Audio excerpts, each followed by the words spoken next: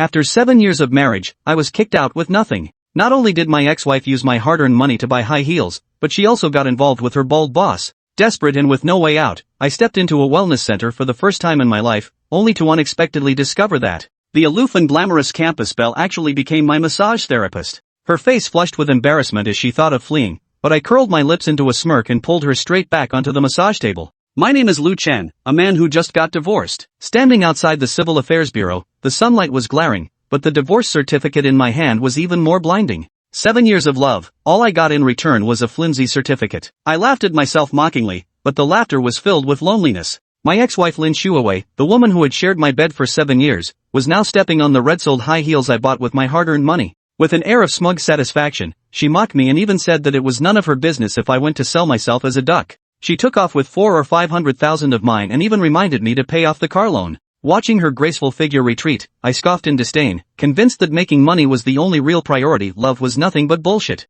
I hopped on my little electric scooter, once again becoming a delivery rider, hustling through the storms of life. 3 months ago, I was made the scapegoat by the company's vice president and foolishly signed the resignation agreement. My ex-wife saw that I had no financial prospects and immediately confessed to cheating, insisting on divorce. But that's fine, at least I finally saw her true colors. The image of her and Vice President Zhang in an illicit affair flashed through my mind. The more I thought about it, the more distressed I became, until the navigation announced I had reached my destination. I raised my head to look at the gray sky. For my parents and myself, I must look forward. However, when luck runs out, even a sudden downpour can feel like peeing your pants. While delivering my 7th order, a heavy rain suddenly poured down, forcing me to take shelter under an overpass. At that moment, the class monitor was showing off yachts and beauties in the group chat, while I was miserably wringing out my pant legs under the overpass. Just as I was about to turn off my phone, a profile picture that had been gray for 3 years suddenly lit up. It was the university beauty, Ji Xiaoyu. She was once my ex-wife's close friend, a woman who loved vanity. Curious, I clicked into her profile. She had posted a photo of a night scene with the caption,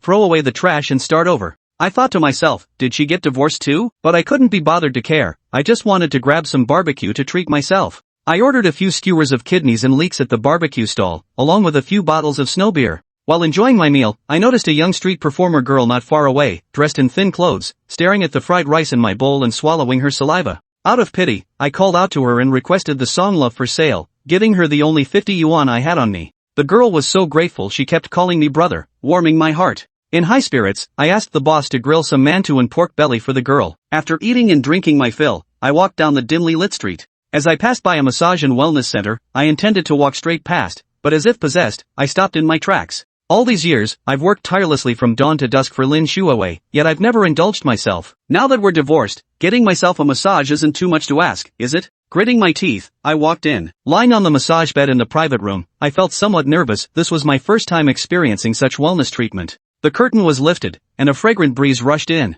A female technician with a clear and sweet voice said, "Hello, I'm number 88, happy to serve you." The voice sounded somewhat familiar. When I looked up, I was stunned. Ji Xiaoyu? At the same time, the female technician also froze.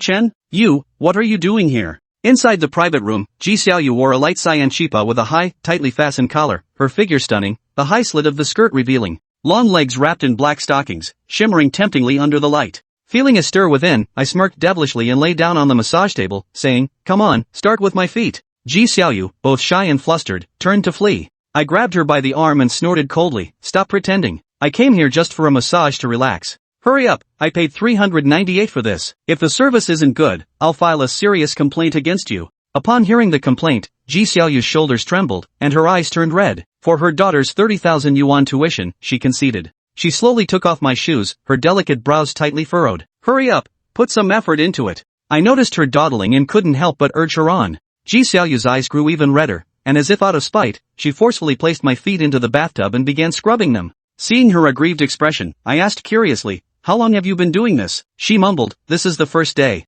I didn't quite believe it. After what happened with my ex-wife, I knew all too well that women rarely speak the truth. I grabbed her wrist tightly. "Didn't you eat? Put some strength into it." Ji Xiaoyu winced in pain, letting out a delicate cry as she wiped her tears with the back of her hand, looking aggrieved. "You filthy men, all you know is going out to have fun, abandoning your wives and children, and now you're even forcing me." I'm a bit dazed, but since I've already come out to sell myself, isn't it normal to endure a little grievance? I pointed at my own foot. "Let me teach you. First use some force, go straight for the kidney reflex zone." Ji Xiaoyu was dumbfounded, and I couldn't help but laugh. I sat up and put on my slippers, then pulled Ji Xiaoyu into my seat and began explaining massage techniques to her. I took off her high heels, revealing her tender feet wrapped in black stockings, aimed at the Yongquan acupoint, and attacked with all my might. Until she screamed herself hoarse, I finally let go with satisfaction. Come, take off the stockings. I looked at her. Ji Xiaoyu immediately felt a sense of crisis and curled up her legs. You're done enjoying yourself, now it's my turn to enjoy. Hurry up and roll over, use your feet to step on my back.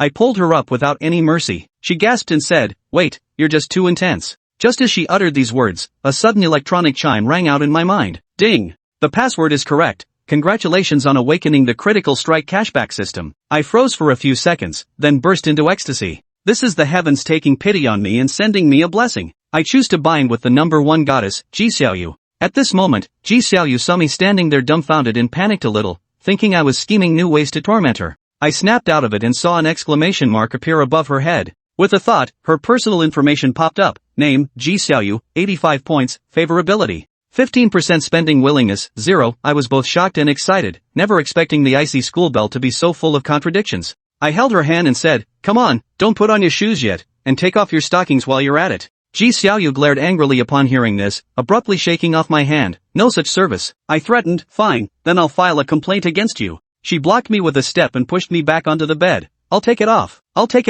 alright? I chuckled, that's more like it. She glanced down at her tiny feet and felt inexplicably shy. For her daughter's tuition, she gritted her teeth and slowly peeled off her stockings, tossing them near my hand. Happy now? You men just love watching this, don't you? I smirked smugly. Come on, climb up. As Ji Xiaoyu stepped onto my back, the long-lost tremors sent ripples of emotion through her heart. Congratulations, Ji Xiaoyu has accepted your payment. Current willingness to spend, 10. After the transaction is completed, the settlement will be based on the highest return multiplier. It has been detected that you spent 398 yuan for goddess Ji Xiaoyu. Triggered a tenfold critical hit. Congratulations on winning 3,980 yuan. Newbie gift pack has been automatically activated. Goddess consumption strike card *3H.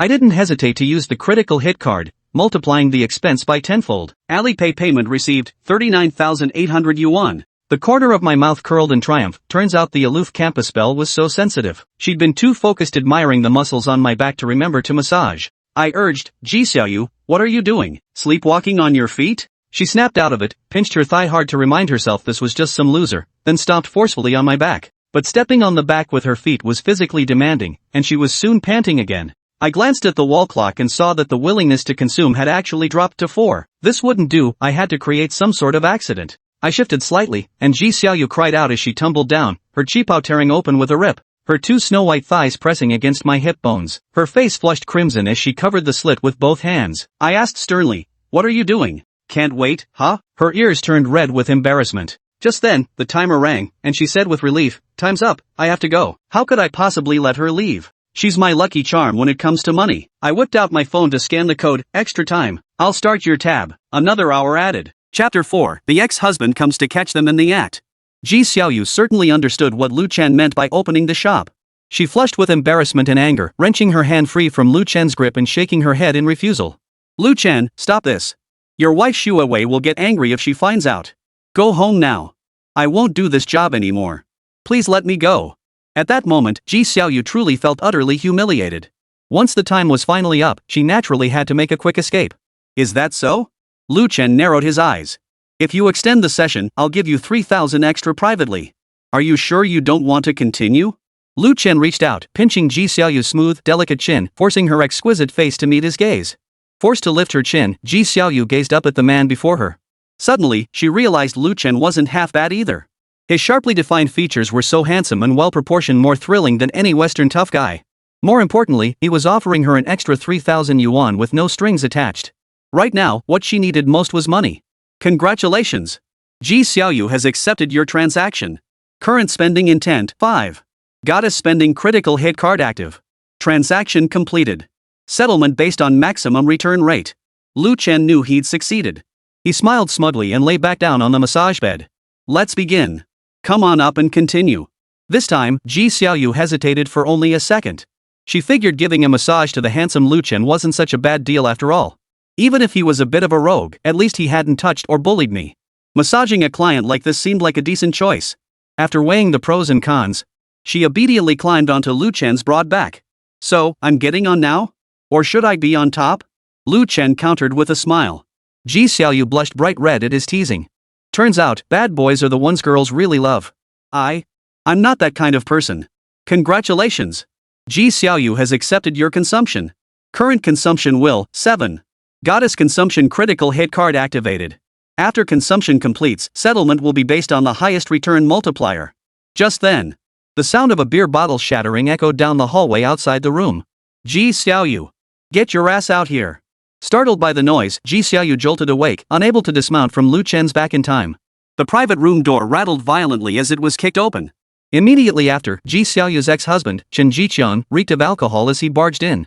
Inside the room, Ji Xiaoyu, having removed her stockings, stood atop Lu Chen, who was stripped down to just his underwear.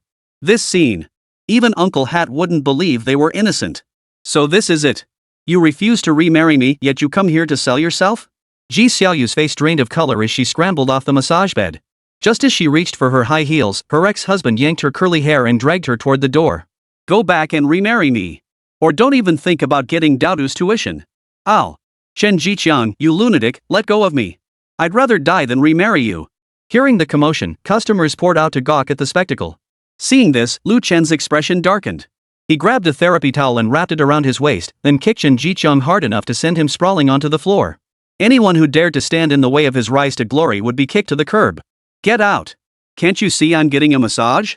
You ruined my mood, can you even afford to pay for that? The kick jolted Chen Jiqiang back to his senses. He opened his mouth to curse, but the sight of Lu Chen's rock-hard muscles made him swallow his words. He shot Lu Chen a hateful glare before stepping past him and glaring threateningly at the disheveled Ji Xiaoyu. You filthy. As long as I'm alive, you'll never raise the 30,000 for Duoduo's tuition. Hearing this, Lu Chen seemed to understand something. No wonder Ji Xiaoyu had become a technician. You're that confident she won't get the money? With that, Lu Chen picked up his phone, transferred 30,000 yuan directly to Ji Xiaoyu, and then displayed the transaction screen in front of Chen Jiqiang. Here's 30,000. Take a good look. Watching Chen Jiqiang's stunned expression, Lu Chen felt a surge of satisfaction. This face-slapping moment felt incredibly satisfying. Meanwhile, Ji Xiaoyu stood beside him, staring blankly at the red 30,000 transfer notification in her chat window. So glaring. And so incredibly thrilling. The 30,000 yuan tuition fee she couldn't borrow even by begging her grandparents was now, in an instant, fully covered. Chen Jiqiang, upon hearing Lu Chen's phone notification, wore an expression so ugly it was almost comical. He never imagined Ji Xiaoyu would hook up with a rich guy who could transfer tens of thousands of yuan in a heartbeat. He knew he couldn't possibly compete with that. Just then, the massage parlor's manager burst in with security guards, his face twisted with anger. Who the hell dares to cause trouble here? Chen Jiqiang, witnessing this scene, turned pale and then flushed with anger. He glared at Lu Chen and Ji Xiaoyu, his fingers trembling for a long moment before he could utter a word. He quickly picked up the broken bottle and ran out. Thank you, Lu Chen. I can't accept this money. Ji Xiaoyu breathed a huge sigh of relief when her ex-husband finally left, then looked at Lu Chen gratefully. Quit this job. From now on, you'll give me private massages 1 hour daily. This 30,000 is yours. Deal? Gazing at the generous and handsome Lu Chen before her, Ji Xiaoyu would be lying if she said she wasn't tempted. But what about Xue Wei? Lu Chen waved his hand dismissively. Don't mention her. We finalized our divorce this morning. Ha? Seeing Ji Xiaoyu's disbelieving expression, Lu Chen pulled the divorce certificate from his backpack and waved it. Seeing the certificate, Ji Xiaoyu felt inexplicably relieved, though she still didn't understand the reasons behind it. Then, you won't do anything bad to me, right? Relax. Come on, change your clothes. I'll take you out for a late-night snack. With the 3,000 yuan transfer already under her belt, Ji Xiaoyu practically agreed to anything. The two quickly left the massage parlor, picked a random restaurant, and had a light meal. Chatting and laughing, they spent over 2 hours together, using up the 3 hours allotted by the critical hit card. This barbecue meal. Lu Chen successfully scored a critical hit, earning a cashback of 100,000 yuan. After all, how much spending willingness could a meal possibly inspire? Only by making a woman happy and excited will she be more willing to spend on you. Just like back in college, those suck-ups who bought things for Ji Xiaoyu? She'd toss them straight into the trash without even glancing at them. So now, it's the same principle. Lu Chen's goal was to make Ji Xiaoyu spend with joy and abandon. The first phase requires spending 1 million. Looks like I'll have to take Ji Xiaoyu to luxury boutiques more often. What's a measly barbecue going to cost? After the late-night snack, Lu Chen had originally planned to get down to business right away. But to keep her spending enthusiasm high, he had to make his little buddy suffer for one night. After dropping Ji Xiaoyu off, they double-checked each other's addresses and agreed to meet again tomorrow. Yet when Lu Chen hummed his way home, his mood plummeted instantly. Damn it, why is the light on? Did that come back? Chapter 5, The Sister-in-Law Who Walked Right In. A crack in the door of his rented apartment let in a sliver of light. Chen, who had taken a taxi home, instinctively thought his place had been burglarized. But then he thought, this was a gated community with security, what thief would be stupid enough to break in here? Then, with a dark look on his face, Chen concluded it must be that little Lin Yuqing returning. She was probably back to demand money or demand he spend like a real man. After all, it wasn't the first time. Did she really think he was made of clay? Even clay figures have their limits. Chen scanned his surroundings, then picked up a thick stick. This time, he'd make sure to give her a taste of her own medicine. He slowly pushed open the door crack, catching a fleeting glimpse of a small rabbit earring through the gap. Chen's Adam's apple bobbed heavily. Wait, when did Lin Yuqing start wearing earrings like that? Didn't she hate pink the most? Damn it! Whose pants are these on the man in my hands? Suddenly, Chen's temper boiled over. He kicked open the slightly ajar door, slamming his fist into the iron doorframe so hard it shook the entire panel. You bastard, when will this end? I've accepted the court-ordered debt, but you still dare to bring. Yeah! The figure in front of the bathroom spun around abruptly, letting out a sharp scream. Chen froze in place. Ching? Why are you here? The person wasn't his ex-wife, Lin Yuqing.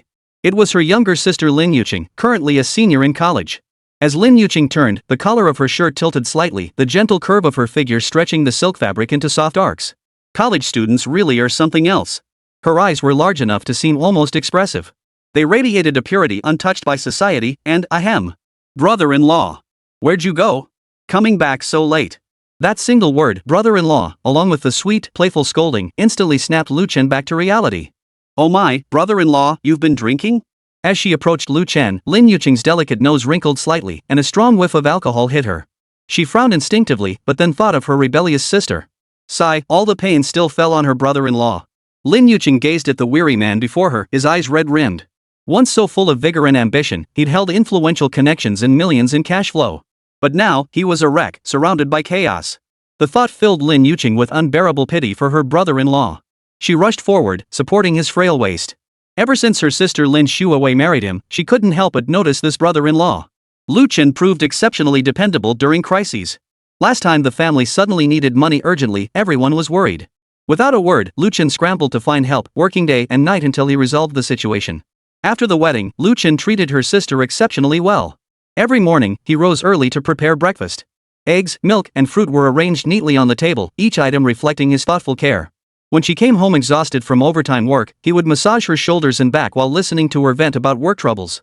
These small yet deeply affectionate gestures were all noticed and cherished by Lin Yuqing. Because of this, she found herself developing a special fondness for Chen without even realizing it.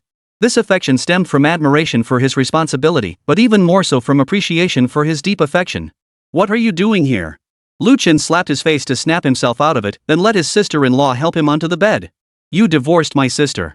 How can a man live at home without a woman to take care of things? Lin Yuqing said, then proceeded to help him take off his shoes, feeling a bit pleased inside. After all, this was the first time Chen hadn't refused her physical contact. Truthfully, ever since half a year ago when the soon-to-graduate Lin Yuqing moved in for her internship, Chen had sensed something off about this girl. Whenever his ex-wife, Lin Yuqing, worked the night shift, the girl would wander around the living room in a semi-transparent lace nightgown. For the sake of family harmony, for the sake of being a good husband. He could only pretend not to notice. He even deliberately distanced himself. Even during last weekend's family outing, he deliberately sat in the front passenger seat. Seeing Lin Yuqing bite her straw in the rearview mirror nearly made him lose control of the steering wheel. Just then, Lin Yuqing suddenly grabbed his ankle and began untying the lace of his other shoe. No, I can do it myself. Chen instinctively sat up straight. Drunk and dazed, he momentarily thought they hadn't divorced. Brother-in-law, do you look down on me? Crouching on the floor, Lin Yuqing looked up at Chen with wide, innocent eyes, her expression filled with hurt. One hand still tentatively tugged at Chen's pant leg. If Chen wouldn't even let her touch his pant leg, she'd head straight back to school. Seeing Ching's big white rabbit ears and wide eyes, Chen couldn't help but feel his blood boil again. After all, she wasn't his sister-in-law anymore. Wait, Ching is so adorable, how could I possibly dislike her? Lin Yuqing caught her brother-in-law's slightly aggressive gaze and giggled happily. But her affection wasn't enough to make her offer herself up immediately. After all, she wasn't some kind of loose girl. Sit still, brother-in-law. I'll take off your shoes. Lin Yuqing bent down and began assisting Chen in removing his shoes, socks, pants. Wait, you're taking off my pants too? Chen was startled. Didn't you say you didn't mind Ching? His sister-in-law pouted her sexy, rosy lips. Lu Chen felt his heart melting. Take them off. Must take it off. Wow, brother-in-law, you're so big. Lu Chen, who had been about to take off his boxers, suddenly froze. That familiar electronic prompt echoed in his mind. Ding. Password verified. Detected goddess target meeting system standards. Proceed with binding goddess number 2, Lin Yuqing? In that split second of distraction, his sister-in-law had already scooped up his sweat-soaked, booze-reeking clothes and marched toward the bathroom, tossing them into the washing machine. Brother-in-law, where do you keep the laundry detergent? Hearing the question, Lu Chen casually pulled on a pair of pajamas and replied offhandedly. The detergent's under the sink. After speaking, Lu Chen immediately bound the thought in his mind, then watched the exclamation mark hovering above his sister-in-law's head as she paced back and forth before him. With a thought, her information panel materialized before his eyes. Name, Lin Yuqing 88 points, visual appeal 80 points. Affinity, 9%. Age, 22. Figure, 89 points. Personality, innocent student girl. Total score, 88. What a pure and lovely girl. Lu Chen couldn't help but sigh. Meanwhile, in the restroom, his sister-in-law Lin Yuqing's phone conversation caught his attention. Oh, my resume got rejected again? Well, I guess it makes sense we haven't even graduated yet. Getting hired would just mean starting as an intern, unless we begin as management trainees. Yeah, who can argue with that? The job market's tough right now. College grads really have it rough finding work. Lu Chen tiptoed over, catching the end of Lin Yuqing's conversation with her classmate. Seems my sister-in-law is fretting over job hunting. Alright, this is a favor I'll definitely help with as her brother-in-law. Chapter 6, After my sister-in-law's unwelcome advances, I became her top brother. Having made up his mind, Lu Chen slowly made his way back to the bed. Suddenly, the voices from the bathroom grew louder. Sister Zhang, the contract never mentioned a penalty for breaching the probation period. How can you demand this from me? Lin Yuqing's voice carried urgency and a tremor of tears. I looked up Article 26 of the labor law. Lu Chen's body jolted at the sense of something amiss. What was going on? Wasn't she just on the phone with a classmate looking for a job? Why was she now sounding like she was haggling over breach of contract penalties with some company? Then sue me. Let's see who can scrape together the legal fees first, you or me, freezing your bank account and making you a discredited debtor. Lin Yuqing suddenly gripped the window frame, her knuckles turning white, her voice trembling with tears. Last week you said if I completed the newcomer live streaming tasks, I wouldn't have to pay the penalty. That was a verbal agreement. But the contract clearly states, signing incurs a 500,000 yuan brand development fee. If you don't stream for 6 hours tonight or hit 10,000 yuan in tips, the legal department will be at your door tomorrow. Lu Chen's brow furrowed at this. Something was off. This wasn't signing a contract, it was signing away her soul. It was like a new form of human trafficking in the 21st century. A media company that devours people whole, and this girl just walked right in? She really was too young. Inside the bathroom, Lin Yuqing sniffled as she peered through the crack in the door at the faint glow from the living room. Lu Chen quickly shifted his body halfway out of sight. Wiping her tears, Lin Yuqing whispered. I'll broadcast it right now. Just don't sue me. Oomph. Sister Zhang on the other end of the line snorted coldly and hung up. When it came to dealing with little girls like her, they had plenty of methods and means. Outside the bathroom, Lu Chen saw Lin Yuqing hang up and head out. Lu Chen immediately scrambled to the bed and pretended to be asleep. After all, transfers and red envelopes couldn't be cashed out, only spending money could. And through that earlier call, Lu Chen had already figured out how to get cashback by spending money for Lin Yuqing. Live streaming tips. Once she goes live, I'll be her top spender. Brother-in-law? The door hinge creaked for 3 seconds before Lin Yuqing peeked her head through the crack. Her left foot's toes pressed against the threshold, her right hand still clutching the hot phone. Lu Chen's nostrils emitted steady snores, his left arm hanging over the bed's edge, looking utterly peaceful. Is my brother-in-law asleep? Would he not react if she did something to him? Lin Yuqing bit her lower lip, her beautiful eyes filled with conflict and desire. Maybe she should just give up? The thought barely surfaced before she squashed it. But here was this rare chance alone in a room with the man she desired. Why not give it a try? Such a golden chance might never come again. Lu Chen, pretending to sleep, squinted his eyes. As the 2 grain sacks drew closer, his heart pounded wildly. How could this girl be so bold? She wouldn't. The moment the woolen sweater brushed against Lu Chen's Adam's apple, Lin Yuqing suddenly realized she was trembling. How despicable, Lin Yuqing. How could you take advantage of your brother-in-law while he sleeps? Her gaze locked onto the stubble at the corner of Lu Chen's lips, drawn to it like a magnet. Just one touch. He wouldn't even know. The moment this sly thought formed, Lin Yuqing felt her ears burn crimson, even hearing the thudding of her own heartbeat. Lu Chen, feigning sleep, felt the light before his eyelids grow dimmer. Yet the distinct, youthful scent of the college girl grew stronger and stronger. When their lips finally touched, all the sensations she'd imagined were distorted. Holy! Lu Chen's eyes widened as he stared at Lin Yuqing, her eyes closed in blissful surrender. She was actually reaching for the little red koi. He was being molested by his sister-in-law. Whoa, how could someone's lips feel like jelly softened by warm water? Should he take the initiative and taste it? He would take the initiative to taste it. But just as Lu Chen raised his arm, Lin Yuqing, clutching her chest, clamped her hand over her mouth in shock and stumbled back 2 steps. Brother-in-law? Are you awake? Lu Chen turned away with a sigh, deciding it wasn't the right time to reveal the truth. He pretended to mumble in his sleep. College students being shy is normal. Besides, haste makes waste. After confirming Lu Chen was indeed asleep, the startled Lin Yuqing hurriedly closed the door and headed to the living room. After composing herself and fixing her makeup, she finally put on her headphones and started her live stream. Meanwhile, in the bedroom, Lu Chen took advantage of Lin Yuqing's phone setup. He immediately switched to his secondary account to search for Lin Yuqing's livestream. The moment she opened Douyin, she was the very first person listed under people nearby. Perfect, no need to search further. The screen's reflection revealed her reddened eyes. The livestream title read "Newcomer Seeking Followers," with the online count showing 1. She cleared her throat twice, but her voice still sounded hoarse. Ahem, hello, welcome. Before she could finish, the lone viewer left. Lin Yuqing looked utterly dejected, her lips pressed together in a pout. After all, it was 2:30 in the morning. Transparent Little White had no data allowance. Only your brother-in-law can help you. Don't worry, all my tips today are just for you. Let's top up 6,666.6 first and see if we get cashback. After all, it was a cashback from a secondary account. Who knew how the system would judge it? By the time Lu Chen finished topping up, there were already 20 people in the livestream. Lin Yuqing herself wasn't bad looking, even the system rated her 88 points, making her more resilient than many 80-point beauty influencers. Even as a newbie streaming at 2 a.m., she still managed to attract plenty of sleepless perverts. Perhaps because Lin Yuqing seemed too innocent and naive. Or perhaps mindful that her brother-in-law was asleep. She just sat there, innocent and clueless, unaware of chatting or asking for gifts. She only knew to whisper a quiet welcome into her headset whenever someone joined. So the number of people always hovered around 20. Lu Chen chuckled, then without a word, fired off a top-tier 6,666.6 Supreme gift as an appetizer.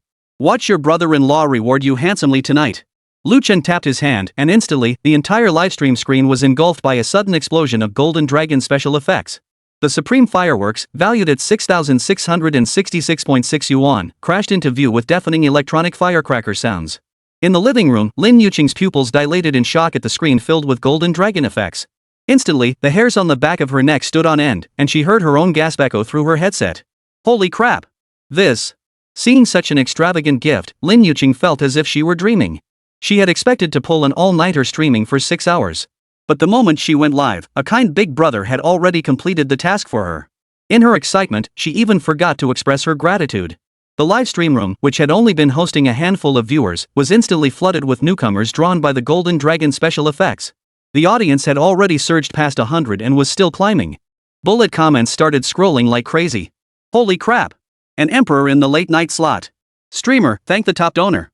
Holy, is that special effect photoshopped in? So cool. Does this girl also cast spells on big brothers? Big spender, look at me. I can do a risque dance. Get lost. Who wants to watch a grown man do a suggestive dance? At that moment, reminded by the viewers, she belatedly scrambled to her feet, clasping her hands together in gratitude. Thank you, everyone, for the celebratory fireworks. Congratulations. Lin Yuqing has accepted your donation. Current donation intent, 10. After donation completion, settlement will be based on the highest return multiplier. Detected spending of 6,666.6 yuan on Goddess Lin Yuqing. Triggered 10x critical hit. Congratulations on receiving 66,666 yuan. Unlocked Stage 2 mission, consume 10 million yuan for Goddess Lin Yuqing. Current consumption, 6,666.6 yuan. Chapter 7, just started PK, and immediately encountered top streamer Xiao Qingchang. After confirming the live stream format supports cashback, Lu Chen continued using the ID everyone's brother-in-law. He consecutively sent 9 Supreme fireworks gifts worth 6,666.6 yuan each in Lin Yuqing's livestream. The stream's viewership surged visibly to 1,000 people. His cashback amount also hit the maximum multiplier, a tenfold critical hit, returning 666,666 yuan. Suggestion: investigate if the IP is from Myanmar. The boss is out of his mind. I can vouch for it, my brother-in-law just spammed gifts with one hand. Streamer, check if this is a scam. This secondhand gear doesn't even match the gift bar, dude. Please gift me, bro. Just 2 gift cannons and I'm good to go offline. Did the streamer secretly worship the god of wealth? This luck is off the charts. Lin Yuqing was still in shock, repeatedly thanking him, while Xiong trembled with excitement. Viewers in the livestream were so envious they started rooting for the big spender. Top donors about to drop 100k gotta spice things up, right? The sister next door doing the cosplay dance has already taken off her jacket. Is wearing so much really worth the golden cannon? If you don't know how to shake your hips, I'll teach you. Please, big brother, take a look at this little sister. She only needs 2 cannon shots. Seeing the viewers in the live stream room getting rowdy. Even some female streamers' managers showed up to poach business. Lin Yuqing quickly grabbed her phone and headed to the elevator outside the room. The lighting here was soft and the view was open. Plus, it was 2 a.m., so she wouldn't disturb the neighbors. After all, she realized. Her consistently low voice and lack of showmanship would inevitably ruin the livestream experience and even scare away big spenders. Who doesn't love Big Brother's generous tips? Who wouldn't want Big Brothers to tip? The sooner she earned that $500,000, the sooner she could escape that blood-sucking MCN company and scrupulous media. Thanks so much for the tip, uncle. You're so cool. I joined the dance club in college. What kind of dance would you like to see? Just chatting wouldn't cut it. Even with her lovely voice, how could she keep her big brother without showcasing some talent? Chen didn't really care about the show. He was still busy spamming gift cannons. For him, cashback was the only thing that mattered. But after sending 10 more Supreme fireworks, his sister-in-law's spending willingness actually dropped. Congratulations! Lin Yuqing has accepted your purchase. Current spending willingness, 5. After purchase completion, settlement will be based on the highest cashback multiplier. Congratulations! Lin Yuqing has accepted your purchase. Current consumption will, 4. After purchase completion, settlement will be based on the highest cashback multiplier. Consumption will represented the goddess's approval and acceptance of Chen's spending. Consumption will is linked to critical hit rate, so the higher the score, the greater the chance of a cashback critical hit. The maximum is 10, and the minimum is 0. A score of 0 means not only no cashback, but also losing your entire investment. Chen didn't blame his sister-in-law for lacking gratitude. As a seasoned business tycoon, Chen understood this was simply the psychological principle of diminishing marginal utility. It wasn't just Lin Yuqing. For many female streamers, when viewers first start gifting them, each gift brings intense satisfaction and joy. But as gifts keep piling up, the extra satisfaction from each new gift gradually diminishes. It's like eating bread. The first slice might taste delicious and feel satisfying, but by the 10th slice, the satisfaction pales in comparison to the first. Even if subsequent gifts were more valuable or numerous, the streamer's excitement wouldn't match the initial intensity. So, to boost his critical hit rate, Chen had no choice but to start manipulating his sister-in-law.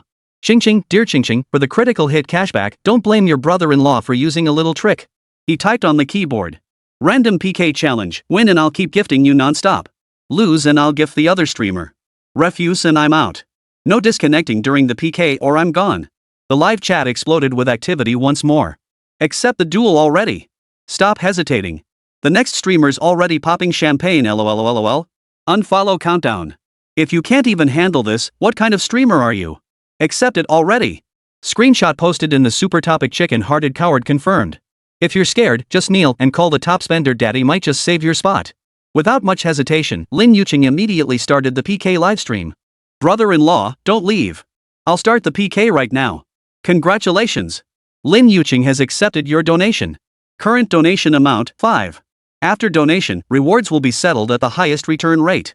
Sure enough, her spending intent rose. The first random match for the sister-in-law was a woman with a bun hairstyle. Seeing the other players' maxed out beauty filter, Lin Yuqing felt certain she'd win. But unexpectedly, the viewers in the livestream started rooting against her. Holy crap! It's Laughing Charming, the killer of middle-aged men. Facing top streamer sister Qingchun, this newbie's doomed. The other stream's view count is skyrocketing past 100k. Oh no, she's done 4. The static from the streamer's headset is giving me tinnitus. Screenshot comparison posted in the super topic. The small streamers made it big just by meeting sister Qingchun. Qingqing's top fans have already started voting. Lin Yuqing, seeing the bullet comments, was both shocked and devastated. Who doesn't know the mega influencer Xiao Qingqing? With just a few simple words, she can make people lose their minds. They'd even tip their retirement savings. Just then, sister Qingqing smiled and said, "Fancy a match, little sister?" Sis Qingqing never passed up a chance to battle, especially against an opponent as stunning as Lin Yuqing. The moment she saw Lin Yuqing's looks, she knew the girl must have a big spender backing her. Lin Yuqing tried to play dumb and stay silent, but Chen immediately floated a comment across the screen. Everyone's brother-in-law, silence counts as time. I'll count to 3. Congratulations! Lin Yuqing has accepted your consumption. Current consumption intent, 6. After consumption, settlement will be based on the highest return rate. Cornered, Lin Yuqing could only grit her teeth and nod. I took a taxi, sis. So what kind of streamer are you? Hello, Sister Qingcheng. I'm a beauty streamer. Qingcheng flicked her curls. Sis, your mic sounds like an electric stove with a short circuit. Want me to lend you a sound card? The comments streamed by. Even voice changers sound better than this. Lin Yuqing's expression darkened and her mood began to sink. We only have one big brother who mysteriously dropped in out of nowhere, while the big brother on the other side is dozens of times our size. How could we possibly win? Lin Yuqing regretted agreeing to this duel. Yet, Lu Chen's side kept buzzing with notifications. Current spending will, 6. Current spending intent, 7. Current spending intent, 8. Current spending intent, 10.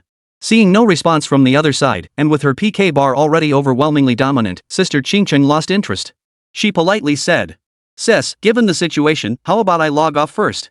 But Lu Chen wouldn't miss a chance for critical hit cashback. Seeing the emotional tug of war had reached its peak, he immediately unleashed 10 supreme fireworks to heat up the atmosphere. Congratulations! Lin Yuqing has accepted your expenditure. Current spending intent, 10. After consumption, settlement will be based on the highest return multiplier. Detected spending of 66,666 yuan on Goddess Lin Yuqing. Triggered 10x critical hit. Congratulations on receiving 666,660 yuan. Lin Yuqing's stream with its pixelated mosaic-like visuals saw its viewership skyrocket by thousands in an instant. Sister Qingcheng's smile froze instantly. Oh my, we actually have a sucker, a loyal supporter? Well then, little sister, how about we play something daring? Triple the votes in 5 minutes and the loser gets a turtle tattooed on their collarbone. Chapter 8, Big Brother's Flirting Toy. Oh my god. This brother-in-law didn't even blink another 10 supreme fireworks. Lin Yuqing covered her mouth in disbelief. In just a moment, she'd already earned a total of 120,000. Her fingers unconsciously rubbed the edge of her phone as the live chat flooded with comments like a snowstorm. That's enough to buy 30 years worth of instant noodles, right? Is brother-in-law's bank card a co-branded version with a money printer? Just joined. Is this the new style of online begging? Everyone stand up. Hail the god of wealth. Is it too late to change her name to Lin Yuqing now? Lin Yuqing's eyes were glued to the numbers dancing on the screen. Is this really money I earned? The supreme fireworks special effect still exploded with golden sparks on the screen, illuminating her flushed cheeks. But is all this money really safe? How much tax would be deducted when withdrawing? These questions poured over her like cold water, gradually cooling her flushed cheeks. But soon, they were drowned out by overwhelming joy. Who cares? Just earn enough first. Besides the platform taking half, the MCN takes another 45%. So Lin Yuqing's actual take-home pay was only about 29,000 yuan. But that was still way better than working a regular job. Just one night, and she's walking away with 29,000. Thanks to my brother-in-law for the ultimate gift. Seeing the support from brother-in-law, Lin Yuqing found the courage to face the challenge. She finally grasped the unpredictable nature of the big shots. She began to tread carefully around this money god. Inside the bedroom, Lu Chen noticed Lin Yuqing's spending intent remained stuck at 10. Instead of immediately starting the stream, he simply posted a comment in the bullet chat. Accept her PK challenge or I'm out. Alright then, Sister Qingcheng, let's start the PK. Everyone, could you help send a little heart? Sure, little sister. I'll mute my mic for now. The 5-minute countdown began. But aside from the long-time viewers who consistently voted, hardly anyone else in the livestream room cast their votes. At best, they sent tiny hearts worth a penny. Terrible video quality. Can you afford better equipment? Why not show off some talent? How are we supposed to tip you if you don't perform? She's got her pride. She's a beauty streamer. Even big spenders can't get her to respond. How could you lowlifes possibly get her attention? Hey, bro, check me out. I can sing, dance, play instruments, especially the trumpet. The guy above explained the trumpet thing. Meanwhile, 10 supreme fireworks completely ignited Xiao Qingcheng's competitive spirit. She was sweet-talking her middle-aged fan base in the livestream. Family, my battery's running low. Can you recharge me with a carnival gift? Wow, so few stars in the chat today. Did you all hide them? Quick, let me see who spoils me the most. In less than a minute, the red progress bar on the other side had already surpassed 30,000. This power was terrifying. Lin Yuqing witnessed the power of a top-tier streamer firsthand. Her eyes twinkled as she began showcasing her talents for brother-in-law. After all, this money-making god was the only real big shot in the livestream. Brother-in-law, let me perform a traditional Chinese dance for you. And to everyone else in the chat, could you please give me a little support with some popularity votes? Lin Yuqing possessed a supple waist and long, slender legs, natural gifts for dance. Unfortunately, she'd always been focused solely on her studies since childhood. She had fallen 4 books at an early age. Fortunately, after entering university, her talent was discovered by a senior in the dance club. This timely intervention saved her from veering down the path of graduate school exams.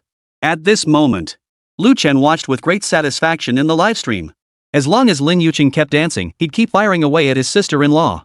Congratulations! Lin Yuqing has accepted your donation. Current donation amount 10. After donation completion, rewards will be settled at the highest return rate. Detected as 6,666.6 yuan donation to goddess Lin Yuqing. Triggered 10x critical hit. Congratulations on receiving 66,666 yuan. Congratulations. 66,666 yuan. Congratulations. 66,666 yuan. The Supreme Salute's special effects are the most expensive among all ultra-luxury high-value categories, yet also the tackiest of all effects.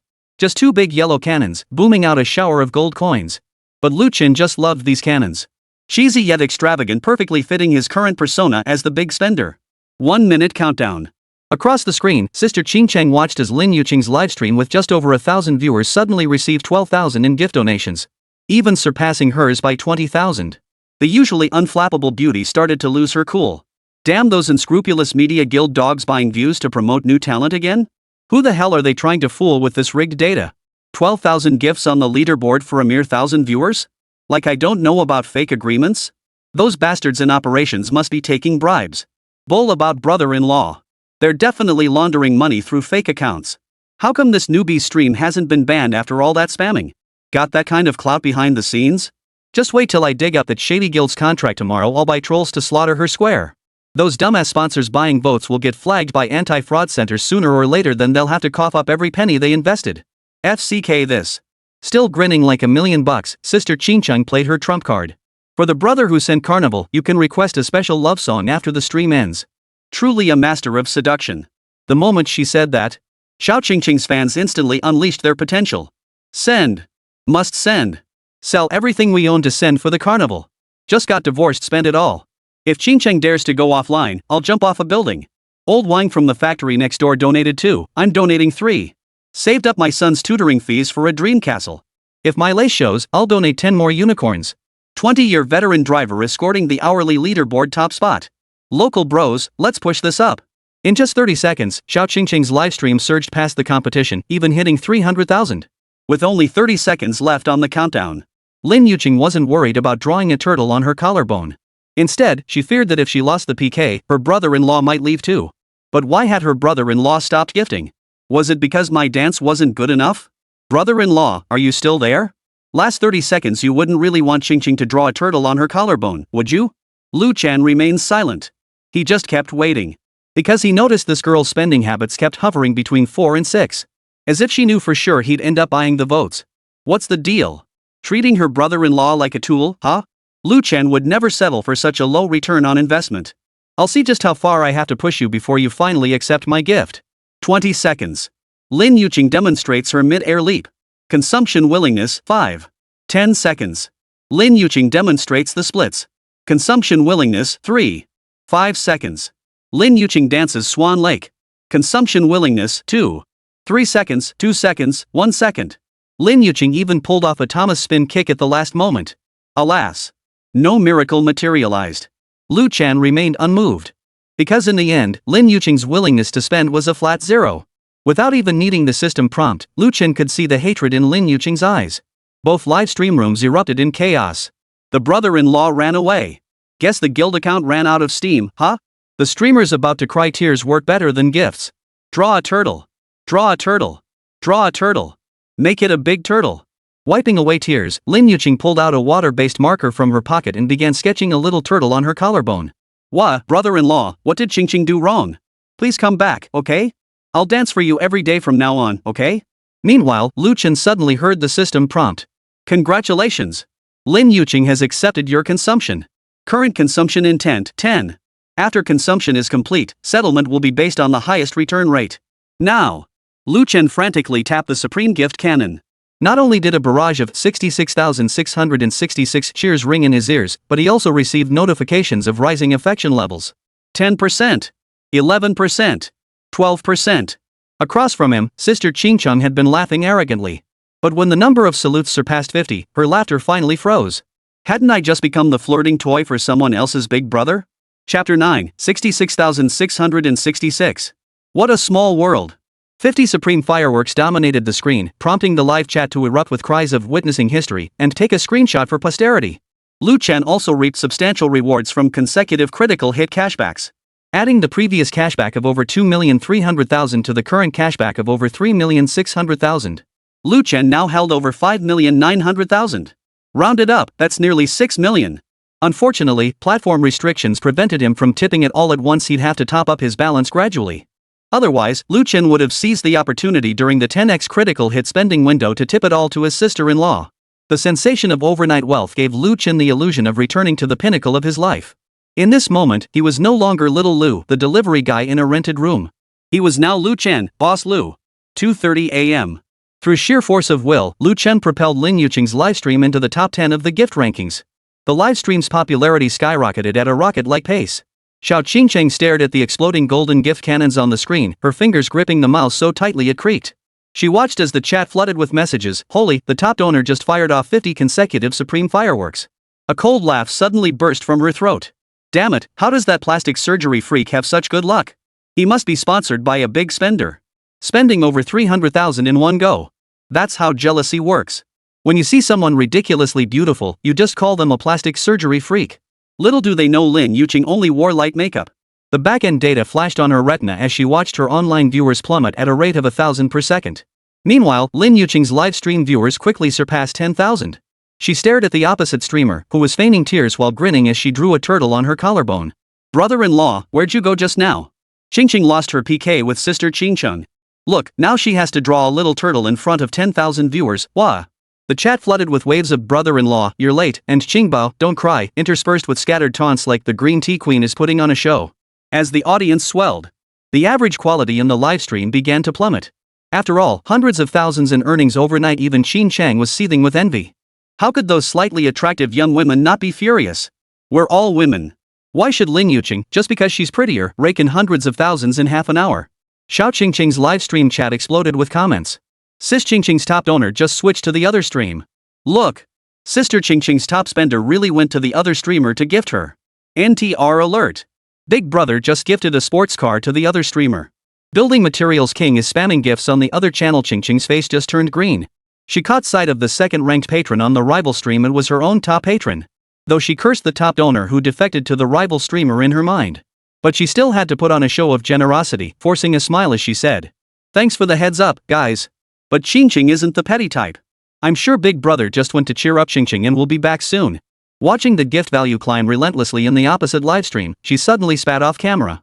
"Just you wait, tomorrow I'll hire trolls to wreck your account." At that moment, Chen watched as Lin Yuqing tearfully declared her dislike, yet her spending intent remained steady at 10. He couldn't help but shake his head in exasperation.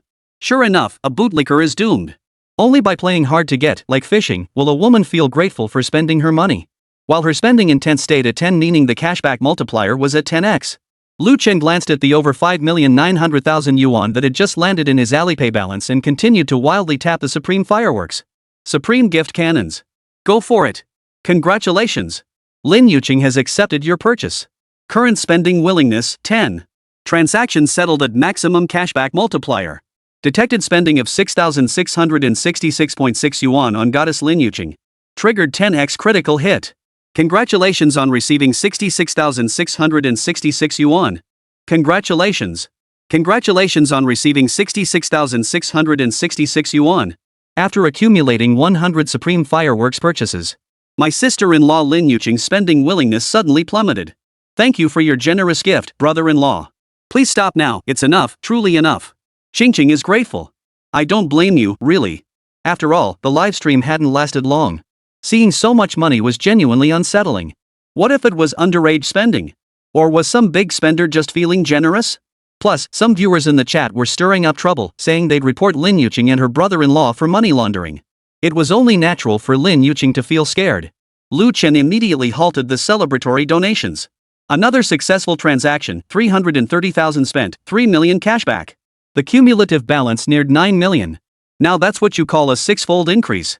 The PK ended. Seeing Lin Yuqing so clueless about handling her big brother, Xiao Qingcheng immediately began trying to showcase her charm in front of brother-in-law. Oh my, so Qingcheng's big brother is this powerful. Brother-in-law, would you like to hear Qingcheng sing a love song just for you?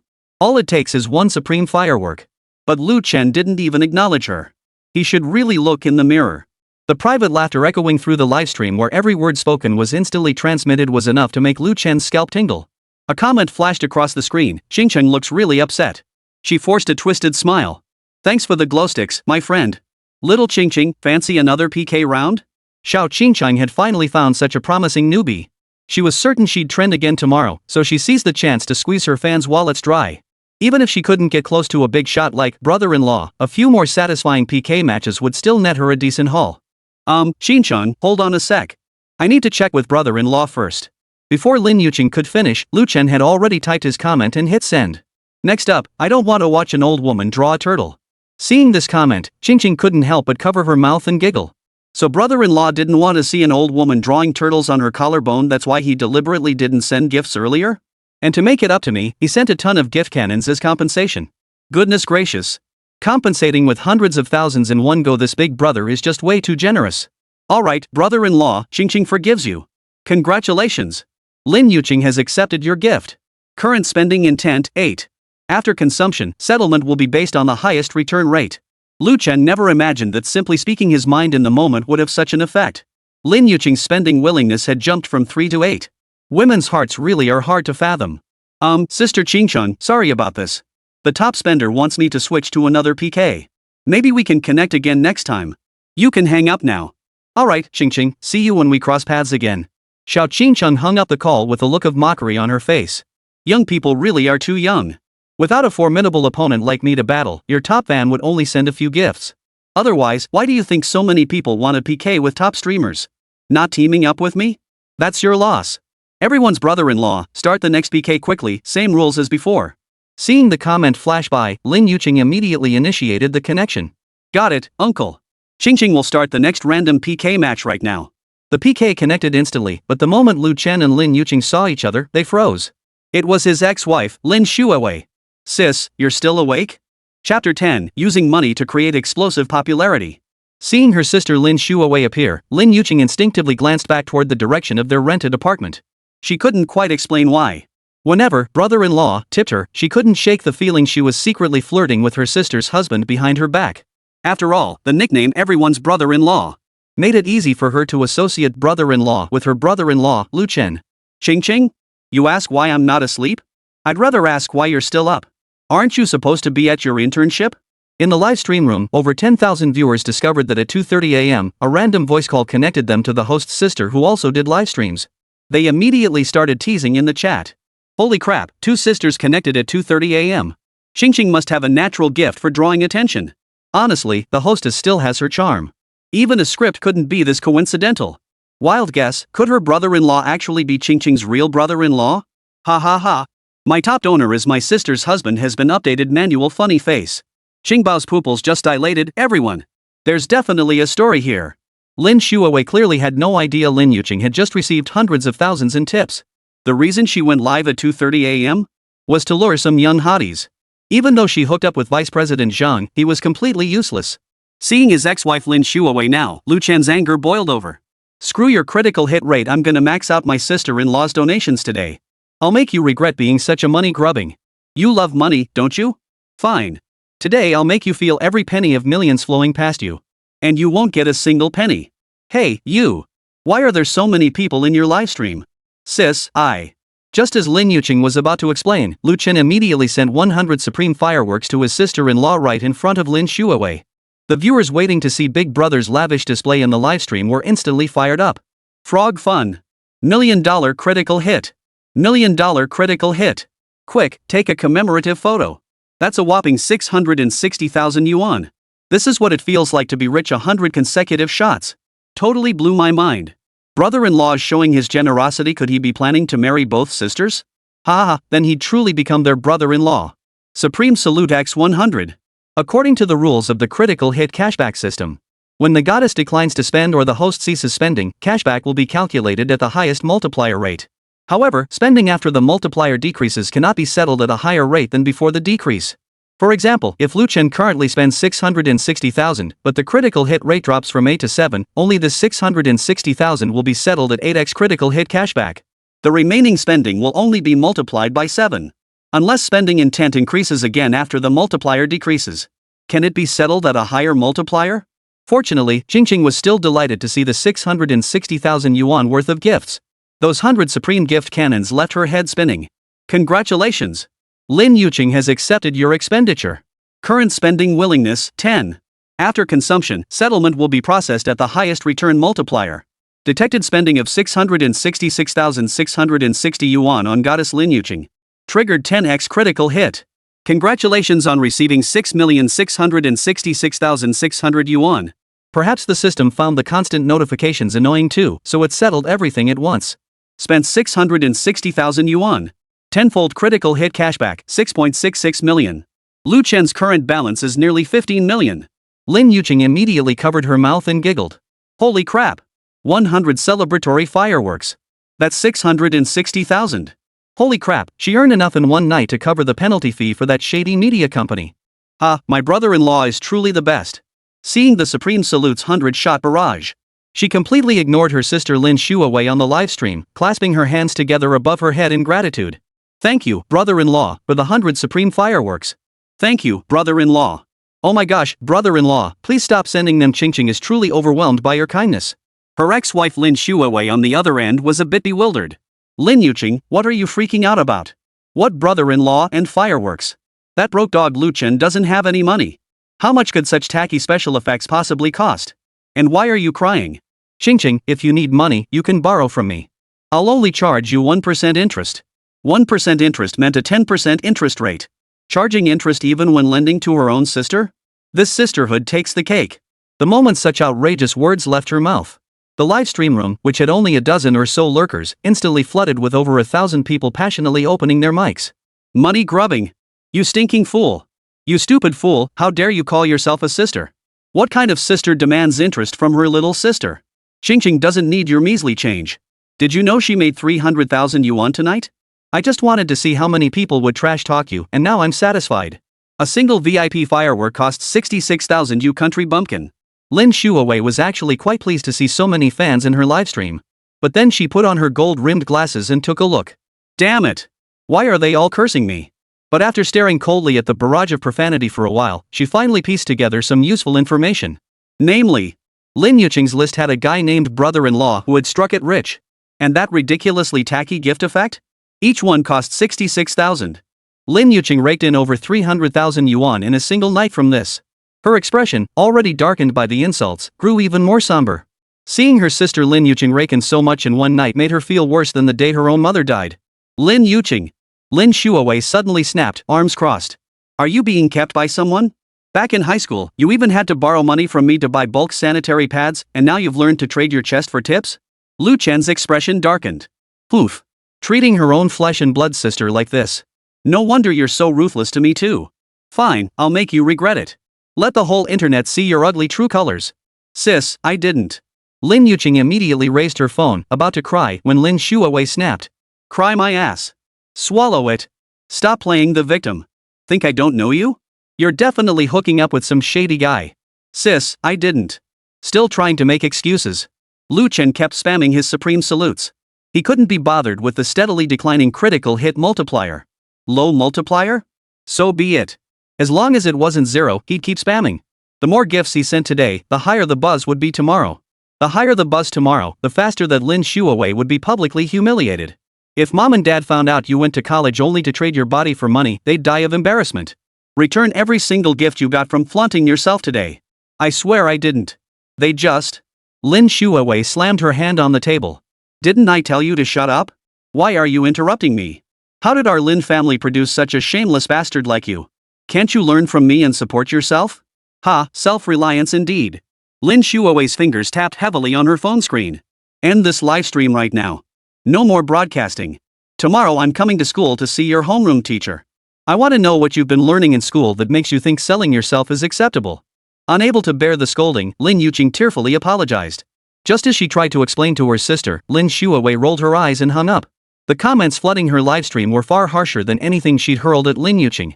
Lu Chen still felt unsatisfied and considered going to his ex-wife's livestream to verbally humiliate her.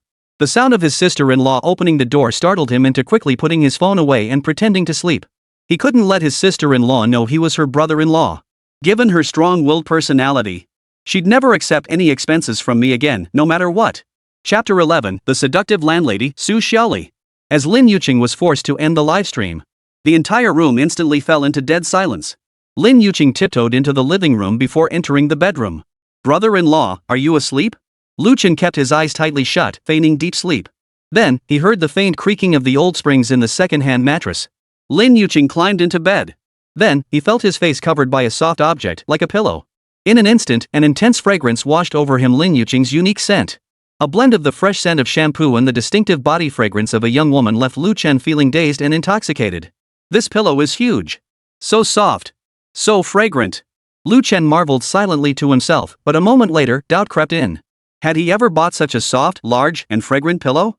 Before he could ponder further, Lin Yuqing's voice, tinged with slight hurt, sounded by his ear. "Brother-in-law, did I really do something wrong?" As she spoke, her long, straight black hair gently brushed against Lu Chen's nose. The ticklish sensation nearly made Lu Chen sneeze. What normal man could resist such temptation? Lu Chen felt a surge of heat rush through his entire body, his rational defenses beginning to crumble. Deep down, Lu Chen kept reminding himself that he was his sister's husband. If he woke up now, not only would his cover be blown, but all his previous efforts would go down the drain, and his sister-in-law's affection would instantly plummet to zero. He had just confirmed with the system, for every additional girl who reached full affection, his consumption willingness would advance. And consumption willingness, to put it bluntly, equated to a multiplier. In other words, each additional maxed-out affection rating would raise his critical hit multiplier by 1 tier. If he could max out his sister-in-law's affection, he'd unlock a 1020x critical multiplier. This was his golden opportunity to turn his fortunes around. So he absolutely couldn't wake up. "Good night, brother-in-law. When you wake up, Xingqing will definitely confess to you next time. My sister doesn't appreciate you, and it breaks my heart. Xingqing will stream to support you." Lin Yuqing's eyes were red as she gazed at Lu Chen's handsome yet haggard face, her voice still trembling slightly. Hearing these words, Lu Chen was deeply moved. Waves of emotion rippled through his heart. Yet, drunk and drowsy, he simply closed his eyes peacefully, nestled in his sister-in-law's soft pillow. The next day, when Lu Chen awoke with a splitting headache, he groggily washed up only to discover his sister-in-law was gone. He called out several times with no response, but found a note left on the pillow. "Brother-in-law, I'm heading back to school. I bought you a breakfast with love. If it's cold, just pop it in the microwave for a minute." Hey, this girl's as thoughtful as ever. "You know, your sister's too, Lin Xiaoyu. Why can't you learn a thing or two from your little sister?" Lu Chen chuckled, then picked up his phone from beside the pillow and opened Alipay with practiced ease. His eyes lit up instantly at the fluctuating balance of 19,875,312.12. Originally, his account held just under 15 million in cash. But after throwing money around recklessly without counting the cost to support his sister-in-law and ex-wife in their PK battle, his assets now neared 20 million. "If Lin Xiaoyu hadn't interfered, I might have hit 100 million last night." Lu Chen sighed regretfully, his voice tinged with disappointment and reluctance. Still, it was over 20 million he'd essentially gotten for free. Lu Chen felt incredibly satisfied deep down. Remember, this was the same guy who couldn't even afford rent before, nearly forced into paying his landlady in kind. He had barely 1,000 yuan to his name. At the prime age of a man's life, while others were cruising in Bentleys, he was still delivering takeout. Life was pretty miserable. But what to do with nearly 20 million in my hands? Should I treat Ji Xiaoyu, that alluring woman, or spend it on Xingqing? Lu Chen didn't have much food at home. Cooking for one was a hassle, so he opened a packet of spicy beef instant noodles. As he ate, he sketched the images of 2 women in his mind. Ji Xiaoyu was a ripe, juicy woman with a body so luscious it was almost overwhelming. His sister-in-law Xingqing, on the other hand, radiated youthful vitality, a bud yet to bloom, waiting to be discovered. Her innocent, pure gaze could heal the scars in his heart. Lost in these thoughts, Lu Chen found himself torn, his mind in turmoil. Before he could escape this turmoil, a crisp knock suddenly echoed at the door. Knock, knock, knock. Lu Chen instinctively glanced toward the bedroom door. There stood the enchanting landlady, Ji Xiaoyu. She wore a red velvet miniskirt, its cut perfectly accentuating her graceful figure. Beneath the skirt were dazzling snow-white legs, like works of art, especially when wrapped in black stockings, adding an extra layer of allure. "Lu Chen, it's time to pay the rent." Ji Xiaoyu's voice was crisp yet tinged with a hint of coldness, piercing straight through the door and into Lu Chen's ears. At the sound, Lu Chen's expression froze, and he instinctively pretended not to hear. The psychological shadow this woman cast over him was simply too vast. To Lu Chen, she was nothing but a female predator. Outside the door, Su Xiaoli seemed to sense Lu Chen's thoughts. A faint smile touched her lips as she let out a soft chuckle. The pungent smell of instant noodles wafting from the room had long drifted outside. How could she not notice it? Mr. Lu, pretending to be asleep isn't very dignified. I saw the news about your resignation. Now I'm giving you two choices, either pay your rent in kind or I'll kick you out. Su Xiaoli. Truly a fox spirit worthy of her name. If this woman had been born in ancient times, she might as well have been named Su Daji. Recalling when he was down on his luck and needed to rent a place, Su Xiaoli would constantly drop hints and flirt with him. But back then, Lu Chen still clung to hope, believing his ex-wife might come to her senses. So he steadfastly resisted temptation, preserving his virtue for the sake of the future. But now? Why not devour the juicy meat offered right to him? The thought struck him. A surge of inexplicable rage welled up inside Lu Chen. Slippers on his feet, he yanked the door open with a violent jerk. Outside, the landlady Su Xiaoli, with her alluring, box-like eyes, was leaning eagerly against the doorway. The door swung open abruptly. She stumbled backward, landing in Lu Chen's arms. Oh my, brother Lu Chen, you're so naughty. Su Xiaoli pouted playfully. Her entire body went limp, hanging limply on Lu Chen like a rag doll. Her delicate, jade-like hands, adorned with emerald bracelets, kept rubbing back and forth across Lu Chen's solid abs. Get up! Stop rubbing up against me. I can't get up. I need brother Lu Chen to kiss me first. Chapter 12, Nai Baishua's Child. Su Xiaoli was telling the truth. Lu Chen's overwhelmingly masculine aura had genuinely made her lose interest in other men over the past year. His masculine physique and maddening pheromones truly made her legs go weak. Ever since Lu Chen moved in with her, her heart felt as if gripped by an invisible hand. At first, she simply found Lu Chen handsome and well-built, exactly her type. His unyielding spirit during his downfall only deepened her affection. So over the past year, she deliberately or casually flirted with Lu Chen, yet he remained unmoved, which only deepened her fascination. For someone as skilled in the game of love as she was, Lu Chen's allure to her was as irresistible as a chaste wife to Chow Chow. Resting her head on Lu Chen's abs, Su Xiaoli made up her mind. With such a golden opportunity today, she would take this man down no matter what. Even if it lasts only a single day, even if it's just once. As for love? What use is that nonsense? For Su Xiaoli, getting what she wants is enough. But Lu Chen had no intention of being so easily forced into it. A man of his stature couldn't possibly be outmaneuvered in such matters. His eyes hardened as he seized Su Xiaoli's wrists, yanking her forcefully against the wall. Su Xiaoli, rent is negotiable. But as for the public grain, if anyone's paying, it's you. Su Xiaoli, her eyes narrowed seductively, didn't believe Lu Chen could afford the rent. She chuckled softly, tilting her neck as she leaned in, her lips dangerously close to Lu Chen's ear. What's this? Brother Lu Chen has decided to settle with flesh? But let's be clear from now on, you're my pet, Su Xiaoli's pet. If you dare to get rough, I'll make sure you rot in prison. Su Xiaoli deliberately glared at Lu Chen with fierce eyes, trying to intimidate him. But in truth, she was secretly delighted. Her tough exterior was merely a facade. As long as Lu Chen took the bait of her provocation, she would certainly pamper him thoroughly. Yet to Lu Chen, Su Xiaoli's demeanor was like a toothless cat, a stark contrast. Who doesn't know about your little Learjai fantasies? Lu Chen sneered coldly. You're teasing me without restraint, so I'll show you that my cannon isn't misfiring. With a swift sweep of his hand, Su Xiaoli's red velvet skirt was hiked up to her waist, revealing her safety pants. Just as things were heating up, a system notification suddenly rang in his mind. Detected goddess target meeting system criteria. Proceed with binding to goddess number 3, Su Xiaoli? What? This little vixen can be bound? Lu Chen was stunned for only a second before instantly realizing that Su Xiaoli being noticed by the system was entirely deserved.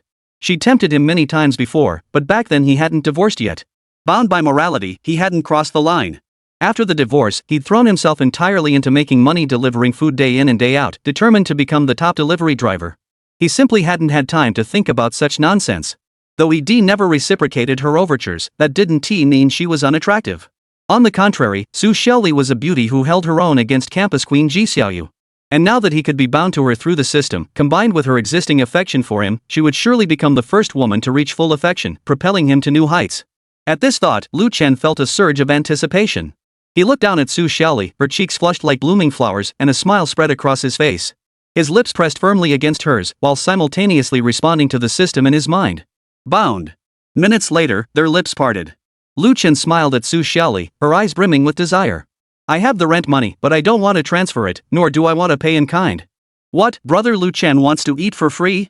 Su Xiaoli adjusted her skirt, which Lu Chen had lifted earlier, crossing her fair, pink-tinged legs. Her eyes brimmed with confusion and displeasure. Her beautiful fox-like eyes narrowed as she glared at Lu Chen, a flicker of anger rising within her.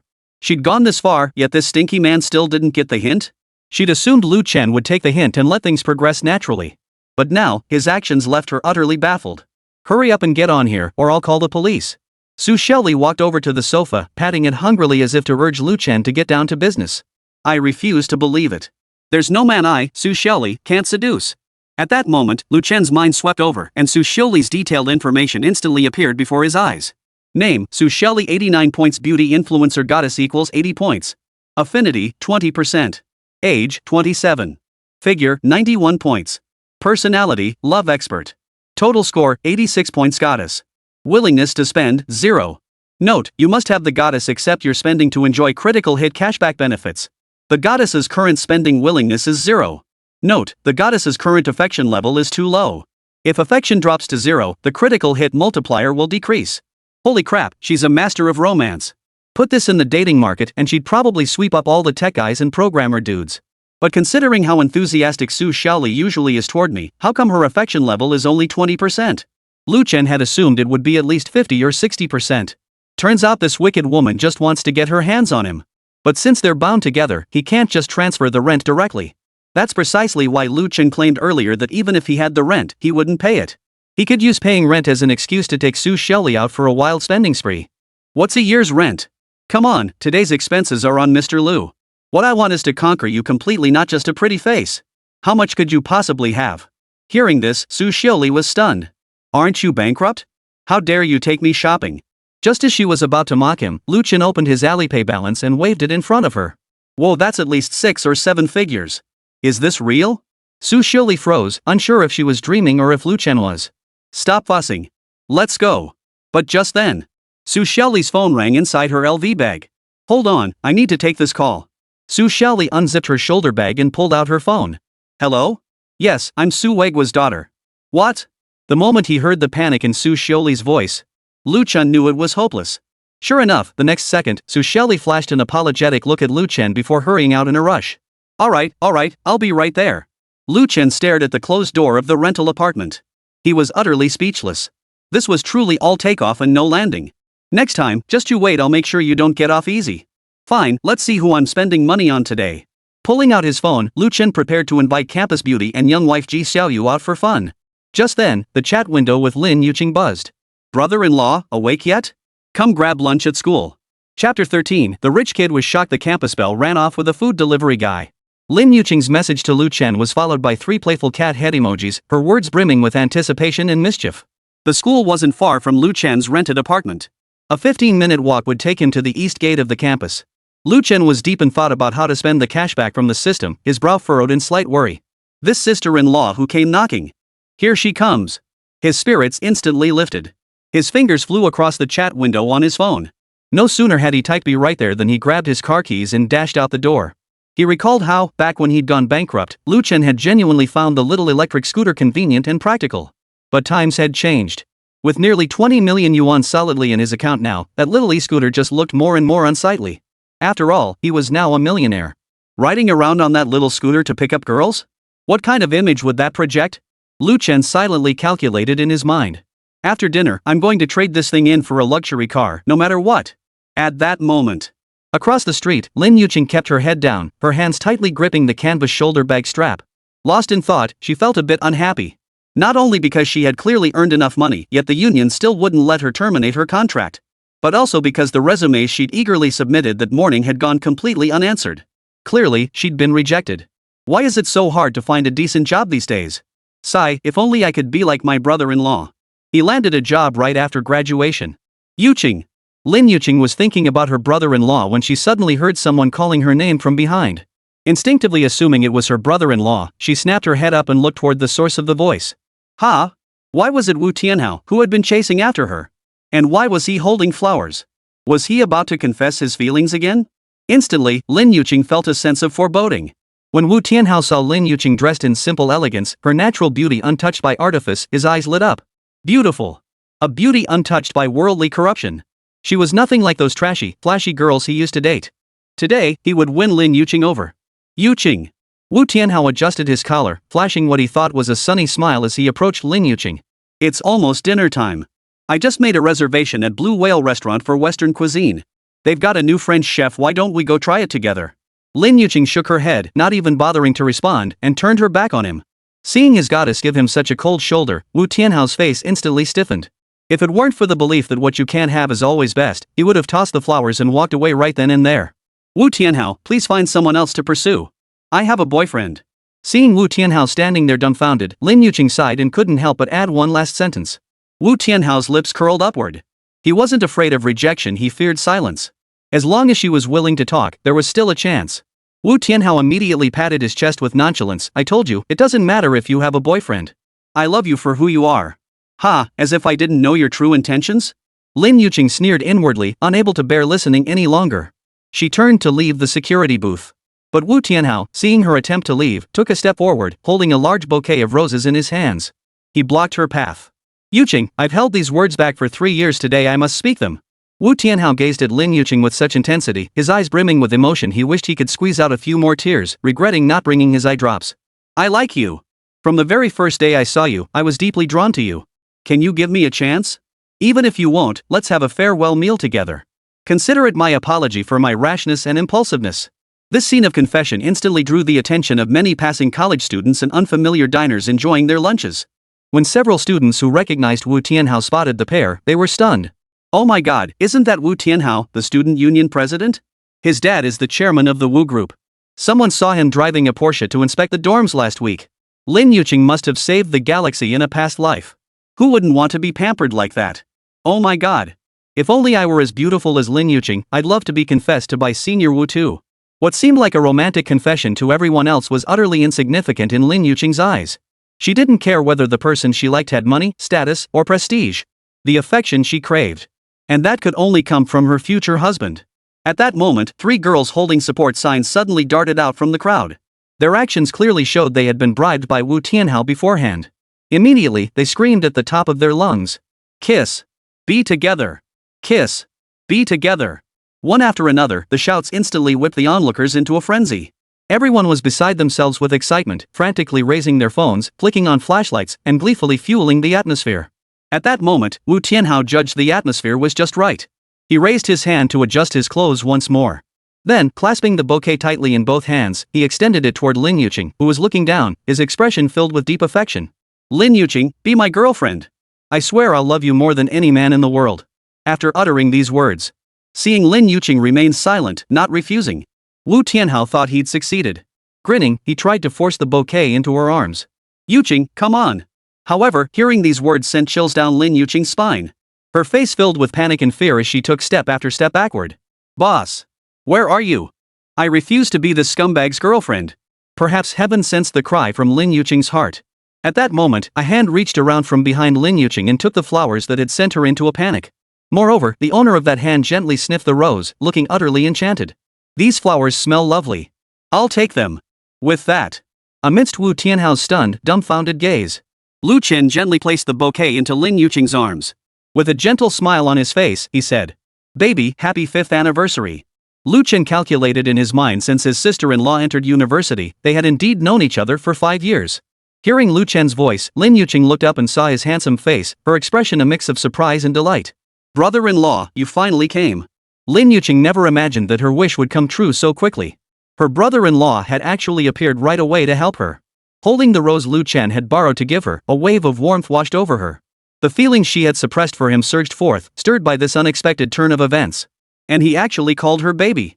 Lin Yuqing gazed at Lu Chen with deep affection and, without hesitation, stood on tiptoe to give him a deep kiss.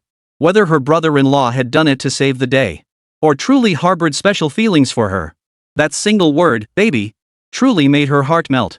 Instantly, the onlookers erupted in gasps and cheers. Whoa! What a dramatic love triangle of the year! Lu Chen, who'd been kissed against his will, was stunned. This girl. How could she be so brazen in public? At the same time, a system notification sounded in Lu Chen's mind. Congratulations! Your affinity with goddess number 2, Lin Yuqing, has increased to 50%. Reward, goddess consumption critical hit card 6H10X. Awesome! Lu Chen was savoring the sweet kiss of youth while simultaneously receiving the system's reward. Couldn't be any cooler. A few minutes later, Lu Chen gently released Lin Yuqing, who was nearly too weak to stand, and gazed at the girl whose eyes were filled only with him. At that moment, Lu Chen's vanity was utterly satisfied. Come on, baby, let's go shopping. With that, Lu Chen hopped onto a nearby electric scooter with Lin Yuqing, revved the engine, and shot off like an arrow released from its bow, leaving behind a stunned Wu Tianhao and a crowd of bewildered onlookers. And to their surprise, that scooter was none other than the standard delivery rider vehicle from a certain food delivery platform. Had he just lost to a delivery guy? Chapter 14, Buying a Bag for My Sister-in-Law, Reuniting with My Ex-Wife. Yuqing. Wu Tianhao stood frozen in shock, utterly unable to process the scene before him. Lin Yuqing, she was the goddess countless male students at the university had been dreaming of. In Wu Tianhao's mind, a beauty like Lin Yuqing should have been his for the taking. He, Wu Tianhao, came from a wealthy family. He'd lived a life of luxury since childhood, frequenting high-end venues surrounded by sycophants. He believed he and Lin Yuqing were the perfect match. But this delivery guy standing before him, what gave him the right? This guy. Besides being better looking than him, what else could he possibly have over me?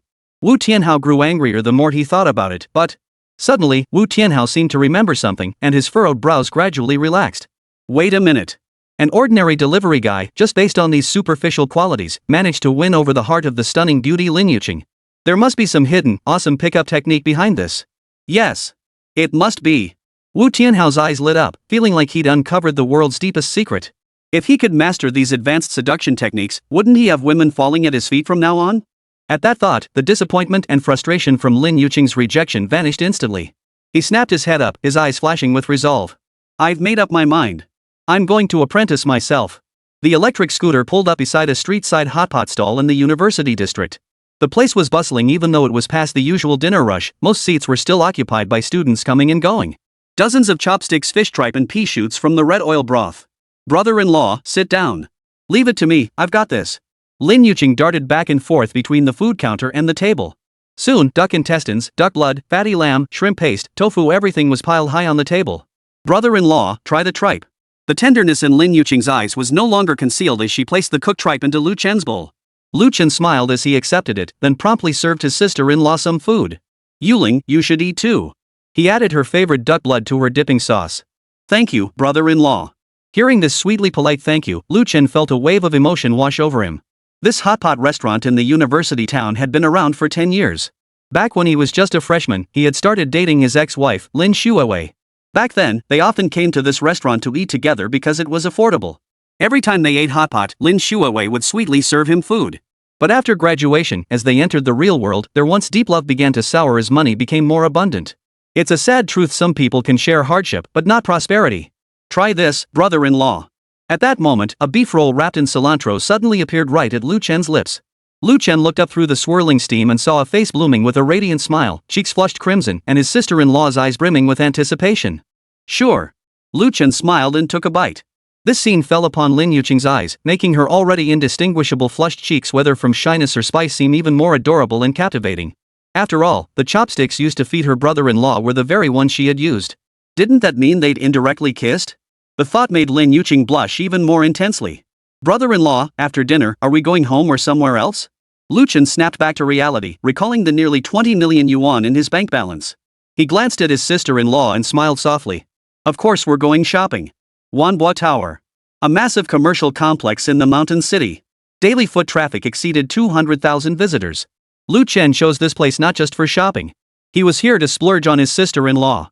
Her current favorability rating had already reached 50%. Once it hit 100%, the next multiplier would unlock. When they spotted the Hermès boutique on the first floor, Lu Chen smiled faintly and decisively took his sister-in-law's small hand, leading her inside. Come on, let your brother-in-law buy you a bag. Lin Yuqing froze. Wasn't her brother-in-law bankrupt? Still, she knew she should follow the man's lead when out in public, so she didn't object. After all, it was just window shopping, no harm in that. As for her brother-in-law offering to buy her a bag, she instinctively dismissed it as a joke. The glass doors slid open automatically. The sales consultant in the beige skirt suit had just lifted her professional smile when the scent of hotpot wafting from the two customers made her lips turn down. Welcome to Hermès. May I assist you in finding something you like? Lin Yuqing glanced at the scarves on the display rack, but her gaze was suddenly drawn to the most eye-catching mini bag in the glass showcase. Her eyes lit up instantly. The misty blue Lindy 30 before her radiated a soft glow, stylish in design and crafted from premium materials. Lin Yuqing recalled a major domestic celebrity who had carried this exact style. It was beloved by many women. Do you like it? Lu Chen saw his sister-in-law's gaze fixed on the Lindy 30, unable to look away, and instantly understood. It's quite cute. Lin Yuqing nodded. Then this one it is. Lu Chen tapped the glass display case, signaling the salesperson to wrap it up. Lin Yuqing was startled, staring wide-eyed at her brother-in-law. Brother-in-law, I was just saying. This bag is too expensive. Let's go. If Ching likes it, we have to get it. Sir, this is the Lindy 30 model. It's 150,000 yuan. Before the salesperson could finish, Lu Chen's expression turned cold. If you can't understand plain speech, send someone who can. Though Lu Chen was dressed simply, his CEO aura remained undeniable. The salesperson immediately bowed in apology. I'm terribly sorry, sir. I'll wrap it up for you right away. She hadn't expected it. A man who'd spend 150,000 yuan without batting an eye was dressed like a pauper. There really are wealthy people who pretend to be poor. And seeing the exquisitely beautiful girl only made her envy grow. Her boyfriend only made 4,000 a month. When would he ever be able to afford her one of these bags? Take your time, and welcome back. 15,000 yuan vanished in the blink of an eye. Lin Yuqing exited the boutique and continued shopping with Lu Chen. At that moment, her mind was still a bit dazed. Is this really the brother-in-law I know? A bag costing 150,000 yuan, bought on a whim? Current affection level, 55%. Congratulations. Lin Yuqing has accepted your consumption. Current consumption intent, 10. After consumption is complete, settlement will be based on the highest return multiplier. Detected that you spent 150,000 yuan on goddess Ji Xiaoyu. Triggered a 10x critical hit.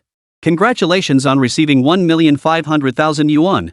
Without a second thought, he immediately used the goddess critical hit card to multiply it by 10 again. Alipay received 15 million yuan. Notice, assets exceeding 50 million qualify for a surprise reward. Lu Chen grinned smugly at the text message on his phone. This feeling of spending money to make money was incredibly satisfying. Let's go to the Chanel boutique, I'll buy you some perfume. Brother-in-law, where did you get the money? Lin Yuqing snapped back to reality, her worried gaze fixed on Lu Chen. She feared he might have sold his kidney to afford this for her. Lu Chen froze at the question, then looked into the girl's worried eyes. It seemed like she was afraid he'd done something bad. With an exasperated smile, Lu Chen playfully smacked his sister-in-law on the head. What are you thinking? Of course your brother-in-law has money. Let's get moving. With that, Lu Chen pulled his sister-in-law along as they continued browsing the shops ahead. But not long after, a familiar, sweet voice caught his attention. Brother Zhang, can we just buy this car? Please? Chapter 15, Broke Ass, can you even afford it? The owner of that voice, even if turned to ashes, Lu Chen would never forget her. His ex-wife, Lin Yuqing, that money-grubbing woman. Not only did he recognize her, but Lin Yuqing did too, her expression shifting slightly. Last night's livestream had been berated by her sister Lin Yuqing, leaving her with psychological trauma. She instinctively wanted to leave. Especially now that she was out shopping with her brother-in-law, how could she face her sister? Lin Yuqing had repeatedly warned her to stay away from her brother-in-law. Oh no. Why was she so unlucky?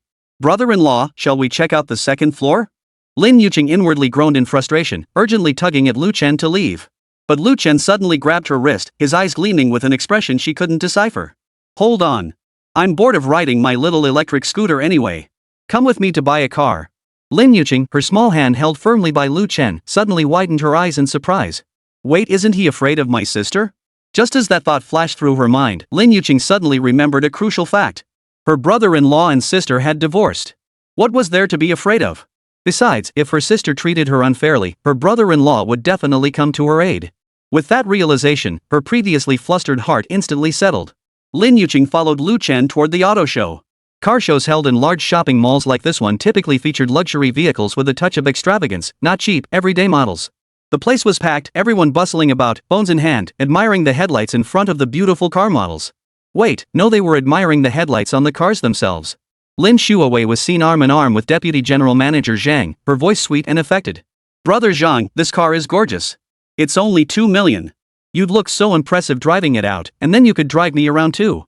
That way, you'd have both face and substance. Deputy General Manager Zhang looked at her with indulgent affection. This car is indeed nice, but let's keep it as a backup option for now.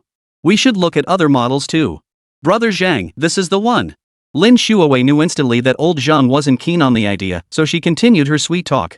Brother Zhang, you're so wealthy, 2 million is peanuts to you. If you don't buy it for me, I'll be upset. But if you do, I'll do whatever you want today. Lin Yuqing, who had been walking straight toward her sister, overheard these words. Felt a pang of unease. She felt her sister had truly changed. The sister of the past might have been materialistic, but she hadn't been this greedy. How had her sister become like this? Would she disregard everything for money? Thinking this, Lin Yuqing lifted her gaze to Lu Chen's perfectly defined jawline. Poor brother-in-law. To be manipulated like this by her sister and end up with nothing. The more Lin Yuqing thought about it, the more distressed she felt.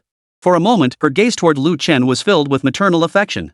At the auto show, Deputy General Manager Zhang was still spouting sweet talk. Honey, once the next payment comes through, let's buy that SU7 for over 200,000 yuan. It's got great value and safety features. We'll drive it for now, and when you get tired of it, we'll upgrade to something better. He claimed it was for Lin Yuqing's sake. But in his heart, Vice President Zhang was inwardly ranting. Why the hell would I spend that much on a woman who schemed against her ex-husband? You abandon Lu Chen for money, one day you'll ditch me for it too. Once I'm done with you, I'll sell you off like a used car. Lin Yuqing and Lu Chen, who had approached nearby, overheard their conversation. Lu Chen sneered coldly. This Zhang fellow is still the same as ever, nothing but empty promises. Well, if it isn't the bastard. Oh, my apologies, Mr. Zhang. What's this? Even buying a car for a woman requires empty promises? Deputy Director Zhang suddenly heard the voice, turned to see Lu Chen, and instinctively tried to walk away. After all, he and Lin Yuqing had worked together to bring Lu Chen down. But his confidence quickly returned. With a 10 million yuan annual salary, while Lu Chen had become a penniless nobody, what the hell was there to feel guilty about? The victor writes history. So it was you. Deputy Director Zhang's mocking words were on the tip of his tongue, but he was instantly captivated by Lin Yuqing's pure, innocent beauty. What a stunning young woman. How could that bankrupt Lu Chen still have such good fortune with women? But when he saw Lu Chen's enviably handsome face and his chiseled abs honed by years of fitness training, he couldn't help but admit. Well, he was still handsome, approaching 30. That kid could probably make a living off his looks alone. Deputy Director Zhang pretended elegance as he smoothed his receding hairline, about to boast his wealth in front of Lin Yuqing. Lin Yuqing, who was arm in arm with Vice President Zhang, shot Lin Yuqing a stern glare and snapped. Lin Yuqing, why aren't you in class? What are you doing loafing around with Lu Chen? Sis, I wasn't. The moment those words left her mouth, Vice President Zhang was startled and delighted. So they were sisters after all. The younger sister was just as beautiful. If he could have both of them together, that would be absolutely perfect. Seeing her sister's anger, Lin Yuqing felt a twinge of fear and immediately placed Lindy 30 behind her. Lin Yuqing, witnessing this, frowned even more deeply. Lin Yuqing, what are you hiding from me? What's in your hands? Let me see. No, Lin Yuqing pouted, looking utterly aggrieved. Lu Chen couldn't stand by any longer. He stepped in front of his sister-in-law and looked Lin Yuqing straight in the eye. What? You get to sneak someone out, but Yuqing can't come out to relax? Lin Yuqing rolled her eyes, glaring at Lu Chen with utter disdain. What business is it of yours, an outsider? What happens in the Lin family? Get lost. Lu Chen felt a chill run through him at her words. An outsider? So these past 10 years really had been wasted. No, I've raised a thankless wretch. Since you're heartless, don't blame me for being ungrateful. Lin Yuqing felt a pang of unease seeing her sister speak to her husband like that. Sis, how can you say that? My brother-in-law is such a good person. Lin Yuqing grew even angrier at the audacity of such backtalk. Shut up. And this bag of yours, where did you get it? After all, Lin Yuqing loved buying luxury goods. Just one glance told her it was the latest Hermes model, worth a fortune, easily over 100,000 yuan. It must be the money she earned from selling her body during last night's livestream. Lin Yuqing, you're forbidden from streaming ever again. You're bringing shame upon the Lin family. Before she could finish, Lu Chen's expression had already turned completely icy. Shut your filthy mouth. I bought this bag, what business is it of yours? And I'm not just buying Ching a bag, I'm going to give her. As he spoke, Lu Chen wrapped his arms around Lin Yuqing. A car. Hearing Lu Chen's words, Deputy General Manager Zhang beside them couldn't help but chuckle. Broke ass. What are you trying to pull? Let's see how long you can keep this up. But to maintain his composure in front of a beauty like Lin Yuqing, he refrained from cursing and instead asked with feigned politeness. Brother Lu, you're here to buy a car too? After saying this, Deputy Manager Zhang immediately pretended to step aside. Go ahead, I'll let you pick first. No sooner had the words left his mouth than Vice President Zhang slapped his forehead in feigned realization, adding a line that was meant to sound apologetic but was actually laced with sarcasm. Alright, I almost forgot, Brother Lu, you're so broke you probably can't even afford rent. How could you possibly have money for a car? Ha ha ha. If all else fails, come work as my driver. Whatever car I buy, you can drive it to your heart's content. Chapter 16, Say I Can't Afford a Car? Ordering a Bugatti on the spot. Facing Vice President Zhang's mockery, Lu Chen sneered dismissively. Since you brought it up, I'll grant your wish. With that, Lu Chen beckoned to the male salesman. Excuse me, could you come over here? The salesman had been discreetly observing the situation all along. Judging by the tension between them, it was clear tempers had flared. This was his golden opportunity to close the deal. So, the salesman approached with great enthusiasm. Good evening, sir. My name is Xiao. How may I assist you? Though Lu Chen was dressed plainly and reeked of hot pot, the sharp-eyed salesman Xiao Zhao recognized the aura of a money spinner radiating from Lu Chen. He was a big spender. No other requirements. Just recommend a car, make it expensive. The most expensive one available. Ha! This request. I love it. The big spender has arrived. Xiao Zhao was overjoyed and quickly pulled out his tablet, his fingers swiping rapidly across the screen. Indeed, the money god has arrived. Sir, take a look at this Bugatti Veyron Grand Sport priced at 10.88 million. Xiao Zhao enthusiastically turned the tablet toward Lu Chen. But this is a demo model. For an order, you'd need to pay a 30% deposit, with delivery in a month, and... He paused. I must remind you, this deposit is non-refundable once paid. Ha ha ha. Seeing Lu Chen flustered by his casual provocation, Vice President Zhang chuckled, loosening his Hermes belt to reveal his beer belly. A 30% deposit? That's over 3 million yuan. Brother Lu wants to buy a supercar? That deposit alone is over 3 million. I'm afraid even if you went to Myanmar to sell your kidney, you couldn't afford it in a lifetime. But if you're short on cash, Big Bro here can lend you some pocket money. No need to put on such airs. As he spoke, Deputy Director Zhang waved his hand in a grand gesture, but his beady eyes kept darting sideways to gauge Lin Yuqing's expression. Is that so? I doubt you'll even have 100,000 yuan to spare in a few days. Lu Chen looked at this fat, pig-like man and felt nothing but disgust, not wanting to engage at all. Ha! In your current sorry state, you think you deserve a car? Lin Yuqing folded her arms and sneered. Though Lu Chen was her ex-husband.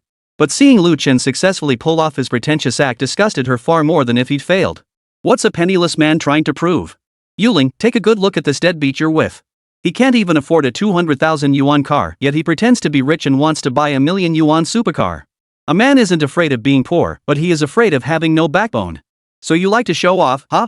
Prove it, pay up right now. Lu Chen remained expressionless, swiping his finger across the screen twice before suddenly turning his phone toward the crowd. The screen displayed an Alipay balance of 34,876,521.23 yuan. The showroom's overhead lights cast a harsh white glow on the digits, the 3 commas glaring with stark clarity. Instantly, Lin Yuqing's eyes burned. Thousands, tens of thousands, hundreds of thousands. Her fingers twitched nervously on her skirt as she counted the zeros. 34 million? The numbers pierced her retinas like steel needles, the 23 yuan after the decimal point still pulsing. During the divorce, his account had clearly only been left with a little over 1,000. The pilled old sweater in the rental apartment, the stacks of instant noodles, that faded blue bedsheet. Fake. It was all a facade of poverty. The Chanel chain dug painfully into her collarbone, and last week's gel nails looked ridiculous in the phone's glare. How could this loser? If only I'd kept the baby I secretly aborted behind his back. I could have squeezed every last penny out of him. Alipay has a single transaction limit of 200,000 yuan. Lu Chen shoved the phone into the salesperson's stunned hands. Split the deposit into 5 payments. He turned to Deputy General Manager Zhang and grinned. Mr. Zhang, care to help count it? Lin Yuqing's Chanel bag clattered to the floor as she froze in utter shock, a pang of regret washing over her. Beads of sweat instantly formed on Vice President Zhang's bald head. He stared at the string of numbers, counting them 3 times over, his fingers unconsciously tracing zeros along the seam of his pants. 7 digits before the decimal point? 3,400, damn it. That's enough to buy 2 floors of my company. Last week the finance department said we only had over 6 million in liquid assets left in the company account. How come this bankrupt Lu Chen has more pocket money in his Alipay account than my entire net worth? Mr. Lu.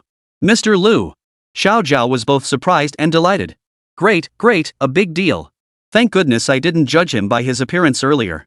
My apologies, sir. This model actually comes in a carbon fiber special edition, only 10 units worldwide. I'll pull up the spec sheet for you right now. If you don't mind, I'll have the manager come over right now.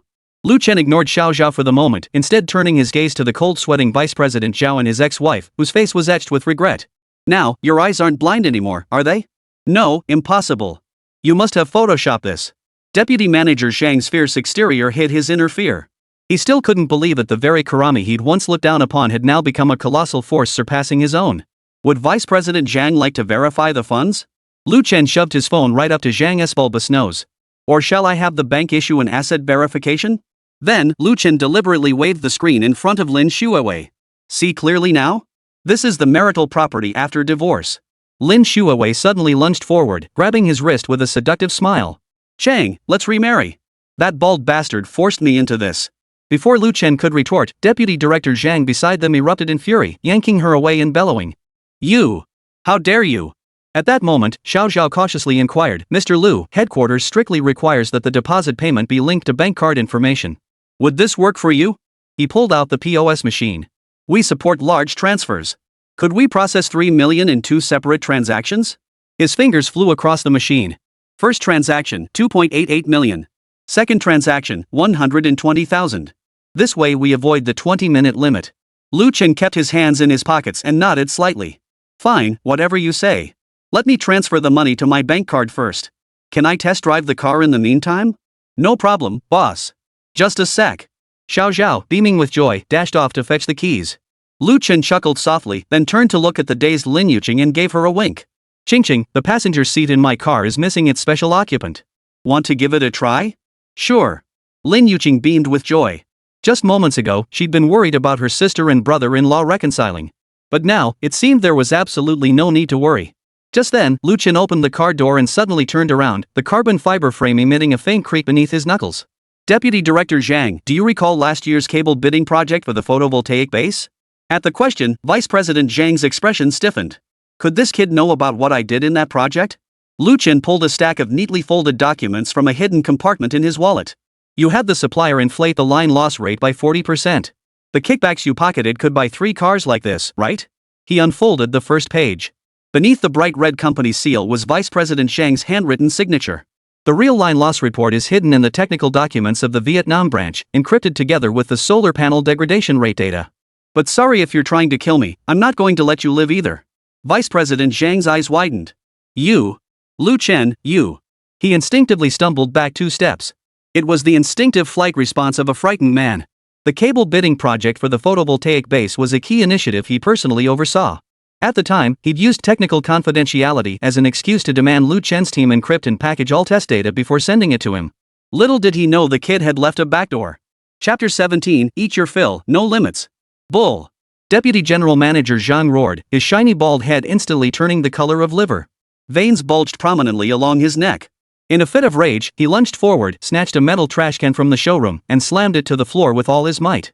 The thunderous crash sent Lin Yuqing leaping back in terror, her shriek piercing the air. The commotion drew the attention of several people nearby. They all turned to look. You worthless piece of trash who can't even keep your own wife in line, and you dare threaten me? My solar project is flawless, don't you dare try to scam me.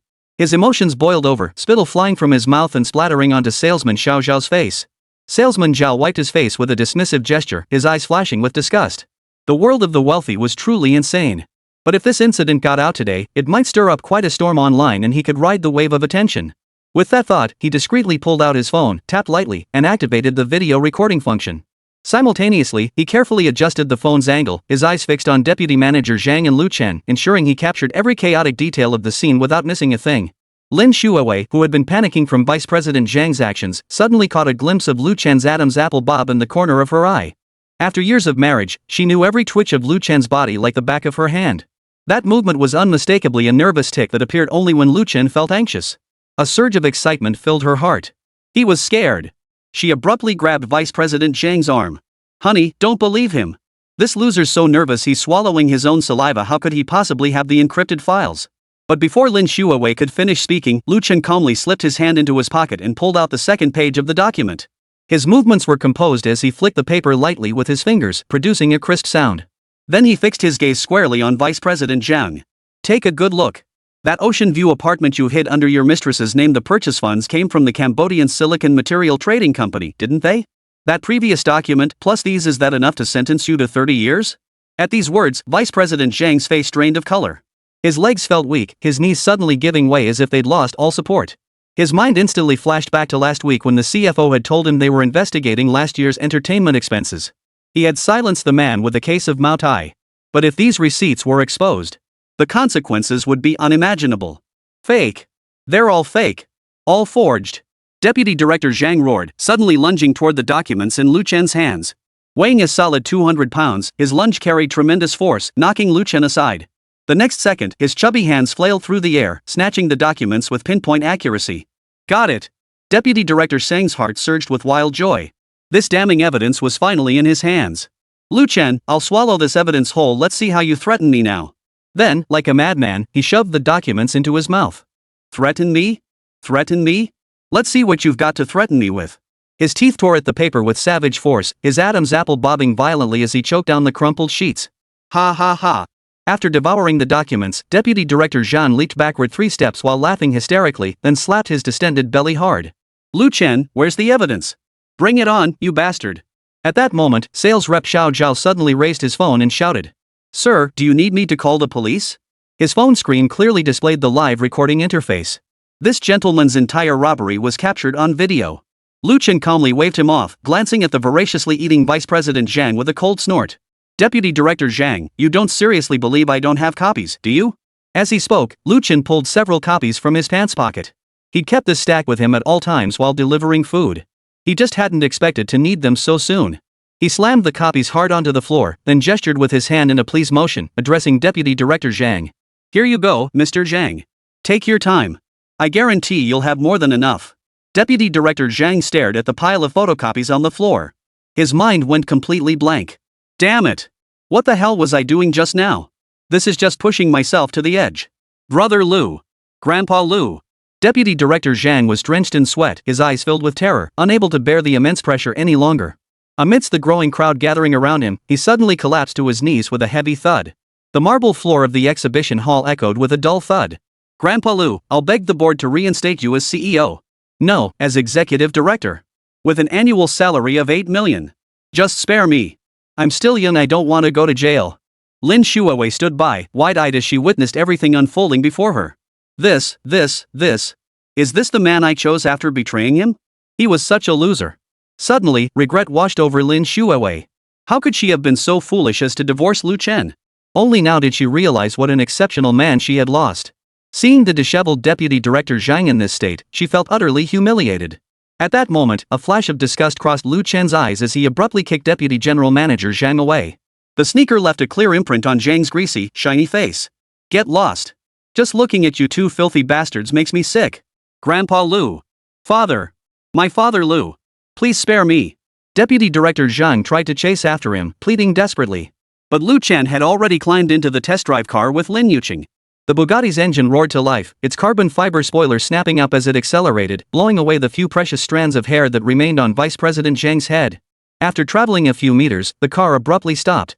Leaning out the window, Lu Chen flashed a mocking smile at Vice President Zhang and shouted, Mr. Vice President, get ready to eat prison food. You.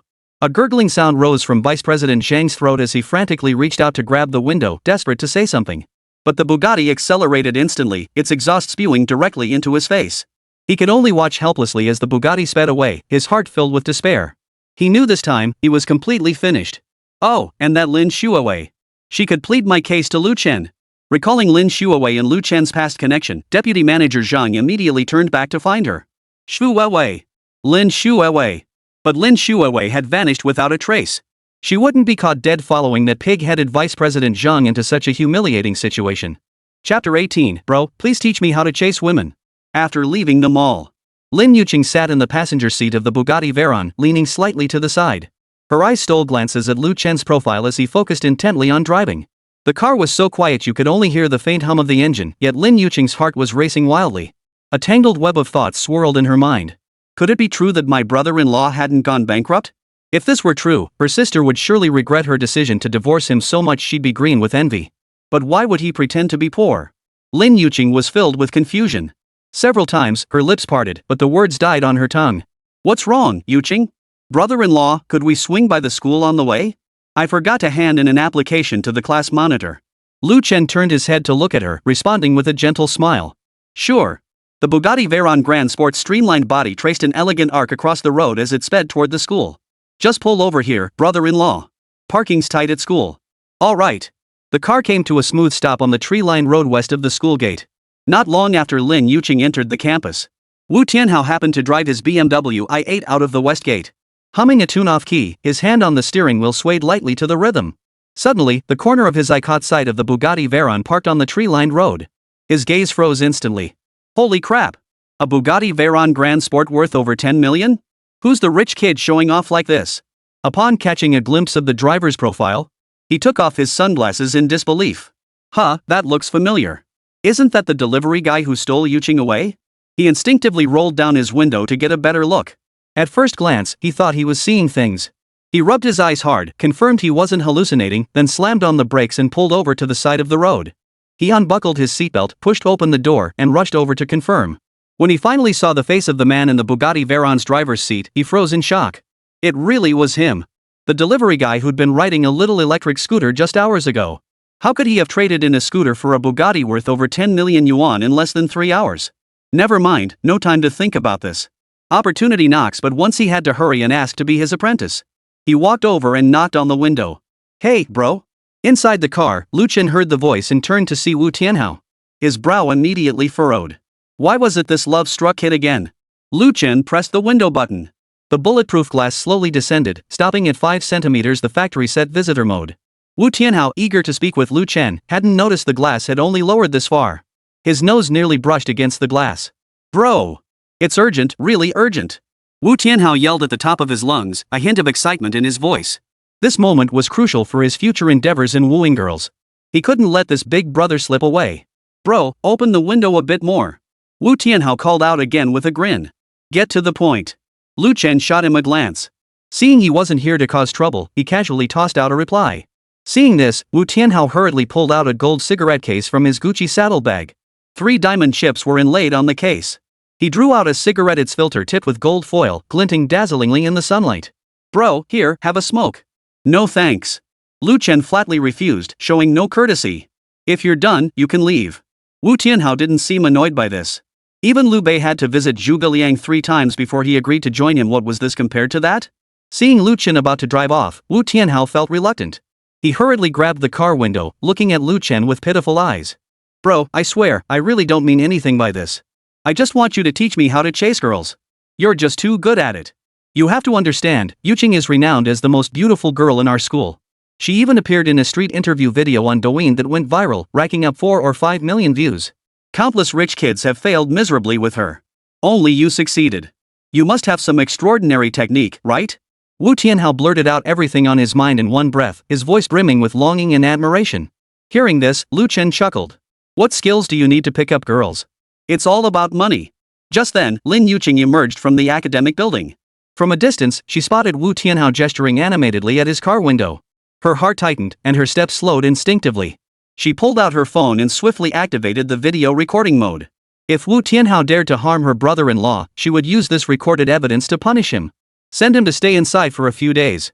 Chasing girls? Inside the car, Lu Chen froze upon hearing Wu Tianhao's words. He hadn't expected this kid to seek him out just to learn how to pick up girls. A rich kid still needs to hire a coach to pick up girls? Honestly, it's pretty embarrassing for a rich kid. Honestly, Lu Chen had never encountered anyone quite like this in his entire life. You don't have to chase girls. If she likes you, she'll come to you. Lu Chen paused briefly before uttering a simple reply. Wu Tianhao looked utterly skeptical. Bro, stop being so modest. Just teach me how to chase girls, and I'll immediately take you as my master. I'll pay whatever tuition you ask. Too busy lately. No time. Lu Chen glanced at the car clock and dismissed him with a casual excuse. But Wu Tianhao was serious. He pulled a black gold business card from his wallet's inner compartment. The card featured a magnetic closure design, its edges inlaid with 24K gold thread. He'd printed 50 last month. This was the last one. He wouldn't give it to just anyone. Bro, if you ever need anything, car wash, gas, errands, just give me a call anytime. Wu Tianhao spoke while pinching the card between his fingers, slipping it through the car window gap. Lin Yuqing approached the card just in time to catch the last half of his sentence. She thought Wu Tianhao was trying to steal her away from her husband again. Wu Tianhao, what are you up to now? Let me tell you, I won't like you. Lin Yuqing frowned, her tone tinged with displeasure. Yuqing, don't misunderstand. I just want to learn some skills from your boyfriend. Wu Tianhao hurriedly explained. Hearing Wu Tianhao refer to her brother-in-law as her boyfriend, Lin Yuqing swallowed the words on the tip of her tongue, her face flushing bright red. Lu Chen took the business card and examined it closely. He never expected this guy to look so arrogant and domineering, yet he was actually quite interesting. Not like the typical brainless rich kid. Alright, I'll take the card. We'll see how you perform from here on out. Lu Chen said with a smile. After Lin Yuqing got into the car, he pressed the ignition button. The W16 engine roared to life, startling Wu Tianhao into hopping back half a step. But Wu Tianhao, lost in the joy of successfully securing his mentor, paid it no mind. Instead, he waved excitedly at the Bugatti's taillights as it pulled away. Bro, I'll be waiting for your call. You have to get in touch with me. Chapter 19, Surprise Reward. Unbeatable golden kidneys. Brother-in-law, where should we go next? Still calling me brother-in-law? Lin Yuqing instantly caught the implication in Lu Chen's words, her face flushing crimson. A wave of panic surged through her heart. Was he hinting at me? But if I really went along with what he wanted, wouldn't this be moving things along a bit too fast? What else should I call you if not brother-in-law? You didn't seem to have that attitude when you threw yourself at me and bit my lips. That was just to play along with your rejection of Wu Tianhao in front of our classmates. Lin Yuqing was so flustered she stuttered. She quickly grabbed the mineral water bottle beside her, twisted off the cap, and gulped down a big mouthful of water. Then why did you stick out your tongue when we kissed? Ah! I won't listen. Before Lu Chen could finish his sentence, Lin Yuqing covered her ears in sheer embarrassment. Honey, you can't say that. Help! How could my brother-in-law remember such details so clearly? Anyway, I'm just calling you brother-in-law. You're so mean, at least give Qingqing some time to prepare. Congratulations. Lin Yuqing's affection for you has risen to 60%. Seeing his sister-in-law's coy expression, Lu Chen couldn't help but chuckle and decided not to tease her further. Besides, calling him brother-in-law seemed to make things even more exciting. He turned the steering wheel and pulled into the parking lot of Wanbo Tower. Fine. I'll give you a little more prep time. Come on, let's keep shopping with your brother-in-law. After arriving at Wanbo Plaza, Lu Chen returned the test drive car to sales rep Xiao Zhao. Xiao Zhao enthusiastically took the keys, respectfully seeing Lu Chen off, and thoughtfully handed him several small gifts. Brother Lu, once the Bugatti Veyron ships from headquarters, it'll definitely arrive within a month. If you need a guide while shopping at the mall, I'd be happy to help. No thanks, we'll just browse on our own. Lu Chen declined without hesitation. Joking aside, bringing a third wheel along while shopping? How could he possibly focus on boosting his sister-in-law's affection? How could he focus on spending money on her? Let's go, Qingqing. Lu Chen extended his arm, and Lin Yuqing, ever the smooth operator, slipped her arm through his naturally. Side by side, they headed toward the second floor of the Wanbo building. Salesperson Xiao Zhao watched their retreating figures, gazing after them for quite some time. Until their figures vanished into the elevator. Only then did he smack his lips with envy. Ah, what a pity I'm not a woman. That girl really has it made. Handsome, wealthy men are so rare. After Deputy General Manager Zhang's afternoon outburst and salesman Zhao's pre-recorded video, every tenant in the Wanbo Tower knew a lavishly generous god of wealth had arrived. Meanwhile, Lu Chen and the others had arrived at the Van Cleef Arpels counter in the jewelry section. Lin Yuqing walked past the glass display cases, her eyes instantly drawn to the dazzling jewels inside. Salesperson, could you please take out this set of jewelry for us to see? Lu Chen gestured to the saleswoman. Certainly, sir. The saleswoman glanced at the unassuming Lu Chen, feeling a bit curious. Was this the wealthy man from the video earlier? He certainly was low-key. But he certainly wasn't stingy when it came to spending on women after all. The pure-looking beauty beside him was carrying a limited edition handbag, clearly a gift from her man. She then carefully cradled the emerald jewelry set and placed it on the cloth pad. Lin Yuqing's eyes widened instantly at the sight of the emerald set. Wow, such large stones? How many lifetimes would it take to earn enough to buy this? The emerald-cut gemstone was as large as a pigeon's egg, boasting a rich color and a smooth, lustrous texture. Dense clusters of tiny diamonds were set around it. It was clearly worth a fortune. Brother-in-law, maybe we should check out another store? Lin Yuqing looked conflicted.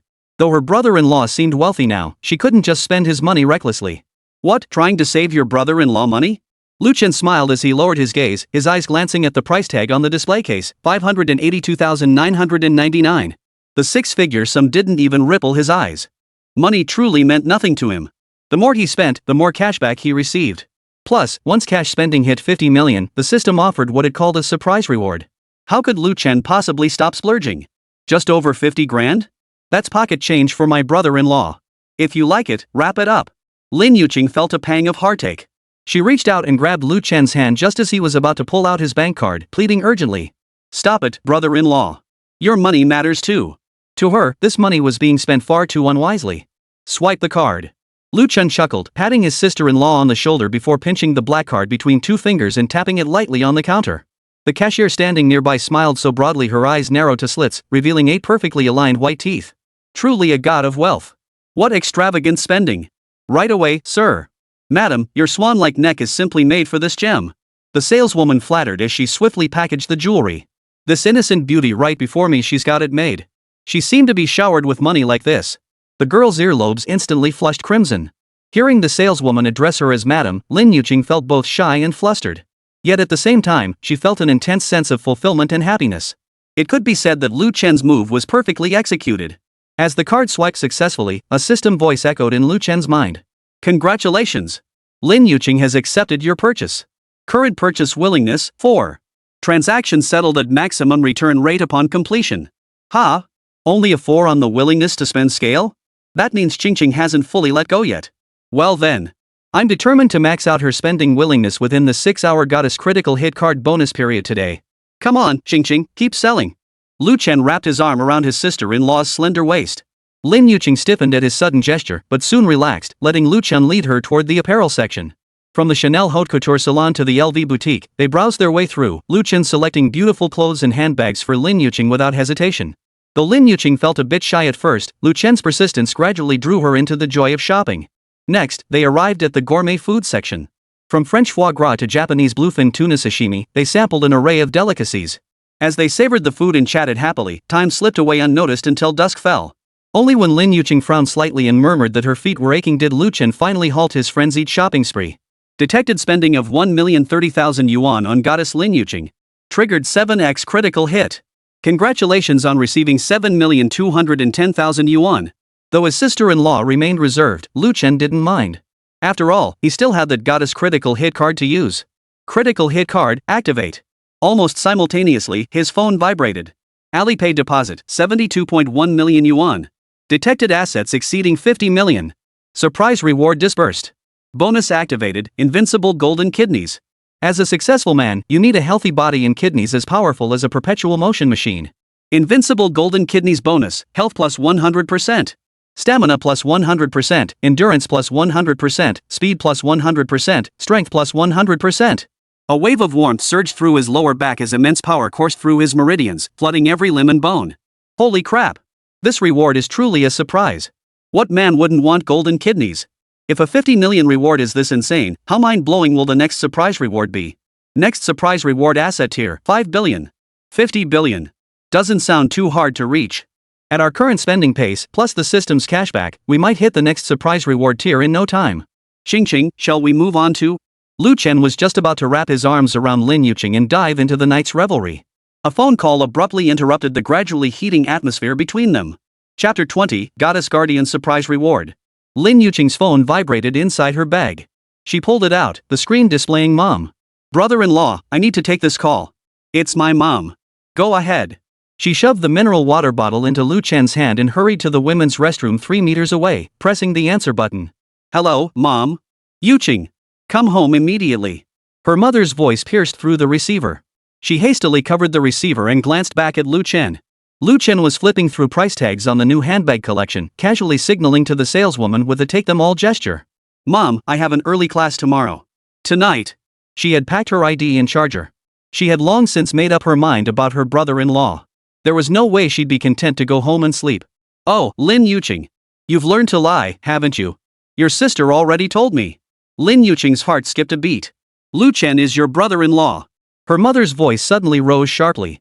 What kind of messy business are you getting into with him? Right now, go home immediately. If you dare spend the night out tonight, don't call me your mother.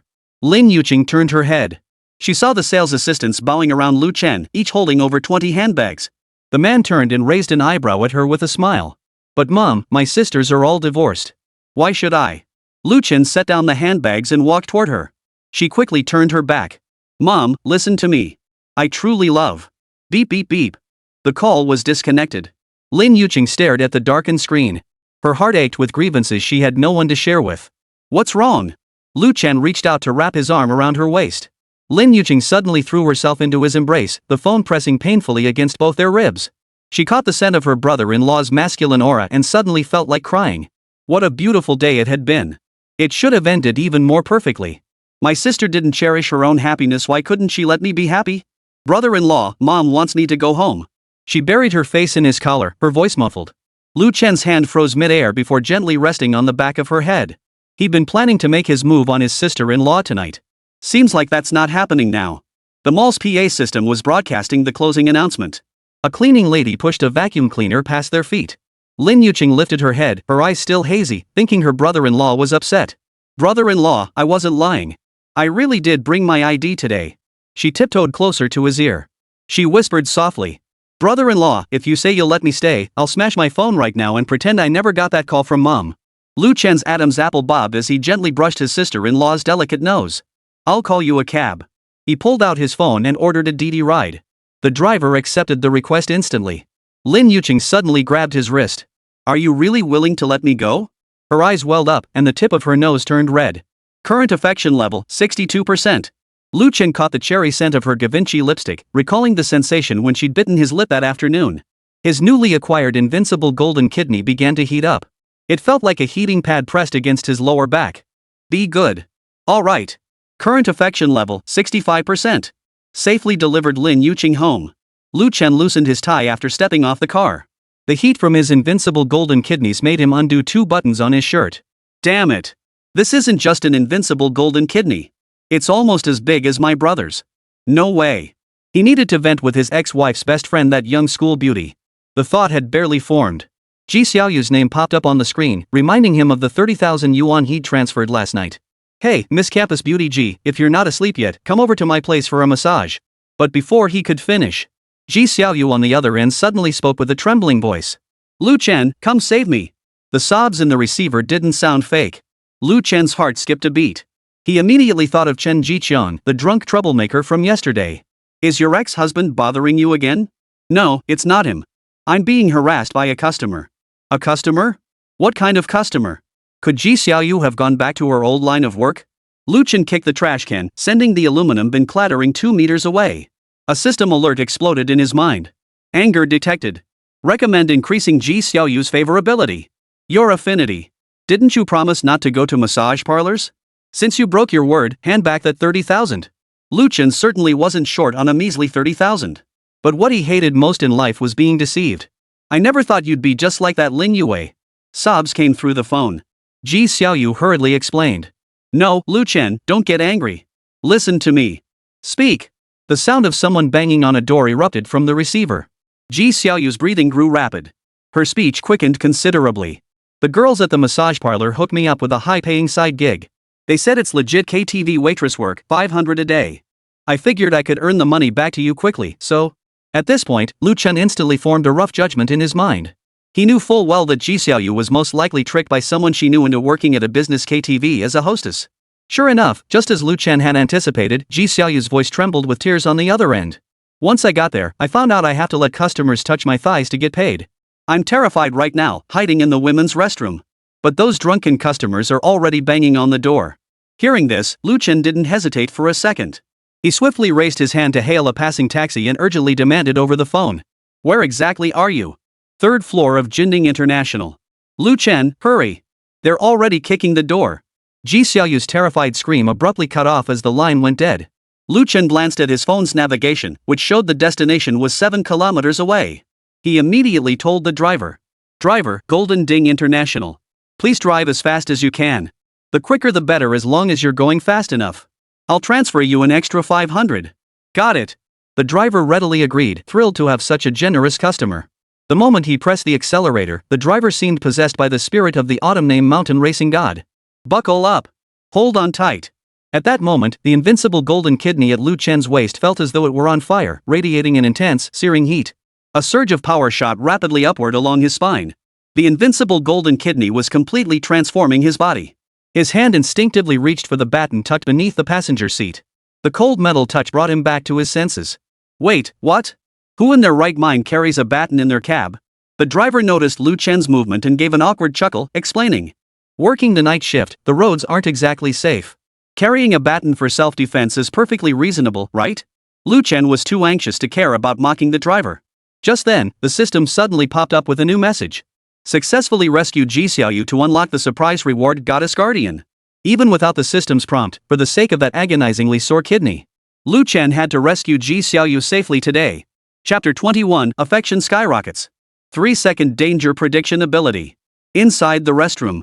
Ji Xiaoyu huddled in the corner, trembling. Her phone battery was down to 3%.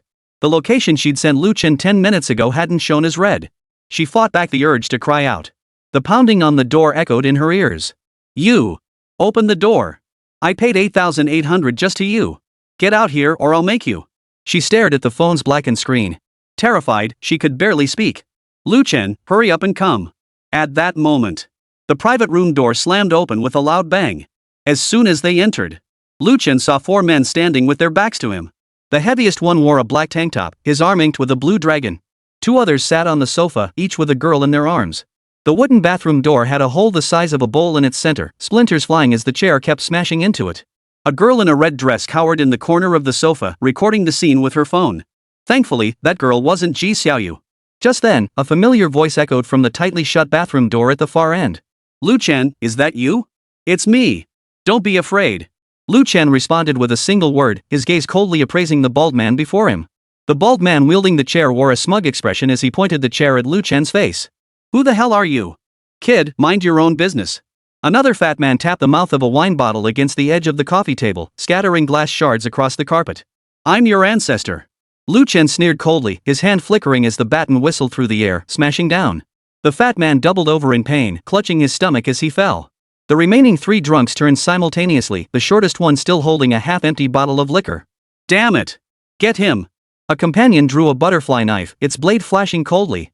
The man in the floral shirt drew a knife from his pocket. He lunged viciously. Take him down together. Lu Chen had maintained his fitness regimen, but had never engaged in actual combat. But the thought of the invincible golden kidney's 100% comprehensive enhancement. He advanced instead of retreating. Why should I fear this trash? The man in the floral shirt suddenly stabbed Lu Chen in the left shoulder with his knife. With the blade still 20 centimeters from his skin, Lu Chen instinctively leaned backward. The blade grazed the collar of his t-shirt. The bald man, who had been using the table to steady himself, seized the moment to swing a wine bottle at the back of Lu Chen's head. The whistling sound of the bottle sliced past his scalp. The bald man froze. How could this kid be so fast?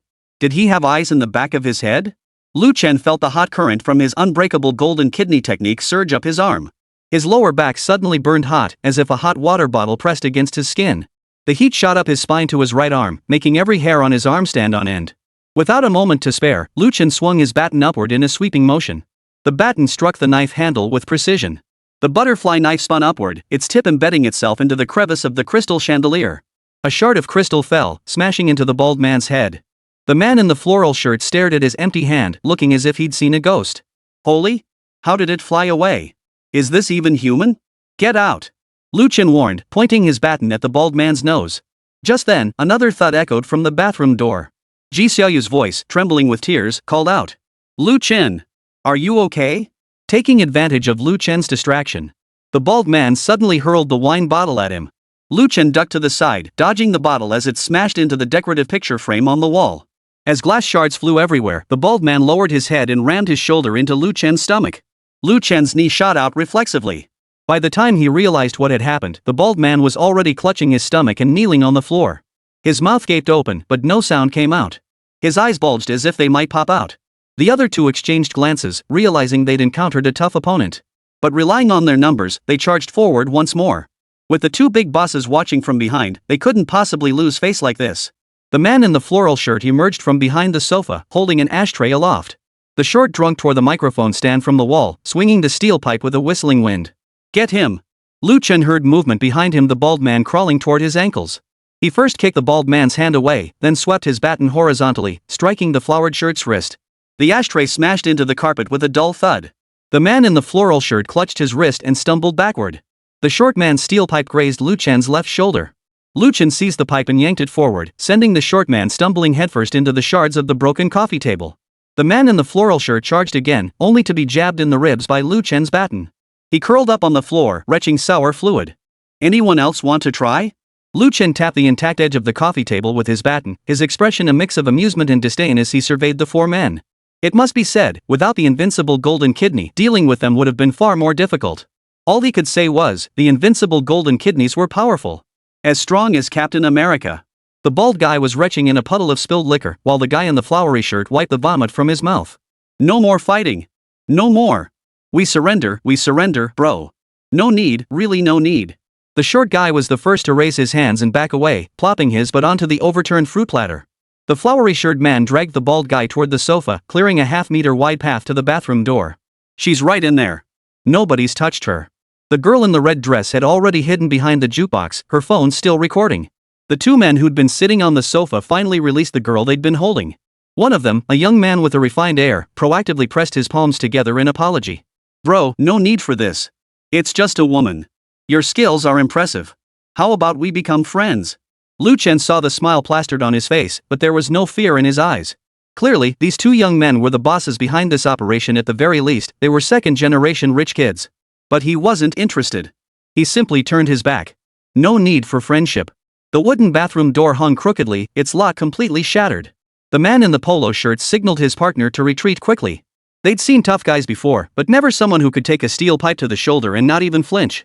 The man in the floral shirt stared at the knife embedded in the ceiling. Only then did he realize the blade was gone, just the handle remained protruding from the wall. Damn it, what kind of monster is this? If that blow had hit my hand just now, I'd be crippled for life. The short guy bolted first, picking up the fallen microphone stand as he fled. The man in the polo shirt pulled out his wallet, grabbed a few bills, and tossed them on the coffee table. He told the hostess it was compensation for the speakers, then hurried out. The girl in the red dress edged along the wall, her high heels clattering over the glass shards as she hurried out. Lu Chen kicked open the warped door panel. Ji Xiaoyu immediately threw herself into his arms, clinging tightly without letting go. Lu Chen, I thought I was going to die. It's okay now. Lu Chen felt her back was soaked through with cold sweat. The faucet in the sink was still running. Ji Xiaoyu sniffled as she fumbled for her phone. I need to call the police. Wait. Lu Chen pressed her trembling hand. Let's get out of here first. As the elevator descended to the first floor, 6 security guards blocked the exit. The bald, burly leader gripped a rubber baton. Kid, you gotta pay for what you broke.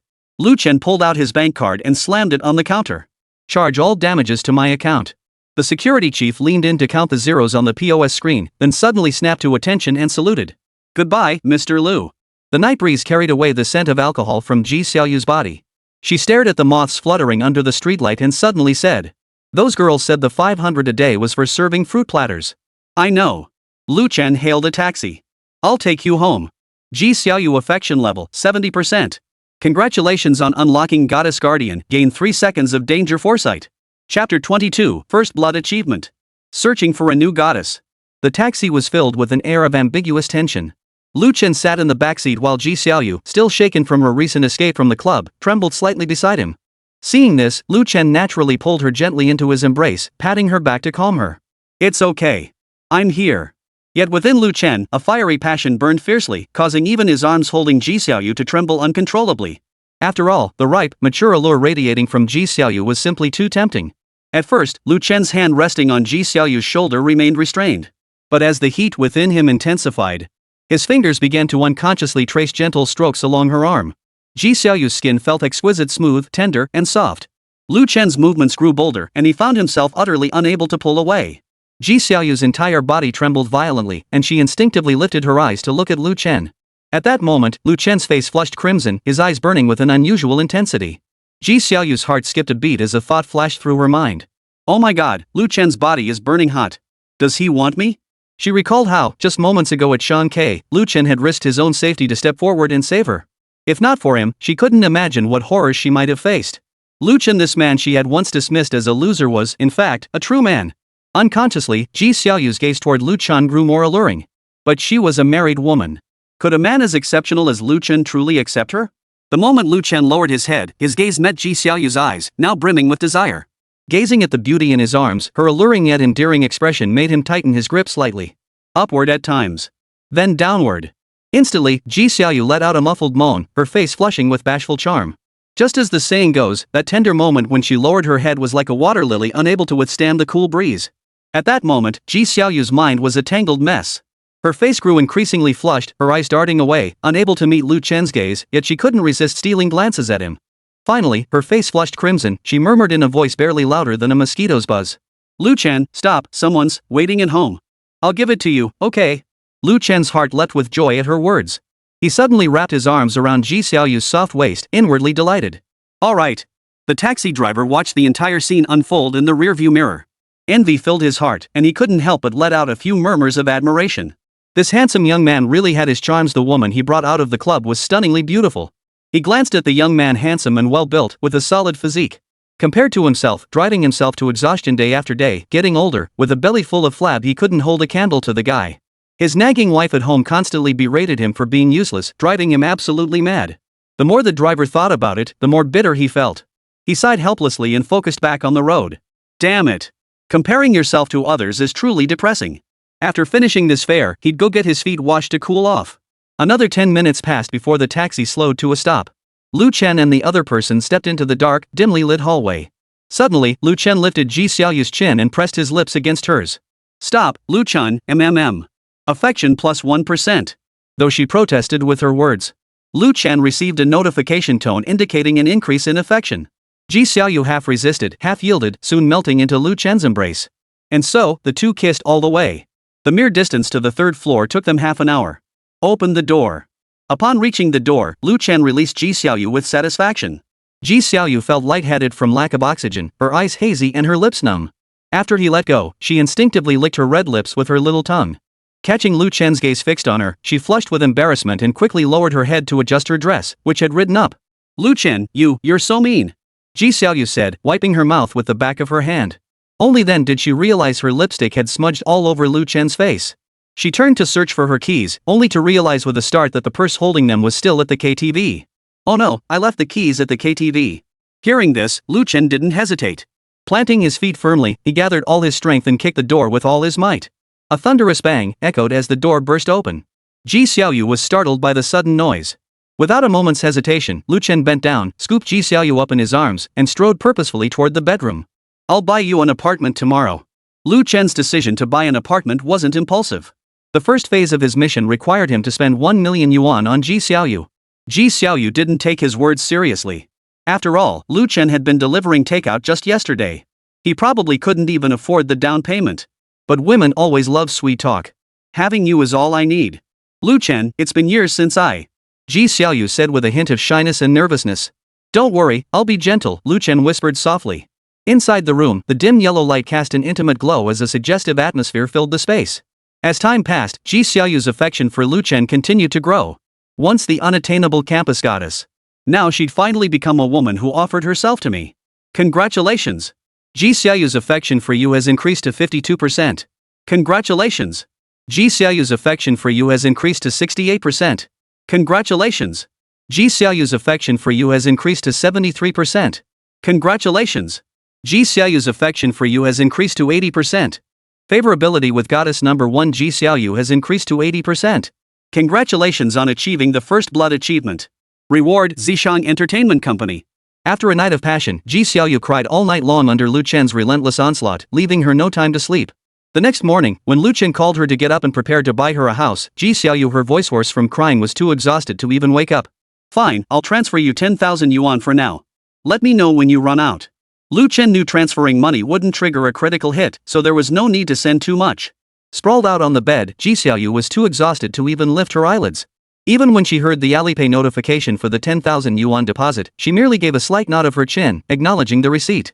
After Lu Chen called a repairman to fix the door, he decided to head to the university to find his sister-in-law and complete the second phase of his goal, spending 10 million yuan on her. Sitting in the taxi, bored out of his mind, he casually opened Douyin and began searching for goddesses who met the system's criteria. Through Ji Xiaoyu and his sister-in-law's activation conditions, he had roughly figured out the trigger, making a woman genuinely praise him from the bottom of her heart. He swiped through the app, pondering how to accomplish the next task. Soon, he spotted a livestream featuring a young nurse without makeup. Based on his first impression, Lu Chen was certain her looks would easily surpass the system's 80-point threshold. Upon entering her profile page and seeing her meager follower count, Lu Chen immediately decided to launch a monetary offensive, activating goddess number 4. Chapter 23, Nurse Goddess, Yao Yao.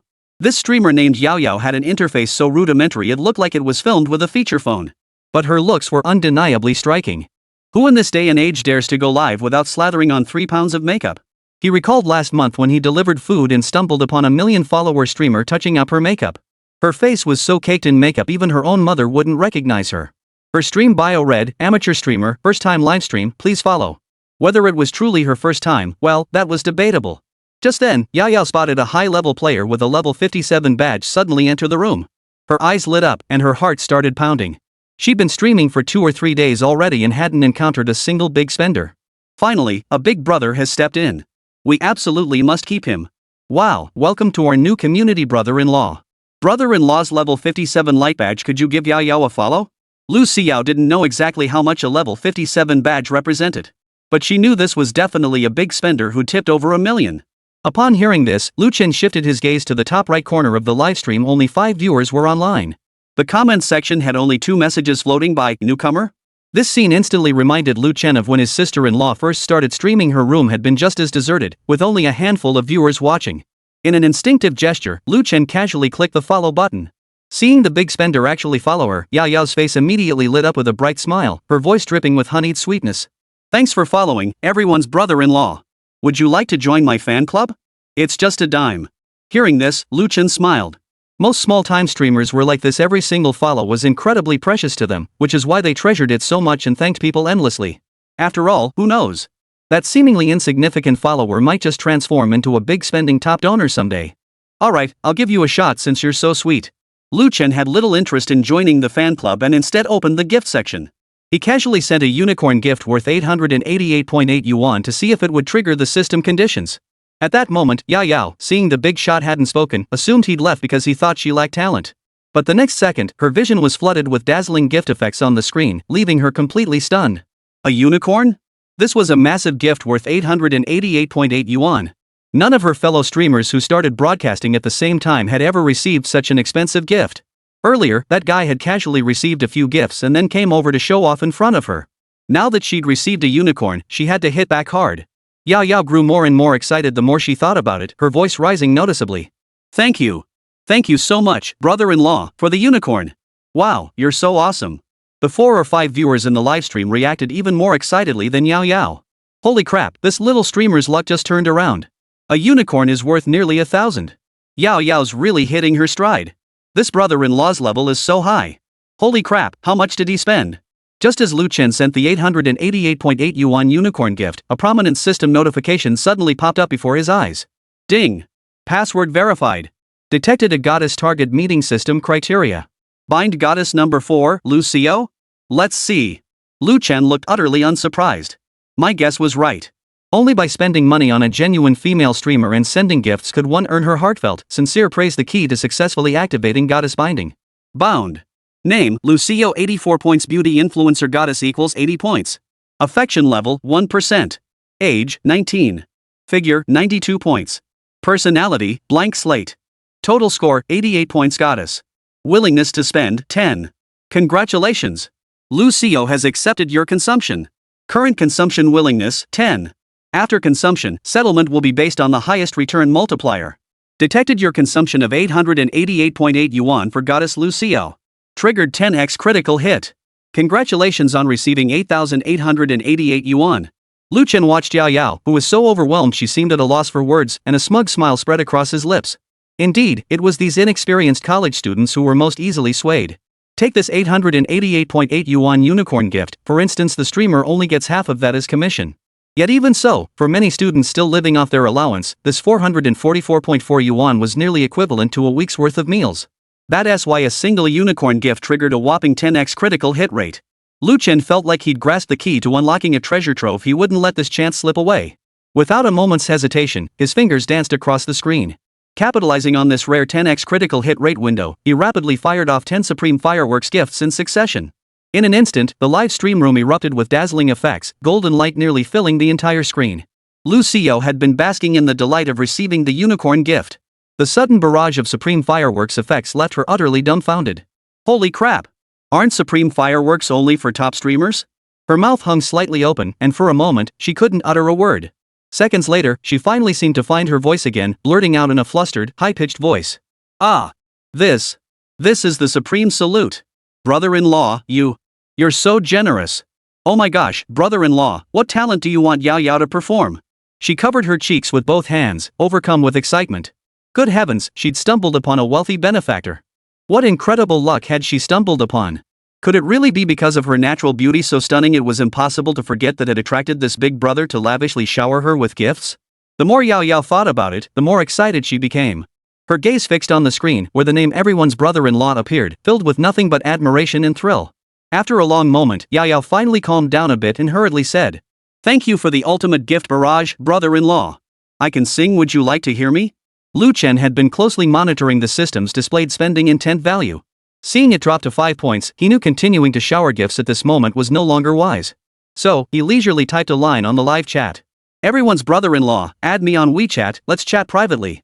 Yao Yao saw the message and, without a moment's hesitation, nodded vigorously in agreement.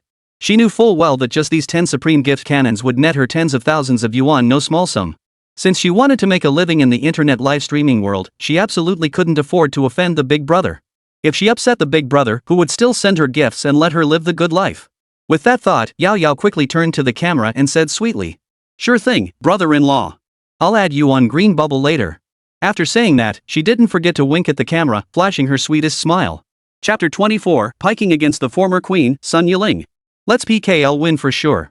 Lu Xiao's eyes locked onto that comment on the screen, her heart pounding so hard it felt like it would leap out of her throat. She almost shouted out loud. Oh my god. Her brother-in-law actually volunteered for a PK match? And he even promised to win. He was a level 57 super big shot. And look at the stream's viewership today. In just a short while, it skyrocketed from 4 or 5 people to over 200 now. Unbelievable. If she could win this PK, wouldn't she hit the jackpot? Her roommate Xiaolan once told her that big shots love to go wild with gifts during PKs. This time, no matter what, she had to seize this once-in-a-lifetime opportunity. With this thought, Lu Xiao, eager to improve, cleared her throat and flashed an eager smile. Got it, brother-in-law. I'll connect right away. At the same time, Lu Chen casually tossed out 5 carnival gifts as rewards for this PK. Hopefully this time it won't be like last time, connecting to some Xiaoqingcheng.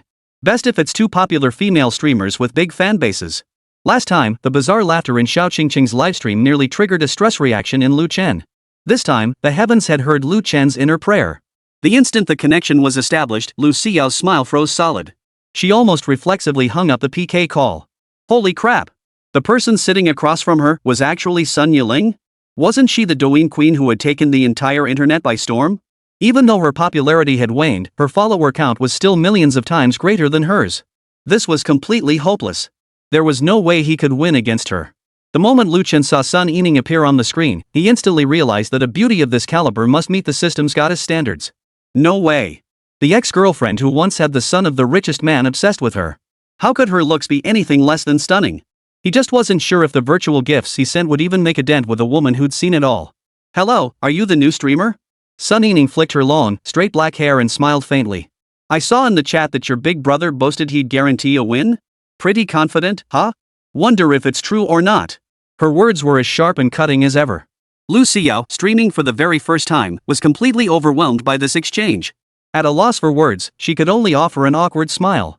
Forcing herself to calm down, she managed a strained smile. Hi, Sister Yining. My big brother is really nice, it's just for fun, just messing around. Lu Chen stared intently at the screen, a cold smile curling his lips. Sun Yining, that washed-up pretty face, dared to put on airs here? In an instant, his fingers swiped several times, and the livestream exploded with gift effects. Golden light flooded the entire screen. Starting with 10 supreme fireworks gifts, let's open your eyes. As Lu Xiao watched the relentless display of gift effects, she was so overwhelmed she nearly lost her voice. She sprang to her feet and bowed at a 90-degree angle. Thank you, brother-in-law, for the 50 supreme fireworks. Keep in mind, a single supreme firecracker costs 6,600 yuan. 10 supreme fireworks? That's over 60,000 RMB. Based on the split ratio, she'd get a full 30,000. Holy crap, and this is just the beginning of the PK. Such a huge payout already. One word, absolutely exhilarating. Sun Yining across from her froze mid-smile, a flicker of astonishment crossing her eyes. Sis, you're one lucky girl. She hadn't expected that a random newbie streamer she'd stumbled upon would actually have a wealthy patron supporting her. She couldn't help but feel a twinge of envy.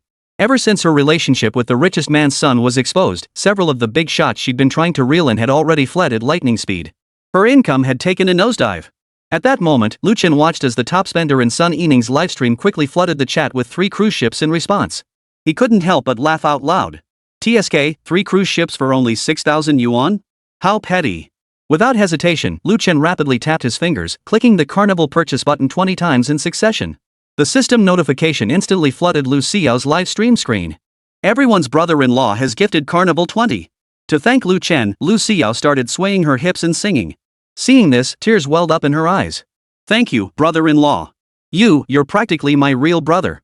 On the other side of the live stream, Sun Yining's smile had vanished. Even though the popularity has waned, a starving camel is still bigger than a horse. But since Big Brother wasn't voting, there was nothing she could do about it. Impressive, Yao Yao. I'll call this round yours. The chat flooded the screen like a tidal wave. Sun Yining actually back down? Ha ha ha ha. Brother-in-law is so awesome. The newbie streamer just took down the has-been queen. Has-been status. Sun Yining's just background noise now. Lu Xiao's big eyes sparkled brightly. She pressed her lips tightly together, barely suppressing her inner euphoria to keep from laughing out loud. Her roommate was absolutely right, clinging to Big Brother's coattails could change her fate. Meanwhile, on Lu Chen's end, system notifications kept ringing in his mind. Hearing the consumption intent value steadily climb, Lu Chen's lips curved upward in a faint, meaningful smile. Only in such a lopsided power dynamic could the deepest greed within the little streamer be truly ignited. After all, what woman doesn't crave fame? Without a second thought, Lu Chen casually threw another 30 carnival tokens. Brother-in-law, I'll dance for you. Whatever kind of dance you want to see, I'll learn it right now. Suddenly, the chat exploded with shouts. Make Sun Yiling call you daddy. Exactly. Once she loses the PK, don't think she'll get away that easily. Haven't seen Sun Yining stream in ages. Probably broke and came here to make a quick buck, huh? Brother-in-law is so awesome. Lu Xiao, who faced a PK battle on her very first day streaming, was startled by these comments and hurriedly waved her hands. No, Sister Yining is a senior. It was one thing for these netizens to rant in the chat. She couldn't let receiving these massive gifts go to her head. After all, Sun Yining still had massive popularity. She was just an ordinary sophomore nursing student. If she faced large-scale cyberbullying, she definitely wouldn't be able to handle it. Go change into black stockings and do a sailor dance. Lu Chen had spent so much on gifts, naturally wanting to see something special. When Lu Xiao saw her brother-in-law request a sailor dance, her ears instantly flushed crimson. Black stockings? Sailor dance? Do I have to change now? The livestream's viewer count skyrocketed past 5k plus, and the chat exploded again. Change. Bro-in-law is so awesome. Love seeing black stockings. A brother-in-law who blesses netizens everywhere is the real deal. Lu Xiao slowly rose to her feet, her fingers clenched tightly around the hem of her skirt. Dancing in black stockings. Oh my god, how embarrassing. My roommate said that as a streamer, you'll eventually have to go through this, but... She glanced up at the total gift amount in the livestream, 1.07 million elang. Go for it. How many chances at overnight riches does life offer? Everyone, give me 5 minutes. Just as the screen went black, Lu Chen faintly heard the rustling sound of fabric being pulled. This little girl is quite obedient. Chapter 25, Sun Yining, I've got you covered. Sun Yining stared at the student across from her, dressed in a nurse's uniform. Just because someone had sent a few gifts, she was about to slip into black stockings. Disdain filled her heart, and a sneer involuntarily curled her lips. Bowing down for money again. Just then, a few comments drifted through the live stream. Sis Yining's aura is crushing. Sun Yining felt a flicker of satisfaction. She absent-mindedly fiddled with her earring. Such praise barely registers with her now, she can't even be bothered to respond. Back in the day, her livestream was flooded with comments, the screen packed with praise and adoration, gift effects popping up non-stop. How different from this current, cold and quiet state. Recalling her year-long hiatus, Sun Yining felt nothing but bitterness. Truth be told, she despised men to the extreme. Her sudden return to streaming stemmed from 2 reasons. First, she simply couldn't let go of her internet career. After years in the live streaming industry, she'd grown accustomed to life in front of the camera and lacked other viable means of support. Second, her failed investment in a new energy company had wiped out all her savings. But life must go on. She had no choice but to pick herself up and face the camera once more. Just as she was still wallowing in regret over her investment failure, a string of golden fireworks effects suddenly exploded across the screen in the opposite livestream. Sun Yining stared in disbelief. It was 50 supreme gift cannons. 50? Over 330,000 credits, just casually tossed at a newcomer? This person must be out of their mind. Her breathing quickened involuntarily as a surge of intense resentment welled up inside her. She instinctively glanced at her livestream's top donors list. The ID of her number 1 donor was grayed out. Those once generous patrons who'd showered her with gifts now seemed to have vanished into thin air. She had privately messaged them all in the group chat about today's stream, yet they were all pretending not to know. Don't expect me to give you any favors from now on. Back in her heyday, the big spenders would throw money around like crazy in the livestream just to make her smile. Hundreds of thousands in gifts flew out without a second thought. But now? Just a few scattered gifts here and there. Sis sure is lucky, huh? Sun Yining forced a smile, suppressing her resentment and jealousy. Before she could finish her sentence, a wave of mocking comments flooded the chat. The has-been queen, stop pretending. Your stream's viewership has dropped to 30,000. What's the point of acting all high and mighty? Oh my, isn't this the washed-up influencer? Why is she streaming today? Must be broke, coming back to scrape by. Reading these comments, Sun Yining seethed with frustration. She used to be the top star on Douyin, adored by countless fans. When had she ever endured such humiliation? But now, she couldn't even argue back. The bleak viewership and sparse gifts in her livestream were proof enough. No way. Today was her comeback battle on Douyin. She had to make a strong first impression. Steeling herself, Sun Yining suddenly softened her tone. Family. As she spoke, a glistening film formed in her eyes, a deliberately crafted look of helpless vulnerability. Yining's back today, could you guys bear to see me bullied? Playing the victim, she'd worn this tactic thin 3 years ago, but she knew these men were still susceptible to it. Sure enough, the chat exploded instantly. Protect Yining. Guys, let's storm the rankings. Oh my, Yining's being cute. This is rare, so rare. If she'd done this earlier, I'd only send gifts to you, big bro. Seeing the responses in the bullet chat, Sun Yining sneered inwardly. These stinking men were still so easy to manipulate. The special effects of a few cruise ships barely held up the scene, but the 20 supreme gift cannons the other side immediately unleashed felt like a resounding slap across her face. What gives? When I went live, that girl was still cramming her nursing textbook. And sure, she's got a better figure than me, but I'm clearly prettier. Are the viewers on the other side blind? Sun Yining grew angrier the more she thought about it. I refuse to believe this. That guy on the other side is so mean. Sun Yining suddenly let out a coy little laugh, her fingertips tracing her collarbone with a hint of allure. How about this if our team wins? She deliberately drew out her words, her eyes fixed on the rapidly climbing guardian points in the live chat. I'll wear black stockings and dance to Love Loop. How about that? These losers are just waiting for this, right? My brother-in-law must want to see me win too, right? Sun Yining knew deep down that to win, she had to lower her standards. The livestream audience suddenly surged to 50,000, and gift effects finally flooded the screen. Sun Yining watched the narrowing gap in votes, a smug smile curling her lips. Brother-in-law. I'm all changed up. Lu Xiao's soft, velvety voice trembled slightly through the screen. Lu Chen watched as the girl timidly tugged at the hem of her short skirt. The black stockings dug into her thighs, leaving faint red marks. Pale skin tinged with rosy flush, sweet yet undeniably sexy. The bullet chat exploded in frenzy. Holy, I could lick those legs for a year. Brother-in-law is truly the voice of reason. Newcomer Godslayer. Entered into Douyin's history books. Meanwhile, the opposing comments section was already a bloodbath. Don't cry, Ningbao. We'll crowdfund for you. Has been old lady, don't try to ride the newcomer's coattails, okay? Bunny girl. Bunny girl. We want to see Ningning's bunny girl. Meanwhile, Lu Chen kept his head down, continuing to send gifts. Seeing the taunts in the comments like brother-in-law made sister Yiling cry, he snorted derisively. It's easy to go from frugality to extravagance, but hard to go from extravagance back to frugality. Even the former queen bee has to resort to flirtatious antics now. Looks like you're really strapped for cash, Yining. To be honest. Sun Yining's looks did stir something in him, and he'd been waiting for the right moment. Seeing her now in such a desperate state, he began to scheme. Sure enough, few women aren't tempted by money. As long as he exploited her financial need, she'd inevitably take the bait. The more successful the little streamer who stepped on you to rise becomes, the sweeter your resentment will be. Sun Yining, huh? Lu Chen, have you cornered? Chapter 26, your solution should be to please me. Lu Chen kept recharging and sending gifts. His thumb mechanically tapped the screen. Each crisp, decisive tap sent the numbers in Lu Xiao's livestream soaring with pinpoint accuracy. Simultaneously, it skillfully stoked the ever-growing urge to spend deep within Lu Xiao's heart. After all, Lu Xiao was just a nursing student, she'd never seen this much money before. It was only natural that her affection would rise rapidly. Meanwhile, from the neighboring livestream room, Sun Yining's instantly recognizable, sweet giggle echoed over. Thank you, Mr. Wang from AAA Building Materials, for the Lamborghini love you. Lu Chen stared at the real-time data bar pulsing on his phone screen. Lu Xiao's livestream viewers, 5,231. Sun Yining's livestream viewers, 52,000. The stark contrast in numbers, the glaring disparity in popularity, was plain to see. Soon, a stream of glaring, mocking comments began flooding Lu Xiao's chat. Any discerning viewer could tell these comments came from the fanatical viewers on the other side, those desperate to see Sun Yining dance in black stockings. You think a washed-up top streamer is someone a newbie like you can try to ride on? Brother-in-law's wallet must be running dry, huh? Why waste so many brushes on an amateur? Who doesn't want to see Ning Ning dance? Hey, hubby, throw Ning Ning some cash. Lu Chen glanced at these sycophantic comments and let out a faint, mocking chuckle. Lick dog, lick until you've got nothing left. The more you grovel and fawn over a woman without any boundaries, the more she despises you, trampling you underfoot.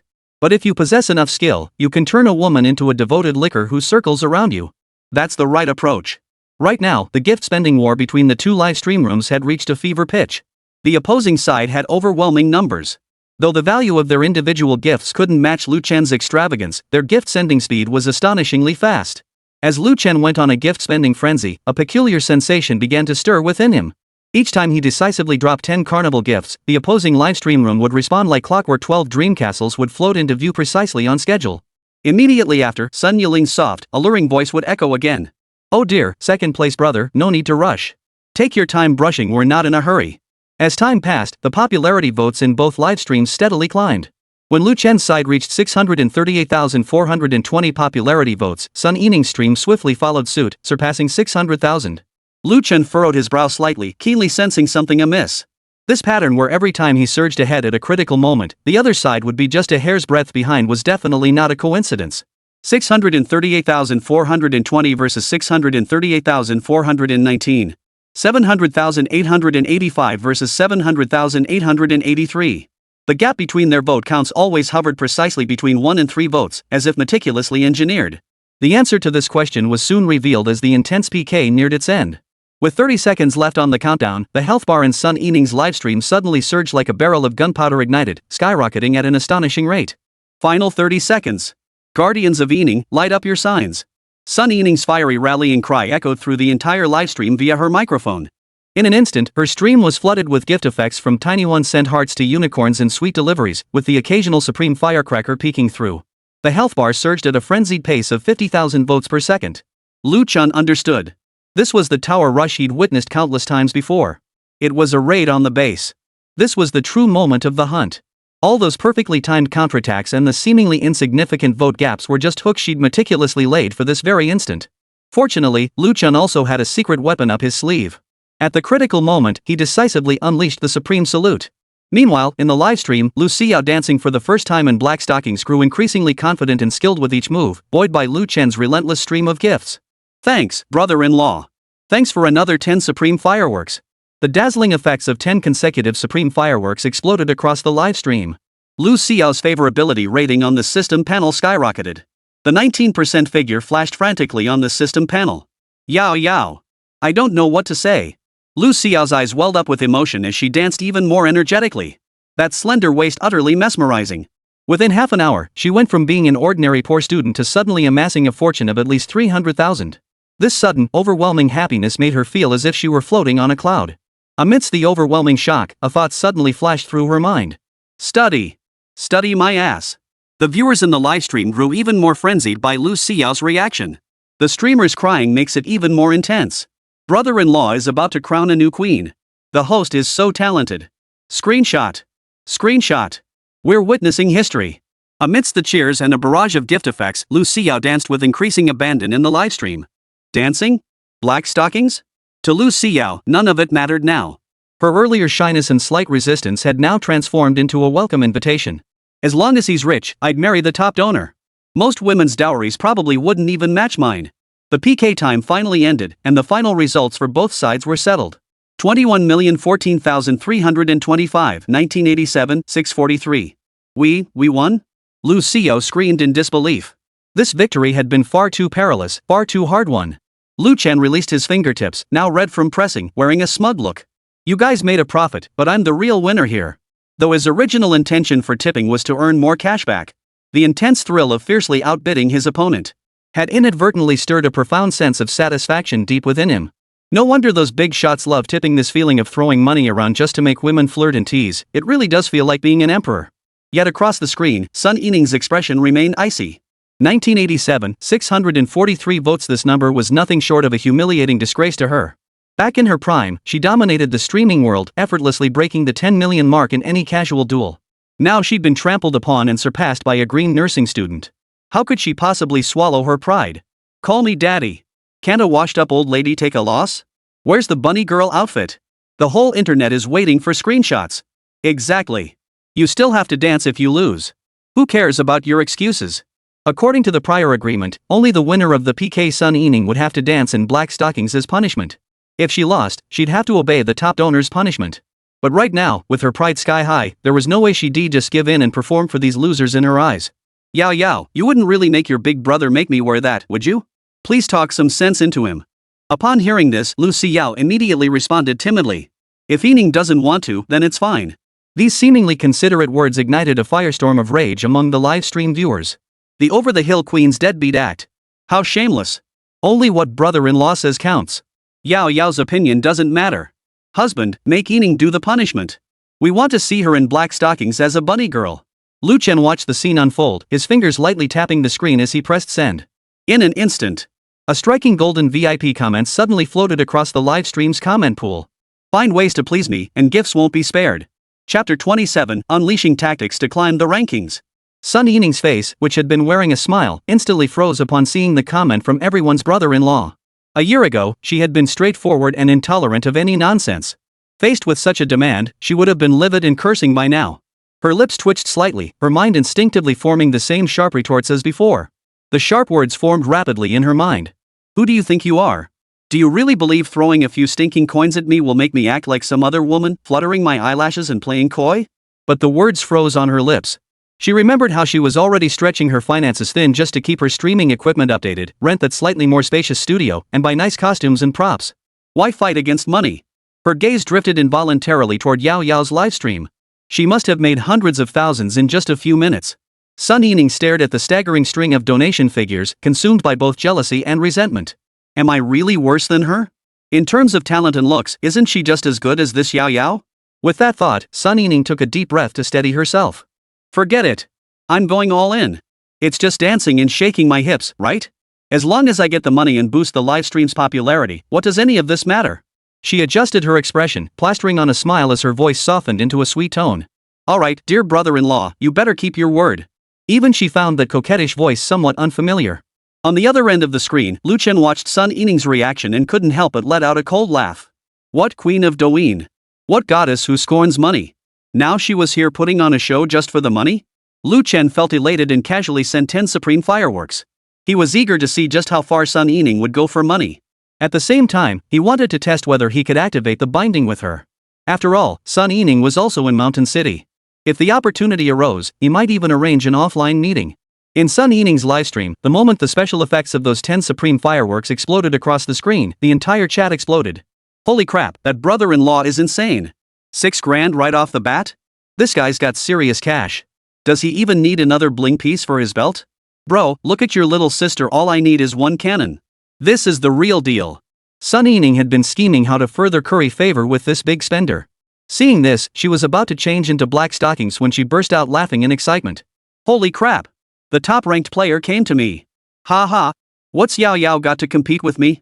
After her initial excitement, she quickly composed herself and addressed the camera again in a sweet voice. Thanks to all my fans for covering my medical bills. You guys rock. I'm just going to change clothes and be right back. Longtime fans in the livestream were stunned into silence by this scene. The Sun Yining they knew was always straightforward and never bowed to money. But this girlish demeanor was something they'd never seen before. In an instant, comments flooded the screen like a tidal wave. Holy crap, B-Man is seriously impressive. Yining actually smiled. I've been following Ningning for so long, and I've never seen her act so sweet with anyone before. Brother-in-law is seriously skilled. Brother-in-law is way more skilled at chasing women than that rich kid from before. All those guys trying to chase Ning Ning must be furious seeing this. Brother-in-law swooped in and won her over instantly. Brother-in-law is awesome. Looks like we'll have to stick close to him in Yin Nian's live streams from now on. As Sun Yining's praise spilled out, Lu Chen's side promptly received a system notification. The notification tone rang in his ears. Ding! Password verified. Detected goddess target meeting system criteria. Proceed with binding goddess number 5 Sun Yining? Lu Chen felt a surge of secret delight. Who'd have thought? Turns out even the so-called aloof goddess is just a slave to money. Bind. Name, Sun Yining 90 points. Visual appeal, influencer goddess equals 80 points. Affinity, 1%. Age, 26. Figure, 84 points. Personality, smooth operator. Total score, 88 points goddess. Willingness to spend, 5. Congratulations. Sun Yining has accepted your transaction. Current spending intent, 5. After consumption, settlement will be based on the highest return rate. Meanwhile, in another live stream room, Lu Xiao caught a glimpse of the screen showing that her top spender, the nation's brother-in-law, had suddenly switched to Sun Yining's livestream. Her heart sank instantly, a sense of foreboding washing over her. Immediately after, she saw the special effects of 10 supreme fireworks in Sun Yining's livestream. This scene made her inexplicably jealous. She bit her lip tightly, her eyes betraying a hint of disappointment and resentment. Though she was confident in her own looks, Sun Yining's reputation as Douyin's top female streamer was no joke. Having worked hard in the live streaming industry for years, Sun Yining had amassed a massive fanbase. Her diverse streaming style and outstanding talents were well known. Lu Xiao knew full well that generous patrons like everyone's brother-in-law were easily drawn to more famous top streamers. Though she'd mentally prepared herself, seeing her top donor actually flood another streamer's chat with gifts still left her feeling unsettled and vulnerable. She opened her mouth, about to mimic other female streamers and complain to the top donor. Like, "Hey, big spender, why'd you go to another stream? You're gonna make me sad." But the words stopped at her lips. She knew full well that big spenders generally dislike being tied down by streamers. The slightest misstep could upset them, potentially costing her this crucial sugar daddy. After a moment's thought, Lu Xiao decided to take a different approach. Her gaze fixed on the screen, a flicker of resolve passed through her eyes as her fingers danced swiftly across the keyboard. First, she proactively followed the everyone's brother-in-law account. Then, without hesitation, she sent him her WeChat ID along with a message. "Brother-in-law, here's Yao Yao's contact info. Looks like you're in Chongqing too, what a coincidence. If you're interested, we could meet up privately." After sending the message, she leaned back in her chair, feeling a bit anxious. She knew she couldn't match Sun Yining's fame, but she believed her enthusiasm and initiative would surely attract the nation's brother-in-law in other ways. If she couldn't match Sun Yiling's fame, did that mean she couldn't compete in other ways? Chen happened to be getting off the bus. He saw the WeChat ID and subtle hint Lu Xiao had sent. He was about to return to the livestream to shower Yao Yao with a few supreme fireworks gifts. Suddenly, Sun Yining, dressed in a black stocking bunny girl outfit, appeared on screen. Brother-in-law. Brother-in-law, do you like Ning Ning like this? Chapter 28, Black Stockings ignite the livestream. Sun Yining wore a playful bunny girl outfit, her fluffy tail swaying gently behind her, adding a unique allure. Her long, slender legs were tightly encased in the black stockings, radiating a deadly allure. Chen's muscles tensed at the sight of Sun Yining in black stockings. Holy! No wonder the system rated her looks at 90 points. With those black stockings on, she was a downright deadly siren. Sun Yining's fingers lightly hooked the edge of the stockings. The motion seemed casual, yet carried a hint of deliberate teasing. The instant she gave a slight tug downward, the numbers in the upper right corner of the livestream exploded like ignited rocket fuel, surging past the 80,000 mark in a flash. In an instant, comments flooded the screen like a burst dam. Holy! Ning really wore black stockings? Am I blind? I could lick those legs for 10 years. Big bro is so awesome. Ning Ning, you've changed. But I love it so much. When the sister-in-law's man steps in, Ning Ning instantly unlocks a new skin. Oh no, who can handle this? I'm diving right in. Twisted a couple times, Ning Ning. I'll shoot rockets right away. Yet amidst this frenzy, a few discordant voices emerged. Acting all pure and innocent before, but now you're shamelessly begging for money? Trolls, get lost. Ninger is just being professional. Sun Yining's peripheral vision caught the troll's comments, her smile growing sweeter, yet her fingernails dug deep into her palms without her noticing. Bunch of freeloaders. Shut up and enjoy the ride while you can. If it weren't for the money, I wouldn't be wearing black stockings for you losers to gawk at. Her current demeanor resembled a proud swan forced to bend its neck, yet stubbornly pretending to glide effortlessly. Brother-in-law, do you think I look nice today? She deliberately drew out the last syllable, her voice so sweet it could practically drip with water. Simultaneously, her fingertips traced the pattern of the stockings, slowly gliding toward the top of her thigh. The gesture was laden with innuendo, sparking wild imagination. This move instantly set off a new wave of frenzy in the comment stream. Ning Ning, please stop shaking. My health bar is empty. Typing with both hands to prove my innocence. Only you know if you're innocent or not. Bro, go for it. I want to see Ninger jump into the love loop. Sun Yining glanced at the gift bar, where only a few scattered fish and shrimp bounced across the screen, not even a decent fireworks gift. Sure enough, this crowd only knows how to freeload. Her gaze, however, was fixed on that national brother-in-law ID. That glittering golden name remained stubbornly silent. A flicker of panic stirred in Sun Yining's heart. What was going on? Why hadn't brother-in-law tipped yet? Was it because this outfit wasn't sexy enough? She hadn't been online in so long, and brother-in-law's actions had made her feel a bit insecure. It's Ning Ning's first time dressing like this. Brother-in-law, don't you think I look good? At that moment, Chen watched the long legs clad in black stockings swing back and forth before the camera on his phone screen. Sun Yining pretended to be shy, tugging at her rabbit tail as she acted coy. So affected. Suddenly, the humiliating memory surfaced when he'd once sent her a 100 yuan gift only to be cursed as a broke loser and forbidden from ever sending gifts again. Memories overlapped. A surge of vengeful satisfaction shot through his chest. Didn't she hate men? Then why are you calling me brother so sweetly now? Shake that booty for me. Nationwide brother-in-law sends out supreme fireworks 20. Golden bullet screens exploded with dazzling effects. The entire livestream room was bathed in dazzling light. Congratulations, Sun Yining's affection has increased by 5%. The system notification chimed in Chen's ear. Sun Yining covered her mouth, but an exaggerated gasp escaped between her fingers. Oh my gosh. Brother-in-law, you're too kind to me. I love you to death.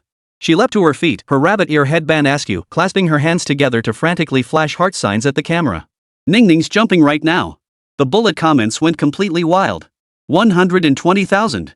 Does your brother-in-law own a gold mine? Ningning, shake it. I'm recording this for my social feed. This is what a livestream should be. Yao Yao next door is already crying her eyes out in the bathroom. Haha. Look at me, bro-in-law. My lowly voice can go all eep eep eep. Is there a spring in Ninger's waist? That twerking has me speechless. Unfollowed. Streamers these days will sell their souls for cash. Shut up, haters. Prove yourself and get your husband to drop 60k. Sun Yining tiptoed to the beat of Love Loop, her black stockings hinting at the curve of her hips. See? I'm still the queen of Douyin. Meanwhile, Lu Xiao's livestream fell into complete silence.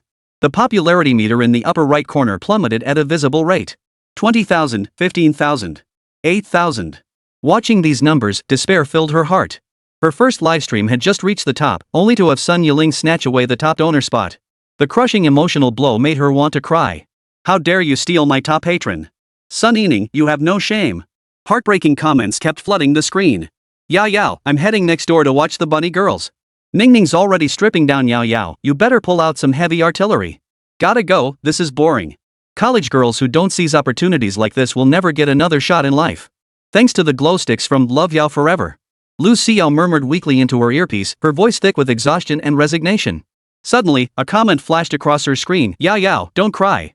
Your brother-in-law will be back soon. Come back? She stared at the dim ID of everyone's brother-in-law. That man was surely lost in Sun Yiling's black stockings right now.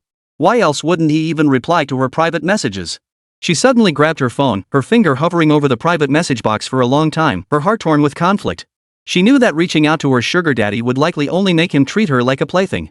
But the thought of Sun Yining's smug expression and her own current misery finally pushed her to press the send button. Brother-in-law, don't you want to see little Yao Yao? Whatever you want Yao Yao to do, she'll be obedient. This was a high-stakes gamble with her dignity on the line. She had no idea what outcome awaited her. But in this moment, she couldn't care less. All she wanted was to snatch Lu Chen back from Sun Yining. Chapter 29, The Most Scorching Burning Woman. Lu Xiao's private message, don't you want to see little Yao Yao, glowed with a faint blue light in the chat window. Little Yao Yao? Wasn't that Yao's sister? Lu Chen smirked triumphantly. The little fish has taken the bait, our first parachute streamer is in. Sun Yining's livestream blared with deafening dance music mixed with a woman's sweet, breathy sighs.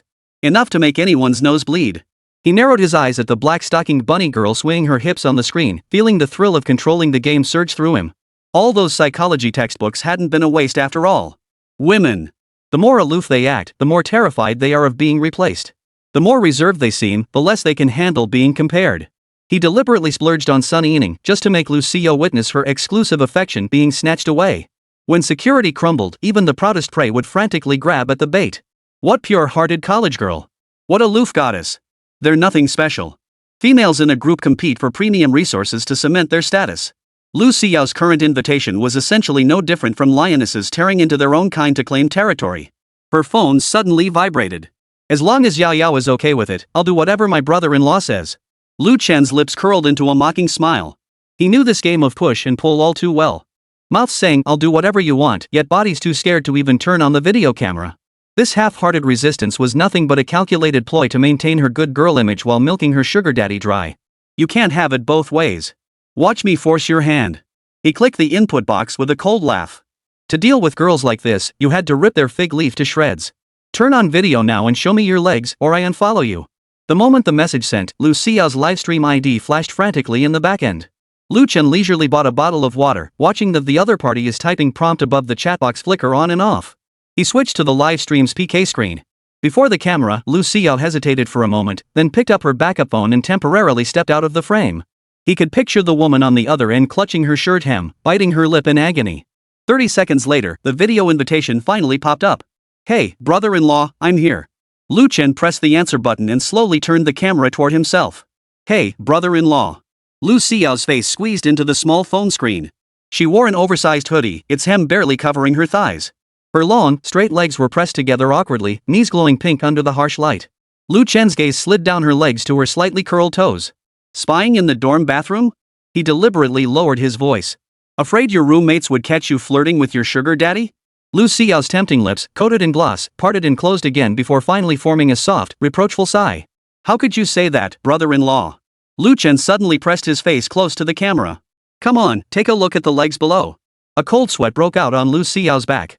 Huh? Didn't we agree to just look at the legs? Yeah, just the legs. What are you thinking? The phone mount teetered precariously on the edge of the sink, forcing her to stand on tiptoe to keep her entire body within the frame. The hoodie's collar slid to one side with her movement, revealing half a lace strap. Oh my god. This angle was too dangerous, another half-inch lower and she'd be showing too much. Is this okay, bro-in-law? When she registered her streaming account, she pored over every word of the contract terms for 3 days straight, terrified of falling into the trap of explicit streaming. But now? To win back her top patron, she's hiding in the bathroom showing off her legs. It's just my legs, after all. She closed her eyes, trying to convince herself. Sun Ying even wore a bunny girl outfit, why can't I go all out? When your rivals cross the line, your own shame threshold gets dragged down too. Her legs trembled as she spread them a fist's width apart, the hem of her hoodie lifting dangerously with the motion. Is that enough? The camera suddenly shook, zooming in sharply on Lu Chen's face. Only then did Lu Xiao notice his strikingly handsome, mischievous eyes, a hint of teasing hidden in the shadows cast by his brow. So the mysterious benefactor who'd showered her with hundreds of thousands was actually a young, handsome man. Worth it. The thought shot through her mind like wildfire. Had it been a greasy middle-aged man, she might have been disgusted to the point of nausea. But facing this face, even shame was coated in a layer of sweet ambiguity. Not bad. Want to come find me in the mountain city? But Yao Yao wants to win this PK first. She tilted her head and batted her eyelashes, her toes shyly curling and unfurling like a cat tentatively extending its claws. Lu Chen nearly laughed out loud. This woman was even posing while bargaining. He deliberately stayed silent for a long moment before speaking lazily. Helping you win the duel is no problem. When will you come to the mountain city? I'll treat you to the sunrise. Lu Xiao flushed crimson. Watching the sunrise? She knew exactly what he really wanted. The subtext was painfully obvious, he clearly wanted her to drop by. Once my brother-in-law helps me win, I'll book a flight today. The moment the words slipped out, she was startled by her own decisiveness. Turns out her so-called boundaries were as flimsy as candy wrappers when faced with the urge to win. All those vows of never selling my body suddenly felt childish and laughable when she pictured Sun Ying wiggling her hips for the camera right now. Alright. Lu Chen hung up immediately, his eyes flashing with a hawk-like intensity. He clicked into Sun Yiling's livestream. Watching the screen flood with comments like "Boss, you're the man." He didn't continue showering Sun Ying with gifts. Instead, he swiftly switched to Lu Xiao's livestream, bombarded her feed with 100 supreme fireworks, then switched back to the chat page. Come to Shan City. Sure thing, bro-in-law. Love you to bits. With Lu Chen's financial backing, the second PK match was naturally won by Lu Xiao. He ignored the barrage of messages from Sun Ying. Because he decided to let this tsundere woman stew in her own juices for a while. He'd go spend more money on his sister-in-law to get cashback rewards. After all, among all the goddesses, his sister-in-law consistently delivered the highest critical hit rate. Sun Ying, however, had such low spending intent. It was practically zero. Lu Chen wouldn't indulge her. Are you kidding me? Not only does she not thank you for tips, but her spending intent is literally zero. That means I won't get a single penny back from my tips? Do you really think I'm some sucker in your livestream? But just as he tucked his phone back into his pocket, a red sports car suddenly slammed into him from the side. Holy crap! Fortunately, Lu Chen possessed superhuman physical prowess thanks to his invincible golden kidneys and the ability to foresee danger 3 seconds in advance. He sidestepped effortlessly. Otherwise, an ordinary person would have been either killed or severely injured. Lu Chen brushed the dust off his clothes and immediately turned to confront the driver. Are you blind? But when he saw the stunning woman stepping out of the car, he was utterly stunned. Holy crap! This woman was absolutely ripe. Just look at those sensual lips. She wasn't some ordinary young wife, but the kind of scorching vixen who'd set your blood boiling. Chapter 30, The Ultimate. The young wife stepped out of the car in black leather heels with red soles. Her slender waist could be encircled with one hand, while her upper body was clad in a form-fitting white shirt that accentuated her voluptuous curves. Her lower body was adorned with a form-fitting mini skirt hugging her pert, rounded hips. Lu Chen's eyes widened in astonishment. Her looks and figure were definitely above 90 points. If he could bind her, wouldn't he be raking it in big time? It would be a win-win situation. Bai Ying snapped out of her startled daze and looked up, meeting Lu Chen's unabashed gaze as he scrutinized her. Her brows instantly knitted together tightly, a wave of displeasure surging within her. What's with this handsome guy? How rude. Just because you're handsome and muscular doesn't mean you can stare at me like that. Bai Ying knew she was naturally beautiful. Ever since childhood, she'd constantly drawn the attention of the opposite sex whenever she walked down the street. Even women often looked at her with a mix of envy and jealousy. But the heat radiating from this man's gaze was unbearable. So intense it made her heart flutter. Tisk. Bai Ying let out a soft snort, her irritation growing. Instinctively, she covered the hem of her skirt with her hand and shifted slightly to the side. Simultaneously, she cleared her throat softly, attempting to remind Lu Chen of his behavior. Ahem. Lu Chen sheepishly averted his gaze. He'd lost his composure. Lost it completely. Anyone would have to take a second look at such a stunningly beautiful young woman with a figure to die for. He'd seen Lu Xiao's flawless figure and Sun Yining's striking beauty. But Bai Ying? She possessed both in equal measure a first for him. Still, he'd already looked, and since she'd been the one to cross the line first, he felt even more justified. Lu Chen adjusted his attire, stepped forward, bowed slightly, and extended his hand to Bai Ying. My name is Lu Chen. What might I call you? Bai Ying. Bai Ying replied briefly, her tone tinged with caution. Lu Chen silently repeated the name in his mind, thinking to himself, what a beautiful name.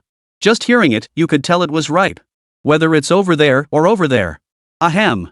He extended his hand, intending to shake Bai Ying's. Bai Ying hesitated for a moment before extending her hand and gently clasping his. Lu Chen felt his hand touch something smooth and tender. The delicate sensation stirred something within him. Meanwhile, Bai Ying was startled by the intense heat radiating from the man's palm. Strange? Bai Ying cast a suspicious glance at Lu Chen's broad palm. Why does my whole body feel like it's on fire just from one touch? Hey, lady, you need to watch the road when you're driving. Lucky I reacted fast. If it were someone else, what would you have done? Hearing this, Bai Ying's heart skipped a beat. He was demanding compensation. Despite driving a supercar, she simply didn't have the spare cash to cover such an expense. Her frantic driving stemmed from rushing to sell the car to settle debts. Her husband had secretly developed a gambling addiction at some point, embezzling huge sums from the company. After losing everything, he'd fled overseas, leaving her alone to face the debt collectors. The villa had already been mortgaged, and now she was still millions in debt. She simply didn't have the money to compensate Lu Chen. At this thought, Bai Ying's heart swelled with resentment toward her husband. It was all that damn man's fault. If not for him, she wouldn't have ended up in such a miserable predicament. They'd been married 5 years, yet for at least 4.5 of those, she'd lived as if widowed. Her husband was never home, and later, she couldn't even catch a glimpse of him. If it weren't for the court's enforcement order landing on her desk, she would never have known the huge mess her husband had caused out there. If she'd known back then, she would have found a handsome, strapping young man like the one before her now to have some fun with. Why waste her life waiting for that good-for-nothing husband? Sorry about that. How about this, I'll give you 500 for medical expenses. Is that okay? Bai Ying spoke cautiously, her large eyes brimming with pitiful innocence. Lu Chen didn't agree immediately, instead falling silent. He was racking his brain, trying to figure out how to bind this enchanting creature to him. Missing this opportunity would be a real shame. But to Bai Ying, his silence was misinterpreted as him finding her offer too low. A wave of helplessness washed over Bai Ying. She had run a red light and nearly hit someone she was clearly in the wrong. After a moment's hesitation, she gritted her teeth and cautiously offered more money. I only have 1,000 yuan left, handsome. I really don't have any more money. Don't be fooled by my supercar, it's about to be repossessed. By the end of her sentence, Bai Ying's voice carried a faint tremor. Lu Chen's eyes lit up instantly upon hearing this. No money? Perfect. No money meant this would be easy to handle. Money isn't necessary. Lu Chen smiled faintly as he pulled out his phone and displayed a QR code. Add me on WeChat. Just treat me to a meal next time. Of course, he also casually revealed his WeChat balance. Transferring money from Alipay to WeChat was just a thought away for Lu Chen. Bai Ying gazed at the QR code Lu Chen held up, her heart brimming with gratitude. Especially after seeing the long string of numbers in his balance. She was utterly astonished. Holy cow, this handsome guy is so rich? Why couldn't she have met such an outstanding man 2 years earlier? The more she thought about it, the more wrong she felt, her eyes welling up slightly. Lu Chen noticed Bai Ying staring blankly at him, so he waved his phone in front of her face. What's up, beautiful? Not interested? Bai Ying snapped back to reality, her pretty face flushing instantly. Six-pack abs. Oh, no, I mean, young man, I'm so sorry. I'll add you. The moment the words left her mouth, she wished she could sink into a hole. How could she have said something so embarrassing? Lu Chen couldn't help but laugh at Bai Ying's words. No wonder she was spacing out. Turns out she was thinking about something else entirely. Looks like my chances with her just went way up. Bai Ying kept her head down, her fingers fluttering nervously across her phone as she added Lu Chen on WeChat.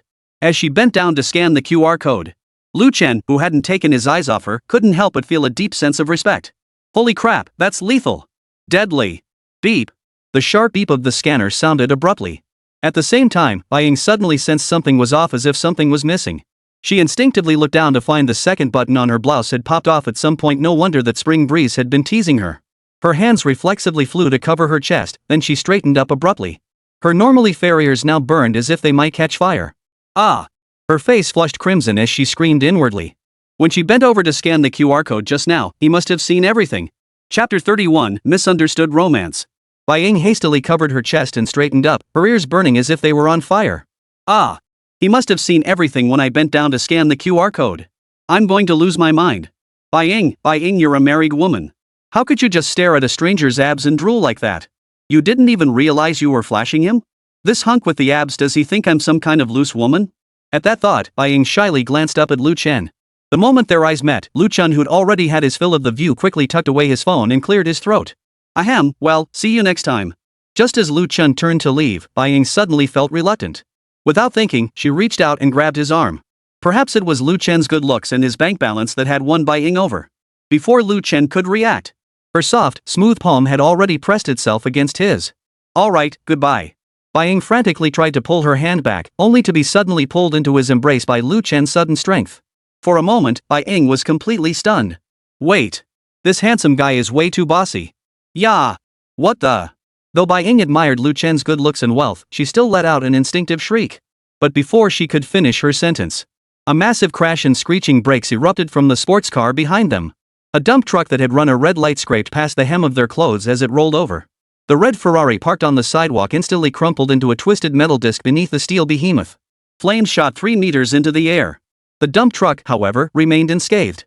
The Ferrari was reduced to a pancake. Boom! Amidst a dizzying whirl of motion, Bai Ying, tightly held in Lu Chen's arms as they rolled several times, finally came to a stop. Only when Lu Chen hoisted her horizontally did Bai Ying realize.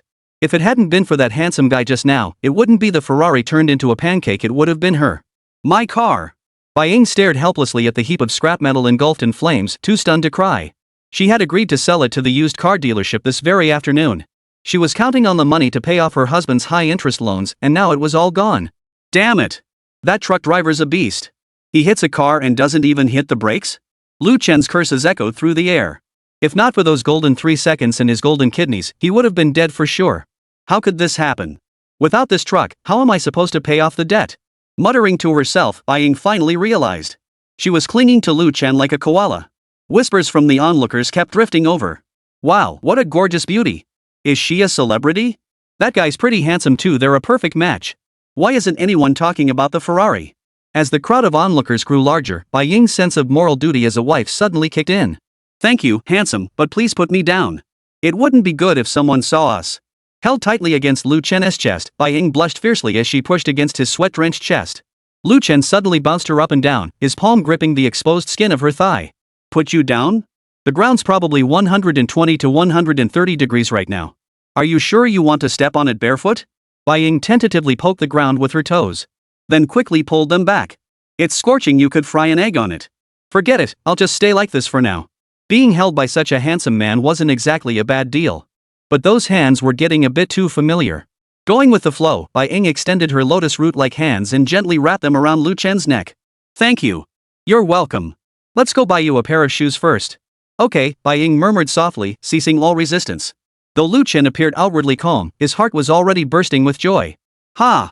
The chance to bind the goddess was finally here. So, he scooped Bai Ying into his arms and strode briskly through the crowd of onlookers. As for Bai Ying, her face was buried deep in the crook of Lu Chen's neck, stealing whiffs of the hormones radiating from Lu Chen's body. Lu Chen carried Bai Ying into the pharmacy, where the cool air conditioning breeze hit their faces. Her ankle was badly swollen, the pain making her frown. Doctor, sprain medicine, ice packs, and a pair of slippers. Lu Chen gently set her down on the waiting chair before turning to find the doctor. Bai Ying rubbed her reddened ankle while glancing sideways at his tall, straight figure. What a wonderful man. Too bad he's not mine. Young lady, you're truly blessed. The elderly doctor, arriving late, pushed up his reading glasses and approached to examine the bone, smiling with a meaningful look. Young men this devoted to their wives are a rare sight these days. Bai Ying felt her ears burn and lowered her head without a word. She dared not tell the doctor that she and Lu Chen had only met half a day ago, nor did she want to mention her family's debts. Lu Chen, however, paid the bill without hesitation. He turned to her and asked, "Can you walk? Or should I carry you?" "No, thank you. I need to head back first." Bai Ying shook her head, trying to steady herself against a shelf to stand up. But her legs gave way, and she nearly stumbled. Lu Chen quickly wrapped his arms around her waist and lifted her up, carrying her out. Stop being stubborn. Let's go. Bai Ying leaned against his shoulder, catching the faint fragrance on his clothes completely different from her late husband. She stole a glance at Lu Chen's handsome profile, her heart suddenly racing. As they passed a bubble tea shop, Lu Chen paused. Want something sweet? It might ease the pain. Bai Ying was about to refuse when her stomach growled loudly. Her face flushed as she whispered softly. A strawberry milkshake will do. While waiting for their drinks, two girls in school uniforms whispered nearby. That lady's boyfriend is so handsome. Like the male lead in a romantic drama. Bai Ying buried her face against Lu Chen's chest, her fingers digging into the fabric of his t-shirt. She knew she should push the stranger away, but his embrace felt so warm enough to remind her of 3 years ago, before marriage, when she was still a spoiled little girl. Lu Chen glanced at Bai Ying, whose body temperature seemed slightly off, and suddenly asked, You're married, right? Bai Ying stiffened. Just then, her phone buzzed. A text message popped up on the screen. Pay back the money by 10 p.m. tonight, or I'll chop off your husband's fingers. Seeing the debt collection notice, Bai Ying quickly handed the milk tea back to Lu Chen. I have to go now. Bye. Watching the young woman's retreating figure climb into the taxi, Lu Chen clicked his tongue in regret. Hey! Why didn't I get a chance to bind it? Without genuine praise after spending money, the binding code couldn't be activated. Lu Chen could only look for another chance to win Bai Ying over later. He dialed his sister-in-law's number. Unfortunately, her phone was constantly busy. Fortunately, just then, Ji Xiaoyu, finally awake, called him herself. Lu Chen, where are you? I'm bored out of my mind. Come hang out with me. Chapter 32, The Saleswoman's Uniform Temptation. Lu Chen hailed a cab and headed over after receiving Ji Xiaoyu's call. After all, the first phase of his mission spending 1 million yuan on Ji Xiaoyu wasn't complete yet. Back at the apartment complex, he pulled out his keys and unlocked the door. Ji Xiaoyu, who had just gotten up, was cooking while wearing black stockings. She glanced back at Lu Chen, her voice dripping with allure. You're back. Sit down. Dinner will be ready soon. No rush. You must be exhausted from yesterday. Lu Chen smiled as he walked over, gently wrapping his arms around the voluptuous Ji Xiaoyu from behind. Stop it, I'm cooking. My daughter Shui will be back soon. Ji Xiaoyu's daughter, Chen Shui. Currently in her first year of high school. Today was Saturday. Freshmen only have half-day classes on Saturdays. Lu Chen's hands started wandering again. Ji Xiaoyu bit her moist lower lip, her voice tinged with pleading. Lu Chen, it hurts. Can we do it next time? Besides, Xiao Shui really will be back soon. Oh? Lu Chen didn't pause his movements, his palm rubbing up and down against the stockings. Her words said no, yet her body pressed so tightly against his. Divorced women really were something else. His rough thumb pressed beneath her t-shirt, grinding against her soft skin as he moved downward. You really don't want it? Ji Xiaoyu let out a soft moan, her eyes glistening with desire. Unconsciously, she reached out and turned the exhaust fan to full blast. Gently, the neighbors might hear. Relax, I know my limits. But just as their passion reached its peak, the security door suddenly rattled with a knock. Since the front door had just been replaced today, her daughter Chen Shui's key wouldn't open it. Ji Xiaoyu, whose eyes had been clouded with desire, snapped back to reality. Her gaze flickered with panic and embarrassment. Soon after, her daughter Chen Shui called. It's Shui coming back. Lu Chen, put your pants on. Her voice carried a hint of urgency as she spoke, struggling to free herself from beneath Lu Chen. Lu Chen cursed inwardly. How incredibly unlucky. Oh well, it's already happened. There'll be plenty of chances later. Ji Xiaoyu turned her back to him and hurriedly adjusted her clothes. Her S-shaped waist and hips were exceptionally alluring. Lu Chen watched her retreating figure and suddenly thought of Bai Ying, that fiery woman. TSK. If Ji Xiaoyu was already this irresistible, Bai Ying's waist, he couldn't even imagine. He made a silent resolution. Next time, he'd buy 10 boxes of black stockings just in case. Just as Lu Chen finished fastening his belt, when Ji Xiaoyu's daughter, Chen Shui, walked in. Shui, this is. Just as Ji Xiaoyu was about to introduce Lu Chen to her daughter, she suddenly heard Chen Shui ask in delight. Big brother? Do you remember me? The day before yesterday, you ordered food for me. Chen Shui's face lit up with an innocent smile. Oh, aren't you the little girl who sang that day? Lu Chen also recognized Chen Shui as the girl who had been singing at the barbecue stall that day. Who would have thought? This talent for street performances truly runs in the family. Fate. Truly wondrous. Hurry up and sit down. Dinner's ready. Let's talk. Ji Xiaoyu motioned for Lu Chen and her daughter Chen Shui to take a seat. Meanwhile, Ji Xiaoyu introduced Lu Chen to her daughter as her college classmate. She even pulled out their college graduation photo as proof. As they neared the end of their meal, Lu Chen finally couldn't resist asking out of curiosity. Xiaoyu, you're 28 this year, right? So how come your daughter is already in her first year of high school? Ji Xiaoyu glanced at Chen Shui, hesitating to hurt her daughter's feelings. But 16-year-old Chen Shui explained openly. I was adopted by my mom from an orphanage when I was 10. Sorry about that. No problem. Try my mom's braised pork, it's delicious. After dinner, while Ji Xiaoyu was washing the dishes, Lu Chen proactively suggested buying a house near his daughter's school to give to her. Ji Xiaoyu dismissed it as mere boasting and didn't take it seriously, so she agreed. Sure, if you can afford it, go ahead. Ji Xiaoyu shook her hands, still dripping with dish soap, sending droplets splashing onto Lu Chen's arm. This Lu Chen, still spouting big talk like he did in college, locked the door. The three of them set off together. After about 10 minutes, they arrived at the sales office. Welcome. The receptionist's fingers, adorned with bright nail polish, kept swiping across her phone screen, scrolling through short videos. She didn't even lift her eyelids, just mechanically uttered the greeting. She merely glanced at their attire out of the corner of her eye. Enough to guess these were just another bunch of broke folks looking to ride the air conditioning. Ji Xiaoyu clutched her daughter's hand tightly as she moved toward the model display area, her steps slightly stiff. In the distance, several salespeople were surrounding a pot-bellied, balding man with fawning smiles plastered on their faces. Their obsequious laughter could be heard from afar. The principle of judging people by their appearance was universally consistent. Lu Chen, who had been ignored for ages, frowned, considering switching to another property. Just then, a faint yet unmistakable scent of Chanel No. 5 wafted over, instantly tickling Lu Chen's nostrils. May I assist you, sir? A cool, magnetic voice with a mature allure sounded beside him. HM? Lu Chen's heart skipped a beat. That voice was irresistibly alluring. He spun around, his gaze first landing on a pair of long, shapely legs encased in black stockings. The smooth, taut curves radiated a deadly allure. Her gaze involuntarily drifted upward along the form-fitting, cinched waist uniform, finally meeting the two pools of watery light beneath the rimless glasses. The woman before him bore brows like distant mountain peaks, her gaze radiating an innate coolness and sharpness.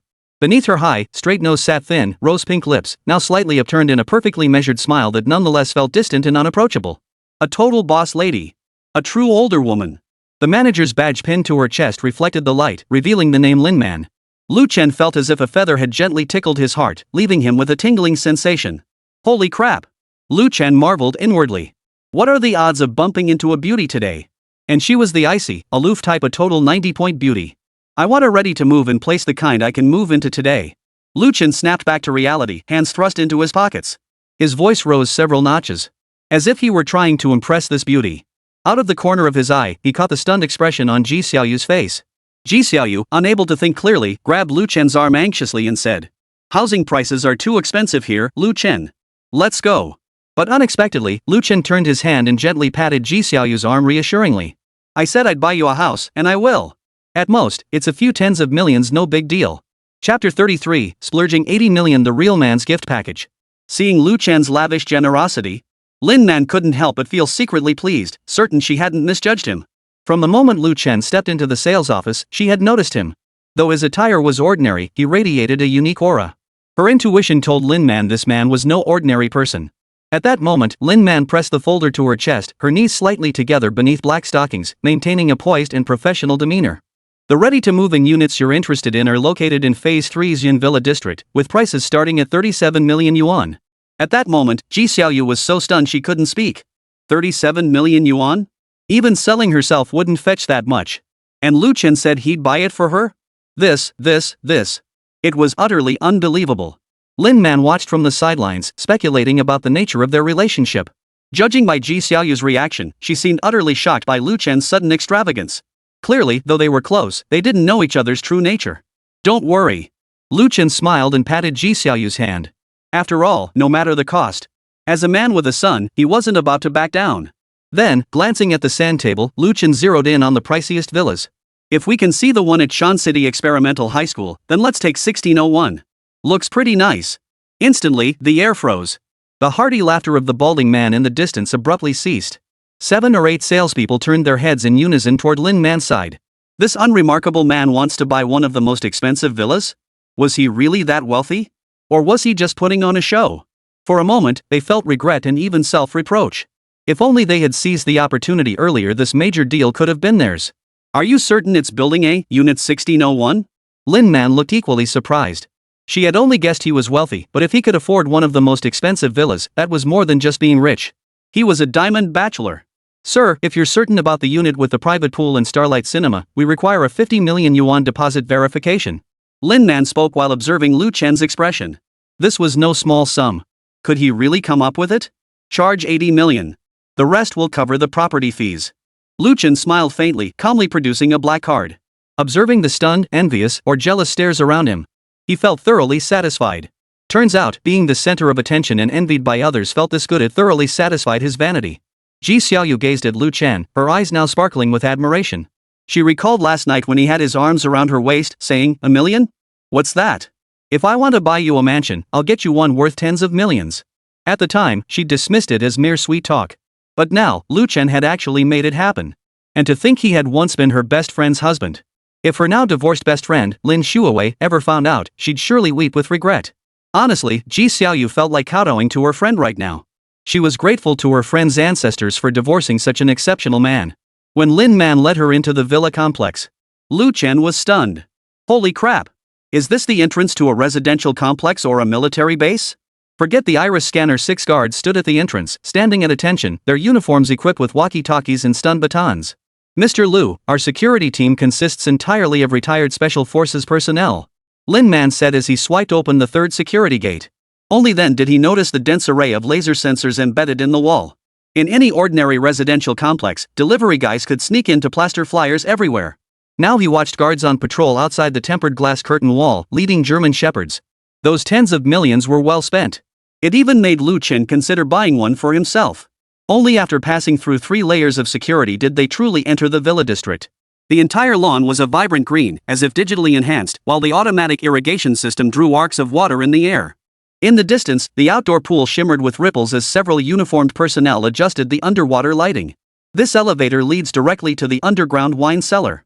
Level B2 features a bulletproof safe room. Watching the bulletproof gate descend slowly behind the tempered glass, Lu Chen suddenly understood why the wealthy loved buying mansions. This wasn't a house, it was a castle fit for nobility. Compared to these grand villas, the ordinary residential buildings in the neighborhood seemed utterly unfit for human habitation. Ji Xiaoyu followed behind. Upon seeing the villa's opulent interior, she was utterly astonished, a flicker of delight crossing her face. The private pool, like the bathtub, maintained a constant temperature. The basement Starlight Cinema boasted IMAX-level visual effects. Ji Xiaoyu glanced back at Lu Chen, feeling an inexplicable sense of reassurance. Money really is wonderful. Having a wealthy man to lean on is even better. The master bedroom is upstairs. Lin Man's voice cut through Ji Xiaoyu's thoughts at just the right moment. Ji Xiaoyu looked up. The spiral staircase's handrail was edged in gold, winding upward with an air of noble mystery. She followed Lin Man, climbing the stairs step by step. As she pushed open the balcony door, a mountain breeze rushed in, sending a shiver down Ji Xiaoyu's spine. Back then, to get her child into this school. For 3 whole months, she had lingered outside the principal's office almost every day, humbly pleading for a chance to enroll her child. Now, those academic buildings that once made her bow and scrape seemed as close as models at her feet. This stark contrast left her heart racing for a long time. After viewing the property for 2 or 3 hours, they returned to the sales office. Lin Man gently pushed the pen and purchase contract toward Lu Chen. Her eyes stole glances at the young man dressed head to toe in designer labels. She'd met many wealthy people, but someone like Lu Chen who bought a 50 million yuan villa without batting an eye was truly a first. "Mr. Lu, here is the purchase contract. If you confirm everything is in order, please sign here." Lu Chen's slender fingers tapped the contract before he suddenly looked up and asked, "Is the unit next door for sale?" "Yes, it is. That unit has better natural light, but..." Lin Man was cut off mid-sentence. "Let's buy that one too." Seizing the moment while Ji Xiaoyu was in a generous mood, he wanted to strike while the iron was hot and buy more units for cashback. Lu Chen pulled out his black card and placed it on the table. Lin Man's hand trembled as she held the contract. "No way?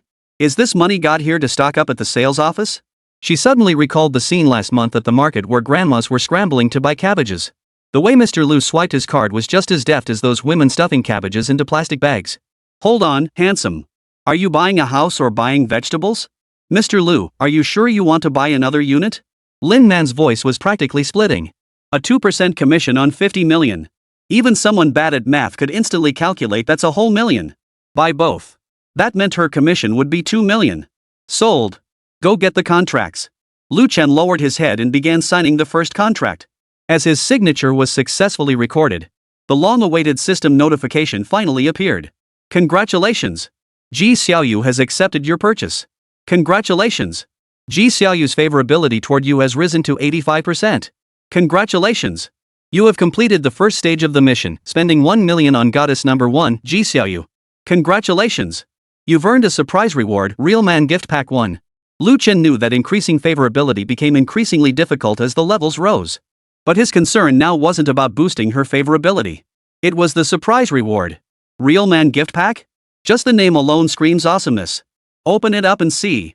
Chapter 34, The Fountain's About to Erupt. Unlocking the Gift Pack. Tonzi, this reward has such a badass name. Don't let me down.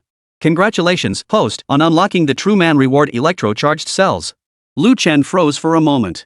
Electrical discharge cell? This counts as a reward? For a moment, he was utterly baffled. He understood both discharge and cell, but putting them together left him utterly baffled. What exactly could a discharge cell do? Sir? A mature, authoritative voice interrupted Lu Chen's thoughts from the side. He smiled and turned his head to see Lin Man offering him a wet wipe. As she handed it over, her pale, slender fingertips brushed lightly against the back of Lu Chen's hand. ZZZZT. In that instant, a blue-purple electric arc flashed across the point where their skin touched. Though fleeting, Lu Chen caught it perfectly. Lin Man jerked her hand back as if scalded. The folder she'd been holding spilled out uncontrollably, papers scattering in a flurry across the floor. Sorry, probably static. Lu Chen reacted swiftly, his face softening into an apologetic smile as he bent down to help Lin Man gather the scattered papers. The moment his palm touched Lin Man's forearm, an odd tingling sensation shot through his nerve endings, racing straight to his brain. Simultaneously, a system interface suddenly popped up before his eyes. Electrical discharge cell. Passive skill electrifying gaze automatically releases microcurrents during hormone secretion, significantly boosting attraction from the opposite sex. Effective on goddesses, rated 80+, ineffective on ugly women. Seeing the words ineffective on ugly women, Lu Chen nearly burst out laughing. You're a total looks-obsessed dog, aren't you, you system? To automatically classify women below an 80 as ugly, what a bizarre standard. But upon reflection, this actually had its perks. At least it would spare him from being harassed by women who didn't meet the system's so-called goddess standards, saving him a lot of trouble. Yet the system instructions were far from finished. Lu Chen's gaze slid further down. Active skill 100,000 volts, generates electricity through movement and discharges it. Maximum release intensity is tied to the host's stamina current cap, Pikachu level. Ha? Lu Chen frowned slightly upon reading this description. Discharge? Through movement? Does that mean any kind of movement? A flurry of peculiar thoughts flashed through his mind. Just then, his gaze drifted unintentionally toward Ji Xiaoyu nearby. Spotting the faint pinch marks on her leg, images suddenly flashed through his mind, and a faint, almost imperceptible smirk involuntarily spread across his lips. Ha. I wonder if this kind of sparking is possible. Lu Chen's thoughts grew increasingly twisted. Ji Xiaoyu, standing nearby, caught Lu Chen's gaze and that sly smile without meaning to. As if instantly understanding his thoughts, her normally fair complexion flushed crimson. She silently scolded him in her mind. Shame on you, Lu Chen. How could he stare like that in front of Xiao Shui? Yet, she felt strangely unsettled. Why did she feel a tingling sensation throughout her body when she met Lu Chen's deep, piercing gaze this time? Whenever his gaze fell upon her, it was as if all her strength had been drained away. This feeling was even more exhilarating than last night's pleasure. The thought made her quickly lower her head. Daring not to meet Lu Chen's eyes again, she feared she might once more become so weak-kneed she couldn't stand steady, just like last night. Lu Chen had already helped Lin Man to her feet. As he straightened up, he noticed the reward description for this Real Man gift pack actually had a follow-up. Holy crap! When did Brother Tong become so considerate? 1 reward, 3 effects. So completing the system's stage tasks came with such generous rewards? Hidden skill bioradar detects the flow of any electrical current within a 10-meter radius. Lu Chen finished reading and a satisfied smile spread across his face. Not bad, not bad. Each of these 3 skills is more practical than the last, each more appealing than the previous. Especially that passive skill, electrifying gaze. It's nothing short of a god-tier skill. Let me ask you this. What man wouldn't want to be irresistibly charming, making goddesses swoon at his feet? Just imagine the scene, a single glance sending countless goddesses into a frenzy. Just thinking about it made Lu Chen feel incredibly thrilled. Mr. Lu? Lin Man's voice reached him again, this time tinged with an inexplicably coquettish tone. As she leveraged his strength to rise, her entire body pressed almost completely against Lu Chen's chest. The cool, rimless frames of her glasses brushed lightly against his Adam's apple. Lu Chen could distinctly feel her rapid breaths against his collarbone. The warm breath made his body stiffen slightly. Whoa! Had this mesmerizing gaze effect taken hold so quickly? This sensation of a goddess drawing near, almost as if she were flirting, was truly intoxicating. He cleared his throat softly, steadying Lin Man without a hint of emotion. Since you're throwing yourself at me, don't blame me for taking full advantage. After all, my stamina is rock solid. I could handle 10 more. Lin Man seemed to realize her own indiscretion. She quickly regained her composure. Ji Xiaoyu stole a glance and saw the seemingly intimate interaction between Lu Chen and Lin Man. A strange pang of bitterness welled up in her heart. She understood it herself.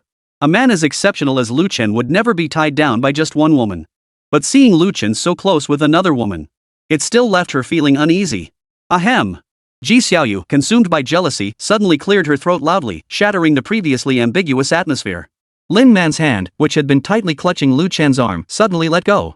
Her body stumbled uncontrollably, and she hurriedly reached out to steady herself against the nearby sofa. Oh my god, Lin Man.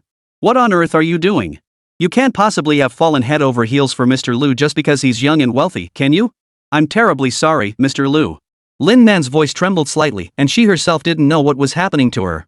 Ever since Lu Chen touched her just now, she felt as if her body had been struck by a strange electric current. Every time he touched her, she couldn't help but tremble. The primal force within her seemed on the verge of shattering. Chapter 35, The New Nurse. Witnessing the power of the discharge cells. Lu Chen maintained his gentlemanly demeanor on the surface. But deep inside, a beast roared with excitement. Awesome! The effects of this discharge cell were utterly astonishing. Even more potent than Wei Xiaobao's I love a stick of firewood. What if this effect were applied to that vixen buying? The thought alone. The image of that sultry vixen I encountered this morning flashed through my mind. Tonesy, you've really outdone yourself this time. With this god-tier skill, what kind of woman wouldn't be a piece of cake? But just as this thought formed in his mind, Lin Man suddenly apologized to him. Excuse me, Mr. Lu, I must step away. Here's my card, just add me. I have an urgent matter to attend to. Please coordinate with my colleagues for now. Lin Man fumbled through her handbag, pulling out a card and handing it to Lu Chen.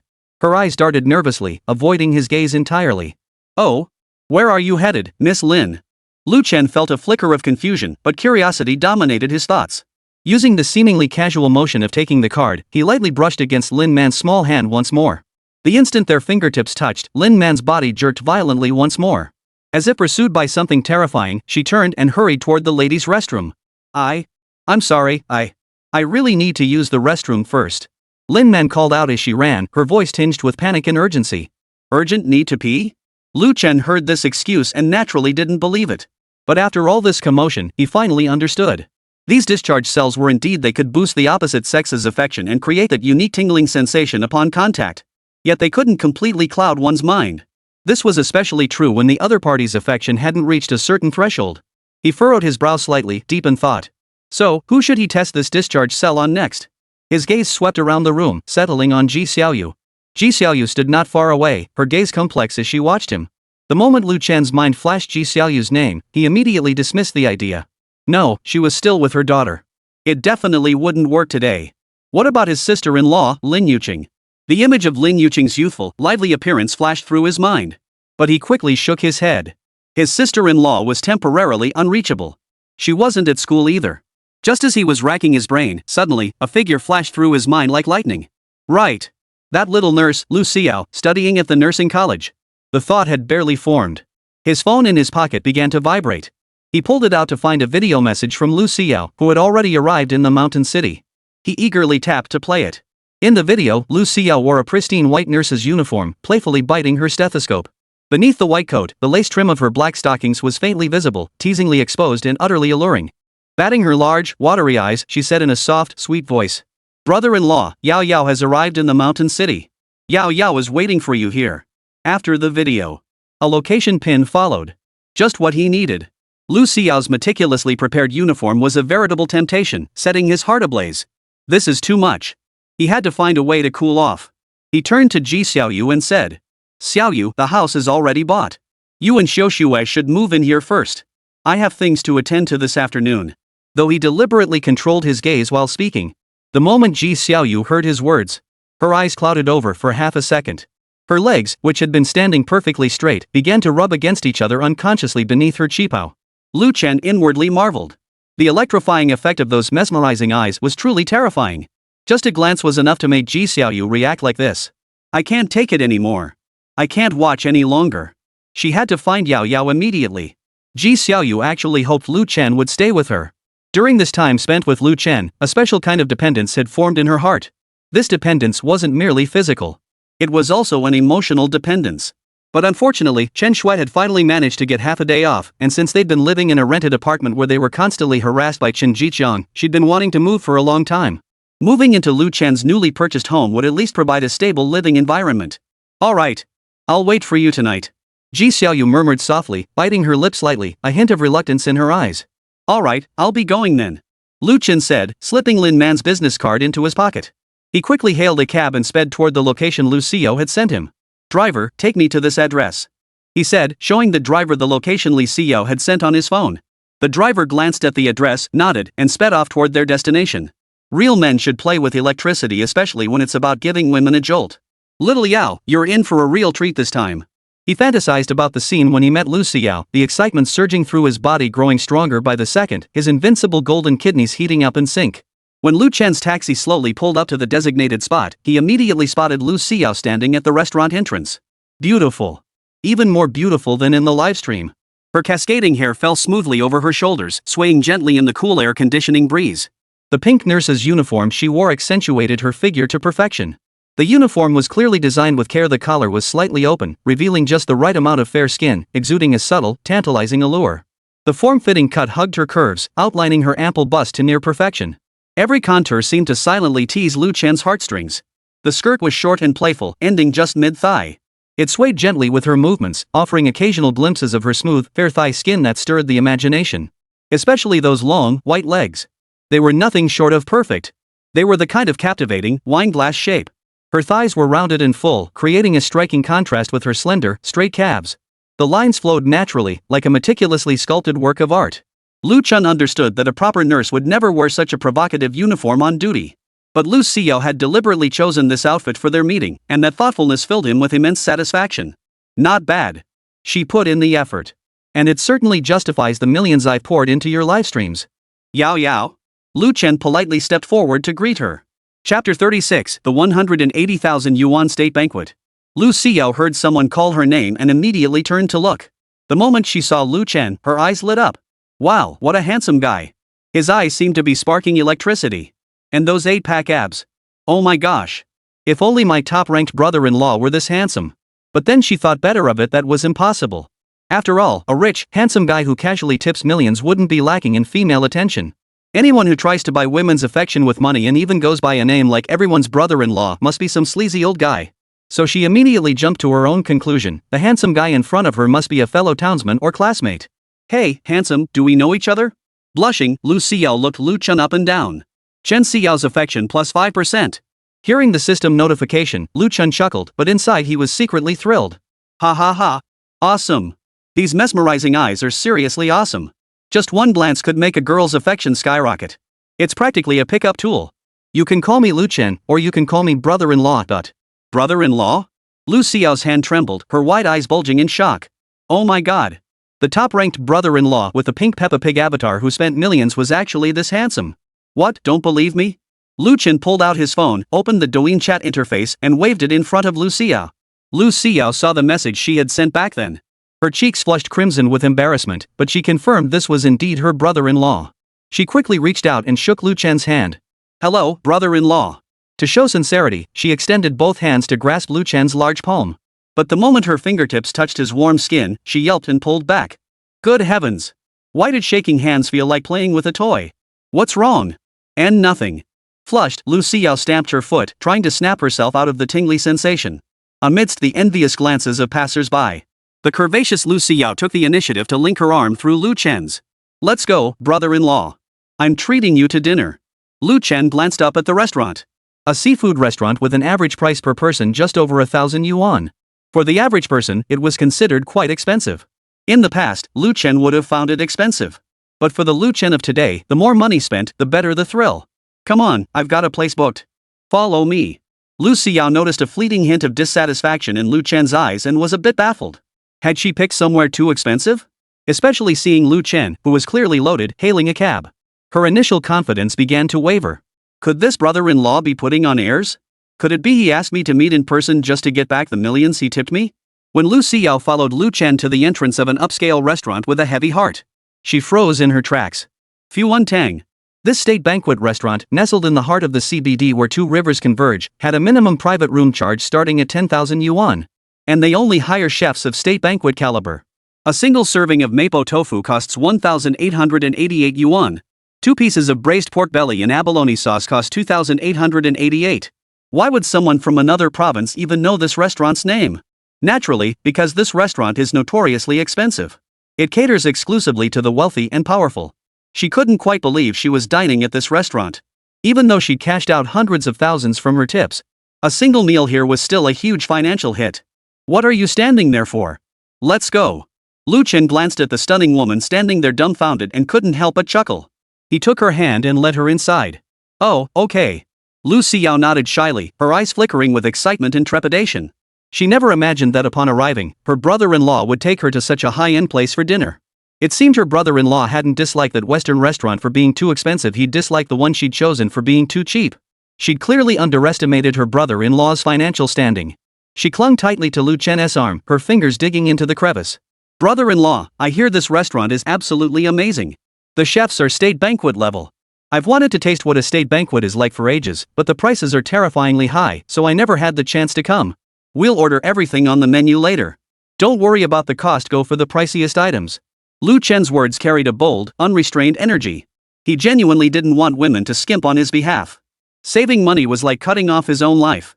Hearing this, Lu Xiao's radiant smile grew even brighter. Soon, guided by the waiter's warm hospitality, the two were seated at a riverside table. Here's the menu for you both. The waiter smiled as he handed over the menu, inlaid with gold leaf. Lu Chen was genuinely stunned.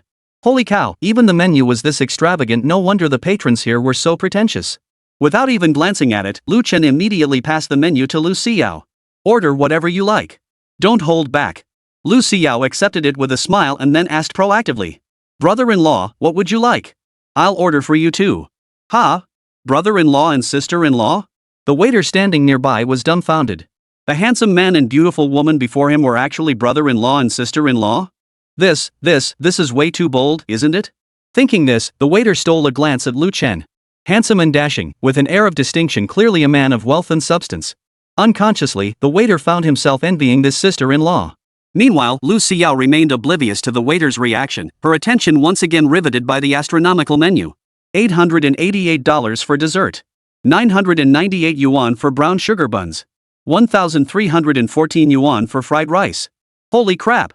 Are these even domestic prices? After a moment's hesitation, Lu Xiao settled for ordering a few relatively affordable dishes, not wanting to make Lu Chen shell out too much.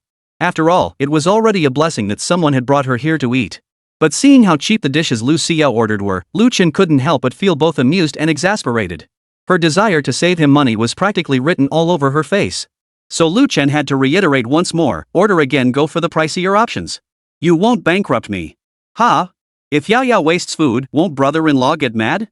Gritting her teeth, Lu Xiao ordered several more dishes: foie gras, caviar, top-grade steak, each priced at 4,888 yuan. Only then did she lift her head, her eyes flickering with unease as she looked at Lu Chen. I'll only get mad if you order that 1314 fried rice. That stuff is cheap and just fills you up. Next time we eat together, unless you genuinely like it, you're not allowed to order anything that cheap. Lu Chen said with a serious expression. But Lu Xiao thought her brother-in-law was joking. This was the first time anyone had ever encouraged her to spend freely and even criticized her for not spending enough. This was truly turning the world upside down. Lu Xiao marveled silently to herself. But she quickly let it go. Forget it. Since my brother-in-law is being so generous, I'll just enjoy myself first. After all, a fierce battle awaited her that night. Fully aware of the purpose of this trip, Lu Xiao let loose. Once the food arrived, she began to eat and drink heartily. Lu Chen, meanwhile, ordered a single bottle of Yamazaki 55-year-old single malt whiskey. That single bottle alone cost over 80,000. As for anything pricier than that, this place didn't carry it. Young girls are always so careful with their spending. It fell to Lu Chen to personally order the pricier items. It must be said. State banquets are expensive for a reason. Each dish served comes with a dedicated server providing detailed explanations. Even the water in the cordyceps soup was sourced from seawater drawn from over a kilometer below the surface off Hawaii, then desalinated. A mere 750 milliliters of this water carries a price tag of 3,000. Rich in marine minerals, it's said to aid weight loss, enhance beauty, and reduce stress. But Lu Chen scoffed at it. He retorted, does it grant immortality? If not for the system, he'd never have come here. 1 hour later. Ma'am, sir, your total comes to 183,800 yuan, including a 20% service charge. How would you like to pay? Hearing that two people had spent over 180,000 yuan on a single meal, Lu Xiao set down her spoon and inwardly gasped. A top-tier state banquet truly living up to its reputation. Tagging along with wealthy individuals like her brother-in-law, she felt she'd glimpsed a corner of heaven. Chapter 37. After feasting and drinking, thoughts turned to charge it. Lu Chen casually handed over his bank card. The waiter accepted it with reverence, placing it on the machine to process. Congratulations! Lu Xiao has accepted your payment. Current spending intent 10. After payment completion, settlement will be based on the highest return multiplier. Detected spending of 183,800 yuan on goddess Lu Xiao. Triggered 10x critical hit. Congratulations on receiving 1,803,800 yuan. The notification tone for the successful critical hit cashback sounded, but Lu Chen automatically ignored it. Money. To Lu Chen, it was now just a string of numbers. Now, he had begun to grasp the meaning behind Little Ma's words from back then. Money? I'm not interested. However, Lu Chen noticed something peculiar. Tonzi, why haven't you unlocked the stage quest again? Could it be because he skipped that fox spirit landlady, Su Xiaoli, causing the third stage consumption quest to remain locked? Does that mean subsequent stage tasks can't progress? He noted this anomaly and decided it was necessary to contact Su Xiaoli. Otherwise, the subsequent stage tasks couldn't be activated and the additional surprise rewards would remain out of reach. Meanwhile, Lu Xiao, clinging to Lu Chen's arm, was gazing at him with stars in her eyes. Her brother-in-law paying like that, so handsome. She'd seen her fair share of generous seniors. But compared to Lu Chen, they instantly paled in comparison. His nonchalance toward money wasn't an act, it was a composure ingrained in his very bones. Just how wealthy must he be to possess such an otherworldly aura? Congratulations! Lu Xiao's favorability toward you has increased by 5%. Afterward, the two walked hand in hand out of the banquet hall. While waiting for the car, Lu Chen asked directly. Yao Yao, would you consider coming to Mountain City? I'll take care of you. The system-rewarded Ji Xiaoyu Entertainment Company still needs talent. A beauty like Yao Yao is worth investing in. Ha? Lu Xiao's smile froze momentarily as she fell deep in thought, hesitating to accept immediately. What he meant was, that kind of thing. But she was still in college. If she dropped out now, she wouldn't get her degree and her future wouldn't be stable. Even with hundreds of thousands in cash and Lu Chen being incredibly handsome. But Lu Xiao knew her future path was still long. She couldn't possibly abandon her studies just because of Lu Chen's words. The reason she could parachute into this mountain city and take this step was because a deal worth hundreds of thousands a night was incredibly lucrative. But hundreds of thousands couldn't buy her future youth. Thank you for your kindness, brother-in-law. I appreciate it, Yao Yao, but it's fine. Lu Chen raised his hand to cut her off. He didn't want to hear any more excuses. If she didn't want to stay, then let's just give her a nice cashback bonus. Come on, let's go to the mall. I'll buy you some things to take to school. Today's expenses are all on me. Alright. Seeing that her brother-in-law wasn't giving her a hard time, Lu Xiao breathed a sigh of relief. She'd been worried her refusal might upset him. She'd worked so hard to secure this big shot she couldn't bear to lose him. To be honest, she'd braced herself for being kicked out in that moment. But her brother-in-law turned out to be even more gentlemanly and generous than she'd imagined. He wasn't like those sleazy guys described online, who only thought about Su the moment they met. Nor did he fly into a rage over rejection. They hopped in a cab and soon arrived at the Wanbla building. Lu Chen, familiar with the process, sought out the same salesman surnamed Zhao again and immediately decided to purchase a Lexus LX with top-tier safety features. No matter how flashy a luxury car's exterior might be, it often only adds a touch of charm when trying to impress the opposite sex. But when it comes to daily commuting, ensuring personal safety is the top priority. Lu Xiao stood by, watching Lu Chen place the order with quiet compliance. She didn't have much insight into cars themselves, but in that moment, Lu Chen's coolness seemed to skyrocket several notches higher. When choosing a man, you want someone who spends money without batting an eye. After being escorted out with utmost respect by the salesman, the two began their shopping journey from the first floor of Wanbo Tower. Whenever Lu Xiao's gaze lingered on an item, Lu Chen would purchase it without hesitation. Whether it was fashionable, exquisite clothing, dazzling jewelry, or various elegant lifestyle accessories, whatever caught Lu Xiao's eye was added to their haul. At first, Lu Xiao followed behind him with great enthusiasm, excitedly selecting items she liked. But as time passed and the bags in her hands multiplied, she gradually felt her strength waning. Brother-in-law, I can't carry anymore. Lu Xiao panted softly. Already giving up? Lu Chen appraised her figure, which was quite decent, and fell into deep thought. What if things got heated later? She probably wouldn't last more than a few rounds, right? Still, Lu Chen didn't dwell on it. He briskly took some of the bags, lightening Lu Xiao's load. Afterward, the two found a bubble tea shop to rest and drink. Sitting inside, Lu Xiao began to doubt herself. She considered herself quite athletic, passionate about fitness and running, even enjoying marathons. She considered herself fairly fit, yet never imagined she would be completely outpaced by Lu Chen. Glancing at Lu Chen beside her, Lu Xiao couldn't help but ask curiously, "Brother-in-law, are you an athlete? Aren't you even tired?" Lu Chen shook his head. "Why ask that? Not happy with your shopping?" As he spoke, he looked at Lu Xiao with a hint of anticipation, hoping for another round of intense shopping. "Brother-in-law, how could Yao Yao not be happy? Today is the most magical, happiest day of my entire life." Lu Xiao leaned close to Lu Chen's face, cooing sweetly as she acted coy. She had to admit, no woman could resist the feeling of being pampered to the skies by a man who was both handsome and wealthy. This experience of being held in the palm of his hand, getting whatever she desired, immersed her in an unprecedented sense of bliss. But at the same time, she was acutely aware that her physical strength had reached its limit. She truly couldn't walk any further. "How about we find a quieter place to rest? Like a hotel?" Lu Xiao rolled up her pant leg, revealing a glimpse of that breathtaking black lace, her eyes glancing at Lu Chen with a seductive look. "Ha! This was a challenge. How could a man refuse? Come on, follow me inside." Chapter 38, Breaking the Habit of Being Cheap.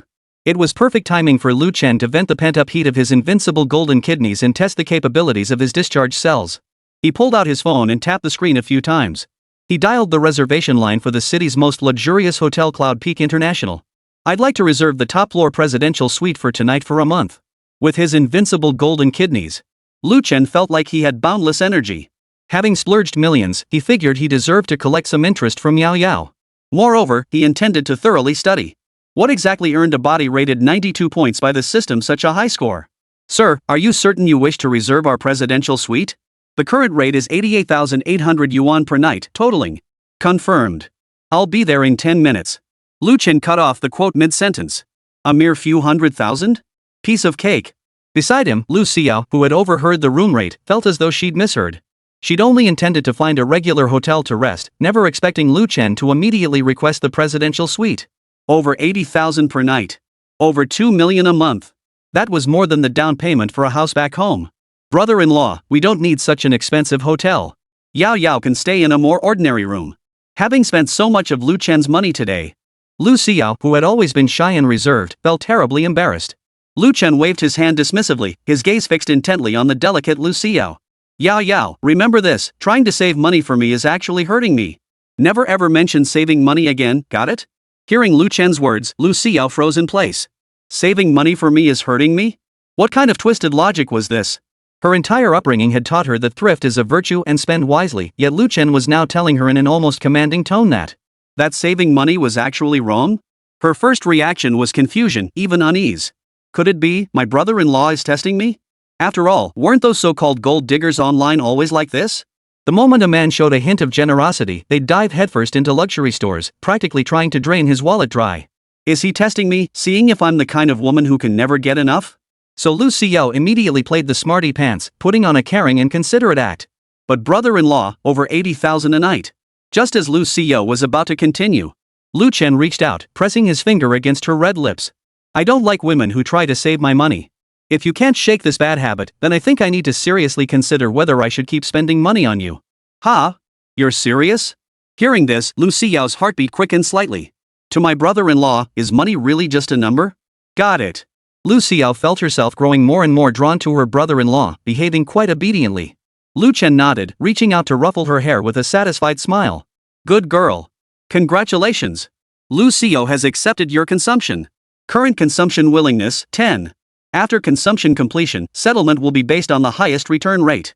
The system notification sounded in Lu Chen's mind, but he didn't even twitch an eyebrow. Money came too easily now, losing all sense of reality. What concerned him more now was whether there was a second blood task. Just thinking about it was exhilarating. "Let's go."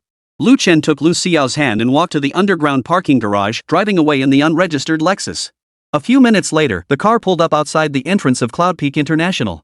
The security guard, knowing better, jogged forward to open the door. The lobby manager, who had been waiting for some time, immediately approached Lu Chen. "Mr. Lu, your suite is ready. This way, please." Lu Xiao followed closely behind Lu Chen. She struggled to control her expression, determined not to appear too naive. But when she stepped into the private elevator and saw the genuine gold inlays adorning its interior, she couldn't help but gasp. Like it? Lu Chen noticed her reaction, his tone neutral. No, I just think it's beautiful. Lu Xiao stammered, her cheeks flushing hot. She suddenly realized how tacky she must look and wished she could sink into the ground. If it weren't for the money, she wouldn't have started streaming. And she certainly wouldn't have met such a powerful and doting brother-in-law. The elevator shot straight to the top floor. The moment the suite doors swung open, Lu Xiao froze solid in place. Beyond the floor-to-ceiling panoramic windows, the entire mountain city's nightscape unfolded before her. The glow of the crystal chandelier mingled with the distant lights of countless homes, creating a scene as if floating above the clouds. A grand piano stood in the center of the living room, flanked by a full set of top-tier audio equipment. Mr. Lu, welcome to your suite. The manager respectfully handed over the room key. Your personal butler is on standby 24/7. Please let us know if you require anything. Sit. Lu Chen casually shed his coat, walked over to the sofa, and sat down, casually setting his shopping bag aside. Lu Xiao sat down cautiously, afraid of soiling the genuine leather sofa that looked more expensive than her annual tuition. Lu Chen then spotted the liquor cabinet nearby, retrieved a bottle of champagne, poured 2 glasses, and handed one to her. Lu Xiao accepted the glass, curiously surveying the presidential suite she was seeing for the first time. It was undeniably opulent and extravagant. And for the next month, her brother-in-law would be staying here. She felt truly blessed. What's wrong? Not feeling well?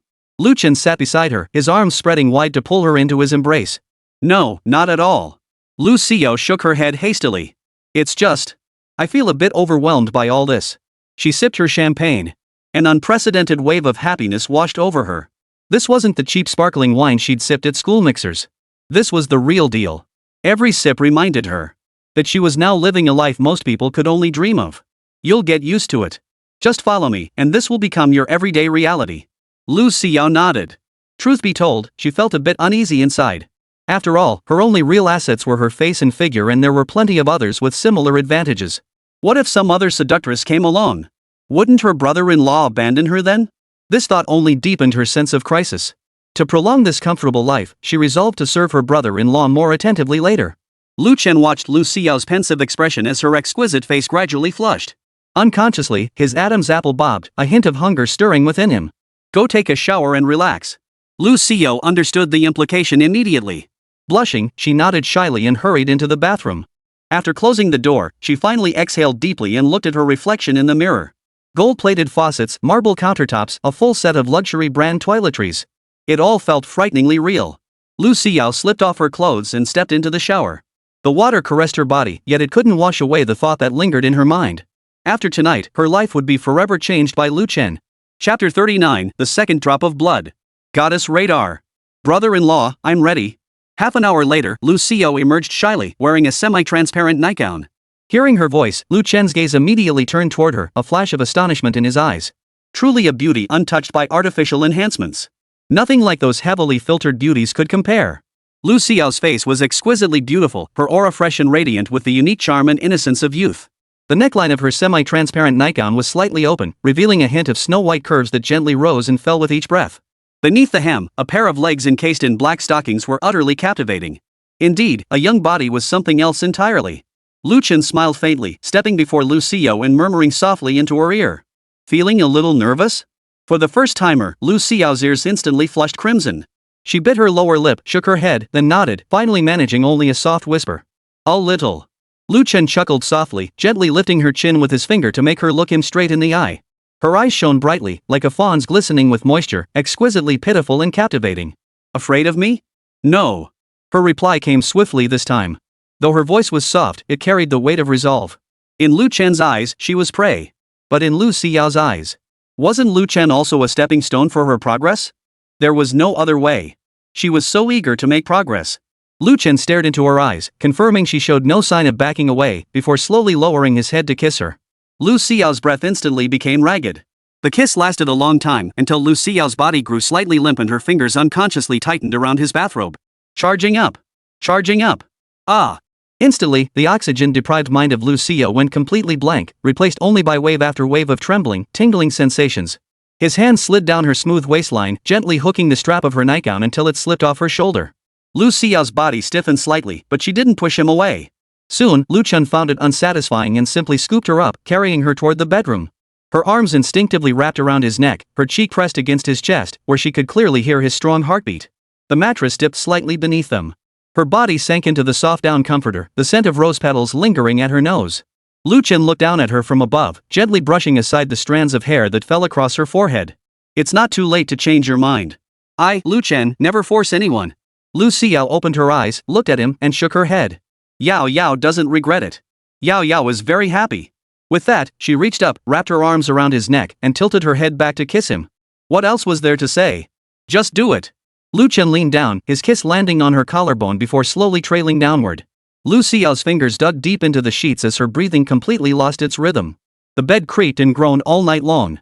Congratulations on achieving the second blood achievement. Reward, Goddess Radar. Congratulations. Lu Xiao's affection for you has increased by 36%. Brother-in-law, I love you. I want to be with you forever. Even though I know you can't belong to me alone, I still want to be with you. As long as you stop being so stingy with my money, I'll never abandon you, you little money-grubbing cat. Brother-in-law, you're so kind. Congratulations. Lu Xiao's affection for you has increased to 41%. Congratulations. Lu Xiao's affection for you has increased to 59%. The next day, Lu Chen gazed at Lu Xiao sleeping soundly beside him, his brow slightly furrowed. Her breathing was steady, her eyelashes fluttering lightly. She was clearly still deep in slumber. Last night's wild passion had completely drained her. Now she slept like a baby, not even stirred by his movements as he rose. Tisk, girls really can't take it like that. Not as resilient as Ji Xiaoyu. Lu Chen muttered under his breath, his tone tinged with resignation. He'd intended to take advantage of the presidential suite's luxurious atmosphere for 3 days and nights of deep connection. But Lu Xiao clearly couldn't handle his high-intensity training. By the very first night, she was too exhausted to even lift a finger. Still, he didn't dwell on it too much. After all, there was a more urgent matter at hand. Unlocking the third stage mission. The system's delay in unlocking subsequent missions likely stemmed from his bypassing the landlady Su Xiaoli's storyline. That woman was no pushover. Lu Chen rolled off the bed, his bare feet sinking into the plush carpet as he made his way to the study in the suite. He needed to study the system reward he'd obtained last night. Goddess Radar. This was a brand new system function capable of scanning for female targets meeting the goddess criteria within a certain range. Simply put, it was a tool to help him efficiently screen high-quality investment targets. No more trial and error. Lu Chen sat back in the leather sofa and pulled up the system interface. Goddess Radar activated. Current scan range, 500-meter radius. Detecting. Seconds later, the system displayed a list. 1. Lu Xiao bound. Current affection level, 59%. Spending willingness, 10. Special skill, medical care beginner level. 2. Lin Yuqing unbound. Current affection, 0%. Spending potential, a level. Special skill, piano master level. 3. Su Xiaoli bound. Current affection, 20%. Spending potential, S-class extremely high. Special skill? Unable to analyze. Lin Yuqing had Lu Chen feeling a bit stirred. Another goddess scoring over 80 points had appeared. But he never expected Su Xiaoli to be at the Cloud Peak Hotel as well. Lu Chen's gaze lingered on the name Su Xiaoli for a few seconds, his brow furrowing slightly. Speak of the devil. Moreover, the system rarely encountered unable to parse situations unless the target possessed some kind of ability.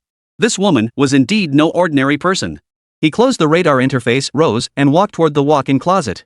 He casually picked out a casual suit he'd bought yesterday and changed into it. Since Lu Xiao was still asleep, he'd use this time to meet Su Xiaoli. But before leaving, he needed to confirm one thing. System, if I successfully bind Su Xiaoli, will phase 3 tasks unlock immediately? Theoretically, yes. However, please note that this target carries an extremely high danger rating. Proceed with extreme caution. Lu Chen let out a cold laugh. Dangerous? To him, there were only 2 kinds of people in this world. Those he could use, and those he couldn't. No matter how dangerous Su Xiaoli might be, she was still just a woman. And women had always been his prey. Before stepping out, he glanced back toward the bedroom. Lu Xiao remained fast asleep, undisturbed by the noise. Lu Chen's lips curved into a faint smile as he murmured softly. Rest well, little rabbit. When I return, we'll continue your training. With that, he turned and left the suite, striding toward the elevator. His destination was clear. Su Xiaoli. Phase 3 of the mission must be unlocked. While waiting for the elevator, he picked up his phone and dialed Su Xiaoli, who was in the same building. Chapter 40, The Little Devil Su Xiaoli. Yundian International Hotel, another presidential suite. Su Xiaoli reclined lazily on the leather sofa, her long legs crossed as the pointed toe of her black patent leather high heels tapped lightly against the floor. She toyed with a slender leather whip in her hand, her red lips curving upward, her eyes gleaming with anticipation. Because in just a few minutes, Her newly acquired little kitten would be here to enjoy the queen's favor. Ring. The abrupt ring of her phone made her glance at the screen, deepening the smile on her lips. Oh? Lu Chen? Had he finally come to his senses? Right, last time I rushed off because Dad tricked me into that arranged marriage. I still haven't collected rent from this handsome guy. Hello? She deliberately softened her voice, adding a touch of lazy huskiness. It's me, Lu Chen. On the other end, the man's voice was deep and composed. Not a flicker of emotion stirred at Su Xiaoli's alluring voice. Oh? So you finally remembered your landlord? Made up your mind? Pay me in kind, or... I've made up my mind. Let's discuss it in person. Fine. Su Xiaoli raised an eyebrow, her fingertips lightly twirling the end of the leather whip. Her heart was bursting with joy. Finally, Lu Chen, that married man she'd been lusting after for so long, had taken the bait. She chuckled softly, her eyes flashing with excitement and anticipation. What fresh meat? They were nothing but substitutes for Lu Chen.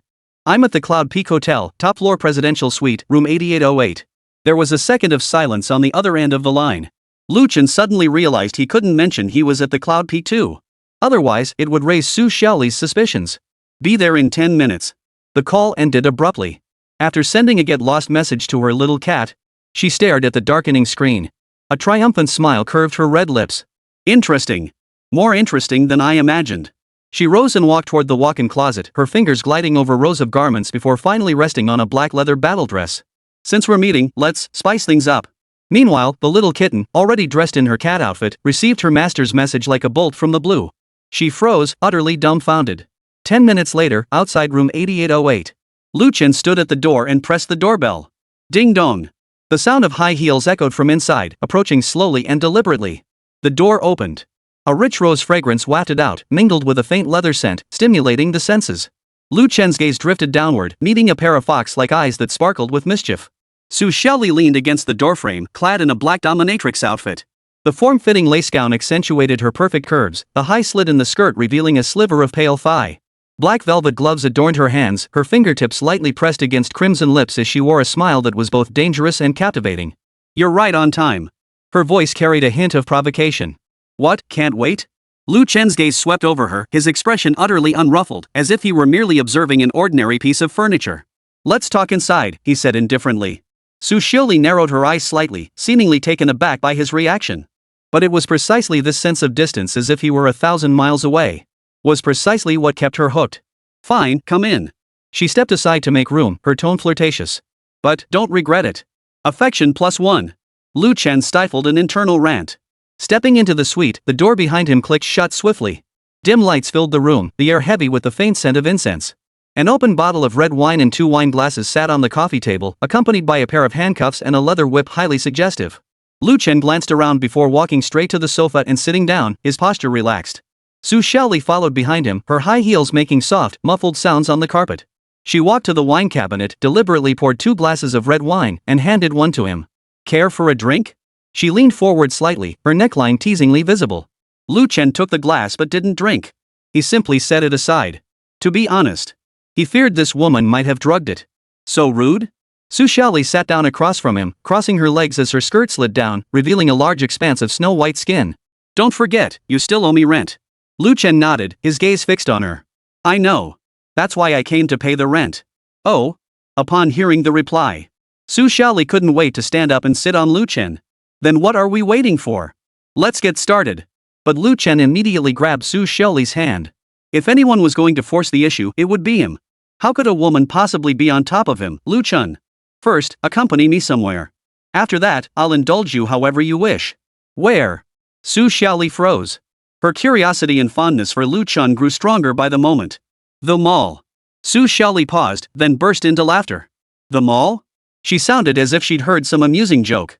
You came all this way just to ask me out shopping? Su Xiaoli's fingertips traced circles on Lu Chen's chest. Her red lips brushed close to his ear, her warm breath carrying the scent of roses. What, afraid I'll eat you? Lu Chen's grip on her wrist was perfectly measured, just firm enough to hold her without hurting her, yet preventing her from breaking free. The mall. Before the real action, we should warm up first, shouldn't we? Su Xiaoli narrowed her eyes. This man was actually giving orders on her turf? This was simply too delightful. Affection +2%. The system notification flashed through Lu Chen's mind. A flicker of surprise crossed his eyes before he understood. Sure enough, the stronger the woman, the deeper her desire to be conquered. Su Xiaoli narrowed her eyes, scrutinizing him intently, trying to find a crack in his expression. But Lu Chen's gaze was as still as deep water, revealing no emotion. Lu Chen. She suddenly leaned in close, her red lips nearly brushing his ear as her breath tickled his skin. You wouldn't be trying to hit on me, would you? Lu Chen turned his head, their faces mere inches apart, their breath mingling. What do you think? He countered, his tone still cool. Su Xiaoli stared into his eyes and suddenly smiled. Interesting, she murmured, leaning back into the sofa and lazily swirling her wine glass. But why should I go with you? You can refuse, Lu Chen said indifferently. But I suspect you won't. Oh? So confident? Not confidence, Lu Chen looked at her, his gaze deep. It's knowing what you want. Su Xiaoli's fingertips tightened slightly, causing the red wine in her glass to sway gently. Then tell me, what do I want? Thrill, Lu Chen replied slowly. And what I can offer you is far more interesting than the games in this suite. Su Xiaoli's pupils contracted slightly before her playful smile returned. Fine. She set down her glass and stood up. Then I'll see what tricks you've got up your sleeve. Chapter 41, Lu Chen, don't push me. Lu Chen rose as well, his gaze sweeping over her queen's uniform. Change your clothes. What, don't you like it? Su Xiaoli deliberately twirled, her skirt swirling. I think it suits me perfectly. Too conspicuous, Lu Chen said flatly. Inconvenient. Su Xiaoli chuckled softly and headed toward the dressing room. Fine, I'll listen to you. Her voice drifted out from inside, tinged with playful teasing. But, if you disappoint me later, you'll have to deal with the consequences. Lu Chen stood rooted to the spot, his gaze turning slightly cold. As if. Just don't come begging for mercy when I use my electric discharge cells to send you sky high. System, scan Su Xiaoli. Scanning. Target, Su Xiaoli. Current consumption willingness, 1 extremely low. Lu Chen frowned slightly. Only a 1 for consumption intent? Seems like she's not an easy woman to handle. The dressing room door opened. Su Xiaoli emerged in a sleek black dress, still sensual but without the deliberate allure. Clutching a petite clutch, she approached Lu Chen, her red lips curving into a smile. Let's go, Master Lu, she drawled deliberately. Don't disappoint me. Lu Chen nodded and turned toward the door. Su Xiaoli watched his retreating figure, a hint of scrutiny flashing in her eyes. What exactly was this man up to? She followed silently, her high heels leaving no trace on the carpet.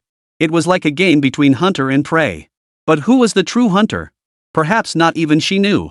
This shop will do. Su Xiaoli's slender fingers casually tapped the display window. Today, she had deliberately chosen the city's most exclusive luxury shopping center. The logos on every storefront gleamed with blinding intensity. Lu Chen glanced up at the sign La Perla. The lighting in the lingerie section made the lace fabrics appear almost transparent. La Perla was an Italian luxury lingerie brand. Even the most basic lingerie here cost over 1,000 yuan. Some pieces, crafted with precious fabrics, adorned with jewels, and made entirely by hand, could cost over 100,000 yuan. Why did Lu Chen know this? He had his ex-wife Lin Yuqing, that spendthrift woman, to thank for that. What's the matter? Afraid to come in? Su Xiaoli leaned against the display window, her skin peeking through the form-fitting dress appearing 3 shades fairer than the models inside. She had long since investigated Lu Chen's background. A down-and-out CEO of a bankrupt company that couldn't even pay its rent. How could he possibly afford even a single pair of stockings here? Lu Chen said nothing, merely pushing open the glass door. He wasn't worried Su Xiaoli wouldn't spend money. What he feared was her spending too little, which would affect his critical hit cashback. The chill of the air conditioning mingled with perfume wafted toward them. The saleswoman's gaze swept over the pair before settling on Lu Chen's suit. She recognized it instantly. Lu Chen's aura was undeniably extraordinary. Especially with such a stunning woman like Su Xiaoli by his side. He must be a very wealthy man. This one, and this one. Su Xiaoli's fingertips glided along the display rack, pulling out 3 sets of lingerie. She deliberately chose the most expensive line, each set costing as much as Lu Chen's annual rent. Where's the fitting room? Just as the sales assistant was about to answer, Su Xiaoli suddenly turned to Lu Chen. You take these in for me. The air froze for a second. The saleswoman's lips twitched slightly. Rich people really do love their thrills. But before she could speak, Lu Chen had already taken the few lightweight pieces of fabric and headed toward the fitting room. Su Xiaoli stood frozen in place. Her intention had been to see Lu Chen look embarrassed, ideally making him beg for mercy on the spot. But this man actually dared to pick up luxury items worth tens of thousands? Had he not seen the price tags and was now suffering for the sake of saving face? She stomped her high heels and followed after him. The hem of her dress swayed dangerously. The fitting room door clicked shut softly. In the 3 square meter space, Su Xiaoli pressed her back against the mirror, suddenly realizing this game might be spiraling out of her control. Lu Chen stood less than 6 inches away, still holding those priceless lace pieces. Which one do you want to try on first? Lu Chen's movements as he untied the dust bag were as crisp and decisive as opening an ordinary package. He showed no intention of kneeling down to beg her to call him master. Su Xiaoli's ears began to burn. Her original plan had been to mock him as a penniless fool the moment he showed any hesitation. But now he was as calm as if he'd come to the supermarket to buy bottled water. Damn it, why did my big mouth have to shoot its mouth off? Do you know how much these 3 sets cost? She deliberately slowed her speech, her red lips nearly brushing his earlobe. Enough to cover 2 years of your rent. Not planning on getting down on your knees to pay it off? Only 2 years' rent? Lu Chen sneered contemptuously. Wrap them all up, he told the sales assistant waiting outside. Su Xiaoli protested reluctantly. Wait, I still need to try on the dresses. The saleswoman stood frozen in place, clutching 3 sets of lingerie. Stepping out of the fitting room, Su Xiaoli headed straight for the VIP section at the back of the store. There, the season's haute couture was displayed, each piece covered in its own dustproof cover. This one. Her fingertip tapped a backless fishtail gown. It was the store's crown jewel, with a price tag high enough to cover the down payment on an apartment in a second-tier city. Lu Chen glanced at the tag. Good. Her willingness to spend should increase now. Wrap this one up too, he said casually. Su Xiaoli suddenly grew irritable. This wasn't right. The script wasn't supposed to go this way. She should see sweat beading on Lu Chen's forehead, hear him groveling about installment plans or compensation in kind. Not like this. Calm enough to pull out a black card at any moment. No. He must be bluffing. I'm leaving with it on, she suddenly declared. Cut the tags. Final price. Lu Chen didn't even lift his eyelids. Detected spending of 167,000 yuan on goddess Su Xiaoli. Triggered 10x critical hit. Congratulations on earning 1,670,000 yuan. Congratulations on unlocking phase 3 mission. Spend 100 million yuan on goddess Su Xiaoli. Current spending, 167,000 yuan. As the system notification sounded, Lu Chen was putting his bank card away. So that's how it was. His hunch had been correct after all. To unlock a bound goddess, one must spend sequentially on her. Only then could the stage quest be unlocked. Ji Xiaoyu was 1 million. Lin Yuqing is 10 million. Su Xiaoli is 100 million. And so on. Whoa. Lu Chen couldn't bear to think about it further, hoping only that the system's target wouldn't be too outrageous. The POS machine at the cash register spat out a long receipt. Su Xiaoli stared at the paper. She could scarcely believe her eyes. She suddenly realized that winning Lu Chen over might not be as simple as she'd thought. This man, was he hiding something this deeply? What exactly did he want? Next one? Lu Chen tucked the bank card back into his wallet. Su Xiaoli's lips twitched. She should have continued to challenge him, taking him to buy million-dollar watches or antique jewelry. But at this moment, she suddenly felt a profound sense of defeat in Lu Chen's presence. This man neither desired her body, nor was he lacking in money. So how could she possibly win over a man like this? Must she resort to special means? But then, wouldn't Dad scold me again? I'm tired. She could only manage those 2 words. Back to the hotel, he asked. Su Xiaoli didn't answer, merely nodding blankly. From childhood to adulthood, she tasted failure for the first time. The elevator at the Cloud Peak Hotel ascended directly to the top floor. Lu Chen unlocked the 3rd stage mission. He pondered how to win over a romantic expert like Su Xiaoli. To boost Su Xiaoli's spending willingness critical hit multiplier. Suddenly, Su Xiaoli turned around and asked. Lu Chen, name your terms. What would I have to do for you to spend the night with me? Lu Chen raised an eyebrow. Shouldn't he be the one saying that? Lu Chen opened his mouth, about to state his terms. Su Xiaoli sternly warned. Lu Chen, don't push me. I, Su Xiaoli, have never gone without what I want since childhood. If you still refuse me, I'll have no choice but to resort to extreme measures. Chapter 42, I'm the good brother's little. Extreme measures? Lu Chen stuffed his hands in his pockets, a smirk spreading across his face. Like what? Though Lu Chen vaguely suspected Su Xiaoli's background wasn't ordinary, he still wanted to know more about the details of Su Xiaoli's background. Su Xiaoli's red lips pressed into a straight line. Suddenly, she remembered her father Su Weiguo's admonition. No. The Su family's connections absolutely couldn't be used to pick up men. If the old man found out, he'd lock me up for good. For instance, I'll make you regret it. Seeing Su Xiaoli's empty threats, Lu Chen sneered coldly. Miss Su, you've got one thing wrong. What? Right now, you're the one who wants me, not the other way around. Su Xiaoli's anger boiled over. This feeling of being manipulated in reverse made her chest tighten. All her life, hadn't every man begged on his knees just for a glance? Yet this bankrupt Lu Chen dared to speak to her with such condescension. System notification, Su Xiaoli affection plus 3%. The mechanical voice echoed in Lu Chen's mind. Lu Chen narrowed his eyes. So this little fox preferred firmness over softness. Well, that made things easier. The more he refused, the faster her affection would rise. Lu Chen. Su Xiaoli raised her voice. Don't push it too far. Over the line? Lu Chen turned, his gaze locking directly into hers. Who said I should pay the rent with my body? I. And who's standing at the door right now, begging me to spend the night with her? The three questions struck her like three slaps, leaving Su Xiaoli dizzy and reeling. She opened her mouth, only to find no sound coming out. What was even more terrifying was that, under Lu Chen's relentless questioning, she felt a secret thrill. System notification, Su Xiaoli affection plus 5%. So? Lu Chen suddenly leaned in, his breath tickling her earlobe. You can play, but I make the rules. Su Xiaoli's knees went slightly weak. She always felt Lu Chen's gaze carried an electric charge. The slightest touch sends shivers down my spine. What rules? Her voice suddenly dropped several decibels. Call me Big Brother. Those three words shot straight into Su Xiaoli's heart.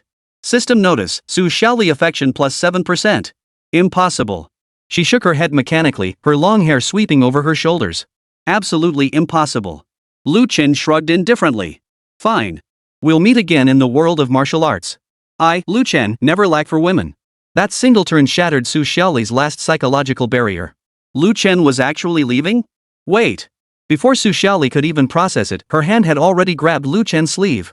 The act made her want to sink through the earth in shame, but the fear was even more intense. The fear that he might truly vanish from her life. Lu Chen turned back, his gaze settling on the fingers clutching his sleeve. Have you made up your mind? He asked. Su Xiaoli bit her lip. Reason told her she should pull away and leave, yet some deeper impulse kept her feet firmly rooted to the spot. She recalled the warmth of Lu Chen's fingers as he fastened her bra straps at La Perla earlier. She remembered the detached indifference in his eyes as he swiped his card without looking up. This irresistible feeling. Only with Lu Chen could she experience it. If she let this moment slip away, she'd never encounter such a thrilling man again. Her voice was as faint as a mosquito's buzz. Su Xiaoli closed her eyes. In that instant, her 24 years of life flashed before her eyes like a kaleidoscope. All that glory couldn't compare to the tremor that came from uttering those two words now. Master. Ding. The elevator's arrival chime abruptly interrupted her. Su Xiaoli and Lu Chen, both kneeling, turned their heads simultaneously. The elevator doors slowly opened. A girl dressed in a maid outfit stood frozen in place. Sis, why are you with a man? Her voice was so soft it was barely audible. Caught in an awkward situation, Su Xiaoli's face instantly turned pale. This girl was the little kitten she'd taken in last month. But she had already sent a message telling her to leave. Why was she still here? At that moment, Lin Yuqing's wide eyes reflected Su Xiaoli's desperate, almost half-kneeling figure as she clutched Lu Chen's sleeve. Lin Yuqing, get out of here. But sister. Get out. Lin Yuqing retreated into the elevator like a frightened rabbit. If Lu Chen hadn't misheard, the name Lin Yuqing was the girl who met the system's goddess criteria? Lu Chen never imagined that Su Xiaoli's so-called love expert was actually tailored for this kind of beautiful kitten. How interesting. It was truly fascinating. So Su Xiaoli was actually a dual player. The elevator doors closed. The corridor fell silent once more. Su Xiaoli's hand still clutched Lu Chen's sleeve, but her grip had loosened. Her mind went blank, consumed by a single thought: it's over. My authority is shattered. Let's continue. Lu Chen's voice snapped her back to reality. Su Xiaoli mechanically turned her head. Lu Chen's expression remained utterly unchanged. This unnatural composure only made her panic more. System notice, Su Xiaoli affection plus 5%. The mechanical voice echoed in Lu Chen's mind once more. He raised an eyebrow slightly. It seemed this little fox's masochistic tendencies were even more pronounced than he'd imagined. Call me Big Brother, or I'm leaving. Su Xiaoli stood frozen at the doorway, her legs feeling like they were filled with lead. Reason and desire clashed within her mind, the former brandishing the banner of family honor, the latter waving the flame of primal instinct. In the end, the flames burned through the banner. What the hell? He'd already seen everything anyway, what difference did one more time make? Good brother. The words were so soft they were almost inaudible, yet they were enough to draw a victorious curve to Lu Chen's lips. I didn't hear you, he said deliberately. Speak up. Su Xiaoli took a deep breath. A wave of shame washed over her, yet just as it threatened to overwhelm her, it strangely transformed into a liberating thrill. Good brother. She practically shouted it, her voice echoing through the empty corridor. System notice, Su Xiaoli affection plus 10%. Lu Chen nodded with satisfaction. He stepped aside to clear the passage, but Su Xiaoli remained rooted to the spot. Not here, she murmured, her face flushing. In the room. Right here, Lu Chen cut her off. Who told you to stand up? Crawl over. Su Xiaoli snapped her head up, unable to believe what she'd heard. People could pass by the corridor at any moment. Surveillance cameras hung overhead, not to mention Lin Yuqing, who might still be lurking nearby. I'll count to 3. Lu Chen began the countdown. 1. Su Xiaoli's knees began to tremble. 2. Her vision blurred, and all she could hear was the deafening pounding of her own heart. 3. Su Xiaoli closed her eyes as the hem of her skirt brushed against the marble floor, producing a faint rustling sound. When she opened them again, her line of sight was level with Lu Chen's belt buckle. Very good. Lu Chen loomed over her, pinching her chin. Now, tell me who you are. Su Xiaoli's lips trembled. Whenever she had physical contact with Lu Chen, she felt her whole body tremble. And from this angle, she could see the outline of Lu Chen's suit pants. I am. Her heart pounding, she swallowed hard. I'm good brother's little. Ding. The elevator chimes sounded again.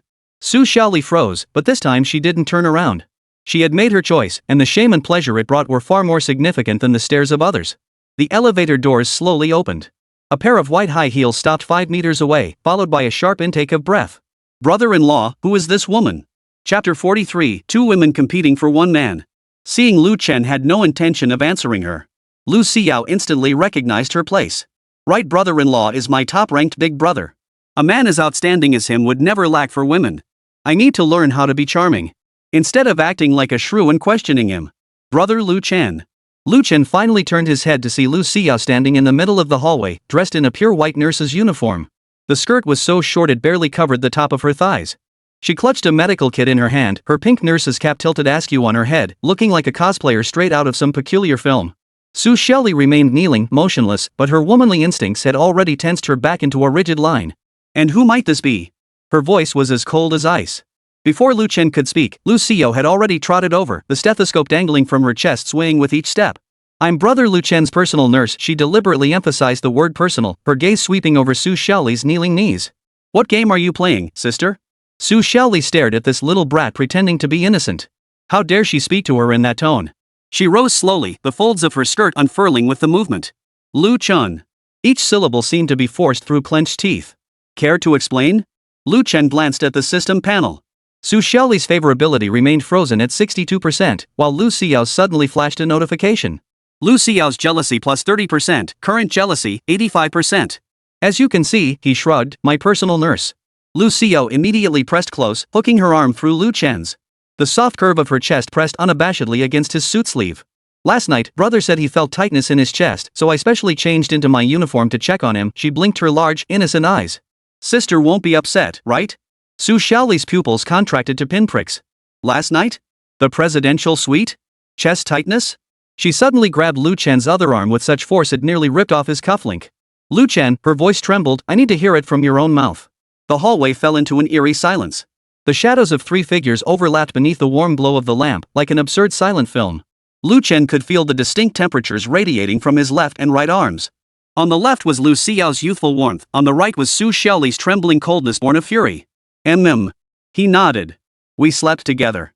Those 2 words exploded like a bomb in Su Xiaoli's mind. She had imagined countless responses, but never expected such blunt honesty. What was even more terrifying was Lu Chen's unflinching admission, which left her at a loss for how to react. System notification, Su Xiaoli affection plus 5%. Lu Chen raised an eyebrow. This actually increased her affection? It seemed Su Xiaoli's masochistic tendencies were even more severe than he'd imagined.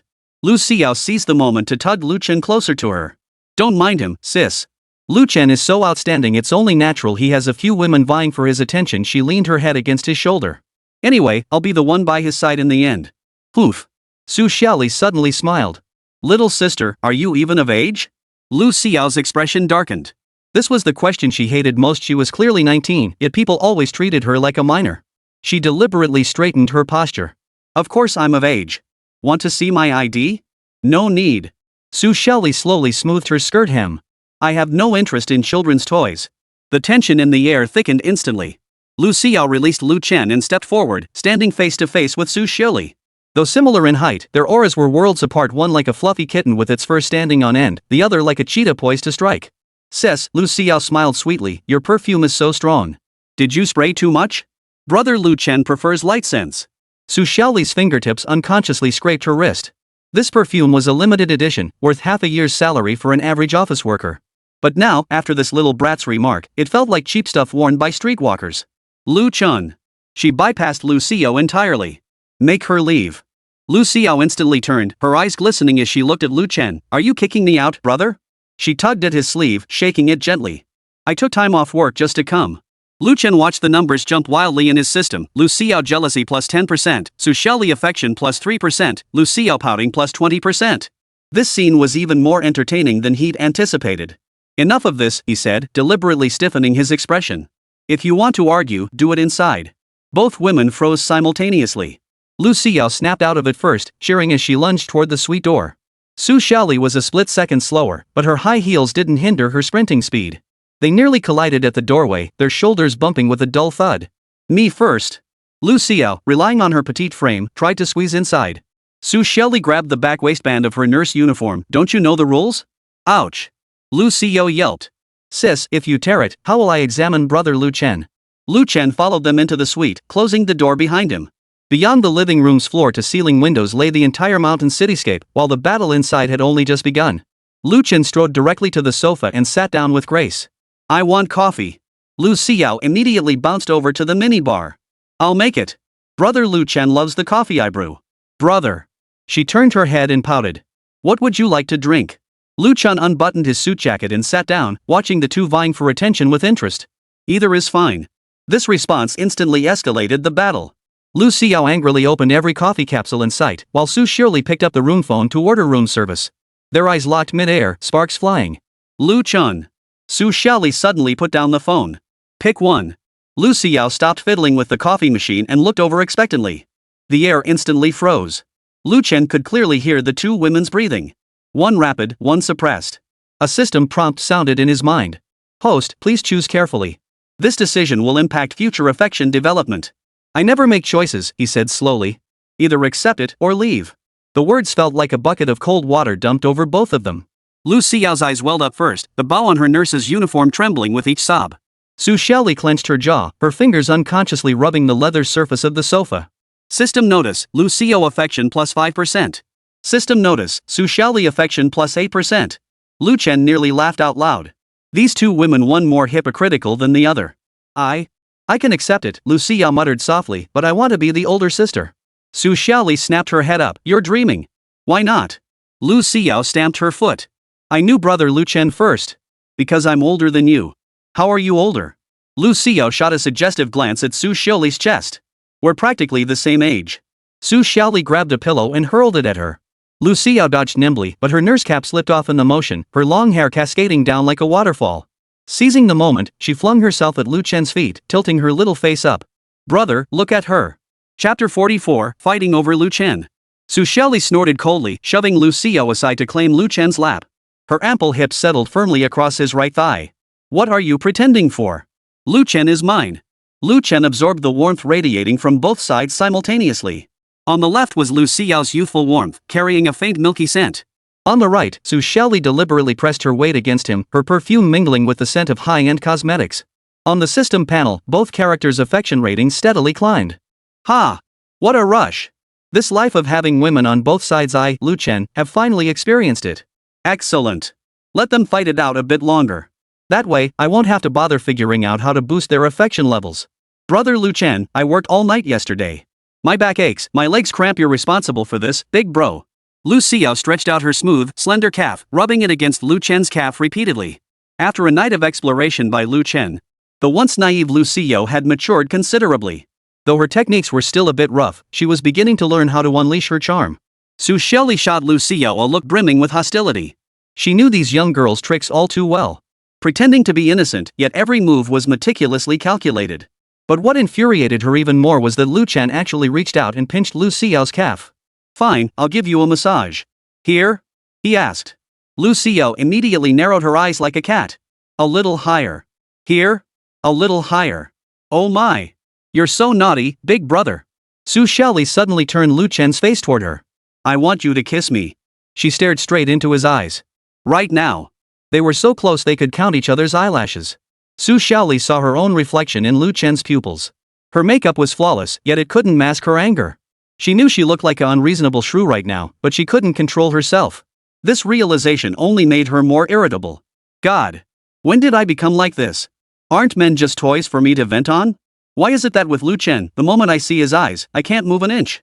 System notification, Su Xiaoli affection plus 5%. Lu Chen raised an eyebrow. This reaction, the more shameful, the more aroused, truly fits Su Xiaoli's character. He deliberately slowed his speech. You won't take the initiative? Lu Xiao let out a mocking laugh. Su Xiaoli's breath caught. This blunt rejection in front of others stung like a slap across her face. No one had ever dared speak to her like this. Not even her father dared. But more intense than the pain was a strange, tingling excitement. I insist you kiss me first. Seeing this, Lu Xiao immediately puckered her lips and squeezed closer. Big brother, I want it too. She pointed to her own lips. Yao Yao's lips are just as eager to kiss big brother. Lu Chen suddenly smiled at the sight of the two pouting lips. One feigned innocence and cuteness, the other was strong and domineering. Yet both waited for my choice like puppies begging for food. The fluctuating numbers on the system panel told him. The more indifferent he appeared, the fiercer their rivalry grew. Su Xiaoli, that high and mighty young miss, was now willing to abandon her pride just to vie for favor. Lu Xiao put on an innocent act, but deep down, she was sharper than anyone. The most amusing part was that despite their mutual dislike, they were all on edge just because of my attitude.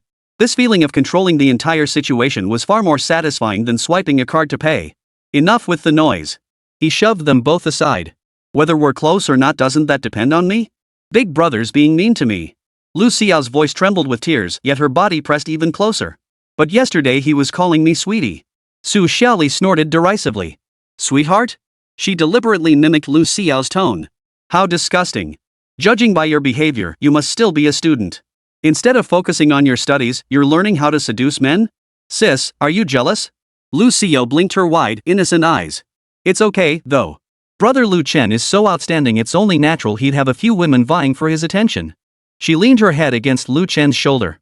Anyway, brother loves me the most. Su Xiaoli was furious. What infuriated her even more was that Lu Chen tacitly agreed with this statement, his fingers idly playing with Lu Xiao's body. Lu Chen. Look at me and tell me who's more important. Lu Xiao immediately perked up her ears. This direct question filled her with both anticipation and dread. She knew she couldn't compete with Su Xiaoli's mature beauty, so she could only rely on her youth and coquettishness to win. Neither of you matters to me. No way. Both exclaimed in unison. Lu Xiao snapped out of it first, immediately adopting a pouty expression. Brother, I just want to know if I have even a tiny place in your heart. She made a tiny gesture with her fingertip. Even just this tiny bit would be enough. Su Xiaoli, however, straddled Lu Chen's lap and cupped his face with both hands. Pick one. I'm definitely more important than this blonde brat. Just promise to be good to only me from now on, and the Su family will guarantee you unimaginable resources. I promise. Lu Chen deliberately paused for a few seconds before speaking. Fine. Lu Xiao nervously stood up. She certainly didn't want to miss out on a handsome, wealthy top-tier big brother like Lu Chen right after experiencing the joys of life. Fortunately, Lu Chen added. Whoever performs well stays. The words exploded like a bomb between them. Lu Xiao immediately knelt upright, the neckline of her nurse uniform slightly parting with the movement. Brother Lu Chen, I'm the most obedient. She declared eagerly. I'll do anything you ask, brother. Su Xiaoli sneered coldly, her fingers already undoing Lu Chen's tie. I can do even more. Don't you want to try? Enough. Lu Chen abruptly stood up, and both of them fell back onto the sofa. I'm going to take a shower. This action brought a temporary ceasefire to the conflict. Before entering the bathroom, Lu Chen turned back to remind them. When I said behave yourselves, you should know what I mean. I hope you've thought it through by the time I come out. Of course, I, Lu Chen, don't like forcing people. If either of you wants to leave, you're free to go anytime.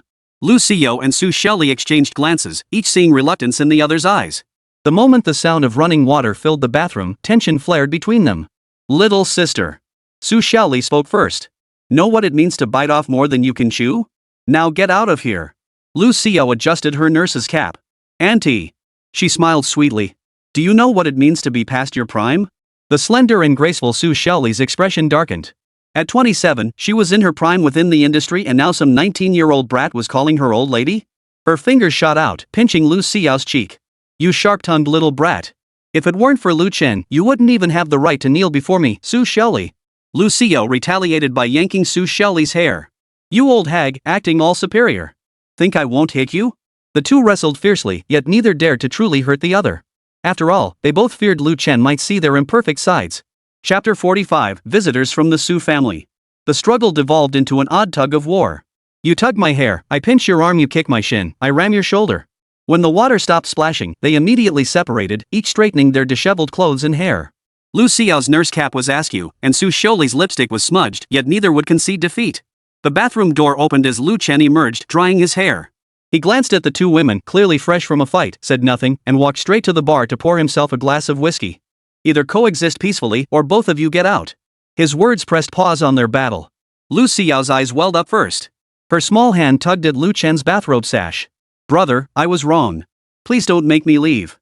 Lu Xiao truly didn't want to leave Lu Chen. In her heart, Lu Chen was her first man. She had given him her most precious gift, experiencing love and joy for the very first time. She certainly wouldn't willingly give up the man she cherished. But if the price was leaving Lu Chen, she could accept sharing Lu Chen with Su Xiaoli. Su Xiaoli sneered coldly, yet her body betrayed her thoughts as she leaned closer. Who wants to share him with her? Her words were defiant, yet her fingers secretly hooked the hem of Lu Chen's bath towel and tugged downward. She didn't know why. The more skin-to-skin contact she had with Lu Chen, the more intense the electric shock felt. If Lu Chen didn't take her now, she feared she'd break down right in front of Lu Xiao. Lu Xiao affection plus 5%. Su Xiaoli affection plus 5%. Lu Chen glanced at the system notification, a satisfied smirk curling his lips as he tilted his head back and downed a large gulp of whiskey. What are we waiting for? Let's do this together. Lu Chen, flanked by two stunning beauties, made his way toward the large bed. But just as he was ready to kick things into high gear, a knock sounded at the door. Who is it? Su Xiaoli was furious. She was finally about to have Lu Chen. Who dared to ruin my fun at this moment? Ignore it, Lu Chen said without turning his head. Continue. Lu Xiao immediately chimed in. It must be room service. She deliberately brushed against Lu Chen's arm. Let's hurry up and continue. The doorbell rang 3 more times, each ring more urgent than the last. Su Xiaoli suddenly sat up straight. Something's wrong. This was the presidential suite at the Cloud Peak Hotel. Who would dare disturb a VIP guest like this? Unless it was. At that thought, a bad feeling welled up inside Su Xiaoli. Lu Chen. Her voice tightened abruptly. Don't open the door. Quick, hide in. Before she could finish, the door lock emitted a sharp beep as the electronic lock was forcibly overridden by external access. Lu Xiao flinched and burrowed into Lu Chen's embrace. Who is it? Don't you know someone's inside? Standing at the doorway was an elderly man with silver hair combed immaculately. He wore a 3-piece suit, a pocket watch chain glinting coldly at his chest, and wrinkles on his face that seemed meticulously measured and carved. His very presence screamed that he was no ordinary man. Lu Chen shielded Lu Xiao behind him. He realized Su Xiaoli's earlier mention of extreme measures might not have been a joke. Mississippi. The old man bowed slightly. The master requests your immediate return. Su Xiaoli, who had overheard the exchange, deflated like a punctured balloon. Steward Lin, father's most trusted confidant. This old man had personally broken the legs of her teenage suitors more than once. That's why, after coming of age, she only dated girls. Get out, she said, her voice trembling. Who gave you permission to come in? Butler Lin stood unmoving. The master said if you refuse, I'm to deliver a message. He glanced at Lu Xiao, disheveled and half-dressed, and Lu Chen, her bathrobe open. A Su family daughter should not disgrace herself in such a place. Lu Xiao instinctively pulled her nurse's uniform down. The old man's gaze sent a chill down her spine, like a frog caught in the gaze of a venomous snake. Lu Chen, however, smiled. Who cares about the Su family? Anyone who interrupts me hitting on women deserves to die. Is that the Su family's upbringing, barge into people's rooms without permission? Only then did Butler Lin shift his gaze to Lu Chen. His gaze swept over Lu Chen like appraising an auction piece. Mr. Lu, the master instructed me to inform you, meet at the Su building tomorrow at 10 a.m. Failure to appear will have consequences. Su Xiaoli sprang to her feet. What gives him the right? Mississippi. Butler Lin interrupted her. You should know the master's temper. He shot a meaningful glance at Lu Xiao.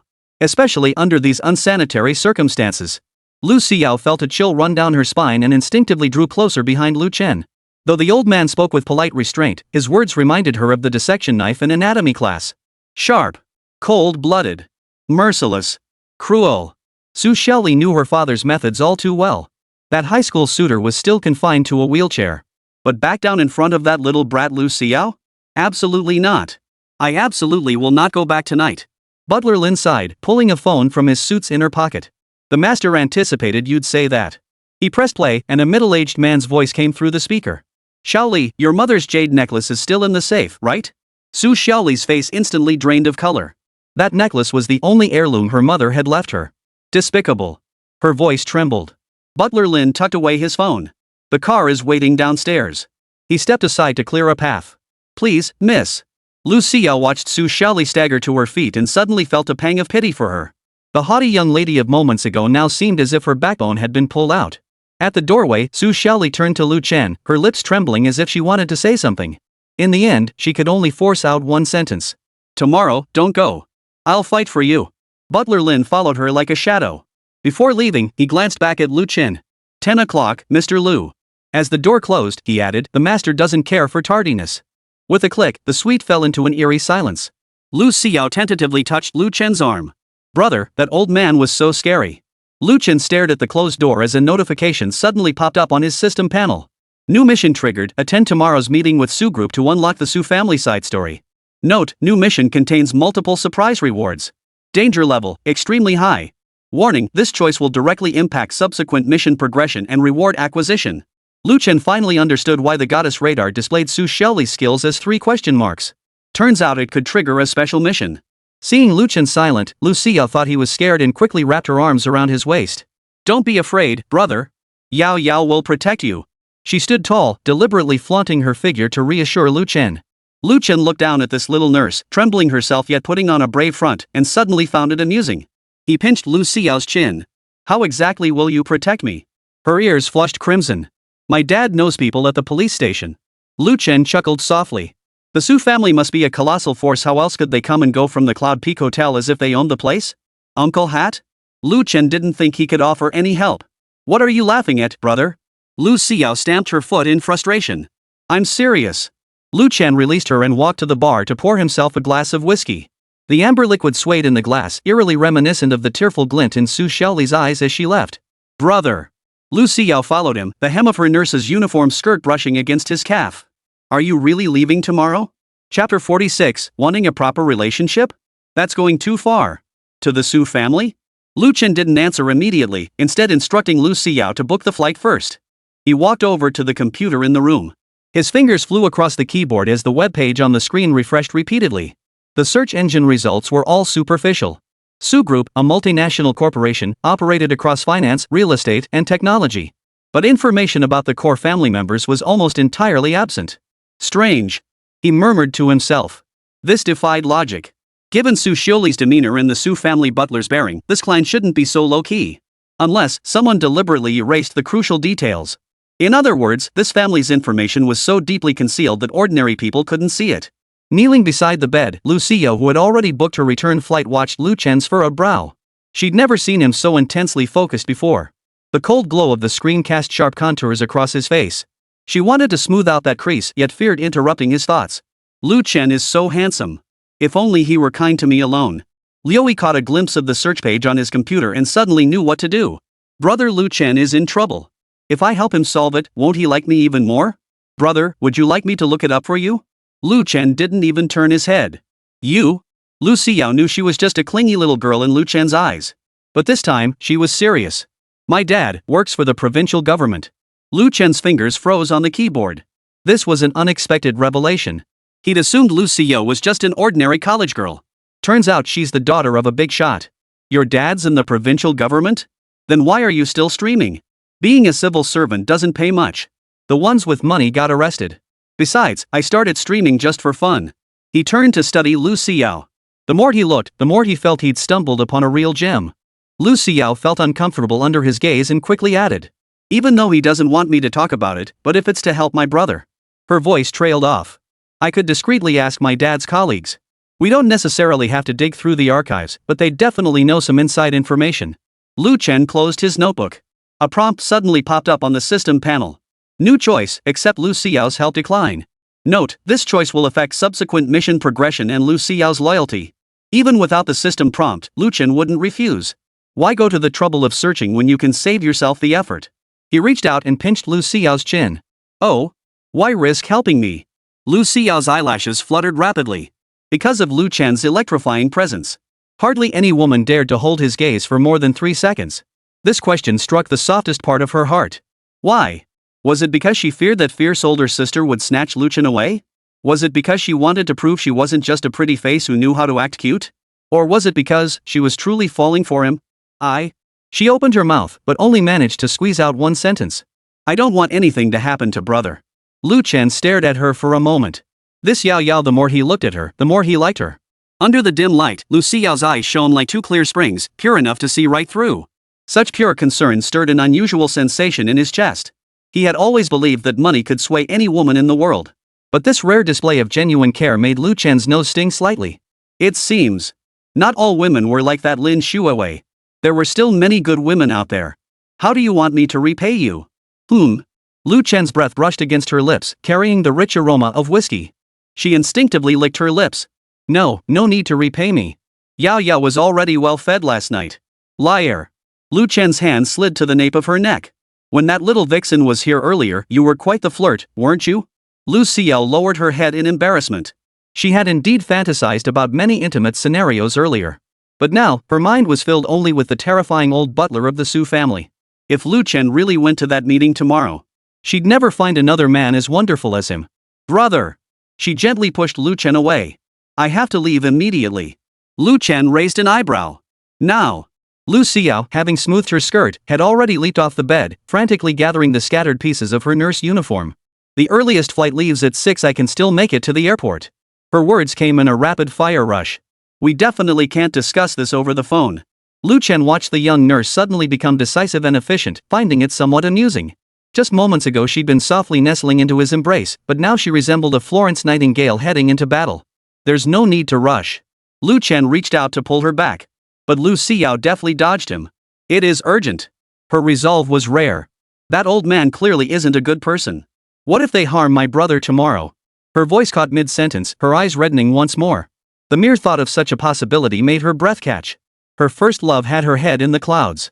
She was clearly love-struck. Lu Chen withdrew his hand and leaned against the headboard, watching Lu Xiao. She was hopping on one foot to remove her ripped stockings, nearly stumbling from her haste. Her nurse's cap was askew, but she didn't bother to adjust it. This clumsy eagerness felt more genuine than any acting he'd ever seen. Brother. Lu Xiao had finished getting ready and stood hesitating at the doorway. Should I go? It was raining outside. The mountain city's temperature could change in an instant. Lu Chen picked up his coat and car keys. Silly girl, of course I'll drive you. A wave of warmth washed over Lu Xiao. The feeling of being in love made her follow Lu Chen step by step toward the parking lot, her eyes fixed on his profile, afraid this might all be a dream. Lu Chen could feel those two burning gazes. He deliberately stiffened his expression. Watch where you're going. Oh. Lu Xiao quickly lowered her head, but couldn't suppress the smile curling at the corners of her lips. He. Turns out my brother still cares about me after all. After getting into the car, Lu Xiao fastened her seatbelt and suddenly leaned over to give Lu Chen a quick peck on the cheek. Thanks, big brother. Her eyes crinkled into crescent moons as she smiled. This is a deposit for our next meeting. Lu Chen frowned as he wiped away the saliva mark on his cheek, yet strangely, he didn't find it unpleasant.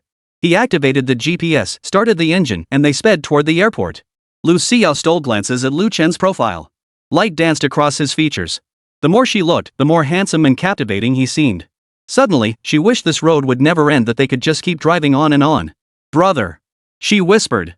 If I uncover important intelligence, will there be a reward? Lu Chen stared straight ahead. What do you want? Money? Lu Chen had plenty. As for physical needs, Lu Chen could easily satisfy Lu Xiao to her heart's content. Just tell me what you want as long as I can provide it. Is it my big bills you're after? Lu Xiao twisted her fingers and shook her head. What she wanted was too much. But not these things. She wanted Lu Chen to see only her. She wanted him to bark orders at her like he did with Su Xiaoli. She wanted an official title. She gathered her courage and whispered. I want you to give me a proper status, or at least a name that's just for me. Lu Chen shot her a surprised glance. Lu Xiao? Not that kind. It's more intimate, like... Her voice grew quieter and quieter. Like baby or something. Chapter 47, Yao Yao's Reckless Driving. Lu Xiao tilted her head, her eyes sparkling with a hint of anticipation and mischief as she watched Lu Chen, who was focused on driving in the front seat. Baby? Lu Chen heard the words and furrowed his brow slightly, not responding immediately. His gaze remained fixed ahead, hands steady on the steering wheel. A brief silence fell in the car, broken only by the engine's low, steady hum. To Lu Chen, Lu Xiao's request wasn't mere sweet talk, it felt like a calculated test, pushing boundaries. His thoughts drifted away, recalling the little moments he'd shared with Lin Yuqing in the past. Once, Lin Yuqing had also started with seemingly insignificant little requests, only to become increasingly unreasonable, ultimately leading to an outcome he never wanted to face. If he agreed to call her baby today, tomorrow she might demand darling, and the day after, perhaps she'd want to hear wife. Lu Chen had no desire to be swept into that emotional whirlpool again, repeating the same mistakes. He didn't want to relive the journey from marriage to betrayal he'd experienced with Lin Yuqing. He knew that sequence all too well. The bitterness and helplessness it held made him resist Lu Xiao's current demands. Seeing Lu Chen's prolonged silence, Lu Xiao's bright eyes gradually dimmed, and her heart sank little by little. She silently asked herself, was she being too greedy after all? Hold on tight. Lu Chen slammed his foot on the accelerator, and the car shot forward like an arrow released from its bow. I'll call you when I feel like it. Lu Xiao felt a pang of disappointment at his words, but obediently replied, okay, leaning back into her seat with a hint of hurt in her eyes. Was it really that hard to just call me baby? Was it really that hard? Just then, a system notification sounded in Lu Chen's mind. Lu Xiao affection level 1%. Hearing this notification, Lu Chen was utterly speechless. Women are such a hassle making such a fuss over a simple nickname. He sighed softly, pondered for a moment, and ultimately decided to grant Lu Xiao this small request. The next second, he extended his warm, large hand and gently covered the small hand Lu Xiao had placed on the armrest. Baby. The two words slipped from his lips, soft as a whisper, yet they sent ripples of emotion surging through Lu Xiao's heart. Hearing that single word, baby, Lu Xiao instantly felt her eyes sting with emotion, tears welling up. She turned to look at Lu Chen, her eyes brimming with surprise and emotion. Lu Chen caught the sight of her tear-streaked face out of the corner of his eye and shook his head inwardly with resignation. Love-struck minds were truly beyond help. Why was being a man so difficult? Stop crying or I'll throw you out of the car. He deliberately threatened her in a harsh tone, hoping to make her stop crying. Hearing this, Lu Xiao immediately wiped her face with the back of her hand and sniffled out a promise. I won't cry anymore. Her voice still carried a hint of tears, sounding especially endearing. Yao Yao is such a good girl. Lu Chen murmured softly in acknowledgement, withdrawing his hand to focus on driving again. But before long, a small hand quietly crept back onto Lu Chen's thigh. Brother. Deeply moved, Lu Xiao flushed and decided to do something for Lu Chen. Are you really willing to part with Yao Yao? Her eyes held a hint of shyness and anticipation, mixed with a mischievous glint. Lu Chen felt a restless little hand on his leg.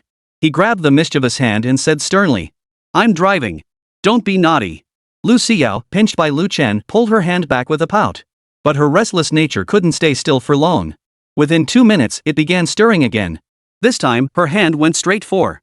Lu Chen couldn't help but exclaim, good grief. These students were unbelievably bold. The car continued speeding down the highway. Lu Xiao was lost in her own world, while Lu Chen focused intently on driving. After an unknown amount of time, Lu Xiao lifted her head, her muscles aching. The car had just come to a smooth stop by the roadside. We're at the airport. Lu Chen said, straightening his clothes as he reached into the storage compartment beside him to grab a bottle of water and hand it to Lu Xiao. Let's get back to business.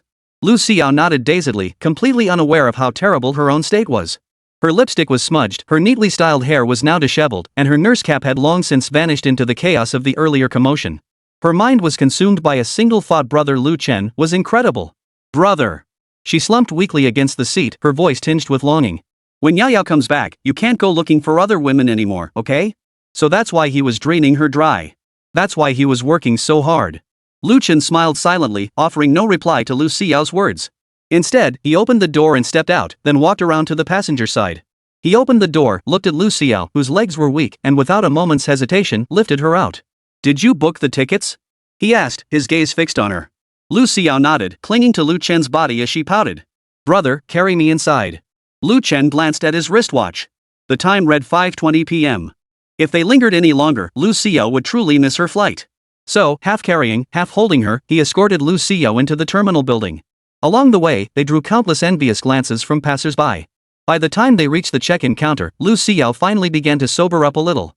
Her eyes filled with reluctance as she gazed at Lu Chen, tugging at the hem of his shirt with lingering reluctance. Brother, you must wait for my news. Before I return, don't you dare go see that old man. Lu Chen offered no clear response to Lu Xiao's plea, merely replying indifferently. Boarding's starting. Stop worrying. Seeing Lu Chen's non-committal response, Lu Xiao stamped her foot in frustration. Promise me. We'll see. Lu Chen offered yet another ambiguous reply. After spending these past 2 days with Lu Chen, she had gradually come to understand his personality. She knew that him even coming to the airport to see her off was an unprecedented display of tenderness. Then, summoning her courage, she stood on tiptoe and brushed a light kiss against Lu Chen's lips. Take care, big brother. With that, she turned and sprinted toward the security checkpoint, afraid that lingering another second would make her too reluctant to leave. But halfway there, Lu Xiao suddenly turned back. Frantically, she fished a small object from the pocket of her nurse's uniform and quickly pressed it into Lu Chen's hand. This is for you, brother. Her face flushed as red as a ripe apple, her voice barely audible. When you miss me, you can use this. With that, she turned again and sprinted toward the security checkpoint without looking back. Lu Chen looked down and saw he was holding a pair of flesh-colored stockings with a hole in them. They still carried Lu Xiao's body heat and the faint scent of her shampoo. Huh, this girl. Lu Chen shook his head helplessly, yet a faint, almost imperceptible smile crept onto his lips. Clutching the stocking, he gazed in the direction Lu Xiao had departed, a complex wave of emotions surging within him. Just then, as Lu Xiao twisted open the mineral water bottle and took a sip, a system notification suddenly rang in his mind. Detected spending of 2 yuan on goddess Lu Xiao. Triggered 10x critical hit. Congratulations on receiving 20 yuan. Hearing the notification of this critical hit cashback, Lu Chen turned away indifferently. He didn't give those 20 yuan a second thought. Just 20 yuan. He wouldn't even bother to glance at it if it fell on the ground. Yet before he could take a few steps, the notification for unlocking the 4th stage mission followed immediately. Congratulations on unlocking Phase 4 mission content. Spend 1 billion yuan on goddess Lu Xiao. Current spending, 2 yuan. The moment he heard the number 10 billion, Lu Chen's footsteps halted abruptly. This system really was ramping up the difficulty tenfold. In that case, Lu Chen suddenly remembered his sister-in-law, Lin Yuqing, whom he hadn't contacted in days. After all, spending 10 million yuan on Lin Yuqing was a requirement for completing the 2nd stage mission. And upon completing the task, there would be a surprise reward that no amount of money could buy. At this thought, a resolute gleam flashed in his eyes. He immediately turned and headed toward the parking lot, preparing to drive to Lin Yuqing's home. He knew full well that his sister-in-law had returned home and hadn't contacted him for 3 consecutive days. The problem must lie with his mother-in-law's household. He had to get to the bottom of this. At the same time, he needed to complete the system task to obtain that anticipated surprise reward. Otherwise, showing up empty-handed at the Su residence tomorrow would leave him utterly without confidence. Chapter 48, Want to get back together? Get lost. Su Shelley was forced to follow the butler back to the Su residence. Lu Xiao hurried home, determined to thoroughly investigate the Su family's background for Lu Chen. She understood Lu Chen needed help now, and by sharing his burden, she could at least do something meaningful. Alone and isolated, Lu Chen understood that in this complex situation, the most urgent task was to find Lin Yuqing and complete the phase objective. Only then might he secure a surprise reward capable of shifting the tide. He was utterly certain that to find Lin Yuqing, the Lin family residence was the only logical destination. The car glided through the central business district, sunlight glistening off the towering glass-curtained buildings. Lu Chen's gaze was involuntarily drawn to the golden building, instantly pulling his memories back to the past. Lu Chen remembered it clearly. It was inside that very golden building where Lin Yuqing, arm in arm with Vice President Zhang, publicly announced the revocation of his CEO position. That phone call 3 days ago had been too strange. Since then, Lin Yuqing had vanished without a trace, as if she'd evaporated from the face of the earth. Lu Chen's fingers tapped lightly on the steering wheel, the rhythm tinged with a hint of anxiety. He had called his ex-wife Lin Yuqing several times in between. But no one answered on the other end, only deepening his conviction about his gut feeling. His sister-in-law Lin Yuqing's sudden disappearance must be intricately connected to his ex-wife Lin Yuqing and his mother-in-law. The car turned into an upscale residential area. The surroundings were serene, with villas arranged in a pleasingly staggered pattern. Each villa fronted by meticulously manicured lawns, reflecting the residents' taste and affluence. Security was tight, with guards patrolling around the clock. The villa where Lin Yuqing now lived had been purchased with the money Lu Chen had given her during their divorce. Thinking of this, a complex mix of emotions welled up in Lu Chen: anger, resentment, and above all, a profound sense of the unpredictability of life. Lu Chen wasn't stingy with money. He simply hated himself for being blind back then, for misjudging the person. Soon, a white European-style villa came into view. He slowed the car to a stop, turned off the engine, and took a deep breath, trying to steady his nerves. He knew that when he faced Lin Yuqing and his mother-in-law next, he must remain calm to extract information about Lin Yuqing's whereabouts from them. He adjusted his tailored suit, glanced at his wristwatch, then walked steadily toward the villa's entrance. He raised his hand and pressed the doorbell. Moments later, the door slowly opened. Lin Yuqing stood lazily at the doorway in a silk nightgown, a glass of red wine in her hand. Her gaze swept over Lu Chen, lingering on his crisp tailored suit, then the status symbol watch on his wrist, finally settling on his face. Standing outside, Lu Chen keenly caught the fleeting surprise in her eyes and the barely perceptible jealousy. Oh! Lin Yuqing's red lips parted, her voice tinged with playful reproach. What a surprise! Come to beg for reconciliation? Ever since learning Lu Chen had regained his wealth, Lin Yuqing had been fantasizing about him returning to beg her for reconciliation. In her imagination, if Lu Chen truly knelt before her, pleading desperately, she might consider taking him back, especially for the generous material benefits. Moreover, she wasn't sure if it was just her imagination, but she felt Lu Chen had grown even more handsome lately. There seemed to be a new kind of charm in his every gesture. Lin Yuqing herself was quite attractive, having just been rated an 80 by the system. Naturally, she too fell under the influence of Lu Chen's unique charisma cells. Seeing Lin Yuqing flaunting her charms before him, Lu Chen felt nothing but nausea. A wave of intense loathing surged through him, making him wish he could rip his own eyes out and stomp them into dust on the ground. Damn it! How could this tie system even affect Lin Yuqing? He rolled his eyes without restraint, his tone dripping with contempt. What the hell are you daydreaming about? Like I give a damn about you, you piece of trash? Where's Lin Yuqing? Lin Yuqing's previously smiling expression instantly turned cold. A flicker of displeasure crossed her eyes. Where my sister is none of your business. She took a small sip of wine, deliberately adopting a haughty demeanor. The affairs of the Lin family are none of your business, you outsider. 3 days ago, she took a phone call and vanished. Lu Chen stared intently into her eyes, searching for the slightest crack in her composure. Did you tell your mother to hit her?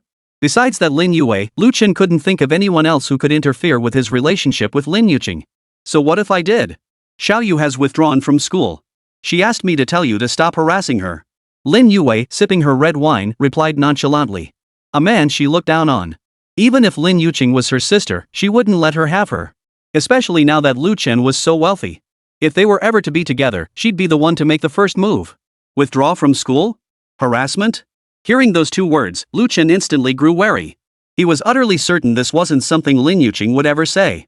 After all, just the day before yesterday, she'd been enthusiastically discussing with him which company they'd join after graduation, brimming with hope for the future. How could she suddenly drop out? To Lu Chen, Lin Yuqing's explanation sounded laughably clumsy. Besides, Yuling was about to receive her diploma. Withdrawing at this point made no sense whatsoever. I don't trust you. Have her tell me herself. Lu Chen took a step forward, his tone carrying an unwavering certainty. Seeing him advance, Lin Yuqing instinctively took a step back, the collar of her nightgown slightly opening with the movement.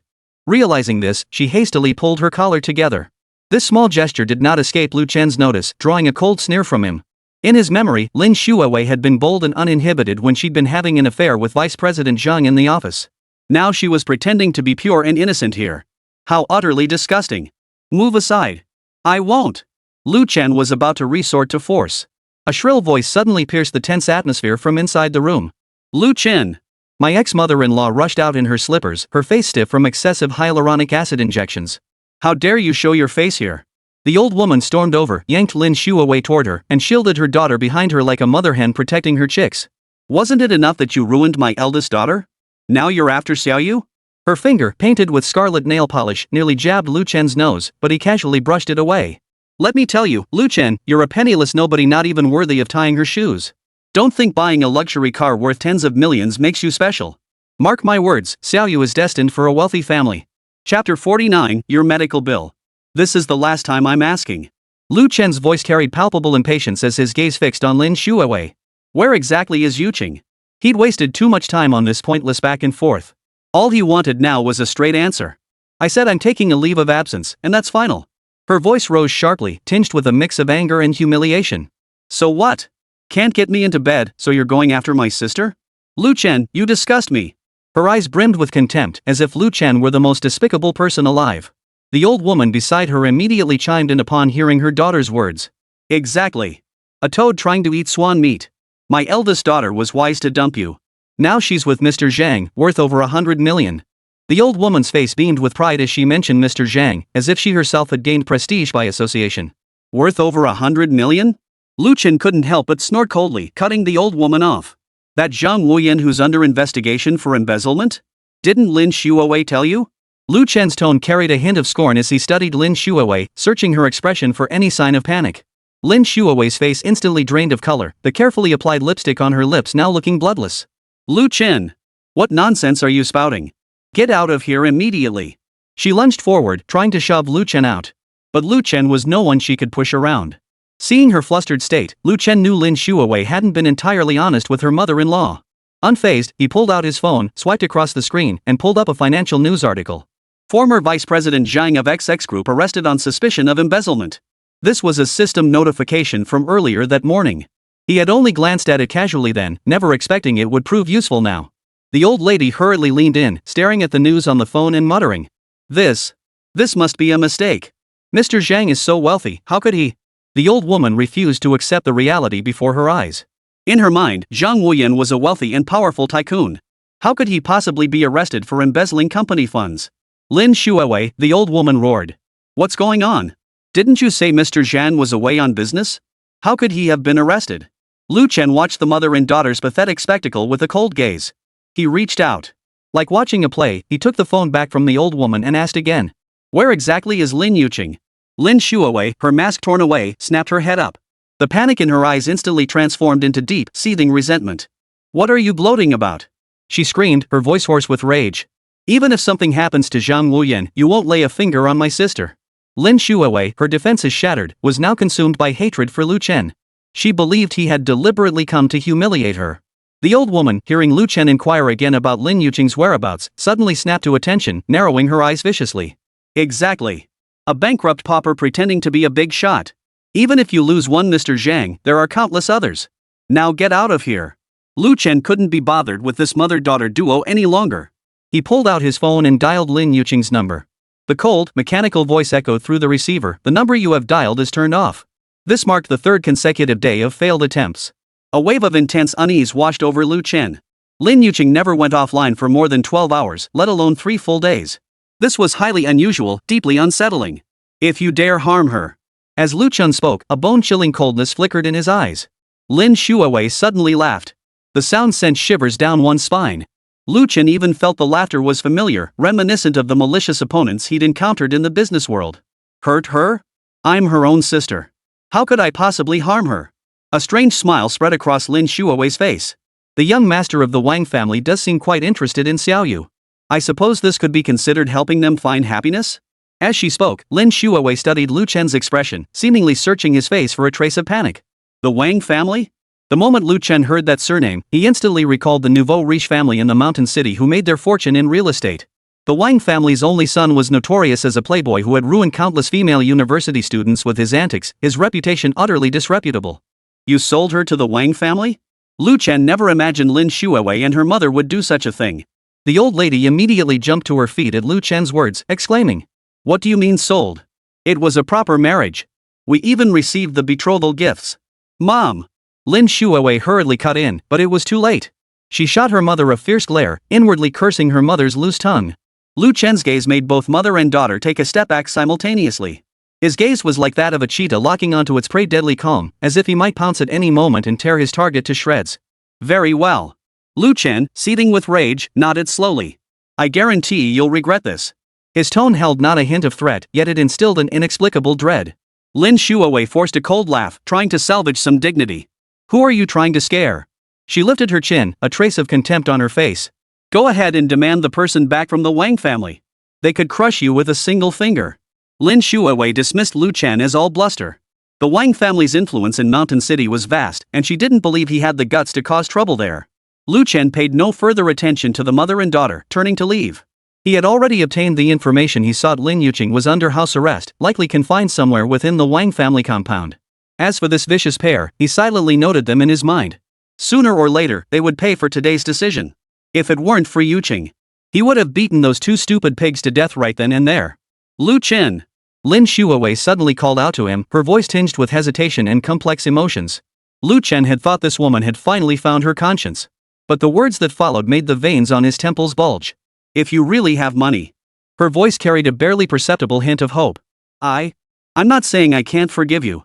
Lin Yuqing's emotions were tangled at that moment. Part of her refused to believe Lu Chen had truly made it big, yet another part secretly hoped he had become wealthy. Perhaps then she might salvage some of the situation.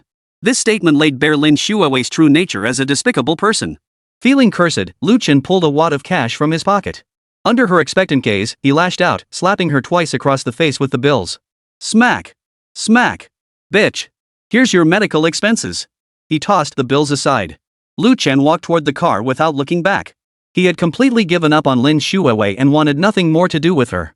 Behind him came the old woman's curses and Lin Yuqing's hysterical screams. Stop pretending. You'll always be a loser. The moment the car door slammed shut, a system alert sounded in Lu Chen's mind. Emergency mission triggered, rescue Lin Yuqing.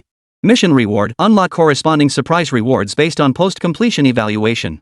Lu Chen glanced at the time, 6:18 p.m. City lights began to flicker as nightfall descended upon the mountain city. He revved the engine, and the Lexus shot forward like an arrow released from its bow. The meeting with the Su family could wait, but Lin Yuqing couldn't afford to. My woman, no matter what kind of power you wield, don't even think about laying a finger on her. The steering wheel whirled swiftly beneath Lu Chen's hands as the car raced toward the Wang family's compound. A cold smile curled at Lu Chen's lips. Tonight, he would make certain people understand the true meaning of crushing. Chapter 50, The Suit-Clad Thug's Physical Crush. Lu Chen slammed on the brakes, leaving 2 black skid marks on the concrete in front of the Wang family villa. He pushed open the door, his cold gaze fixed on the gilded mansion before him. A classic nouveau riche aesthetic, gaudy gold paint gilded the Roman columns, and a massive Wang character was inlaid on the main gate. 2 security guards in black suits immediately closed in. Private property. No trespassing. The heavy-set guard on the left reached out to shove Lu Chen's shoulder. Get lost. Lu Chen sidestepped the push, his voice as cold as ice. Let the Wang family's spokesperson come out. The watchdogs can get lost. Oh? The lanky man on the right chuckled. Who do you think you are? You're not worthy of having our CEO Wang personally. Smack. A resounding slap sent the lanky man spinning twice in place before he flew backward, crashing into the wrought iron fence. The burly security guard's eyes widened as he watched his colleague collapse to the ground like a ragdoll. UING. The fat man drew his electric baton, blue sparks crackling from its tip. But he certainly wouldn't dare make a move. Lu Chen's overbearing aura was simply too intimidating. He certainly didn't want to get slapped and sent flying in a spin. Lu Chen didn't even lift an eyelid. Such threats were no different to him than a child waving a plastic sword. With his invincible golden kidneys, his electricity-generating cells, and his ability to foresee danger 3 seconds in advance, he was long beyond the reach of ordinary people. 3 security guards who'd heard the commotion burst out of the courtyard, each wielding a baton. Looking for trouble? The leader, a man with a scarred face, sneered. You know whose place this is? Lu Chen couldn't be bothered with small talk and simply walked forward. The fat man dared not block his path, wisely stepping aside. The scarred man swung his club down toward the fat man's head. But mid-air, Lu Chen caught his wrist with one hand. Snap. A crisp snap of bone fracture echoed with a piercing scream. Lu Chen flung him aside effortlessly. The scarred man's 160-pound frame crashed like a sandbag, knocking over his 2 companions behind him. The fat security guard finally reacted, jabbing his electric baton fiercely at Lu Chen's lower back. He certainly didn't dare to confront Lu Chen head-on. But he wasn't afraid to strike from the shadows. 100,000 volts of electricity could knock out a bull, yet Lu Chen didn't even flinch. How is that possible? The fat man stared at the unscathed Lu Chen, his lips beginning to tremble. Lu Chen grabbed the stun baton with his free hand. He yanked it out violently, instantly leaving the fat man's hands a bloody mess. Ah! The fat man collapsed to the ground, wailing in agony. One last time. He pinned down Scarface's hand as it reached for the walkie-talkie. Where is Lin Yuqing? Sweating profusely from the pain, the scarred henchman remained loyal to the end. What Lin? Ah! Lu Chen pressed down harder, the sound of cracking bones echoing clearly. 3rd floor. The innermost room on the 3rd floor. Scarface finally broke down. The college girl the Lin family bought for the Wang family. I don't know if it's... Lu Chen released his foot and strode directly toward the iron gate. The remaining guards were too terrified to approach. One cowardly one had even wet himself. Quick! Notify Mr. Wang. As soon as Lu Chen passed him, Scarface immediately bellowed into the walkie-talkie. Intruder! Stop him. That guy knows martial arts. The iron gate slammed shut with a loud bang. Then it was quickly locked. Lu Chen stood before the 3-meter-high iron gate and delivered a powerful kick. Boom! The entire door flew several meters like it had been hit by a truck, crashing into the fountain and sending water spraying everywhere. The gardener trimming shrubs in the courtyard dropped his shears in fright, while the driver washing a car plopped right into the wash bucket. To the uninitiated, it might have seemed like an explosion. Upon closer inspection, it turned out to be a thug in a suit. Bystanders were already gathering in the distance, some holding up their phones to record the scene. Lu Chen didn't care. All he wanted now was to confirm Lin Yuqing's safety. 7 or 8 more bodyguards burst out from the main building entrance, this time armed with riot forks and pepper spray. The bald, muscle-bound leader strained against his white shirt, a thick gold chain draped around his thick neck. Kid, you're done for. The bald man cracked his knuckles. You know where the last guy who caused trouble here ended up? The morgue. Lu Chen didn't even glance at him, continuing to walk forward. Infuriated by the attitude, the bald man swung a punch straight at Lu Chen's face. That fist could shatter bricks. It had killed men in underground boxing rings. The fist stopped 5 centimeters from Lu Chen's nose. The bald man's eyes widened in disbelief as his fist was caught by Lu Chen's single hand. What was even more terrifying was that he couldn't pull it back. It felt like it was clamped in iron tongs. Useless. Lu Chen remarked. With a gentle twist, the bald man's wrist bones cracked with a sound that made one's teeth ache. Amidst the agonized screams, Lu Chen delivered a kick to the man's knee, producing another sharp crack. The remaining bodyguards swarmed forward. But Lu Chen's electric cells discharged instantly. Active skill 100,000 volts, generates electricity through movement and discharges it. Maximum release intensity is tied to the host's stamina current cap, Pikachu level. Ah! Shrieks erupted as the bodyguards convulsed and collapsed. Lu Chen strolled through the crowd as if taking a leisurely walk. He hadn't killed them, but it was enough to teach them a lesson they wouldn't forget. A voltage of 100,000 volts posed extreme danger to the human body, potentially leading to death. Lu Chen knew he couldn't risk fatalities, so he'd given them ample face. Monster! A young bodyguard slumped to the ground, letting Lu Chen step onto the stairs. He pushed open the main building's doors. Inside the hall, a middle-aged, overweight man in traditional Chinese attire was on the phone, flanked by a slick-haired, powdered-faced young man likely the Wang family father and son. The police are on their way.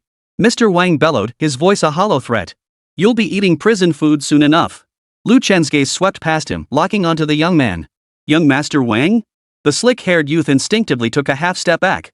What do you want? I warn you. Where is Lin Yuqing? Lu Chen's voice was calm, yet it made Wang Xiao's legs tremble. What Lin? I don't know anyone. Lu Chen suddenly appeared before him, their noses nearly touching. Wang Xiao could clearly see his own reflection in the other man's pupils, terrified, cowardly, ugly. Third floor, farthest room. Lu Chen answered for him. Lead the way. Wang Xiao's legs buckled, nearly forcing him to his knees. He'd never encountered someone so terrifying. The bodyguards he'd paid a fortune for were as flimsy as paper in this man's hands. Dad! Dad, save me! He trembled as he pleaded for his father's help. Just as Mr. Wang opened his mouth to speak, Lu Chen shot him a glance. The real estate tycoon of the mountain city fell silent, like a rooster with its throat clamped shut. My patience is running thin. Lu Chen yanked Wang Xiao by the collar. One last time, will you show us the way? Young Master Wang finally broke down. I'll lead the way. I will. Don't hit me. Up the stairs, Lu Chen carried young Master Wang like a small chicken. This once arrogant and domineering rich kid now wept like a 3-year-old. Wang Xiao explained between sobs. Her sister and mother sent her over saying she was marrying me. They even took 5 million in dowry. Lu Chen tightened his grip, and Wang Xiao immediately fell silent. At the end of the third-floor corridor stood a heavy solid wood door, bearing a sign that read Collection Room. But the doorknob bore fresh scratch marks. As if someone had been forcibly dragged inside, leaving nail marks behind. Lu Chen tossed Wang Xiao aside and kicked the door with his foot. Bang! Chapter 51, Redemption in the Collection Room. Get out! Don't you dare come closer. When my brother-in-law gets here, he'll have you all thrown in jail. Lin Yuqing's wails pierced through the thick rosewood door. Lu Chen immediately reined in his strength. He stood before the door, knuckles pressed against the lock mechanism, his strength precisely calibrated to shatter the lock core. Bang! The sound of the lock shattering echoed down the hallway. When Lu Chen pushed the door open, this was the scene that met his eyes. Lin Yuqing gripped the mop handle with both hands, holding it horizontally across her chest like a sword. She was still wearing the same outfit from 3 days ago. The beige knit sweater and light blue jeans both bought by him. Only now, the knit sweater's cuffs were torn and the jeans were dusty at the knees. Yuqing, it's me. I'm here. Lu Chen's voice was much softer than usual, filled with heartache. If there was any woman he still trusted, then it was Lin Yuqing. The system panel flickered at the edge of his vision, displaying Lin Yuqing's real-time status. Stamina, 23%. Severe mental fluctuations. Mild dehydration. Brother-in-law. The mop clattered to the floor. Lin Yuqing's eyes widened, tears welling in her bloodshot sockets. Her lips trembled, uncertain if this was illusion or reality. Is it really you? The word stabbed like a knife into Lu Chen's chest. Can you walk? He asked. Lin Yuqing stumbled as soon as she took a step. Her knees buckled unnaturally, as if she'd forgotten how to control her legs. Lu Chen lunged forward, catching her waist before she fell. I'm fine. Lin Yuqing was still putting on a brave face, but her fingers were already clutching the front of Lu Chen's suit jacket. Just a bit of low blood sugar. After 3 days of starvation, how could she not have low blood sugar? Lu Chen could feel her trembling. Not trembling from fear, but the physical reaction of sudden release after 3 days of tension. He undid the buttons of his suit jacket with one hand and draped it over her shoulders. Lin Yuqing's cheeks flushed instantly. Having a brother-in-law around was truly comforting. Brother-in-law, I won't wander off anymore. At the end of the corridor, a young man in a Givenchy t-shirt slumped on the floor. Lu. Brother Lu. Wang Xiao shivered and backed away. Seeing Lu Chen's murderous glare, he could barely get his words out. It's a misunderstanding, all a misunderstanding. The girl hid in the storage room the moment she came in and threatened to smash things. We really didn't touch her. Lu Chen's gaze lingered on the tear-streaked face. Brother Lu. Wang Xiao forced a smile uglier than crying, for my father's sake. Lu Chen's hand shot out in a swift motion. Smack! The first slap sent Wang Xiao tumbling sideways onto the floor. A back molar flew out, mixed with blood and saliva, landing on the Persian rug. This slap. Lu Chen shook his hand. Not because his hand hurt, but because it was dirty. This is your father's lesson for you. Wang Xiao clutched his face and yelped like a chihuahua whose tail had been stepped on. His cries drew more people. Chairman Wang in his traditional Chinese attire, 3 bodyguards, and Mrs. Wang clutching a glass of red wine. Chairman Wang tried to step back. Lu Chen looked at Chairman Wang, who had hurried over. A child's misdeeds are the father's failure. Wang Xiangjian, who had witnessed Lu Chen's formidable skills, was about to flee. Lu Chen's hand struck like the wind. Smack! This blow carried even greater force. Chairman Wang's 200-pound frame flew through the air like a torn sack, crashing into and shattering the antique vase in the entryway. The old man lay sprawled on the floor, mouth full of blood, horrified to discover his front teeth were gone. You! Chairman Wang threatened incoherently, this time I really will call the police. Lu Chen pulled out his phone and tossed it to him. Go ahead. This action stunned everyone. The 3 bodyguards exchanged glances, none daring to approach. Not reporting it? Lu Chen bent down to pick up the phone. Then I'll do it for you. He dialed a number and pressed the speaker button. After the call connected, a commanding male voice spoke. This is Lu Wei. Chairman Wang's face instantly drained of color. He recognized that voice. The deputy director in charge of economic crime investigation had just dismantled an underground money exchange last year. Having navigated the business world for so many years, Lu Chen had managed to walk away unscathed after bankruptcy, naturally cultivating some connections along the way. Deputy Director Lu. Lu Chen said into the phone. Wang Xiangjian is suspected of illegal detention. I'll send you the evidence shortly. There was a 2-second silence on the other end. Are you certain, Mr. Lu? The fact that he still addressed him as Mr. Lu after all this time showed the old acquaintance still gave him face. Absolutely certain. Lu Chen glanced at the young Master Wang, still cowering in the corner, covering his mouth and whimpering. His son was involved too. After hanging up, the room before the collection chamber fell deathly silent. Chairman Wang's face turned ashen. Suddenly, he lunged forward and clung to Lu Chen's legs. Mr. Lu. Brother Lu. I didn't recognize a mountain when I saw it. I was wrong. Name your price. Not only did he lack connections, but he didn't even understand the law. Just a nouveau riche upstart, thinking he's some all-powerful big shot? Lu Chen kicked him away and walked back to Lin Yuqing's side. She stood rooted to the spot, motionless as a statue.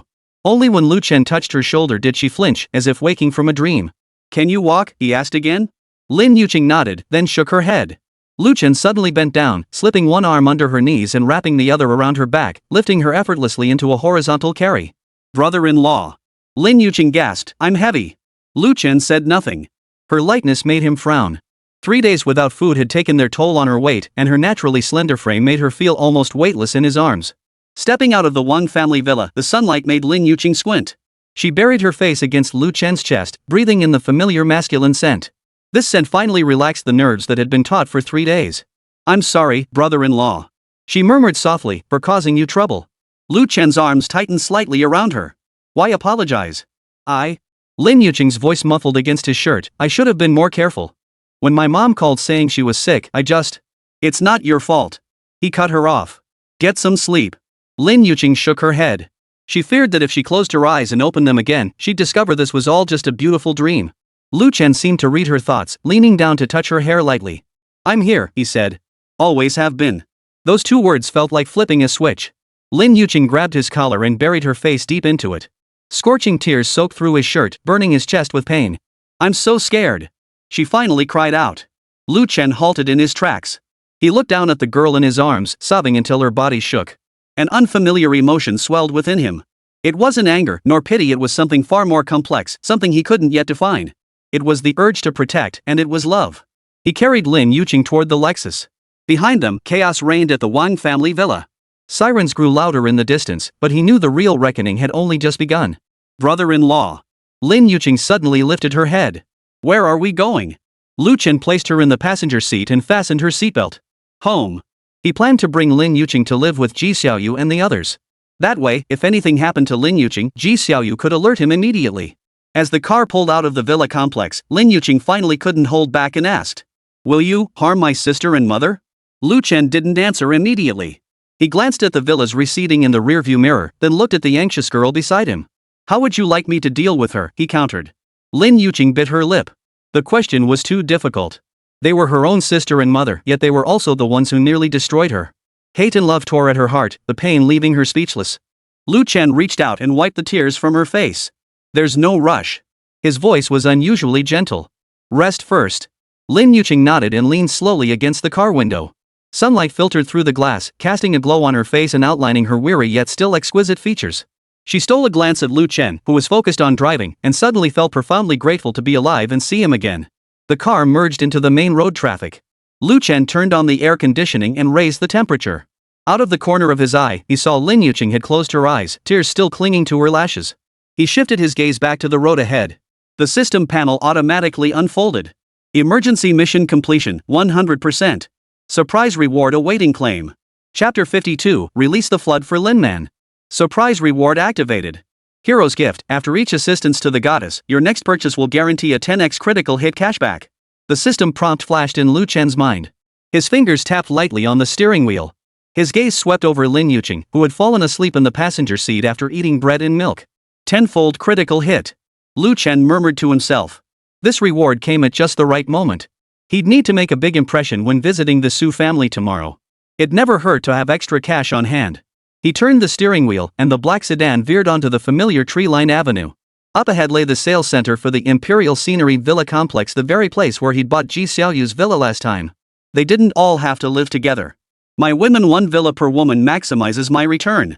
As the car came to a stop, Lin Yuqing opened her eyes groggily. Where? I'm buying you a place. Lu Chen unbuckled his seatbelt. So you won't get locked up again, and it's close to your school. Lin Yuqing snapped awake. No need. I'm perfectly fine living in the dorm. Lu Chen had already gotten out and walked around to the passenger side, pulling open the door. Get out. 2 words, leaving no room for argument. Lin Yuqing bit her lip as she slowly made her way out of the car. Her legs still felt weak, but much better than before. Sunlight glinted off the golden sign at the sales center, making her squint. Brother-in-law. Her sister-in-law murmured in protest. This is far too expensive. I hear the houses here are ridiculously pricey. Lu Chen smiled faintly. I'll show you just how capable your brother-in-law is. Then, Lu Chen took his sister-in-law's hand and walked toward the glass doors. The moment the sensor-activated doors opened, a blast of air-conditioned cold air mingled with perfume wafted toward them. 6 or 7 uniformed saleswomen simultaneously lifted their heads, their gazes locking onto him. Word had already spread through internal channels that Lu Chen had just splurged nearly 200 million yuan to buy 2 villas here, one for a mother and daughter. Everyone had memorized the handsome face of this money god. Mr. Lu, you're here. Mr. Lu, this way, please. We've just launched. A chorus of sweet, flattering voices instantly surrounded them. Lin Yuqing instinctively drew back behind Lu Chen. These women were frighteningly enthusiastic, their eyes practically devouring him whole. After all, Lu Chen was a walking money tree, everyone adored him. Lu Chen raised his hand to signal for quiet. Is Lin Man here? The name instantly silenced the room. Why did such a great opportunity fall to Lin Man again? The female sales staff exchanged glances, and one of them offered a forced smile. Mr. Lu, Lin Man is off today. I'll give you. Liar. Lu Chen cut her off. I just parked outside and saw her backstage. The effect of the invincible golden kidney is to strengthen the body. Of course. Including vision. The sales office manager wiped sweat from his brow as he rushed over. Mr. Lu, you have keen eyes. Xiao Lin. Come here immediately. Behind the frosted glass partition, a slender figure visibly froze. Seconds later, Lin Man reluctantly emerged. She wore her standard uniform skirt today, black stockings encasing her long legs, but her steps were awkward, as if she were walking on nails. Mr. Lu. Mr. Lu. Her voice was barely above a whisper as she kept her head bowed. Lu Chen watched her with a hint of amusement. The last time he came to buy a house, this sales manager had been educated by his electric discharge cell. Apparently, the memory was still fresh. Show us the property. Lin Man's fingers twisted together. I'm not feeling well today. Recalling the last time she'd been discharged. Her ears flushed crimson. Can we change? No. Lu Chen looked at the supervisor. No commission if we switch personnel, right? The burly manager immediately understood. His smile vanished as he turned and barked. Xiao Lin. You still want to keep your job? He lowered his voice. Don't you know how much you pocketed from that deal with Mr. Lu last time? If you piss off the cash cow, I'll fire you on the spot. And you can forget about getting any commission this month. Hearing the threat, Lin Man's shoulders slumped. She stole a glance at Lu Chen before quickly averting her eyes. Her gaze held a mix of shyness and some unspoken, almost embarrassing anticipation. The pleasure from the electric shock last time had clearly left a deep impression on her. Alright. Please follow me. The model display area was well lit, miniature villa models gleaming under spotlights. Lin Man explained the floor plans, her voice dry and monotone, as if reciting from a script. She deliberately kept her distance from Lu Chen, but whenever she pointed to a model, he would just happen to move closer, his arm brushing against her back. This one. Lu Chen suddenly pointed to the villa in the center, positioned very close to Ji Xiaoyu's villa. Let's go see it in person. Lin Man felt as if she'd been granted a reprieve and quickly turned to lead the way.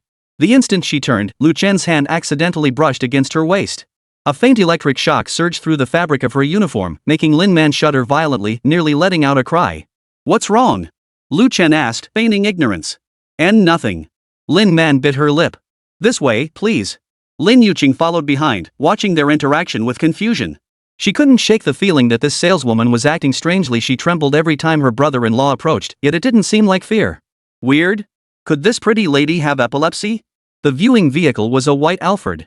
Lin Man intended to sit in the front passenger seat, but the manager insisted on shoving her into the back, sandwiched between Lu Chen and Lin Yuqing. As the car started moving, she tensed up like a bowstring pulled taut. The villa complex was actually quite close, there was no need to drive at all. But Lu Chen was now a VIP, and VIPs deserved VIP treatment. Relax. Lu Chen murmured in her ear. Didn't you enjoy it last time? The words made Lin Man's knees snap together as she uncontrollably replayed that day's events. Lu Chen pretended to brush against her by accident. An electric current slithered through her body like a small snake, sending unprecedented shivers down her spine. So this man had done it on purpose. But why did that electric sensation feel nothing like a real shock? It felt more like a massage? Brother-in-law. Lin Yuqing suddenly spoke up. Isn't this place a bit too expensive? I only need a few dozen square meters for myself, no need for a big villa. Lu Chen, interrupted mid-spell, glanced at his sister-in-law and gently tickled her nose. It's not expensive. It really wasn't expensive. With a tenfold critical hit bonus, the more he spent, the more he earned. Besides, his peripheral vision caught Lin Man fidgeting restlessly. He could seize this chance to win Lin Man over and make her his next cashback goddess. He'd just activated his goddess radar. Lin Man's spending potential was rated S-class, which meant this woman's material desires were definitely not low. The villa district was soon in sight. The model unit featured exquisitely finished European decor, with a crystal chandelier cascading down from the three-story atrium. Lin Man forced herself to stay alert as she gave the tour, her voice growing increasingly shaky. Lu Chen followed half a step behind her. Each time she paused, she could feel his breath on the back of her neck. The master bedroom is in. Ah! A short, sharp gasp. Lin Man's tablet slipped from her hands and hit the floor. As she bent down to pick it up, Lu Chen just happened to lean forward too, his fingers brushing against the back of her neck. This time the electric current was stronger. Lin Man's legs gave way, and she knelt directly onto the carpet. Miss Lin, so enthusiastic? Lu Chen looked down at her. Going all out before the contract's even signed? Chapter 53, Tribute to the Gold Miner. Lin Man was mortified beyond words. She could feel the current still coursing through her body, causing her lower abdomen to tighten in waves. Worst of all, this feeling of public humiliation was strangely arousing. It felt like some forbidden trait had awakened within her. I need to use the restroom. She struggled to her feet and stumbled toward the hallway. Lin Yuqing finally couldn't hold back any longer. Her eyes widened as she glared at Lu Chen. Brother-in-law, what did you do to her? Lu Chen looked utterly innocent. I didn't do anything. She seems. Lin Yuqing chose her words carefully, off. Lu Chen smiled as he walked toward the other rooms, sunlight outlining his tall, straight silhouette. Pick a room, he changed the subject. Which one do you like? Lin Yuqing knew he was evading the question, but she didn't press him. After all, with a man as outstanding as her brother-in-law, it was only natural he had other women. She looked around. This villa was extravagant beyond imagination. The living room alone was larger than her entire childhood home. Such a waste. She murmured softly, living alone. Lu Chen walked back over and suddenly reached out to ruffle her hair. Then invite some girlfriends over to hang out. This intimate gesture made Lin Yuqing's face flush instantly. She lowered her gaze to stare at her shoe tips, her heart racing uncontrollably. Her brother-in-law's palm felt so warm, exactly as she remembered. When Lin Man returned, her expression had calmed considerably, though her gait still carried a hint of awkwardness. After returning home yesterday, she who had always disliked men played a game of gold miner all night to forget Lu Chen from her mind. She played gold miner all night to distract herself. But no matter how much she dug, she never found any real gold. But just now, while playing again in the bathroom, she suddenly struck gold. But she'd played so intensely that her eyes were barely staying open, and people seemed to be floating around her. Feeling guilty, she avoided Lu Chen's gaze, staring fixedly at her tablet the whole time. Mr. Lu, what do you think? This one. Lu Chen pulled out his bank card. Full payment. Lin Man's hand trembled, nearly dropping the tablet again. The penthouse was priced at 88 million. Paying in full meant her commission. The mere thought made her head spin. And Lu Chen had already spent nearly 200 million yesterday. And today he'd spent this much again. How could it feel like his money was bottomless? But I clearly searched online, there's no such person in Mountain City? Could Lu Chen be some kind of hidden tycoon? On the way back to the sales office, Lin Man visibly relaxed. The lure of commission temporarily overpowered her fear of electric shocks. She even took the initiative to ask. Mr. Lu needs to process. Ah! Another startled cry. As the car hit a speed bump, Lu Chen supported her. The electric current struck her waist with pinpoint accuracy. This time it lasted longer, and Lin Man slumped straight into the seat, breathing heavily. Careful. Lu Chen withdrew his hand, having had his fill. Even Su Shelley, that seasoned player in the dating game, couldn't hold a candle to the electric cells. And Lin Man, a career woman who'd never tasted love, was even less able to resist. Don't fall. Thank you, Mr. Lu. Lin Yuqing frowned. She was certain she'd seen her brother-in-law's fingers make a subtle movement, but it happened too quickly to discern clearly. This missed Lin Man just a touch and she reacts so strongly. Could it be? A ridiculous thought flashed through her mind. Could it be she'd already been having an affair with her brother-in-law? The thought made Lin Yuqing's heart suddenly feel sour. She stole a glance at Lu Chen's profile, then looked at Lin Man slumped in her seat, her face flushed. An inexplicable anger welled up inside her. The signing process went smoothly. As Lu Chen signed the final name, the system prompt arrived as promised. Congratulations! Lin Yuqing has accepted your consumption. Current consumption willingness, 10. After consumption is complete, settlement will be based on the highest return rate. Detected that you have consumed for goddess Lin Yuqing. A thought dismissed the notification. The cashback figure danced across his retina, yet Lu Chen felt nothing. Money had long been just a game of numbers to him. What was more interesting was the trembling hand of Lin Man as she signed. Mr. Lu. After the paperwork was done, Lin Man gathered her courage to speak. Would you mind if I asked you out to dinner? Her words were cautious, yet her eyes betrayed her true thoughts. This body, once electrified by desire, had tasted the sweetness and craved more. After all, she had been lonely for so many years. Lu Chen was the first man to make her feel something. Hearing this, Lu Chen had been pondering how to get Lin Man, that sophisticated older woman, to go out with him. Little did he expect the fish would take the bait on its own. Excellent. The sixth goddess spot belongs to this mature woman, Lin Man. Let me treat you. Your business card is in my wallet from last time. I'll reach out. Lin Man was about to politely insist on treating him herself. But Lu Chen had already turned and walked away with Lin Yuqing to view the villa. It wasn't that Lu Chen was deliberately acting aloof. He just wanted to settle his sister-in-law quickly so he could hurry over and make plans with Lin Man. Ahem, date. Lin Man, who was already itching to dig for more, watched Lu Chen's retreating figure with Lin Yuqing. Her legs rubbed together involuntarily. So annoying. What the hell was I thinking wearing these stockings today? If I'd known he was coming, I would have gone commando. Now I'll have to toss these stockings that cost hundreds. Lin Yuqing stayed close behind Lu Chen, her mind still fixated on that peculiar look on Lin Yuqing's face. Having never experienced such things, she couldn't recognize that look as the aftermath. From the moment she stepped into the sales center, Lin Yuqing sensed something was off. The salesperson's gaze toward Lu Chen held an inexplicable meaning, stirring an inexplicable pang of bitterness in Lin Yuqing's heart. That lingering gaze was something only a woman would give when her heart was stirred. Now, as they walked side by side toward the parking lot, Lin Yuqing remained silent, yet her inner turmoil raged like a storm. Finally, as they neared the car, Lin Yuqing could hold back no longer. She softly called out, "Brother-in-law." A hint of hesitation lingered in her voice. "You and that salesperson." Before she could finish, Lu Chen pressed the car key fob. The crisp unlocking sound cut off Lin Yuqing's words. Lu Chen responded with a puzzled and turned to look at Lin Yuqing, his eyes brimming with questions. Jealous, Lin Yuqing opened her mouth, wanting to pour out all her doubts and grievances at once.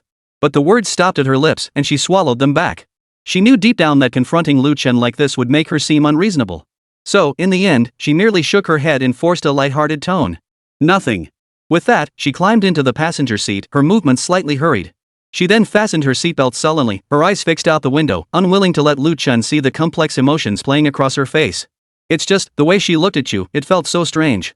After a moment, Lin Yuqing couldn't help but mutter under her breath, her voice as faint as a mosquito's buzz. Lu Chen started the engine, sensing the palpable bloom beside him. A faint, almost imperceptible smile touched the corners of his mouth. "What's up, Ching? Feeling a little jealous?" he asked softly, a hint of teasing in his tone. "No way." Lin Yuqing, already consumed by jealousy, immediately denied it vehemently. Yet her ears, flushed a deep crimson, betrayed her. She flusteredly turned her face away, trying to hide her crimson ears with her hair, silently berating herself for being so weak, so easily read by Lu Chen. The car slowly pulled away from the sales center. Lu Chen glanced in the rearview mirror and saw Lin Man still standing at the entrance, her fingers unconsciously rubbing the top of her thigh. Lu Chen withdrew his gaze and turned to the sullen Lin Yuqing beside him, deciding to divert her attention. Later, I'll introduce you to an older sister, someone you should know, Lu Chen said. Who? Lin Yuqing turned her head curiously. Ji Xiaoyu. Have you met her? Lu Chen answered while concentrating on driving. My sister's college campus beauty best friend? Lin Yuqing exclaimed in surprise, instantly picturing Ji Xiaoyu's radiant and captivating appearance. From her sister's descriptions and the occasional photos she'd seen, Ji Xiaoyu always radiated charm, the object of admiration for countless boys on campus. Of course. What she heard more often was how Ji Xiaoyu would look down on her brother-in-law during college. Who would have thought this campus beauty once looked down on her sister's husband so much? And now she was so close to him. Well, after tonight, you two will be kindred spirits. Lu Chen said mysteriously, a smile curling his lips once more. Chapter 54, Only the battlefield of love is truly interesting. We're here. Lu Chen smoothly pulled the car to a stop in front of the villa. As he turned off the engine, he glanced at Lin Yuqing in the passenger seat. The young girl was nervously adjusting her collar. Brother-in-law. Seeing the car pull up, Lin Yuqing visibly startled. She hadn't expected the house Lu Chen bought for her to be so close to Sister Ji Xiaoyu's place. Sister Ji lives here too? Lu Chen didn't respond immediately. Through the car window, he gazed at another villa nearby, a place he'd prepared for the next woman who would become his. But now wasn't the time to mention that. Otherwise, it would seem too fickle. He unbuckled his seatbelt. Remember to call her sister later. Lin Yuqing nodded obediently, but inside, she was secretly determined. Ji Xiaoyu, that once unattainable campus beauty her sister had spoken of so reverently, was now so intimately close to her brother-in-law? And this villa, was it also bought for her by her brother-in-law? I thought I was his one and only. She instinctively touched her own cheek. Her makeup today should be flawless, right? After the doorbell rang 3 times, Ji Xiaoyu appeared at the entrance. She wore a silk spaghetti strap dress, her chestnut curls cascading lazily over her shoulders. Her eyes lit up noticeably when she saw Lu Chen. Lu Chen. Her voice was sweet enough to drip honey. You finally. Her words abruptly halted mid-sentence. Ji Xiaoyu's gaze fell on Lin Yuqing's hand linked through Lu Chen's arm. Her red lips pressed together in an almost imperceptible tightening. Another woman? And she looked so young. Xiaoyu, Lu Chen introduced naturally, this is Lin Yuqing, Lin Xuewei's younger sister. Ji Xiaoyu's expression instantly became quite something. She certainly remembered Lin Xuewei. That fake bestie from college, the stupid woman who always bragged about landing a rich husband. And now, this fool's younger sister was arm in arm with Lu Chen? Hello. Ji Xiaoyu quickly composed her expression, her smile flawless. Who knew Lin Xuewei's sister was so adorable? She deliberately emphasized the words Lin Xuewei while subtly straightening her posture. The curves beneath the silk fabric were faintly visible. So what if she's young? Do you have the poise and voluptuous figure of a mature woman? Lin Yuqing instantly sensed the hostility.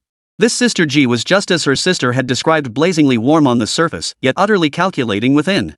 She deliberately leaned closer to Lu Chen.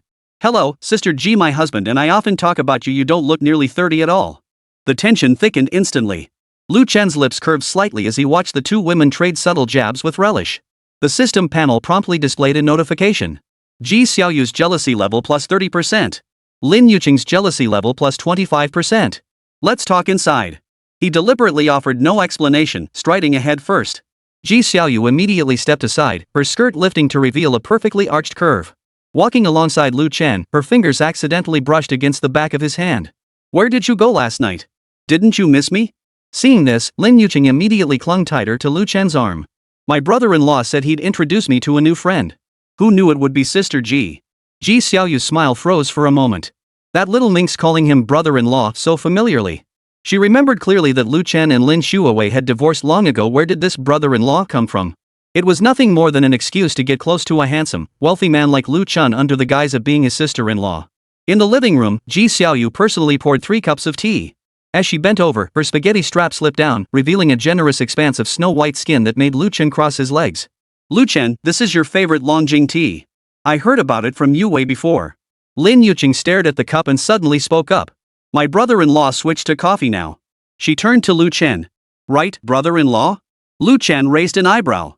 He had indeed developed a preference for coffee lately, but even Ji Xiaoyu was unaware of this change. How had Lin Yuqing discovered it? Ji Xiaoyu's fingers tightened around the teacup, turning slightly white.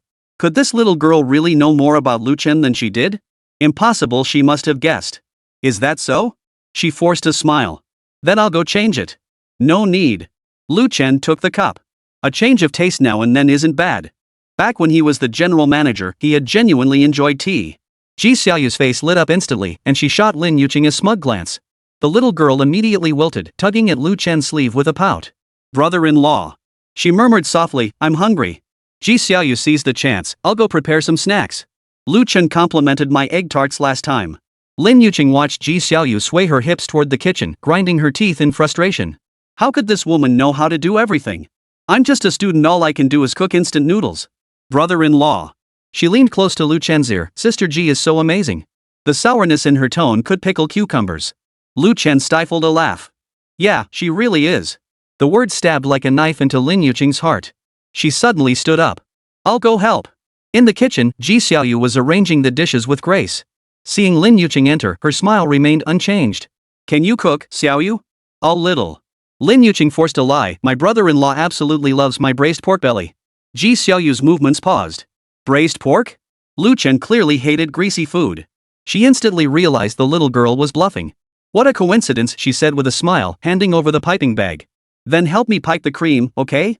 Lin Yuqing took the piping bag, tense as if facing a formidable enemy. How does this thing even work?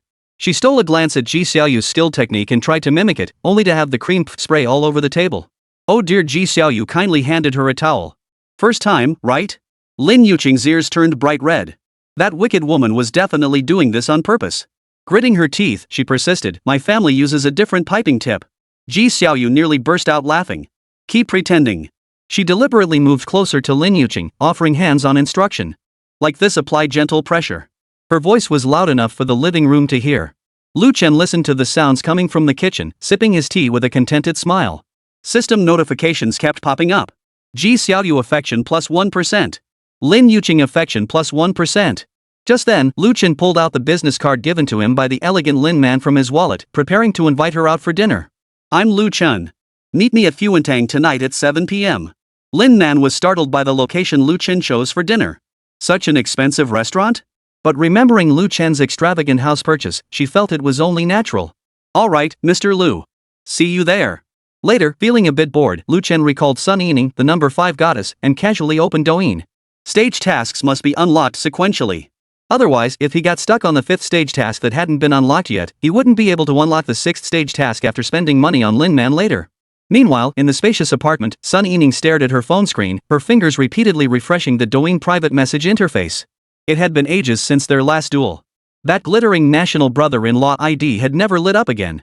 Biting her nails, she pulled out her backup phone from the vanity drawer and opened Yao Yao's profile with her secondary account. You little, I'll see how you seduce my brother-in-law. Chapter 55, Hanging Sun Yining until her mouth turns up.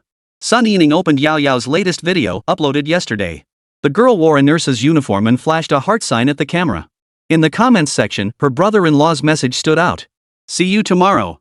Bitch. Just as expected. She really did drop in to see her brother-in-law.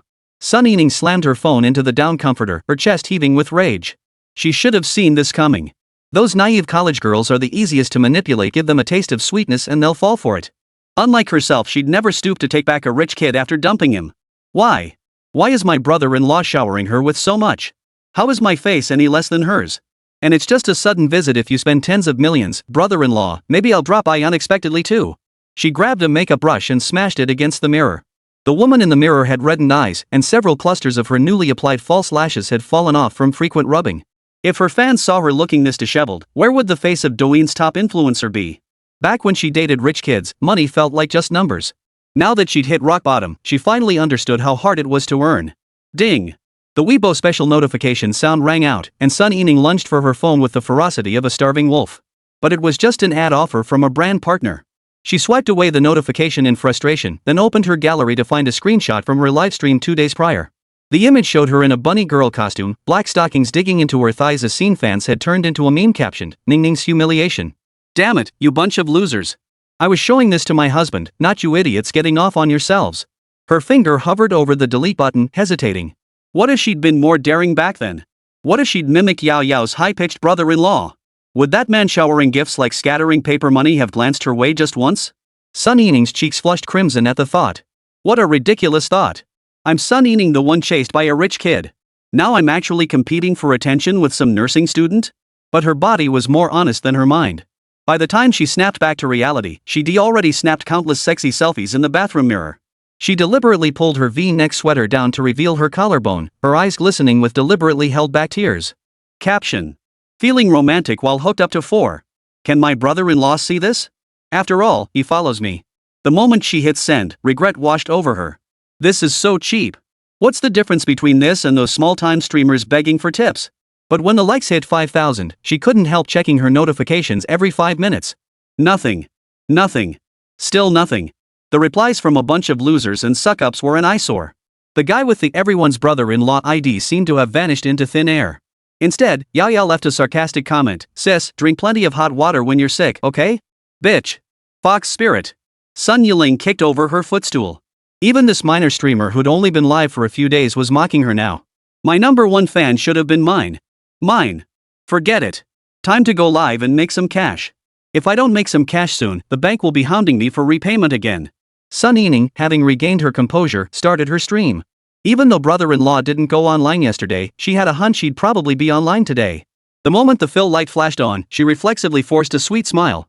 Good evening, everyone. The comment stream instantly flooded with Ningning's wife, yet the golden badge remained conspicuously absent in the top right corner. Tonight, Ninjin wants to sing Dignity. As she strummed the guitar strings, she suddenly caught sight of a level 57 badge flashing in the online list. The nation's brother-in-law. Brother-in-law is online. National brother-in-law sends supreme fireworks 10. Sun Yiling felt her heart leap to her throat. Don't rush it, play hard to get. She pretended not to notice and continued singing in a breathy voice. Breaking up should be graceful. Before the last note faded, the system alerted, Uncle to the Nation has left the livestream. Meanwhile, Chen successfully activated Mission 5. Congratulations on unlocking Phase 5, spend 10 billion yuan on Goddess Sun Yiling. Current spending, 66,666 yuan. Sure enough, it was another tenfold increase. Chen glanced at his Alipay balance. Looks like he'd have to buy a few more villas. After spending all his gifts, Chen exited the livestream. Sun Yiling's willingness to spend was simply too low. With such a haughty woman, you had to reel her in slowly to make her bite. Don't leave, brother-in-law. The moment she screeched those words, Sun Yiling felt something crack and shatter inside her. Her trembling fingers tapped open the gift section, placing the 1888 yuan custom gift Ningning's exclusive confession in the showcase. This was her last shred of dignity, a perk reserved exclusively for the top spender. Brother-in-law. She choked out, staring at the empty VIP seats. Will you come back and see Ningning? No response came. Only a torrent of comments flooded the screen. Has Sister Ring been taken over? Holy crap, this is a total bloodbath. Screenshot. Screenshot. Ningning's already taken on brother-in-law's form. Sun Yiling stared at the steadily declining online numbers, grabbing a makeup remover pad to roughly wipe away her tears. When had she ever cried this hard since that cyberbullying incident? She finally understood, when it came to money, there was no such thing as the Queen of Douyin. Finally seeing the light, Sun Yiling resolved, next time, she would absolutely seize the opportunity with her brother-in-law. If others can do it, I, Sun Yiling, can do it too. Having unlocked the 5th stage mission, Chen logged out of Douyin and continued his half-hearted chatter with Lin Man. 20 minutes later, the two ladies returned to the living room carrying pastries. Ji Xiaoyu's egg tarts were exquisite, like works of art. Lin Yuqing's were vaguely recognizable as cookies, though their shapes were rather abstract. They resembled a pile of melted rocks. Try some, Chen. Ji Xiaoyu preempted him, pinching a piece of egg tart and bringing it to his lips. Lin Yuqing wasn't about to be outdone. She grabbed a cookie. Try mine, brother-in-law.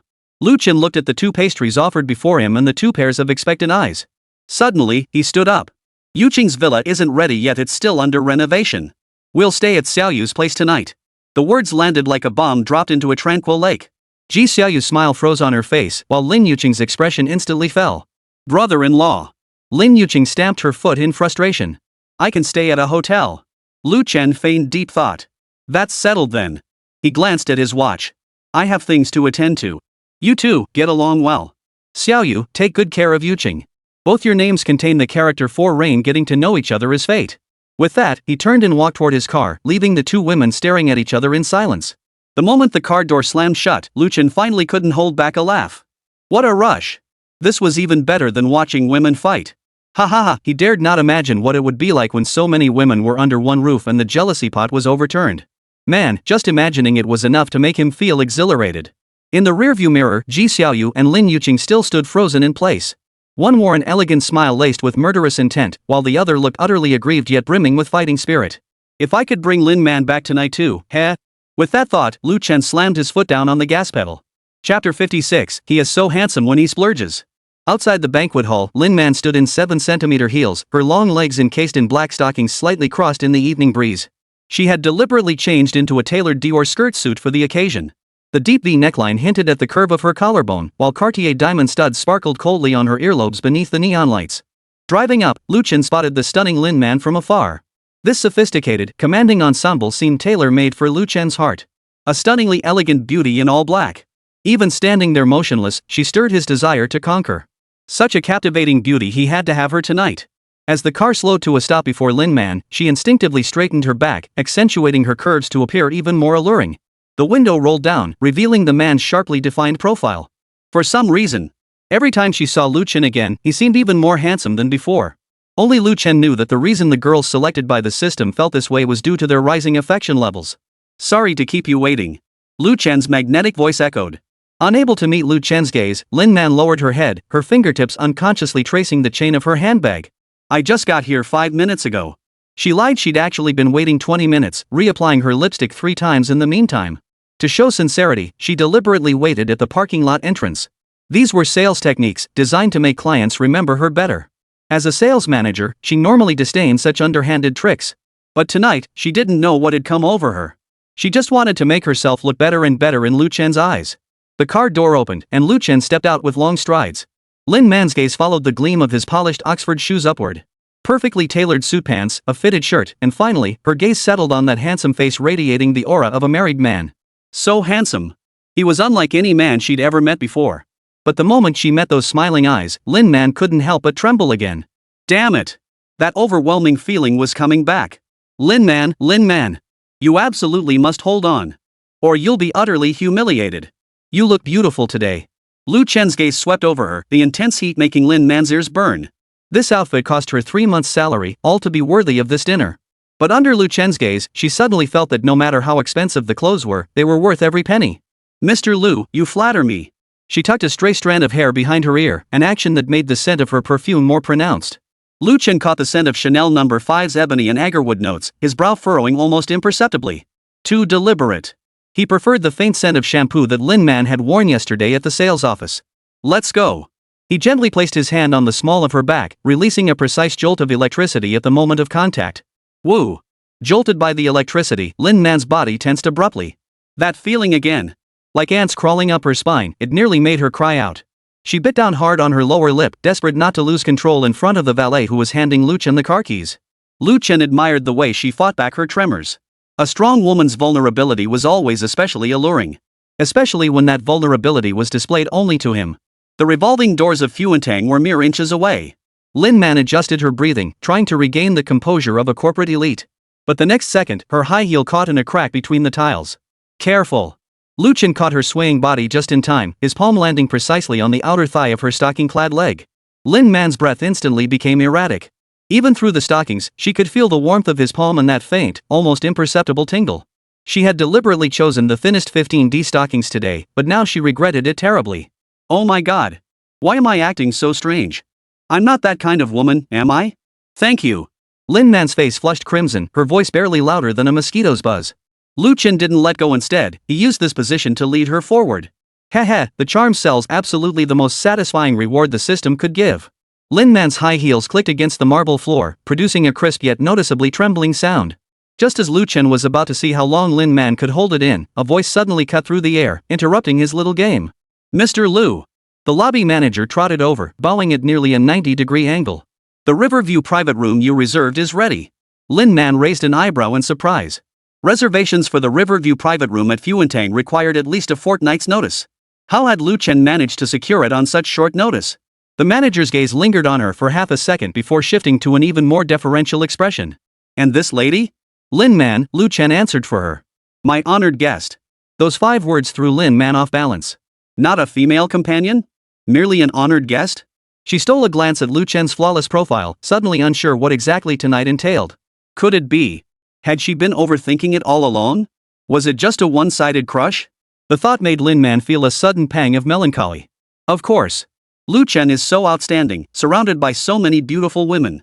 And I'm so reserved, how could he possibly fall for me at first sight? Just because I'm pretty? In the elevator, the manager eagerly introduced today's specials. Distracted, Lin Man stood beside Lu Chen, wallowing in self-pity. Is this your first time at Fu Yentang, Miss Lin? The manager suddenly asked. Before Lin Man could answer, Lu Chen pressed the elevator button. She prefers quiet. The manager immediately fell silent, nodding knowingly. The private room door opened, revealing the night view of two rivers converging beyond the floor-to-ceiling windows. Lin Man was stunned by the view. She'd only seen this angle on Douyin. Rumor had it that just for this window seat, an extra 8,888 service fee was charged every night. Sit. Lu Chen pulled out a chair for her. Mr. Lu, this is far too extravagant.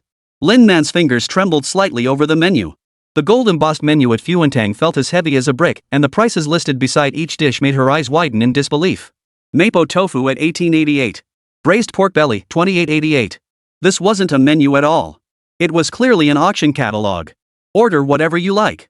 Don't try to save me money. Lin Man stole a glance at Lu Chen. His profile, sharply defined under the chandelier, radiated an undeniable charm. This was the kind of man who knew how to spend lavishly. The domineering CEO from the TV overlapped with Lu Chen in this moment.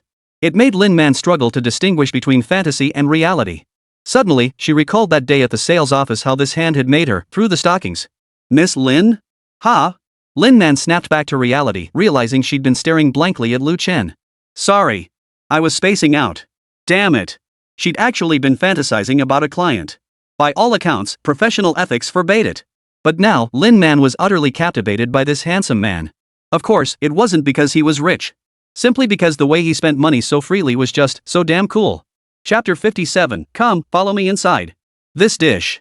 Lu Chen pointed to the truffle-baked lobster priced at 13,140. And this one. Unfortunately, Lu Chen had no intention of getting down to business just yet.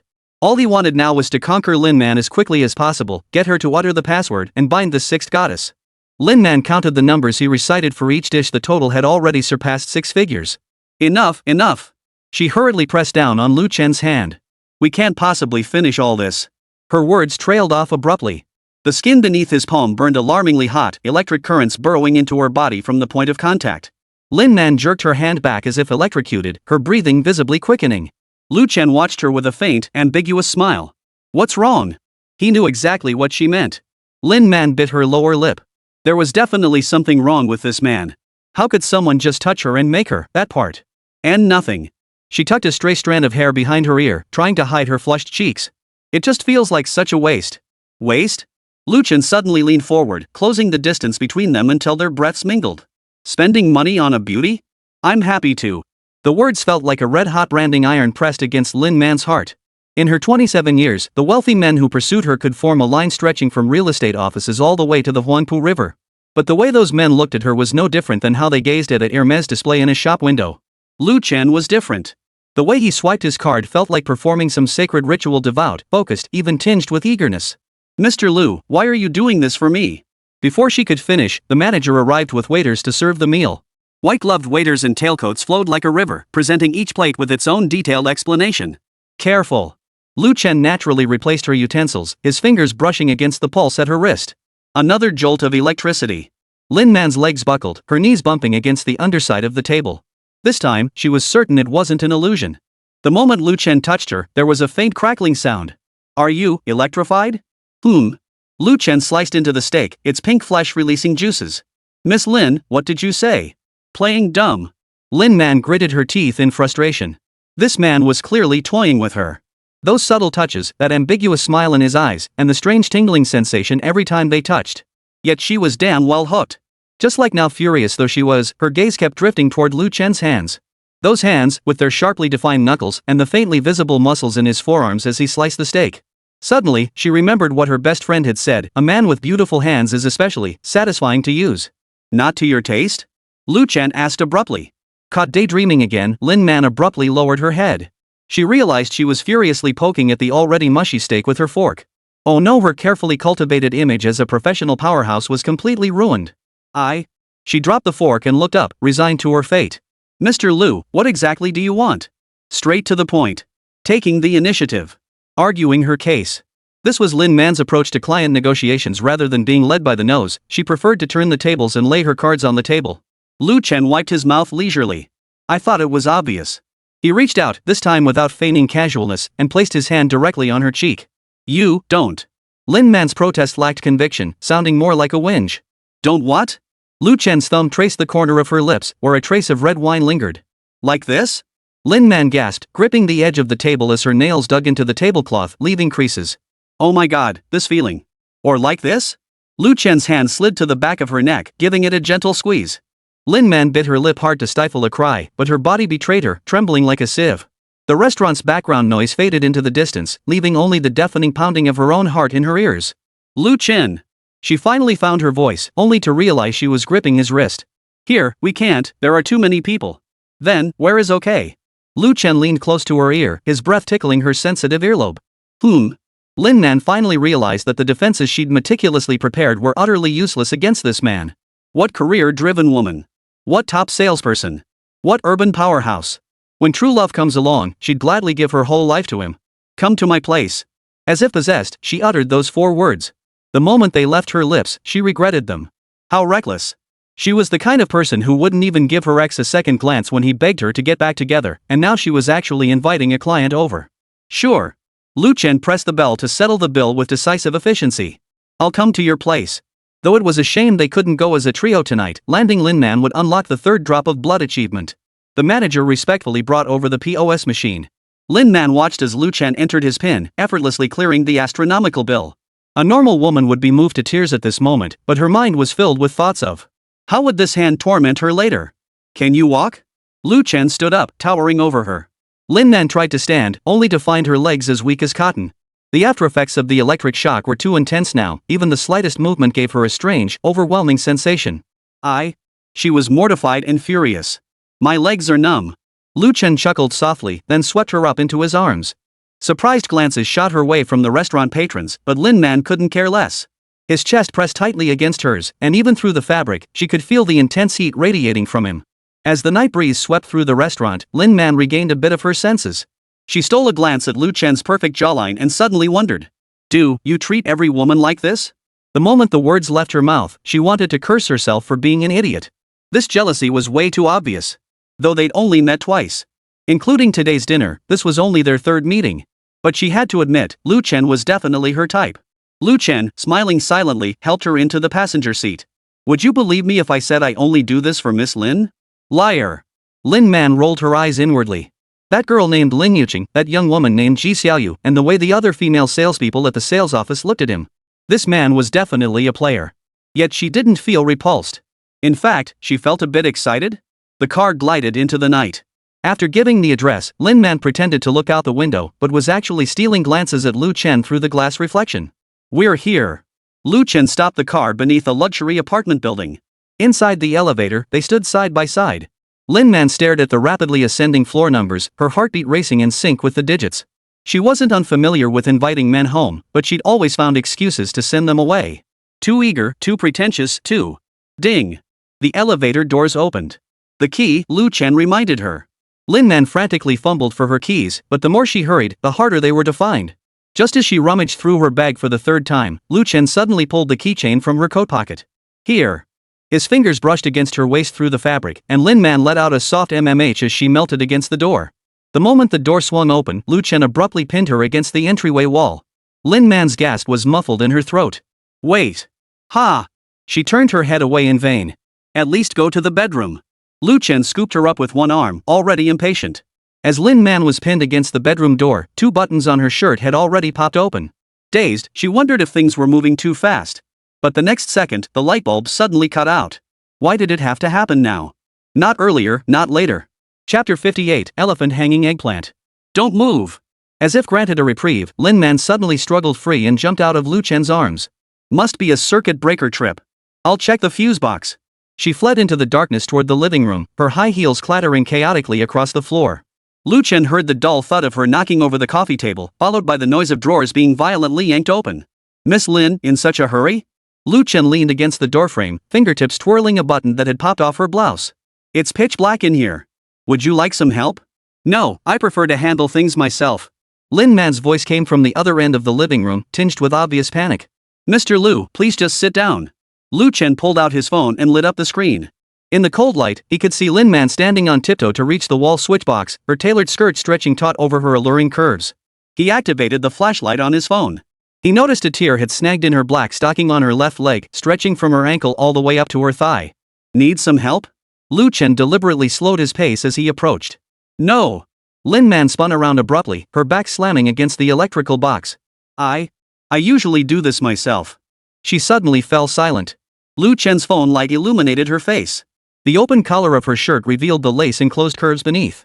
Lin Man frantically tried to cover her neckline, only for the screwdriver in her hand to clatter to the floor. Bending to retrieve it, she froze mid-motion, realizing the posture would expose her skirt.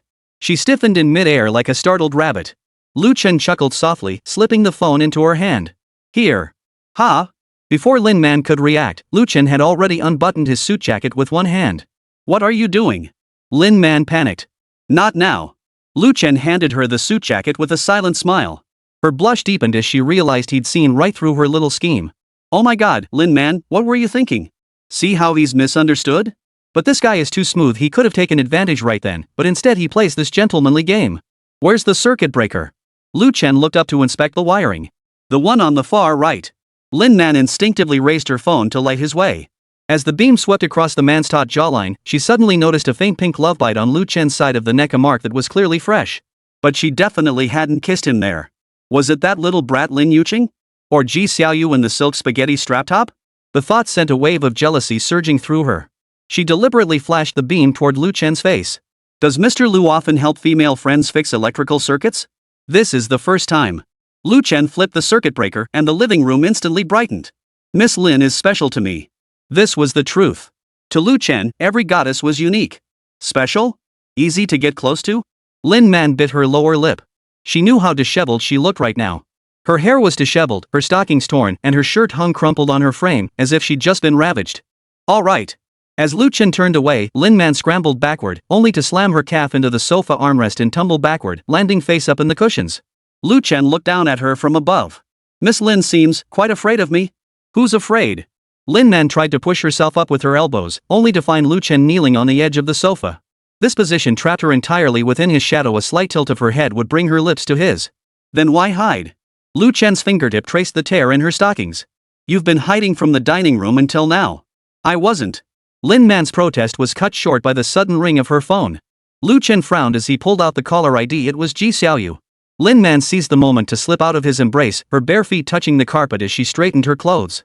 She heard Lu Chen say into the phone, "We'll talk tomorrow," his tone colder than she'd ever heard.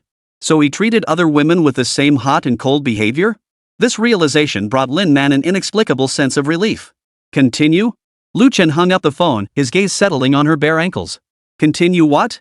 Lin Man suddenly grabbed the toolbox from the coffee table. The bulb seems loose. I'll replace it.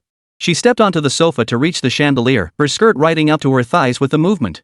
He didn't need to look to know Lu Chen could see everything beneath her skirt.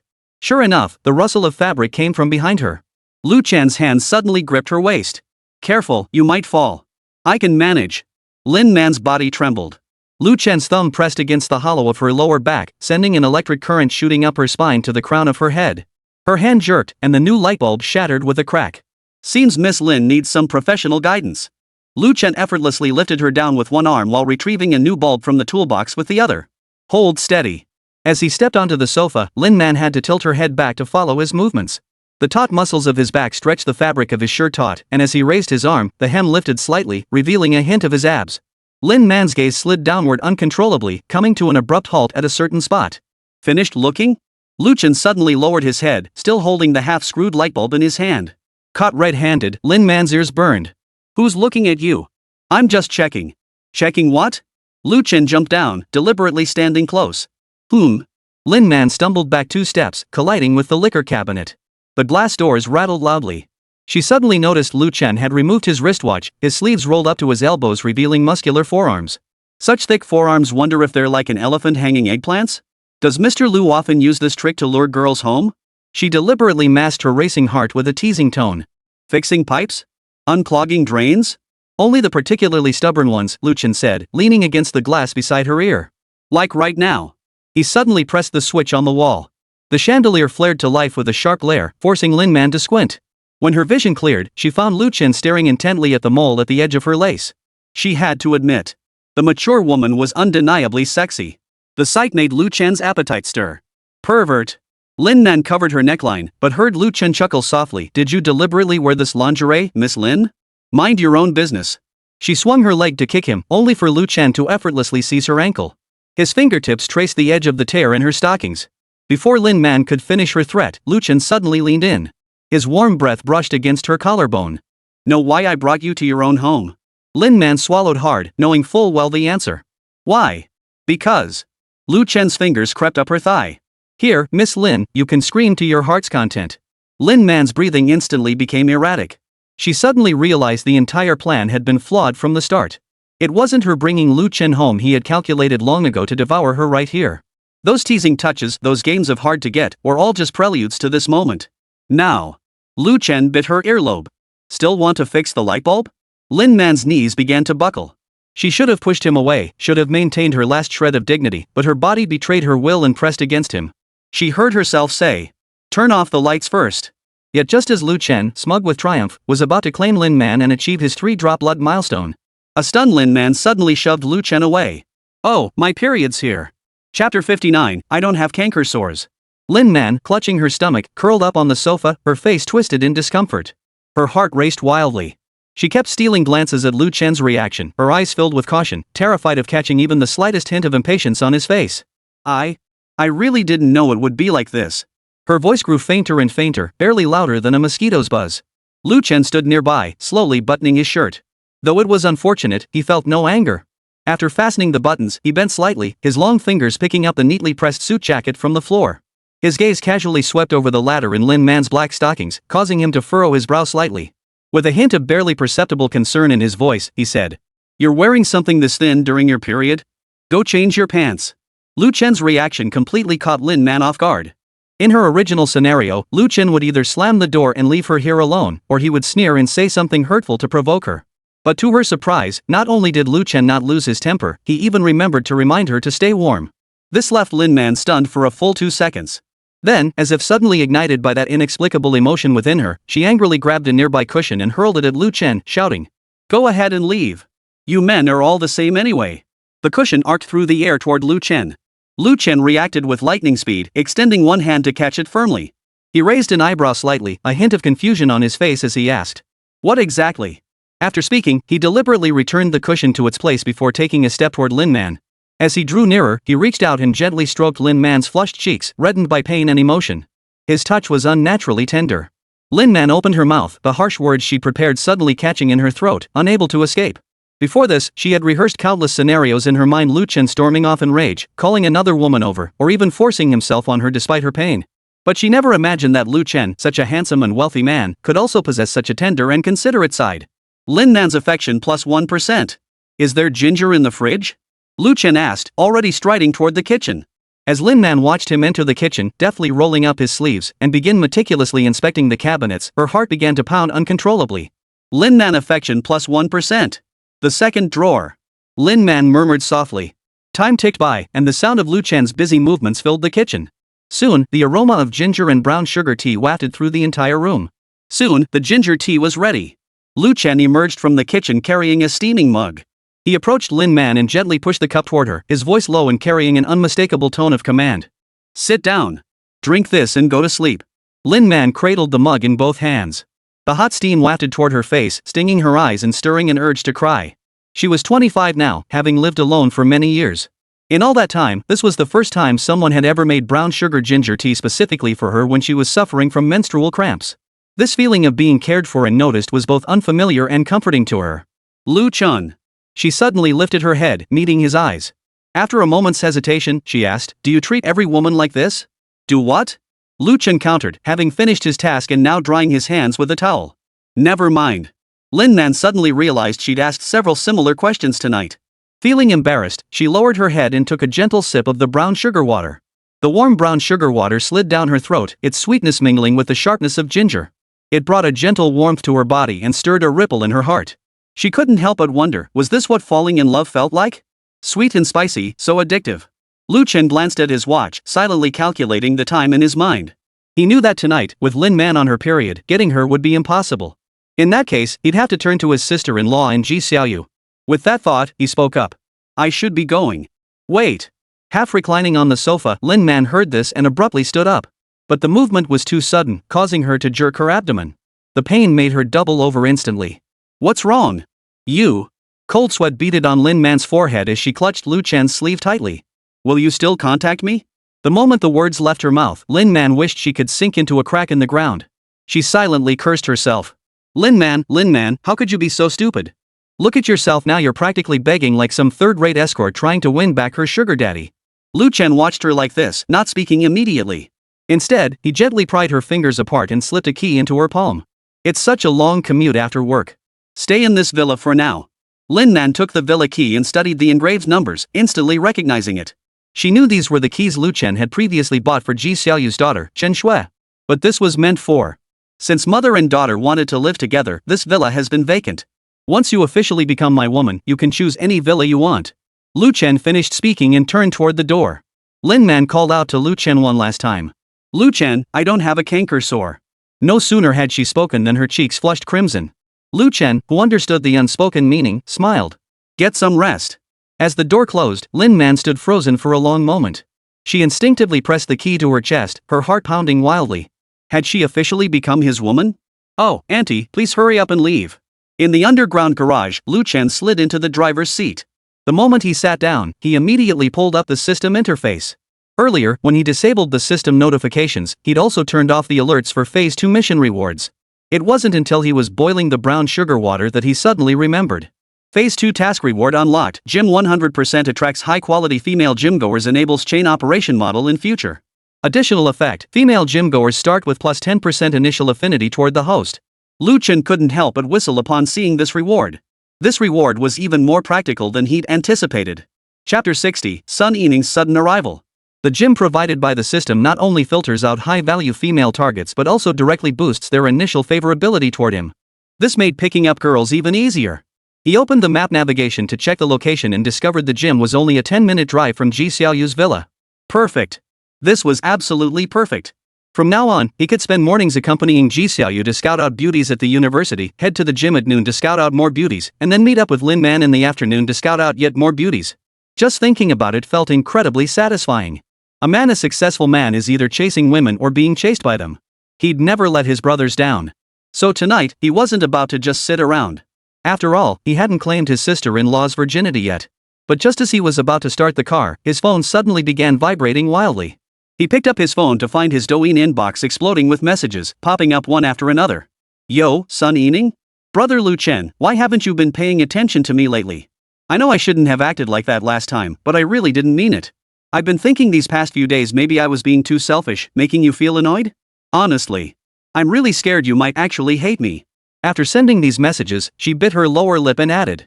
Can you just reply? Even just one word. After sending it, she immediately flipped her phone face down on the table, as if afraid to see something she didn't want to see. But within seconds, she couldn't resist picking it up again, staring at the screen, hoping to see that the other person is typing prompt appear. Yet, nothing came. Sun Yining's heart sank. Could it be that her brother-in-law really didn't want anything to do with her anymore? But I'm so beautiful, and I've been groveling like this, how could he not be moved? If he really wasn't tempted, why did he send me gifts back then? She took a deep breath, her fingers flying across the screen as she typed out a lengthy message, almost essay length. Brother Lu Chen, I know you might find me annoying, but I really can't stop myself from thinking about you.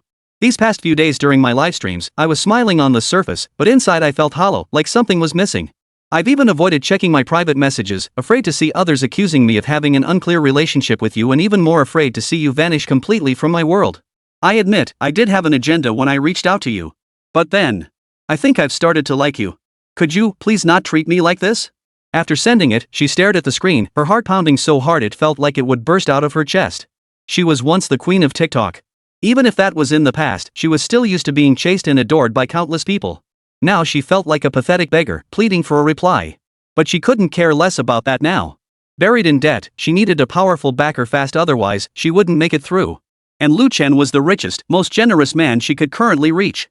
If a small-time streamer like Yao Yao could do it, she certainly could too. She'd seen it in Yao Yao's TikTok videos.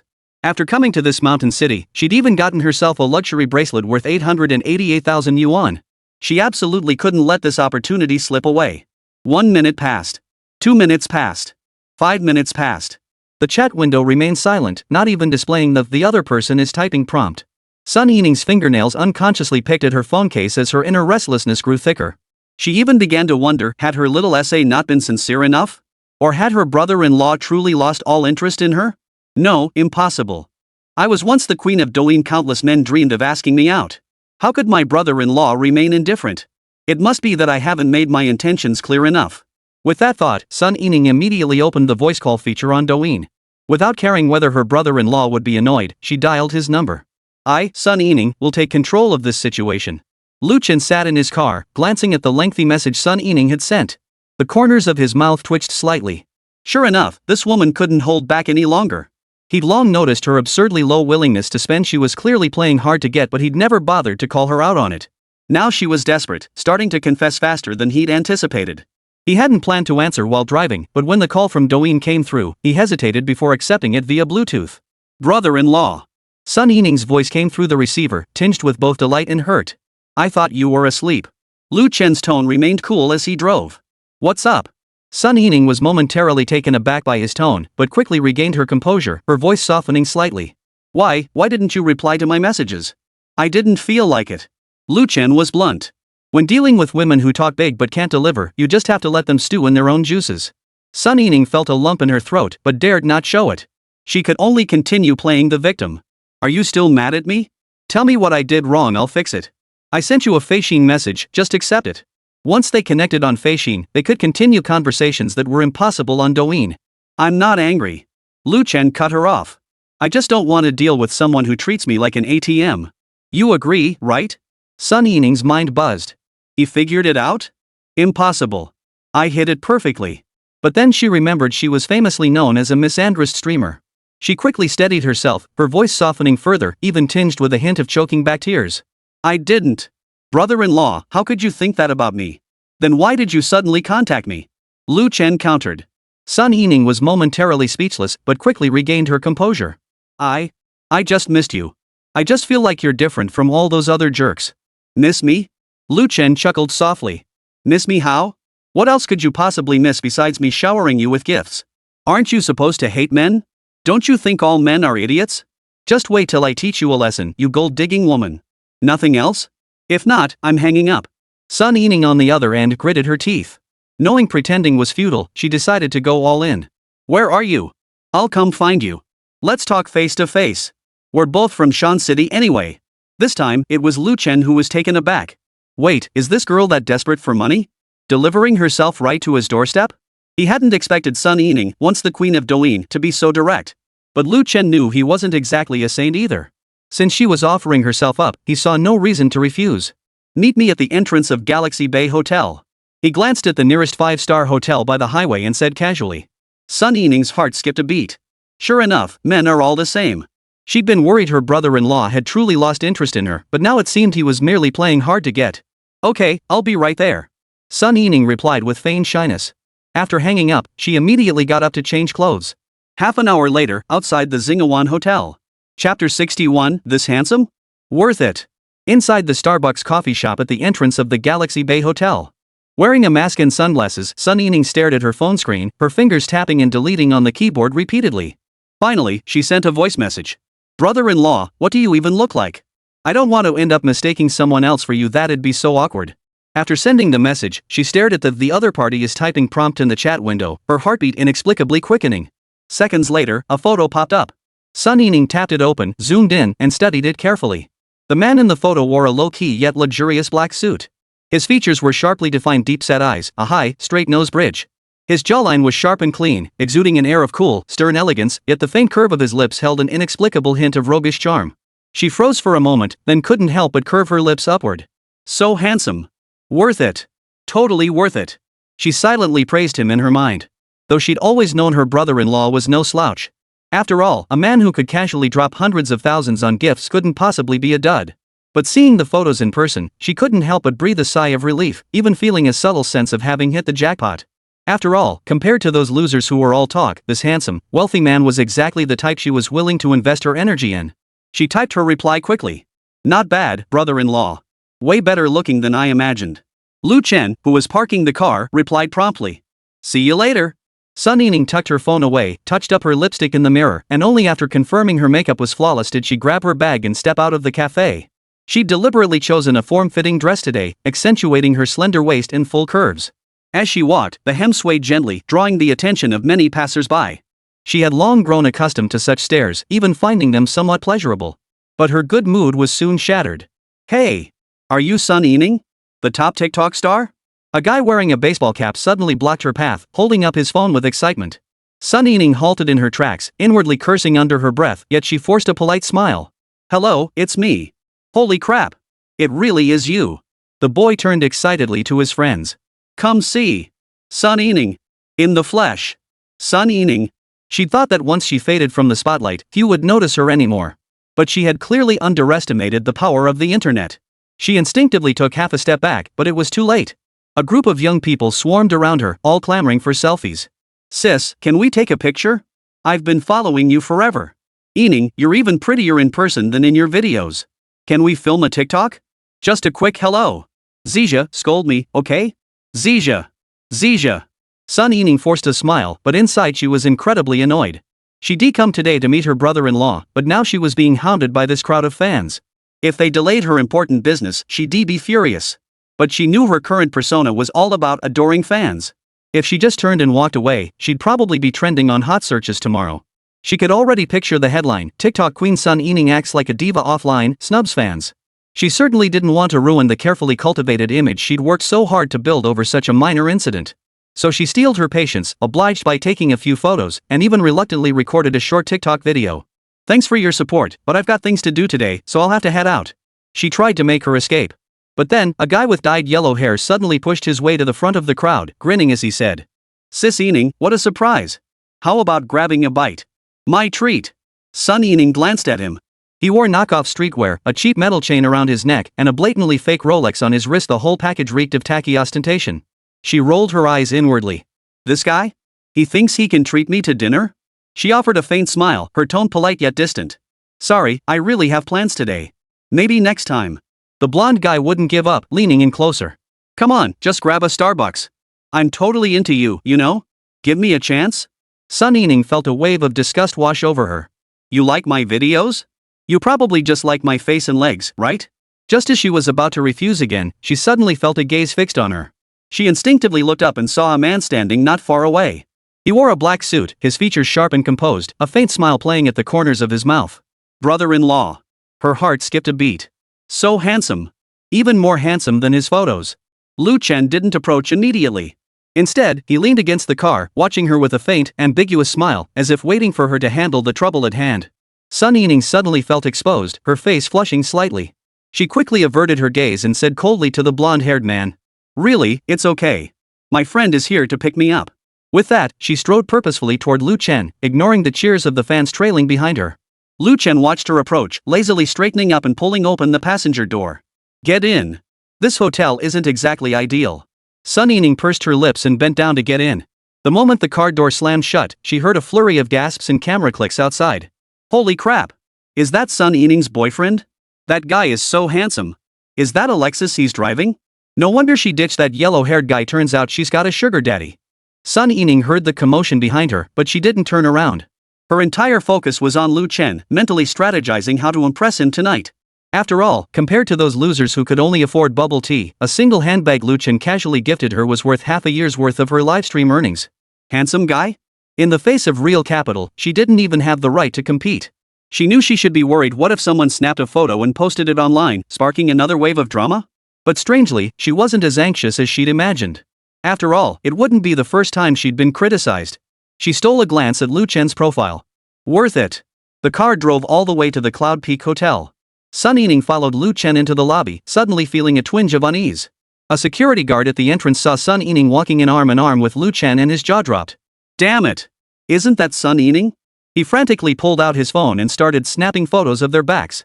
His fingers trembled as he opened his social feed, tapping so hard he nearly shattered the screen while composing the caption. Ran into Sun Yining. She actually came to Cloud Peak with a guy to get a room. Meanwhile, passers-by nearby also noticed the scene. Some gasped, others whispered, and more raised their phones, lenses trained on Sun Yining and Lu Chen's retreating figures. Is that Sun Yining? Am I seeing this right? Who's that guy next to her? A sugar daddy? Quick, film it. This video will go viral for sure. Before the elevator, Sun Yining took a nervous deep breath and looked up at Lu Chen. Lu Chen seemed to sense her unease and chuckled softly. Having second thoughts? Sun Yining shook her head, feigning ease. No way. I'm just a little nervous. Lu Chen said nothing more, simply taking her hand and walking toward the elevator. Sun Yining let him lead her, her heartbeat accelerating. As the elevator doors closed, she caught her reflection in the gleaming metal panel, her makeup flawless, yet her eyes held a trace of bewilderment. Suddenly, she felt like laughing. Once the queen of Douyin, now she felt like a rookie prostitute on her first job. How ironic. But soon, she let it go. After all, it was all about the money. Nothing to be ashamed of. The elevator reached the top floor, and Lu Chen led her toward the suite. Swipe the card, open the door, step inside. Sun Yining stood in the doorway, surveying the opulent room, suddenly feeling a sense of unreality. Lu Chen closed the door, walked up to her, and looked down at her. Now, can you relax? Sun Yining lifted her gaze to meet his eyes and suddenly smiled. Of course. She hooked her arms around his neck and leaned in for a kiss. Anyway, it was worth it. Chapter 62, 3 Drops of Blood Reward. Silver-tongued. So eager? Lu Chen's voice carried a hint of teasing as his breath brushed against her ear. Sun Yining stubbornly lifted her head to glare at him, only to plunge into a pair of bottomless eyes. What lay hidden within them sent an inexplicable flutter through her heart. So tingly. So numbing. Why did it feel like an electric shock? She instinctively tried to pull away, but Lu Chen grabbed her waist, forcing her body even closer. Trying to run now, he arched an eyebrow. Too late. Before his words faded, Sun Yining felt the world spin, her back already sinking into the soft mattress. Lu Chen propped himself up beside her ear with one hand, while the other slowly traced her collarbone, as if admiring an unopened gift. She swallowed hard, suddenly regretting her earlier initiative. This man seemed far more difficult to handle than she'd anticipated. But with the arrow already on the string, she had no choice but to steel herself and press forward. Fingers tangled in his hair, she forced a calm smile. Brother-in-law, are you always this slow? What the hell was she afraid of? Even if he had six-pack abs, it would only take half an hour at most. Me, Sun Yining, avoiding his sharp edge? Lu Chen's eyes darkened as he leaned down and silenced her with a kiss. Good. I love a woman who talks tough. Ding. Congratulations, host, on achieving the 3rd drop of blood accomplishment. Special reward, silver-tongued. Active skill, after each intimate exchange with a goddess, the host's tongue gains varying enhancements each lasting 24 hours. Passive skill, tongue flexibility, resilience, length, strength enhanced to human limits. Note, may exceed limits in certain special scenarios. Lu Chen nearly laughed out loud. The system's rewards were getting more and more inappropriate. But I like it. Congratulations on successfully deepening your connection with the goddess Sun Yining. You have gained a plus 100% persuasive effect on speech. Expires in 24 hours. 2 hours later. Sun Yining collapsed onto the bed, too exhausted to even move a finger. Staring at the ceiling, only one thought occupied her mind. This money is hard-earned. She absolutely had to see a doctor tomorrow. She glanced sideways at Lu Chen. Several distinct scratch marks still marred his chest muscles, her handiwork. Recalling the chaos of moments ago, especially seeing Lu Chen's tongue, Sun Yining felt her ears burn and quickly looked away. Leaning against Lu Chen's chest, her fingers lazily swiped across her phone screen. Her WeChat was blowing up. Row upon row of red dots flashed glaringly in the message list, all inquiries from the big brothers who had once showered her with gifts. Ning, what's your deal with that guy? Heard you went to a hotel? Is that true? I spent so much on you, and you never even touched me. Now you're running off with someone else?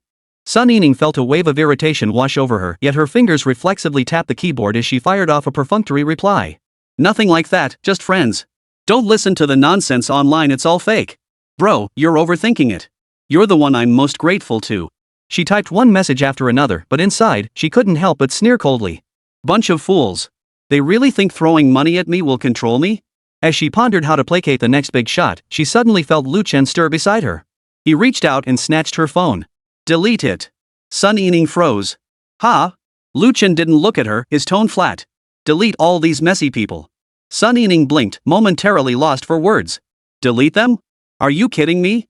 These people were her sugar daddies. Sure, she had Lu Chen now, but who knew how long he'd stick around? What if he got bored someday? She needed to keep her options open, right? She hesitated, then whispered. That might not be wise? They're all my fans. Lu Chen finally turned his head, his gaze calm as he looked at her. Fans? Sun Yining felt a pang of guilt under his gaze, but she steeled herself to explain. Well, they're the people who support me, you know? The ones who send me gifts all the time. Lu Chen snorted derisively. Gifts? How much do they spend? More than the value of my finger? Sun Yining pressed her lips together, not daring to tell the truth. Truthfully, several among them had indeed spent generously. One big spender alone had splurged nearly 200,000 yuan. But could she say that? Wouldn't that be like admitting she was feeding the fish? As she wrestled with the dilemma, Lu Chen impatiently delivered his ultimatum. When I come out of the shower, if these people are still on your list, you can leave. With that, he rose and entered the bathroom. Sun Yining froze in place, her mind buzzing. What did he mean? Threatening me? She stared at the bathroom door, a wave of hurt washing over her. What gives him the right? Who does he think he is? Even if he's rich, he can't be so domineering, can he? She bit her lip, her fingers unconsciously clenching the quilt. But soon, she regained her composure. No. This wasn't the time for tantrums. Her debt still weighed heavily on her. If she angered Lu Chen, those loan sharks wouldn't care about reason. Compared to those elusive big brothers, Lu Chen was her only lifeline now. But, should she really delete them? She stared at her phone, the list of familiar IDs each representing a tangible sum of money. Deleting them meant cutting off her last escape route. But if she didn't? She glanced toward the bathroom. The sound of running water had already begun. Lu Chen wasn't joking. He really would make her leave. Sun Yining took a deep breath and finally made up her mind. Delete. She opened the chat window of the first brother, hovered her finger over delete contact, hesitated for a few seconds, and finally pressed it. Confirm deletion? She closed her eyes briefly before tapping confirm. 1. Then the second, the third. With each deletion, her heart gave a little tug. These were all money, after all. By the fifth one, her hand was trembling slightly. But remembering Lu Chen's words, she gritted her teeth and pressed on. 10 minutes passed and she hadn't even deleted half of them. 20 minutes later, a dozen or so remained on the list. Half an hour later, she finally purged every last big brother. Exhausted beyond belief, Sun Yining collapsed onto the bed, feeling utterly drained. It's over. All her escape routes were cut off. Staring at the ceiling, her heart felt hollow, and she even felt like crying. Just then, the bathroom door opened.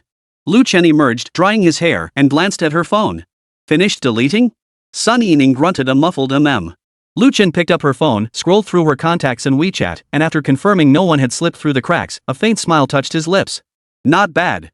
Sun Yining said nothing, but inwardly couldn't help but grumble. Not bad? Do you have any idea how much money I deleted?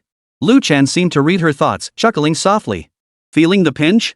Sun Yining turned her face away in a huff, unwilling to let him see her expression. No. Lu Chen tossed the phone back to her, his tone casual. Don't worry. The money they're raking in? I earn more in a single day's interest.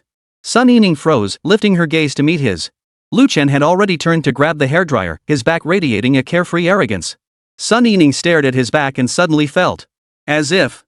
Not so unbearable after all? She glanced down at her empty chat list and the knot of frustration in her chest suddenly loosened considerably. After all, with her brother-in-law around, those so-called big brothers really weren't worth mentioning.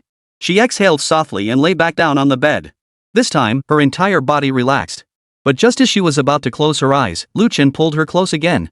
To reward you, how about we play a few little games? Lu Chen wanted to test whether his silver tongue could exploit a glitch. Chapter 63, What are you doing with that ice cube? I'm so sleepy. Please let me rest, brother-in-law. Tired? Sun Yining, her back to Lu Chen, pouted and stubbornly replied. I guess I'm okay. Of course she wouldn't admit her whole body ached so badly she could barely lift a finger. For over an hour, she'd pulled out all the stops coaxing, flattering, even shouting you're the best, brother-in-law, just to get him to let go. If it weren't for the money, who would willingly serve such a demanding customer? She rolled her eyes inwardly, but her face remained plastered with a polite smile. She felt satisfied, but she was also genuinely exhausted. So exhausted she just wanted to sleep, not play any games. Lu Chen stood up, poured a glass of whiskey, and walked over. Sun Yining stole a glance, her heart skipping a beat. Damn, this guy was ridiculously handsome. She quickly averted her gaze, pretending to be intensely fascinated by the ice cubes in her glass. Lu Chen swirled his glass and suddenly spoke. I'm serious, wanna play a game with me? You'll get an extra reward. Sun Yining froze at the mention of rewards. A reward from my brother-in-law? That must be worth something. What kind of game? I'll give you a challenge. Complete it well, and there's a generous reward. Lu Chen's tone was casual, as if they were merely discussing tonight's dinner. Sun Yining's eyes lit up, but she quickly grew wary. Wait. A request? Could this be another one of those shady schemes? She blinked, feigning innocence as she said. Actually, brother, you don't have to give me a reward. Lu Chen snorted derisively, clearly not taking her polite refusal seriously. He pulled out his phone, opened the transfer interface, and waved it in front of her. I'm just sending you some pocket money. Don't want it? Sun Yining's gaze stuck to the phone screen, her throat involuntarily gulping. Yes. Of course I want it. Her face instantly lit up with a radiant smile. You're so kind, brother-in-law. Lu Chen hooked his finger, motioning for her to come closer. Sun Yining obediently leaned in, hearing him whisper a few words in her ear.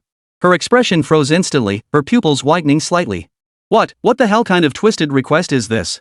Use the ice cubes from the drink. What kind of game is this?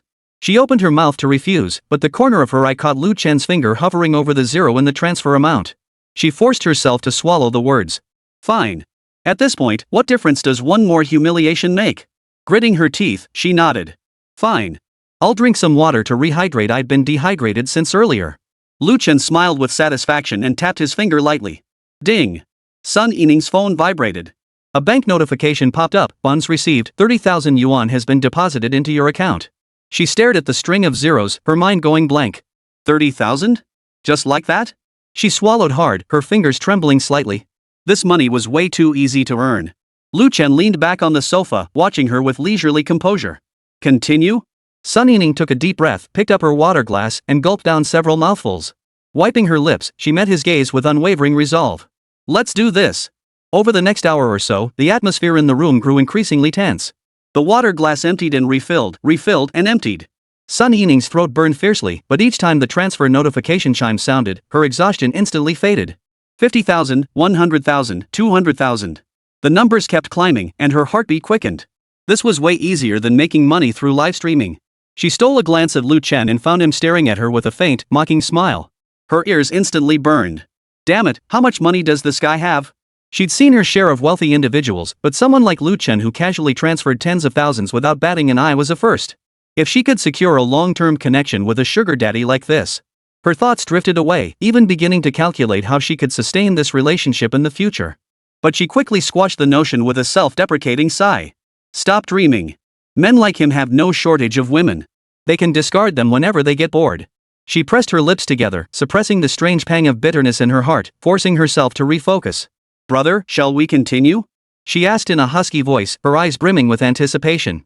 Lu Chen glanced at the time, stretching lazily. Let's call it a day. He'd been too preoccupied with playing. The system hadn't given any prompts. This either meant the communication wasn't deep enough or the buffs couldn't stack. Only after the current buff expires can the next beneficial buff be unlocked. Sun Yining felt a pang of disappointment, but glancing at the accumulated 300,000 yuan in her phone, she quickly let it go. Enough. This money would cover a portion of her debts. 300,000 in one night. That's awesome. She rubbed her aching waist, silently calculating how to allocate this windfall. Lu Chen suddenly leaned in, his fingers gently pinching her chin, forcing her to look up. What? Haven't you had enough fun yet? His voice was low and hoarse, tinged with mockery. Sun Yining's breath caught as she met Lu Chen's gaze, instinctively turning her face away.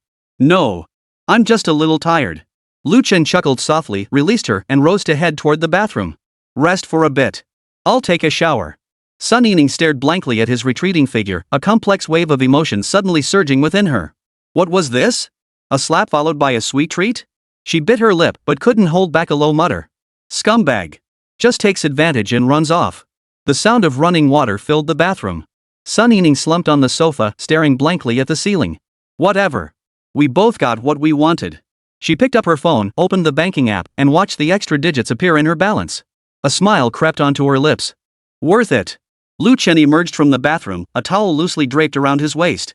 Droplets of water trickled down his collarbone, disappearing into the crevices of his abs.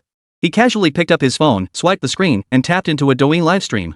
Based on Sun Yining and Lu Xiao's experiences, high-quality goddesses weren't rare, you just had to keep scrolling. Sun Yining leaned against the headboard, catching his movements out of the corner of her eye. Her fingers unconsciously tightened around the bedsheet. Watching live streams again? Those female streamers again?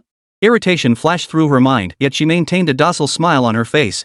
She even snuggled closer to him, asking in a soft, sweet voice, "Brother-in-law, what are you watching?" Lu Chen didn't look up, his fingers swiping casually across the screen as he replied nonchalantly. Just browsing. Sun Yining pressed her lips together, unable to resist glancing at his phone screen.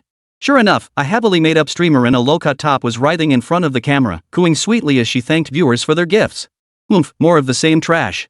She sneered inwardly, but the next second, her pupils contracted slightly. Lu Chen's fingers tapped twice on the gift menu and a luxury cruise ship instantly floated across the screen. 5,000 yuan, just tossed out like that? Sun Yining felt a lump in her throat, a sour, stifling sensation. The female streamer clearly hadn't expected such a large tip out of the blue, her eyes widening instantly.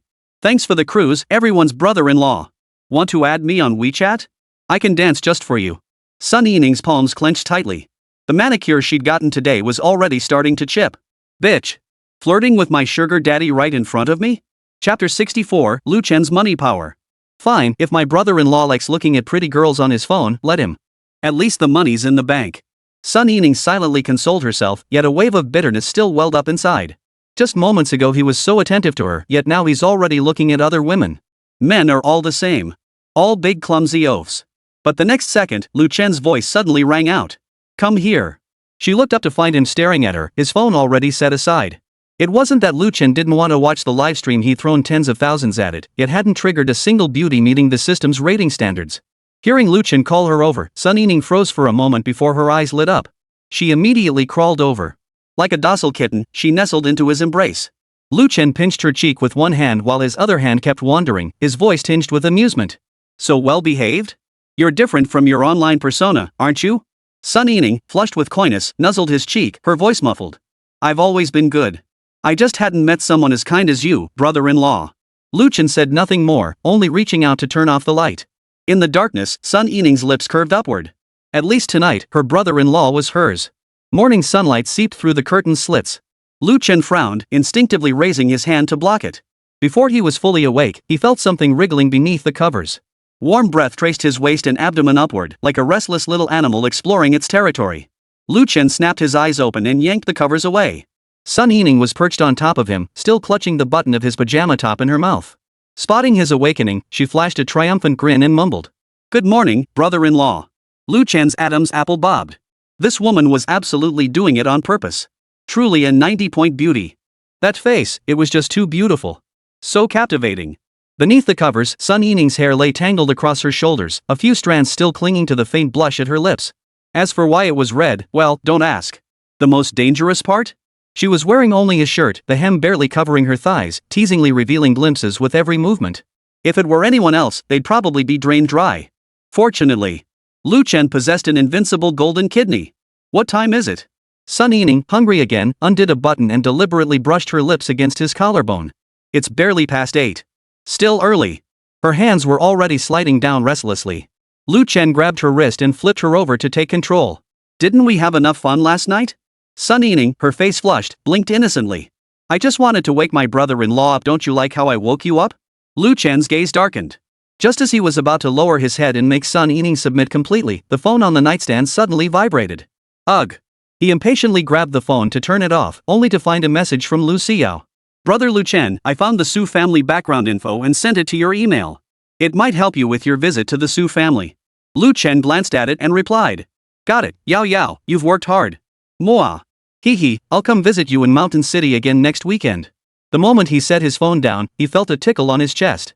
The mischievous Sun Yining was tracing circles on his heart with her fingertip, her eyes clearly filled with reproach. Brother-in-law is so busy. Is it that Yao Yao who's really good at moving up and down? There was more to those words than met the eye. Lu Chen pinched her chin. Jealous? Sun Yining pouted and sighed dramatically. Guess I haven't been performing well enough to satisfy my brother-in-law. Lu Chen couldn't be bothered with her nonsense. He grabbed the back of her head and leaned in for a kiss. Caught off guard, Sun Yining froze for a moment before closing her eyes, her fingers unconsciously digging into his shoulders. Sun Yining emerged from the bathroom wrapped only in a towel, her hair still dripping wet. She began drying her hair while picking up her phone. The moment she unlocked it, her expression changed. Holy! Lu Chen looked up. What's wrong? Sun Yining's fingers flew across the screen, her expression darkening with every swipe. 9 out of 10 trending topics are about me. Sun Yining hadn't expected to trend, but she never imagined the buzz would be this massive. Oh? Lu Chen raised an eyebrow, genuinely curious. Sun Yining handed him her phone, revealing the Weibo trending topics list. Hashtag Sun Yining secret night meeting with mystery tycoon hashtag. Hashtag TikTok queen secretly meets top influencer's husband at hotel hashtag. Below were several blurry photos, exactly the shots taken of her and Lu Chen outside the hotel last night.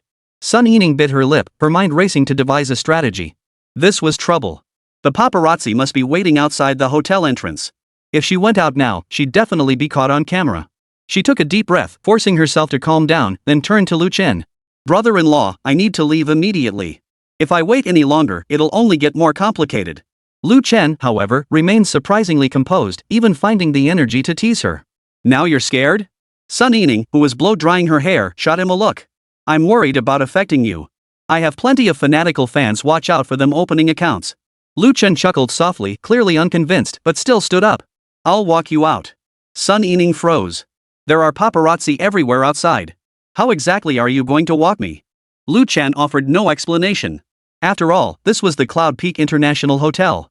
A presidential suite costing over 80,000 a night deserved services that matched its price tag. Having dressed, Lu Chen made a call.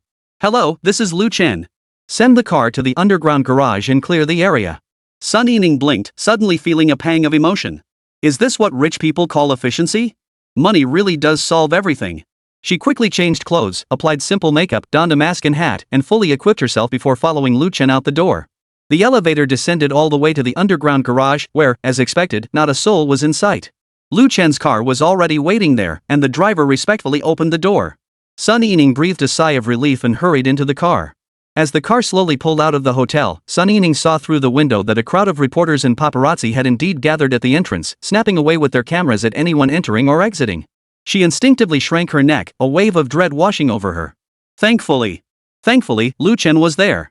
Lu Chen glanced at her, his tone flat. Address. Sun Yining gave the name of the residential complex, then lowered her head to continue scrolling through her phone. The trending topic had exploded, and the comments section was in an uproar. Sure enough, influencers all come with a price tag.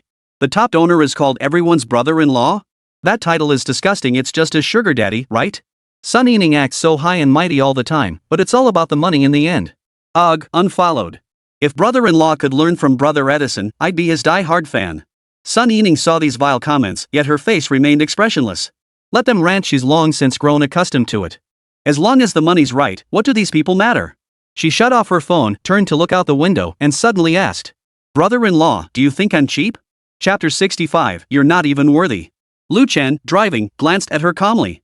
As long as you remain loyal to me, you'll never be cheap in my eyes. Sun Yining smiled and said nothing more. The car pulled up at the entrance of the residential complex. Sun Yining opened the door, hesitated for a moment, then turned back and said, Thank you, brother-in-law. Lu Chen nodded, offering no further comment. Sun Yining turned and walked into the compound. Only after confirming Lu Chen's car had driven away did she exhale a long, relieved breath. The Wang family, the wealthiest in the country. Wang Wangming, seeing the trending topic, slammed his phone hard against the wall. The shattering sound echoed jarringly through the empty villa, but it paled in comparison to the raging fury buzzing in his head. He stared fixedly at the wreckage of the latest iPhone on the wall, its screen still frozen on the Weibo trending topic interface hashtag Sun Yining's nighttime encounter with mysterious tycoon hashtag.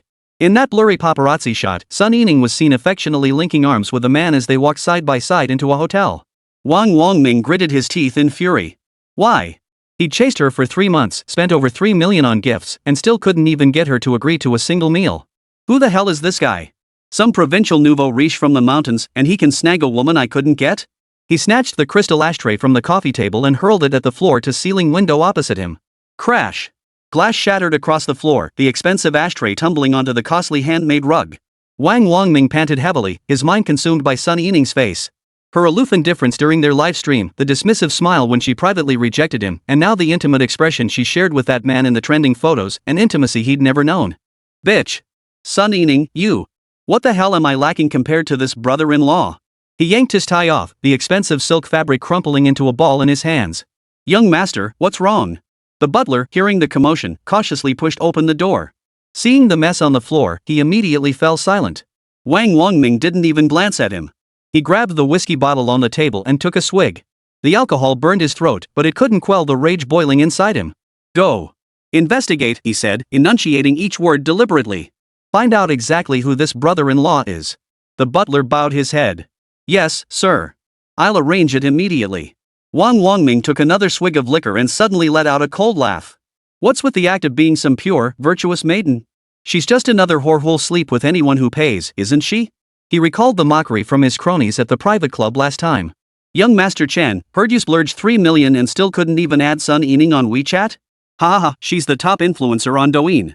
She wouldn't give us small-time guys the time of day. Give me a break. Queen of Douyin? She's just a fancy internet celebrity. What's she pretending to be? Back then, he'd forced a smile and said, it's just for fun. But now? The entire platform is laughing at him. Wang Longming abruptly stood up and kicked over the coffee table. This won't do. This isn't over. He grabbed his backup phone and dialed a number. Hello, Uncle Wang. Prepare the plane. I'm heading to Shan City. There was a moment of hesitation on the other end. Young Master Chen, the chairman said you can't. Cut the crap. Wang Longming snapped, nearly spitting blood with rage. Arrange it now, or you're out tomorrow. Hanging up, he walked to the window and stared out at the artificial lake, his gaze dark and menacing. Sun Yining, you think hooking up with some rich bumpkin means you're off the hook? I'll see if this brother-in-law can protect you. He opened WeChat. He scrolled to the rejected contact request Sun Yining's account, still displaying the innocent selfie she used during her live streams. Wang Longming stared at it for a few seconds, then suddenly smiled. Just wait. Soon you'll find out who can truly give you everything. Mountain City. Sun Yining curled up on the sofa scrolling through Weibo, where the top 3 trending topics all revolved around her. Hashtag Sun Yining Sugar Daddy confirmed. Hashtag Wang Longming's humiliating rejection moment revisited. Hashtag top rich kid versus top ranked sister-in-law's brother. Hashtag. She tapped the last trending topic. The homepage displayed a stark comparison image. Left, a screenshot of Wang Longming showering gifts in last year's live stream. Right, Lu Chen's profile snapped outside a hotel last night. Caption. LOL, last year when Wang Xiao was chasing Sun Yining, he spent $500,000 on gifts but couldn't even get a dinner date, getting mocked online as a rich kid sucker. Now look at her husband straight to the presidential suite. Money really should be spent where it counts. The comments section exploded. At user 2333, Wang Longming, I spend money, I act like a sucker, I lose my cool. Brother-in-law, I spend money, I book rooms, I trend on social media. The difference is clear. At Gossip Expert, Sun Yining totally shamed Wang Longming this time. She turned him down so coldly last year, then turned around and checked into a hotel with some old guy. Wang Longming might just delete his account in anger. At the ultimate lemon, am I the only one curious how rich brother-in-law really is? Wang Longming's family runs a publicly listed company and he still gets outspent? Sun Yining swiped her screen, a faint smile curling her lips. Serves him right. She recalled last year when Wang Longming was pursuing her, he'd camp out in her livestream every day, showering her with lemon treasure in private messages, insisting on taking her to French restaurants where the average bill hit tens of thousands. Back then, she thought he was childish. A spoiled rich kid who knows nothing but throwing money around, resorting to posting whiny essays on Weibo after getting rejected, claiming his heart was truly fed to the dogs only to be mocked by the entire internet. Now seeing this comparison photo, it's so satisfying it makes her scalp tingle. Sis, not choosing you back then was absolutely the right call. She casually clicked into Wang Longming's Weibo page. His latest post was still stuck 3 months ago, but the comments section had long been overrun by onlookers. Mr. Wang, your goddess is checking into a hotel with someone else, got anything to say? Her husband probably spent more in one night than your annual allowance. Why not get some plastic surgery? Maybe you could still snag second place? Sun Yining chuckled out loud, took a screenshot, and sent it to her best friend. Check this out, these netizens are ruthless. Her bestie replied instantly. Take it easy, or Wang Longming might lose his mind again. Sun Yining pursed her lips, about to type a reply, when her phone suddenly buzzed a notification from Weibo's special attention feature. She paused, tapped to open it, and saw it was Wang Longming. Sun Yining hadn't set him as a special follower because she missed him. She did it because she feared this guy would post a long rant to diss her in the middle of the night. Sure enough. He was at it again. At Wang Longming, some people have terrible taste, but dragging their exes down to show off themselves? How low can you go? Smile. The comments section instantly erupted. He's lost it. He's totally lost it. Mr. Wang, why not go live and cry? I'll shower you with rockets. X. LOL, you never even got to hold her hand, did you? Sun Yining stared at the screen, her expression growing colder by the second. X. As if you were worthy? She never even accepted Wang Longming's WeChat friend request back then, and now he's suddenly her ex? Chapter 66, thank goodness I chose my brother-in-law. Seeing that idiot Wang Longming slandering her, Sun Yining sneered coldly, switched to her alt account, and replied under the hot comments. Mr. Wang, why don't you post your chat logs? See if Sister Ning ever replied with even a single aha? Still unsatisfied, she opened Douyin and dug up last year's video where Wang Longming had spammed 20 carnival gifts. In front of 100,000 viewers, she had said, "Thanks for the gifts, Mr. Wang. But I really won't add you on WeChat. Everyone, just focus on the live stream, okay?" This clip had long been compiled by netizens into its stalker backfiring compilation, racking up over 10 million views. She reposted it directly to Weibo with the caption, "Thanks for helping me troll my fans, Wang Xiao. Cute." Within 10 minutes, the post shot to the top of the trending topics. Sun Yiling is seriously bold. So badass. Young Master Wang is probably smashing his phone right now. Breaking news. Wang Xiaoyang unfollowed Sun Yining. Haha, he's really losing it. A flood of comments poured in. Sun Yining leaned back against the sofa, scrolling through the comments section. As she read the diverse array of messages, the pent-up frustration in her chest finally began to dissipate a little. She tossed her phone aside and slumped onto the couch, staring blankly at the ceiling as her thoughts drifted far away. Let them argue. Let them curse. The more noise, the better. In her view, negative attention was still attention. As long as she maintained the buzz, she could secure her foothold in this fiercely competitive live streaming industry. After all, her brother-in-law's money was already secured. What did those insults and slander matter now? Lost in thought, the doorbell suddenly rang. She frowned and peered through the peephole. No one. Who is it? She tentatively called out, her voice echoing in the empty room, but received no reply. A wave of unexplained tension washed over her, and her heart began to pound. Could it be my brother-in-law preparing a surprise for me? The thought flashed through her mind. Hesitating for a moment, she finally reached out slowly and turned the doorknob. The door barely opened a crack when a large bouquet of vibrant, luscious roses suddenly thrust itself into her view, its rich fragrance instantly filling the air. Sun Yining instinctively took a step back, her eyes widening as a flicker of anticipation stirred within her. Roses? Could it really be my brother-in-law? But before she could recover from her surprise, a familiar voice, one she detested intensely, reached her ears. Ningbao, I was wrong. The glimmer of hope in her eyes instantly turned to ice. That voice, she would never forget it, even if it killed her. It was Wang Wangming. She couldn't fathom how this persistent ghost of a man had tracked her down here, even after she'd moved. She instinctively took half a step back, her face frozen in icy disdain, about to slam the door shut without hesitation. But Wang Wangming seemed to have anticipated this. With lightning-fast reflexes, he thrust his hand out, wedging it firmly against the doorframe. His voice carried a hint of urgency and pleading. Ningning, let's talk. I have nothing to discuss with you. Just 5 minutes. Wang Wangming raised his voice, almost shouting. If you won't listen, I'll scream until the whole building hears me. Madman. Absolutely insane. Sun Yining clenched her jaw. This neighborhood was full of internet celebrities. If he really caused a scene, tomorrow's trending topics would explode with 10 entries. She released her grip and blocked the doorway. Get out once you're done talking. Wang Wangming saw she'd relented, but found he still couldn't enter. Discouraged, he tossed the flowers on the ground. His expression was urgent and earnest as he said. I know you think I'm immature, but I'm serious this time. So what if Lu Chen has more money than me? Whatever he can give you, I can too.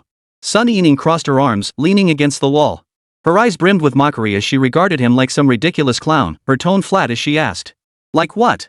I can ask my dad for shares. Year-end dividends are at least 8 figures. 8 figures? That's just 10 million? Her brothers-in-law could cover that in a few nights. Sun Yining silently calculated in her mind, her expression utterly unruffled. She merely uttered a light "oh," and this flat response poured a bucket of cold water over Wang Wangming's enthusiasm. But Wang Wangming wasn't about to give up. Like a gambler blinded by loss, he pressed on. I can even set up a personal studio for you and get a top-tier team to package you. Sun Yining's response remained lukewarm, her eyes betraying a hint of impatience. Her thoughts had already drifted elsewhere, focused on how to swiftly get rid of this annoying guy in front of her. As long as you're with me, I'll do whatever you say. Sun Yining suddenly let out a laugh. Wang Wangming's eyes lit up. You agree? Wang Wangming, she sauntered up to him, reaching out to slap his face hard. Do you know where you went wrong? What? Wang Wangming was flustered by her sudden gesture in question, stammering out his response. You're so pathetic. She withdrew her hand, her eyes dripping with scorn. You think 50 grand will get you anywhere with me? Do you think this is the vegetable market? Wang Wangming's face flushed crimson. Then how much do you want? Name your price. I'll ask my dad. Trash really is trash. Good thing I chose my brother-in-law. Sun Yining felt even more certain about her choice. What I want, you can't afford. With that, she took 2 steps back and pointed toward the door. Take your time leaving. Wang Wangming stood rooted to the spot, his fists clenched so tightly they cracked. Suddenly, he pulled out his phone. You want money? I'll transfer it right now. Sun Yining glanced at his trembling fingers and suddenly felt utterly bored. When it came to spending money, her brother-in-law Lu Chen knew exactly how to do it just right, making her feel completely satisfied. But Wang Wangming before her only made her feel utterly cheapened, like a nouveau riche flaunting his wealth without understanding its true worth. She couldn't be bothered to argue. Her voice turned icy as she threatened. If you don't leave, I'm calling the police. Wang Wangming glared at her with eyes that seemed to want to devour her alive. After a few seconds of standoff, he finally deflated like a punctured balloon. He kicked the roses on the floor aside and bolted for the exit. Sun Yining leaned against the door and exhaled a long breath. Her phone vibrated a WeChat message from Lu Chen. Transfer 100,000.00. Note, pocket money. She stared at the screen for 2 seconds, then suddenly smiled. See? Now that's what I call splurging. 10 grand as pocket money. Without batting an eye. Now look at that fool Wang Wangming. She accepted the transfer and typed slowly. Thanks, brother-in-law, love ya. About the trending topic, do you need me to handle it?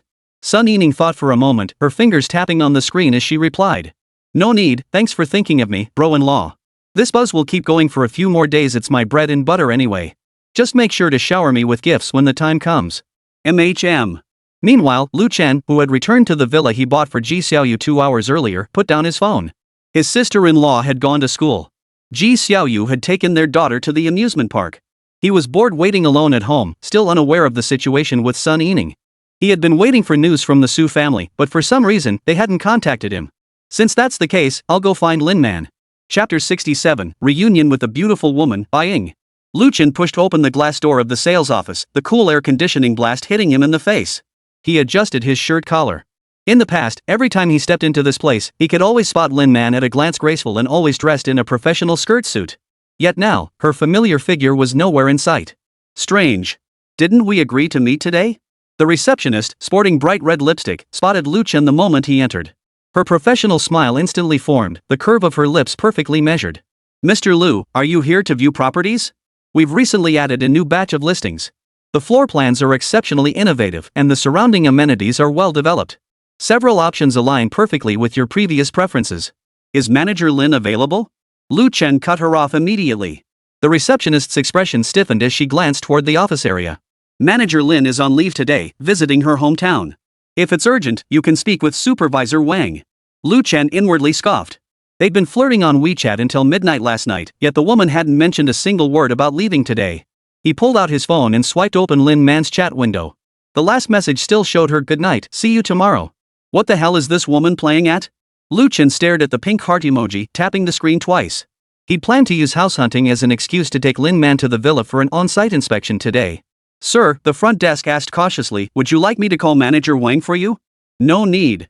Lu Chen shoved his phone back into his pocket. That balding old man, Supervisor Wang, last time he'd seen him talking to Lin Man, his eyes kept drifting down to her, but if it weren't for maintaining appearances, he would have gouged the old lecher's eyes out long ago. Lu Chen turned and lifted his foot, about to walk out.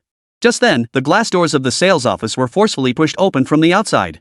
A rich, intoxicating fragrance wafted in first. Next, a pair of exquisite, slender feet adorned with delicate high heels came into view.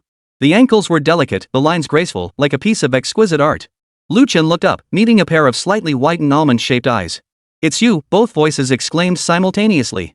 Bai Ying, the fiery woman. Today, Bai Ying wore a beige silk blouse with the top 2 buttons undone, revealing a hint of her collarbone. Her pencil skirt was shorter than when they last met, hugging her hips tightly and tracing those blood-pumping curves. The constriction of the skirt left clear indentations at the top of her thighs. Her left arm held a Hermes bag, while her right hand clutched car keys, her nails now painted a deep burgundy. Lu Chen's gaze swept over her from head to toe. She looked more polished than when he'd last seen her at the school gate. Clearly she'd dressed up for this. He recalled Bai Ying staring blankly at his abs that day, and a smile involuntarily touched his lips. What a coincidence. Bai Ying spoke first, her voice softer than he remembered. Are you here to view the property? Her gaze lingered on Lu Chen far longer than proper social etiquette would allow. From his Adam's apple to his belt, then back to his face, her lashes fluttered twice as she looked away. Lu Chen knew that look all too well. It was the same look women wore when they craved his body. Whether it was a strange illusion or not, Lu Chen couldn't shake the feeling that this alluring, seductive woman before him, Bai Ying, shared certain subtle similarities in her aura with the mature, sophisticated woman he longed for, Lin Man. Perhaps it was the sparkle in her eyes, or the cadence of her voice, or the effortless charm that slipped through her demeanor. Lu Chen deliberately took half a step forward, closing the distance between them until he could smell her perfume. I came looking for someone, but couldn't find them. What about you? My cousin works here. I came to drop off something for her. Bai Ying waved the paper bag in her hand. Turns out she's not here. Her lips pouted slightly as she spoke, a mix of complaint and playful whining. Cousin? Lu Chen's mind raced. Lin Man had mentioned she had a cousin who married well, so that was Bai Ying? What a small world. He caught sight of the wedding ring on Bai Ying's ring finger. How about grabbing a coffee together? Lu Chen pulled out his car keys. My car's parked outside. Bai Ying's right hand unconsciously rubbed the edge of the paper bag. She should have refused. Even though old Wang had fled, she still remembered to uphold her wifely duties.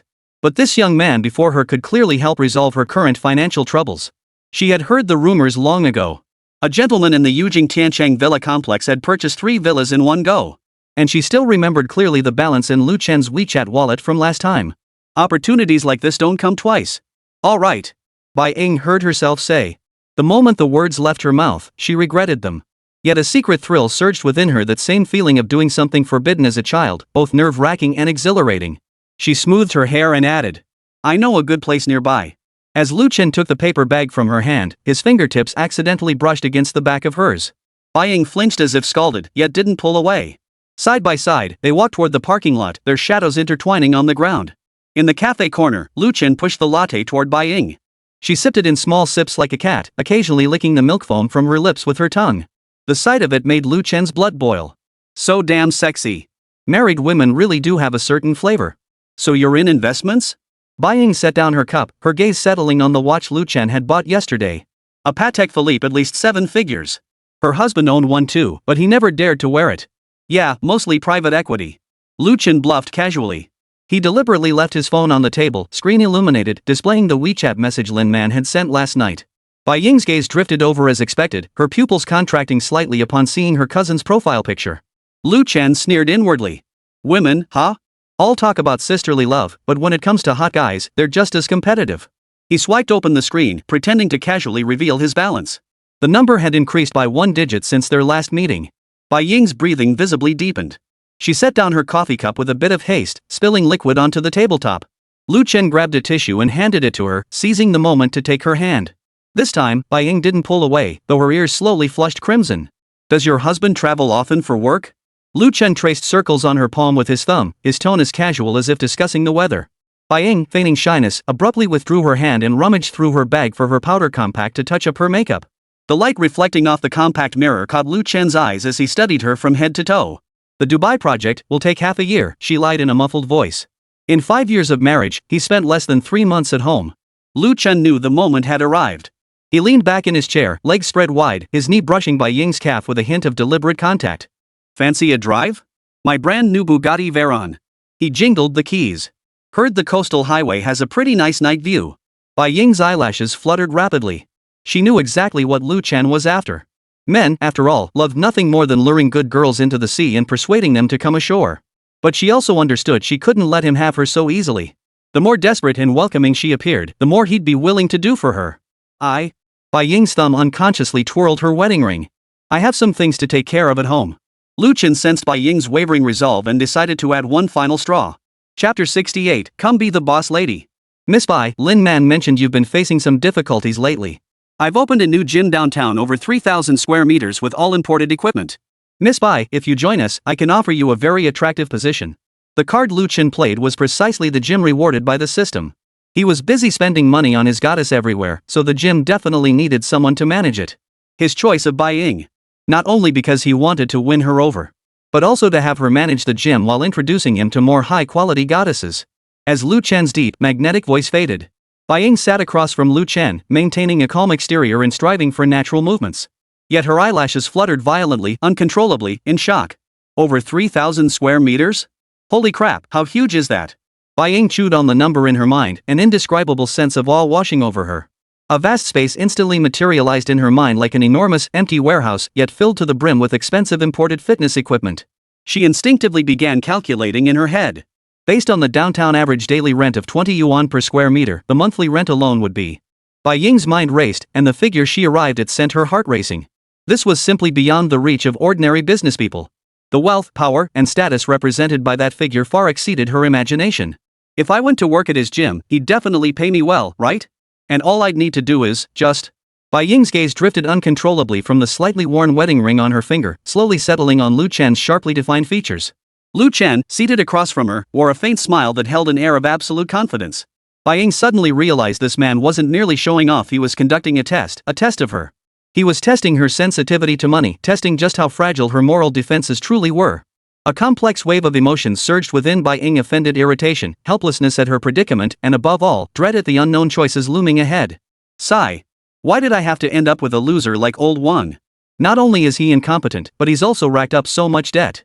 Now our home is in complete disarray, with debt collectors knocking on our door daily. I'm utterly fed up with this life. Maybe going with Lu Chen could be a good option. No, I can't agree to him so quickly. That would make me look cheap. Miss Bai, interested? Bai Ying took a sip of coffee to suppress her excitement. I'm somewhat interested. I've been looking for a place to work out lately. As the words left her lips, a complex mix of emotions churned within her. She knew she was stepping into a dangerous game. Yet the pressures of life left her unable to simply walk away. The mountain of debt and old Wang's inaction made her feel like she was about to be crushed under the weight of life. If she could land a job at this gym, it might ease her financial strain even if only temporarily. Lu Chen seemed to have anticipated Bai Ying's reaction. Without further ado, he pulled a key from his suit's inner pocket and slammed it onto the table with a clatter. What he offered Bai Ying was far from a simple job. In his view, the game of seduction was nothing more than a contest of wealth. As long as you threw enough money at it, no woman could resist. He firmly believed in the limitless power of money. In this material world, there was nothing money couldn't buy, including a woman's heart. I don't need a pretty employee, I need a boss's wife.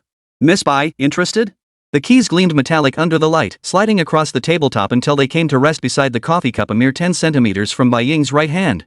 To Bai Ying, those 10 centimeters felt like an insurmountable chasm. Those keys weren't just for unlocking a gym, they were the switch to Pandora's box. Suddenly, she made out the engraved address on the Kering number 88 Financial Street, the city's most coveted location. All she had to do was reach out, just a gentle reach. Bai Ying's inner struggle raged. Reason screamed it was immoral, that accepting this would plunge her into an abyss of no return. Yet the weight of her emotions and the crushing pressure of reality made resistance nearly impossible. Old Wang's high-interest loans, the broken window from last night's debt collectors, the court summons hidden deep in the wardrobe, each weighty burden pressed down on her heart like a heavy stone, threatening to suffocate her. Mr. Lu, this is only our second meeting, right? Aren't you being a bit too kind to me? Not just too kind. It was downright excessive. Bai Ying heard her own feigned reserve once more, and even she could detect the lack of conviction in her own voice. She tried to use such words to buy time, to give herself more space to think, but deep down she knew this was merely a last-ditch struggle. Men like beautiful women. Women admire powerful men. It was only natural. But she was afraid. She feared she might truly lose herself over money, doing things she'd regret, yet she couldn't easily give up this chance to change her circumstances. Miss Bai, time isn't important. What matters is the feeling. Lu Chen coaxed her gently. He looked at Bai Ying as if she were prey already caught in the trap yet still struggling. He was utterly certain this woman would ultimately succumb to his financial offensive. But I'm married. Bai Ying's voice grew even quieter as she spoke these words. It sounded as if she were telling Lu Chen, yet also as if she were telling herself, attempting to erect a final line of defense with her married status. Yet, in the face of money and the alluring man before her, that defense crumbled like a fragile glass wall. She recalled the vows she and old Wang had once exchanged, yet their life together had long since become unrecognizable. She no longer understood the meaning of holding on to this marriage, clinging only instinctively to the last shred of moral integrity. Chow Chow is a model for our kind. Women are like fine wine, and at your age, you're the most mellow vintage. Lu Chen laughed dismissively. In his eyes, morality was nothing but shackles binding people. His mission was to shatter those chains with money and conquer Bai Ying completely. Once you're divorced, the gym at 88 Financial Street is yours. But I'm concerned. A tremor tinged Bai Ying's voice as her heart mounted a final resistance. Lu Chen could see right through her. This woman was playing tug-of-war with him. Fine, you like playing games, huh? You like playing the virtuous martyr, huh? Lu Chen thought to himself, his eyes turning cold. Without another word, he reached out and grabbed the keys. His movements were swift and decisive, without a hint of hesitation. He was telling Bai Ying with his actions that this was a one-time opportunity once missed, it would never come again. He intended to make Bai Ying anxious, forcing her to yield willingly, all to savor the thrill of absolute control. Fine. I, Lu Chen, never force women. Excuse me. Chapter 69, The Finest of the Finest. Excuse me. Lu Chen rose to his feet, towering over Bai Ying as his imposing figure instantly engulfed her. A sudden wave of panic washed over Bai Ying. She stared at Lu Chen, her heart a tangled knot of emotions. Was Lu Chen really leaving? Taking with him that set of keys, that chance to change her life. Logically, she should feel relieved. After all, this was an immoral temptation. By refusing it, she remained the virtuous woman who upheld her principles. Yet inexplicably, a fierce sense of reluctance surged within her. A 3,000 square foot gym, money, freedom, and Lu Chen's six-pack abs. These things that had never belonged to her life now felt like treasures within her grasp. If she let them slip away, they would vanish without a trace, slipping through her fingers. Damn Lu Chen, couldn't you have talked to me a little longer? Why the rush? I'm just a woman. I want to hold on to my principles, but life is just too hard. I'm barely hanging on. Couldn't you just give me a little more time? Let me struggle a bit longer, think it over? As Bai Ying cursed Lu Chen in her heart. Lu Chen had already turned and taken his first step. Each step felt like he was trampling on Bai Ying's heart. Bai Ying stared at his retreating figure, watching those broad, powerful shoulders encased in his suit, her inner turmoil growing more intense. Step 2. Bai Ying's heartbeat quickened. She could hear the pounding of her own heart, thump thump thump, as if it were about to burst from her chest. Lu Chen. Turn around. Do you really want me to speak up? Could you bear to let a married woman like me beg you to stay? With all these people watching in the cafe, where would my dignity be? How could I so easily abandon my dignity just to please you? But if I don't, how can I escape this predicament? What about those debts? How will I survive? Her breathing grew ragged as images of her dire circumstances flashed through her mind, the debts, the threats from creditors leaving her utterly hopeless. Step 3. The cafe door was within arm's reach. Lu Chen was just a step away from leaving. Is he leaving? Was he really leaving? Bai Ying felt as if she stood on the edge of a cliff, facing an abyss with no bottom in sight, with no way back behind her. She knew that once Lu Chen stepped through that door, she might never have another chance to change her fate. Wait! Finally, Bai Ying's voice burst out, startling even herself with the sudden outburst. She hadn't expected that in the end, she still couldn't hold back, still chose to bow to reality. Lu Chen halted his steps and slowly turned around, a faint smile playing on his lips. Everything was under his control. A petty little wife. How could she not be easily manipulated? He looked at Bai Ying, his gaze appraising her like a trophy soon to be claimed. Indeed. A woman in need is easy to manipulate. A cash-strapped housewife is even easier to manipulate. A money-starved, lonely woman? That was the absolute cream of the crop. Only Lu Chen knew how exhilarating it felt to toy with such a prize. Bai Ying blushed fiercely under Lu Chen's gaze. She could only keep telling herself excuses, convincing herself it was necessity, a desperate measure forced by life. I have no choice. I must survive, escape these debts, this is the only path left. Though guilt gnawed at her heart, she felt she'd betrayed old Wang. Had he ever considered her, ever thought of this family? Bai Ying took a deep breath, trying to steady her trembling voice. I want to check out that gym first. As the words left her lips, she felt as if she were betraying her own soul, yet the harsh reality left her no other choice. Lu Chen walked back with a smile. His smile wasn't the smugness of a victor, but the satisfaction of a hunter watching his prey walk straight into the trap. He walked back to the table, the key reappearing in his palm. He waved it before Bai Ying's eyes, as if reminding her of the choice she was about to make. Right now? Lu Chen asked. He was already impatient to pull Bai Ying completely into his world, to make her his possession. Bai Ying's gaze flickered between the key and Lu Chen. Her moral compass was struggling in its final throes, the voice of reason echoing in her mind, telling her this was wrong. But her voice had already betrayed her. All right. She felt as if bewitched by a demon, knowing full well the trap ahead yet stepping forward involuntarily. Lu Chen reached out to help her pick up her bag, his arm naturally wrapping around Bai Ying's slender waist. A shiver ran through Bai Ying. Her instinct was to pull away, but her reason told her she couldn't. She felt as if she'd fallen into a vast whirlpool. The more she struggled, the deeper she sank. All she could do was let Lu Chen lead her toward an unknown future. Side by side, they stepped out of the cafe. Sunlight poured down unreservedly upon them, forcing Bai Ying to squint. Sunlight should have been warm and beautiful, yet in Bai Ying's eyes it now blazed with a piercing glare, as if mocking her own fall from grace. She felt like a child who'd done something wrong, exposed and helpless under the sun's glare, her heart filled with shame and unease. The Bugatti Veyron was parked by the roadside. Lu Chen gallantly opened the passenger door for Bai Ying. Bai Ying stared at the open door, a wave of dizziness washing over her. She knew that once she got in, their relationship would never be the same again. The sound of the car door closing echoed loudly in Bai Ying's ears, like the signal for some ritual to begin, announcing her imminent farewell to her former self. Regretting it? Lu Chen's voice interrupted Bai Ying's thoughts. He watched her, a hint of amusement in his eyes, as if waiting to see what reaction she might muster. Bai Ying turned to face him. Sunlight streamed through the window, casting dappled light across his profile and outlining Lu Chen's flawless features. This man knew how to wield his advantages to the fullest. From his looks to his wealth, every aspect felt like a deadly weapon, leaving Bai Ying powerless to resist. She felt trapped in a meticulously designed trap by Lu Chen, utterly powerless to resist. How could such a perfect man exist? Bai Ying gazed at Lu Chen, a surge of inexplicable emotion welling up inside her, a sorrow for her own fate, complex feelings toward this man, and above all, a profound uncertainty about the future. She didn't know if what she was doing was right or wrong, nor what the future held for her. No regrets. Let's go. As the words left her lips, she felt both a sense of release and deep self-reproach. The car slowly pulled away. Bai Ying watched the street scenes rush past the window, her heart a tangled knot of emotions. She didn't know where she was headed, only that she had stepped onto a path with no turning back. Chapter 70, Divorce. Must divorce. The Bugatti Veyron glided into number 88 Financial Street, Bai Ying's gaze instantly captivated by the imposing edifice before her. The over 3,000 square meter gym shimmered in the early summer sunlight. Giant floor-to-ceiling windows reflected blinding light, a glare like a sharp blade slicing through the facade of her ordinary life to reveal an entirely new world. Huge. So big. So luxurious. Is this where I'll be working from now on? Will I be the mistress of this building?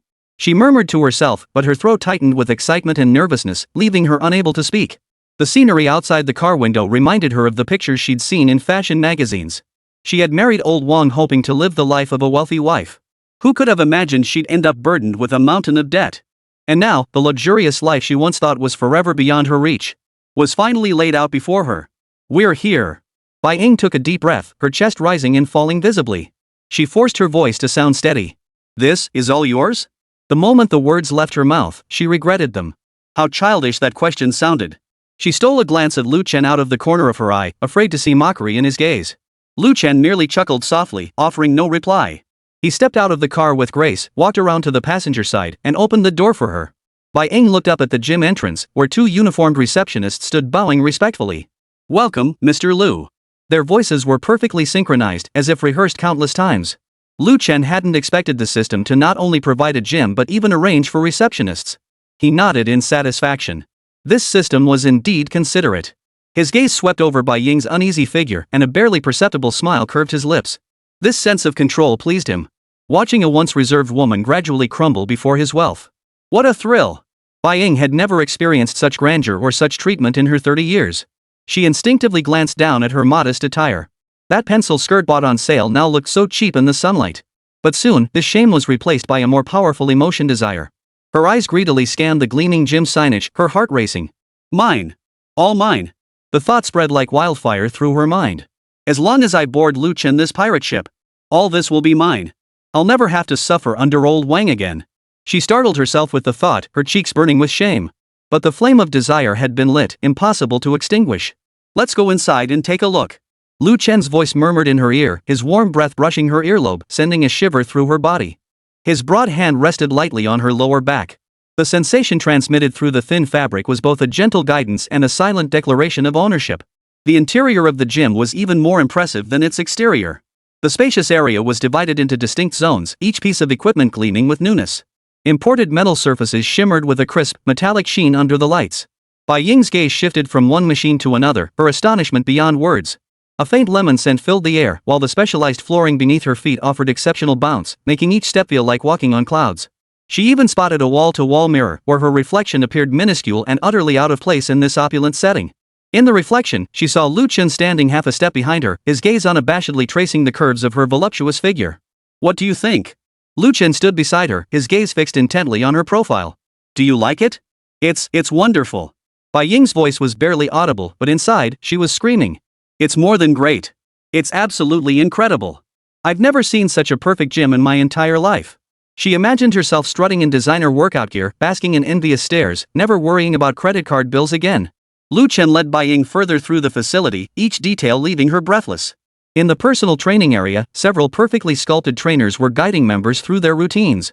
In the VIP lounge, genuine leather sofas glowed softly under the lighting. The temperature-controlled pool surface was as still as a mirror, reflecting the dazzling starry skylights on the ceiling. Facilities she'd only ever seen on television now lay before her eyes in stark reality. The water in this pool is purified daily using a special filtration system. That water treatment system alone is worth $1 million. Hearing this, one thought kept flashing through Bai Ying's mind. If I were Lu Chen's, then everything here would be mine. The thought was sweet as poison. A powerful sense of injustice surged within her. Why could some people effortlessly possess so much, while she struggled desperately just to make ends meet? Other women could. Why couldn't I? Divorce. I must get divorced. Miss Bai. Lu Chen halted and turned to face her. They nearly collided head-on. Bai Ying touched Lu Chen's chest muscles, too embarrassed to look at him. I think you should understand what I mean now? Lu Chen's gaze on Bai Ying was direct and unadorned, without any pretense. Bai Ying, who lowered her head without speaking, certainly understood. From the moment Lu Chen had suggested boss's wife, she knew exactly what it meant.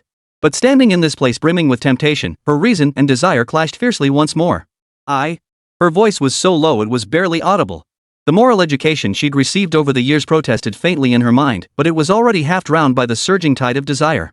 Lu Chen gave her no time to hesitate, laying out his terms directly. If you become my woman, this gym is yours. I'll cover all profits and losses, give you 10 million yuan annually, plus a villa in the Yujing Tiancheng estate. And every month, I'll take you shopping with unlimited spending. Listen carefully, unlimited. Even if you want to buy a private jet, I'll buy it for you. He paused, his gaze deepening. If you have other demands, feel free to voice them. Hearing the words unlimited, Bai Ying felt a wave of dizziness wash over her. The numbers exploded in her mind like dazzling fireworks. 10 million was more money than she could ever earn in several lifetimes. Not to mention the villas at Yujing Tiancheng. The kind of luxury estate she'd only ever seen in real estate advertisements. The lowest price tag alone started at 30 million. 10 million? Yes, 10 million is just the minimum. Lu Chen casually picked up a bottle of mineral water nearby, unscrewed the cap, and took a sip. The stuff the system provided was top-notch. These mineral waters scattered everywhere were all high-mountain mineral snow water costing over 100 yuan per bottle. If you perform well, that figure could double. Chapter 71, A Women-Only Gym? Bai Ying's mind buzzed. 10 million. And it could double if she performed well. Back when her husband Old Wan was at his peak, he worked himself to the bone just to earn 5 million a year. Now she lived every day counting every penny, hesitating for half a month before buying a 300 yuan bag. And now, with just a nod from her, she could instantly possess more money than the average person could earn in a lifetime. Mr. Lu. I don't quite understand. Why me? Lu Chen stepped closer, nearly pressing against Bai Ying, his fingers gently lifting her chin. Because you're sultry enough, beautiful enough, and captivating enough. Such blunt praise. Bai Ying's face flushed crimson. She tried to protest, but Lu Chen's finger pressed against her lips. Don't deny it so quickly. From the first time you stole a glance at me, I knew you weren't some chaste maiden. It's been a long time since a man touched you, hasn't it? Bai Ying's heart pounded wildly. Lu Chen's words sliced through the carefully maintained facade she'd built. It was true. She'd long grown weary of her lukewarm life with Old Wang. Not to mention Old Wang had long since fled overseas to evade his debts. Every time she saw those photos in her social feed, the luxury goods, the vacations, she burned with envy. Bai Ying's lips trembled as morality and desire battled in her mind. Lu Chen didn't give her time to think, pulling out his phone and tapping it a few times. The next second, Bai Ying's phone chimed. Her trembling fingers tapped open the message bank notification, 500,000 yuan deposited into account. 10, 100,000, 10,000. 500,000. This is the deposit. As long as you agree to my terms, the rest will be transferred immediately. Bai Ying stared at the string of zeros, her eyes going wide. 50,000 just handed over like that? Looks like Lu Chen isn't faking it after all. He's genuinely loaded. What conditions? Lu Chen flashed a satisfied smile, knowing his prey had taken the bait. 2 conditions. First, this gym only accepts female members with high looks, all of whom are exempt from membership fees, and men are strictly prohibited from entering. Bai Ying snapped her head up. Free? How do you make a profit? She couldn't believe her ears. This defied all business logic. Exclusively female members might be acceptable. But waiving membership fees? How could they possibly turn a profit? Lu Chen shrugged indifferently. Make a profit? I don't need that little money. He glanced around. This gym is just a toy, you know? A toy I bought to play with. It was a system reward anyway, so there was no risk of losing money. Bai Ying gasped. A top-tier gym spanning over 3,000 square meters was just a toy in his eyes? She suddenly realized she might have seriously underestimated Lu Chen's net worth. Second, you're responsible for finding new members to introduce to me. Their looks and physique must be at least as good as yours. For every successful referral, I'll give you 100,000 yuan bonus. Hearing this, Bai Ying finally understood Lu Chen's true intentions. This wasn't a legitimate gym at all, it was his private beauty pageant venue. He'd spent all that money just to host a beauty pageant? This isn't appropriate. Bai Ying instinctively took a step back as her moral compass finally kicked in. Lu Chen suddenly grabbed her wrist. Bai Ying, relax. I'm incredibly gentle with women. Since I have more money than I can ever spend, not using it to benefit high-quality women like you would be a waste just sitting in my bank account. His other hand pulled a velvet box from his pocket and snapped it open. Inside lay a dazzling diamond necklace. The latest Cartier design, 380,000 yuan. If you agree, it's yours. Bai Ying's gaze was glued to the diamonds, unable to look away. She recalled seeing this very necklace in a store window last week, mocking herself that she could probably never afford it in her lifetime. And now, it was within her grasp. Seeing Bai Ying still hesitating, Lu Chen frowned impatiently. Seriously, you're putting on quite the act, aren't you? All this money can't sway you, you money-hungry woman? Fine, then I'll play hardball. If you really won't agree, I don't have time to waste on you. 3 seconds, no agreement, and I'm taking back that 500,000. 3, 2. I agree. The moment the words left her mouth, Bai Ying knew there was no turning back. What did you say? I didn't catch that. I agree. Lu Chen, wearing a triumphant smile, personally fastened the necklace around Bai Ying's neck. The cold diamond pressed against her skin, yet Bai Ying felt a wave of heat wash over her. She stared at her reflection in the mirror. The simple housewife she once was had vanished, replaced by a wealthy lady adorned in luxury. A wise choice. Lu Chen's hands wandered restlessly across her waist. Now, let's head to the VIP room to discuss in detail the operational plan. Bai Ying offered no resistance. As Lu Chen's lips met hers, her mind was filled only with that string of bank numbers and the heavy weight of diamonds around her neck. Morals? Marriage? Before money, those things felt as light as paper. Seeing the boss enter the VIP room, the attendants sensibly retreated outside. 2 hours later, Bai Ying emerged first from the VIP room, her clothes disheveled and her face still flushed. It must be said. The VIP room truly lives up to its name. The soundproofing is excellent. No matter how heated the negotiations got, no one outside could hear a thing. This negotiation left Bai Ying drenched in cold sweat. Just as she tucked her damp stockings into her bag, her phone buzzed with another text. Another 500,000 yuan had been transferred into her account. Starting tomorrow, you'll be the boss lady here. Lu Chen adjusted his cuffs and wiped the lipstick smudge from his face. The reason he'd arrived later was because Bai Ying, that fiery woman, was simply too formidable. This was the first time Lu Chen had encountered such a formidable opponent. She'd claimed such loyalty before the meeting. But when she started cursing, it was downright nasty. Especially during the final negotiation phase while she claimed to be negotiating gently. Yet she clung to his negotiating leverage like a starved octopus grasping at its last meal. Fortunately, Lu Chen had his charisma and silver tongue working in his favor. He ultimately clinched the final victory. Lu Chen may not be one to bluff. He does get tired. Even his legendary stamina was starting to protest. Looks like today calls for a good rest. Remember our agreement, only recruit the pretty ones. The prettier, the better. Lu Chen slapped the table hard, and Bai Ying nodded with obvious enjoyment. Surveying the gym's luxurious decor, she smiled contentedly. Not just physical satisfaction. It was a double satisfaction, both physical and psychological. From today onward, all of this was hers. Old Yuan? Mortgage payments? Go to hell. Oh, right, Lu Chen turned back before leaving. In a few days, I might bring some female friends over for an inspection. Prepare a few outstanding members to accompany them. Lu Chen winked suggestively.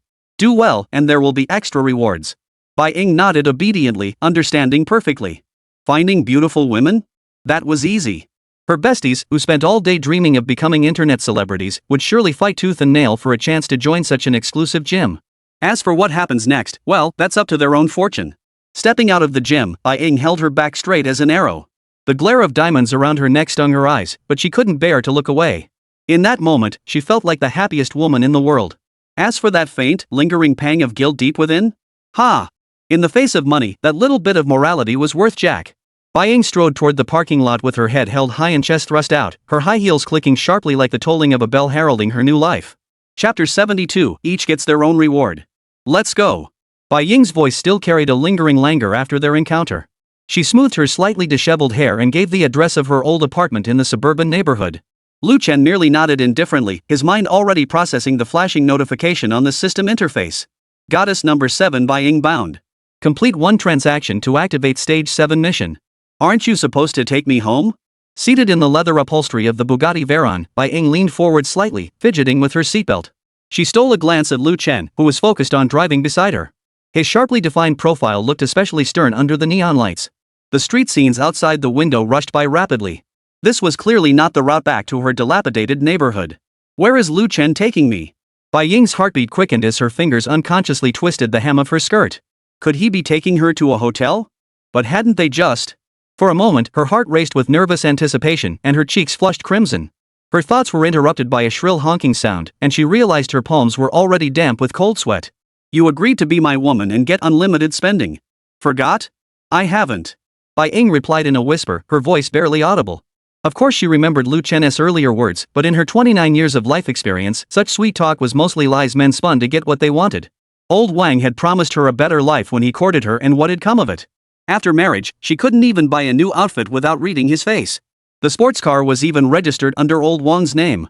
Lu Chen chuckled softly, turning the steering wheel with one hand as he pulled into a bustling commercial street. Bai Ying squinted against the dazzling lights streaming through the window. This was the city's most famous luxury shopping avenue. Pick whatever you want later. Remember, don't try to save money for me. Lu Chen's words made Bai Ying whip her head around, staring at him in disbelief. Don't save money? What kind of man would make such a clueless demand? Bai Ying's mind instantly flashed back to old Wang's sullen face every time he handed her living expenses, along with his scolding, all you know how to do is spend money. Or was Lu Chen just putting on a show for her? She bit her lower lip, deciding to wait and see. We're here. The Bugatti came to a smooth halt in front of a glass curtain luxury building, and the doorman jogged over to open the door. Only then did Bai Ying notice they had stopped at a top-tier shopping mall. She recognized the glittering gold logo from fashion magazines. Crown Plaza, a luxury paradise with branches in only 5 cities nationwide. Lu Chen stepped out and walked around to her side, his long fingers tapping lightly on the window. Get out. Bai Ying mechanically placed her hand in Lu Chen's palm, and he gently pulled her to her feet. Her legs still felt slightly weak, whether from the earlier exertion or the overwhelming sense of pressure emanating from the opulent building before her.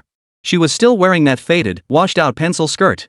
Lu Chen seemed to sense her nervousness and gave her hand a gentle squeeze. Relax. You're the star today. His thumb traced a suggestive circle in the palm of her hand. Bai Ying nodded shyly. Amidst the allure unique to a young wife, a hint of girlish bashfulness still shone through. Over the next 2 hours, Bai Ying experienced the most exhilarating shopping spree of her life. Inside the Chanel boutique, she tentatively touched the hem of a pale pink dress, stealing a glance at the price tag, 88,000 yuan. That was equivalent to old Wang's 3-month salary. If you like it, try it on, Lu Chen said. It's too expensive. Bai Ying instinctively shook her head, but saw Lu Chen had already signaled to the sales assistant. One of each color, please. No. Bai Ying gasped in alarm, then realized her outburst and quickly lowered her voice. One is enough. Lu Chen raised an eyebrow at her. I said, don't try to save money for me. He pulled a black card from his wallet and handed it to the clerk. Wrap it up. Bai Ying stood frozen in place, watching the clerk happily go to pack up the clothes. 88,000 just like that? And not just one item costing 88,000? What kind of man spends money like this? Isn't money just money? She pinched her thigh to make sure she wasn't dreaming. At the LV boutique, she merely glanced at a handbag in the window display, and Lu Chen immediately had it brought down. Try it on, he commanded. Bai Ying nervously slung the bag over her shoulder, and the reflection in the mirror felt like a stranger. The young wife Bai Ying, once worn down by debt, vanished. In her place stood an elegant, sophisticated city woman. It suits you perfectly, ma'am. The salesperson smiled obsequiously. This is our limited edition for this year, only 50 pieces worldwide. I'll take it. Lu Chen cut her off, once again presenting that mysterious black card. Bai Ying opened her mouth but ultimately said nothing. Her heart pounded wildly, partly from the guilt of extravagant spending, partly from an indescribable thrill. Spending money felt this good. She stole a glance at Lu Chen, who was leaning back on the sofa playing with his phone, as if the 100,000 yuan he'd just spent was mere pocket change. Inside the Cartier boutique, Bai Ying had loosened up considerably compared to earlier. She actively tried on several watches before settling on a diamond-encrusted ballon blue model. When the salesperson quoted the price of 280,000 yuan, she didn't panic like she had at first. Instead, she looked at Lu Chen expectantly. Would he buy it for me? This time it's 280,000. Even if he's loaded, he'd have to hesitate. Wrap it up. Lu Chen said without a moment's hesitation, not even lifting his head. Unaware of the rapidly rising affection points, Bai Ying didn't know that Lu Chen was checking the system notification. Spent 3.2 million, 10x cashback of 32 million credited. Each found their own pleasure. Bai Ying enjoyed the thrill of spending. Lu Chen was thrilled counting the cash. Just buy. Spend like there's no tomorrow. If only spending habits didn't fluctuate with one's mental state. It might even drop to zero due to guilt, as happened with my sister-in-law. Lu Chen would gladly give Bai Ying the entire mall. How about this one? Bai Ying twirled, showcasing the Dior haute couture dress she wore. Her reflection radiated brilliance, a world apart from the young woman fretting over debt collectors that very morning. The deep V neckline revealed her delicate collarbone, while the cinched waist accentuated her still slim figure. She barely recognized herself. Lu Chen turned off the system display, his gaze lingering over her figure. TSK. She was burning up. Bai Ying could feel Lu Chen's gaze sweeping over every inch of her skin as if it were tangible, leaving her both nervous and eager. Wrap it up. Lu Chen instructed the clerk before turning his gaze back to Bai Ying. Keep looking. Bai Ying's willingness to spend remained consistently high. And that spending intent was directly linked to critical hit multipliers. Lu Chen certainly wouldn't pass up such a lucrative cashback opportunity. Chapter 73: The Flight Attendant's Chilling Beauty. Overwhelmed by the dazzling array of clothes, Bai Ying couldn't help but let a smile curve her lips. This feeling of being endlessly pampered was simply delightful. Suddenly, she recalled her best friend's oft-repeated advice: ditch your husband and marry a rich guy. Back then, she scoffed at it, believing women should be faithful to love, share both hardships and joys, and take responsibility for a man's debts. But now she truly understood the joy money could bring. No need to glance at price tags, no need to calculate credit limits, just take whatever she liked. This kind of freedom was something she'd never experienced with old wine, that tightwad. Bai Ying touched the diamond necklace around her neck. She thought even the happiest woman couldn't feel any better than this. Bai Ying's affection plus 5%. The system notification chimed in Lu Chen's mind. He took a discreet sip of the champagne offered by the waiter, mentally calculating today's total expenditure. 3,200,000 multiplied by a tenfold critical hit bonus returned 3,200,000. What a rush! More importantly, the 7th stage spending mission had been activated. And the final target was set at 100 billion, just like Sun Yiling's. It seemed that for the time being, 100 billion was the highest tier spending target achievable. Lu Chen. Bai Ying suddenly sat beside him, her body radiating the scent of freshly applied perfume. It was the Chance collection she just bought at the Chanel counter, a single bottle costing over 20,000 yuan. Why are you being so kind to me? We've only just met. This was a question Bai Ying had asked several times already. When women feel insecure, they tend to repeat the same question over and over. Unfazed, Lu Chen set down his glass and met her alluring gaze. I told you you're my woman. And my woman deserves the very best.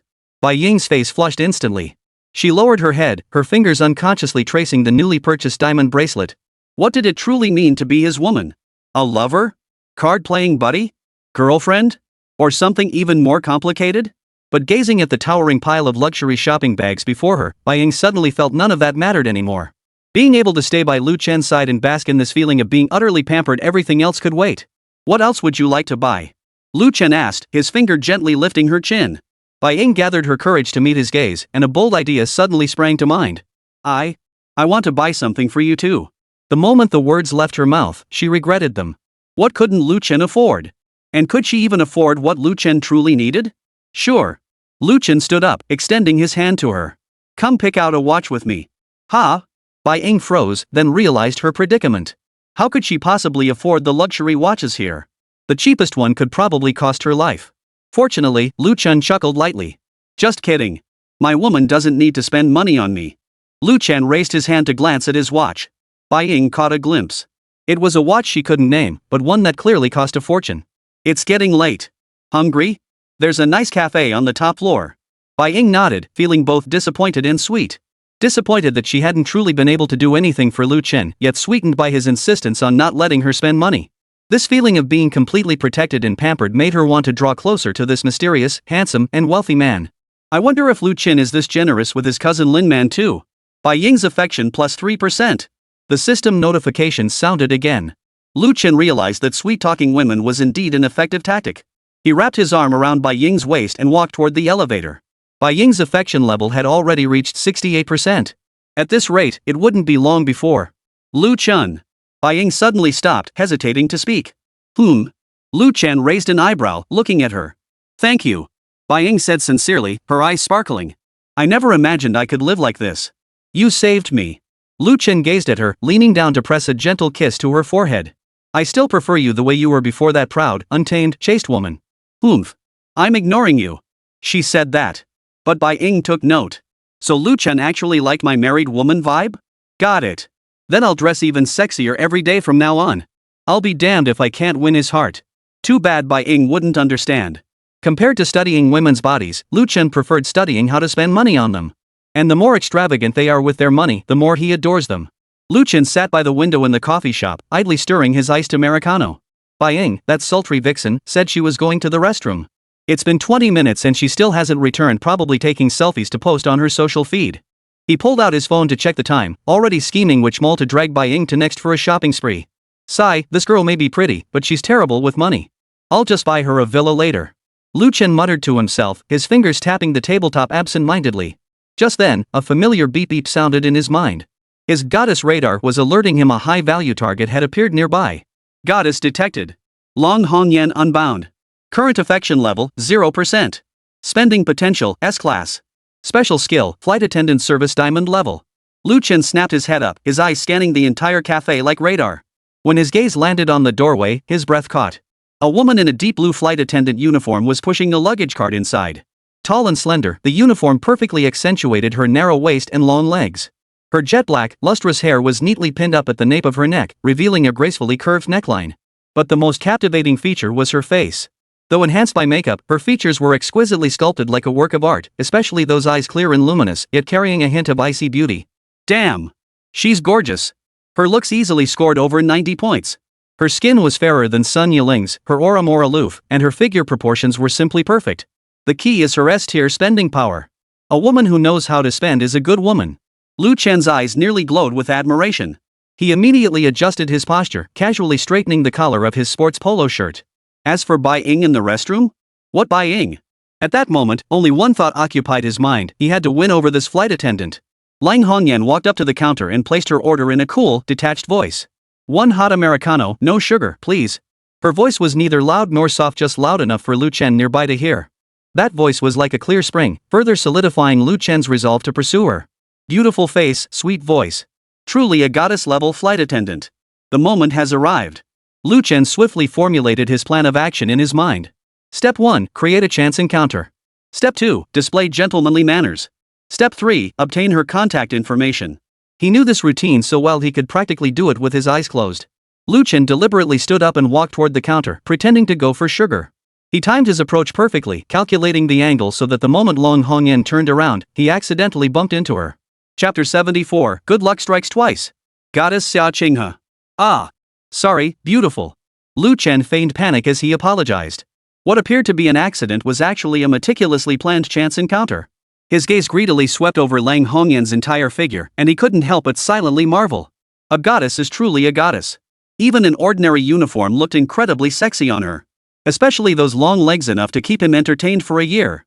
He swallowed hard, feeling a surge of heat in his loins. His invincible golden kidneys were clearly well rested. Lang Hongyan frowned slightly, taking a half step back to create distance. Her voice was like ice-chilled champagne, cool and distant. It's fine. She glanced down at the coffee stain on her skirt, a flicker of displeasure crossing her eyes. My fault. Let me buy you another one? Consider it my apology. Lu Chen adjusted his vocal cords, crafting a tone that sounded both sincere and just the right amount of remorseful. He bowed his head slightly, revealing that apologetic expression he'd practiced countless times.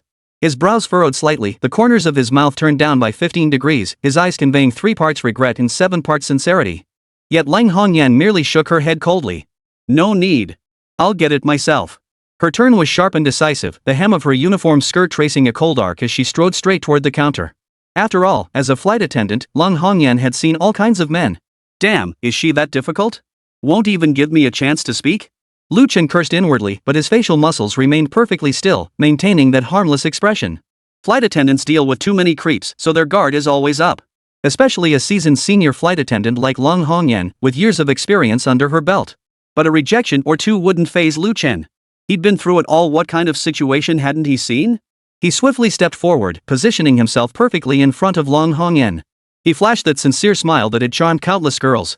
Simultaneously, he quietly activated the charm cell ability granted by the system. Hey, beautiful, don't be like that. Give me a chance to make it up to you, okay? And you look like you just got off a flight? Must be exhausted, right? Lu Chen's voice was gentle and concerned, his eyes brimming with sincerity. Lang Hongyan glanced at him with slight surprise, a flicker of confusion crossing her eyes. How did you know? Lu Chen chuckled inwardly with satisfaction, but outwardly he merely pointed to her uniform, then to his own eyes. Your eye makeup has smudged a little. Long flights always do that. This observant detail caused Lang Hongyan's expression to soften slightly. She instinctively touched the corner of her eye. Really? A hint of warmth finally seeped through her icy tone. The two finally locked eyes. Lu Chen felt the system's electrical current radiating through his pupils, sending an involuntary shiver through Lang Hongyan. Lu Chen found himself increasingly drawn to this faint bioelectric current that could briefly stir a flutter in the heart. Just a little bit, it won't affect your beauty. Lu Chen seized the moment to offer a perfectly timed compliment, his voice low and gentle. Flight attendants, nurses, bank tellers, and kindergarten teachers all notoriously difficult to win over. But with enough effort, even an iron rod can be ground into a needle. In that instant of eye contact, Lang Hongyan felt an odd flutter in her heart. Truthfully, she wasn't drawn to athletic types. After all, such men were typically simple-minded, concerned only with working out and using their toned bodies to pick up girls. But at this moment, the gaze of this stranger reminded her of the sunrise seen through the clouds, warm yet gentle. Maybe I'm just too tired. She mentally justified her unusual reaction. Taking advantage of the time the discharge cells were active, and bolstered by her silver tongue enhancing her persuasiveness, Lu Chen pressed his advantage. This place even has great makeup mirrors in the men's restroom. Want to freshen up first? I'll watch your luggage. The art of conversation lies in discussing topics that interest the other person. Lan Hongyan finally let a faint smile touch her lips. Thanks for the reminder. This man's keen observation caught her off guard. Moreover, she felt his apology wasn't as off-putting as those from other pickup artists. But that was all. Even if Lu Chen was handsome, he simply wasn't her type. I can manage my suitcase myself. But Lu Chen pressed on relentlessly. How about I buy you a coffee? Or add you on WeChat and send you a red envelope as compensation? Lu Chen genuinely didn't want to let this chance with such a beautiful flight attendant slip away. After all, it wasn't every day that a goddess matching the system's criteria appeared. Most women recoil from overly direct advances, and Lan Hongyan was no exception. Lu Chen's suggestion to add WeChat instantly cooled the fleeting warmth she'd felt toward him. It's fine, no thanks. Lan Hongyan's refusal was firm, yet her tone had softened slightly. A wave of exhaustion washed over her. The recent New York flight had kept her working non-stop for 14 hours, and all she wanted now was to go home and soak in a hot bath. Yet the sincerity in this man's eyes made her hesitate to be too cold. Just then, a crisp female voice interrupted them. Sis Hongyan, did you order coffee? Xia Qinghe, also dressed in a flight attendant uniform, poked her arm through Lan Hongyan's, casting a wary glance at Lu Chen. Unexpectedly, her goddess radar went off again. Xia Qinghe unbound. Current affection, 0%. Spending potential, S-class. Special skill, flight attendant service gold level. Holy cow. Two goddesses meeting the system's criteria appeared at once. If I could win them both over, that'd be absolutely amazing. Both wearing flight attendant uniforms. But Xia Qinghe's demeanor was completely different from Lan Hongyan's. She sported a playful bun, with a tiny cherry hairclip nestled in her strands. Her almond-shaped eyes sparkled, and when she smiled, a faint dimple appeared on her right cheek. Her legs beneath the uniform skirt were slender and straight. Wearing low-heeled leather shoes, she moved with the lightness of a young deer. Sis Hongyan, come on, let's hit the restroom so I can touch up my makeup. She hooked her arm around Lan Hongyan's, her tone tinged with playful insistence. Lu Chen found his gaze drawn to her involuntarily. If Lan Hongyan was an ice queen, this girl was a ray of spring sunshine, bright, vibrant, and irresistibly inviting. Moreover, the girl before him seemed innocent and enthusiastic, as if she had just graduated. Perhaps she could be the breakthrough. Xia Qinghe sensed his aggressive gaze and tilted her head to glance at him again. Lu Chen immediately adjusted his expression, flashing a sunny, harmless smile. Hello, I'm Lu Chen. Xia Qinghe blinked, about to extend her hand in greeting, when Lan Hongyan gently tugged her arm. Let's go. Lu Chen watched their retreating figures, his desire intensifying. Lan Hongyan was the main course, but Xia Qinghe, perhaps she could serve as an appetizer? The two had just entered the restroom. Lin Man happened to emerge at that moment, brushing past the two women. Chapter 75, Teaching the Scumbag a Lesson. Lan Hongyan and Xia Qinghe entered the restroom. Soft lighting bathed the mirror and tiles, casting a bright glow. Xia Qinghe carefully touched up her makeup in the mirror, gently smoothing her lashes and applying lipstick. Curiosity got the better of her, and she asked. Sis Hongyan, who was that guy? He seemed kinda weird. Lan Hongyan stood beside her, elegantly touching up her makeup. She picked up her powder compact and lightly dusted it over her face, her movements practiced and composed. Hearing Xia Qinghe's words, she replied without looking up. A stranger. Ignore him. Xia Qinghe giggled, her eyes sparkling with teasing. Sis Hongyan, you're so popular. Wherever you go, you attract so much attention. She reached out and gave Lan Hongyan's shoulder a light poke. Lan Hongyan sighed, setting down her powder compact. Staring at her own face in the mirror, she lamented. Qinghe, we're both equally attractive, so why do men always chase after me? Maybe it's because you seem so aloof, Sister Hongyan? That probably sparks men's desire to conquer you. Xia Qinghe tilted her head, offering a thoughtful analysis. That makes sense. Lan Hongyan nodded thoughtfully. Looks like I need to learn a thing or two from you, Qinghe. Inside the cafe, soothing music flowed through the air, while the faint aroma of coffee lingered all around. After the two women gracefully returned to their seats. As they settled back down, their eyes inadvertently fell upon Lu Chen once more. This time, however, Lu Chen was accompanied by a strikingly alluring young woman. Her figure was stunningly curvaceous, long hair cascading like a waterfall over her shoulders, her eyes and brows radiating allure. Lu Chen held her arm, their gestures intimate. The woman would occasionally lower her head with a soft laugh, her smile carrying a hint of coyness and sweetness. Red Beauty, wasn't that guy flirting with you just now? How did he hook up with someone so fast? Xia Qinghe's eyes widened in astonishment as she witnessed the scene. She pointed in Lu Chen's direction. Even without Xia Qinghe's reminder, Lan Hongyan could see it herself. Her frown deepened, and a wave of irritation surged through her like a tidal wave. What kind of magic does this man possess? Just moments ago, he was hitting on me by the restroom door, and now he's cozying up to a beauty of this caliber? By all accounts, a woman like this classy and curvaceous, how could she possibly be interested in him? Is it just because of his passable looks? Or was it some hidden trick he possessed? The more Lang Hongyan thought about it, the more absurd it seemed. She even felt sorry for Bai Ying. She'd seen too many men who feigned deep affection on the surface while secretly flirting with others behind the scenes. And in her eyes, Lu Chen was clearly one of them. She took a sip of coffee with a cold smile, her mind already made up. If you enjoy playing games so much, I'll gladly play along. Setting down her cup, she smoothed the hem of her uniform skirt and strode directly toward Lu Chen's table. Lu Chen was deep in conversation with Bai Ying when he suddenly sensed a piercing gaze. He looked up to see the flight attendant who had unsuccessfully tried to strike up a conversation at the restroom door earlier. He raised an eyebrow, slightly surprised. Why was this flight attendant approaching him? Could it be that the charm cells and persuasion boost were working? He glanced at Bai Ying and saw her expression remained gentle. Lu Chen wasn't worried. Their relationship was built on mutual convenience, so he was confident Bai Ying wouldn't turn on him over such a minor incident. Still, he was curious what this flight attendant was up to. Since she'd come knocking, he'd see what tricks she had up her sleeve. Lan Hongyan walked to the table, flashing a smile tinged with provocation. Handsome, didn't you say you'd buy me coffee just now by the restroom door? How could you forget so quickly? Bai Ying lifted her head, her gaze lingering on Lan Hongyan for a few seconds before shifting back to Lu Chen, a faint smile playing at the corners of her lips. This flight attendant was indeed attractive, tall and slender, her uniform accentuating her sharp, professional demeanor. But this attitude. Was she here to provoke? Bai Ying felt a twinge of displeasure, but more than that, she found it amusing. Her relationship with Lu Chen had never been one of unwavering loyalty, yet seeing another woman flirt with him right in front of her still stirred a tinge of unease. Lu Chen, that guy, he really couldn't stay out of trouble wherever he went. Still, this flight attendant had guts coming right to him like this. Bai Ying stirred her coffee gently, deciding to sit back and observe. Lu Chen set down his coffee and smiled, his tone light. How could I forget? I just saw you were busy then and didn't want to interrupt. Free now? Ha? He didn't seem the least bit guilty? Lan Hongyan hadn't expected him to be so nonchalant, and her anger only grew. Your woman is right beside you, and you still dare to flirt with me like this? You've got some nerve, man. Lan Hongyan had only intended to expose Lu Chen's true colors, but instead, he'd outmaneuvered her. Gritting her teeth, Lan Hongyan decided to pour more fuel on the fire. Busy? No matter how busy, I can't let a handsome guy's kindness go to waste. How about making up for it now? Sure. Lu Chen pulled out his phone and, while Lan Hongyan was still dazed, added her on WeChat. Bai Ying chuckled softly and interjected. Miss, would you like to join us? Holding her phone, Lan Hongyan froze, surprised by Bai Ying's unexpected reaction. She's actually inviting me to sit with her? What's her game? Does she not care at all that her man is flirting? Does she have absolutely no sense of crisis? Lan Hongyan felt her thoughts spinning. The script wasn't playing out as she'd anticipated. She'd expected Bai Ying to confront Lu Chen on the spot, or at least show some displeasure. But Bai Ying looked as calm as a cloudless sky. Were they not even a couple? Or did this woman simply not care?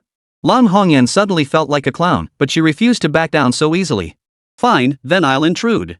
Lan Hongyan pulled out a chair and sat down, deliberately positioning herself close to Lu Chen. Xia Qinghe, who had been waiting in her seat for Lang Hongyan's return, had intended to watch the drama unfold. But she never expected Sister Hongyan to just sit down. Wait, what's going on here? Three's a crowd, right? Lu Chen glanced at Lang Hongyan, a hint of amusement in his eyes. This flight attendant was stubborn. She clearly sensed something was off, yet she insisted on putting on a brave face. But the more she acted like this, the more interesting she became to Lu Chen. Lu Chen didn't mind having another playmate, especially a thorny rose like Lang Hongyan. He turned to Bai Ying and said, Bai Ying, you don't mind having another person join us, do you? Bai Ying, who understood her place perfectly well, wouldn't let Lu Chen lose face. Though she felt a strong sense of crisis, she still offered a faint smile. Of course not. More people means more fun. Lan Hongyan watched the two exchange glances, growing increasingly irritated. What exactly was their relationship? Why did they look nothing like a couple? And this beautiful young woman named Bai Ying didn't seem the least bit jealous? Lan Hongyan began to doubt her own judgment. She had assumed Lu Chen was a scumbag and Bai Ying was an unwitting victim. But now it seemed Bai Ying didn't care at all. Could it be they're just playing around? Then I've been meddling in other people's business?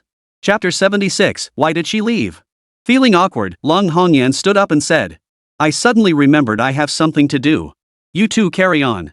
With that, she turned and walked away without looking back. Lang Hongyan practically fled back to Xia Qinghe's side, her high heels tapping out a series of hurried clicks on the floor. She collapsed heavily into a chair, picked up her now cold coffee, and gulped it down.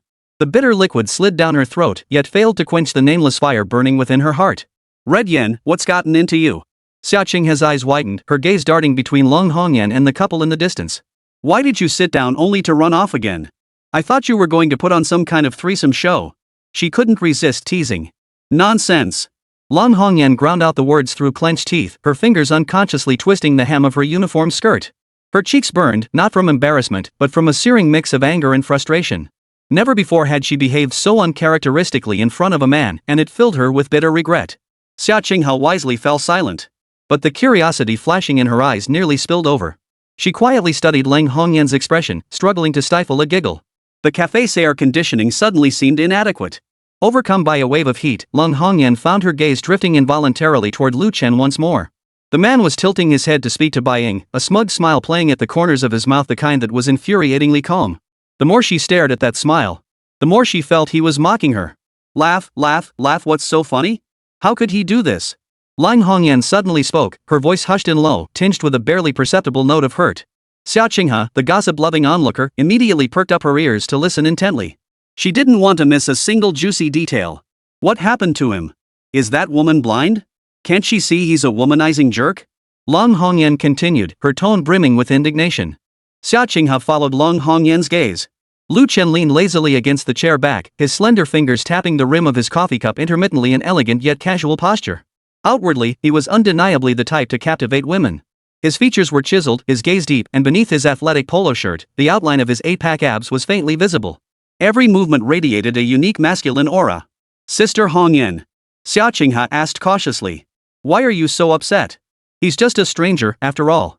Lan Hongyan couldn't explain why she was so furious.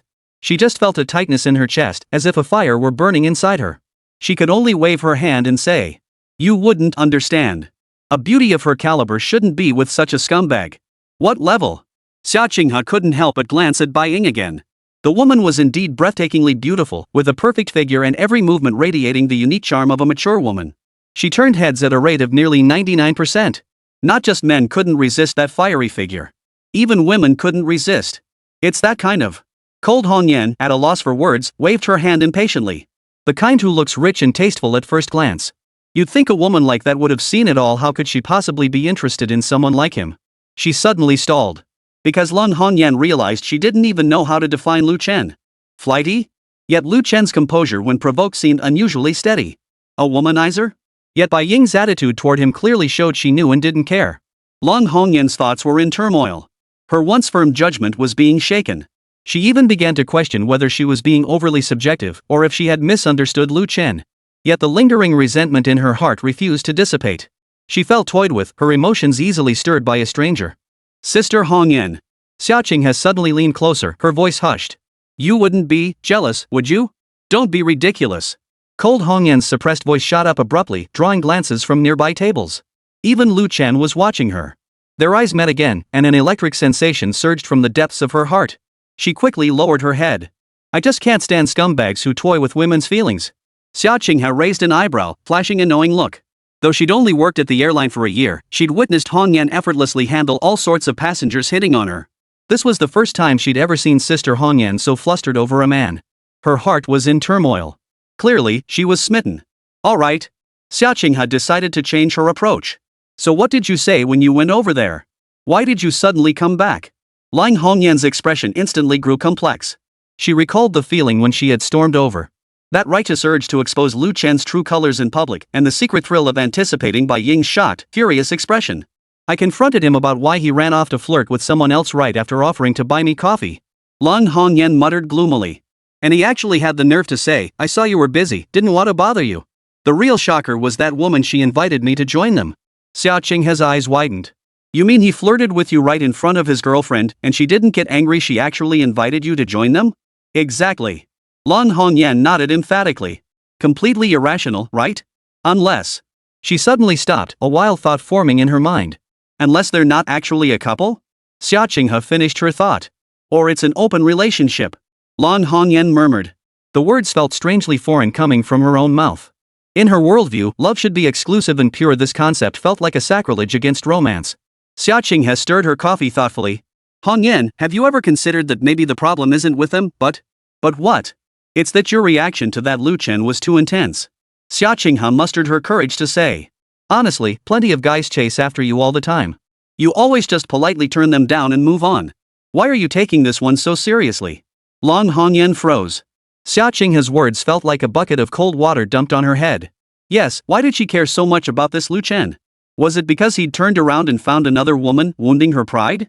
Or was it because her gaze drifted involuntarily back to Lu Chen's seat, only to find it empty? The coffee cup still sat on the table, its bottom holding a trace of brown liquid, proof that someone had been seated there. A vague sense of loss suddenly welled up inside her. How could he just leave like that? Without even saying goodbye? He's gone. Long Hongyan murmured, unaware of the lingering melancholy in her own voice. Chapter 77, Jealous? I'm willing. Xia Qinghe keenly picked up on this shift, but wisely chose not to call her out on it. Instead, she pulled out her phone to check the time. We should head back to rest, Sister Hongyan. Long Hongyan nodded mechanically, yet lingered without rising. Her fingers slid unconsciously across the phone screen, finally pausing at the WeChat interface. The newly added contact L lay quietly in the list. The profile picture showed a silver anchor pattern against a pitch-black background. Do you think? Long Hongyan hesitated. Should I ask him who that woman really is? Xia Qinghe nearly choked on her own spit. Are you serious? Sister Hongyan, this isn't like you. I'm just curious. Long Hongyan, feeling guilty, quickly defended herself.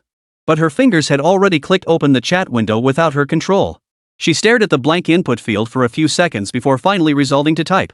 Mr. Lu, what's your relationship with that girl? The moment she pressed send, Long Hongyan regretted it.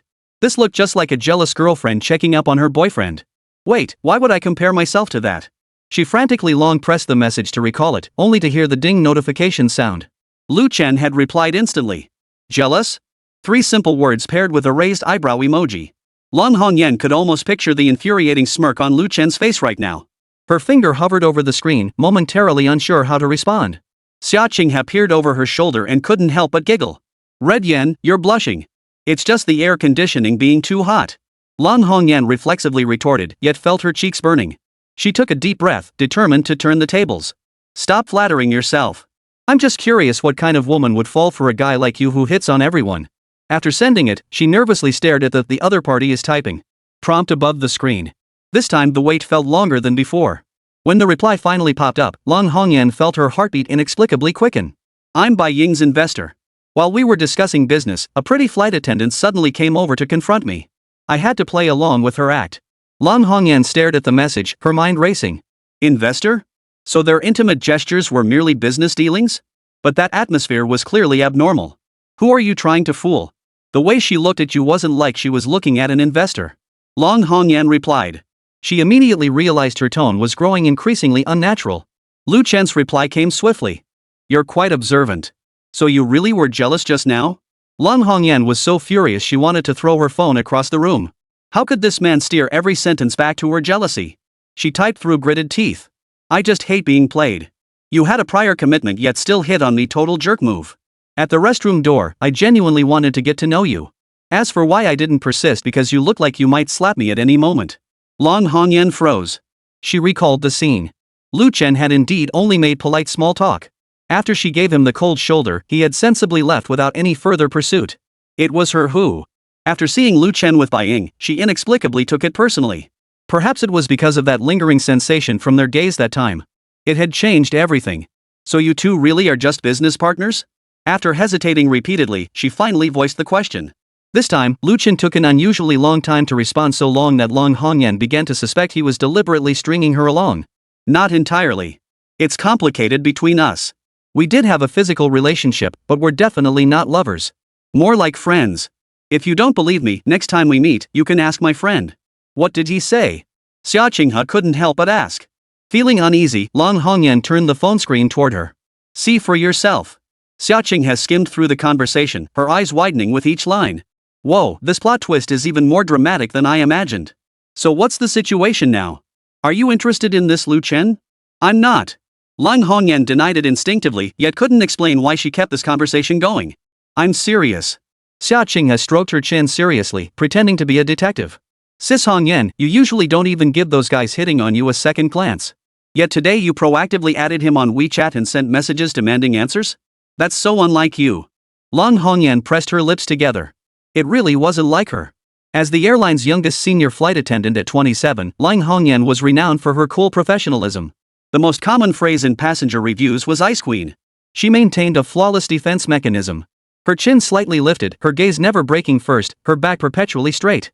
For years, this system had never faltered until today. Her phone suddenly vibrated, a new message flashing on the screen. Miss Interrogator, finished your investigation so quickly? I had a detailed confession prepared for you. Lu Chen's message was followed by a winking emoji. Lan Hongyan could picture the faint, mocking curve of Lu Chen's lips as he typed those words. Polite, yet tinged with an imperceptible provocation. He messaged again? Xiaoqing had edged closer like a cat drawn by the scent of fish. Lan Hongyan reflexively clutched her phone screen to her chest, a gesture she found childish even to herself. Could you please stop being so nosy? I'm just concerned about you. Besides, you were the one who showed it to me earlier. Why won't you let me see it now? Xiaoqing pouted. How long have you been single? 2 years? 3? It's rare to see you so invested in a guy. I'm not interested. Lan Hongyan retorted too quickly, her voice slightly raised. She took a deep breath, unlocked her phone, and hesitated for a few seconds before replying. Who's interrogating you? Just asking. I'm going to bed. After sending the message, she decisively locked her screen. As if doing so could sever the inexplicable pull between her and Lu Chen. But deep inside, a tiny voice whispered. Aren't you really curious? About this man who defies all your expectations? At that moment, Lu Chen sent the message and stopped. First, because it was inconvenient while driving. Second, he still had to take Bai Ying out to spend money. 100 billion yuan spending target wasn't going to be met easily. Come on, feeling jealous? Let's go buy an apartment to make it up to you. Bai Ying had witnessed everything unfold. Jealousy certainly played a part, but what dominated her was a sense of crisis. After all, three-legged men were a dime a dozen, but a handsome, wealthy, and generous money god like Lu Chen was hard to come by. She wasn't afraid of Lu Chen having other women. What she feared more was Lu Chen abandoning her. But hearing Lu Chen say he'd buy her another apartment to make it up to her instantly eased her mind. See? What defines a man of integrity? This is what it means to be a man of responsibility. As long as you keep treating me this well, I'll gladly keep feeling jealous. Chapter 78, You Really Are Brave. 1 bout of jealousy equals 1 house purchased. What a bargain. And Bai Ying wasn't the type of girl who'd throw tantrums after getting jealous over a man. Ever since she agreed to help Lu Chen scout more girls at the gym, Bai Ying knew Lu Chen was absolutely not the kind of man who would be satisfied with just one woman. Tilting her head slightly, she stole a glance at Lu Chen driving ahead. His sharply defined profile appeared exceptionally sculpted in the sunlight, with a high, straight nose framing thin lips that always held a playful smile. Bai Ying sneered inwardly. This face certainly drew women. But what she found even more appealing was the bank account behind that face. Finished looking? Bai Ying quickly averted her gaze, pretending to adjust her skirt. Who was looking at you?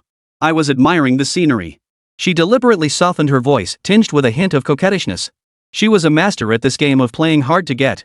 Lu Chen chuckled softly, releasing his right hand from the steering wheel to give her thigh a firm yet measured squeeze. You say one thing, but mean another. A man so generous with his money, Bai Ying secretly hoped Lu Chen would have as many women as possible. Each additional woman likely meant another property. She'd even contemplated suggesting her girlfriends take turns flirting with Lu Chen. The return on investment was higher than any financial product. In high spirits, Bai Ying decided to properly reward Lu Chen in the car. After all, a generous benefactor deserved proper encouragement. She shifted her body slightly, raised her arm, and slowly wound her jet black hair into a coil. She'd practiced this gesture countless times, knowing exactly which angle best showcased her elegant neckline. In the rearview mirror, she watched with satisfaction as her slender neck and the faint curve of her collarbone came into view. Lu Chen caught Bai Ying's movement out of the corner of his eye. A woman curling her hair was the most agonizing thing imaginable. His fingers tightened slightly around the steering wheel, his Adam's apple involuntarily bobbed. This woman was playing with fire again. Bai Ying observed Lu Chen's reaction through her lashes, inwardly amused. Flirting with the flight attendant right in front of me. Since you've got so much energy, I'll make sure you can't get off the hook. She deliberately leaned forward again, letting her neckline dip even lower. Lu Chen adjusted his posture. The invincible golden kidney is truly formidable. After continuous exertion, it actually rallied again. Truly a good brother. Bai Ying's body-hugging skirt today clung tightly to her curvaceous figure. Lu Chen forced himself to focus on the road ahead. But the faint, elusive scent of rose perfume mingled with her unique body fragrance filled his nostrils, leaving him parched and breathless. Brother Lu Chen. Bai Ying spoke, her voice carrying a hint of teasing. This woman knew exactly how to tease him. Young married women really know how to spice things up. What is it? He feigned indifference, though his voice had already dropped several degrees below its usual pitch. Bai Ying gently tapped Lu Chen's chest, her strength perfectly measured. It wouldn't truly hurt him, yet the sensation of his chest muscles would travel through his shirt to her fingertips. Driving this long, aren't you tired? She blinked, her lashes like two tiny fans. Realizing Bai Ying was hungry, Lu Chen's lips curved slightly, his gaze still fixed on the road ahead. This woman was being so forward. Seems those 2 hours didn't satisfy her. He recalled the frenzy in the VIP room, his throat tightening once more. Not bad, he chuckled softly. What's this sudden concern for me? Bai Ying's gaze lingered on Lu Chen like a thread. Of course I am. She drawled, her fingers unconsciously tracing her collarbone. What exactly does Miss Bai mean by that? Lu Chen deliberately used this distant form of address, wanting to see how Bai Ying would react. Bai Ying didn't answer directly. What I mean is. She leaned in slightly, her red lips nearly brushing his ear. You seem to have boundless energy, don't you? Otherwise, how could you have the stamina to chat with that little flight attendant on your phone for so long? Would you like me to help you relax that overflowing energy? Lu Chen's breathing visibly deepened. Relax? He chuckled lowly, feigning ignorance to mask his inner turmoil. How exactly does Miss Bai plan to help me relax? Bai Ying's fingers lightly brushed his thigh, her fingertips teasingly grazing the fabric of his suit pants with deliberate slowness. This Armani suit cost at least 50,000, but what if it got wrinkled? Lu Chen had money to burn anyway. She could feel Lu Chen's muscles tense instantly, a surge of conquest-driven pleasure washing over her. No matter how many women Lu Chen had on the outside, at least right now, he was hers. And this girl is going to squeeze every last drop out of you. I bet you won't have the energy left to flirt with other women. Bai Ying bloated inwardly, her hands growing ever gentler. You rascal, what are you pretending? She countered, her voice soft as a feather brushing his ear. Simultaneously, she leaned her entire body toward the driver's seat. Bai Ying deliberately quickened her breathing, making the rise and fall of her chest more pronounced. She knew Lu Chen loved watching her play hard to get. Sure enough, Lu Chen's gaze drifted uncontrollably toward her neckline. His voice deepened as he adjusted his posture, his tone carrying a hint of command. Come on. He glanced at the rearview mirror, confirming the vehicles behind were sufficiently distant. Let me see how Miss Bai plans to relax me. Half an hour later. In the lobby of the Yujing Tiancheng sales office. Lin Man, who had just returned from her hometown, was absent-mindedly organizing client files on her computer screen. The hospital reported that her father had been in a car accident. Fortunately, it was only a fracture. So she'd rushed back immediately. Ever since Lu Chen left last night, her mind was filled with that man's half-smiling gaze and those fleeting, almost there touches. She chewed on her pen cap, staring blankly at the numbers on the spreadsheet as her mind ran wild with scenarios. If my period hadn't come last night, would he be saying good morning to me in bed right now? Lost in these wild thoughts, a commotion erupted at the door. Colleague Shaoli approached with a knowing wink. Sis man, that Lu Chen is back to buy a villa. He specifically asked for you. Lin Man looked up, the pen in her hand clattering onto the desk. Outside the glass door, Lu Chen stood with one hand in his pocket, bathed in sunlight. His impeccably tailored suit accentuated his broad shoulders and long legs, while sunglasses perched on his high-nose bridge made him look like an elite straight off the cover of a finance magazine. Just one day apart, yet he seemed to grow more handsome by the day. But when Lin Man's gaze fell upon the woman linked arm in arm with him, she froze in place, her face turning ashen. Bai Ying. Her cousin. How did those two get together? The click of Bai Ying's high heels on the tiles carried an air of smug satisfaction. The most infuriating sight was when she whispered into Lu Chen's ear, her red lips nearly brushing his earlobe, and he actually smiled back. Chapter 79, When did they hook up? When exactly did she hook up with him? My period just started last night, and they teamed up overnight? A buzzing sensation erupted in Lin Man's head as jealousy exploded like fireworks. Manager Lin. Lu Chen took off his sunglasses. Didn't you take leave to go back home? His voice was neither loud nor soft, yet loud enough for everyone in the lobby to hear. Several female sales staff stole glances at the Patek Philippe on his wrist, their eyes sparkling. Lin Man forced a professional smile as he approached, deliberately ignoring Bai Ying's posture, which was practically glued to Lu Chen's side. Just a minor matter, so I returned early. Mr. Lu, interested in purchasing a villa? Bai Ying suddenly let out an ouch, and leaned into Lu Chen's embrace. Brother Lu Chen, I think I twisted my ankle. Lu Chen instinctively wrapped his arm around her waist. He didn't just tolerate women scheming, he welcomed it. Because the fiercer their jealousy, the faster their affection grew. Wearing heels this high and still being clumsy? Come pick out a villa, anyone you like, I'll pay the full price outright. The villa I promised you before still stands. Big brother is so generous. Bai Ying's fingers traced faint circles across Lu Chen's chest. But I think the villas in Zone A are better closer to the golf course, and the views are more open. Lu Chen wore that smile that made Lin Man both love and hate him, yet his gaze swept past Bai Ying's head, fixing directly on Lin Man. What do you think, Manager Lin? You know the properties here better. Lin Man knew Lu Chen was doing this on purpose. This despicable man just wanted to see her lose her composure. She drew a deep breath, forcing a professional smile. Zone A is indeed excellent, but it's 30% more expensive than Zone B. If the budget allows, it's a great choice. Personally, I prefer Zone A as well. You know money isn't an issue for me.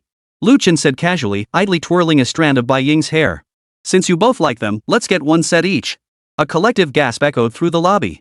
Several female salespeople's eyes widened in shock. Even the new cleaning lady, who was pouring water, paused in her work. The cheapest villas at Yujing Tiancheng cost over 50 million yuan and Lu Chen was casually offering to give away 2? Whispers erupted instantly. If I recall correctly, this Mr. Lu bought 3 villas, right? He's so rich, why can't I snag a sugar daddy like that? To land a sugar daddy like that, you'd need to have manager Lin's looks first. Bai Ying covered her mouth in delight, her eyes sparkling. Really? Brother Lu Chen, you're too good to me. She stood on tiptoe and planted a kiss on Lu Chen's cheek, then shot Lin Man a defiant glance. Lin Man felt a surge of blood rush to her head. She clenched the tablet in her hands so tightly her knuckles turned white. That shameless woman actually kissed Lu Chen right in front of her. What infuriated her even more was that Lu Chen didn't dodge instead, he smoothly wrapped his arm around Bai Ying's waist. Damn Lu Chen! What about last night's intimacy? Was I just a cheap whore?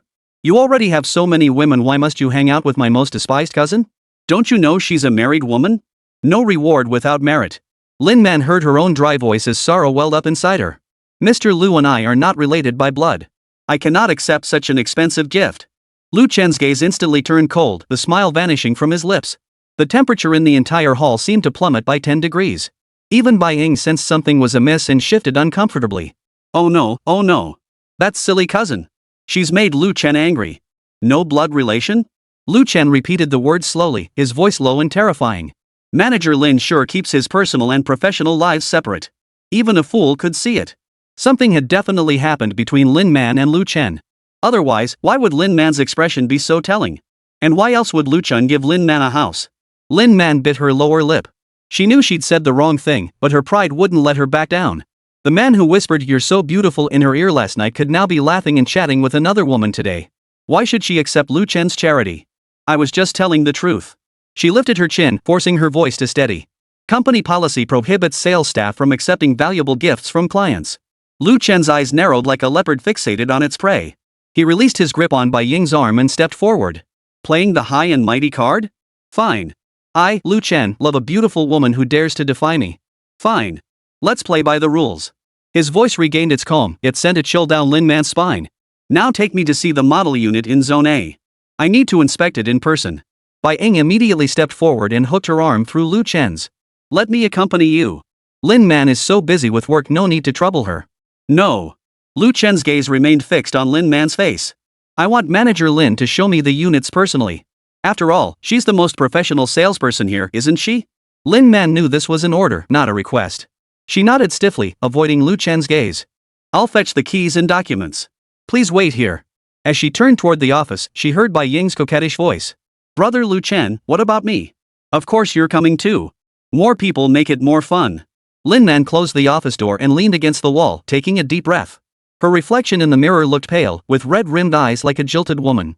She pinched her thigh hard. Snap out of it, Lin Man. He's just a philandering rich guy. You deserve better. Yet last night's scenes involuntarily flooded her mind. Lu Chen's long fingers had gently stroked her cheek, his warm breath tickling her ear as his deep voice whispered words that made her blush and her heart race. If not for that damn period, what would their relationship be now? Sis man, are you okay? Xiaoli pushed open the door and looked at her with concern. Is that Lu Chen giving you a hard time? Should I find an excuse to get you out of it? Lin Man shook her head and quickly composed her expression. It's nothing, just work. The commission on a villa was staggering. She had no reason to turn down money. She picked up the keys and the information booklet. She instructed. Tell the supervisor I'm taking a client to see the A12 model unit. When she returned to the lobby, Lu Chen was standing by the floor-to-ceiling windows, confirming details with Su Xiaoli over the phone. Bai Ying sat on the sofa touching up her makeup. Spotting Lin Man emerge, Bai Ying promptly tucked away her lipstick and offered a feigned smile. Cousin, you've really gone out of your way. You didn't have to force yourself. I could take brother Lu Chen to see the unit myself. It's my job. Lin Man said coldly. She lowered her gaze to organize the documents in her hands, deliberately ignoring the title cousin. Ever since Bai Ying stole her first boyfriend after high school graduation, she had never once called this cousin sister again. The abrupt ring of her phone interrupted Lin Man's thoughts. Lu Chen hung up the call and turned around. The car's waiting outside. Let's go. Chapter 80, How dares this man? The three stepped out of the sales office, met by the summer heat. Lu Chen's Bugatti Veyron was parked below the steps, its matte black body gleaming with a cold, sharp sheen under the sunlight. Bai Ying reached out to open the passenger door. But Lu Chen moved faster than her. His long fingers grasped the door handle, opening it with effortless grace. His gaze fixed on Lin Man. "Manager Lin, please." Bai Ying's hand froze mid-air. The carefully maintained smile cracked for an instant before quickly resurfacing with its sweet charm. "Then I'll sit in the back." She began to squeeze into the back seat. The interior was spacious and comfortable, the leather seats exuding a subtle, luxurious scent. Yet the silence that filled the car was suffocating. Lin Man sat rigidly, pressing herself as close to the door as possible, even her breathing unconsciously softening. Bai Ying applied lipstick to her lips in the small mirror, occasionally casting a loving glance at Lu Chen, her eyes brimming with seductive allure. Lu Chen, however, remained focused on the steering wheel, his thoughts inscrutable. "Manager Lin, how was your rest last night?" Lu Chen's voice suddenly broke the oppressive silence. Caught off guard, Lin Man instantly stiffened. Very well, thank you for asking." "Is that so?" Lu Chen's voice carried a hint of playful amusement. "I was worried you might not have slept well because of discomfort." The moment the words fell, Lin Man's face flushed crimson, spreading from her ears to her cheeks as if scorched by fire. Memories of last night surged like a tidal wave, his warm body heat, that electric sensation. Bai Ying keenly sensed something was off, her eyes brimming with suspicion. "You two met last night?" "We ran into each other." Lu Chen's tone was nonchalant. Yet as he spoke, his right hand imperceptibly covered the back of Lin Man's hand. Lin Man recoiled as if struck by lightning, snatching her hand away with a jolt. Her heart pounded so fiercely it felt like it might burst from her chest. How dare this man? Making such an intimate gesture in front of Bai Ying, did he want to make things even more chaotic? "Damn Lu Chen, I won't let you touch me." He knew I was on my period, yet he brought Bai Ying along just to provoke me. "I know you did this on purpose." Bai Ying's eyes narrowed dangerously, her red lips pressed into a tight line. That familiar expression made Lin Man feel uneasy all over. Later, the homeroom teacher investigated and cleared her name, but the wounds remained etched in her heart forever. So that's how it was. Bai Ying's voice was as cold as ice, her gaze shifting between Lin Man and Lu Chen. "So that's how it is, Lin Man. You had such valuable connections and didn't share them with me? You just wanted to keep him all to yourself, didn't you? Lucky for me, your cousin here snatched Lu Chen before you could. Cousin, you really are something. Why didn't you tell me you weren't feeling well? I'm your own flesh and blood, after all." Lin Man fought the urge to roll her eyes. Dear cousin? This woman who'd fought her for everything since childhood, what right did she have to use the word dear? The woman who snatched her toys, her boyfriends, even her university scholarship spot, and still had the nerve to use the word dear? "It's nothing serious. No need for you to worry." Lin Man gritted her teeth to force out the words. Then she turned her head to stare out the car window, trying to calm the turmoil churning inside her. She could accept Lu Chen buying a house for any woman. But she absolutely could not accept Lu Chen hooking up with her own cousin, Bai Ying. The car glided into the villa district, flanked by immaculately manicured lawns. Lush trees stood tall along the road, forming a natural green barrier. As the crown jewel of Yujing Tiancheng, Zone lived up to its reputation as serene and tranquil environment, far removed from the city's clamor yet conveniently accessible. Each villa resembled a private castle, complete with its own garden and swimming pool, exuding luxury and prestige. "We're here." Lu Chen's voice snapped Lin Man back to reality. The car came to a smooth stop in front of a three-story modern villa. Its exterior design was simple and grand, the glass curtain wall reflecting the azure sky and harmonizing beautifully with the surrounding greenery. "Is this A1201? Bai Ying inquired. Lin Man nodded, eagerly pushing open the car door as if to escape the oppressive space. She took a deep breath, steadied herself, and resumed her professional smile. "This is the penthouse unit, with a total floor area of 580 square meters.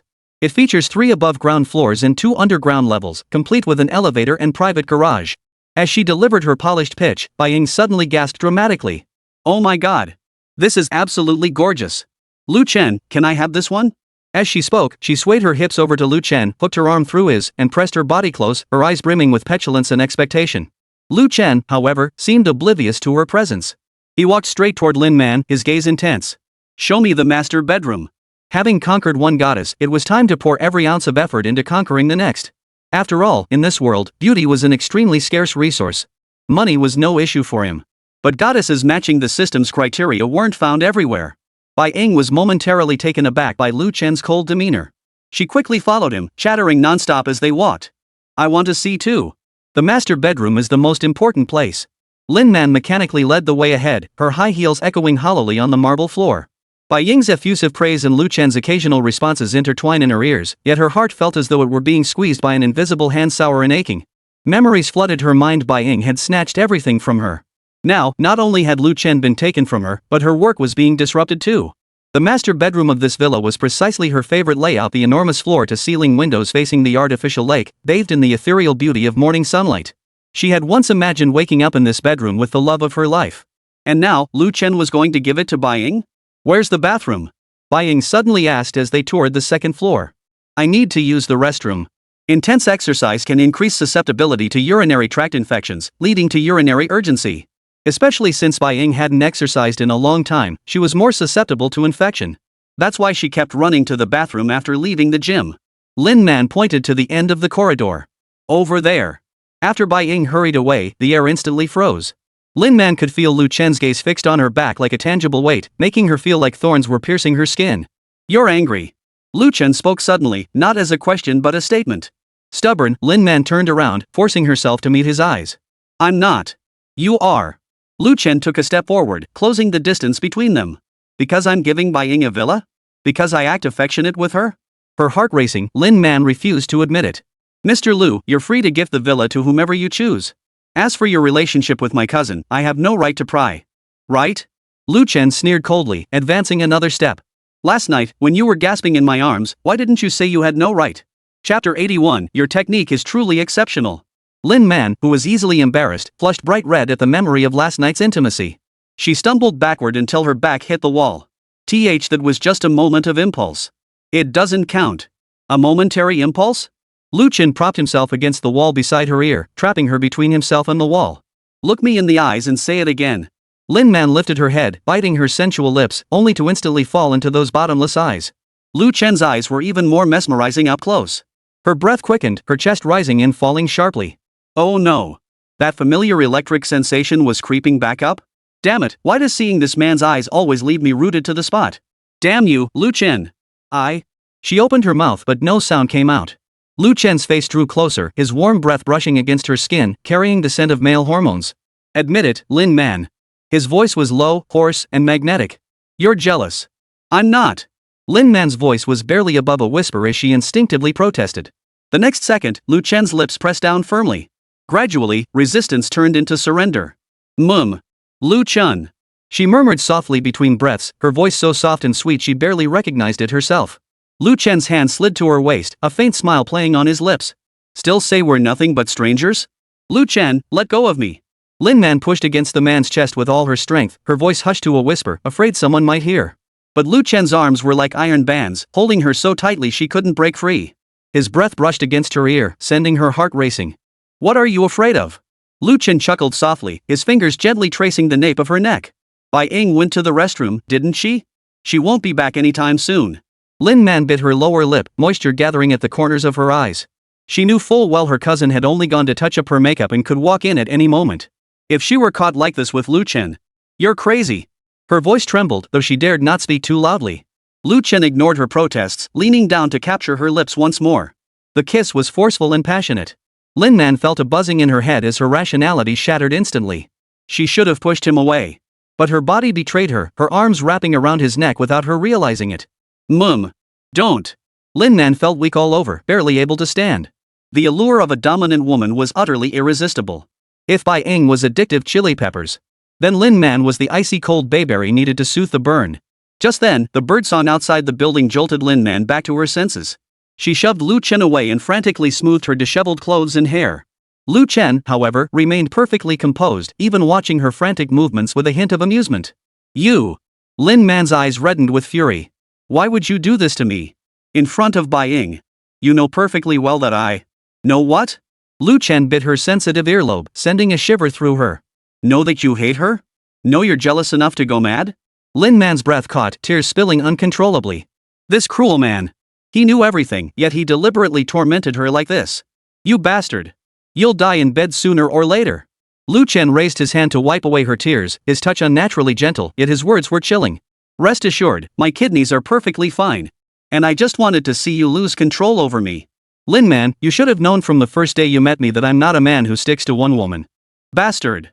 Lin Man cursed, her voice trembling with tears, utterly devoid of any threat. Lu Chen chuckled softly and kissed her again. This kiss was gentler than before, carrying a soothing quality. Lin Man gradually relaxed, letting him guide this lingering kiss.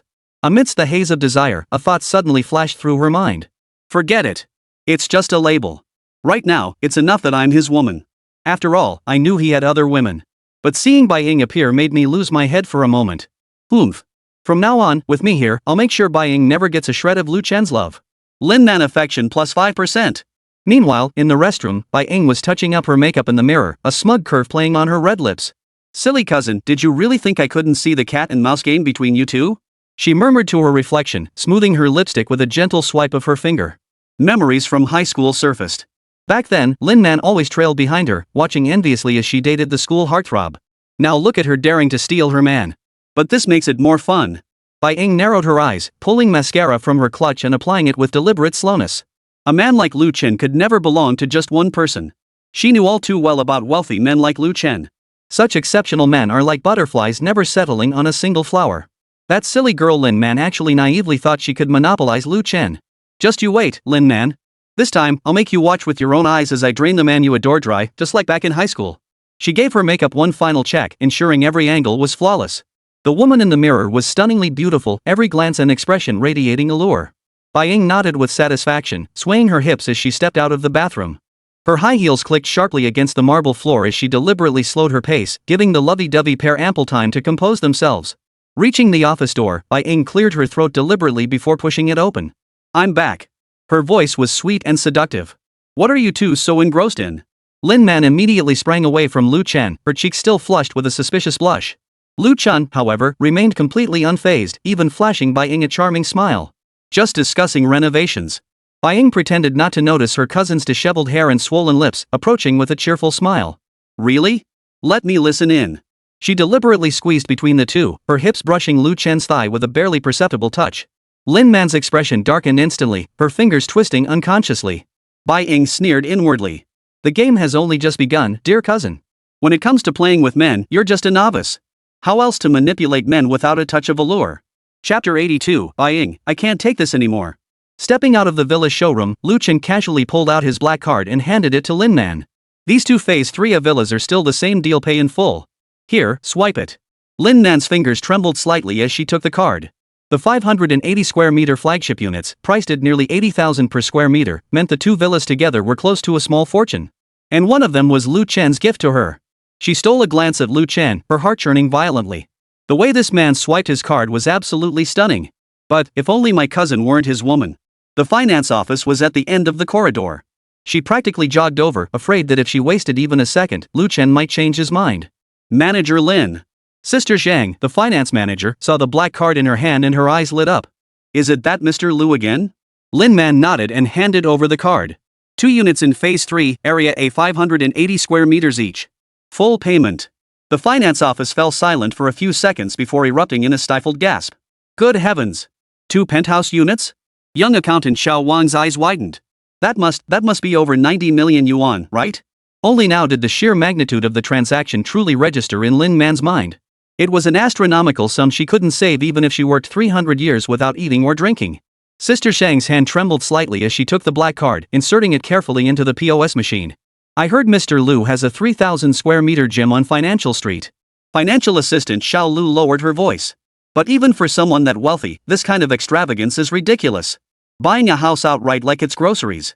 The POS machine beeped, and the transaction receipt slowly emerged.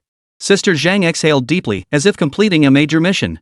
There you go, Manager Lin. Congratulations on breaking another record. Lin Man forced a professional smile as she took the receipt and the black card. Over 90 million yuan had just been swiped from a single card in a matter of minutes. Lu Chen didn't even ask about a discount or mention any conditions. From this moment on, I, Lin Man, am a woman with a villa. You don't come across genuine tycoons like this every day. Sister Zhang looked at her meaningfully. Take a cue from Manager Lin, you gotta seize opportunities.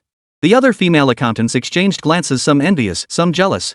Lin Man knew exactly what they were thinking. How could a sales manager under 30 snag such a major client? Especially when the client was a handsome, wealthy bachelor like Lu Chen. Don't be ridiculous. Mr. Lu is my friend. Lin Man pretended to be calm as she organized the documents, yet felt her cheeks burning. Whether they were friends or not, only she knew the truth. The events of the past 2 days had already confirmed her feelings. She had fallen hopelessly in love with this man. Stepping out of the finance office, Lin Man took a deep breath, trying to steady her emotions. Through the floor-to-ceiling windows, she saw Lu Chen standing by the fountain outside the sales office, talking on the phone. Sunlight bathed Lu Chen, outlining him with a dazzling halo.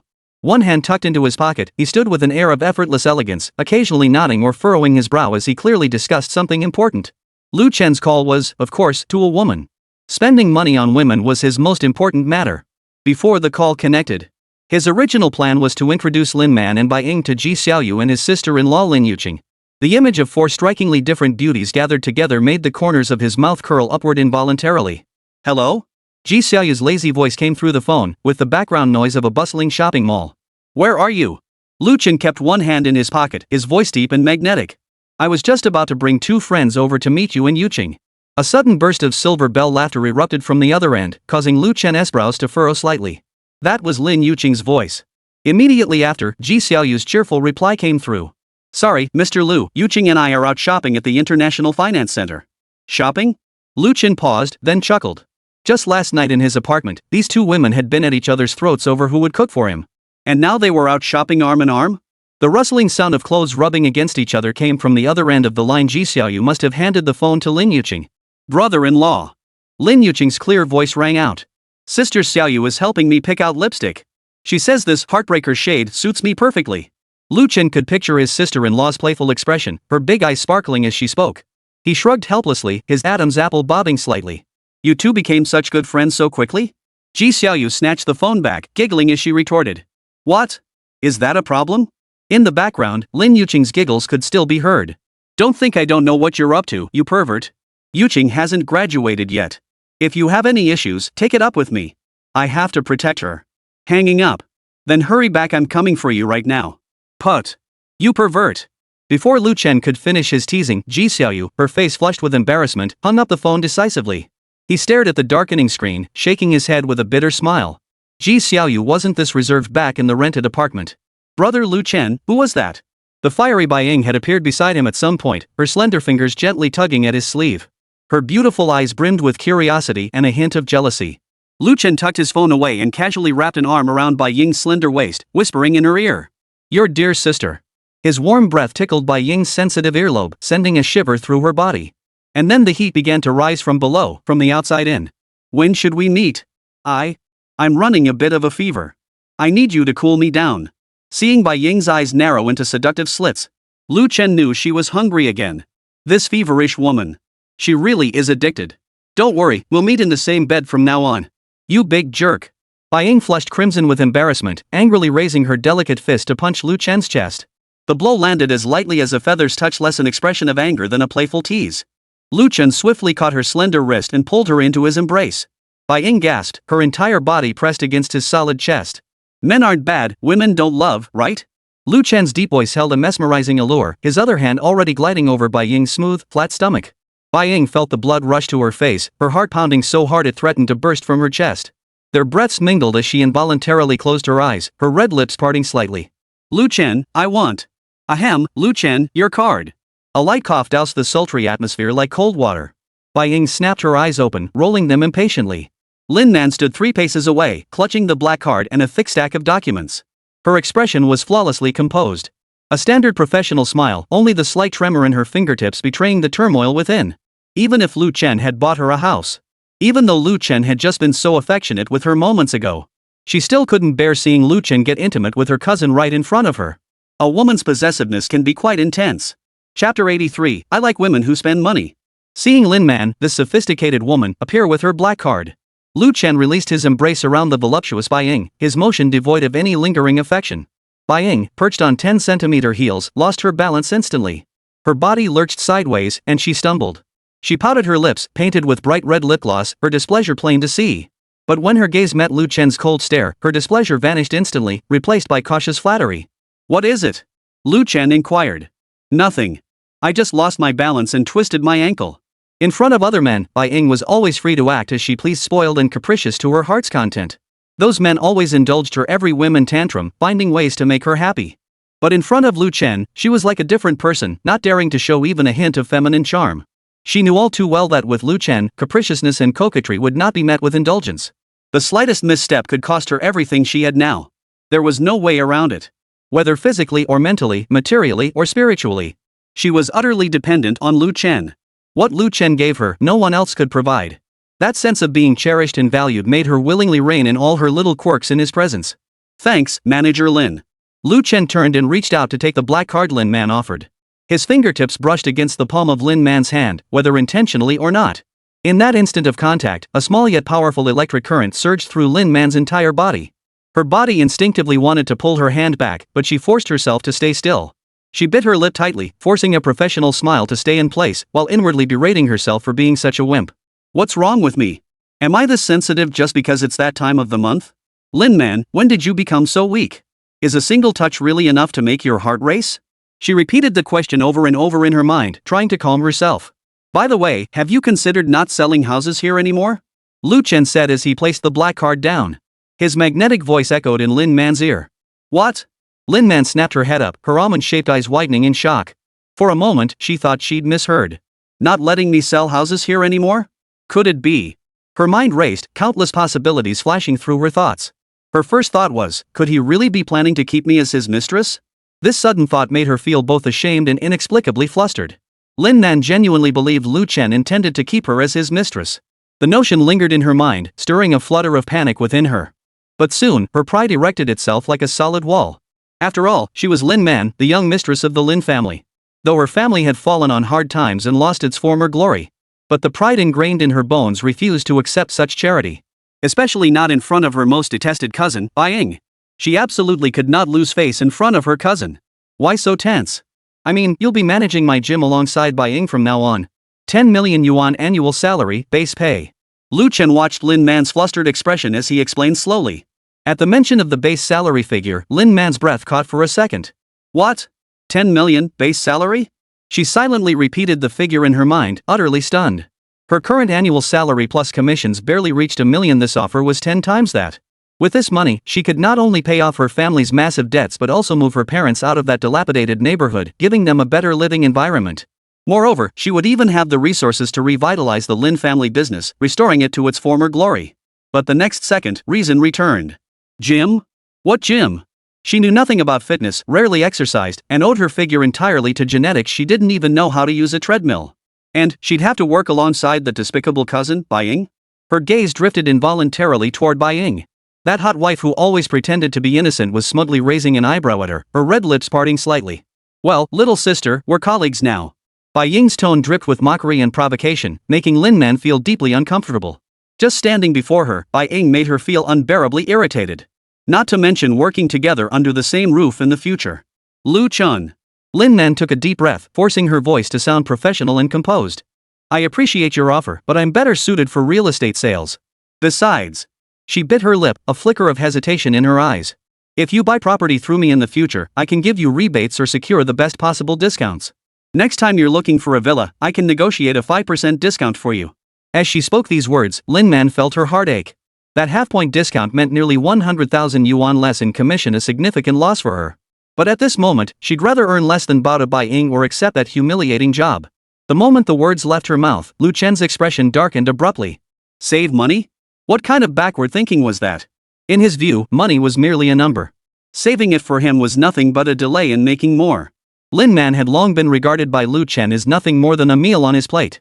Therefore, such backward thinking demanded Lu Chen's personal correction. He stepped forward, his towering figure completely enveloping Lin Man. That familiar scent of testosterone washed over her, making her knees go weak. Lu Chen's long fingers pinched her chin, forcing her to meet his gaze. His tone was cold and commanding. Don't you dare try to save money on me. Remember this, the women I favor most are the ones who know how to spend money. Lin Man's mind went blank. She saw her own stunned face reflected in Lu Chen's pitch-black pupils, along with an emotion she couldn't decipher, something bordering on obsession. What kind of twisted logic was this? How could saving money be seen as harming him? It was as if Lu Chen was desperate to spend every last penny. Her mind was filled with confusion. She wanted to argue back, but Lu Chen's imposing presence intimidated her, leaving her momentarily speechless. Forget it. Maybe this is just a rich person's quirk. Before she could sort out her thoughts, Lu Chen released her hand and turned toward the parking lot. You have one day to think it over. Tomorrow at 9, meet me at the 888 Fitness Club on Financial Street in the CBD. Don't be late. He tossed the words over his shoulder without looking back. Bai Ying jogged to catch up with Lu Chen, not forgetting to stick her tongue out at Lin Man before leaving. Lin Man watched Bai Ying's retreating figure, her heart filled with both anger and hurt. She stood rooted to the spot for a long while, her mind in turmoil. She didn't know how to respond to Lu Chen's demand, nor could she imagine how she'd handle working alongside Bai Ying if she agreed. Chapter 84, Has the Beauty Finally Seen the Light? Lu Chen hadn't brought Lin Man along primarily because her presence with Bai Ying would lower his favorability rating. So he'd let her sort things out on her own first. He'd bring her along for the spending spree tomorrow. That way, he wouldn't squander all the goodwill he'd spent so much money building only to see it plummet again. Watching Lu Chen and Bai Ying walk away, Lin Man stood rooted to the spot, her fingers crumpling the property purchase contract in her hand. Her heart raced uncontrollably, a buzzing ringing in her ears. Lu Chen's words echoed relentlessly in her mind, my woman doesn't save money on me. So domineering, so unreasonable, yet damnably captivating. The finance office door creaked open with a soft squeak. Sister Zhang poked her head in, her concerned gaze landing on Lin Man's tense face. Manager Lin, the client's signature section still needs. Are you okay? You look terrible. Lin Man instinctively straightened her back, forcing a stiff smile that looked more like a grimace than a genuine expression. I'm fine, Sister Zhang. I'll be right there. She moved her feet, each step feeling like treading on cotton. Her legs felt heavy as if filled with lead, her usually decisive stride now slow and sluggish. A 10 million yuan annual salary, a figure tempting enough to sway anyone. It promised a life of luxury and endless material comforts. But the reality that came with it was having to spend every waking moment with Bai Ying. Bai Ying, the cousin who had always outshone her since childhood, constantly appeared in her life with the air of a victor. Moreover, accepting this job meant abandoning the career she had built over years of hard work. She was the sales champion for 3 consecutive years. All those late nights working overtime, all that joy from landing big deals, was she really going to give it all up? Stepping into the finance office, all eyes turned to her. Xiao Wang's eyes sparkled with gossip. Manager Lin, heard Mr. Lu bought 2 more penthouse units? That's incredible. Yeah. Xiao Lu chimed in, his voice dripping with envy. Manager Lin's commission this time must be enough to buy a Porsche, right? Lin Man half-heartedly deflected her colleague's flattery, her thoughts drifting far away. What exactly did Lu Chen mean? Why did he want her to go to the gym? Did he genuinely value her abilities, or was it merely to pair her with Bai Ying, making it easier for him to have his cake and eat it too? The thought that she might be nothing more than another ornament on Lu Chen's collection shelf. Lin Man, who had never truly been in a serious relationship, felt as if her heart were being pierced by 1,000 needles. A sharp, stabbing pain spread through her. Why couldn't such a perfect man belong solely to her? Even if he had other women, why did it have to be her most detested cousin? Manager Lin? Manager Lin? Sister Shang's voice snapped her back to reality. This document requires your signature. Oh, okay. Lin Man took the pen, only to find her hand trembling so violently she could barely form legible characters. She took a deep breath and forced herself to focus. After signing, she made an excuse to go to the restroom, escaping her colleague's probing stares. The bathroom mirror reflected her pale face and slightly reddened eyes. Lin Man turned on the faucet. The icy water washed over her wrists, yet it couldn't extinguish the turmoil churning within her. Staring at her reflection, she suddenly felt a wave of unfamiliarity. She stared at her reflection as if looking at a stranger. Was this woman, thrown into disarray by a man's words, still the decisive sales elite Lin Man? Lin Man, oh Lin Man. She murmured to the mirror, her voice dripping with self-mockery. When did you become such a weakling? Yet another voice immediately countered from deep within her heart. Who could resist the charm of such an accomplished, wealthy, and handsome man? Her phone suddenly vibrated, a WeChat message from Lu Chen. Forgot to mention the villa will be transferred to your name tomorrow. Someone will deliver the keys to the gym. Lin Man didn't know how to respond. A villa worth over 40 million yuan, was he really just casually giving it to her like this? What was this? A maintenance allowance? She bit her lower lip, her mind in turmoil. Would accepting this gift mean accepting everything he had arranged? Including working alongside Bai Ying, including abandoning her own career? Just as she hesitated, another message popped up. Don't overthink it. I'm spending money on you not because of your body, but simply because I enjoy spending money on women. I, Lu Chen, never force women. Keep the apartment, it's yours. The words struck her like a sledgehammer to the chest. Lu Chen had seen right through her thoughts. Lin Man's face instantly flushed, both from the embarrassment of being read and the inexplicable disappointment sparked by those words, not your body. Could it be that Lu Chen has no interest in me in that way? Then why give me a villa? Why offer me a multi-million-dollar annual salary? If this isn't affection, then what is? Could it be that I'm just deluding myself? Her fingers finally touched the screen. Why me? Are you this generous with every woman? After sending it, Lin Man immediately regretted it. The question was too direct, part accusation, part jealousy, utterly unlike her usual self. Sure enough, Lu Chen replied swiftly. Jealous? Lin Man nearly tossed her phone into the sink. How could this man always see right through her? As she pondered how to salvage the situation, a third message arrived. Because you're valuable. I never misjudge people. See you tomorrow. Don't disappoint me. Valuable. This assessment left Lin Man with a mix of emotions. On one hand, she was thrilled to have earned Lu Chen's approval. On the other hand, she feared she was merely a pawn on his chessboard. But regardless, what harm could there be in checking out the gym tomorrow? If it really wasn't a good fit, she could always decline later. After all, Lu Chen was a decent man, he wouldn't force her. Stepping out of the restroom, Lin Man's phone rang again. This time it was Bai Ying. Sis, remember to dress sporty tomorrow. Brother Lu Chen loves seeing women in tight-fitting clothes. 3 heart emojis trailed the message. Lin Man, feeling like a powder keg about to explode, nearly flung her phone across the room. This Bai Ying was clearly provoking her. She took a deep breath, calmed herself, and replied. Don't worry, cousin. I'll prepare myself properly. After sending the message, she immediately dialed her best friend's number. Hey, Xiaolan, emergency. She lowered her voice the moment the call connected. I need you to come with me to buy a yoga outfit or a shark suit that can really turn heads right now. Her best friend burst out laughing on the other end. Whoa, our beauty Lin finally got the hint? Who are you trying to seduce that you're going all out like this? Cut the crap. Lin Man's ears burned. Meet me at the usual spot within an hour, or we're done. I need this ASAP. Leave it to me. Hanging up the phone, Lin Man exhaled deeply. Since she'd decided to go, she couldn't lose to Bai Ying. It's just a gym, right? It's just a spandex outfit, right? It's just about attracting men, right? Cousin, I've lost to you so many times this time, I won't lose again. Chapter 85, The Su Family's Interception. Oh my, Lu Chen, you're so mean. He pulled over and turned off the engine. Halfway through the drive, Lu Chen's anger had only been stoked further. Men aren't bad, women don't love them, right? Lu Chen gripped Bai Ying's slender wrist, feeling the faint tremor radiating from her skin. This woman was getting more and more skilled at teasing. She was clearly a mature young wife, yet her skin remained as tender as her younger sister-in-law, Lin Yuqing's. Bai Ying pressed herself against Lu Chen's chest, breathing so heavily it sounded like she'd just finished a marathon. Lu Chen, I want. Her voice trembled, her red lips parted slightly, her eyes burning like 2 flames. Want what? Spit it out. Say it. Do you want big brother's big bills? Lu Chen deliberately lowered his voice, his fingers tracing gentle circles along her waist. This young woman usually appeared dignified, yet in his presence, she transformed completely, her sensuality impossible to conceal. I want you. Bai Ying's voice grew fainter and fainter, until it was barely more than a whisper.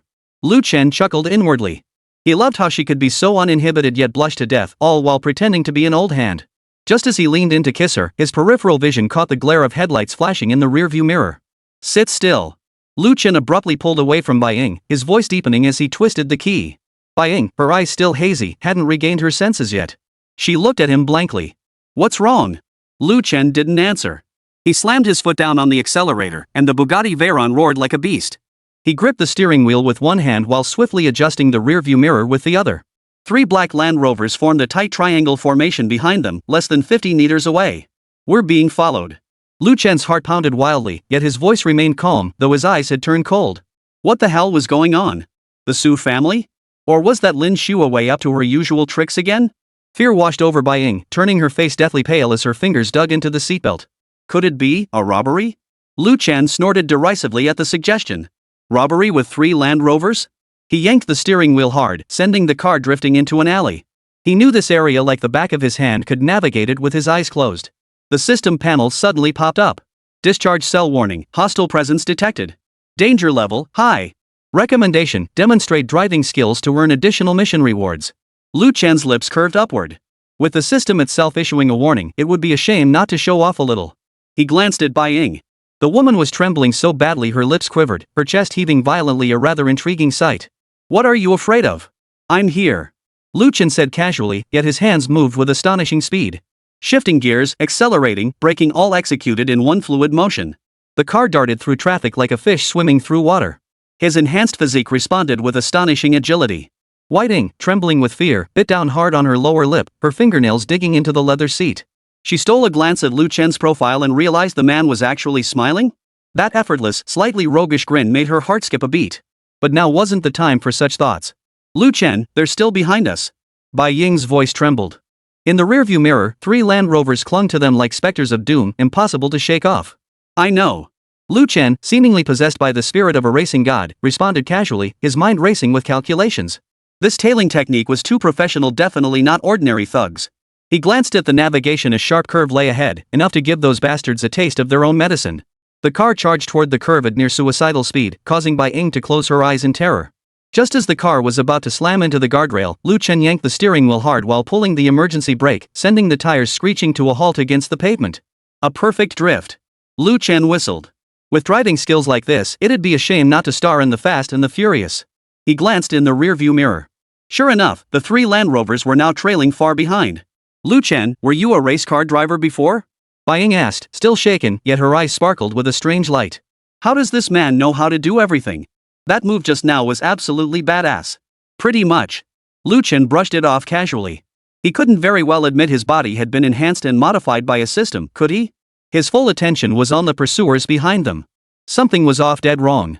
By all logic, ordinary vehicles should have been left behind long ago, yet these three cars clung to him like a stubborn plaster.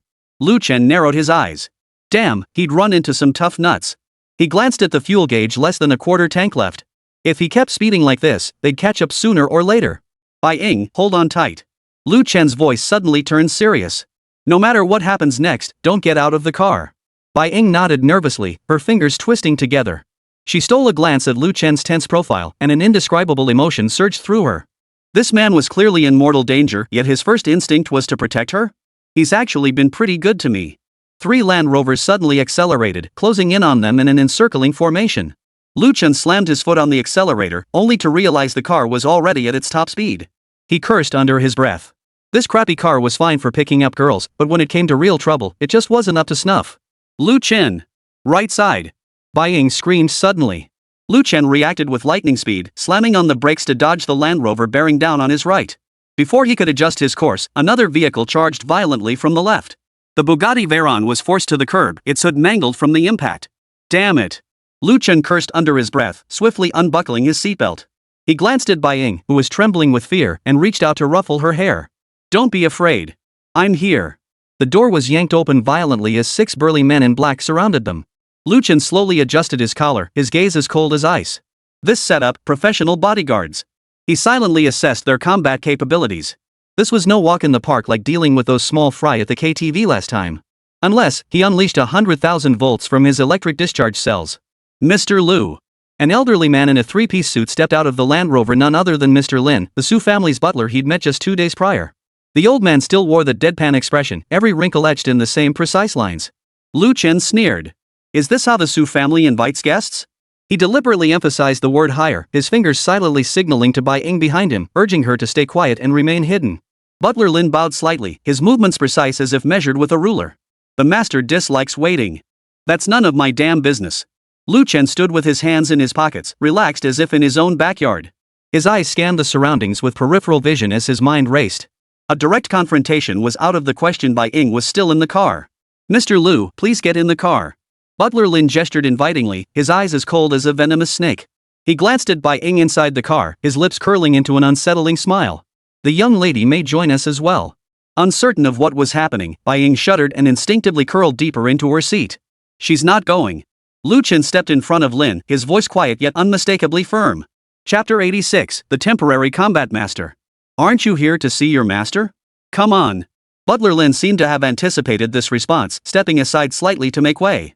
6 bodyguards immediately closed in, forming a human cage. Lu Chen snorted derisively and strode confidently toward the central Land Rover. Lu Chen! Bai Ying suddenly pushed open the car door, her voice trembling with tears. Don't go!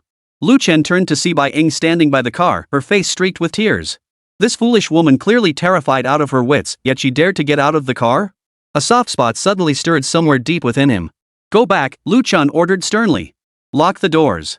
This car is yours. Bai Ying shook her head, tears streaming down her face like beads on a broken string. But I don't know how to drive, and they'll hurt you. Lu Chen gave Bai Ying a roguish, wicked smile that was strangely reassuring. No one capable of hurting me has been born yet. His gaze shifted abruptly to Lin, the butler, turning icy cold. Right, old man? Butler Lin opened the car door expressionlessly. Please. Lu Chen bent down and climbed into the car.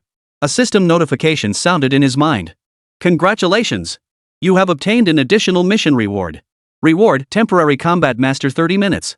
Hearing the system notification, Lu Chen felt considerably more at ease. Not bad. At least he had something to protect his life now. As the door slammed shut, Lu Chen glimpsed Bai Ying slumped on the ground through the window, sobbing like a child. As the convoy slowly pulled away, Lu Chen leaned back in his leather seat and asked casually, "Is your young mistress all right?" Butler Lin glanced at him through the rearview mirror, his eyes dark and menacing. "The young lady is perfectly fine. No need for Mr. Lu to worry." Lu Chen shrugged and said nothing more. He appeared relaxed, but every muscle in his body was on high alert. On the system interface, the countdown ticked down second by second. The car pulled into a secluded villa in the suburbs. The iron gate creaked shut behind them, its sound grinding on the teeth. Lu Chen raised an eyebrow. The security here was top-notch: infrared sensors, cameras, patrol dogs, the whole package. It was on par with the Yujing Tianchang Villa district. More crucially, this private residence boasted a golf course, a feature typically reserved for exclusive villa communities. "We're here," Butler Lin stepped out first. "The master awaits you in his study."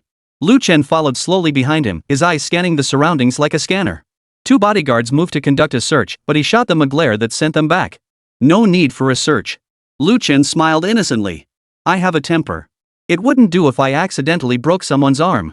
The bodyguards exchanged glances, then looked to Butler Lin. The old man gave an almost imperceptible nod, signaling to proceed. The study door swung open, revealing a wheelchair slowly turning to face the entrance. Seated in it was a man in his 60s, his hair streaked with gray, yet his gaze was as sharp as an eagle's. "Lu Chen, is it?" The old man's voice was hoarse. "We finally meet." Lu Chen plopped down across from him, crossing his legs casually. Well, Mr. Su, is it?" "Spit it out. I'm in a hurry to go spend my money." A flicker of surprise crossed Master Su's eyes before his expression settled. "Young man, you have guts." He pressed a button on his wheelchair, and the wall suddenly transformed into a transparent display screen, showing footage of Su Shelley confined in her room. "My daughter is quite fond of you." Mr. Su's tone was flat. "But not just anyone can become a son-in-law of the Su family." Lu Chen glanced at the screen. Su Shelley was violently smashing things, looking quite alert. He exhaled softly, then turned his gaze to Master Su. "So? Leave my daughter." Old Master Su was blunt. "You name the terms." Lu Chen laughed, doubled over as if hearing the most hilarious joke imaginable. "What are you laughing at?" Wiping away the tears of laughter, he suddenly sobered. "Old man, you've got one thing wrong." Master Su frowned. "Oh? It was your daughter who pursued me, not the other way around." Lu Chen stood up, leaning his hands on the desk. "I can leave if you want, but first, rein in your daughter." Lu Chen couldn't possibly let Su Shelley go after all, he still needed to spend money on this woman to complete his phase mission. The study's atmosphere instantly turned icy. Butler Lin appeared silently behind Lu Chen, a silenced pistol now in his hand. Without turning his head, Lu Chen snapped. "Old man, tell your old dog to put away his weapon. If I lose a single hair, your daughter will tear this house apart." Master Su stared at Lu Chen for a full 10 seconds before suddenly clapping his hands and bursting into laughter. "How amusing. It's been ages since I've met such an entertaining young man." He waved his hand, and Lin reluctantly holstered the gun. "Lu Chen, tomorrow night at 7. Top floor of the Su building." Master Su handed him a gold-embossed invitation. "A small gathering. I hope you'll join us." Though unsure what game this old fox was playing, Lu Chen accepted the invitation, stuffing it into his pocket without a glance. "Depends on my mood." He turned toward the door, then halted abruptly. "Oh, and my woman's still waiting in the car. Send a car to take her home." Master Su smiled meaningfully. "Certainly." By the time Lu Chen stepped out of the villa, night had fallen completely. He took a deep breath of fresh air as the system prompt sounded.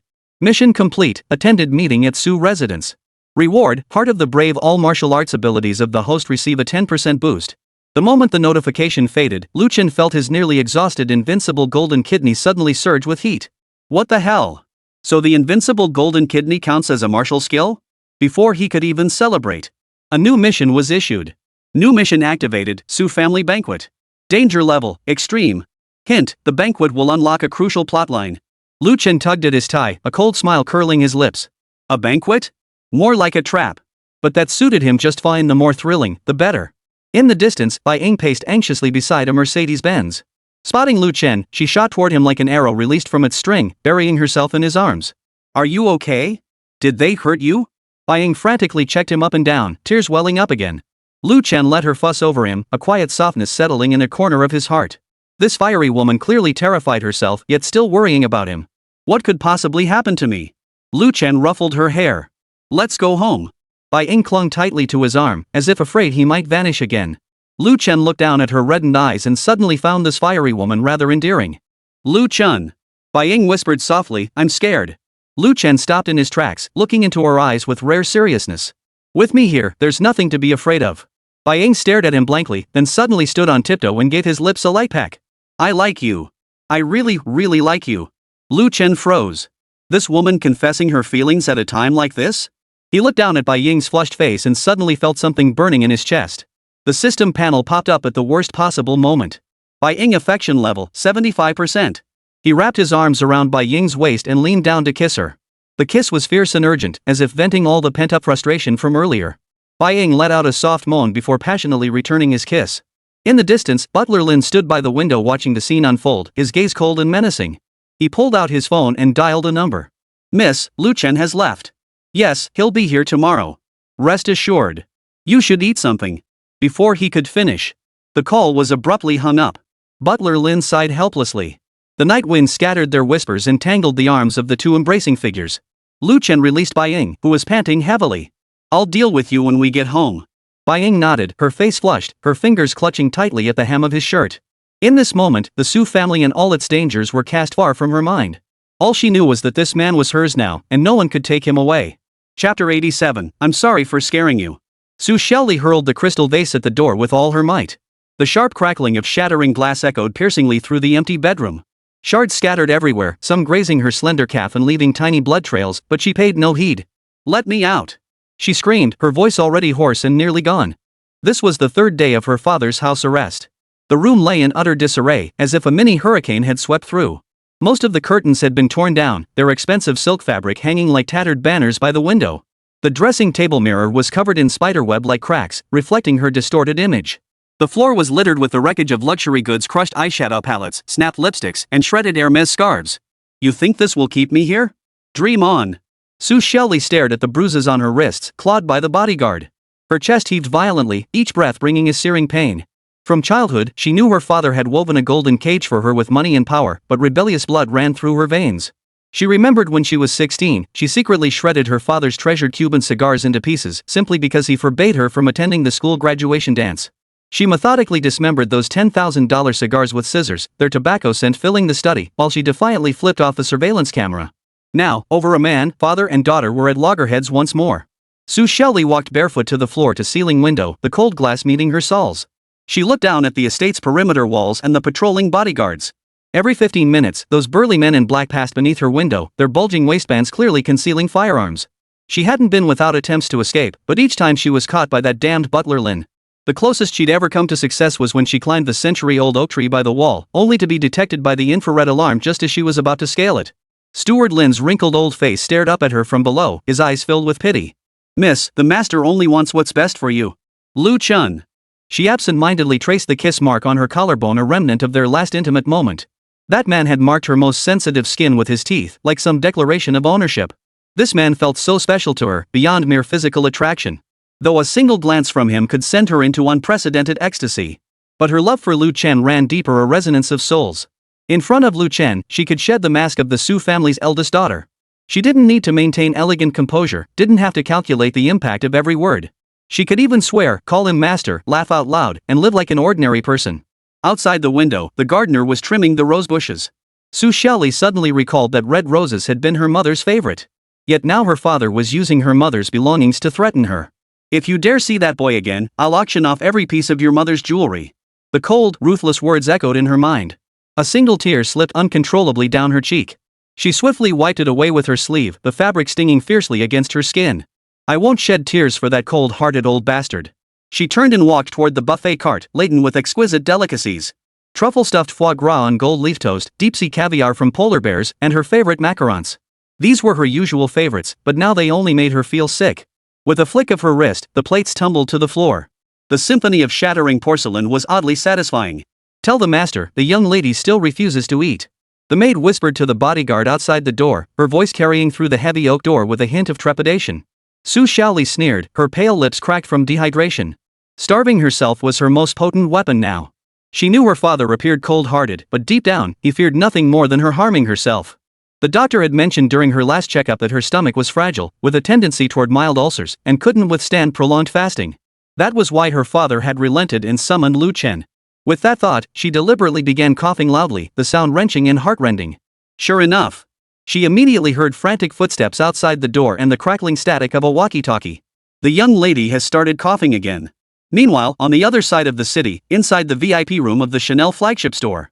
This one, and the entire row over there wrap them all up. Lu Chen casually pointed at new arrivals on the display rack, leaning lazily against the leather sofa. He did need to attend the Su family banquet tomorrow. But it wasn't primarily for Su Xiaoyu. Rather, it was to meet more goddesses who met the system's criteria at the banquet. The more phase tasks he completed, the more satisfying the system's rewards would be. Bai Ying emerged from the fitting room. She had changed into a form-fitting V-neck dress. The deep V neckline made her ample bust seem almost ready to spill out, while the waistline cut accentuated her slender, hourglass figure to perfection. A newly purchased $1 million diamond necklace sparkled under the lights, each diamond at least 1 carat, accentuating her delicate collarbones. Lu Chen, this is too expensive. Bai Ying murmured softly, her voice barely above a whisper. Yet her fingers honestly caressed the texture of the cashmere coat, its softness eliciting a satisfied sigh from her. The price tag on the coat boldly declared 98,000 yuan. She couldn't earn that much in an entire year. This surreal day made Bai Ying feel as if she were dreaming.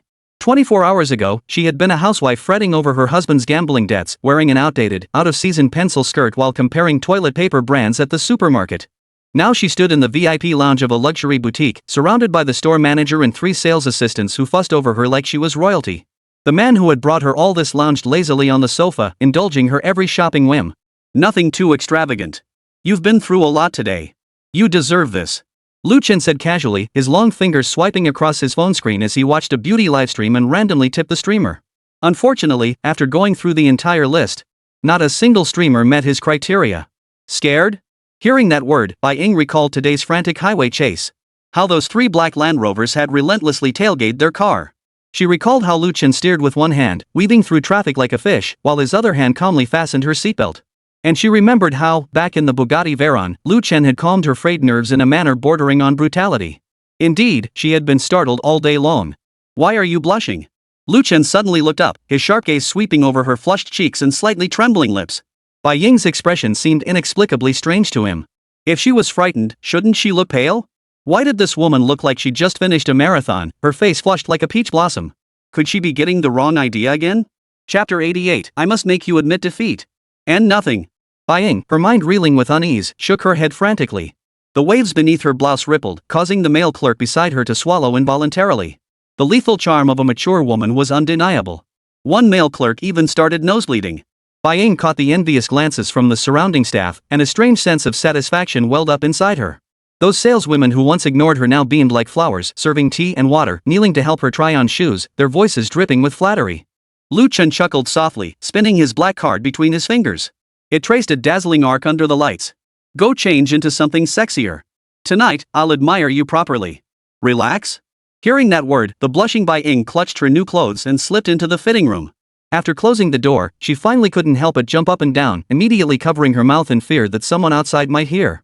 The fitting room was a spacious 20 square meters, with floor-to-ceiling mirrors on 3 sides. In the corner, there were even flowers and champagne.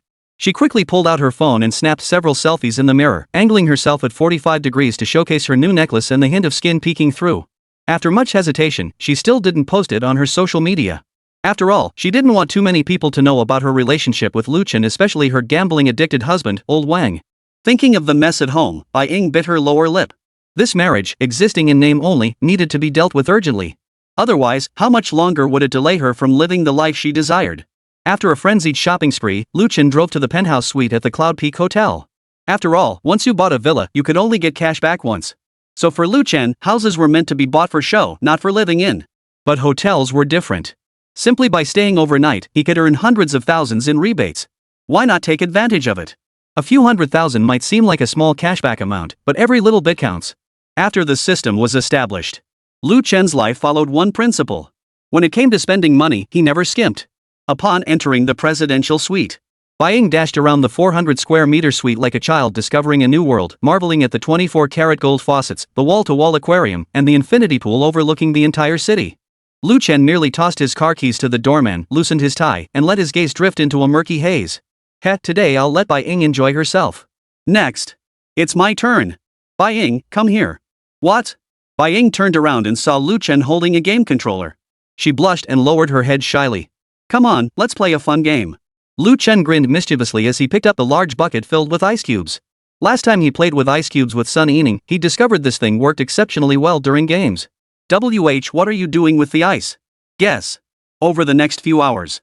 Bai Ying witnessed a new way of playing, strange, embarrassing, yet delivering an unprecedented sensation of floating on clouds. In that moment, she truly felt that her entire life up until now had been wasted. Lu Chen, now fully unleashed, seemed like an inexhaustible perpetual motion machine. Every time they played, he pushed her to clear the game completely. By the end, Bai Ying lay collapsed on the bed, waving her hands in exhaustion to surrender. Stop it, I surrender. You win. Congratulations. You have successfully deepened your connection with the goddess Bai Ying. You have gained a 100% boost to your verbal intimidation effect. Expires in 24 hours. The system notification chimed. Lu Chen suddenly remembered the reward for his silver tongue. He pulled Bai Ying up and plunged into even deeper conversation. Get up. Let's keep partying. Game over. Bai Ying surrendered completely. Victorious, Lu Chen stood before the floor-to-ceiling windows, surveying the city lights below. Deep into the night, neon lights flickered like a river of stars reflected below. He swirled a glass of 25-year-old whiskey in his hand, the amber liquid shimmering like liquid gold beneath the lights. Lu Chen retrieved the ice cubes left over from the game and dropped them into the glass, their sharp clink against the crystal echoing in the silence. This drink has a distinct flavor, a taste of the burned woman. As he savored the fine liquor, his phone vibrated. It was an encrypted message from Lu Xiao. Brother, I uncovered some inside information about the Su family. That old Su has immense influence, with intricate networks spanning both realms. Last year's dock explosion is likely connected to them. Also, there are several dangerous figures on tomorrow's dinner guest list. Lu Chen swiftly scanned the message, his expression growing increasingly grave. Just as he suspected, the Su family presented themselves as respectable merchants, yet secretly intertwined with forces across various factions. He tilted his head back and drained his glass. The fiery burn of the liquor in his throat only sharpened his focus. On the system interface, the new mission Su Family Banquet flashed a jarring red light, its danger level marked as extremely high. And the higher the danger level, the better the rewards. The old fox wants to play host to a hongmen banquet? Lu Chen murmured under his breath, a cold smile curling his lips. He recalled meeting old Master Su this afternoon, the frail-looking elderly man in the wheelchair, whose hawk-like eyes concealed layers of scheming. Most would be intimidated by such an aura of authority, but Lu Chen only felt exhilarated. From childhood onward, his greatest pleasure had been challenging authority, especially those self-important figures at the top. With the system in hand, he feared nothing. His phone buzzed again. This time it was Lin Nan. Mr. Lu, the paperwork for the Yunding Villa is all settled. When would you like to come see the furniture? I'd like to personally arrange your bedroom. A shy emoji trailed the message. Lu Chen could almost picture Lin Nan blushing as she typed the message. This sales manager who commanded the sales office with decisive authority, this powerhouse woman who could close multi-million deals with a smile, turned into a shy little girl in his presence, unable to meet his gaze for more than 3 seconds. He deliberately delayed his reply, knowing that waiting would only heighten her desire. He was a master at this game of teasing distance. Lu Chen. The snow-white, delicate Bai Ying had awakened at some point. Her eyes still heavy with sleep, she drifted behind him, her supple body slithering close like a snake. Her hands wandered restlessly over his abs. What are you thinking about? Want me to help relieve your tension again? Her voice still carried the huskiness of afterglow, her warm breath tickling the back of his ear. Lu Chen was taken aback. This woman's resilience was astonishing. Just 10 minutes ago, she'd been rolling her eyes in frustration over losing the game, yet now she was full of life again. He turned and pulled Bai Ying into his embrace, his fingers tangling through her thick, long hair that still carried the scent of expensive shampoo. I have a dinner to attend tomorrow. Get some rest. Just wait for my message. You can go wherever you like. Bai Ying's body visibly stiffened, her fingers pausing on the buttons of his shirt. Don't tell me, it's the Su family event today? Chapter 89, The Watch Got Wet. What, worried about me? Lu Chen chuckled softly, deliberately biting Bai Ying's earlobe and savoring the shiver that ran through her body. Her previously dazed eyes suddenly sharpened as she clung to him with surprising intensity. I have a bad feeling about this. Can we not go? Lu Chen was genuinely taken aback this time. He'd assumed this materialistic woman only knew how to pout for gifts, yet now she was genuinely concerned for his safety? He lifted Bai Ying's chin, discovering tears glistening in her eyes. Her makeup was already smudged, yet there was a strange sense of authenticity about her. Don't worry. Lu Chen leaned down and kissed away the tear, its salty taste melting on his tongue. No one capable of hurting me has been born yet. Lu Chen certainly knew how to speak sweet nothings. Bai Ying, her affection rising, tried to say more, but Lu Chen sealed her lips with a deep kiss. Lu Chen refused to believe it. Could there truly be a woman who couldn't be satisfied by my invincible golden kidneys? Outside the window, the city's neon lights still flickered. Inside the master bedroom of the Su family estate, Su Xiaoyu leaned weakly against the headboard. 3 days without a drop of water left her dizzy and lightheaded, yet her gaze remained stubbornly defiant. The doctor had just visited, setting up an 4-drip, but she'd pulled out the needle the moment she woke. The door slid open silently as old Master Su entered slowly in his wheelchair.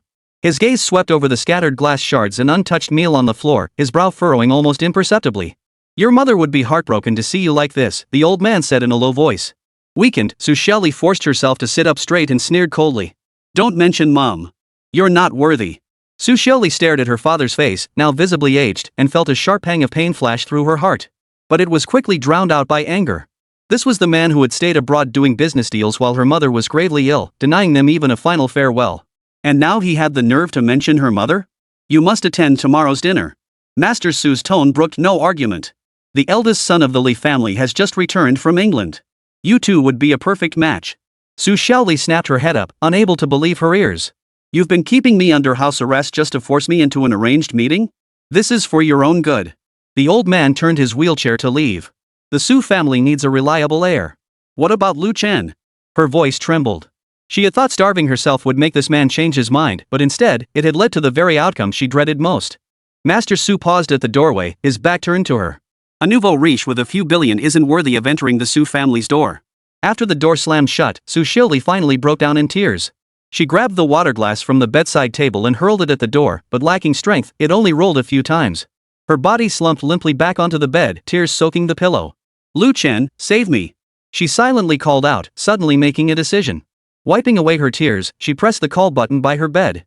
When the maid hurried in, Su Xiaoyu said weakly, "Tell the kitchen. I'm hungry." The maid dashed off to relay the message, oblivious to the resolute gleam that flashed in the young mistress's eyes. She needed to regain her strength, for tomorrow would be her final stand. She remembered her father teaching her as a child. When at a disadvantage, feign submission first, waiting for the optimal moment to strike back. Now, she would repay that lesson to her father. The banquet would be her only chance. The estate security was too tight, but the Su building, there, she had her trusted confidant. The thought of the spare key and cash hidden in the office drawer made Su Xiaoyu's lips curve into a faint smile. "Lu Chen, wait for me. Tomorrow, I'll make sure everyone knows Su Xiaoyu isn't some doll to be manipulated." Meanwhile, Su Xiaoyu remained unaware that the Lu Chen she longed for was already partying hard at the Cloud Peak Hotel. After battling through the night, Lu Chen had dominated Bai Ying, the fiery woman, in this all-night game. He had Bai Ying, that fiery woman, utterly defeated and left reeling. In the end, he even earned Bai Ying's 5-star praise. Bai Ying even declared that Lu Chen was a worthy opponent and insisted on another all-night gaming session tomorrow. Unfortunately, less than 30 seconds after her boastful declaration, the fiery woman collapsed from exhaustion and fell into a deep sleep. Lu Chen wiped the moisture from his watch and glanced at the time. Less than 2 hours until dawn. He tossed aside the remaining ice cubes and prepared to rest properly. "Fine, I'll let you off today." A sharp slap echoed. Ripples spread across the surface. Bai Ying's delicate brows furrowed in pain, yet she could only muster her last ounce of strength to turn over. Tears welled up from the corners of her tightly shut eyes, her silent protest. Dawn was breaking. Her phone screen lit up, displaying Yao Yao Baby as the caller ID. Ever since Lu Xiao left him at the airport last time, Lu Chen had fulfilled her little wish. He had even changed her nickname to Yao Yao Baby. Seeing the call, Lu Chen glanced at Bai Ying sleeping soundly beside him, then tiptoed to the floor-to-ceiling window in the outer room of the suite to answer the call. Bai Ying had been utterly exhausted yesterday. A gentleman never wakes a sleeping woman. "Hello?" His voice was low and husky, still carrying the lingering drowsiness of sleep. "Brother!" Lu Xiao's voice on the other end was sweet and urgent, like a little rabbit hopping into his ear. "Why did it take you so long to answer? Were you fooling around with another woman again?" Lu Chen chuckled softly, teasing her deliberately. "Of course. Big brother's been fooling around for ages. What, checking up on me? Oomph." Frustrated with Lu Chen's antics, Lu Xiao puffed out her cheeks. "I don't care. Just answer me, did you miss me?" This little minx a proper young lady through and through, yet when she acted spoiled, she was clingier than anyone. But the more she acted like this, the more amusing Lu Chen found her. Unlike Bai Ying's fiery passion or Su Xiaoyu's prickly pride, Lu Xiao was like a piece of soft candy, sweet to the point of cloying, yet irresistibly tempting to take a bite. "I did," Lu Chen replied lazily, leaning against the window and tapping his fingers lightly against the glass. "Especially that time you wore that nurse outfit. Pretty unforgettable." On the other end of the line, Lu Xiao stomped her foot in exasperated embarrassment. You're not allowed to mention that." Lu Chen could almost picture her expression. Her cheeks flushed crimson, her lip bitten, both embarrassed and angry, yet secretly thrilled. "Alright, I won't tease you anymore." Lu Chen got down to business. Calling this early, is your allowance running low? I'll tip you during your live stream. Speaking of live streaming, Lu Chen hadn't replied to Sun Yining's messages for 2 days. After all, last time he'd accidentally transferred hundreds of thousands in pocket money both to show off and to discipline Sun Yining. That's why the woman had become less enthusiastic toward him. Turns out you really shouldn't be too generous with women all at once. On the other end of the line, Lu Xiao, having carefully composed her words, finally spoke up, interrupting Lu Chen's train of thought. Brother, I'm going to a dinner party with Dad tonight. Lu Chen responded casually, his gaze sweeping over the city skyline outside the window. So she's going. Why call me about something like this? Lu Chen was puzzled. Lu Xiao immediately explained. It's the Su family dinner. She paused, her voice dropping lower. Dad said it's Sister Xiuli's engagement banquet. Lu Chen's fingers froze mid-motion. An engagement banquet? Ah, so that's it. Old Su had invited him to the banquet at 7 last night without mentioning the engagement at all. Now that he thought about it, this old fox probably planned to make him witness Su Xiuli being betrothed to someone else at the banquet, hoping he'd back down? Chapter 90, The Wedding Hijacking. After learning Old Master Su's true intentions from Lu Xiao, Lu Chen found it increasingly amusing. What kind of twisted logic does this old man have? Why did he relish these humiliating scenarios? What made him think that after being humiliated at the banquet, I'd willingly step aside? Su Xiaoli was the goddess he'd worked so hard to awaken.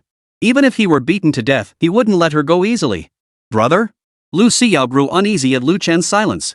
Though she and Su Xiaoli had shared a room and experienced minor friction between women over Lu Chen, she was, after all, a future fellow traveler. So Lu Xiao knew Su Xiaoli was Lu Chen's woman. Are you okay? Lu Chen snapped back to reality, his tone still light. I'm doing just fine. Why, are you worried about me? Of course I'm worried. Lu Xiao grew flustered. Little Li clearly likes you, why would she suddenly get engaged? And Dad said tonight's guests are all big shots from both worlds. Even the eldest son of the Li family from Xiangdu will be there. The Li family of Xiangdu? Lu Chen narrowed his eyes. The Li family of Xiangdu was renowned because, in Xiangdu, the Li family was the most prominent. The Li family was the nation's top financial conglomerate, no contest. Unlike the Su family, the Li family wasn't a giant monster lurking beneath the surface. Instead, they were the undisputed wealthiest family in the entire nation. It seemed old Su was determined to find Su Xiuli a fiancé of equal standing. And perhaps to make this nouveau riche face reality? Perfect timing. The language intimidation buff I gained from Bai Ying yesterday, amplified by 100%, could be put to use. Yao. He suddenly spoke, his voice low and seductive. Do you trust me? Lu Xiao froze. I do. Then tonight, no matter what happens, don't interfere. Just sit back and watch the show. Lu Xiao did indeed have thoughts of helping Lu Chen stand up for himself. She hadn't expected her little scheme to be seen through so easily. But, no buts. Just remember, after tonight, Su Xiaoli is still mine. Don't worry. A few seconds of silence followed on the other end of the line before Lu Xiao's muffled voice came through. Brother, do you really like Sister Xiaoli? Lu Chen smiled faintly. Jealous? No way. Lu Xiao protested, but her voice clearly softened. I just don't want you to get hurt. Lu Xiao seemed to want to say more, but her father's voice called out from the other end of the line. Brother, I have to go. Her voice softened, tinged with reluctance. See you tonight. See you tonight. After hanging up, Lu Chen stood by the window, his gaze growing intense. He was determined to win Su Xiaoli over. After all, he still needed to fulfill Su Xiaoli's 100 million yuan spending target. He turned and walked back to the bedroom. Bai Ying was still fast asleep, her long hair scattered across the pillow, breathing evenly. Lu Chen leaned down and whispered softly into her ear. Wake up, little fire-breathing beast. Drowsy, Bai Ying opened her eyes to find Lu Chen's handsome face mere inches away. Instinctively, she wrapped her arms around his neck. Let me sleep a little longer. Sleep? Sleep? Lu Chen pinched her cheek. There's a show tonight. You're coming with me. Bai Ying blinked, still half asleep. What show? A wedding hijacking. Bai Ying was wide awake now. A wedding hijack? She sat up abruptly, the quilt sliding off to reveal a large expanse of snow-white skin. Who are you going to kidnap? Lu Chen casually slipped on his shirt, his long fingers methodically buttoning it. Of course, the eldest daughter of the Su family, Su Xiaoli. Completely dumbfounded, Bai Ying's eyes widened. The Su family's eldest daughter? She's getting engaged? Yep. Tonight at 7, Su Tower. Bai Ying bit her lip, a strange pang of jealousy welling up inside her. She knew a man as exceptional as Lu Chen would have many women vying for his attention, but hearing him say he was going to crash another woman's wedding still made jealousy surge through her. Are you sure you want to do this? The Su family isn't just any ordinary clan. What if they? Scared? Lu Chen cut her off, his gaze meeting hers with a faint, ambiguous smile. Bai Ying lifted her head, meeting his deep, piercing eyes. She stubbornly straightened her proud figure. I'm not scared. I'm just worried about you. Lu Chen, now dressed in his shirt, reached out and cupped her chin. Relax. Tonight, you only need to do one thing. What is it? Dress up beautifully. Then, watch me win. Bai Ying felt her cheeks flush and her heart race. Being chosen by Lu Chen as his dinner companion was an honor. She took a deep breath, trying to steady her trembling voice. All right, I'll accompany you. Among all the women present, only Bai Ying met the criteria to be his dinner companion. Ji Xiaoyu, Lin Yuqing, and Lin Man had never attended major social events.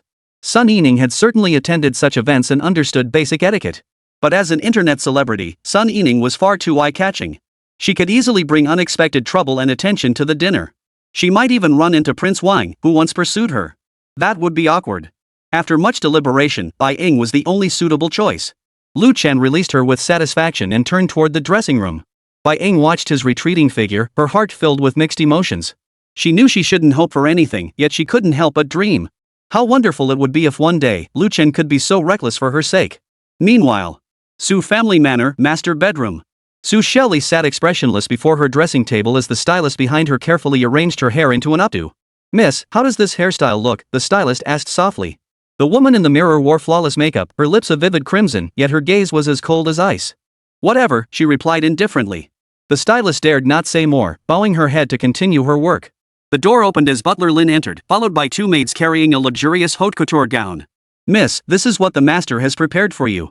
Mr. Lin's tone was respectful, yet carried an air of non-negotiation. Su Shelley glanced at it, a plunging V-neck fishtail hem, studded with tiny diamonds, dazzlingly opulent. I won't wear it, she said coldly. Butler Lin's expression remained unchanged. The master says if you refuse to cooperate, he will cancel preparations for your mother's jewelry exhibition.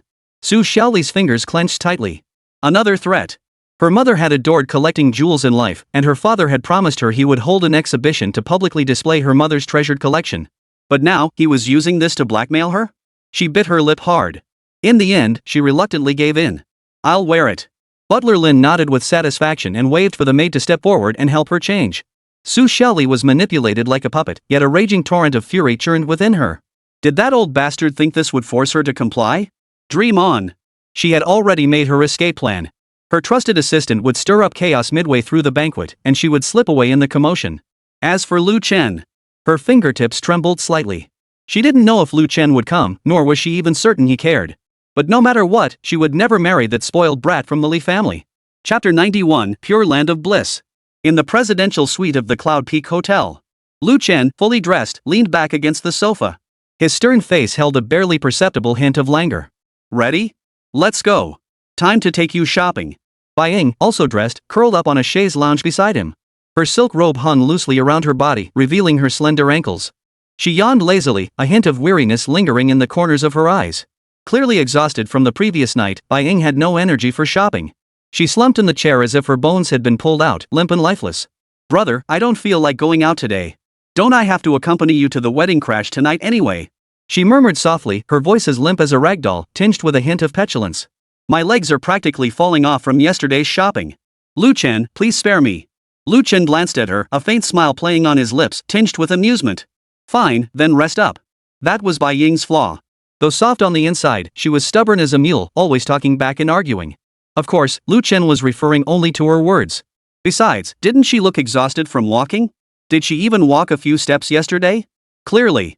Lu Chen didn't call her out on it. He simply watched Bai Ying lie back on the chaise lounge, drifting off to sleep within moments. Her breathing gradually evened out, a faint blush still lingering on her cheeks. It was hot outside today anyway. Lu Chen pondered for a moment, then reached down to pull out his phone and start scrolling through Douyin. He planned to find a few more live streamers to tip for cashback rewards. He couldn't fall behind on unlocking progress with the goddess. His fingers swiped across the screen with practiced ease. Searching for different goddesses had become an indispensable part of his life. Suddenly, his finger paused on the private messages page. It was from Lu Xiao, sent last night. Lu Xiao wasn't streaming, but several unread messages lay in her private chat. He tapped to open them. Brother Lu Chen, Yaya will go live tomorrow at noon and show you waiting for you. A cute emoji trailed the message, as if he could see Lu Xiao's eager eyes through the screen. Lu Chen chuckled softly and casually replied. Go live now, I'll send you some gifts. At that moment, Lu Xiao had just started her stream. The chat room was still sparsely populated, feeling a bit quiet. But suddenly, a string of carnival-like decorations floated across the top of the screen. The golden glow instantly captured everyone's attention. Welcome, my sister's husband. Lu Xiao nearly jumped out of her chair with excitement. Brother-in-law, why are you up so early today? Lu Chen, who preferred to keep a low profile, typed. Just passing by. Dropped by. Those few simple words made Lu Xiao's heart flutter wildly. In her eyes, her brother-in-law's tip was a reward for her hard work. My brother-in-law is so generous. Everyone, flood the chat with brother-in-law is the best. Lu Xiao shouted, her voice sweet as honey. Truthfully, she didn't need to say a word. The chat was instantly flooded with bro-in-law is the best, a dense sea of text.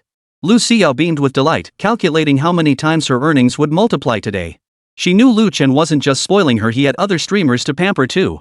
But the fact that he came to her channel first already had her secretly gloating.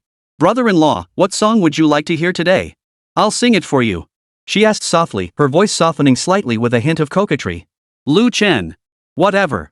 Just stream as usual. His reply was brief and cool, but Lu Xiao didn't mind. Instead, she took it as a sign of his trust in her.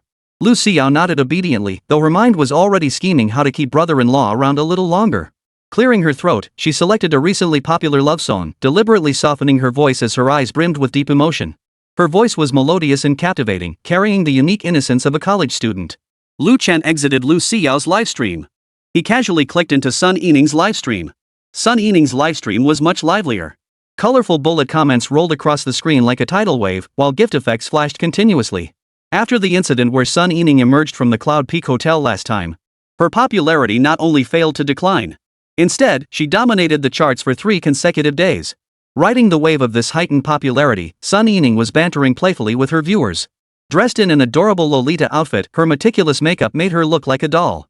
Her voice rang out crisp and melodious, punctuated by occasional bursts of silver bell laughter. The young male viewers in the livestream couldn't resist such charm. They eagerly offered up their precious first-ever donations. Ning Ning, I'm sending all my tips to you. Yin Ling. Big brother-in-law is online. Bro-in-law just dropped 10 fireworks on Lu Xiao. Lingling's out of favor. A flashy comment floated across the screen, instantly grabbing the attention of other viewers. Ha, the top sister's status is in jeopardy. That big spender we saw last time must be brother-in-law. Has he already moved on to someone new? Brother-in-law is spreading his love around now. The chat exploded with a flurry of playful banter. Sun Yining glanced at the comments, her smile not wavering in the slightest. Instead, she blinked, a hint of mischief in her eyes. Brother-in-law can flash wherever he wants. I'm not his wife, why should I care? The jealousy practically seeped through the screen, making Lu Chen smell it. Lu Chen chuckled. He knew those words were meant for him. Yining was blaming me for acting like a stranger now that I'd put on pants. He recalled the last time he'd kept Yining up all night. Feeling a pang of guilt, Lu Chen rubbed his nose and immediately tapped through the gifts. The moment Sun Yining finished speaking, the screen erupted with dazzling supreme gift fireworks effects. Golden light flooded the entire livestream room.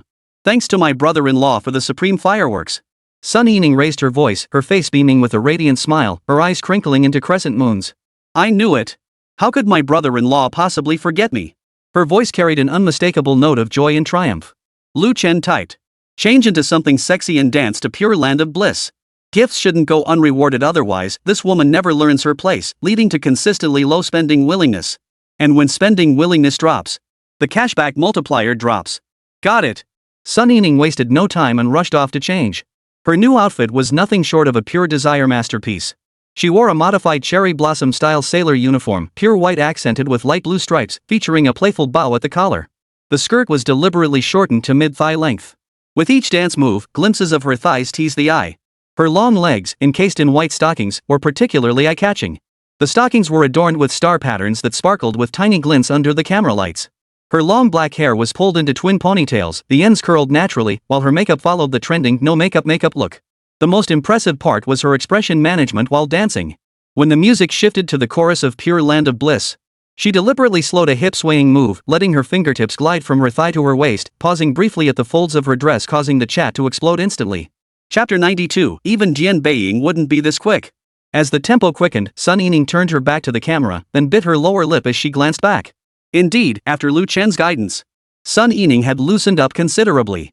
Gone were the days of merely cursing men for clicks in her livestreams. Instead, she began radiating feminine beauty. Thanks for the carnival, brother-in-law. She paused, panting, as she bent to adjust her garter. The angle allowed the camera to catch the thin sheen of sweat on her collarbone. When she lifted her damp eyes to meet the camera, even the seasoned Lu Chen couldn't help but send 10 more rockets. Wow, Sun Yiling truly lives up to her reputation as a streamer who makes her living with her looks. That face was simply stunning. Her white stockings and twin ponytails bounced lightly to the rhythm. Her dance skills were undeniably solid, every move perfectly timed, her expressions masterfully controlled, shifting from playful and cute to alluring and captivating. The chat exploded instantly with comments like "wife, kill me," and "Yiling is absolutely flawless." Gifts poured in like snowflakes. Lu Chen watched with delight, a hint of admiration flashing in his eyes as he fired off dozens more carnival gifts and fireworks. The faster he tapped the screen, the quicker the cashback arrived. On the nearby chaise lounge, Bai Ying, awakened by the commotion, peeked at his phone screen, a wave of unease washing over her. She bit her lip, rolled over to face away from him, and pretended to rest her eyes. That rotten man! If he won't play with me, he'll just play with his phone and flirt with other girls. Oomph, I'm done with you. Sun Yining's live stream room. Sun Yining finished dancing, panting as she sat back in her chair. Her cheeks flushed slightly, sweat dampening her hair. The chat stream kept scrolling wildly, filled with endless compliments and declarations of affection. "Yining, your brother-in-law is at Lu Xiao's place again." A comment broke the live stream's buzz. Oh no. Big sis will be sleeping alone tonight. These viewers just loved watching the drama unfold. Of course. The main reason was to get Sun Yining to keep dancing those sexy moves. So they could feast their eyes. What can you do? That's just how freeloaders are. Sun Yining glanced at the comments, gave a light snort, and let a confident smile curve her lips. What do you know? My brother-in-law is just patrolling his territory, he'll come back after his rounds. Her tone carried a hint of certainty. Sure enough, within minutes, gift effects exploded across the screen once more. Lu Chen wasn't being manipulated by Sun Yining. It was purely because Sun Yining's current cashback multiplier was exceptionally high. Plus, occasionally indulging a little woman's whims helped boost his favorability rating. Thanks, brother-in-law. Sun Yining's eyes crinkled with laughter, sparkling with triumph. See? What did I tell you? Her voice brimmed with triumph and pride. Lu Chen typed. One more song. Without a word, Sun Yining started the music again. She stood up and threw herself into the dance once more, every movement brimming with power and grace, determined to unleash all her passion. And since Lu Chen had waited so long to join the livestream, she was determined to put on a great show. Bai Ying kept her eyes closed, but her ears were perked up. The laughter of the female streamer drifting from Lu Chen's phone felt like a wad of cotton stuffed in her chest.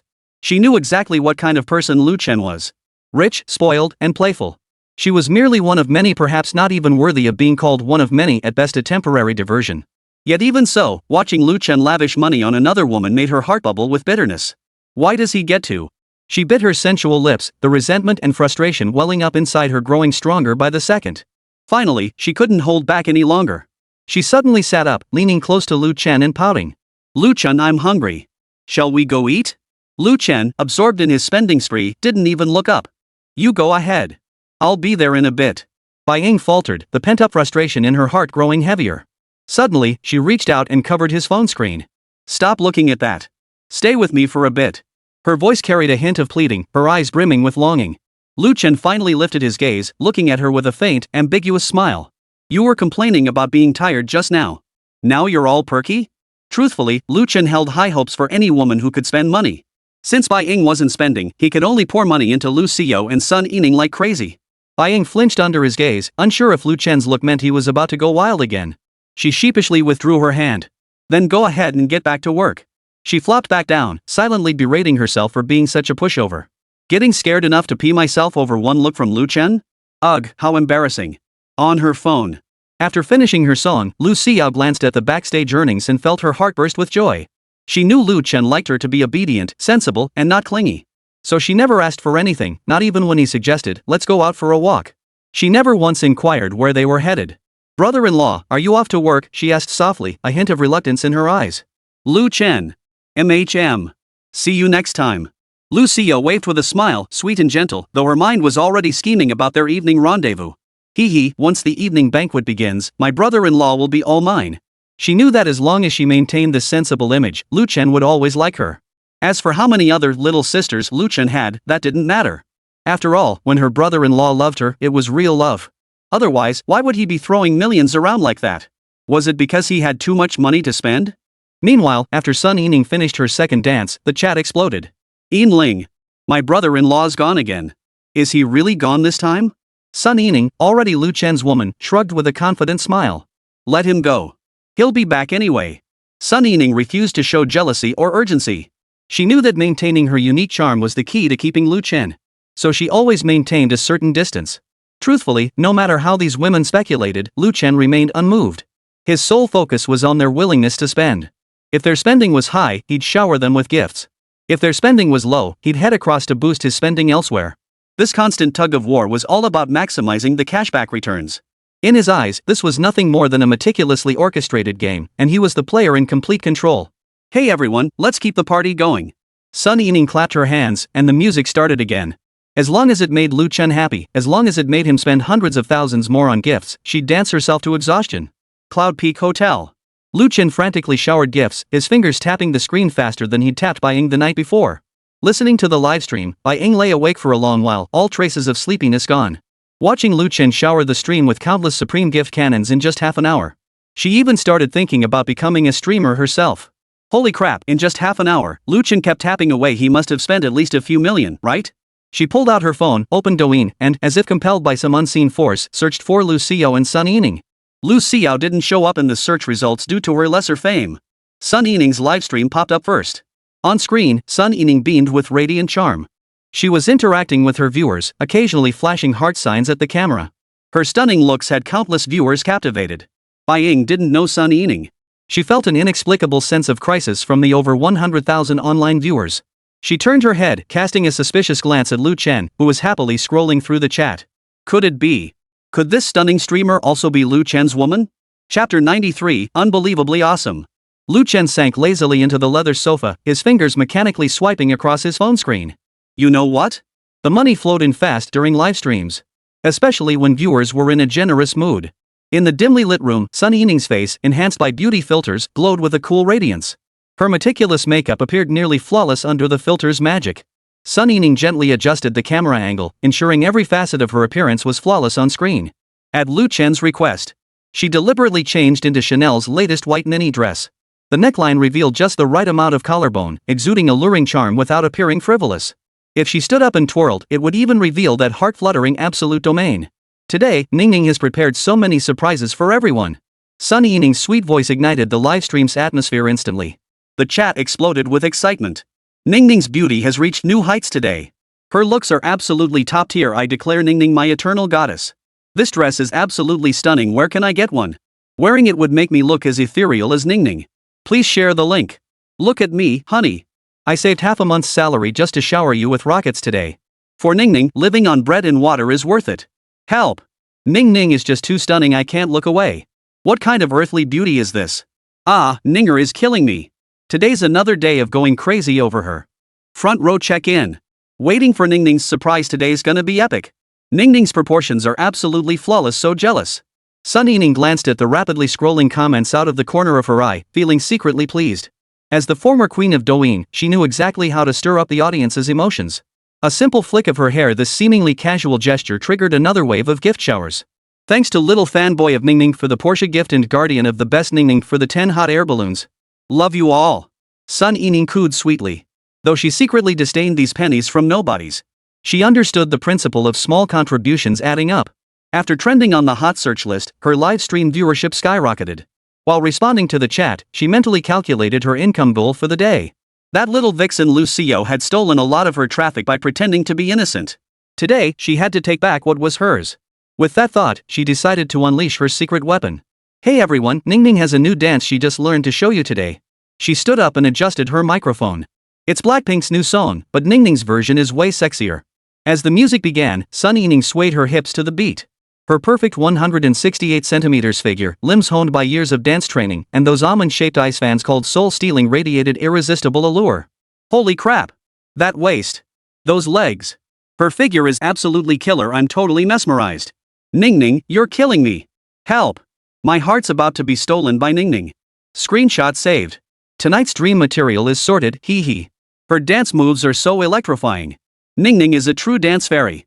Holy moly, Ningning's dance skills are insane. Every move is so precise. I can't take it anymore. I'm about to bleed from my nose. Ningning is way too sexy. Ningning's gaze is so alluring. I think I'm falling in love.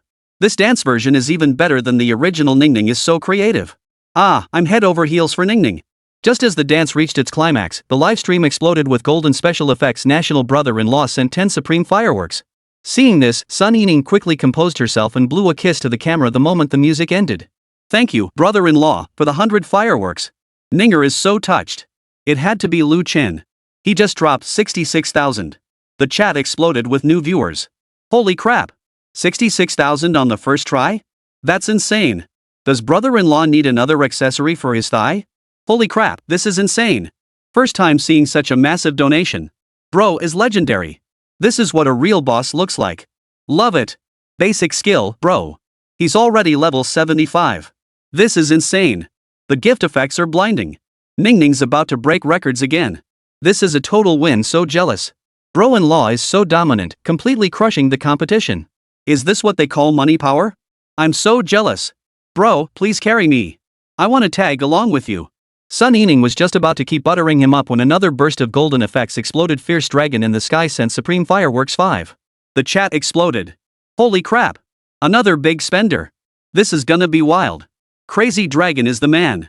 Last time he dropped 200k in Teresa's stream. Looks like he's not messing around this time either. At brother-in-law, challengers are here. A showdown is brewing. Fight. Fight. Love watching big spenders clash. Way more exciting than any drama. Crazy Dragon is coming in hot, cousin, get ready. Thanks for the 5 supreme fireworks, big brother Crazy Dragon. Sun Yining reflexively thanked him upon seeing the gift effects, but alarm bells were already ringing in her mind. She knew this Crazy Dragon guy a notoriously troublesome character. He'd caused quite a stir last time in her best friend Teresa's livestream. Sure enough, Crazy Dragon in heaven immediately posted a bold comment. Ningning baby dances so fiercely, this bro loves your sassy vibe. We're in the same city, right? Add me on WeChat. How about I take you out for Japanese food tonight? The livestream fell silent for half a second before the chat exploded. Seriously, how blunt can you get? Not even a hint of subtlety, this is cringe-worthy. Crazy Dragon is such a pervert, hahaha. That comment was way too explicit. Ningning's face just turned green, lol, how is she supposed to respond to this? At everyone's brother-in-law, can you just let this slide? Brother-in-law, step in now. Crazy Dragon, you're so uncultured. Saying stuff like that in a live stream. Waiting for brother-in-law to strike back, we can't let Crazy Dragon run wild. Ningning, shut him down. Don't let him get away with it. The moment she saw the comments, Sun Yining nearly rolled her eyes in exasperation. How could such brain-dead comments be made in a livestream? And what female streamer would openly admit she's a? Does this Crazy Dragon have any brains? Does he really think firing off a few VIP cannons makes him god tier? Sun Yining swallowed the curse words that had risen to her lips. She despised such blatant insinuations, but professional decorum forced her to maintain a sweet smile. Quanglong Ge, you're joking. Ningning's been dieting lately, Japanese food's way too high in calories. She declined with a coy tone while secretly observing her brother-in-law's reaction. Chapter 94, you should have said you were rich. Lu Chen was completely absorbed in showering gifts, oblivious to Sun Yining's words. Adding to the distraction, Bai Ying, feeling jealous, suddenly climbed onto Lu Chen's lap to massage him. So Lu Chen's attention was barely on the livestream at that moment. After all, there were many big spenders showering gifts. As a streamer, Sun Yining thanking them was perfectly normal. Seeing Sun Yining's high-spending willingness, he casually tossed out another 10 gift cannons. But after the gifts were sent, he finally noticed the chat messages flooding the stream.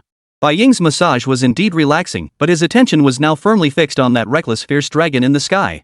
Big brothers splurging on their favorite streamers is perfectly normal. But you dare to flirt with my woman right in front of me? Don't blame me for not giving you face. Everyone's brother-in-law sends supreme fireworks 10 at a time.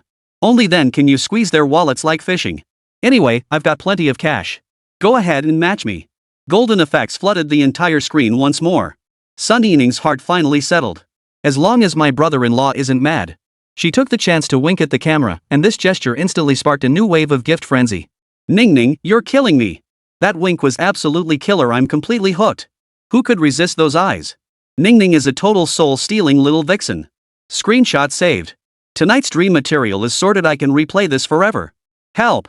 Ningning is way too skilled at this, I'm completely mesmerized. That wink is so flirty, my heart's pounding. This move is so lit, Ningning truly is the queen of Douyin. I declare, Ningning is the most seductive streamer I've ever seen. Mad Dragon in Heaven was clearly enraged. 30 supreme fireworks exploded in succession, accompanied by a taunting bullet comment. At everyone's brother-in-law, what's up, bro?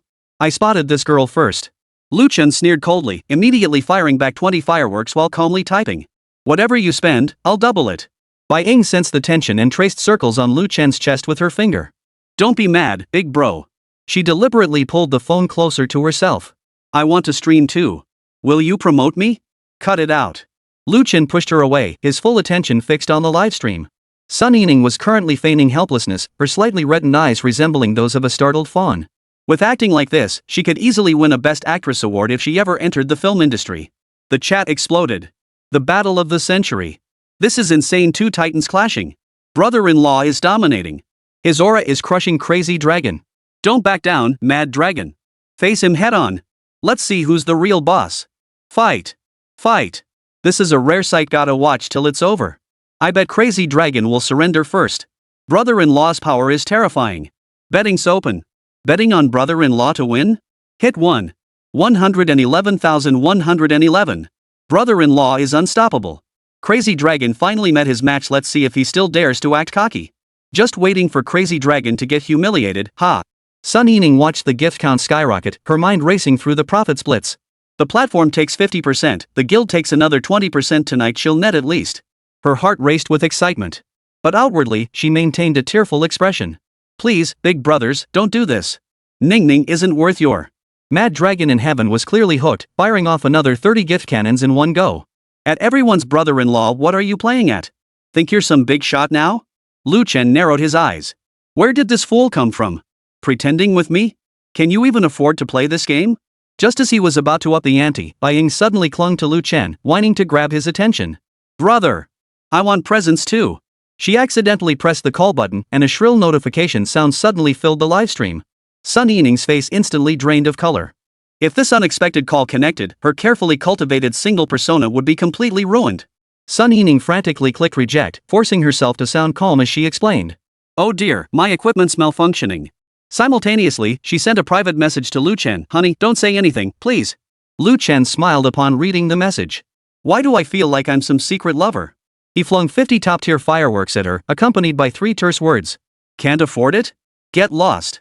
I've got money to burn. The entire livestream was flooded with a golden sea of fireworks, while the chat exploded with comments. Insane. Just tossing away over 300 grand? What kind of family is this? They're loaded. Does this guy's family own a mine? His spending makes you question reality. Crazy Dragon, come out and take your beating. Brother-in-law just taught him a lesson. My hands are shaking recording this. This scene is too mind-blowing, gotta save it for later. Is this what rich people's happiness looks like? I'm so jealous I could turn into a lemon. Crazy Dragon clearly chickened out. After holding back for ages, he finally squeezed out 20 fireworks, then sourly questioned. Is this even a guild account? What kind of big shot spends like this? Sun Yining's heart skipped a beat. Guild accounts were an industry taboo, many streamers had been banned for using them. She was about to smooth things over. Lu Chen raised his hand and unleashed 100 supreme fireworks. What? Guanglong Zitian finally slunk out of the livestream room. He couldn't wrap his head around it. Where did this ridiculously wealthy person come from? Throwing around hundreds of thousands. Why didn't you say you were rich earlier? I would have just let you have it. Why did you have to chip away like this, making me think you were broke? If this back and forth keeps up, Dad's gonna whip me to death tomorrow. I can't take it anymore. I'm outta here. Watching Guanglong flee across the sky. The bullet chat instantly erupted with mockery. Can't take a loss? Then don't play. Crazy Dragon is so weak, yet he dares to provoke others. Crazy Dragon carried a train on his back and fled overnight. Hilarious. Bro-in-law is the real deal. The eternal legend. This crushing victory feels so satisfying. Lingling must be raking it in tonight. Total life winner. Crazy Dragon just embarrassed himself big time, haha. That's the gap in skill Crazy Dragon just can't compare. Wildly celebrating my brother-in-law's victory, so satisfying. After the livestream ended, Sun Yining exhaled deeply. Staring at the final gift total frozen on the screen, 22.87 million, her emotions felt like a roller coaster ride.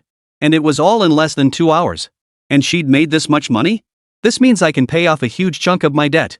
Overwhelmed with excitement, she made a heart shape with her hands toward the camera, her voice trembling slightly with emotion. She whispered softly to the viewers watching the screen. Thank you so much for your support, everyone. Ning Ning loves you all the most. Well, Ning Ning will sign off for now. After the livestream ended, Lu Chen shut it down and tossed his phone aside, feeling a wave of exhaustion wash over him. At that moment, Bai Ying immediately snuggled up to him, her voice sweet and playful as she said, Bro, I want to be your streamer too. Lu Chen was taken aback by her words and asked, You want to be a streamer? Only then did he recall that he still had an entertainment company under his management sitting idle.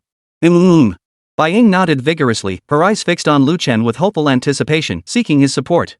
Of course. The main reason? It was just too easy to make money. Since Lu Chen was so fond of splurging money.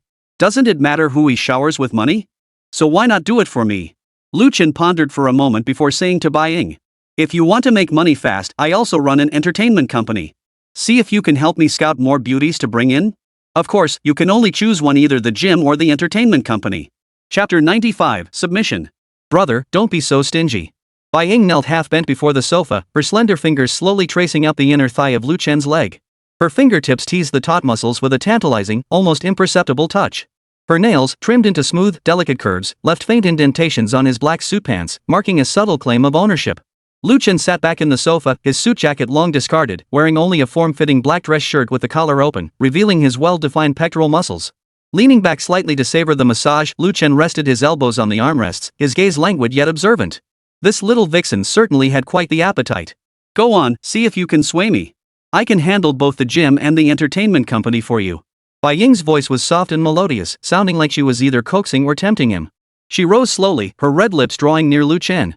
Extending a cherry-like tongue, she brushed lightly against his earlobe, sending a tingling sensation through him. Don't underestimate me just because I'm capable, my brain is sharp too.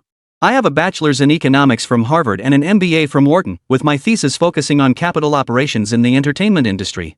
Bai Ying's voice carried a hint of pride. She knew her credentials were a trump card, enough to make this man, who had seen countless beauties, look at her with new respect. Lu Chen's eyebrows lifted almost imperceptibly, a hint of surprise flickering in his eyes. BMI Master of Business Management and Innovation, Wharton's flagship program. Only 30 students were admitted globally each year. He never imagined this woman, who seemed only capable of coquettish flirtation and driving sports cars, possessed such dazzling credentials. He remained impassive, reaching out to seize Bai Ying's restless wrist with a grip so firm it drew a soft gasp from her. Her slender wrist looked exceptionally fragile in his large hand, as if it might snap with the slightest pressure. Greed is like a snake swallowing an elephant, Lu Chen's voice was low and dangerous, laced with warning. Yet Bai Ying showed no sign of backing down. Relying on Lu Chen's affection for her, she boldly placed her other hand on his chest, feeling his strong, steady heartbeat through his shirt. Her fingertips traced circles over the sensitive spot on his left chest while her knee gently brushed against his taut thigh muscles. Her gaze was utterly seductive. I just want to help you more, you know. Lu Chen's eyes narrowed slightly. He sensed Bai Ying's ambition. This woman clearly wasn't content with merely being his mistress, she craved greater power and status. Yet he couldn't deny that the terms she proposed were undeniably tempting. Seeing Lu Chen didn't reject her outright, Bai Ying's heart leapt with joy. She pressed her advantage. I can also secure resources for you through the entertainment company. My classmate from Wharton is now a VP at one of Hollywood's top 3 talent agencies, handling numerous Asian market collaborations. And... She paused deliberately, leaning forward slightly, the glimpse of skin beneath her cheapao collar teasingly visible. You mentioned wanting me to scout attractive young women at the gym for you, right? Well, I could also arrange for attractive young women to join the entertainment company, like myself. She'd hit the nail on the head. Lu Chen felt a flutter of interest. Before Bai Ying could finish her sentence. Smack! A resounding slap landed. She gasped in shock, knocking over her glass. Clear droplets of water trickled down her stockings. I told you, pick one. Lu Chen's hand dangerously lingered over the spot he'd just struck, sensing the shifting warmth of her skin. Negotiate any further, and you'll get nothing at all. Women were all the same, give them an inch, and they'd take a mile. But Bai Ying was smarter than most women, at least she knew how to cloak her ambition in professional competence. A flicker of irritation crossed Bai Ying's eyes. TSK. Why is this Lu Chen so hard to handle? But soon, the irritation in her eyes gave way to a seductive glint. She knew confrontation was futile, she had to change tactics. Bai Ying gently undulated her voluptuous form, revealing expanses of snow-white skin and the edges of her black lace lingerie. Under the light, her skin glowed with a lustrous sheen like the finest jade. Oh, big brother, you're so fierce, look, my stockings are all wet. She purposely adopted a pouty tone, yet pressed her body closer to Lu Chen. Her soft curves pressed against Lu Chen's powerful arms. An irresistible temptation emanated from her.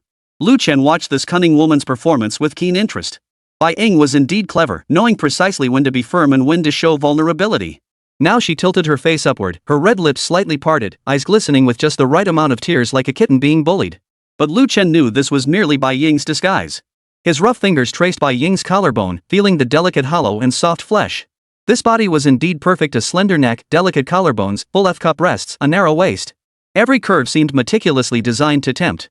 Yet what captivated Lu Chen most was the ambition in Bai Ying's eyes, that unyielding glint of refusal to be second to anyone. This sense of accomplishment was something he could never experience with the docile little foal. Of course, a gentle little filly could still be suitable for everyday outings like Lu Xiao and her sister-in-law Lin Yuqing. Trust me, I just adore you so much. I want to do more for you. Bai Ying's voice carried a hint of playful reproach as her fingers traced lightly over Lu Chen's Adam's apple. People who like me? Lu Chen snorted derisively, pinching Bai Ying's chin to force her gaze onto his. More like my money, right? Instead of flinching, Bai Ying tilted her head back into his grip, revealing the slender curve of her neck. Her Adam's apple rolled softly, like a swan offering its neck to the blade. Money is part of you, brother. What's wrong with me liking you, dear brother? This unexpected reply caught Lu Chen off guard for a moment before he burst into laughter. Lu Chen had to admit he admired Bai Ying's wit. Most women would either fly into a rage or offer hollow excuses over such a question, but Bai Ying's frankness was unexpectedly refreshing. Fine. Lu Chen released his grip and gave Bai Ying's but a playful pat. A smart woman is just what I like. Bai Ying knew her chance had come. A sly gleam flashed in her eyes as she drew her crimson lips close to Lu Chen's ear and whispered softly. Brother, let me prove to you right now just how deep my affection for you runs. Chapter 96, Su Xiaoli's Invitation. That's the spirit. Lu Chen inwardly cursed with amusement, his Adam's apple involuntarily bobbing up and down. You want two companies that badly? He tightened his grip, pinching Bai Ying's soft waist, feeling the delicate elasticity of her skin. Bai Ying's physique was flawlessly maintained, not an ounce of excess fat, yet never overly thin. Every inch radiated a vital firmness, exuding a deadly allure. Tingling all over from his touch, Bai Ying bit her sensual lips and lifted her head. Her eyes brimmed with defiance and longing. She wanted to take the initiative and kiss Lu Chen's lips. Lu Chen suddenly stopped her, handing her a glass of whiskey. Rinse your mouth first. You jerk. Still not satisfied with yourself? Bai Ying wiped the drool from her lips. After doing exactly as Lu Chen requested, she couldn't resist leaning in for a kiss. She intended to persuade Lu Chen with her body language, making him understand her worth. Just like back in the gym when she'd used the same tactic to win him over. Lu Chen, of course, understood Bai Ying's intentions. Why? Because in his mind, the system was providing real-time feedback on Bai Ying's spending intent, currently at a staggering 10. It meant Bai Ying's desire for money had reached its peak. He couldn't help but sneer inwardly. Women, he thought. Even their passion could be faked so convincingly. Yet, even knowing this was all Bai Ying's scheme, Lu Chen allowed her to lead the kiss. He wanted to see just how far she would go. Bai Ying's body trembled violently beneath Lu Chen's touch, like a bow drawn taut, poised to strike. Her purpose toward Lu Chen was crystal clear, even more direct than Sun Yining's. As a top streamer, Sun Yining remained clear-headed and vigilant, even when Lu Chen casually tossed out millions in tips. Having dated wealthy second-generation elites like Wang Ming, she knew firsthand the fickleness and unreliability of rich men. She understood that by Lu Chen's side, she was merely a disposable toy, one that could be discarded at any moment. Thus, she streamed relentlessly to pay off debts, firmly believing a woman could only rely on herself. But Bai Ying was different. Among her many suitors, Lu Chen stood out as the most impressive in both physique and wealth. That 3,000 square meter gym in the CBD alone was proof of Lu Chen's wealth and ambition. The entertainment company Lu Chen mentioned must hold limitless potential. Plus, she had connections in Hollywood. If she could bring in those resources, the profits would be unimaginable. These figures swirled incessantly in her mind, sending waves of heat through her body. This craving for wealth excited her even more than Lu Chen's caresses. She understood clearly that only by convincing Lu Chen to invest more heavily in her could she fully demonstrate her worth. And besides, the man before her was so handsome, so tall, and so well built, a rich, handsome, and powerful man. Where would she find another like him? Let me help manage the entertainment company too, my dear brother. Bai Ying gasped between breaths, her voice hoarse with desire and laced with seduction. If we can bring in Hollywood resources, the world's most beautiful women will be yours. Just hand over both companies, and I'll give you what you want right now. Their breathing grew increasingly ragged, the room's temperature steadily rising. Just as the atmosphere threatened to spiral out of control, Lu Chen suddenly shoved her away with force. Still no. Lu Chen's gaze remained unnaturally clear. The intense sexual tension that had just consumed them hadn't affected him in the slightest. My rules are my rules. Bai Ying froze, staring at Lu Chen in disbelief, her chest heaving violently. She never imagined Lu Chen could hit the brakes at such a crucial moment. Seriously? Is this man's heart made of iron? I was already halfway there, and he could still resist pushing me away? Why? Bai Ying refused to accept defeat so easily. Had all that carefully built atmosphere been for nothing? Lu Chen smoothed his rumpled collar, flashing a meaningful smile. He stood up, towering over Bai Ying, who remained kneeling on the carpet, her face flushed. At this moment, her newly changed cheongsam was disheveled, her lips swollen, her eyes still glistening with undimmed passion and stubborn defiance, a sight undeniably alluring. Give me your answer tomorrow. Remember, I don't care for greedy women. Don't put all your eggs in one basket and don't spoil a woman endlessly. Lu Chen knew that the more he played hard to get, the more loyal women would become. Once he made this concession, Bai Ying would only push her advantage further. Just as Bai Ying prepared to unleash her seductive wiles once more, 2 calls suddenly rang in. One was on Lu Chen's phone, from Su Xiaoyu. The other was on Bai Ying's phone, from the missing old Wang. The two exchanged a glance. They picked up their phones in perfect sync and answered. On Lu Chen's end, he had just pressed the answer button. Su Xiaoyu on the other end excitedly blurted out. Lu Chen, where are you? Hurry and pick me up. Dad cancelled the engagement banquet. Lu Chen was taken aback. Oh, how did you manage that? It's a long story. Then make it quick. Su Xiaoyu sounded triumphant on the other end of the line. Well, I just threatened the old man. He only has me as a daughter, who else would he dote on? Don't let Su Xiaoluy's casual tone fool you. The process had been nothing short of harrowing. The Su family chased him all the way from the villa to the airport. Faced with his daughter's threat to take her own life, ultimately relented. Where should I pick you up? Lu Chen glanced at Bai Ying. Bai Ying, her face flushed with anger, took the phone and walked into the bathroom. She probably had something to do. Looks like she won't be attending tonight's banquet after all. Fine by me. Saves me from wasting time chasing after all those goddesses. Come to Shanqing Talent Airport. I was planning to make a detour and slip out. At the mention of Talent Airport, Lu Chen felt a headache coming on. It's a long way off. It takes 3 hours by car. Just take a cab to Yongdian yourself. We can finally wrap up that unfinished business from last time. But what? Su Xiaoyu bit her lip on the other end of the line, voicing her predicament. But my dad froze all my cards. I don't have a single penny on me. Lu Chen, you come find me. Oh ho. Cancelled cards? Su Xiaoyu really went all out for me. Well then. The more cash-strapped a woman is, the easier it is to get cash back on spending for her. Lu Chen instantly perked up. Just call me good brother and I'll come. Good brother, please, come pick me up. Su Xiaoyu now had only Lu Chen to rely on. Gone was her former queenly air of bossiness. Whatever Lu Chen told her to call him, she called him. Alright, send me your location. Wait for me. Lu Chen hung up the call and was about to tell Bai Ying he was heading to the airport. Bai Ying spoke first. Brother, I have some personal matters to attend to. Regarding tonight's banquet. No problem, go ahead. Just let me know tomorrow. I've got some things to take care of here too. Chapter 97, Lin Yuqing being teased. Since it wasn't on his way, Lu Chen didn't see Bai Ying off. This decision made him feel a twinge of guilt. After all, he'd worn her out completely, then turned his back on her the moment she pulled up her pants. That was pretty scumbag behavior. But then Lu Chen thought about it. Wait a minute. What a backward way of thinking. This was universal love. He should use his limited energy to love more goddesses. Su Xiaoyu was waiting for him at the airport. That impatient girl was probably already getting restless. At this thought, Lu Chen's lips curved upward involuntarily. Su Xiaoyu was like a feral kitten that refused to be tamed, clearly dependent on him, yet always putting on that impatient act. But it didn't matter. When he saw her later, a few soothing words would be enough to cheer her up. He was already an expert at handling girls like her, tough on the outside, soft on the inside. He was already quite adept. Lu Chen stepped out of the elevator and entered the parking garage. In the empty lot, his Bugatti Veyron sat like a dormant beast, its jet-black body gleaming with a cold, sharp sheen under the lights. Running his hand over the door, he savored the cool metal's touch. This sense of control always lifted his spirits. Luxury cars were truly something else. He slid into the driver's seat of the Bugatti Veyron.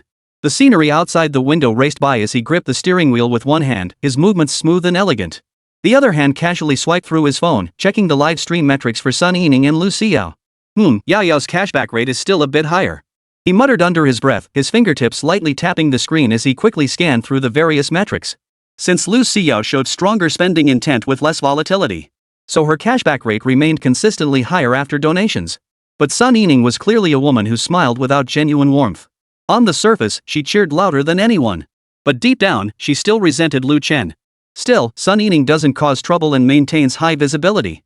If entertainment companies need influencers to lead the charge in the future, she's definitely worth cultivating. Lu Chen's ambitions and plans were vast, extending far beyond these petty squabbles. His daily scouting of various streamers served a major purpose: to screen potential goddesses. Those beautiful faces and graceful figures were certainly pleasing to the eye, but more importantly, they represented significant commercial value. Another objective was to recruit high-profile, attractive female streamers to join his entertainment company. Currently, the spending remains at the one-on-one level. Once he has multiple companies, he'll be able to pour money into entire clusters, achieving true critical hit cashback. Just as he was thinking this, traffic suddenly backed up ahead. Lu Chen frowned and glanced ahead. A minor accident had occurred ahead. Several cars had rear-ended each other, and traffic police were handling the situation. His long fingers tapped lightly on the steering wheel, the rhythm betraying his inner impatience. Everything's great in this country, except buying a sports car means there's nowhere to really drive it fast. He grumbled inwardly. This million-dollar beast felt like a caged tiger on the congested city streets, full of power but nowhere to unleash it. Just as he was about to switch songs to pass the time, a sudden commotion erupted from the roadside. "Hey, sweetheart, don't be so cold. What's the big deal about adding me on WeChat?" A sleazy male voice reached his ears. "Get lost." A cold, clear female voice shot back, laced with obvious anger. "Huh, that voice sounds familiar." Seemed familiar. Chen raised an eyebrow and followed the sound with his gaze. Standing by the roadside was a tall, slender young woman. Her long, straight black hair cascaded like a waterfall, gleaming with a healthy sheen in the sunlight. Her skin was as white as snow, her features exquisitely carved like a work of art. Especially those eyes, even in anger, they sparkled with an alluring brilliance. She wore a simple white dress, accentuating her cool and aloof demeanor.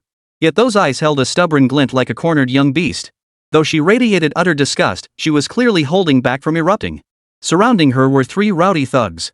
The leader, a yellow-haired punk, grinned as he reached to yank her purse strap. Ding! Bindable target detected. A system notification suddenly chimed in her mind. Name, Lin Yuqing unbound. Age, 22. Current affinity, 0%. Spending potential, a class. Special skill, piano master level.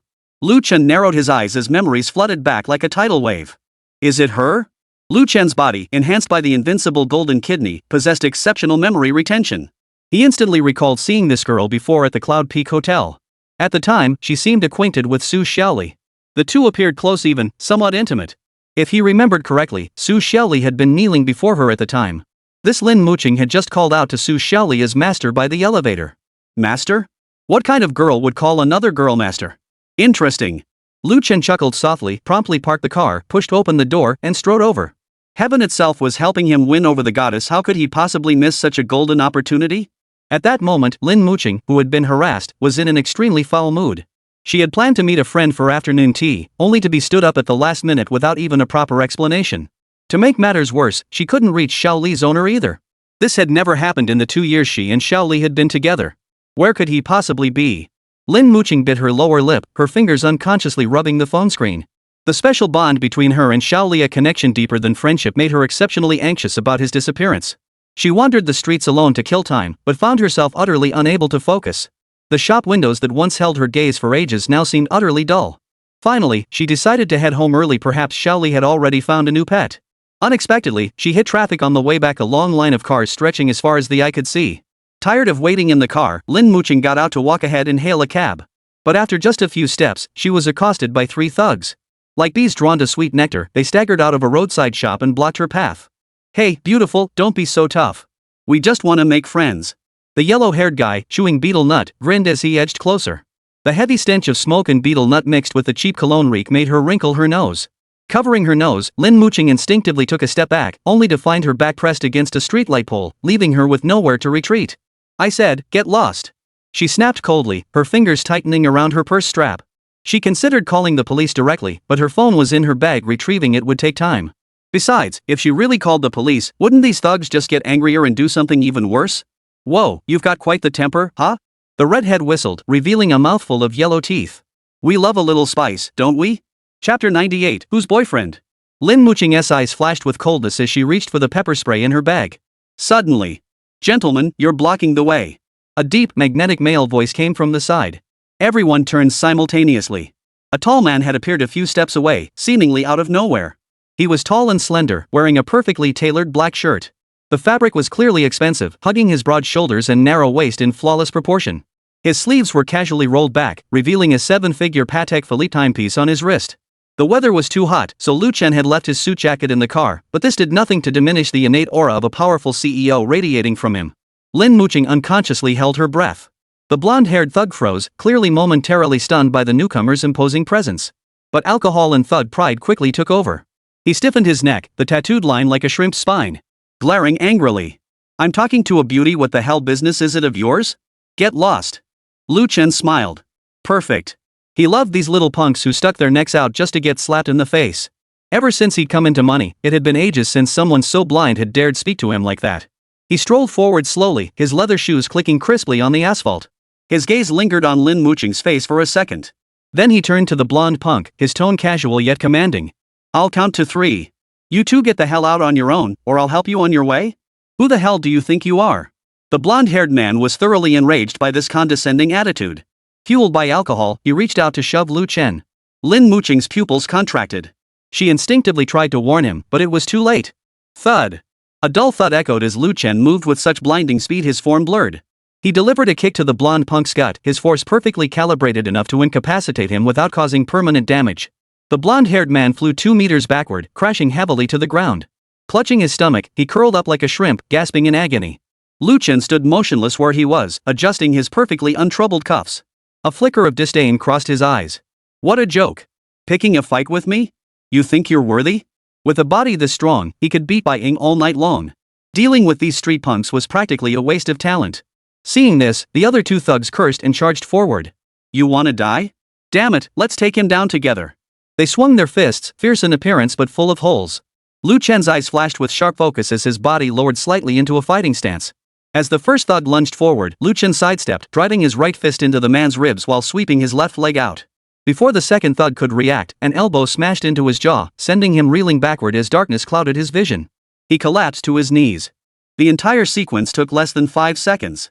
Both thugs lay groaning on the ground. Get lost. At Lu Chen's low command, the 3 thugs scrambled away, scrambling and crawling in their haste. Before fleeing, they hurled a few taunts to bolster their courage, but none dared look back at the terrifying man. Lin Yuqing, standing nearby, widened her eyes slightly, her red lips parting. She hadn't expected this sudden intruder to be so skilled. His movements were clean and precise, like a professional fighter. Every strike was sharp and ruthless, yet calculated with restraint. And, she had to admit, the way he fought was actually quite handsome. The contrast between his effortless composure and explosive power was incredibly captivating. But why did he feel so familiar? Lin Yuqing furrowed her brow in thought, then a vivid image flashed through her mind. Xiaoli kneeling before this man in front of the hotel elevator. Her heart sank abruptly, and her fingers unconsciously tightened around her purse strap. Are you okay? Lu Chen turned to look at her, his tone softening, a stark contrast to his earlier coldness. He noticed the complex emotions flashing in Lin Yuqing's eyes, silently assessing the effectiveness of his heroic rescue. Lin Yuqing snapped back to reality and pressed her lips together. Thank you. Her voice remained cool and distant, yet the wariness in her eyes had noticeably faded. Judging by his appearance and the fact he'd saved her, this man before her certainly didn't seem like a bad person. Yet the image of Xiaoli kneeling remained etched in her mind, preventing her from fully lowering her guard. Lu Chen's gaze swept across her face. Strange. Her favorability rating should have gone up a bit, right? The moment this thought crossed her mind, the system notification chimed in her head. Ding. Lin Yuqing's current favorability, 5%. As long as the affection level hasn't surpassed 80%, it's quite easy to increase. Sure enough, rescuing a damsel in distress remains the fastest way to boost affection in eternal truth. Hard to hail a cab here. Want a ride? Lu Chen gestured toward the Bugatti Veyron parked nearby. Lin Yuqing followed his gaze and paused slightly. A Bugatti Veyron? And a limited edition one at that. Fewer than 500 exist worldwide. Coming from a privileged background, her father a renowned pianist, her mother running an art gallery, she'd grown up surrounded by luxury and possessed a keen eye for discerning high-end goods. She knew this car was worth a fortune. No, thank you. I can manage. She instinctively declined, though her voice lacked the earlier resolve. Partly, it was an instinctive wariness toward the owner of the luxury vehicle. Partly, she couldn't shake the lingering image from the elevator. Lu Chen keenly sensed her wavering and decided to play his trump card. You know Su Xiaoli, right? He asked in a deliberately casual tone, his eyes fixed intently on Lin Yuqing's reaction. Lin Yuqing froze, her expression shifting instantly as if a tender spot deep within her had been touched. You know Xiaoli? Her voice rose slightly as her fingers unconsciously twisted together, knuckles turning white. Lu Chen's lips curved upward, knowing he'd hit the mark. Yeah, she's my girlfriend. She showed me your photo, so I just helped you out. Lu Chen deliberately used an intimate tone, carefully observing every subtle expression on Lin Yuqing's face. Lin Yuqing? What? The master's boyfriend? He's actually her boyfriend? But didn't the master promise to love only me? Her expression froze for a moment before her brows furrowed deeply, her red lips pressed into a straight line. Lu Chen's words stabbed like a knife into her heart. When did the gentle little fox mistress who always tenderly called her Yuqing get a boyfriend? And why this man who made her instinctively feel danger? Fury boiling within her, Lin Yuqing glared at Lu Chen for several seconds before suddenly sneering coldly. Ha, her taste is truly awful. The moment the words left her mouth, she regretted them. This was completely out of character for her usual elegant persona. But jealousy and disappointment had already clouded her mind. Lu Chen. Wait, you treat your savior like this after I saved your life? He hadn't expected such a response. The system notification chimed in at the perfect moment. Ding! Lin Yuqing's favorability has dropped to 10%. Lu Chen inwardly scoffed. This woman has quite the temper, huh? But then he thought this reaction actually confirmed that her relationship with Su Xiaoli was anything but ordinary. Chapter 99, Taking the Love Rival to the Airport. The Bugatti Veyron's engine rumbled deep and powerful, yet the cabin remained silent. Lin Yuqing sat in the passenger seat, her gaze fixed out the window. Clearly, she had no desire to engage with Lu Chen. Her mind was in turmoil. Who exactly was this man calling himself Lu Chen? Xiaoli had clearly said she would never accept any man. She had promised it herself on that rainy night. We even made a promise with crossed fingers. Did every secret meeting, every code only we understood, every lace collar hidden deep in the wardrobe, did it all become a joke? No, this man must be lying. Xiaoli wouldn't betray our promise. But what if? Lu Chen, driving, glanced sideways at Lin Yuqing, lost in thought, and his lips curved into a faint smile. This woman, even when sulking, she looks this good. The goddess certified by the system truly lived up to her reputation. He rested one hand on the steering wheel while casually draping the other over the center console, his posture relaxed as he pondered what to say. Is the AC temperature okay? Lin Yuqing didn't respond, not even turning her head. Affinity 5%. Lu Chen raised an eyebrow, unfazed, finding it rather amusing. Quite the temper. Lu Chen began to slow down the car, deliberately prolonging his conversation with Lin Yuqing. How long have you known Xiaoli? He asked again. Lin Yuqing finally responded. Anything concerning Su Xiaoli piqued her interest. She turned her head and shot Lu Chen a cold glance. What business is it of yours? Of course it's my business. After all, I'm her boyfriend. Oof. Lin Yuqing sneered, her eyes brimming with undisguised scorn. Boyfriend? Xiaoli never mentioned you. Lu Chen knew full well that Su Xiaoli had never mentioned him. Because he wasn't Su Xiaoli's boyfriend at all. But Lin Yuqing's reaction proved one thing. Her relationship with Su Xiaoli was definitely not ordinary. Is that so? Lu Chen feigned surprise. Well, Xiaoli never mentioned you to me either. Lin Yuqing's expression stiffened before she regained her cool composure. We're just ordinary friends. Just friends? Lu Chen gave her a meaningful look. Then why did you call her master in the hotel elevator? Boom! Lin Yuqing's mind exploded in an instant, her fingers clenching tightly. He heard it? He could hear that far away? Lin Yuqing's ears flushed slightly, but the flush was quickly replaced by anger. You misheard, she replied coldly. Is that so? Lu Chen's voice held a hint of mockery. Lin Yuqing took a deep breath, forcing herself to calm the panic rising within. Not wanting to dwell on the subject, she abruptly changed the topic. You're rich? Not bad. So what if I have money? It's nothing special, but at least it gets you a ride in this car. Lin Yuqing's expression darkened. This bastard. How could he be so sharp-tongued? She hated that condescending attitude the most, as if money could solve everything. Pull over. She spoke abruptly. Ha! I said, stop the car. I'll take a taxi myself. Lu Chen didn't budge, continuing to drive steadily. We can't stop here. Then pull over. On the highway? You can't just pull over anywhere. Didn't you get your license? Lin Yuqing gritted her teeth. Her chest heaved with anger, yet she was powerless against Lu Chen. She couldn't just jump out of the car, could she? She took a deep breath, forcing herself to calm down. What exactly are you trying to do? Lu Chen glanced at her, a faint smile playing on his lips. What could I possibly want? To take you to the airport to meet Xiaoli, and chat along the way. I have no interest in chatting with you. But I am. Lin Yuqing. Why is this guy so annoying? She simply closed her eyes, pretending to rest, refusing to engage with Lu Chen any further. Lu Chen showed no urgency, his fingers tapping lightly on the steering wheel as his gaze lingered on her face for a few seconds.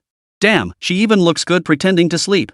Withdrawing his gaze, Lu Chen refocused on driving, but his mind was already plotting his next move. Since she and Xiaoli had a special relationship, the breakthrough lay with Su Xiaoli. A faint smile touched his lips as a plan formed in his mind. After all, Su Xiaoli was completely obedient to him. Getting Su Xiaoli to help take down Lin Yuqing would be a piece of cake. The car finally pulled into the airport parking lot. Lin Yuqing opened her eyes almost instantly, unbuckled her seatbelt, and pushed open the door to get out a seamless motion, as if she didn't want to linger for even a second. Lu Chen trailed slowly behind her, watching as she strode toward the terminal building, her retreating figure radiating obvious resistance. She sure runs fast. He chuckled softly, quickening his pace to catch up with her. Why the rush? He asked. Lin Yuqing didn't even turn her head. I don't want to walk with you. But do you know where Xiaoli is? Lin Yuqing's expression stiffened, but she remained stubborn. I'll find her myself. Do you know which terminal she's at? Lin Yuqing's footsteps halted again. Damn it, she really didn't know. She gritted her teeth, finally stopping. Turning to face him, she stared coldly. Which one? Chen didn't hesitate. T2. Lin Yuqing, having received her answer, turned and walked away without another word. Chen followed at a leisurely pace, maintaining a distance of a step or two, as if deliberately toying with her. The two entered the terminal building one after the other. Lin Yuqing scanned the surroundings, searching for Su Xiaoyu's figure. Just then, Chen. A clear, feminine voice rang out from the side. Lin Yuqing whipped her head around to see a girl in a white dress jogging toward them, her face lit up with a bright smile. Su Xiaoyu. Her heartbeat quickened instantly, her fingers clenching unconsciously. Xiaoyu. Master. But the next second, her expression froze. Because Su Xiaoyu had walked right past her and thrown herself into Chen's arms. Why did you take so long? I've been waiting forever. Su Xiaoyu whinged in a soft, sweet voice. Chen effortlessly wrapped his arms around her waist, leaning down to smile. Traffic was bad. I saved a lady along the way. Lin Yuqing stood frozen in place, her blood seemingly congealing. They were really together? Her fingertips trembled slightly, and her chest felt as though it had been stabbed by something sharp. Only then did Su Xiaoyu notice her, her eyes lighting up. Yuqing? What are you doing here? Lin Yuqing opened her mouth but no sound came out. Chen spoke up at the perfect moment. This is the beauty I casually saved, just like I told you. Su Xiaoyu blinked, looking slightly puzzled, but quickly broke into a smile. Great. We can all have dinner together. Watching her natural reaction, Lin Yuqing felt a chill in her heart. Does my master not care about me at all? Why is she acting so distant? Didn't she promise not to get close to any boys? The more Lin Yuqing thought about it, the more her heart ached. But in the end, she could only take a deep breath and force a smile. All right. Chen took in her reaction, the corners of his mouth lifting slightly. It seemed the game had only just begun. He tightened his arms around Su Xiaoyu's waist and deliberately whispered in her ear. Come on, let's go eat your favorite thing, the one you missed last time. Su Xiaoyu, who understood instantly, flushed and playfully slapped him. Stop it. People are watching. You rascal. Chapter 100, Killing Two Birds with One Stone. Lin Yuqing stood nearby, watching the two flirt and bicker. Her gaze locked onto Chen, who happened to look her way, his eyes flashing with a teasing smile. Chen's gaze seemed to say, "You lost." Lin Yuqing gritted her teeth, a single thought burning in her mind. Chen, huh? Just you wait. 20 minutes later. Chen chose an upscale French restaurant near the airport, where the light from crystal chandeliers danced across silverware. He gallantly pulled out chairs for the two women, yet his gaze remained fixed on Lin Yuqing's face, which was straining to maintain composure. Chen watched her struggle to maintain politeness while clearly wanting to tear him apart. This is absolutely hilarious. I wonder what she'll do when she sees me and Xiaoyu getting even closer. Will she flip the table right then and there? But that's actually better. The more emotional she gets, the more likely she is to slip up, making it easier to take her down later. Some women can be won over with money. But with others, you need a different approach. The moment Su Xiaoyu sat down, she eagerly grabbed the menu, her eyes sparkling. I'm so hungry. I haven't had a proper meal in days. You have lost weight. Chen affectionately stroked Su Xiaoyu's cheek. This gesture drove Lin Yuqing beside them mad with jealousy. Lin Yuqing's affection 5%. Su Xiaoyu gave Chen a playful smile. Her affection for this man had risen considerably. Indeed. The man Su Xiaoyu, fell for is simply the best. Su Xiaoyu affection plus 5%. Her slender fingers swiped across the images on the menu, and her stomach growled at just the right moment. Take your time. You can have anything you want. Chen said gently, reaching out to ruffle Su Xiaoyu's hair. You have no idea how hard it was for me to escape. After placing her order, Su Xiaoyu eagerly began tugging at Chen's arm to share her story. Dad sent 6 bodyguards to watch me. Luckily, I had my own people, so I managed to slip away. She pouted, her eyes glistening with hurt. But he still caught up with me at the airport. Hearing Su Xiaoyu's ordeal, Lin Yuqing finally couldn't hold back and spoke, though her voice was much softer than usual. Xiaoyu, why did you do this? Her gaze was complex, part reproach, part unmistakable concern. Chen could tell Lin Yuqing's tone sounded exactly like someone confronting an unfaithful lover. He lifted his water cup to mask the smile tugging at his lips. He couldn't care less about his rival's concern for Su Xiaoyu. Su Xiaoyu didn't immediately answer Lin Yuqing's question, not even glancing at her. Instead, she first accepted the red wine offered by the waiter and downed half the glass in one gulp. Because. Her cheeks flushed quickly. Bolted by the wine, she began to confess her feelings to Chen. Because I love Chen. Her words rang out loud and clear, drawing glances from nearby tables. Especially when the other tables saw Chen flanked by two stunning beauties. They couldn't tear their eyes away. TSK. Just look at him. What a lucky man. Lin Yuqing, who overheard this, instantly turned pale. She gripped the edge of the table tightly, her body leaning forward. What did you say? Su Xiaoli still didn't meet Lin Yuqing's eyes. Instead, she gazed at Lu Chen with deep affection as she confessed. Because I love Lu Chen. Lu Chen promptly took Su Xiaoli's hand, meeting her gaze with deep affection. I love you too, Xiaoli. Su Xiaoli took another swig of wine, and tears finally fell. Lu Chen's confession made her drop all her defenses. When Dad stopped me at the airport, do you know what he said? He said if I left with this man today, I'd never set foot in the Su family home again. She continued, sobbing. He froze all my cards on the spot and even smashed my phone. Lu Chen gently patted her back, but his gaze drifted toward Lin Yuqing. This woman must be feeling like her heart was being torn apart right now, right? Seeing her hesitant expression, wanting to comfort but afraid to approach, was both pitiful and endearing. For you, I've lost everything. Su Xiaoli gazed at Lu Chen through drunkenly blurred eyes. Lu Chen, you have to take responsibility for me. Give me a future. Of course. Lu Chen promised tenderly, noticing that Lin Yuqing had already downed her third glass of red wine. Lin Yuqing stared fixedly at their clasped hands, her heart nearly overwhelmed by agony. Why? Why had Xiaoli become like this? Where had the girl gone who had held her that rainy night, declaring she'd never need a man? She recalled 3 months ago, on the balcony of Su Xiaoli's apartment, wrapped in the same blanket watching the rain together. How Su Xiaoli had whispered softly in her ear, having you is enough. Those lace collars hidden deep in the closet, those secret codes only we understood, did they all mean nothing to her now? Watching Su Xiaoli drink endlessly, Lin Yuqing down another shot of liquor. The burning liquid slid down her throat, yet failed to warm her icy heart. The meal arrived, but almost no one touched their chopsticks except Su Xiaoli. Su Xiaoli kept drinking glass after glass, her words growing more frequent. Lu Chen, you know. She leaned drunkenly against Lu Chen's shoulder. I love your eyes the most, they're like stars. Lin Yuqing abruptly stood up. Her voice trembled uncontrollably. I'm going to the restroom.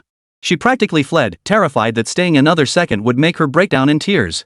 Su Xiaoli couldn't care less about Lin Yuqing, her former little slave. After all, having Lu Chen was enough for her now. But Su Xiaoli had drunk far too much. A sudden urge to urinate overcame her, and she blurted out. I need to use the restroom too. She staggered to her feet. I'll go with you. Lu Chen immediately rose to his feet. No need, I can manage on my own. With that, she staggered toward the restroom. Lu Chen sat back down. Looks like there'll be some drama in the bathroom. He methodically sliced the steak on his plate, deciding to give the two some private time. Meanwhile, he'd thought of a clever way to win over Lin Yuqing. Isn't Su Xiaoli after my body? Tonight, I'll kill 2 birds with 1 stone. But just as Lu Chen was about to take his first bite of steak, 2 familiar figures appeared before him. Hey, brother Lu, what are you doing here? Lu Chen looked up. Holy crap. What a coincidence. I never thought I'd run into these 2 beauties here. In the restroom, Lin Yuqing splashed cold water on her flushed cheeks. The woman in the mirror had bloodshot eyes, her makeup slightly smudged. Calm down, Lin Yuqing. She told herself, maybe things weren't that bad, maybe Xiaoli was just. The door suddenly swung open. Su Xiaoli stumbled in, nearly falling. Lin Yuqing instinctively stepped forward to steady her. The familiar scent flooding her nostrils made her heart race. Yuqing. Su Xiaoli looked up at her, her eyes unfocused. You're here. Gazing up at the face she'd longed for day and night, Lin Yuqing could no longer contain herself. Xiaoli, do you truly love that Lu Chen? Chapter 101, Not Enough Money Spent. In the restroom, Su Xiaoli faced Lin Yuqing's questioning and admitted it openly. Yes, I do love Lu Chen. Can't we just let the past stay in the past? But even with her answer, Lin Yuqing remained unwilling to accept it. She even knelt down, desperately pleading with Su Xiaoli not to leave her. Meanwhile, on the other side, Lu Chen. Hey, brother Lu, what are you doing here? Lu Chen looked up, his steak knife frozen mid-air, a flicker of surprise in his eyes. Weren't those the 2 beautiful flight attendants? Lan Hongyan and Xiaoqing has stood beside the dining table, one coldly elegant and noble, the other lively and charming. Their matching dark blue flight attendant uniforms stood out vividly under the warm lighting of the restaurant. What a coincidence! Lu Chen set down his cutlery, a perfectly measured smile curving his lips, neither overly enthusiastic nor insincere, but genuinely pleased. He quickly scanned both women. Lan Hongyan's makeup was more refined than when they first met at the cafe. She'd clearly touched it up. Xiaoqing's bun hairstyle remained as playful as ever. Only her hair was slightly disheveled, likely from just finishing a flight. He glanced toward the restroom. Su Xiaoli and Lin Yuqing hadn't emerged yet. Perfect.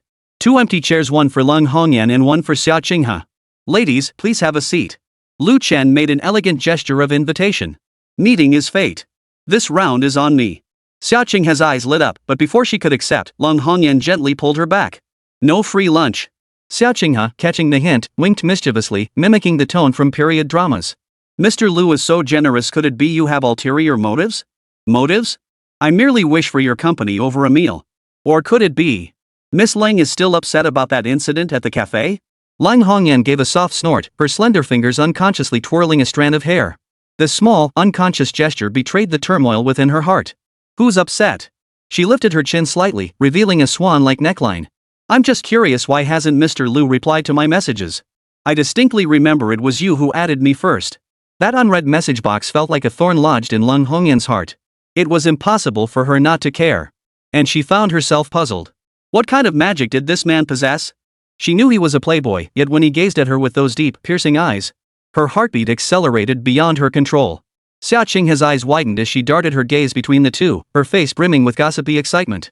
Whoa, you guys are still in touch? Red Yen, you actually added a guy on WeChat? She dramatically covered her mouth. The sun must be rising in the west. Lu Chen promptly wore an exasperated expression, raising his hands in surrender. My bad, my bad. Shouldn't have checked my phone while driving. He pulled out his latest Vita phone. The screen indeed showed several unread messages. See? I was just about to reply. This gesture both explained his distraction and flaunted his wealth. A Virtu phone, even the cheapest model, costs over 100,000 yuan. And judging by Lang Hongyan's attitude just now, Lu Chen finally understood how to win over a cold-hearted beauty like Lang Hongyan. The more you ignore her, the more she cares. But now he needed to give her a way out, otherwise, if she got truly angry, it would be troublesome. As for Xia Qinghe, Lu Chen glanced at the girl. She bore a striking resemblance to his sister-in-law, Lin Yuqing. Lively, adorable, and radiating an innocence untouched by the world. Now that everything's been explained, would you two do me the honor? Lu Chen extended the invitation again, this time deliberately looking at Xia Qinghe, who had been eager to sit down from the start. This restaurant's foie gras is Michelin 3-star quality, it'd be a shame to miss it. Xia Qinghe visibly wavered, tugging at Lang Hongyan's sleeve. Sis Hongyan, I'm hungry, and it's been ages since I last had foie gras. Flight attendants' salaries weren't exactly generous. Especially since Xia Qinghe had only been on the job for less than a month. Her paycheck hadn't even come through yet. She blinked her big eyes pitifully, like a kitten begging for food. Lang Hongyan hesitated for a few seconds before finally nodding slightly. Lu Chen immediately beckoned a waiter over and placed the order in fluent French. He specifically recommended a white wine that would pair well with the lady's meal. His elegant demeanor and professional ordering knowledge flashed a hint of surprise in Lang Hongyan's eyes. Does Mr. Lu dine on French cuisine often? Lang Hongyan asked casually as she took the menu. I used to be the CEO of a new energy company. Business required frequent trips to Paris. Lu Chen answered casually, observing their reactions. Speaking of which route are you flying? We mainly fly international routes. Xia Qinghe interjected. Red Yen is the flight attendant in charge of first class on the New York and Paris routes. A sharp gleam flashed in Lu Chen's eyes. An international flight attendant, no wonder she had such an extraordinary presence. Lang Hongyan is actually a flight attendant supervisor, she must hold a significant position within the airline. Such career-driven women are the hardest to win over, yet the most challenging. But since she flies to Paris, my plan to buy a private jet might come in handy. Once I have my private jet, professional flight attendants like Lang Hongyan and Xia Qinghe will definitely be essential crew members. Suddenly, Xia Qinghe caught sight of Lu Chen's watch, which he had inadvertently exposed. She gasped in surprise, leaning closer to Lu Chen with wide eyes as she asked, Is that a Patek Philippe? She instinctively grabbed Lu Chen's wrist for a closer look, then quickly let go, her cheeks flushing slightly. Sorry, I got too excited. We had a luxury goods appreciation class during flight attendant training, but this is my first time seeing the real thing. Just as expected. Young girls have virtually zero resistance to luxury goods. Lu Chen felt a quiet sense of satisfaction. It's fine. Lu Chen said gently, not immediately withdrawing his wrist. If you like it, you can borrow it to play with. Giving it away outright. It would seem too frivolous and overly pretentious. Casually lending it to Xia Qinghe to play with. That would be the perfect way to show off, just enough to impress without making people feel annoyed. No, brother Lu, this is far too valuable. It's fine, just take it and play with it. Give it back when you're done. Lu Chen casually slipped the watch into Xia Qinghe's hands. Girls should expose themselves to luxury goods more often, so they won't get duped by scumbag guys. Take this Patek Philippe, for instance. He launched into a professional explanation of the watch's craftsmanship and history. He showcased his knowledge without a hint of showing off. Xia Qinghe listened with rapt attention, and even Lang Hongyan leaned in slightly, showing interest. Just as the atmosphere was building, Lu Chen abruptly changed the subject. By the way, I've actually been considering buying a private jet lately. I was planning to visit Dassault Aviation in Paris to check out the Falcon 8X. But I don't know much about aircraft and was worried about finding a professional to consult. Do either of you have any knowledge about private jets? Sure enough, Lung Hongyan's eyes lit up briefly. Though she quickly regained her composure, it didn't escape Lu Chen's notice. Xia Qinghe, however, gasped aloud. A private jet? Goodness! How much would that cost? Qinghe. Lung Hongyan gently scolded her, but her tone softened considerably when she turned to Lu Chen. See? There isn't a single flight attendant who doesn't love money. If a flight attendant gives you the cold shoulder, it's definitely because you're not spending enough. Chapter 102, Xia Qinghe's frantic anxiety. Having served in first class for years, I do know a thing or two about private jets. The Falcon 8X is Dassault's flagship model long-range, comfortable cabin. Lung Hongyan precisely exploited the opening Lu Chen had deliberately left. Lu Chen chuckled inwardly. This woman had indeed taken the bait. Professionals like Lung Hongyan couldn't stand others pretending to know their field, and sure enough, she couldn't resist speaking up. It worked. Lu Chen thought smugly to himself. Outwardly, he adopted a humble, receptive posture. He leaned forward slightly, his gaze fixed intently on Lung Hongyan's exquisite face. Even her frown was captivating. The tiny tear mole at the corner of her eye shimmered faintly in the light, as if crafted solely to entice men. After speaking, Lung Hongyan seemed to realize she'd been a bit lost in herself. She pressed her lips together lightly and stopped her explanation. Miss Lung is truly professional. Lu Chen clapped his hands, his voice perfectly conveying admiration. Women loved being admired, especially by a man who looked wealthy. How about this? If you have time another day, would you consider being my consultant? Of course, since it would take up your personal time, I'll pay 5 times the market rate for your consultation. After all, it's overtime work, you deserve extra compensation. Lu Chen knew. Women like Lung Hongyan, with their aloof exteriors, despised blatant advances from men. But if he framed his approach as a business collaboration, she might lower her guard. 5 times the price? At most, it would amount to a few $100,000. To him, it was a mere drop in the bucket, but enough to tempt an ordinary person. Sure enough, Lung Hongyan's beautiful almond-shaped eyes widened slightly. Lu Chen could see her mind racing to calculate the value of this sum. Xia Qinghe beside her reacted even more dramatically, her eyes widening like copper bells. She kept shooting meaningful glances at Lung Hongyan, practically ready to accept on her behalf. I'll think about it. After hesitating for a long while, Lung Hongyan finally spoke, her voice softer than before. Lu Chen whistled inwardly. Not bad. The plan was halfway successful. Lung Hongyan pulled a gold-embossed business card from her uniform pocket and handed it to Lu Chen. Lu Chen noticed her fingers were long and fair, her nails neatly trimmed into rounded shapes and coated with clear protective polish, professional and refined. This is my work contact information. Discussing these matters on WeChat is inconvenient. Sometimes overseas, I can't receive messages from China. Use this phone number and email, and you can reach me no matter which flight I'm on. Lu Chen accepted the card with both hands, allowing his fingertips to accidentally brush against Lung Hongyan's. A subtle electric current flashed between them, a tactic that never failed him. Women were always particularly sensitive to physical contact, even the slightest touch. Electrocution cells. Flirting tool. Lu Chen silently gave himself a mental thumbs up. He pretended not to notice the sudden flush on Lung Hongyan's ears as he solemnly tucked his business card into his suit's inner pocket. My pleasure. He gave a slight nod before turning to Xia Qinghe. He couldn't just be friendly to Lung Hongyan alone, that would be too obvious. And Miss Xia? Would you like to join us? I'm quite curious about the flight attendant profession myself. Xia Qinghe nodded happily. Absolutely.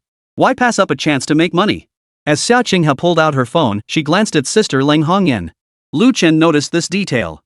It seemed Xia Qinghe was the type of close friend who cared about Lung Hongyan's feelings. But Lung Hongyan didn't seem to mind much, a good sign. So, Brother Lu, should we all add each other? Xia Qinghe smiled, her eyes crinkling into crescent moons. Lu Chen mentally gave himself a thumbs up, perfect finish. Both beauties were now connected. Lung Hongyan's business card bore her work phone and email, the first step toward trust. Xia Qinghe's WeChat contact, however, was an unexpected bonus. Through her, he could keep tabs on Lung Hongyan's movements anytime. This meal had been worth every penny. As Lu Chen scanned the QR code to add Xia Qinghe on WeChat, he mentally calculated his gains. Not only had he established initial contact, but he'd also found a plausible excuse for future interactions. The private jet bait was brilliant. Now it was just a matter of reeling her in step by step. The dishes began arriving one after another. May I assist you, ladies? Lu Chen picked up the knife and fork, elegantly serving the 2 flight attendants. Through conversation, Lu Chen skillfully steered the topics toward their interests. Sharing aviation expertise with Lung Hongyan and recounting travel anecdotes for Xia Qinghe. The 3 were deep in conversation when Lin Yuqing happened to be supporting the tipsy Su Xiaoli as they staggered out of the restroom.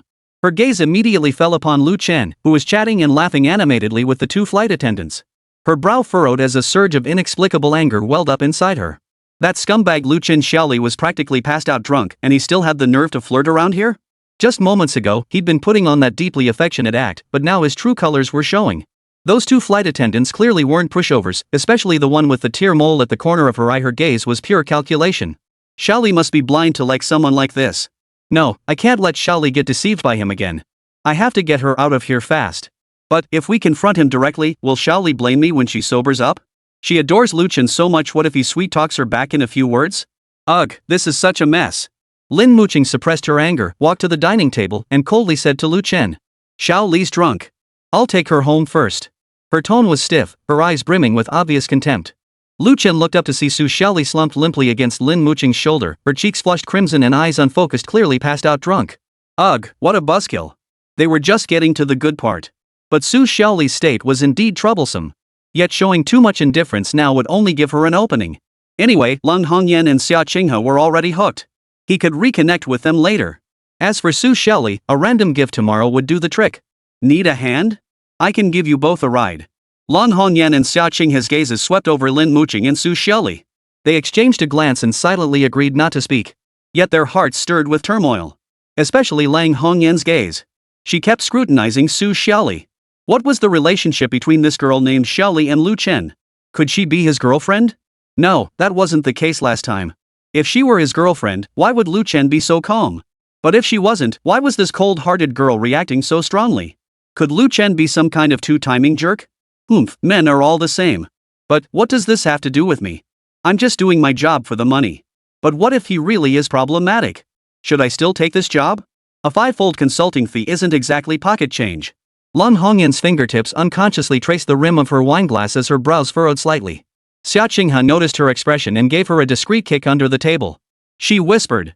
Sis Hongyan, what are you overthinking now? That Lu Chen looks like a deep-pocketed guy. Who cares if his personal life is messy? As long as the money comes in. Besides, he never explicitly said he has a girlfriend. Maybe they're just regular friends. But Lang Hongyan's expression remained slightly uneasy. This worried Xia Qinghe. No, I have to give her a push. Chapter 103, My Purse Won't Fall. Oh no, it's so tempting. Xia Qinghe winked at Lang Hongyan, a mischievous smile curling her lips. Lang Hongyan shot her a glare and gave her thigh a sharp pinch. That dead girl, hinting away again. Does she really think I don't know what she's up to? She just wants me to take advantage of the situation and make more money, right? But what if Lu Chen really is a fraud? What then, if I end up with a whole mess on my hands? Xia Qinghe grimaced in pain but dared not make a sound in public, instead rubbing her thigh with a pouty expression. Lu Chen observed their little antics with a smirk, though outwardly he maintained his impeccable composure. No need. I can handle this myself. Lin Yuqing coldly rejected Lu Chen's offer, supporting Su Xiaoli as she turned to leave. Lu Chen rose to his feet, feigning concern as he said, Take care on your way. Let me know when you arrive. With that, he even pulled out Lin Yuqing's chair for her. Lin Yuqing left the restaurant without looking back. Lu Chen watched their retreating figures, shrugged, and sat back down. He offered Lang Hongyan and Xia Qinghe a helpless smile. Sorry, my friend had a bit too much to drink. Lang Hongyan gave a faint nod, asking no further questions. Xia Qinghe, however, couldn't contain her curiosity. She leaned in and asked, Brother Lu, is that your girlfriend? Xia Qinghe sure was direct. But Lu Chen seized the chance to clear up their doubts. Lu Chen chuckled softly and shook his head. Just a friend. She's having a rough day and had a few too many drinks. Lang Hongyan felt slightly relieved upon hearing Lu Chen's answer, though she still didn't fully let down her guard. Just friends? The girl's reactions didn't exactly suggest just ordinary friends. Still, since Lu Chen said so, pressing further would make me seem petty. Forget it. I'll just wait and see. If he really has ulterior motives, he'll slip up sooner or later. Xia Qinghe, however, pressed on with a gossipy look. Brother Lu, with your charm, do you often get misunderstood? Lu Chen spread his hands in feigned resignation. What can you do? Being handsome comes with its own set of troubles. Xia Qinghe burst into laughter and Lang Hongyan couldn't help but curve her lips. Seeing Lang Hongyan smile too. Xia Qinghe's eyes darted around restlessly as she hatched a new plan. Lu Chen was actually quite humorous, unlike those pretentious nouveau riche types. Sis Hongyan was clearly amused too, yet she insisted on keeping a straight face. How awkward. But this was fine too, at least the atmosphere wasn't so awkward anymore. I need to step up my game and bring these two together, might even score some perks for myself. Lang Hongyan caught Xia Qinghe's gaze and shot her a warning glare. Seeing Lang Hongyan's expression soften slightly, Lu Chen seized the moment and raised his wine glass. Here's to our meeting. Xia Qinghe responded enthusiastically. Lang Hongyan hesitated briefly before raising her glass as well. The 3 glasses clinked softly in the air, producing a crisp sound. After 3 rounds of wine, the conversation gradually deepened. Lu Chen deliberately steered the conversation toward Lang Hongyan's professional field, occasionally posing questions that prompted her to speak eloquently. Seeing Lang Hongyan gradually relax, Xia Qinghe felt her heart swell with delight. Sis Hongyan is finally getting into her groove. It seemed Lu Chen really had some skills, getting her so engrossed in conversation. Once they're together, shouldn't this matchmaker get a little something in return? But she couldn't get carried away just yet. She needed to keep creating opportunities for Lu Chen. She deliberately yawned and stretched. Oh dear, it's getting late. I have a flight tomorrow, so I should head back. Lang Hongyan froze, glancing at her watch instinctively. So soon? Xia Qinghe winked at her. Sis Hongyan, you and brother Lu chat a bit longer. I'll just grab a cab back myself. Lang Hongyan looked puzzled. Take a taxi back by herself? What's this girl up to now? We clearly agreed to go back together. Could she be trying to set me up with Lu Chen? What nonsense. But, if I just leave now, it might seem too deliberate. Forget it, I'll stay a little longer. It's just business anyway. Lang Hongyan nodded helplessly. Well, drive safely. Xia Qinghe picked up her bag with a smile and waved at Lu Chen. See you next time, brother Lu. Lu Chen stood to see her off. Need me to hail a cab for you? Xia Qinghe waved it off. No need, no need. You guys keep chatting. With that, she briskly left the restaurant. Lu Chen had to admit. Xia Qinghe's assist came at just the right moment. Now it was just me and Lang Hongyan alone, a rare opportunity. I needed to finalize the consultant matter quickly and, while I was at it, gauge her feelings toward me. He sat back down and casually inquired. Miss Lang must be quite busy with work, right? Lang Hongyan took a light sip of wine and nodded. It's manageable. I'm used to it. Lu Chen smiled faintly. A woman as accomplished as you must have many admirers, right? Lang Hongyan raised an eyebrow. Mr. Lu, are you inquiring about my private life? Lu Chen hastily waved his hands. Not at all, not at all. Just pure curiosity. After all, with Miss Lang being so outstanding, it would be strange if no one pursued you. Work keeps me too busy to think about such things. Lu Chen sighed with feigned regret. That's truly unfortunate. But perhaps it's for the best. It gives me the chance to invite Miss Lang to be my consultant. Lang Hongyan glanced at him, a faint smile playing on her lips. Are you so certain I'll accept, Mr. Lu? Lu Chen shrugged. At 5 times the price, I can't think of a reason Miss Lang would refuse. If you find the offer too low, to secure such a professional consultant as yourself, 10 times the price is certainly negotiable. Hearing he was willing to offer 10 times the price.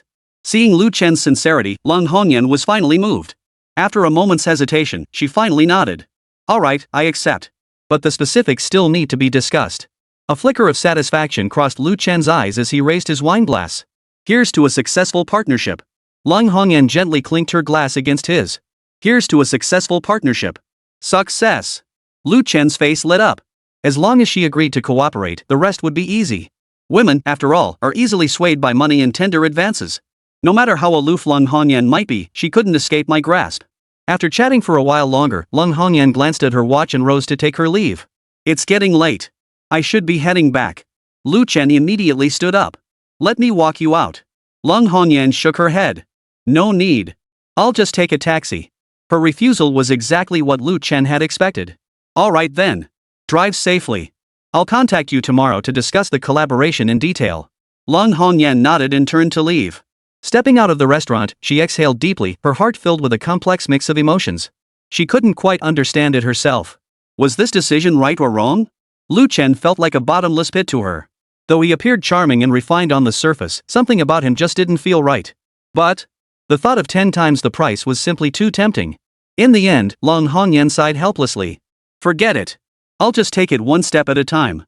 As long as I keep my distance, it should be fine. I'll never fall for a man like him. Lang Hongyan, you must believe in yourself. Here, Lang Hongyan was rallying her own courage. Meanwhile, Lu Chen watched her retreating figure, a meaningful smile curling his lips.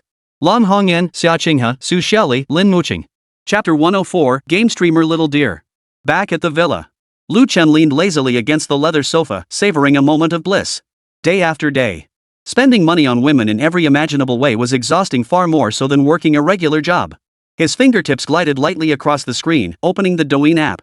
Big Data seemed to have already figured out his preferences, as the first livestream on the homepage featured a beautiful woman broadcasting live. Lu Chen's lips curved upward, revealing a hint of amused satisfaction. He enjoyed this feeling of being understood by the algorithm.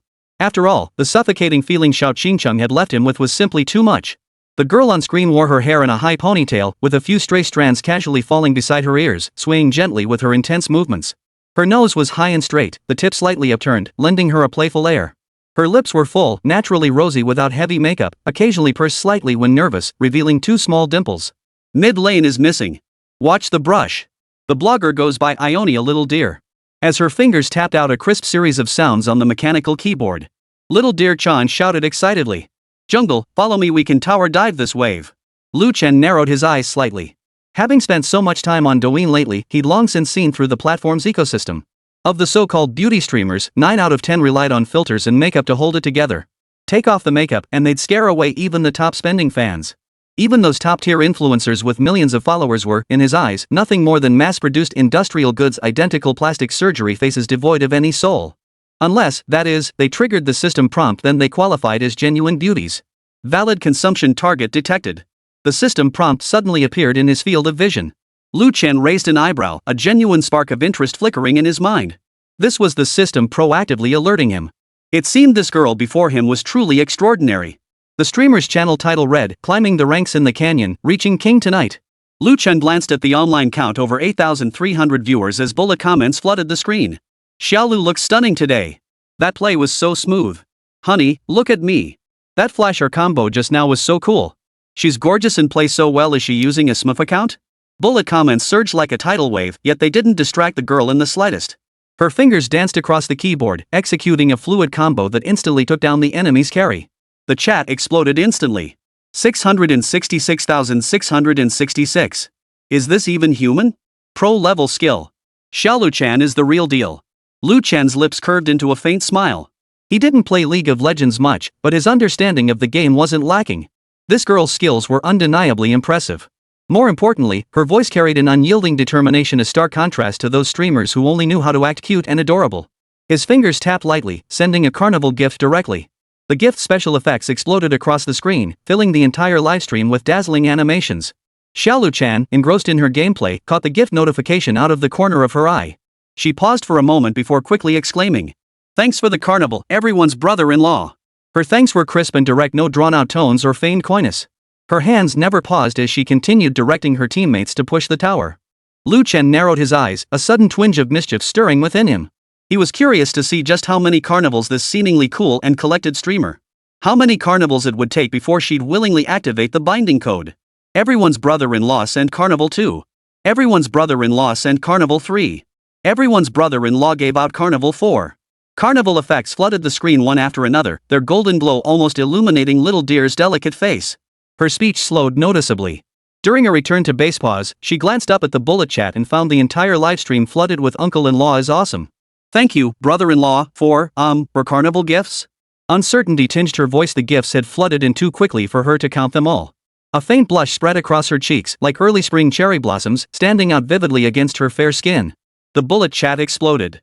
Holy crap, 4,000 just like that? Does your brother-in-law own a mine or something? Little Deer's blushing, ha ha ha. Now that's a real big brother. Lu Chen chuckled softly, his slender fingers continuing to tap lightly on the screen. This is just the beginning. Nationwide brother-in-law sends Carnival 5. Nationwide brother-in-law sent Carnival 6. Everyone's brother-in-law sent Carnival 20. Little Deer was completely dumbfounded. She dropped her mouse, covered her mouth with both hands, and stared wide-eyed like a startled fawn. Her ID was truly fitting. Her lashes trembled slightly, her lips parted, yet she couldn't speak for a moment. The bullet chat exploded. Holy. 17,000 yuan. Her husband is a true high roller. Isn't this the new big spender from the past few days? Little Deer's been knocked out by the barrage, ha ha. Thank you, brother-in-law, for your 20 carnival tickets. Her voice grew fainter and fainter until it was barely more than a whisper. How many games would I have to play to earn that back? Lu Chen found her reaction amusing. He'd assumed a technical streamer like her would be unfazed by gifts, but she turned out to be more easily embarrassed than those entertainment streamers.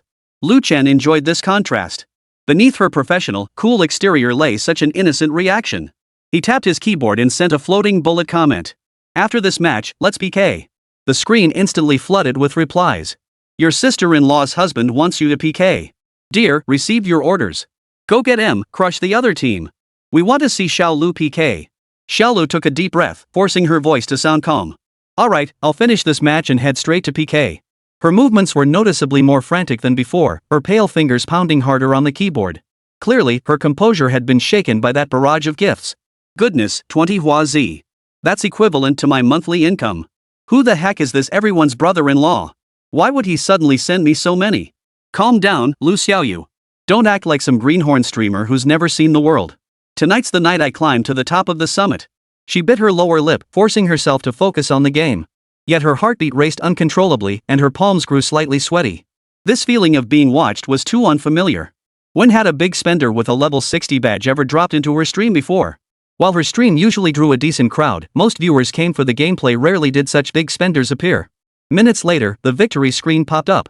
Xiao Lujiao swiftly exited the post-game summary and activated the PK voice chat feature. She connected with a male streamer whose ID was Canyon King. The moment the connection was made, he chuckled. Oh my, little dear, how come you've got time to PK with me today? Not afraid of crying your eyes out if you lose? Chapter 105, Take Her Down. Goddess number 8, Lu Xiaolu. Cannon King sat upright before his computer, his appearance unremarkable, dressed casually in a black t-shirt.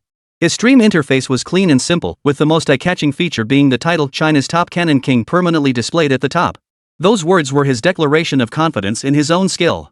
Meanwhile, in Little Dear's live stream room, facing Cannon King's provocation, she bit her lip, a stubborn resolve flashing in her eyes. Cut the crap.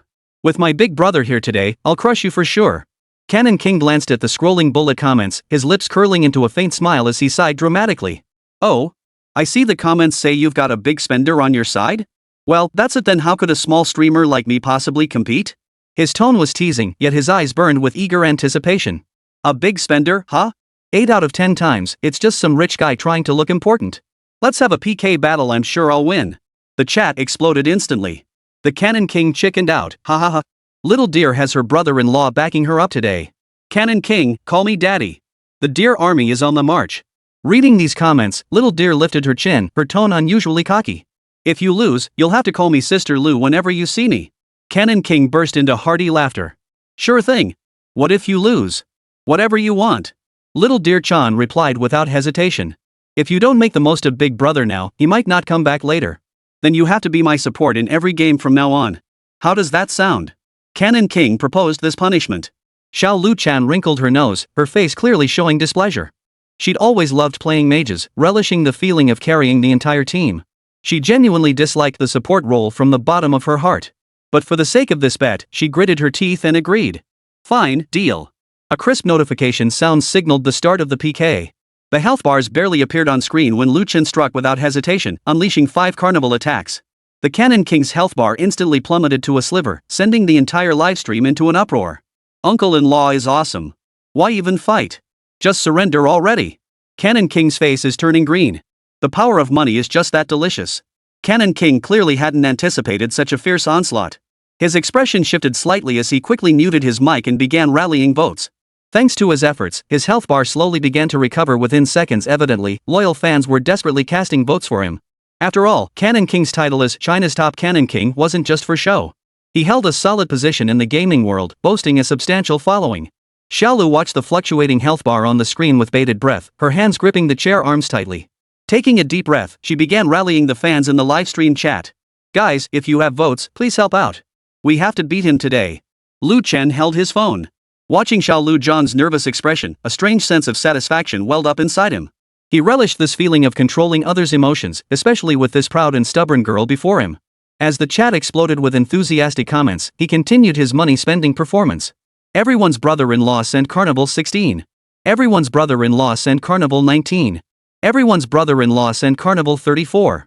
A whopping 34 carnivals, a massive gift worth 34,000 yuan slammed Xiao Lu Zhao's health bar right past Cannon King's. Across the screen, Cannon King's eyes widened as he muttered incoherently. Unfortunately, with his mic muted, no one could make out his words. Xiaolu Chan froze for 2 seconds, seemingly still reeling from the massive surprise. Then, she suddenly leaped up from her chair, arms raised high in triumph. We won! My brother-in-law is so awesome! A radiant smile blossomed across her face, her lips stretching into the widest grin, her eyes crinkling into crescent moons. 2 adorable little fangs peeked through, perfectly complementing her 2 dimples. And honestly? When this streamer smiled, she bore an uncanny resemblance to the celebrity Zhu Zhu. And it was precisely this cheer that triggered the activation code. Ding! Command verified. Detected a goddess target meeting system standards. Proceed with binding goddess number 8 Lu Xiaolu? Bind. Name, Lu Xiaolu 85 points. Visual appeal, influencer goddess equals 80 points. Affinity, 1%. Age, 20. Figure, 87 points. Personality, blank slate. Total score, 86 points. Goddess. Willingness to spend, 10. Congratulations. Lu Xiaolu has accepted your consumption. Current consumption willingness, 10. After consumption, settlement will be based on the highest return rate. Detected your consumption for goddess Lu Xiaolu. Lu Chen nodded with satisfaction, a barely perceptible smile curling at the corners of his mouth. Goddess number 8, successfully secured. For his fledgling entertainment company, this was undoubtedly adding a major player to the roster. At that moment, the bullet chats in both livestream rooms erupted in celebration once more. 34 carnivals. Brother-in-law is the real deal. Canon King, call her sister dear. Little Lu's smile is so sweet. He's definitely the new top-tier spender, brother-in-law. Canon King stared at the huge gap. He reluctantly unmuted his mic, a wry smile on his face. Fine, fine. Sister Lu. I surrender. Your big brother over there is too ruthless. He shook his head helplessly. With such a huge gap, I'm not a top streamer. I can't even steal towers. Next time, don't bring cheats to PK. Pao Wang complained half-jokingly. Xiao Lu Jiao tossed her head triumphantly, her high ponytail swinging with the motion. You lose, you pay. Remember to call me Sister Lu when we meet next. 34 carnivals? That's insane. Little Deer couldn't help but wonder what exactly was this nationwide brother-in-law up to? Could he have a crush on me? But judging by his generosity, he shouldn't be short on female companions. Could it just be that he genuinely enjoys watching games? Or, is he impressed by my gaming skills? Speculations flashed through her mind as her gaze drifted unconsciously to the viewer list. The national brother-in-law ID, adorned with a golden badge, sat there silently, revealing nothing more. Mysterious, wealthy, and generous, this combination was irresistible to any streamer. Thank you once again for your support, brother-in-law. Xiaolu Chan flashed a sweet smile at the camera, yet her eyes drifted toward the gift leaderboard. There, everyone's brother-in-law had already claimed the top spot, his contribution points far surpassing the second place by a wide margin. Is there any hero you'd like to see, brother-in-law? I could play a special match just for you. Her tone carried a hint of caution and anticipation. After all, as a game streamer, she didn't have much else to offer. She couldn't very well ask Xiao Lu to stand up and do the train dance, could she? The chat exploded with cheers. Pick a hero, bro. Xiao Lu's buttering out the big spenders. I wish Xiao Lu would pick heroes just for me too. Dream on, upstairs. You'd need my brother-in-law's bankroll first. Lu Chen gazed at the girl's expectant eyes on the screen, his fingers lightly tapping out a line on the keyboard. Just play what you're best at. Xiao Lu Chan's eyes lit up instantly upon seeing the comment, her smile growing even brighter. I'm best at assassin heroes, especially Akali and LeBlanc. Her voice brimmed with unmistakable pride. How about playing Akali this game? I'll show my brother-in-law some god-tier plays. Lu Chen smiled faintly, tapped lightly with his finger, and sent another 10 carnival tokens. Chapter 106, Special Holiday 520. Early morning. Sunlight streamed through the floor-to-ceiling windows into the bedroom. Lu Chen rubbed his eyes and sat up from the plush king-size bed. Surveying the space, the master bedroom of this penthouse villa felt so vast he could hear the echo of his own breath. Last night, he'd clearly been lying on the sofa, gifting viewers while watching Xiaolu stream her climb to the king tier. How had he ended up in bed when he woke? He stretched lazily, his gaze drifting to the nightstand. Ji Xiaoyu had already prepared breakfast. A steaming cup of Blue Mountain coffee, 2 slices of toast topped with caviar, and a small bowl of fresh fruit salad. All right. Seems Ji Xiaoyu was the one who took care of things. The effects of last night's Western-style wine were still lingering. That girl snuck off to work again. Lu Chen's lips curved upward involuntarily, a wave of warmth washing over him. Ji Xiaoyu was always like this even though she'd been told not to prepare breakfast. Yet she'd appear in the kitchen punctually every morning, like a diligent little bee. Lu Chen lifted his coffee and took a sip. The perfect temperature and bitterness made him close his eyes in comfort. He recalled the stage-based consumption task in the system. Ji Xiaoyu, target amount 10 million. To him now, that figure was mere pocket change. But Ji Xiaoyu's stubborn nature complicated matters. I need to figure out a way to get her to spend money. She's always so eager to work. That's not a good thing. Lu Chen rubbed his chin. If this girl loves working for money, then we'll have to target what she needs. He picked up his phone and opened Ji Xiaoyu's chat window. The last message was still from last night at 11 p.m. Ji Xiaoyu's good night followed by a little moon emoji. Lu Chen's fingers hesitated for a moment, but he ultimately didn't type anything. Forget it. He'd wait until she returned. Maybe opening a wellness center for her would suit him better. A new message notification suddenly popped up at the top of the screen, a meme from Lin Yuqing, a blinking cat. Lu Chen raised an eyebrow. What was this girl up to now? He tapped open the chat window. Beside Lin Yuqing's profile picture, the words "the other party is typing" lingered for a long while. Finally, only a simple sentence appeared. Brother-in-law, it's 520 today. Got time? Seeing Lin Yuqing's hesitant tone, it was clear she'd typed and deleted, and typed again. In the end, she'd only managed to squeeze out this tentative question. He could almost picture the girl tossing and turning on her dorm bed, all coy and flustered. Lunch together? That Japanese place from last time.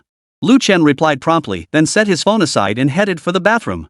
He knew Lin Yuqing would agree she never turned down his invitations. Warm water washed over his body. Lu Chen closed his eyes, yet his mind drifted to Lin Yuqing's face, bearing a 7/10 resemblance to his ex-wife Lin Xiaoyu, yet possessing a completely different aura. System, check Lin Yuqing's current affinity level. Lu Chen silently commanded in his mind. Lin Yuqing's current affection level, 70%. It went up again? Lu Chen dried himself off, thoughtfully applying aftershave while staring at his reflection. Last time he checked, it was 68%. Only 2 weeks had passed. He shook his head, dismissing the thought, and began selecting his outfit for the day. Meanwhile, in the university girls' dormitory, Lin Yuqing was curled up on her bed watching variety shows when her phone suddenly vibrated. Almost reflexively, she grabbed her phone.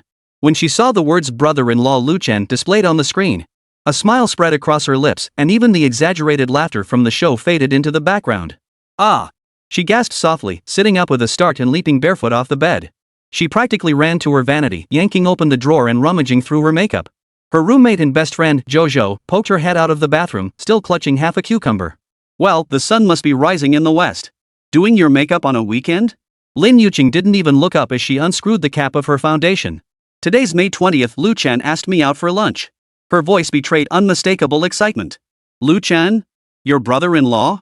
Jojo took a crunchy bite of cucumber and leaned in closer. Didn't he just buy you that limited edition bag a few days ago? And now he's asking you out again? Lin Yuqing gently patted her cheeks with a powder puff, glancing at Jojo through the mirror. What's the matter? Not interested? Her tone carried a hint of show-off. My brother-in-law said we're going back to that Japanese restaurant, the one where it's 3,000 per person. Jojo rolled her eyes. Fine. Whatever you say, sis. By the way, are you still going to that car show gig this afternoon? The organizers just posted in the group chat that they're short-staffed and bumped the hourly rate to 300. The paintbrush froze mid-air. Lin Yuqing turned her head, raising an eyebrow slightly. Do you really think I need to stand for 8 hours just to earn that little money now? She set down the brush and waved her phone. My brother-in-law just transferred me 10,000 yuan for spending money yesterday. Jojo's cucumber froze mid-bite. After a moment, she turned and walked toward the bathroom with a pout. Got it. My bad for butting in.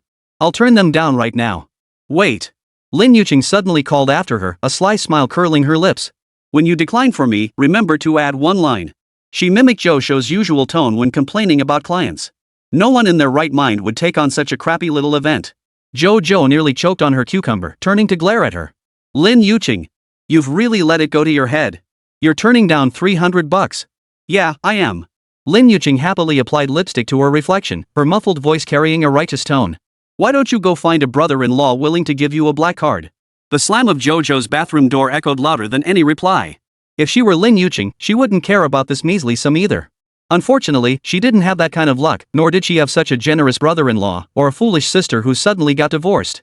Lin Yuqing stared at the closed bathroom door, gave a soft snort, and returned her focus to her makeup. What should I wear? Her makeup complete, she bit her lower lip and thought, her gaze scanning the wardrobe. Finally, she settled on that creamy white knit dress. Its waistline was cinched extremely narrow, perfectly accentuating her curves, while below the knees it suddenly flared out into a fishtail hem. It swayed gently with each step, making her ankles appear even more delicate. Lin Yuqing spun before the full-length mirror, nodding with satisfaction. She retrieved the bottle of pearlescent body lotion she'd been saving, carefully applying it to her legs. Under the light, her skin glowed with a pearlescent sheen, as if coated in honey. This was the same body lotion used by celebrities. Perfect. She winked at her reflection, then picked up the perfume and lightly sprayed it twice behind her ear and on her wrist. This was the gift Lu Chen had given her last time, supposedly some niche French brand, costing over 5,000 yuan per bottle. Her phone vibrated. Lu Chen had sent the restaurant location and reservation time. Lin Yuqing happily replied with a cute emoji. I'm heading out. She called out toward the bathroom, then dashed out of the dorm with her bag before Jojo could respond. Lu Chen arrived at the restaurant 20 minutes early. This Japanese restaurant, perched on the top floor of the CBD, was renowned for its privacy and high-quality cuisine, a frequent haunt for the city's elite. The waitstaff clearly recognized this regular customer and respectfully escorted him to his reserved private room. Chapter 107, Reward. I know a woman's heart. Lu Chen arrived at the restaurant 20 minutes early. This Japanese restaurant, perched atop the CBD, was renowned for its privacy and high-end offerings, a favorite haunt for the city's elite. The waitstaff clearly recognized this regular patron, though they were curious why every woman accompanying Lu Chen was so stunningly beautiful and each one uniquely different. He still led Lu Chen to the reserved private room with utmost respect. Mr. Lu, the usual today? The manager personally came over to greet him. Lu Chen shook his head. Waiting for someone. Start with a glass of Yamazaki 18-year-old. The amber liquid swayed in the glass. Lu Chen gazed at the city skyline outside the window, his thoughts drifting to the system task. Lin Yuqing in Ji Xiaoyu's second stage 10 million yuan spending mission was just a few million short of completion. He wondered what the reward would be. He sipped the whiskey, its rich flavor spreading across his tongue. When the waiter approached for the second time to take their order, the glass door to the private room finally swung open. Lin Yuqing trotted in, her hair still damp with rain, cheeks flushed from the sprint. Brother-in-law. She sat down, panting, setting her handbag aside. The taxi got stuck in traffic, so I ran over. Lu Chen's gaze lingered on her for a few seconds. Lin Yuqing looked especially elegant today, the creamy white knit dress perfectly outlining her figure. The fishtail hem swayed gently with her movements. Even more striking were her legs bare without stockings, yet coated in pearlescent body lotion that shimmered alluringly under the lights. No rush. Lu Chen handed her a napkin, his voice calm. His gaze, however, roamed freely up and down her form. Lin Yuqing accepted the napkin to wipe her hands, her fingertips deliberately grazing Lu Chen's palm. The sensation of that brief contact shot through Lu Chen's arm like an electric current, forcing him to clear his throat to mask his reaction. Don't be so impatient next time. Your safety comes first. I missed you. Lin Yuqing lifted her gaze, her eyes crinkling into crescent moons, her affection for Lu Chen utterly unguarded. Lu Chen didn't respond, merely pushing the menu across the table. This girl. Ever since he rescued her last time. She'd always say something ambiguous whenever they met, then watch his reaction. At first, Lu Chen would feign sternness to correct her. Later, he realized that the more he tried to stop her, the more she persisted, so he simply let her have her way. Lin Yuqing expertly ordered bluefin tuna belly and snow crab, then pointed to the drinks menu. This sake, 2 bottles. You can drink? Lu Chen raised an eyebrow. He recalled the last family gathering, when half a glass of red wine had left her flushed like a ripe apple. Lin Yuqing paused mid-wipe with a damp cloth, her fingers still on her fingers. Lowering her lashes, her voice suddenly softened. I'm just a little sensitive to it. But if it's with my brother-in-law, it's fine. Lu Chen suddenly flicked her forehead. Little liar. Ow. She covered her forehead, peeking through her fingers to gauge Lu Chen's expression. After confirming her brother-in-law wasn't angry, she immediately took advantage of the situation and tugged at his sleeve. So can I drink it or not? Whatever you want. Lu Chen shook his head helplessly, though inwardly he found it amusing. This girl clearly couldn't hold her liquor yet insisted on pretending nothing more than an attempt to create some shared experience. When the sashimi platter arrived, Lin Yuqing held her phone, searching for the perfect angle. Lu Chen sliced a piece of tuna and heard her whisper. Brother-in-law, can I get a little bit of you in the shot? Lin Yuqing's phone lens was focused on Lu Chen's hand holding the chopsticks. Lu Chen set down his chopsticks, looking puzzled. This girl had never once asked for a photo together when they went out before. Why was she suddenly into taking pictures together now? What's the point of taking this? Just. With a budding teenage heart, Lin Yuqing bit her lip, her eyes glistening. Just want to post it on my social media. Lu Chen stared at Lin Yuqing for 2 seconds. This girl was acting unusually today. While she'd occasionally act coy before, she'd never once suggested taking his photo. Under her brother-in-law's steady gaze, Lin Yuqing's ears slowly flushed crimson, and her hand holding the phone began to tremble slightly, like a nervous little rabbit. Oh no. Does my brother-in-law not want to make our relationship official? Just as Lin Yuqing was about to give up, Lu Chen suddenly placed a piece of crab leg meat into her bowl. Whatever you say. As long as you're happy. As the camera clicked, a system notification suddenly sounded in Lu Chen's mind. Lin Yuqing affection plus 5%. Lin Yuqing's affection reaches 85%. Reward, Real Man Gift Pack 1. Lu Chen's chopsticks froze mid-air, nearly dropping the sushi he'd just picked up onto the table. He looked up across the table. Lin Yuqing, who hadn't stopped giggling, was bent over editing her WeChat moments. A smile played at the corners of her mouth as her fingers danced rapidly across the screen. Holy? Lu Chen exclaimed inwardly, though his expression remained calm. He hadn't expected that simply agreeing to let Lin Yuqing take a photo for her Moments post would cause her intimacy level to suddenly break through the 85% threshold.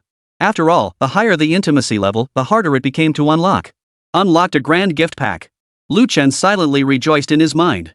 True Man gift pack contents, overall physical attributes plus 20%, male charm plus 20%, special skill I know a woman's heart level 1. I know a woman's heart description allows preliminary perception of a female's emotions. As level increases, more emotional content becomes perceptible. Holy crap! This is basically the starter version of mind reading. Lu Chen fought the urge to shout this is awesome after receiving the reward, continuing to eat as if nothing had happened. But his gaze involuntarily lingered on Lin Yuqing. He tried to understand what this sudden surge in affection meant. Weird. It was just a photo, right? Why did my affinity spike? Women's minds are just too hard to figure out, aren't they? Lin Yuqing seemed to sense Lu Chen's gaze and lifted her head to flash him a sweet smile. Brother-in-law, why are you staring at me? Nothing. Lu Chen averted his gaze and took a sip of sake. Just thinking your sister Xiaoyu's been working herself to the bone lately. We should find a way to help her relax. Lin Yuqing's expression shifted subtly for a moment before her smile returned. That's just how she is. When you're with her, Sister Xiaoyu gets so intensely focused it's almost scary. She tilted her head, her eyes sparkling with amusement. But if you want to take her out, I can help brainstorm ideas. Lu Chen nodded, offering no reply. He noticed the complex undertone in Lin Yuqing's voice when she mentioned Ji Xiaoyu, a mix of concern and something else entirely. System, activate I know women's hearts. Lu Chen silently commanded in his mind. Success, detected target Lin Yuqing's primary emotions excitement, anticipation, jealousy mild. Jealousy? Lu Chen couldn't help but smile wryly. Is it jealousy toward Ji Xiaoyu? Just as expected. Even a well-behaved girl like Yuqing couldn't escape female rivalry. Brother-in-law, try this. Lin Yuqing suddenly picked up a piece of tuna belly with her chopsticks and held it right up to Lu Chen's lips. Ah! Lu Chen instinctively opened his mouth to catch it. The fish melted in his mouth, utterly delicious. But what caught his attention more was the sparkle in Lin Yuqing's eyes and the faint blush on her cheeks. Is it good? She asked expectantly. It's good. Lu Chen nodded, simultaneously noticing the system prompt indicating Lin Yuqing's favorability had risen another 1%. Chapter 108, This Girl's Got Good Fortune. After 3 rounds of wine and 5 courses of food, Lin Yuqing was now happily posting updates to her social feed. Photos of the food, the restaurant's decor, Lu Chen's profile shot, and her own carefully edited selfie. All arranged into a 9-grid collage. The caption was brief yet intimate. Thanks for treating me to a feast, brother-in-law heart. Lin Yuqing stole a glance at Lu Chen's reaction. What would he think seeing this? Would he think I'm being too forward? Wait, he's single now anyway. This doesn't cross any lines. Most importantly, I need to let those women eyeing my brother-in-law know that I'm the one closest to him. Lu Chen initially thought Lin Yuqing was making an official announcement. But after seeing the WeChat Moments post, his doubts vanished. This kind of post doesn't count as an official announcement, it's just family interaction at most. The girl still had some sense. He'd been worried his sister-in-law might use this chance to stir up some ambiguous drama. After all, though Lin Yuqing was young, she was sharp-witted and occasionally pulled moves that caught him off guard. But now it seemed this was for the best. It spared him the trouble of explaining himself to other women. Lu Chen detested nothing more than women squabbling and accusing each other over jealousy. The meal wasn't cheap, the bill came to 82,000 yuan. Lin Yuqing glanced at the bill and inwardly gasped. Though she knew Lu Chen wasn't short on cash, spending an ordinary person's annual salary on a single meal still made her feel a bit uneasy. Goodness gracious. Over 80,000 for just this meal. That bottle of wine alone cost over 50,000? The discounted wine I bought at the supermarket was only 199. Where's the difference? But my brother-in-law was so cool when he swiped his card without batting an eye. Is this what life in high society is like? If only it could stay like this forever. But those feelings were quickly replaced by excitement. After all, it wasn't her money, and her brother-in-law seemed completely unfazed. Seems he still had plenty of money left after buying that villa. After the waitstaff respectfully saw off Lu Chen and Lin Yuqing, she couldn't help whispering to her colleague beside her. It's that Mr. Lu again. He brought another beauty just a few days ago, and today he's brought an even younger one. Each has her own charm. Where does he find these beauties? But this young lady is so fresh-faced, with eyes that seem to speak volumes. Sigh, rich people are just different, they sign an 8-figure bill like it's buying a bottle of mineral water. I've been working here for 3 years and never seen anyone as carefree as him. That girl's lucky too, hooking up with such a sugar daddy at such a young age. Shoo, quiet. The manager's coming. No matter how the waitstaff discussed Lu Chen, with his hearing, he could pick up every word even from dozens of meters away. But he paid them no mind. After all, the troubles of the wealthy inevitably include being envied, resented, and hated. Lin Yuqing, slightly flushed from the wine, clung tightly to Lu Chen's arm as she walked, her body practically pressed against his. Lin Yuqing brushed against Lu Chen's arm with subtle, almost accidental contact. The soft sensation stirred an unusual feeling within him. This girl, she loses all sense of restraint after a few drinks. Well, he was divorced now anyway, and besides, Yuqing was being so forward. Why not take advantage of this 520 occasion and make things official tonight? Noticing her brother-in-law wasn't repelled, Lin Yuqing pressed even closer, tilting her face up to flash him a sweet smile. My brother-in-law didn't push me away. His arms are so strong, way better than those guys at the school gym who just show off. I have to seize this chance. My bestie Jojo always said, good guys are like limited edition handbags, if you blink, someone else will snatch them up. Brother-in-law, where should we go next? Anyway, my sister and brother-in-law are divorced now. Lin Yuqing must be trying to make Lu Chen her husband as soon as possible. Seeing more and more women around her brother-in-law, Lin Yuqing felt a growing sense of crisis. Lu Chen glanced down at her. The little girl's eyes sparkled with anticipation. Clearly, she wasn't done playing yet. Lu Chen thought for a moment and said, it's a holiday today. I'll take you shopping. He had nothing else planned today, so accompanying her shopping wouldn't hurt. Lin Yuqing's eyes lit up, and she immediately suggested. Great. Starlight Plaza is nearby, shall we go there? Starlight Plaza? The moment Lu Chen heard that name, a figure flashed through his mind. His ex-wife, Lin Yuqing. If he remembered correctly, her studio was located near Starlight Plaza. Running into her would be incredibly unlucky. Even though they were divorced, being seen shopping with her sister wouldn't look good if word got out. Is that girl Yuqing genuinely clueless or just being stubborn? He immediately shot down the suggestion. Let's go to Honglong. I'll buy you a Hermes bag as a gift. Hermes? Lin Yuqing gasped, her eyes widening in surprise. She then threw her arms around Lu Chen's neck, jumping up to hang onto him. Brother-in-law. I love you to bits. Passers-by nearby witnessed Lu Chen's good fortune. Couldn't help but sigh with admiration. TSK, young people these days have no shame. Hugging and kissing like that in public. But that guy looks pretty loaded, no wonder he snagged such a gorgeous girl. Sigh, if only my son had half his skills. Rich folks sure know how to have fun. Though honestly, if I had money, I'd probably go even wilder. Ignoring the stares of passers-by, Lin Yuqing leaned in and planted a kiss on Lu Chen's cheek. Her soft lips carried a faint scent of wine. After the kiss, Lin Yuqing immediately realized she might have gone too far. Was I being too forward just now? Will my brother-in-law think I'm too forward? But seeing he didn't seem angry, it should be fine, right? Lu Chen froze for a moment. Before he could react, Lin Yuqing had already let go of him. Blushing, she grinned and hooked her arm through his, pulling him toward the mall. Hee, come on, brother-in-law. It must be said. Lin Yuqing's reactions were getting faster and faster. In the past, she would have been flustered and embarrassed. But now? After kissing Lu Chen, she seemed to be getting better at hiding her awkwardness. At the Hermes counter, Lin Yuqing flitted around the display like a cheerful little bird, touching this bag one moment and trying that style the next. The saleswoman took one look at Lu Chen's attire and Lin Yuqing's looks. Knew they were high-value customers. She eagerly followed them around, offering detailed explanations. But after much deliberation, Lin Yuqing found herself torn between two styles. One was a classic style priced at 96,000 yuan. The other was a limited edition piece priced at 88,000 yuan. She bit her lip, her eyes darting back and forth between the two bags, torn inside. Oh my gosh. I want them both. And the colors were perfect for summer. If only she could buy both. The classic model would be so impressive to carry, but the limited edition is more unique. What should I do? If I pick just one, will the other sell out quickly? Would my brother-in-law think I'm too materialistic? Chapter 109, he's only slightly more handsome than Yu Yan. Lu Chen noticed her hesitation and walked over to ruffle her hair. If you like them, buy both. What's there to hesitate about? Compared to women who just ask outright, a sister-in-law like this actually makes you more willing to spend money. At least she knew when to stop. Lin Yuqing felt a warm glow in her heart, but still shook her head. Pointing to the limited edition piece, she said. Just this one then. One is enough, I couldn't carry any more anyway. How could Lu Chen not understand her feelings?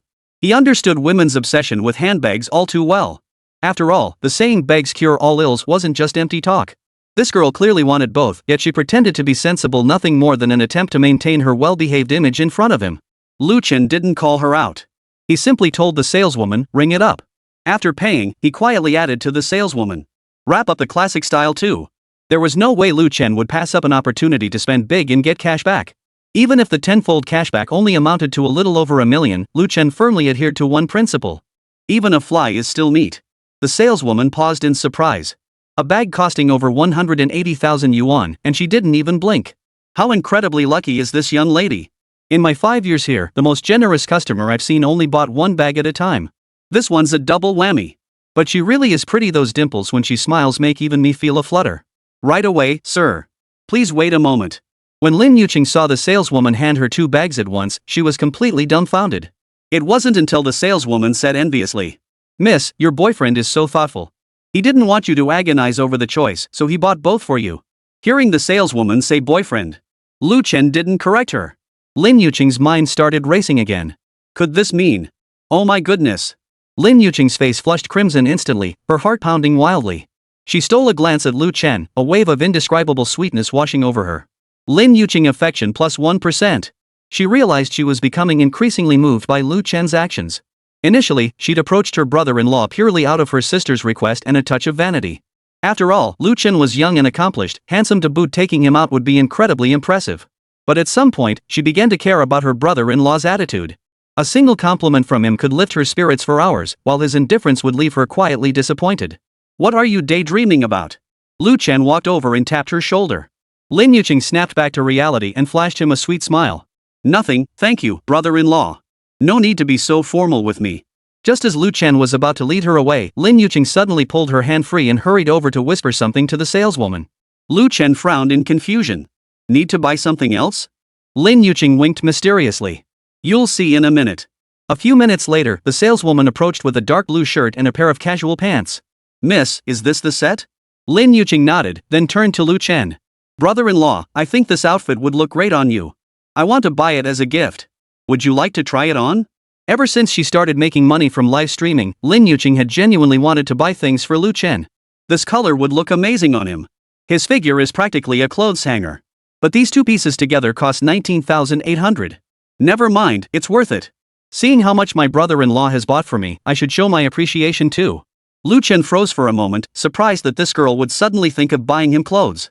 He glanced down at the tags. The prices were steep, totaling nearly 20,000 yuan. To him, this amount of money was practically nothing, not even worth a single strand of hair. But for Lin Yuqing, it was a significant expense. Seeing him silent, she thought he disliked it and quickly added, "If they don't fit, we can exchange them for something else." Chen watched her cautious manner, and something stirred within him. He reached out and ruffled her hair. No need to try others. This one will do. Lin Yuqing's eyes lit up, and she promptly asked the saleswoman to wrap it up. At checkout, her movements were unusually swift, as if fearing her brother-in-law might change his mind. The saleswoman watched them leave with envy. She sighed, thinking this was the happy life of the wealthy. She, on the other hand, was stuck being a struggling salesperson. Ah, if only my parents had given me better looks at birth. Turns out, the first watershed moment in life really is the amniotic fluid. Stepping out of the boutique, Chen, carrying the shopping bag, suddenly felt that Lin Yuqing seemed different today. He couldn't tell if she genuinely wanted to buy him something, or if it was a shift after their intimacy level increased. After all, among all the women in his life, his sister-in-law was the first one who genuinely bought something for him out of her own will. Brother-in-law, you look so handsome swiping your card. You'll look even better in the clothes I bought for you. Lin Yuqing stood on tiptoes, hands tucked behind her back, her eyes sparkling like stars. Watching Chen try on the outfit, her heartbeat quickened involuntarily. Dark colors truly flattered her brother-in-law best, perfectly accentuating the lines of his shoulders. Sis really had terrible taste passing up such a great guy just to get involved with that balding vice president. But maybe it's for the best. Otherwise, how could he have ended up with me? Lin Yuqing's thoughts drifted away, recalling the pain in Chen's eyes during his divorce. It had kept her awake all night, her heart aching for him. Seeing her brother-in-law bounce back now made her happier than receiving his generous tips during her live streams. Chen rubbed his temples in resignation. While it's true that clothes make the man and a saddle makes the horse, he knew full well in his heart. That little minx always exaggerated like this. He bent down to adjust his cuffs, catching a glimpse of himself in the mirror. He did look more alert than usual, but handsome? He chuckled wryly. He was well into his 30s now. Sure, he had muscles, abs, and was easier on the eyes than Peng Yuyan. How handsome could he really be?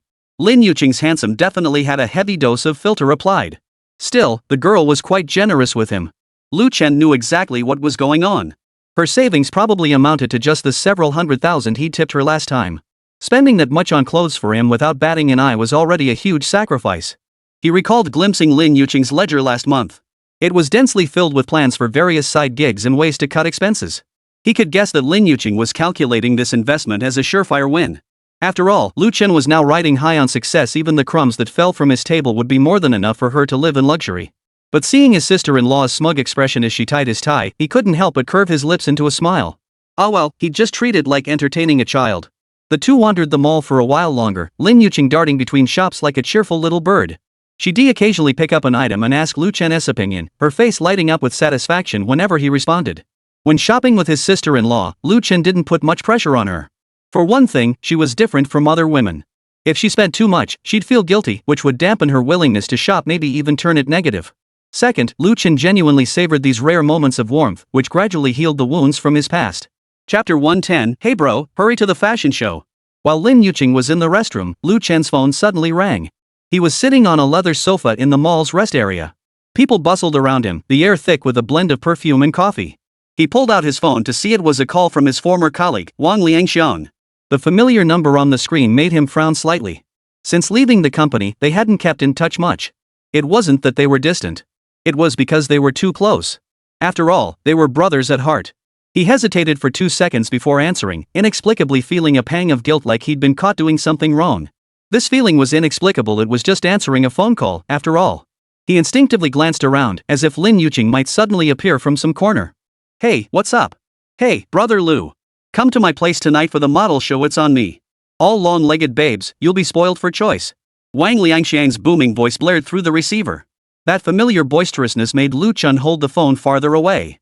The volume reminded him of their office days, when Wang Liangxiang's calls could be heard loud and clear across the entire workspace. Back when he was at the company, Wang Liangxiang loved to crack jokes, his voice booming so loudly the entire office could hear him. Lu Chen recalled one lunch break when Wang Liangxiang was telling dirty jokes in the break room, causing even the female colleagues from the finance department next door to peek out with flushed faces. Ever since Lu Chen had sent Vice President Zhang, who had colluded with his ex-wife, to jail, Wang Liangxiang had idolized him. That day, Wang Liangxiang specifically called to say, "Brother Lu is awesome." He was like a starstruck little fan. Now he constantly calls him Brother Lu. Coming from Wang Liangxiang, the title always carried a hint of street-smart camaraderie, leaving Lu Chen both amused and exasperated. After being pushed out by Vice President Zhang, Wang Lixiang landed a job as an event planner at a modeling agency. Word is he's doing pretty well, handling runway shows and commercial events. Occasionally, he'd score some insider perks, always dragging a few old colleagues along to appreciate the show. Last month, he even posted backstage photos in the group chat, setting off a chorus of envious howls from the single guys. In the past, Lu Chen would have jumped at such an invitation without hesitation. After all, what guy doesn't want to meet more beautiful women? He recalled the days of hitting bars with Wang Liangxiang and the others, a bunch of guys perched in a booth, eyes scanning the room like searchlights, egging each other on to swipe right on any decent-looking girl. He'd been to plenty of similar gatherings back then.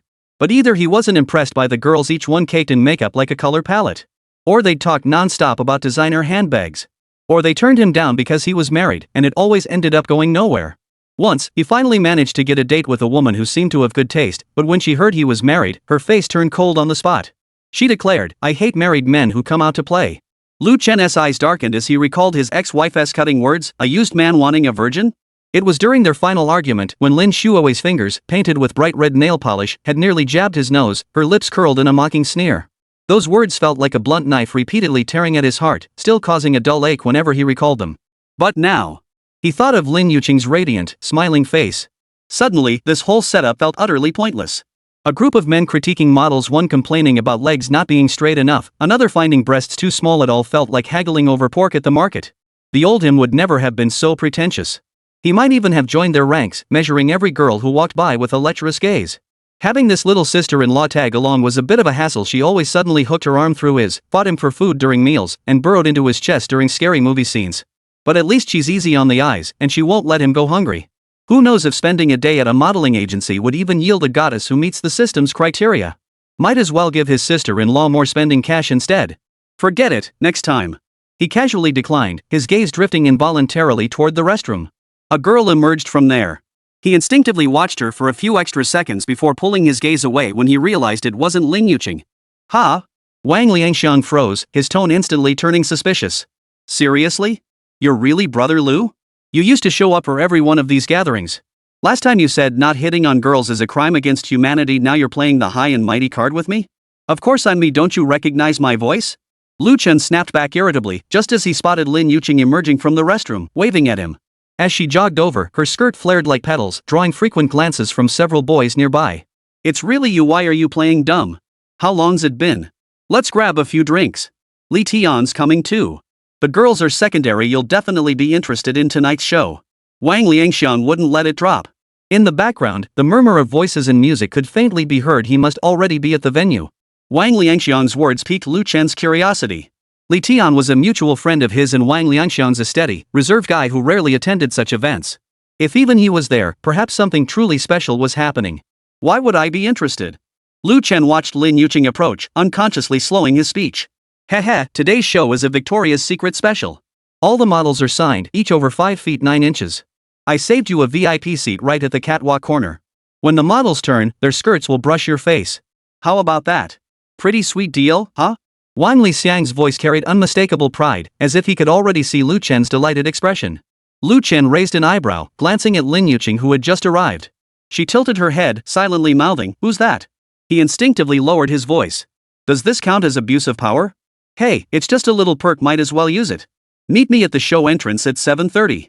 Don't stand me up." Wang Liangxiang rattled off his words at lightning speed. Beat the call ended abruptly. Lu Chen. A series of ellipses omitted here. He stared at the darkened screen, speechless for a moment. Wang Liangxiang was still the same as ever. His fiery temper hadn't changed a bit. He hung up before even getting a yes. Last time was the same. She'd made the decision for him without a word and ordered a girl at the KTV. But then he thought about it. Since he started delivering food, he really hadn't seen Wang Liangxiang and Li Tian in ages. During the toughest times, they took turns treating him to meals. Though they were just small street-side eateries, he'd always cherished that kindness. These two still didn't know he was rolling in cash now, with numbers too big to count in his bank account. Yet they still invited him along, just like old times.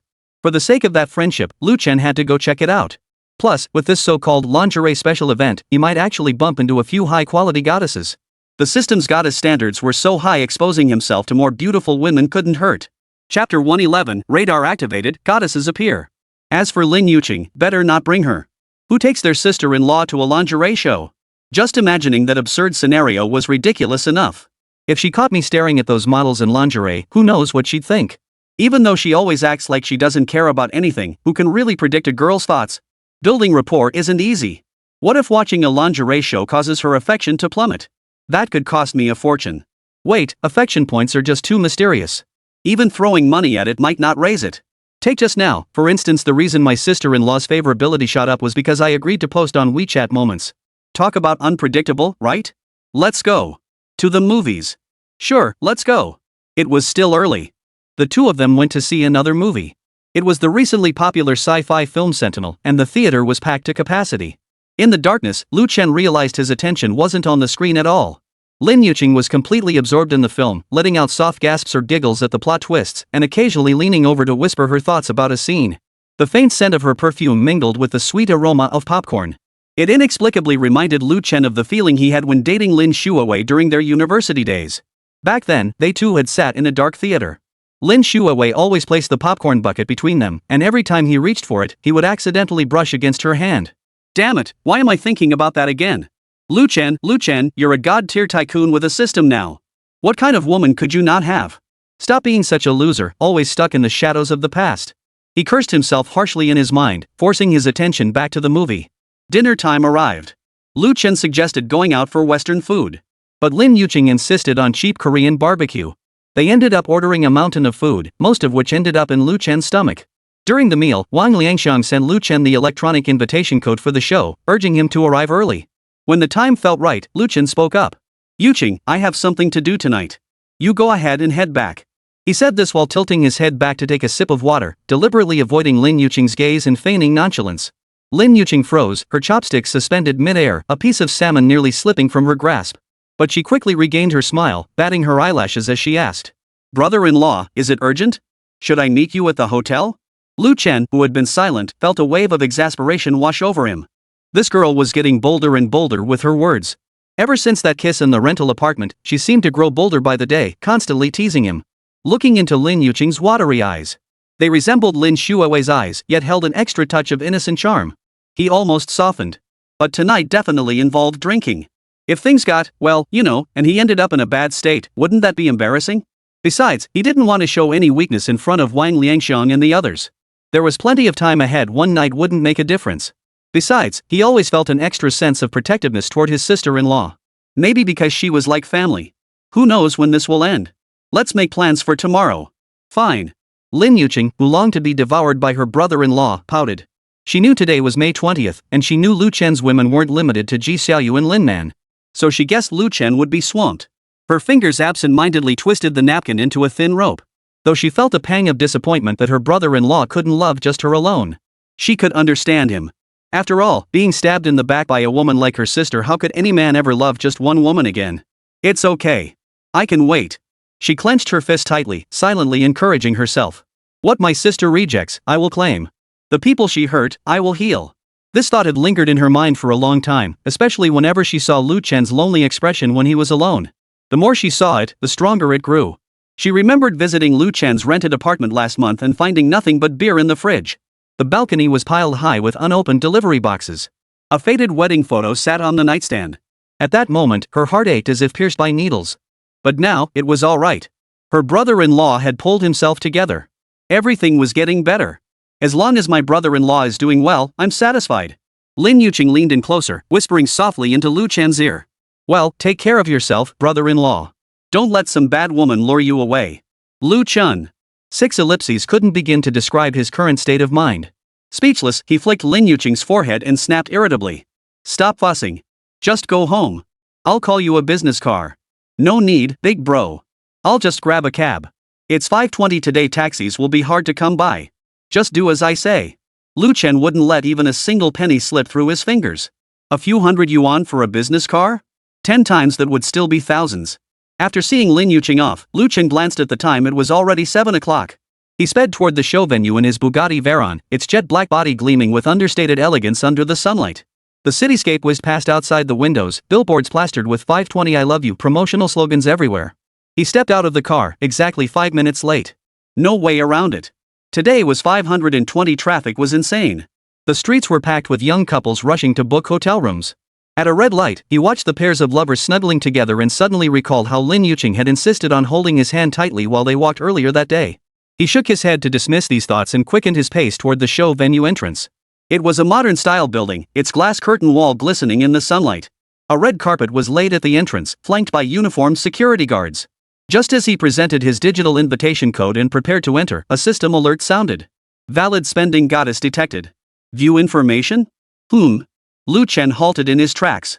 It's important to note that goddesses meeting the system's standards are rare and hard to come by. They must possess not only outstanding looks but also specific charisma and inner qualities. And promiscuity would lower their score. When the goddess radar activated, he had to seize the opportunity. He scanned the surroundings, his gaze finally settling on a tall figure by the side entrance of the showroom. The woman was staring at her phone, her chestnut-colored waves cascading down the side of her face. Though her features were obscured, her figure alone screamed perfection. She wore a simple white t-shirt and jeans, yet her superior proportions were undeniable. Her long legs and perfect waist-to-hip ratio stood out strikingly in the crowd. Even standing in the corner, she seemed to have her own spotlight, drawing all eyes. Whoa, could she be a professional model? Lu Chen raised an eyebrow. Seems Wang Liangshan didn't lie to him. This show really had something special. Indeed, one really needs to get out more. Goddesses meeting the system's standards were few and far between. After all, up until now, only 10 goddesses meeting the criteria have appeared. Each one could bring generous rewards and special skills. View. He silently commanded in his mind, unconsciously adjusting his collar. Chapter 112, A Series of Beauties. Check. Lu Chen murmured these 2 words into the air, and the system responded immediately. After successfully capturing Bai Ying last time, he had received his 4th blood reward, the enhanced goddess radar. At the time, he hadn't paid it much mind, dismissing it as just another routine reward from the system.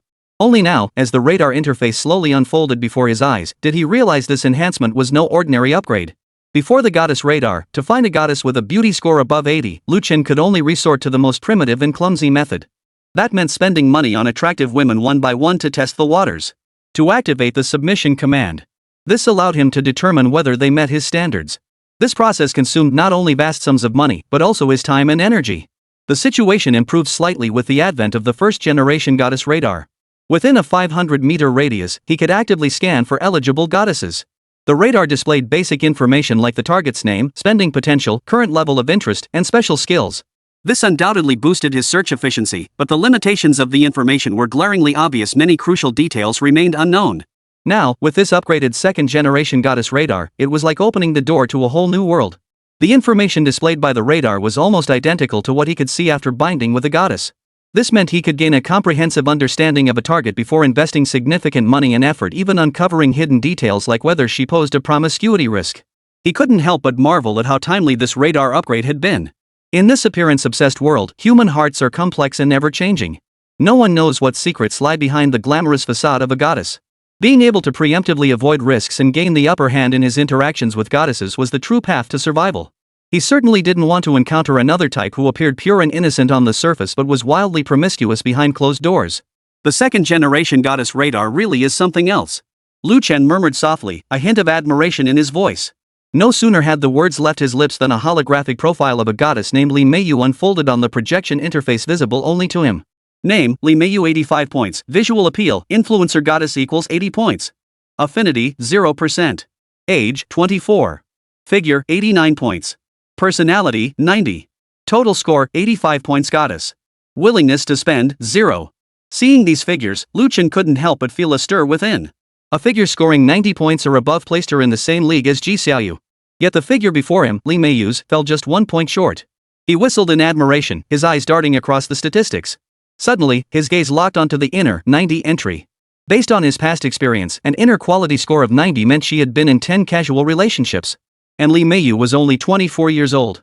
Even if she started at 18, that meant an average of at least 1 to 2 relationships per year. The thought made him gasp inwardly. This far exceeded the realm of ordinary social skills. It was practically professional level. Just as he was silently complaining to himself, Li Meiyu seemed to sense something. She suddenly turned around, her gaze locking directly onto Lu Chen. Her eyes weren't large, but they possessed an extraordinary intensity. Her nose bridge was perfectly high and straight, with smooth, natural contours. Her full lips were coated in the season's trendiest cherry red lip gloss, shimmering with an alluring glow in the sunlight. Her makeup appeared light and elegant, yet every detail exuded meticulous refinement. Her eyebrows were defined yet soft, perfectly framing her eyes. A subtle inner eyeliner line was all that was needed to make her eyes appear brighter and more expressive. She wore a form-fitting cropped white t-shirt that perfectly showcased her graceful figure. Her abs were subtly visible, radiating a healthy beauty. Her long, straight legs were fair and slender, with ankles so delicate they seemed small enough to grasp with one hand. When Li Meiyu noticed Lu Chen's unblinking stare, her brows furrowed slightly. This casual expression created a cute crease on her nose, yet also revealed a hint of displeasure. In her eyes, Lu Chen was just another loser drawn in by her beauty. And an uncultured oaf who was staring at her quite impolitely. With graceful movements, she retrieved sunglasses from her Chanel chain bag. Her lips formed the word jerk. Instantly, a system notification sounded in Lu Chen's mind. Li Meiyu affinity 1%. Damn it. Lu Chen couldn't help but mutter a curse under his breath, his face frozen in utter disbelief. This is how you lose goodwill.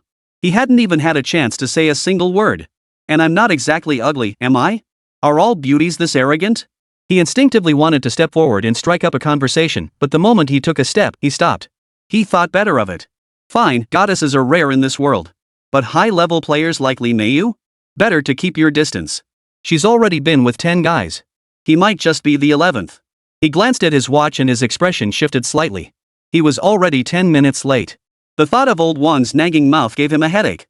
With no other choice, he abandoned any thought of further interaction with Li Meiyu and turned into the convenience store nearby. Lu Chen grabbed a bottle of mineral water and a pack of gum from the freezer. As he paid at the register, he couldn't resist glancing outside through the glass window. Li Meiyu was standing by the roadside waiting for a bus. Her chestnut-colored wavy hair swayed gently in the breeze, resembling seaweed. Her graceful figure made for a truly pleasing sight. Lu Chen shook his head and walked straight out. He silently lamented that such beauty and figure were indeed rare. By the time he stepped out of the convenience store, Li Meiyu had already hailed a taxi. Forget it. He'd heard today's show featured plenty of high-quality girls, no need to fixate on Li Meiyu. Just as he pressed the elevator button, the system alert sounded again. Valid consumption target detected. View information? View. Holy crap. One girl after another. No wonder it's a model show full of goddesses. A holographic projection unfolds once more. Another unknown goddess's information appeared on his radar interface. Name, JoJo 85 points, visual appeal, influencer goddess equals 80 points. Affinity, 0%. Age, 22. Figure, 83 points. Personality, 99% fresh student vibe. Total score, 86 points goddess. Willingness to spend, 0. Inner qualities are like a brand new schoolgirl? That's a high inner quality score. Lu Chen's eyes lit up. 99 points meant only one relationship. No wonder the total score was 1 point higher.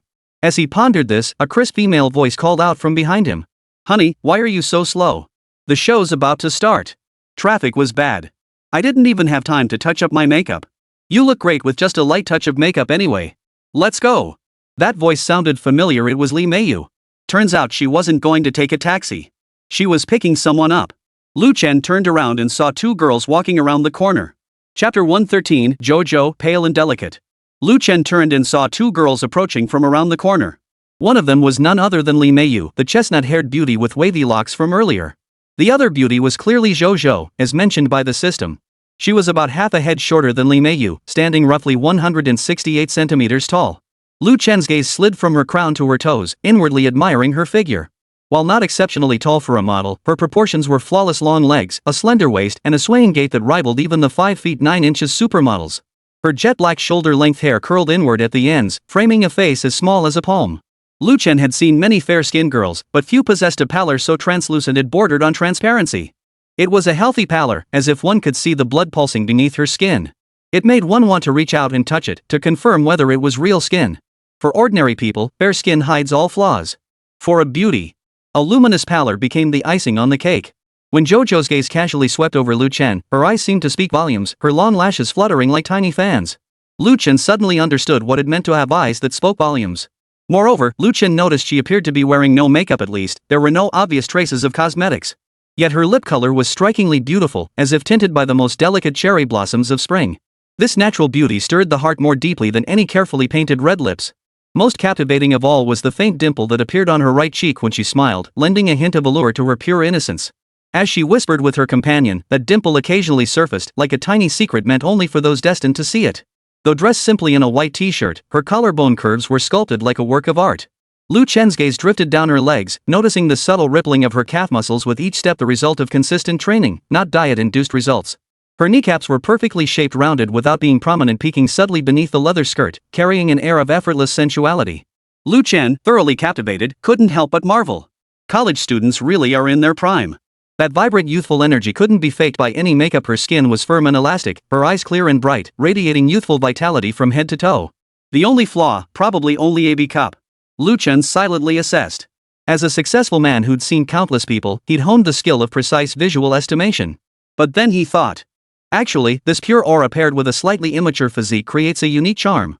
Sometimes, imperfection is the true perfection. Excessive fullness would only disrupt the overall harmony. Jojo noticed Lu Chen's gaze linger on her for a few seconds. She suddenly realized. She felt like she'd seen this man somewhere before. But where? Jojo keenly sensed Lu Chen's gaze linger briefly on her chest. Feeling self-conscious about her cup size, she immediately straightened her back, accentuating her curves. She knew her cup size wasn't particularly ample, but she made up for it with a flattering shape. Jojo recalled Yuqing once mentioning offhandedly that her brother-in-law preferred the type that blended innocence with a hint of sensuality. Strange. Why am I thinking about Yuqing and her brother-in-law? The elevator was cramped. Lu Chen stood in the corner, deliberately keeping his distance from the two girls, yet his gaze was involuntarily drawn to Jojo. Li Meiyu wore a cold expression throughout, radiating an aura that said, "Keep your distance." Lu Chen couldn't be bothered to look at her. The only things about this woman that held any attraction for him were her figure and that thick, chestnut brown wavy hair. Li Meiyu was out of reach. At worst, I'll just go find Ji Xiaoyu to vent my frustration tonight. As for Jojo, when their gazes met, Lu Chen noticed the dark-haired girl's eyes lingered on him for several seconds. It wasn't a casual glance, but a distinctly probing gaze that made Lu Chen feel something was off. Could it be, have I met this little beauty somewhere before? Just as he was pondering this. Ding! The elevator's arrival at the 5th floor interrupted Lu Chen's thoughts. In a hurry to keep his appointment, Lu Chen stepped out first and gave the receptionist Wang Liangxiang's name. Out of the corner of his eye, he noticed the two beauties visibly startled upon hearing conference room 888. So those two beauties really were models for the Victoria's Secret show. Old Wang had delivered this time. Tonight was going to be fun. The venue was already bustling with activity. 6 tall beauties gathered in the makeup area on the left, standing or sitting as they prepared for the upcoming show. Over by the bar on the right, a few men were playing dice, laughter filling the air. Soft lighting bathed the entire venue, complemented by music perfectly balanced, neither too loud nor too quiet, creating a relaxed and joyful atmosphere. Lu Chen. Old Lu. Brother Lu. Over here. Wang Liang's booming voice cut through the music. He stood at the most visible spot by the bar, a glass of champagne raised in his hand, his face flushed with excitement. Lu Chen nodded toward him, about to walk over, when another familiar figure caught his attention. His former colleague, Li Tian. This guy was notoriously picky when it came to women. As Li Tian rose to greet him, his attention was completely stolen by two stunning women who entered behind him. Lu Chen watched Li Tian's eyes widen dramatically, his mouth slightly agape, utterly stunned by their beauty. Holy crap! Stunning beauties! Way to go, old Wang! Li Tian exclaimed without restraint, his voice loud enough for everyone nearby to hear. The two beauties ignored Li Tian's intense gaze and walked straight toward the group of girls. They were clearly accustomed to such attention, not even pausing in their stride. Just as Lu Chen was about to approach, he suddenly sensed a gaze on his back. The sensation was so intense that his highly developed intuition compelled him to turn around. He found himself meeting Zhou Zhou's probing gaze. Her gaze didn't seem directed at a stranger, but rather as if she were confirming something. When Zhou Zhou noticed Lu Chen looking at her, she didn't flinch or avert her gaze. Instead, she tilted her head slightly, a faint, almost imperceptible smile playing at the corners of her mouth. Strange. Why is she staring at me like that? Watching Zhou Zhou turn and walk away, Lu Chen rubbed his chin, a hint of confusion creeping into his expression. Could it be the effect of my piercing gaze? He had indeed intensified his chest workouts at the gym lately, and the effect of looking slim in clothes yet muscular when undressed was becoming more pronounced. But past experience told him models had seen countless hunks. They shouldn't show such obvious interest in someone who was only marginally more handsome than Pang Yuyan. What Lu Chen didn't know was, Zhou Zhou's mind was churning with turmoil. Lu Chen? Zhou Zhou gasped inwardly. That name isn't he Yuqing's mysterious wealthy brother-in-law? Her heartbeat suddenly quickened and her palms grew slightly sweaty. Though she'd never met him in person. But her best friend Yuqing mentioned this super-rich brother-in-law almost daily in her social media posts or chats, the kind who hands out luxury goods like their cabbages and gives pocket money in five-figure sums. It was no wonder she'd been having those kinds of dreams lately. Chapter 114, If you don't look out for yourself, heaven and earth will destroy you. Lately, the male lead in Zhou Zhou's dreams had always been her imagined version of Lu Chen. Little did she know that seeing him in person would surpass all expectations. When they finally met, Lu Chen, dressed in a sharp suit, radiated a married man's aura that utterly overshadowed any other guy. Add to that the super-rich bonus. Zhou Zhou, who hadn't felt this way in ages, found it impossible not to be moved. Zhou Zhou, come on, let's go touch up your makeup. Oh, okay. Deep in thought, Zhou Zhou walked over to her friends, pretending to fix her hair while secretly trying to calm her racing heart. She quietly pulled out her phone, her fingers trembling slightly as she unlocked the screen. She opened WeChat, quickly found Yuqing's Moments feed, and scrolled down searching for evidence. The latest post was a photo from lunch at a Japanese restaurant. Zhou Zhou enlarged the image and examined it closely. In one shot, a man's silhouette appeared in the background, blurred yet distinctly outlined. She stole another glance at Lu Chen, who was drinking, and her eyes lit up. Not only did they wear the same inner layer, even the silhouette was almost identical to the man before her. Could such a coincidence exist in this world? Hadn't Yuqing's brother-in-law spent Valentine's Day with her? How come he was watching the Victoria's Secret show? Never mind. It must be Yuqing's wealthy brother-in-law, Lu Chen. She'd heard her best friend brag about him non-stop lately, feeling both envious and resentful. I'm not exactly lacking in appeal, why can't I find a sugar daddy like that? Zhou Zhou stared at her worn-out phone case, a wave of bitterness washing over her. Then she glanced at her boyfriend, good-looking but otherwise useless. Every date required careful budgeting, even debating over a cup of bubble tea. Why did that naive, innocent best friend get to have it all? Zhou Zhou recalled how she and her boyfriend crammed into a tiny 30-square-meter apartment just to save on rent. She remembered how she'd hesitate for months every time she spotted a handbag she liked. She remembered enduring the harassment of sleazy clients just to keep her job. And now, the chance to change her fate was right before her. The thought filled her with both excitement and dread. Zhou Zhou's heart swelled with envy and resentment. She thought of all the sacrifices she'd made. Strictly controlling her diet to maintain her figure, diligently following her skincare routine every day, learning all sorts of social etiquette. Yet in the end, Yuling could effortlessly obtain everything she'd ever dreamed of. This wasn't fair. Zhou Zhou screamed inside her mind. Now, fate had given her a chance, and she decided she wouldn't be a passive bystander anymore. If Yuqing could do it, why couldn't she? Comparisons kill, and goods get discarded. She too wanted designer handbags, limited edition shoes, stays at 5-star hotels, and a villa worth tens of millions. Thinking of her boyfriend Li Ming, a cold smile touched Zhou Zhou's lips. That man who only played video games and couldn't even pay his rent on time, what right did he have to claim re-youth? She recalled the Gucci bag she'd spotted last week. Li Ming actually said he'd have to wait for his year-end bonus, and his bonus was only worth 2,000 or 3,000 yuan at most. What kind of future could a man like that possibly offer her? Zhou Zhou made up her mind. Graduation is approaching, and it's time to start thinking about myself. I can't keep working as a model showing skin everywhere. If Lu Chen could offer her a better life, why cling to that good-for-nothing boyfriend? But was this an opportunity, or a test? Zhou Zhou's mind was in turmoil. She took a deep breath, forcing herself to calm down. She realized this was a once-in-a-lifetime chance, yet it was fraught with danger. If Yuqing found out, the consequences would be unimaginable. Yet soon, the longing for a better life overpowered her apprehensions. She justified it to herself. In modern society, everyone has the right to pursue happiness. If Lu Chen was interested in her, what was wrong with that? After all, there was no blood relation between them. Zhou bit her lower lip. Now that the real person was right before her eyes, a bold thought surfaced in her mind. She must change all this, no matter the cost. If Lu Chen could give her the life she desired, she was willing to do anything. If you don't look out for yourself, heaven and earth will destroy you. As for that so-called boyfriend? He was already a thing of the past. Besides, boyfriends love to flirt anyway. Zhou had finally found the perfect excuse for her decision. Didn't Li Ming constantly flirt with girls on social media? She was merely doing the same thing, only with a more valuable target. This thought brought her a flicker of relief. Once the shackles of morality loosened, desire surged forth like a flood. Zhou justified her actions in her mind. In modern society, who isn't striving for a better life? She hadn't done anything wrong, she was merely seizing an opportunity.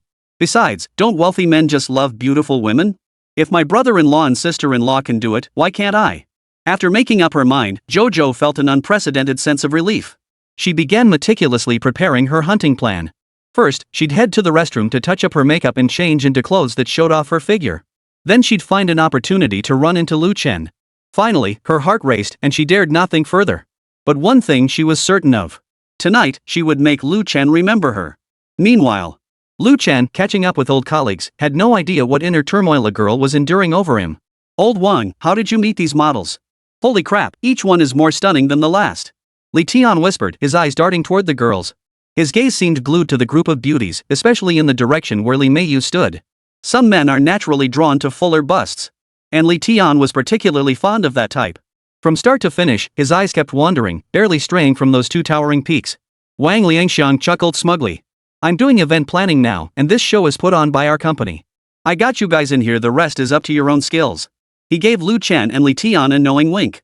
The implication was clear. The opportunity is yours. Whether you seize it is entirely up to you. At least give us an introduction. Li Tian grew impatient, his voice rising involuntarily.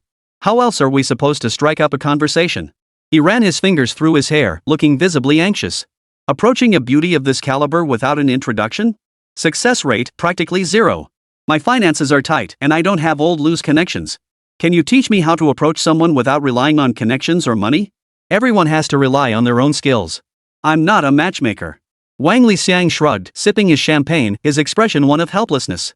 Plus, the new company cracks down hard on this stuff. I can only discuss business. If I get reported, I'll have to job hop again.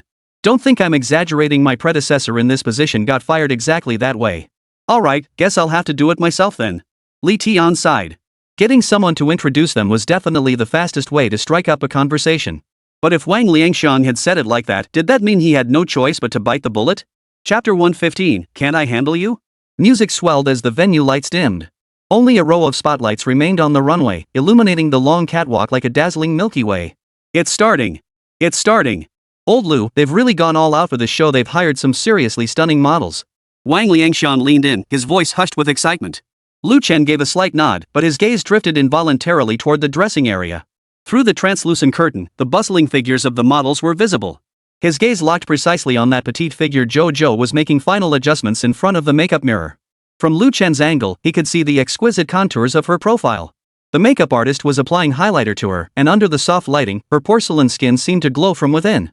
She lightly pressed her cherry blossom pink lips together, making her lip color appear fuller, then practiced several expressions in the mirror. First up is Li Meiyu, last year's runner-up in the Mountain City modeling competition. Wang Liangxiang's voice came through during a break in the music. I heard the company shelled out this much extra to book her. He made a mysterious gesture. As the rhythmically charged music began, Li Meiyu stepped onto the runway with professional poise. Standing at 178 centimeters tall with 10 centimeters heels, she commanded the stage like a queen. She wore a black lace lingerie set layered under a sheer organza jacket, her long legs appearing as flawless as art under the lights. When she reached the front of the runway and turned sharply, the tulle billowed, revealing a tantalizing glimpse of her waistline. Holy, those legs are longer than my life. Li Tian, seated to Lu Chen's right, couldn't help but blurt out the expletive, nearly spilling his champagne. Lu Chen's gaze was undeniably drawn to her. Li Meiyu's icy elegance and flawless proportions were enough to make any man's heart race. But he quickly realized this beauty was too sharp, like a drawn sword that kept people at arm's length. What do you think? Pretty explosive, huh? Wang Lixiang nudged Lu Chen with his elbow. That figure, that aura, wow. Heard she's still single, too. Old Wang's winking and eye rolling made him look like a pimp. But Lu Chen didn't respond, nearly taking a small sip of his drink. He didn't know about her relationship status. But the inner qualities displayed by the system couldn't be faked. Having had relationships didn't automatically make her a bad girl. But Lu Chen couldn't shake the feeling that Li Meiyu was even more promiscuous than he was. The rich aroma of whiskey spread across his tongue, yet it couldn't suppress the inexplicable restlessness in his heart. His gaze drifted unconsciously toward the backstage area, catching JoJo performing her final stretches. She wore a black leather skirt, her legs stretched taut, their lines breathtakingly beautiful. Unlike Li Meiyu's aggressive beauty, JoJo radiated a warmth that invited closeness. Next up is Chen Yi, who walked in Paris Fashion Week last year.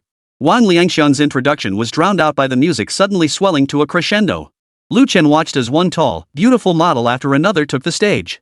Yet he found himself growing increasingly eager to see that girl with jet black short hair and cherry blossom pink lips.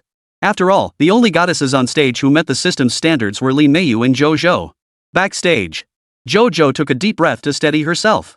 Peering through the curtain's gap, she observed Lu Chen's reaction. When she noticed his focused gaze on Li Meiyu, her heart felt like it had been pricked by needles. Her makeup mirror reflected her eyes darkening for a moment, but she quickly regained her composure. So what if he's a few inches taller and a bit older than me? JoJo thought defiantly to herself. She recalled her roommate Yuqing bragging about her new Hermes bag yesterday, remembered the landlord's text demanding rent, and thought of her boyfriend who couldn't even afford a birthday gift. These images lashed at her pride like a whip. She pulled out her compact mirror to inspect her makeup once more, ensuring every detail was flawless. She lightly patted her cheeks, blending the blush for a more natural finish. JoJo, get ready. Position 5. The staff's voice called out. JoJo gave her lingerie straps one final tug, took a deep breath, and stepped forward. When JoJo appeared at the starting point of the runway, Lu Chen's eyes lit up instantly. She stood at just 172 centimeters. Not particularly tall among models, but she excelled with her impeccable proportions. Unlike other models who deliberately flaunted their sex appeal, JoJo's runway stride was light and springy. Under the spotlight, her fair skin glowed with a soft radiance, like the finest porcelain. This is JoJo, the most promising among the newcomers. Wang Liangxiang whispered into Lu Chen's ear. Though her height isn't top tier, she has incredible camera presence and has landed several print ads recently. Truthfully, Lu Chen believed any height between 165 and 175 centimeters was perfectly fine for a girl. It suited all kinds of poses perfectly. JoJo stepped to the front of the runway and executed a textbook turn. In that instant, she seemed to glance casually in Lu Chen's direction, her dimple on the right cheek faintly visible under the lights. In that instant, Lu Chen felt as if his heart had been gently nudged. Wow. Truly a goddess who meets the system's screening criteria. Each has her own kind of beauty. Holy, this chick is hot. Li Tian sat bolt upright. How about you let me have this one? I'm definitely going after her. Zhao Shuai scoffed at the suggestion. Give me a break.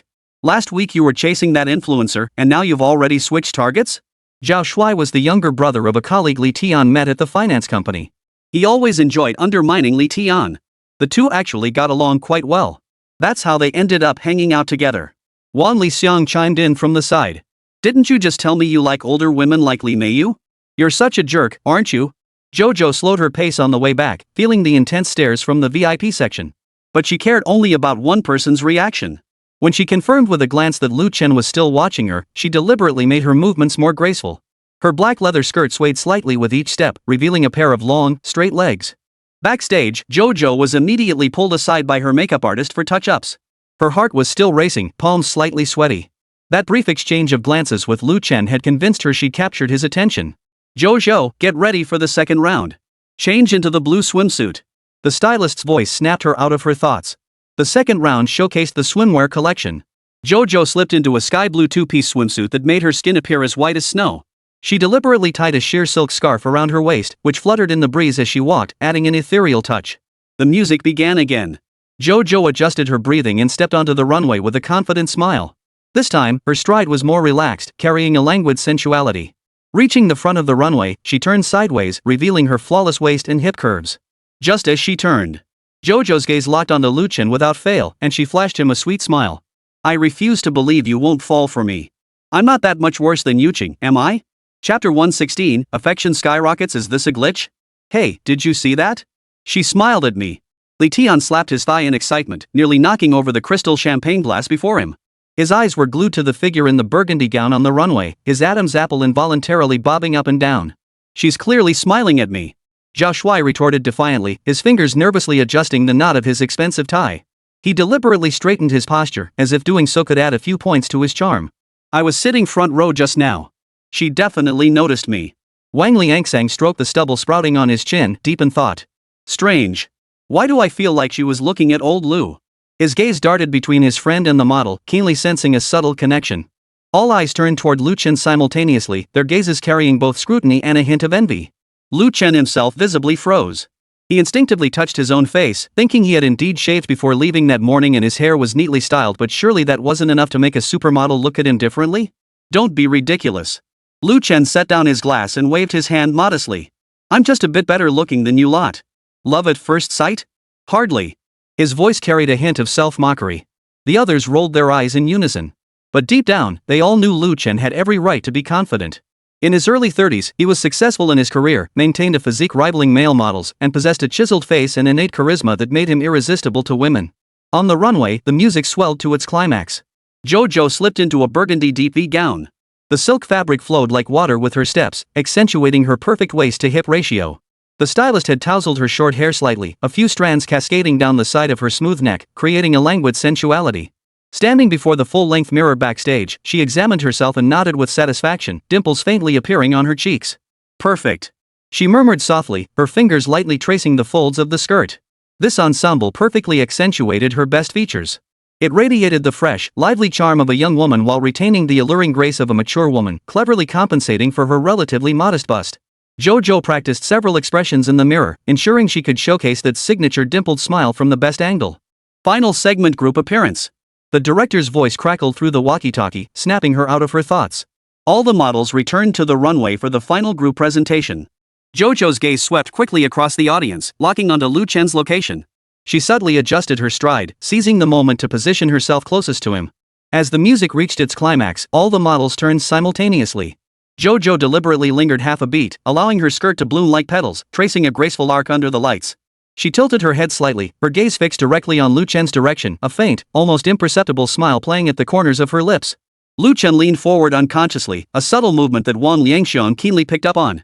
As a longtime friend, Wang Liangxiong instantly understood what was happening. Leaning closer, he whispered, "What's up? Got your eye on someone?" His voice carried a hint of teasing, yet his eyes were serious. Well, who doesn't love a beauty? Just looking. Lu Chen offered no clear reply, yet his gaze never left the figure in burgundy on the stage. When Jojo flashed him the dimpled smile again, he gave a slight nod in polite acknowledgement. Has my charm grown so powerful now? He muttered to himself, his fingers unconsciously tracing the rim of his wine glass. But I only ever intended to win women over with money. The thought made him chuckle wryly. Since acquiring the cashback system, he had grown accustomed to women approaching him solely for his wealth. It had even developed into a kind of conditioned reflex, a guarded mindset. If they weren't after his money, Lu Chen actually felt uneasy. It seems being handsome is more troublesome than being rich. Lu Chen chuckled inwardly at his own thought, yet couldn't resist glancing at Jojo once more. She was striking the final pose alongside the other models, her slender neck as graceful as a swan's, glistening with a pearl-like sheen under the spotlight. The runway show concluded swiftly, and the lights in the 888 venue gradually brightened. The giant LED screen above the runway continued looping highlights of the Victoria's Secret Angels. Below, the audience's buzz grew louder, as if a new carnival were about to begin. Lu Chen felt parched, downing several glasses of champagne. The icy liquid slid down his throat, yet failed to quench the inexplicable heat burning within him. Wang Liangxiong, Li Tian, and several other friends sat beside him, also clutching champagne glasses, yet their eyes kept drifting toward a group of models not far away. Their gazes held obvious longing and hesitation, like predators hesitating before the kill. Hey, how do we approach them? Old Wang, if you can't do it, at least help us make an introduction.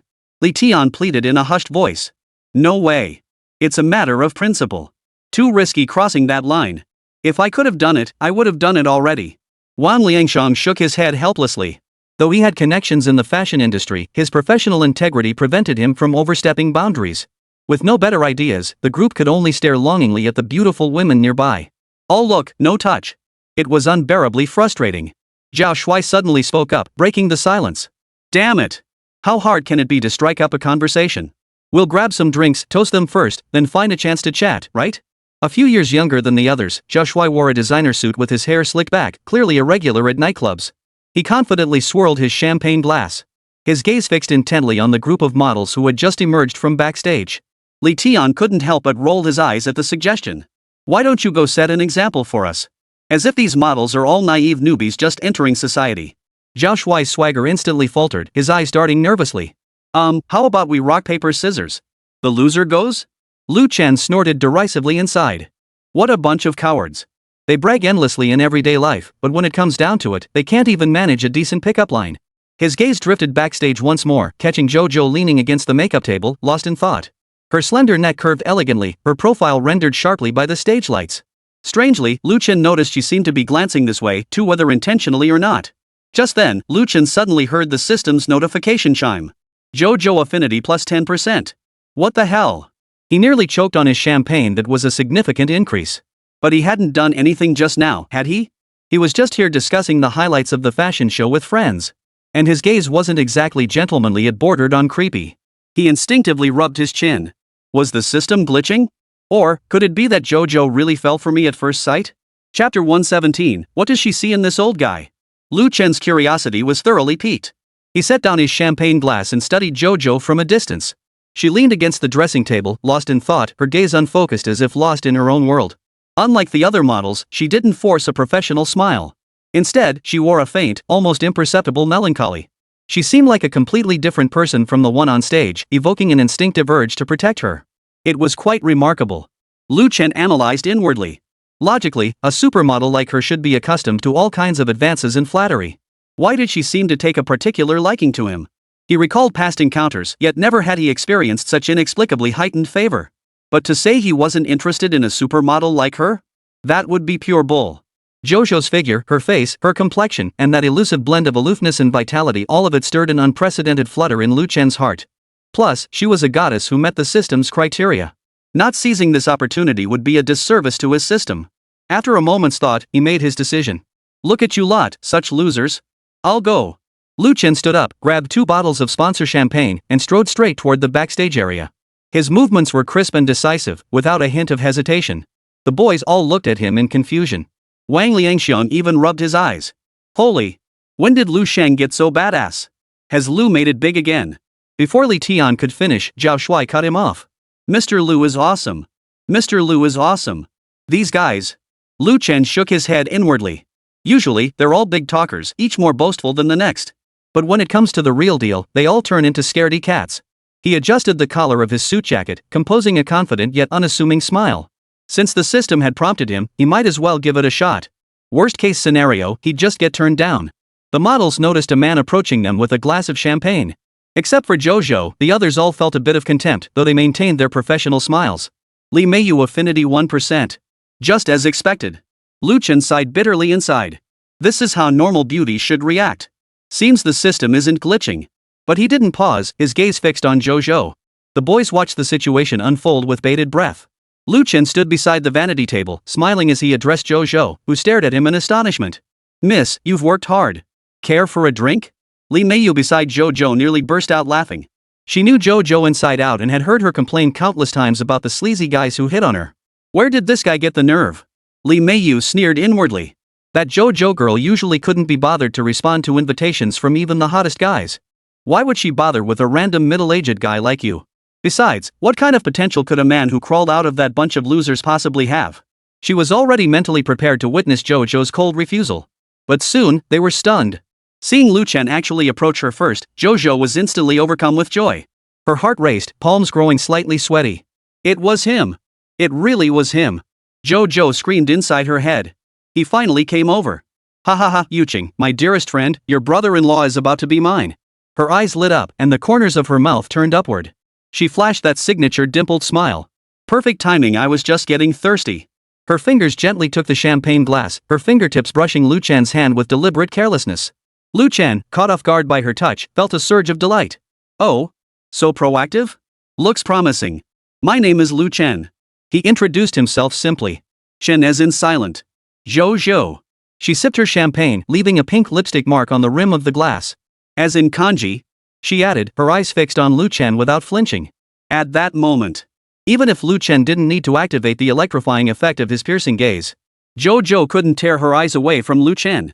The backstage lights were dim, champagne bubbles rising steadily in the glass, making a faint sound.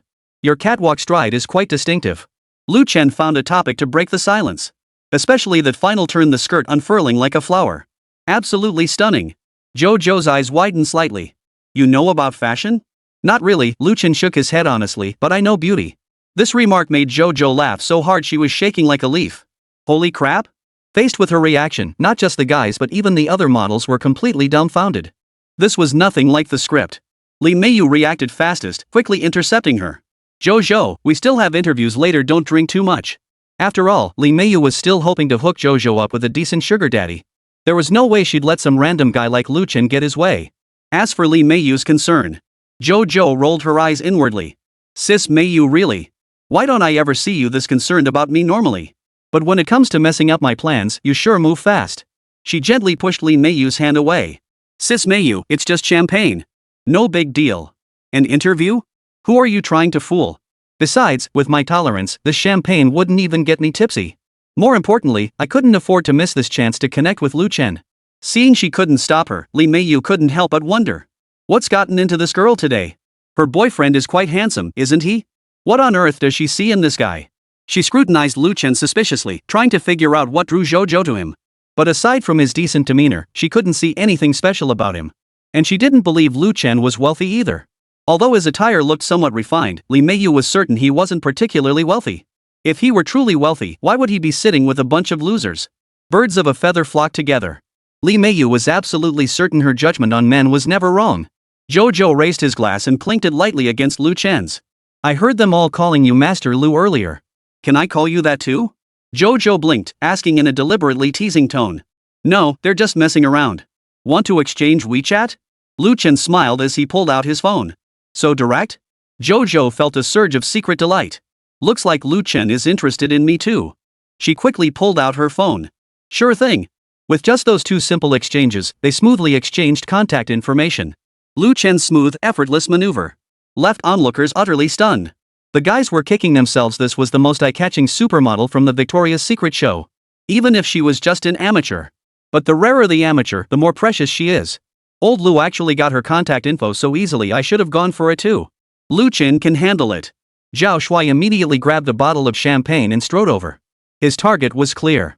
Since Zhou was out of the picture, he'd go for the equally stunning Li Meiyu. He stood beside Lu Chen and flashed a confident smile at Li Meiyu. Beautiful lady, would you mind sharing a drink with me? Li Meiyu gave him a cold glance. Loser. Do you think I'm some random woman you can pick up on the street? What a vulgar, pathetic loser.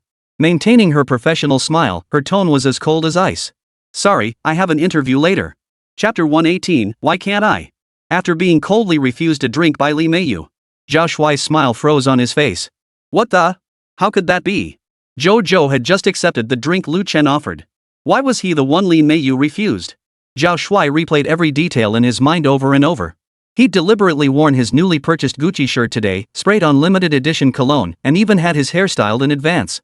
Wasn't all this preparation enough? Staring at Li Meiyu's exquisite profile, he suddenly felt a wave of absurdity wash over him. What a joke! Last week at the gym, that influencer model even added me on WeChat herself. Why wasn't it working with Li Meiyu? He stole a glance at Zhou nearby. Right now, that short-haired beauty was beaming at Lu Chen. Why did Lu Chen get special treatment? And if I remember correctly, Lu Chen was divorced and in debt, right? Was he really less desirable than some divorced middle-aged guy? He began to wonder if he'd messed up somewhere. Was it the wrong tie color? Or was my greeting lacking confidence? My outfit isn't that bad, is it? Zhao Shuai looked down at himself critically. Yet all his careful preparations seemed worthless in Li Meiyu's eyes. Zhao Shuai felt a wave of unprecedented frustration. This feeling of being completely ignored hurt him more than a direct rejection. He began to doubt whether he had overestimated the importance of outward appearances, or if Li Meiyu simply wasn't swayed by such things. The whispers of the beautiful women around him seemed to echo endlessly in his ears. It felt as though everyone was mocking his failure. Zhao Shuai knew he should maintain his composure at this moment. But the pent-up rage in his chest threatened to overwhelm his composure. He downed a gulp of champagne and charged forward once more. No booze? Perfect. How about grabbing a bite after the interview? Add me on WeChat. The ingratiating tone in his voice, completely at odds with the elite image he had always cultivated. But the arrow had already left the bowstring. He could only grit his teeth and wait for her response. Li Meiyu turned her head. Zhao Shuai caught a flicker of impatience in her eyes, the kind reserved for a bothersome fly. His heart sank, yet a sliver of hope clung on. Perhaps she would spare him a face-saving exit for Wang Liangxian's sake? Not convenient. I don't have WeChat. Li Meiyu's blunt refusal only deepened her disgust for these losers.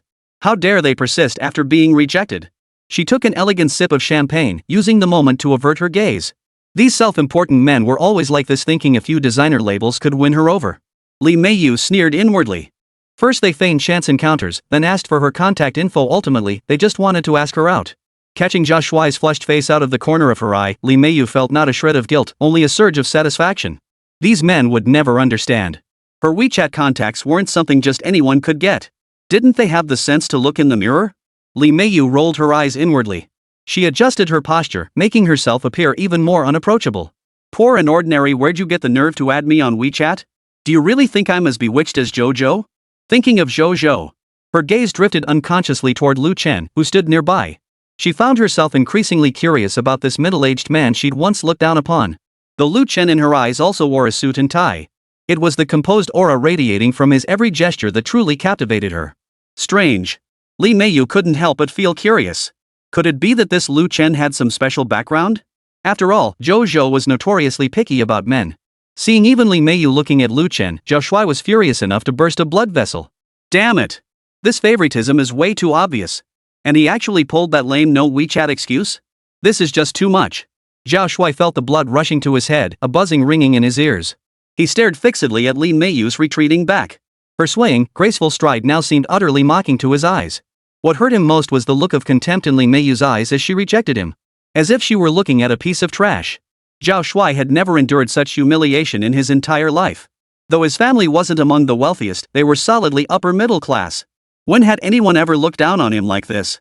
Why could Lu Chen and Jojo chat, drink, and exchange WeChat contacts? Why was it impossible with me? Zhao Shuai dug his toes into the floor in sheer embarrassment, the champagne in his hand suddenly tasting bitter. He realized his colleagues were all glancing this way, whether intentionally or not. Wang Liangxian, Li Tian, Lu Chen. Lu Chen keenly sensed Zhao Shuai's predicament.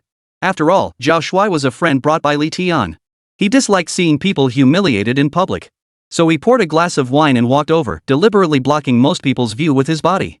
Here, let's drink one together. Sure. Zhao Shuai forced a faint smile, though inside he felt utterly miserable. He took the cup Lu Chen offered, complex emotions churning within him. On one hand, he was grateful to Lu Chen for his timely intervention. On the other, he loathed this feeling of being given charity. Especially when the benefactor was Lu Chen. What he craved was Li Meiyu's favor, yet all he received was Lu Chen's pity. But with no other choice at hand, he had no option but to grit his teeth and play along. Zhao Shuai forced himself to raise his cup, yet couldn't even muster a fake smile. He felt like a complete failure. And Lu Chen was the victor, bestowing his charity from on high. Why? Why did Lu Chen succeed? What makes him better than me? The alcohol only made Zhao Shuai more stubborn. Like a man possessed, he walked toward Li Meiyu once more. Reason told him to stop, but his wounded pride drove him to make one last attempt. Zhao Shuai adjusted his tie and put on his most charming smile. Miss Li, my friend's company has some business ties with yours. He deliberately raised his voice so those nearby could hear. This was the last excuse he could muster. Using business as a pretext to salvage his dignity. But Li Meiyu didn't even lift her head, just coldly said. I'm not the person in charge. Don't bother me. You're really annoying. With that, she turned away and began talking to someone else. Zhao Shuai stood rooted to the spot, feeling the last shred of his dignity crushed beneath his feet. Lu Chen couldn't be bothered with him. This man had his pride wounded. He wouldn't go back looking like such a loser. Associating with such a fool only made Lu Chen feel embarrassed himself. Lu Chen watched Zhao Shuai's stubborn retreating figure and shook his head helplessly. Then he turned to Jojo and said, the halftime party's about to start. Want to go dance together? Jojo smiled sweetly and agreed immediately. Sure. I didn't have any plans anyway. Oh my god. He invited me. Jojo feared Lu Chen might notice her excitement. He cheered inwardly, feeling as if he were dreaming. The others listened, utterly dumbfounded. Weren't these two moving a bit too fast? Love at first sight? But this guy isn't some wealthy celebrity. What's she seeing in him? Is she after his age? His divorce status? Chapter 119, I'm only drinking with this uncle. Hearing the two were going dancing. The model accompanying Jojo exchanged puzzled glances. In their minds, Jojo had always been the most low-key girl, dating a handsome non-professional model. So why would she be interested in this relatively ordinary older guy? Several female models surreptitiously sized up Lu Chen, trying to pinpoint what drew Zhou to him. He had a decent build but wasn't top tier, and his features were neat but unremarkable. The only noteworthy thing was the calm, composed aura he carried, but was that really worth Zhou treating him so differently? The group racked their brains in vain, ultimately concluding it was simply love at first sight. Lu Chen couldn't care less about others' opinions. He casually took Zhou's bag, and the two walked toward the party area, chatting and laughing. Lu Chen glanced sideways at Zhou beside him and caught her stealing glances at him too. Her gaze held a mix of familiarity and strangeness, anticipation and restraint, a complexity that was hard to decipher. Lu Chen was certain Zhou didn't exist in his memories. If she did, he would remember. After all, that snow-white skin and cherry blossom pink lips were too distinctive to forget. Behind them, Zhao Shuai's plaintive muttering drifted over. With his exceptional hearing, Lu Chen caught every word. What the hell is going on here? This is freaking crazy. Watching the two walk away, Zhao Shuai felt the world had turned upside down. Li Meiyu, whom he pursued relentlessly, now looked at him with utter disdain. Meanwhile, Zhou, who never made a fuss, showed clear favor toward the divorced Lu Chen. What the hell is wrong with this world? How had it become so mad? The dance concluded. The warm yellow lights of the intermission cast ambiguous shadows across Hall 888, like a crushed sunset. The glow of crystal chandeliers pierced through the mist rising from the champagne tower, drenching the entire space in a hazy, dreamlike glow. The melodious dance music gradually faded, and the crowd dispersed like receding tides. Small groups gathered in corners, whispering, the air thick with the complex blend of perfume and alcohol. Lu Chen and Zhou finished their waltz. The flutter in her heart from their eyes meeting still lingered. Yet in this world of glitz and glamour, changing dance partners was as swift as turning a page. After each had danced with several partners, they lost each other in the bustling crowd. Lu Chen didn't dwell on it much. They had exchanged contact information anyway. If he wanted to meet up later, he could always arrange another night out. He massaged his slightly throbbing temples. The slow flow of alcohol through his veins felt both pleasurable and exhausting. This cheap booze packs a real punch, he muttered to himself. Having grown accustomed to fine spirits, drinking this cheap stuff was really taking a toll on his health. Even an indestructible golden kidney couldn't withstand the ravages of low-grade industrial alcohol. He glanced down at the expensive Patek Philippe watch on his wrist. The Roman numerals on the dial glowed coldly in the dim light. 11:15. At this hour, I should be soaking in the tub. He couldn't help but recall the invincible golden kidneys granted by the system. Though this miraculous ability made him impervious to physical exhaustion, breaking down alcohol still relied on his diligent liver. Fortunately, his friend Wang Liangxiang had thoughtfully reserved a private room, offering him a quiet corner to escape the noisy venue and rest for a moment. As he pushed open the private room door, the scent of leather sofas and a faint cigar aroma wafted toward him. He wasn't fond of the smoke, and after coughing twice, his friends promptly stubbed out their cigars. Hey, old Lu, why'd you come back alone? Where's the girl? Man, she vanished after one dance. Didn't expect to get lucky. Never mind. Let's keep drinking. As he settled onto the plush sofa, ready to join Li Tian and the others for a few more drinks, a slender figure appeared like a ghostly shadow, following closely behind. Old Lu, behind you. Wang Liang gave Lu Chen a knowing wink behind his back, his expression a mix of amusement and teasing. Lu Chen turned his head. He saw that familiar face. Uncle, what are you spacing out about? Zhou's crisp voice suddenly cut in, like a little hammer shattering his thoughts. As the words fell, Lu Chen felt the sofa beside him sink. Out of the corner of his eye, he caught a glimpse of dazzling white skin beneath the short skirt. Out of gentlemanly courtesy, he instinctively shifted half a foot to the side, the leather sofa emitting a faint scraping sound. One must maintain appearances in front of friends. But how did this girl find him? Alarm bells rang in his mind, his brow furrowing slightly without his conscious effort. My face doesn't have the private room number written on it. Could she have been secretly tracking my movements all along? Zhou, who had been watching Lu Chen the whole time, stuck to him like glue once more. The faint sweet scent of her perfume lingered in Lu Chen's nostrils. Uncle, why are you hiding? Am I that scary? Her voice carried a hint of playful reproach as she extended her pink nails to gently scrape the button on Lu Chen's suit sleeve. Her eyes were utterly bewitching. Lu Chen cleared his throat, forcing his tone to sound calm and detached. Miss Zhou, do you need something from me? Can't I just come see you for no reason? Zhou pouted, her expression of grievance making her seem genuinely wronged. She hadn't expected Lu Chen to be so hard to read, and her competitive spirit only flared up more intensely. We seemed to have such good chemistry while dancing earlier. Lu Chen sighed inwardly, his thoughts drifting back to his younger days. Are all Gen Zers this outgoing nowadays? When I was her age, I'd stutter just talking to girls. His heart brimmed with emotion, yet outwardly he maintained his composed demeanor. Just then, old Wang stood up. Hey, old Lu. Wang Liangxiang's voice suddenly rang out. He held his wine glass midair, a teasing smile on his face. Now that's not very nice of you, hogging all the fun by yourself. Hey, Joe, beautiful lady, do us the honor of having a drink? I'm your biggest fan. Jojo didn't even lift her eyelids, her gaze fixed firmly on Lu Chen. Her tone was cold and resolute. Sorry, I only drink with this gentleman. In an instant, the temperature in the private room plummeted. Wang Liangxiang's hand holding the wine glass froze mid-air, his smile frozen like ice. Embarrassment and resentment churned in his eyes. After all, he was the one who had organized this gathering. Jojo's words were nothing short of slapping him in the face in front of everyone. No, it's not. Jia Shuai, who had long disliked Lu Chen, suddenly raised his voice, his eyes brimming with jealousy. Miss Jojo, what were you thinking? This guy could be your dad. Can't you do us the favor of having a drink with my brother Wang? Lu Chen arched an eyebrow, a mocking smile curling his lips. This kid's getting desperate. But he's not wrong, I am nearly a generation older than her. Though Lu Chen had long outgrown the age of petty jealousy, he couldn't help but feel a twinge of irritation at such a direct remark. But then he understood Jia Shuai's mindset. After all, the kid was desperately craving a piece of the action but couldn't get it, while that very action was being shoved right in front of him. He must have been seething inside. Fortunately, Li Tian promptly reached out and jabbed Jia Shuai's side, signaling him to shut up. Chapter 120, Beware of Rust on the Barrel. Shuai, cut it out. You've had too much to drink.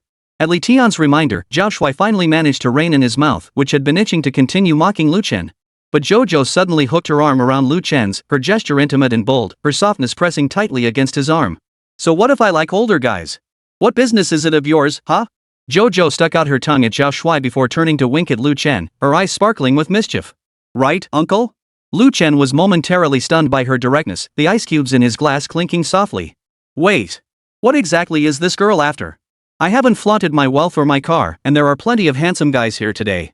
His mind was filled with questions, yet he couldn't shake a faint hope of love at first sight. After all, what man wouldn't want a beauty to fall for and drawn by a soulful connection? Here's to you. In the end, he didn't answer Jojo's question. After all, Zhao Shuai was brought by Li Tian. To preserve the bigger picture, he had to give Li Tian some face. Besides, he was already in his late 30s. There was no need to compete with a kid barely out of his teens. So he merely gave Jojo's glass a light tap. Zhao Shuai's face flashed through a rainbow of colors like a neon sign from crimson to ashen, finally settling on a liver-like hue. He muttered the curse under his breath, then slammed his knee hard against the coffee table as he stood up, wincing in pain. His flustered look amused Jojo, who giggled softly. Her clear laughter echoed through the private room, as pleasant as a silver bell. Lu Chen watched the young man's flustered retreat and felt a sudden pang of sympathy. In the reckless days of youth, who hadn't argued until their faces turned red over love or pride? Yet with age, such impulses and passions had long been smoothed away by time. Only money never betrays. As for women, with sufficient capital, even celebrities could be brought to bed. Just as his thoughts were swirling, Jojo suddenly leaned close to his ear, her warm breath gently brushing his earlobe. Uncle, your cologne smells really nice. Lu Chen assumed Jojo was referring to the lingering scent of another woman's perfume on him. He hastily waved his hands, his tone tinged with resignation. I didn't wear any perfume. Then it must be your manly scent, huh? Jojo tilted her head, her hair brushing against his shoulder. Like, the scent of a successful man. Lu Chen nearly choked on his drink, coughing violently. Are young girls this flirtatious nowadays? Do you usually talk to strangers like this? Strangers? Jojo widened her eyes dramatically, clutching her chest with both hands and putting on an injured act. Uncle, you're such a jerk. We've already done the cheek-to-cheek dance, you know. Lu Chen pressed his hand to his forehead, torn between laughter and exasperation. That was just a regular waltz. You brat! We have to go now. Li Meiyu's voice suddenly boomed. She stood at the door, laden with bags, her face etched with impatience and displeasure. The second show's about to start. I've been looking everywhere for you.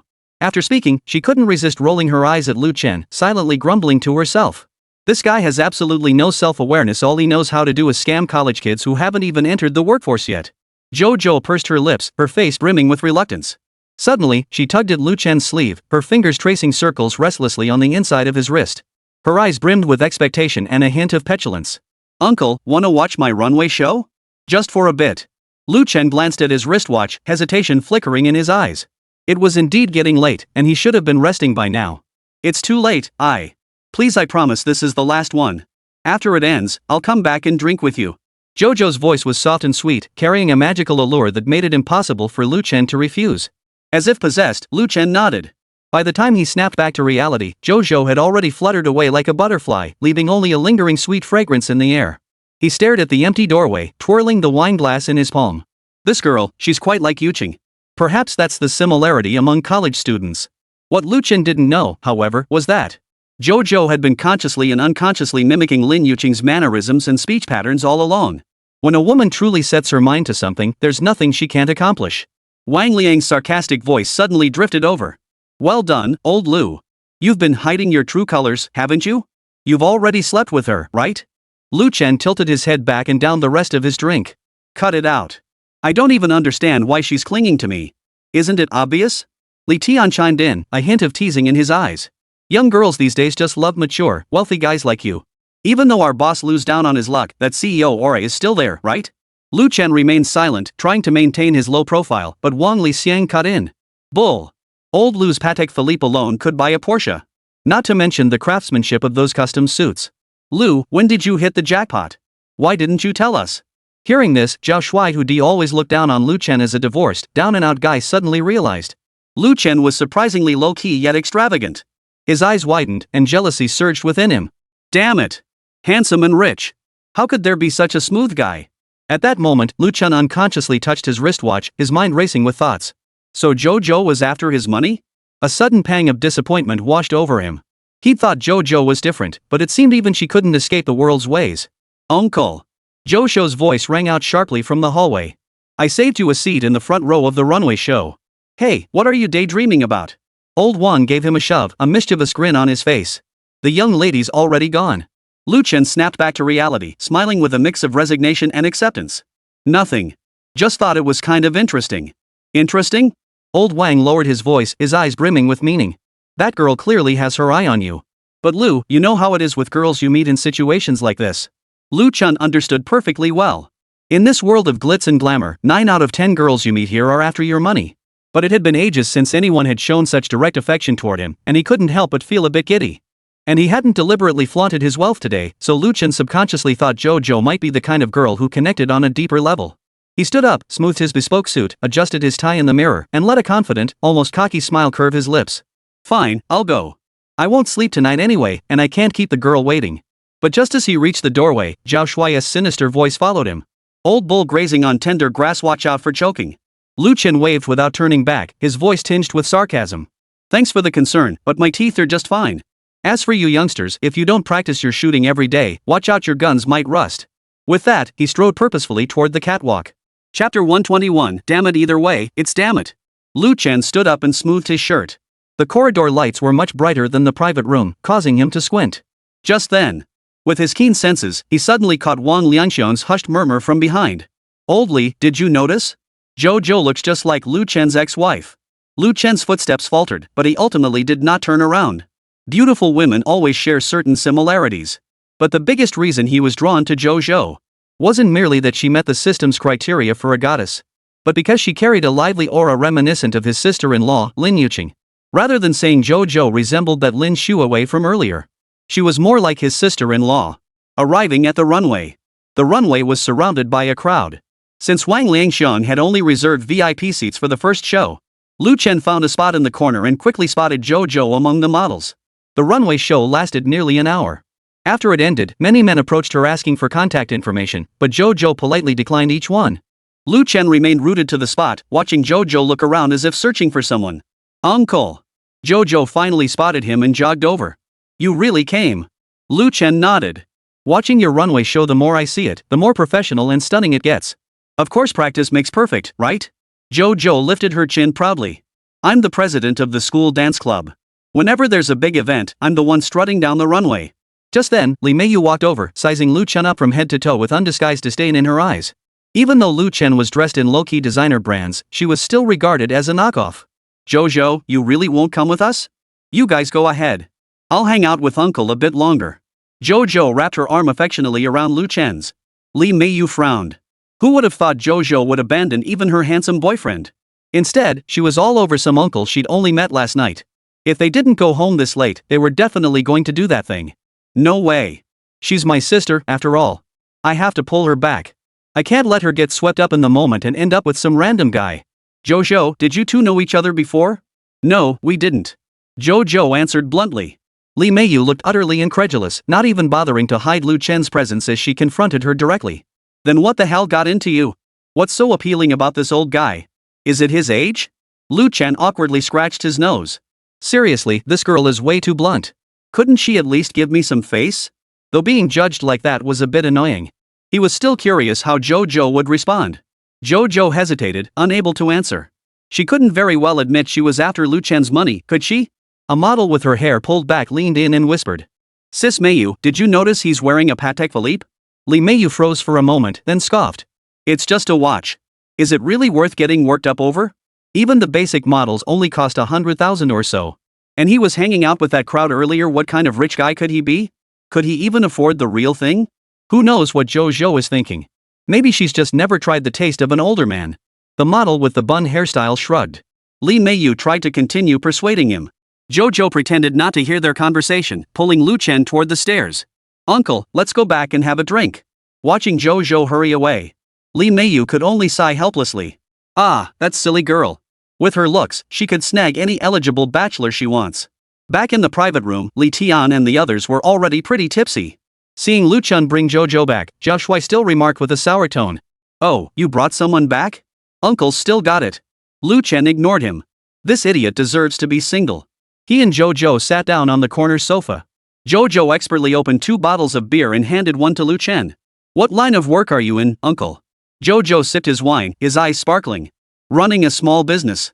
Lu Chen set down his beer and gave a vague answer. He couldn't exactly say he was raking in hundreds of millions daily thanks to the system, could he? Jojo seemed to sense his reluctance to elaborate and didn't press further. Instead, she began sharing her own story.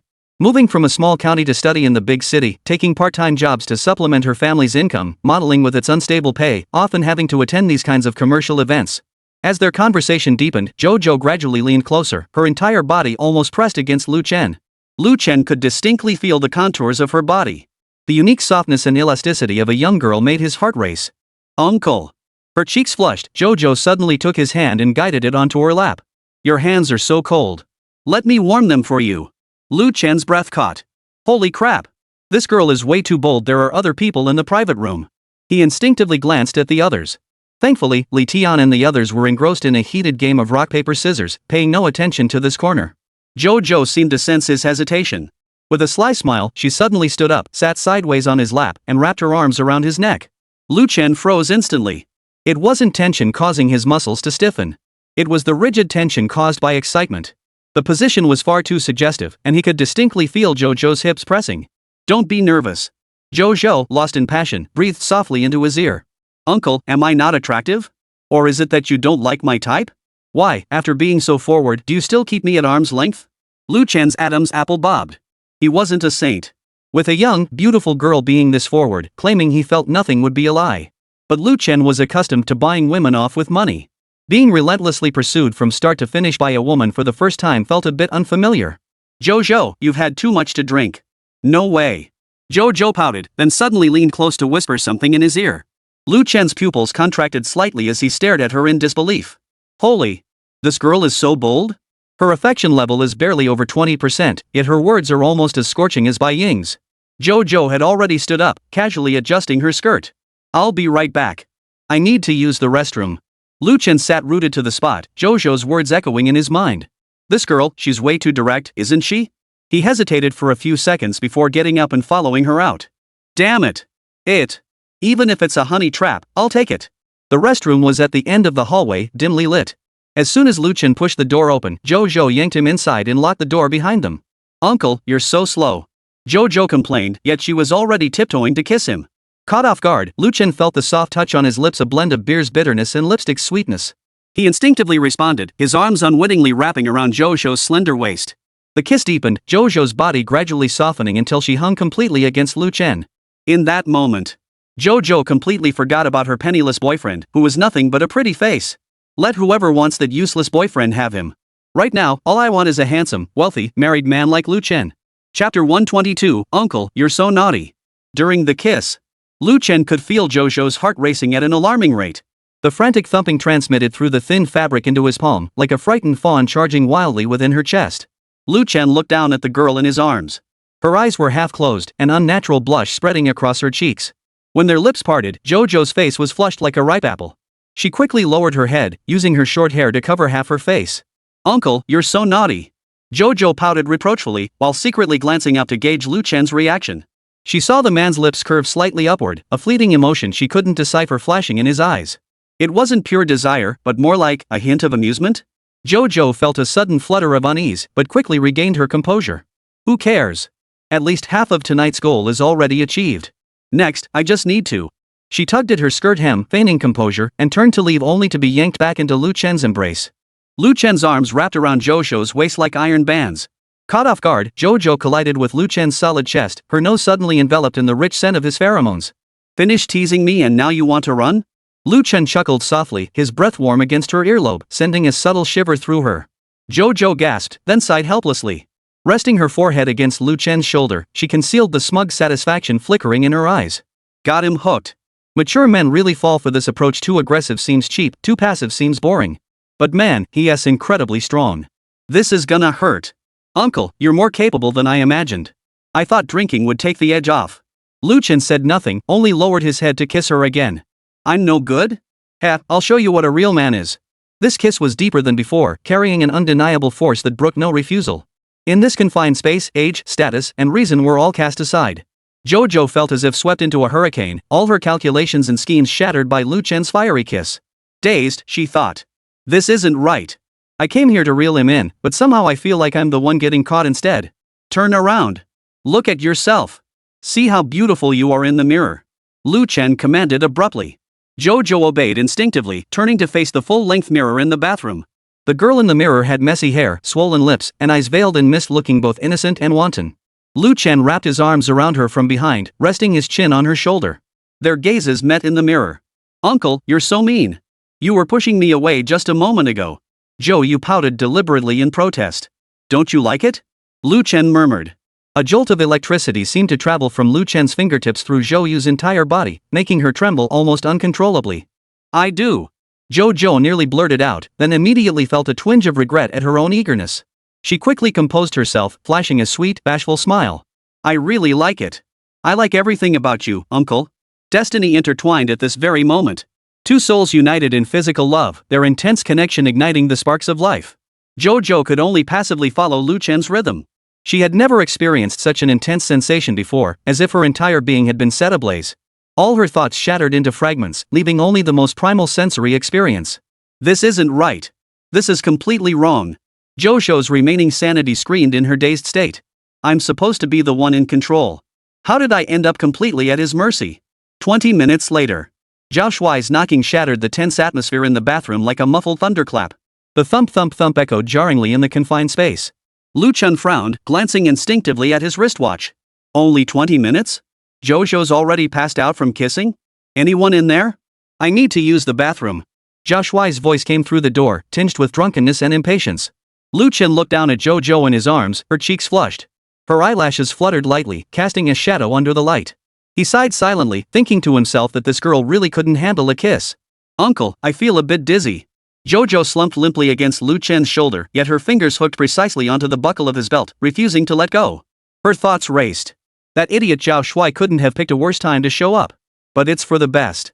You can't let a man get too full. Playing hard to get is the smart move. Lu Chen looked down at the young girl in his arms, her eyes hazy with drunkenness, a faint, almost imperceptible smile playing at the corners of his mouth. He knew perfectly well how much of this dizziness was genuine. After all, in the restroom earlier, she'd been perfectly sober. Every move had been perfectly synchronized. Impressive acting. Lu Chen thought to himself, though his expression remained neutral as he gently supported her waist. I'll take you home. What hasn't a man in his 30s seen? But as long as one was willing to put in the effort. Lu Chen felt quite satisfied. Mei Chem, okay. Stepping out of the bathroom, Lu Chen nodded to Wang Liangxiang. Old Wang, we're heading out. Leaving already? Want me to call you a designated driver? No need, I'll manage. Lu Chen tightened his grip on Jojo's arm and led her out. Zhao Shuai, who had claimed he needed to use the restroom, saw Lu Chen walking away with such a beauty. Suddenly rushed over, overcome with reluctance, blocking their path. The stench of alcohol hit them. Wait. Jojo, you're really going with this old guy? Do you even know what slum he lives in? His voice was sharp from the alcohol, his eyes scanning Lu Chen with utter disdain. Lu Chen's gaze turned cold, but quickly regained its composure. This nouveau riche brat had such limited perspective thinking wearing his family fortune on his sleeve made him high society. Lu Chen glanced down at his seemingly ordinary yet custom-tailored suit and decided not to stoop to the drunkard's level. Jojo smiled, her eyes narrowed, tracing circles on Lu Chen's chest with her finger. "I'd love wherever you live, uncle, even if it's a slum, I'd be happy." From the moment she first saw that Patek Philippe, she knew this seemingly ordinary uncle was anything but ordinary. And when she learned Lu Chen was Lin Yuqing's brother-in-law, she became even more certain of her suspicions. That Zhao Shuai is just plain stupid. Jojo rolled her eyes inwardly. He couldn't even recognize a custom-made suit, yet had the nerve to call others poor.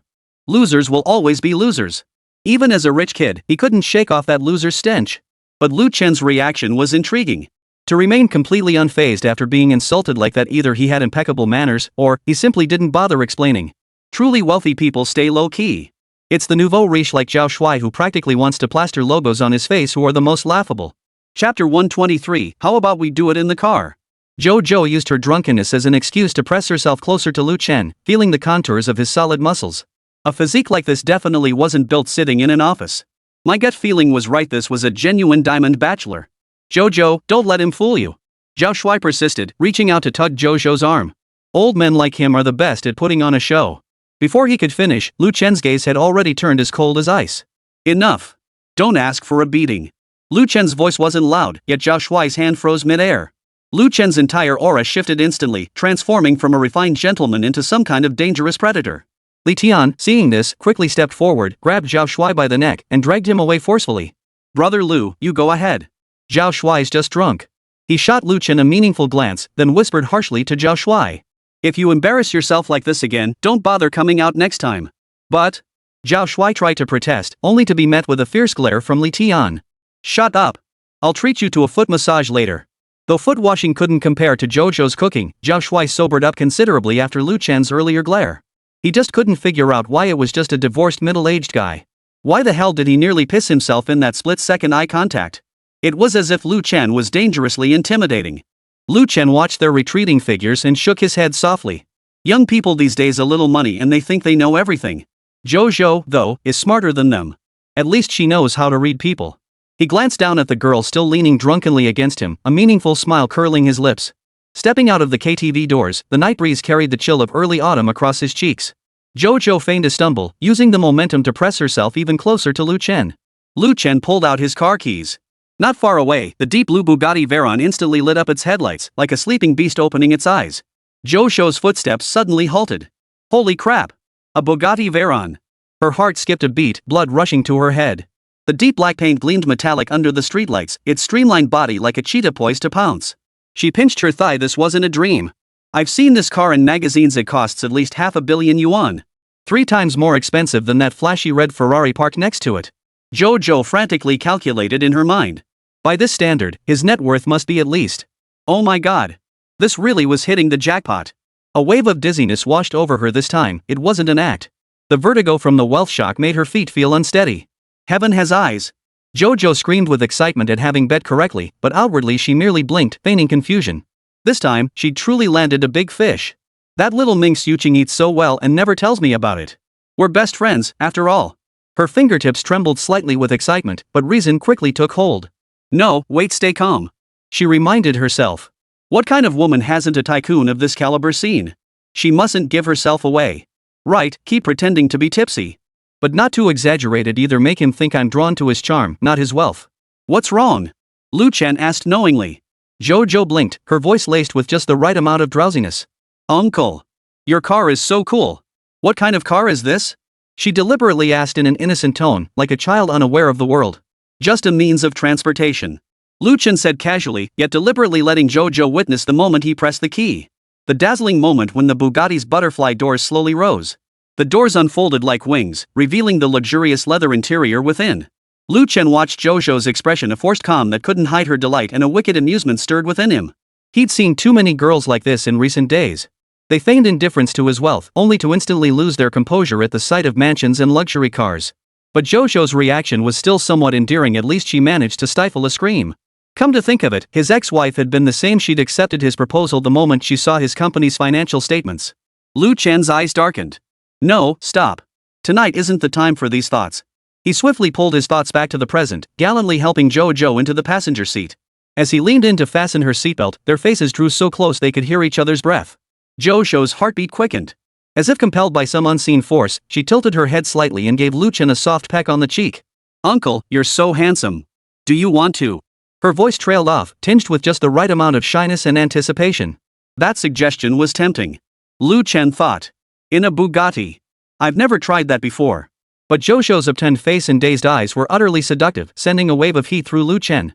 He suddenly grabbed the back of Zhou's head and pressed his lips fiercely against hers. Zhou felt the world spinning, her breath entirely stolen away. Her fingers unconsciously clenched the front of Lu Chen's shirt, the fabric crumpling into a tight ball in her palms. I thought a man in his 30s wouldn't be much good after drinking. Never expected the one who'd be useless first would be me. Should have known better than to play with fire, Zhou thought regretfully in her dazed state. After a long while, when Zhou was gasping for breath, Lu Chen finally released her. Seeing her flushed cheeks and slightly swollen lips, Lu Chen suddenly frowned as if remembering something. The car isn't fueled up, and we've been drinking. Forget it, let's just take a cab. Zhou was still lost in the afterglow of that kiss, her mind a blank. That kiss had been so aggressive, as if it wanted to devour her whole. A faint tingling sensation lingered on her lips, and her tongue seemed to still taste the faint champagne flavor from Lu Chen's mouth. She instinctively licked her lips, her heartbeat still racing. How could an older man be so skilled at kissing? That commanding presence, that effortless ease. Could it be he had more than just Lin Yuqing? The thought made Zhou's heart suddenly sting with a pang of jealousy, but she quickly suppressed it. Stop being silly.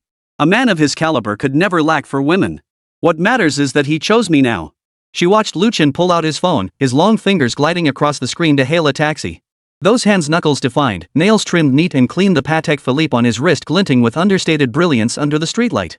Zhou's gaze followed those hands involuntarily, imagining their touch gliding over her skin. Uncle, where are we going? Zhou whispered. Lu Chen smiled and pinched her nose gently just as the taxi came to a stop. Driver, Yundian Hotel. Cloud Peak? The Cloud Peak Hotel? The pinnacle of luxury in Mountain City, a place she'd never even dared dream of. The price of a single night in the presidential suite equaled the total cost of her 4 years of college tuition and living expenses. Chapter 124, Are Your Kidneys Made of Iron? Lu Chen wouldn't miss a single chance to flaunt his wealth in front of his goddess. Nor would he pass up any chance to earn system rewards and boost the goddess's affection. Teaching her about physiology at the hotel was, in Lu Chen's eyes, the fastest way to boost her affection in the early stages. It just meant working a bit harder and expending more physical energy. So be it. Men have to endure a little fatigue. On the taxi ride to the hotel, Zhou leaned against the window. The coolness of the glass seeped through her thin clothes, slightly easing the heat in her heart. The taxi weaved through city streets. Streetlights on the elevated highway streaked past the window like streams of light, casting flickering shadows inside the car. The driver glanced back at Lu Chen without thinking. His previously calm expression instantly turned to shock, his eyes widening in disbelief. Holy crap! Isn't that the kid who pulled out a baton from under his seat last time? The driver thought to himself. He never imagined that just a few days later, this kid would show up again with another girl nearly as pretty as the last one. Young people these days sure know how to have fun. The driver couldn't help but mutter to himself. He stole glances at Lu Chen through the rearview mirror, finding it increasingly unbelievable. Just a few days ago I drove him around with a stunningly curvaceous young woman, and today he's with this innocent-looking type. The thing is, both girls are gorgeous like movie stars. What's this kid's background? The driver's eyes brimmed with confusion and curiosity. Seeing Lu Chen's calm and composed demeanor only deepened his bewilderment. Damn, is this guy's stamina made of iron? My legs are still wobbly from my foot massage just a few days ago. And this guy keeps coming back? Zhou keenly noticed the driver's frequent, peculiar glances through the rearview mirror. She couldn't help but feel puzzled. What's with this driver? Why is he staring at us? Does he know Lu Chen? Various speculations flashed through her mind, yet outwardly she maintained her drowsy demeanor. Through narrowed eyelashes, she cautiously observed Lu Chen. Street-like shadows danced across Lu Chen's sharply defined profile, tracing his perfect jawline and making his high, straight nose appear even more sculpted in the shifting light. He sat there quietly, radiating an aura that was impossible to fathom. The taxi descended from the elevated road, racing toward the city's most dazzling lights. Zhou's heartbeat quickened with the accelerating speed. She knew exactly what was about to happen. She felt no fear. After all, she had already tested Lu Chen back at the KTV. A tree bearing eggplants. Absolutely perfect. His technique is indeed impressive. The moment that thought surfaced, Zhou snapped back to reality, her cheeks instantly burning hot. Good heavens, what am I thinking? But soon, another thought took hold of her mind. If Lu Chen could become her long-term sugar daddy, she'd never have to worry about rent again or slave away at odd jobs. Yet the moment she thought of Yuqing, a pang of guilt washed over Zhou. She remembered how Yuqing had offered to introduce her to a good man last time, and how she had dismissed it with disdain, swearing she wasn't that kind of person. Yet now, here she was, about to follow Lu Chen into this luxurious hotel. She shook her head, trying to banish these chaotic thoughts. It's just an adult game, each getting what they want. What's there to feel guilty about? She kept reassuring herself, then thought of that useless boyfriend who was handsome but good for nothing. The lingering guilt in her heart gradually gave way to resentment. Finally, the Cloud Peak Hotel came into view. This landmark building resembled a towering colossus soaring into the clouds, radiating a dazzling and mysterious glow in the night. The revolving restaurant on the top floor was a favorite among the city's elite. JoJo had seen countless photos of this place on social media: the infinity pool, the Michelin-starred restaurant, the city's most breathtaking night views. Each image stirred her longing, yet she never imagined she'd actually set foot here one day. And not as a waitress, but as a guest's companion, more precisely, as Lu Chen's companion. Lu Chen paid the fare, then gracefully circled around to the passenger door, opening it for JoJo with gentlemanly ease. His palm was warm and dry, steadying her waist with just the right amount of pressure. Drunk and unguarded, JoJo found herself leaning heavily against him. Can you walk? Lu Chen's deep, magnetic voice murmured in her ear. JoJo shook her head, burying her face in the crook of his neck and speaking in a slightly pouty tone. I'm dizzy. Uncle, you're too rough. Can you go easier later? No sooner had the words left her lips than Lu Chen suddenly bent down and scooped her up horizontally. This unexpected princess carry made JoJo gasp in surprise, instinctively wrapping her arms around his neck. Her heart raced to 108 beats per minute, her cheeks flushing crimson. That depends on whether you're obedient. Lu Chen's lips curved into a meaningful smile as he strode toward the hotel entrance, JoJo still cradled in his arms. Mr. Lu, your room is ready. The doorman bowed respectfully, a professional smile on his face as he pulled open the gilded doors for them. That title sent a jolt through JoJo's heart. The doorman knows him? Looks like he's a regular. She mused silently, glancing around discreetly. The wealthy are truly different. They treat luxury hotels like their own homes. In the lobby, crystal chandeliers cast dazzling light that cascaded down, reflecting off the mirror-smooth marble floor and creating a halo of opulence. Exquisite artworks adorned the walls, and the air carried a faint scent of high-end perfume. Every detail underscored the hotel's prestige and opulence. JoJo had never witnessed such opulence before. She felt as if she had stepped into a dream world, forgetting even to feign drunkenness as her eyes filled with wonder and curiosity. The elevator ascended directly to the top floor. The moment the doors slowly opened, JoJo gasped. Inside the presidential suite, floor-to-ceiling windows framed the city's dazzling lights, sparkling like scattered diamonds, offering a panoramic view of the nightscape. The room's decor was the epitome of extravagance: high-end furniture, exquisite carpets, priceless calligraphy and paintings. Every detail exuded unparalleled luxury. This is just too extravagant. JoJo stood dumbfounded, momentarily at a loss. She had grown up in a cramped, makeshift village within the city, where living conditions were basic and crowded. Later, during university, she lived in a crowded dormitory. Even after getting a boyfriend, she still shared a rented apartment with others. Day in and day out, she worked tirelessly at various part-time jobs just to make ends meet. The opulence before her now stood in stark contrast to her past life, making her feel as if she were in a dream. Lu Chen carried her toward the bedroom. JoJo sank into the mattress, soft as a cloud, and the sheer comfort made her sigh softly. So soft. How could a bed be this soft? Lu Chen's silhouette loomed against the light, towering over her like a mountain. His gaze was deep and focused, filling JoJo with a mix of nervousness and anticipation. Chapter 125, Fifth Drop of Blood Reward Unlocked. She watched Lu Chen slowly lean closer, her heart pounding like a drum. Finally, she closed her eyes, her long lashes trembling slightly, preparing to embrace whatever was about to unfold. In that moment, all her worries and unease vanished. She immersed herself completely in this luxurious, suggestive atmosphere, waiting for the gears of fate to turn. After tonight, JoJo would change her destiny. 2 hours later, in the hotel room, Lu Chen leaned against the headboard, one hand playing a game on his phone while the other absent-mindedly stroked JoJo's silky hair as she nestled in his embrace. His thoughts drifted back to the wild encounter in the KTV bathroom hours earlier. Tell me, why did you kiss? Lu Chen suddenly asked, his voice laced with lazy curiosity. JoJo, who had been closing her eyes to savor his caress, froze slightly at the question. She lifted her head, her eyes glinting with confusion. Why what? Lu Chen looked down at the young, beautiful girl in his arms. She was breathtakingly beautiful, slender figure, exquisite features, and such an endearing personality. How could she possibly fancy an old man like me? I'm over 30 now. Though I take good care of myself, it's hardly enough to make such a young beauty fall head over heels at first sight, right? Nothing, I was just wondering, how did a little fairy like you end up falling for an old man like me? Lu Chen said half-jokingly, his fingers gently tracing JoJo's cheek, savoring the softness of her skin. A fleeting flicker of unease crossed JoJo's eyes, but she quickly regained her innocent expression. She thought to herself. Of course it wasn't love at first sight, but could I tell you I'm Lin Yuqing's best friend? Can I tell you I've been watching you for a long time? But now isn't the right time. JoJo rolled over, burrowing into his embrace like a kitten. Calling someone in their early 30s old? Then I'd be underage at 20. No. Lu Chen pinched her cheek. I mean, you must have plenty of young guys chasing after you, right? Zhou heart tightened, but she remained outwardly composed. She flicked the long strands of hair falling over her shoulder and said with feigned nonchalance, "Why are you overthinking this?" She straddled Lu Chen's lap, cupping his face with both hands and meeting his gaze directly. "Let me ask you, did you enjoy yourself today?"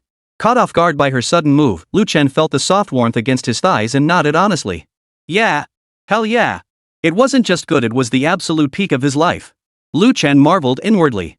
Zhou wasn't just young and beautiful, she was uninhibited. The scene in the KTV bathroom still made his blood boil. Wearing that tight mini skirt, the way she swayed in that cramped space was like a seductive spirit. It was an experience he'd never even dared to imagine before. Zhou caught the desire flickering in Lu Chen's eyes, and a smug smile curved her lips. She leaned close and whispered softly into his ear. "So what? If it feels good, why overthink it?" Her voice brushed his ear like a feather, sending an involuntary shiver through his body. This little vixen, she hasn't even graduated yet, and she's already this skilled? Zhou, however, was calculating in her mind. Now wasn't the time to come clean. First, I had to make him accustomed to my presence, to make him unable to live without me. By then, even if he finds out I'm Lin Yuqing's best friend, he won't be able to let go. Lu Chen was driven wild with desire by Zhou's teasing. Just as he was about to mount her, Zhou suddenly jumped up and rushed to the bathroom. Can't hold it anymore. Urge to pee. Drank too much. Watching her graceful figure disappear into the bathroom, Lu Chen seized the moment to activate the 5th drop of blood reward. Unlock reward. Congratulations! You have obtained a difficulty reduction card, which can randomly lower the current host's cashback difficulty node. Use? Lu Chen's eyes lit up as he selected use without hesitation. Lower the difficulty node? Which node could it be? Congratulations! Your cashback threshold has been lowered. Activation code removed. When encountering a goddess, cashback begins from the very first purchase, no need for her to trigger the code. Ha ha ha. Lu Chen couldn't help but laugh out loud. This reward came at just the right moment. While the cashback system had brought him immense wealth, that activation code had been a constant headache. After every purchase, he had to get the girl to genuinely compliment him, otherwise, the cashback wouldn't activate. From now on, spending money on goddesses wouldn't require exhausting efforts to get their compliments, just bind them directly for cashback. He thought of Long Hongyan, Xiao Qinghe, and Lin Yuqing, the goddesses he'd never managed to bind successfully. Now he could finally handle them with ease. Zhou was baffled by Lu Chen's sudden laughter. Tilting his head in the restroom, he asked, "What's up? What's got you so happy?" "Nothing much. Just saw a funny joke." He changed the subject. "Oh, right, today's May 20th. I'll send you a red envelope. Give me your bank account number."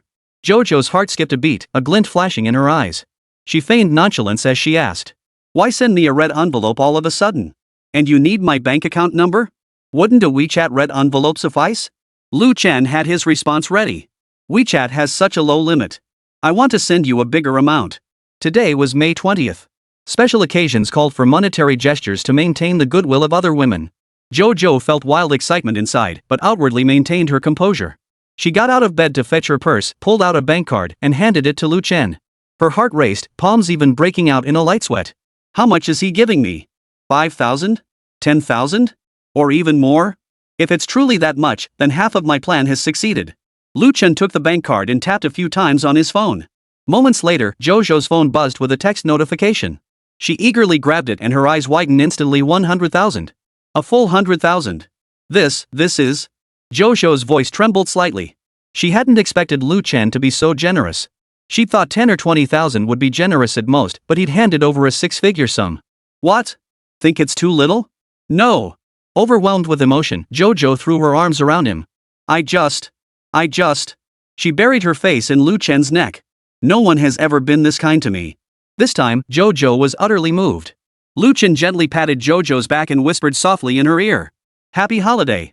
Feeling the slight tremor in the girl's body against him, he felt deeply satisfied. The 100,000 yuan meant little to him, but judging by Zhou's reaction, it had clearly achieved the desired effect. Zhou affection plus 5%. The system notification echoed in Lu Chen's mind, reinforcing his conviction that his decision had been correct. Zhou nestled against him, her mind in turmoil. Oh my god. 100,000. My boyfriend only gives me 2,000 for monthly living expenses. Lu Chen just casually gave me 100,000. My choice was absolutely right. This man isn't just wealthy, he's generous too. I absolutely must hold on to him. Thank you, sir. You're so kind to me. Chapter 126. Easy there, you'll break it. After several intimate moments, Lu Chen leaned against the headboard of the luxurious suite at the Cloud Peak Hotel. Velvet pillows softly cradled his back. He looked down at Jojo nestled beside him, her supple body curled up like a docile kitten. Jojo's fingers traced circles across his bare chest. The sensation of her nails lightly grazing his skin made Lu Chen tense involuntarily. That tingling sensation spread from his chest throughout his entire body, like countless tiny electric currents surging through him. Stop it. Lu Chen caught her restless hand. Or I'll end up eating someone again later. Jojo lifted her head, her large, watery eyes sparkling with mischief. What's wrong? Don't you like it? Lu Chen gazed at the young, beautiful face, porcelain white skin, a delicate nose, and pink lips slightly pouted. She truly was a vision. Yet that strange feeling in his heart refused to fade. This girl had appeared far too suddenly. From their chance encounter to this moment had been mere hours, yet things had progressed this far. Though the system indicated her affection for me was high, something felt off. Lu Chen instinctively activated the ability he'd acquired, who knows a woman's heart, to sense Jojo's emotions. Yet it was perfectly normal as could be. There was nothing to be done, she was simply too proactive, far beyond what one would expect from an ordinary college student. Would an ordinary girl be this skilled? Oof. Who cares? The Cloud Peak Hotel wouldn't host a honey trap. This is a 5-star establishment with tight security. Besides, after all these years navigating the business world, what kind of situation haven't I seen? Even if the worst happened, I had the system to back me up, no way I'd come out losing. Lu Chen glanced at the balance displayed in his system account.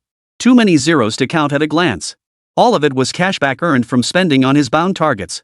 With the system in hand, the world is mine. Besides, Jojo was undeniably beautiful with a great figure. This kind of chance encounter wasn't something you stumbled upon every day. Lu Chen's gaze drifted involuntarily to Jojo's collarbone peeking out from beneath the quilt. The elegant curve extended downward, disappearing into the mysterious realm beneath the sheets. What are you thinking about, uncle? Jojo asked softly, her fingers beginning to wander restlessly across his chest. Lu Chen snapped back to reality, picking up his phone with one hand to scroll through live streams. His other hand reached up to caress Jojo's smooth cheek, savoring the delicate sensation beneath his fingertips. Nothing. Just wondering if this is happening too fast? Lu Chen asked tentatively, his eyes fixed intently on Jojo's expression. Jojo's heart tightened. Oh no, was he getting suspicious? I need to find a way to ease his concerns. This man was more cautious than she'd anticipated. Just moments ago he'd been so passionate, yet now he was already doubting. Looks like I'll need to employ some tactics. She shifted slightly, letting the quilt slip from her shoulders to reveal expanses of snow-white skin and the faint outline of her curves. Too fast? I thought it was just right. She met Lu Chen's gaze without flinching. Leaning close to his ear, her breath warm and fragrant, she whispered. Don't you like it, uncle? Lu Chen, stirred by her teasing, flipped her onto his chest, a wicked smile curling his lips. I like it. Of course I like it. Just as their passion ignited, the untimely chime of a phone notification pierced the air. Lu Chen intended to ignore it, but Jojo had already spotted the message on the screen. Lin Yuqing, brother-in-law, not coming home tonight? A message from Yuqing? I won't let you chat with that old man. Consumed by possessiveness, Jojo completely forgot she was the newcomer. She plopped down on Lu Chen's lap, snatched the phone, and asked with feigned ignorance. Spill it. Who's this dear? Lu Chen groaned under her weight. Easy there. I'm going to break it. It's my sister-in-law. He tried to grab the phone back, but Jojo deftly dodged him. Your sister-in-law calls you darling? How can you face your wife? Jojo narrowed his eyes, his face etched with suspicion. I got divorced ages ago. Lu Chen explained helplessly, thinking to himself that this girl's jealousy was actually quite adorable. Jojo deliberately exaggerated her surprise. You're still in touch after the divorce? Your relationship sure is intimate. Women were always especially charming when they were jealous. Lu Chen found her expression amusing. He flipped her over, regaining the upper hand as he pinned Jojo beneath him. How about, you call me darling too? Jojo flushed and struggled. Nice try. I refuse to use the same pet name as anyone else. Then what do you want to call me? Husband? Lu Chen asked with a mischievous grin, his fingers lightly teasing her waist. You shameless jerk. Jojo grabbed a pillow and hurled it at him. I'll call you. I'll call you. Her eyes twinkled mischievously. Old Lu. Oh, really? Lu Chen began tickling her. 100 grand for just old Lu? Jojo laughed until she couldn't breathe, tears welling up in the corners of her eyes. Suddenly, she wrapped her arms around Lu Chen's neck and whispered into his ear with a smile. Big brother, Chen. Do you like it when I call you that? This girl was too clever. One moment she was all aloof and proud, the next she was this sweet. This contrast was utterly irresistible. Lu Chen felt his resolve crumbling bit by bit. But the more she acted like this, the more suspicious Lu Chen grew. What ordinary college student could flirt like this? Could she be that kind of professional? But judging by her reaction earlier, it didn't seem like it. That innocence and passion didn't feel fake. Forget it. Might as well enjoy the moment. Me? I like it when you call me other things, like. Lu Chen chuckled mischievously, starting to get naughty. While receiving Jojo's reward, Lu Chen picked up his phone to send red envelopes to the other goddesses too. After all, today was 520, a special day. While transfers and red packets didn't trigger the system's critical hit cashback, transfers could still boost affection levels. Especially on a day like this. With that thought, Lu Chen started messaging every woman in his contacts, asking for their bank account numbers. First was Sun Yining, the top TikTok star with a 90% visual rating. Hey, send me your bank account number. Sun Yining had just wrapped up her livestream and was having a late-night snack with her assistant. Though puzzled by Lu Chen's message, she replied immediately. What do you need my bank account number for, bro? She sent a cute emoji. Don't ask so many questions. Just send it. Oh, okay. Faced with Lu Chen's forceful demand, Sun Yining hesitated briefly before sending the card number. But she couldn't help wondering. What is my brother-in-law up to? Could he be laundering money? Or is he trying to win me over? He's always been generous with his tips, but this is the first time he's ever asked for a bank card number directly. Just as she was pondering, her phone buzzed with a text notification. She opened it and froze in shock. Her account had received a deposit of 100,000 yuan. Holy crap! My brother-in-law is so awesome. Assistant. Look. Chapter 127, could he be trying to date me? Sun Yining excitedly grabbed her assistant's arm and held the phone screen right in front of her. See that? The female assistant gasped after reading the number. 100,000 in one go? Which sugar daddy transferred that to you? Who else could it be? My brother-in-law. Sun Yining's voice trembled with excitement. She quickly messaged Lu Chen to confirm. Bro-in-law. Did you transfer the wrong amount? It's 100,000 yuan. Should I call the police? Lu Chen's reply came swiftly. No mistake. Happy 520. Sun Yining and her assistant exchanged stunned glances, both dumbfounded by this sudden windfall. Sun Yining bit her lip, hesitating as she typed. Brother-in-law, I didn't spend 520 with you today and haven't reached out yet. You're not mad, are you? So this is a breakup red envelope. After all, what big brother would transfer money for no reason and not ask for anything in return? So the only explanation Sun Yining could think of was that Lu Chen was giving her a breakup settlement after what they'd done. It's fine. If you're happy, keep it. Go buy something you like. Relieved to get his response, Sun Yining breathed a sigh of relief. Lu Chen's reply sounded indifferent. After all, he was still searching for other goddesses' WeChat accounts. He'd added too many people, none of whom were pinned to the top, making the search quite troublesome. Unless it's urgent, why would you pin a woman to the top? That's just a sucker move. His assistant stared at the message, eyes wide as saucers. Brother-in-law, you're being way too generous. Just handing over 100,000 yuan like that? And without any conditions? Sun Yining nodded dumbly, her heart racing with both excitement and trepidation. What does Lu Chen mean by this? Could he really have fallen for me and want to pursue a romantic relationship? Could he actually be trying to date me? I thought it was just a one-night stand? Could he actually be serious? But since he offered, I'll take it. After all, he's so rich and he's kinda cute. Next up were Lin Yuqing and Ji Xiaoyu. When Lu Chen texted them asking for their card numbers, they sent them over without a second thought, not even asking why. Lin Yuqing did it out of absolute trust in her brother-in-law. He'd always looked out for her. Though their relationship had a hint of ambiguity, she never doubted his goodwill. Brother-in-law, here's my card number, 6222 3456. Lin Yuqing's reply was simple and direct. Lu Chen smiled faintly and immediately transferred 100,000 yuan. In less than 3 seconds, Lin Yuqing's reply arrived. Thanks, brother-in-law. Happy 520. Love you, followed by a string of heart emojis. With the means to buy a villa worth tens of millions, Lin Yuqing believed this 100,000 yuan was nothing to her brother-in-law. Meanwhile, Ji Xiaoyu had a vague idea of what Lu Chen was up to. She was already accustomed to Lu Chen's extravagance, and upon receiving the transfer, she simply thanked him sweetly. Thanks, honey. Happy 520. She didn't even ask what the money was for. Then there was the flight attendant, Lin Yuqing.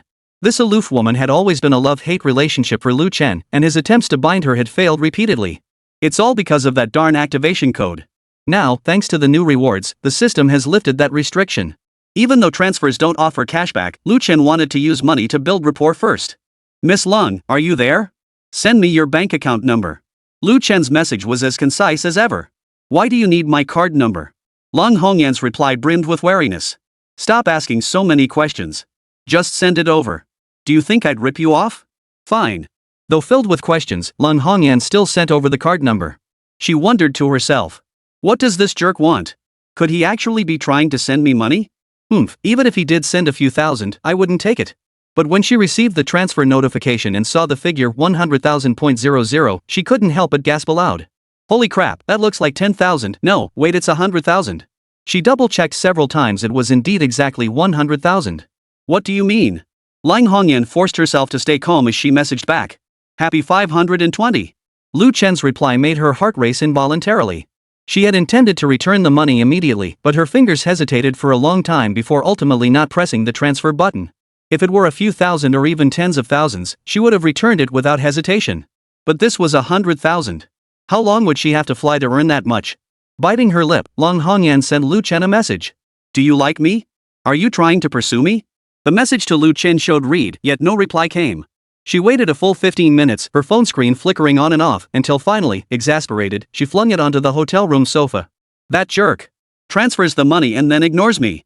She snapped at the empty room. As an international flight attendant, Lin Hongyan was used to being hit on by all kinds of men, but someone like Lu Chen who transferred 100,000 yuan outright was a first. She walked to the floor-to-ceiling window, gazing at the dazzling city lights, her fingers unconsciously tracing the edge of her phone. Deep down, however, she felt an unusual warmth. This man might seem like a womanizer, constantly surrounded by different beauties, but at least he genuinely wanted to give her money. Unlike those hypocrites who spouted sweet nothings yet wouldn't part with a single penny. A ding sounded as her phone finally buzzed. Lin Hongyan practically lunged toward the sofa, but her expression froze when she saw the message. So what would it take to win you over? How about another 100,000? Lu Chen's flippant reply felt like a bucket of cold water dumped over her head. Lin Hongyan's fingers pounded the screen. Lu Chen. What do you take me for? She paused, then added. Do I look like the kind of woman who chases after money? As if that weren't enough, she added. If you keep this up, I'll return the money. After firing off this three-part salvo, Lin Hongyan's chest heaved violently. Staring at the glaring 100,000.00 in the transfer record, a sudden wave of shame washed over her. 100,000 yuan equivalent to 5 months of her salary taken so easily. She really was no different from those money-grubbing women. Her phone buzzed again. This time, Lu Chen's tone was much more serious. Just kidding, don't be upset. I just thought you worked so hard, I wanted you to treat yourself better. Cold Hongyan's tense shoulders relaxed slightly. After a long hesitation, she replied. That's more like it. Her fingers glided lightly across the screen as she added. But don't do this again. Sending a girl so much money out of the blue can easily lead to misunderstandings. Lu Chen replied with a smiley face. Misunderstand what? Lin Hongyan's cheeks flushed as she hurriedly typed. I'm catching a flight. We'll talk later. She shut off her phone immediately after sending it, as if doing so could sever that man's influence over her. Chapter 128. Even gold kidneys can't withstand the strain. With her phone off, Lin Hongyan took a deep breath and began tidying her uniform. But in the mirror, the corners of her eyes and brows betrayed an unmistakable flicker of excitement. After all, what woman wouldn't want a man to spend money on her? Especially a handsome, wealthy man like Lu Chen. Meanwhile, Lu Chen was reclining against the headboard, basking in Zhou attendance. Her soft fingers pressed gently against his temples, the pressure perfectly measured. Feeling better? Zhou whispered in his ear. Lu Chen hummed in response with his eyes closed, his thoughts drifting back to his earlier conversation with Lin Hongyan. That haughty flight attendant was finally beginning to waver. Though she still resisted outwardly, accepting the money was a good start. Focus, will you? Zhou pinched his earlobe in displeasure. Thinking about other women in front of me? Lu Chen opened his eyes, meeting her gaze a look that was almost a smile. This girl, her intuition was surprisingly sharp. Not at all. I was just thinking about work. Zhou snorted lightly, clearly unconvinced, but didn't press further. Her fingers slid down Lu Chen's chest, then pressed lightly. Lying?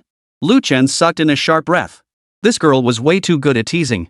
He flipped her over, pinning her beneath him, only to hear her giggle as she wriggled free. No way, I have class at 8 tomorrow morning. Gotta save my energy. Then you're the one teasing me? Lu Chen gritted his teeth. Zhou blinked innocently. I was just trying to give you a massage. You're the one with the dirty mind. She nimbly hopped off the bed. I need to take a shower. I feel all sticky and gross, it's all your fault, you big jerk. Watching her nimble movements, Lu Chen suddenly felt like he'd been taken for a ride. From the moment she appeared to the moment she left, this girl had controlled the rhythm, and he'd been led by the nose the entire time. The next morning, as sunlight filtered through the curtains and spilled onto the bed, Lu Chen realized the space beside him was already empty. He reached for his phone and saw a message from an unfamiliar number. I have to get back for my 8 a.m. class. Since you were sleeping so soundly, I didn't want to disturb you, my dear Lu Chen. Don't miss me too much, I'll contact you when I miss you. It was Zhou. Lu Chen read the message over and over, a smile creeping onto his lips. That girl sleeping over and then bolting without even a good morning kiss. But this teasingly distant attitude only made him crave her more, like a carefully orchestrated game of push and pull. Why do I still feel like I'm getting taken advantage of? Lu Chen muttered to himself, then chuckled at his own thought. He rose and headed for the bathroom. In the mirror, faint blue circles lingered beneath his eyes, clear evidence of a restless night. Even the most resilient kidneys couldn't withstand night after night of revelry. While brushing his teeth, his phone buzzed incessantly. Sun Yining sent 3 messages in a row. Brother-in-law, are you awake? Can I really take that 100,000 yuan? You're not asking me to do anything illegal, are you? Scared.jpg. Ha ha. This Sun Yining. She sure knows how to play cute. Lu Chen spat out the foam in his mouth and replied with a laugh. Keep it, it's just pocket money for you. But if you really feel bad, how about dancing for me during your next livestream? Sun Yining replied almost instantly. Ah. Brother-in-law, you finally replied. Followed immediately by another. Of course I can dance. What kind of dance do you want to see? But some dances are only for you to see in private on WeChat. Like what kind of dance? Sun Yining sent a shy emoji. Like, those really sexy ones, you know what I mean.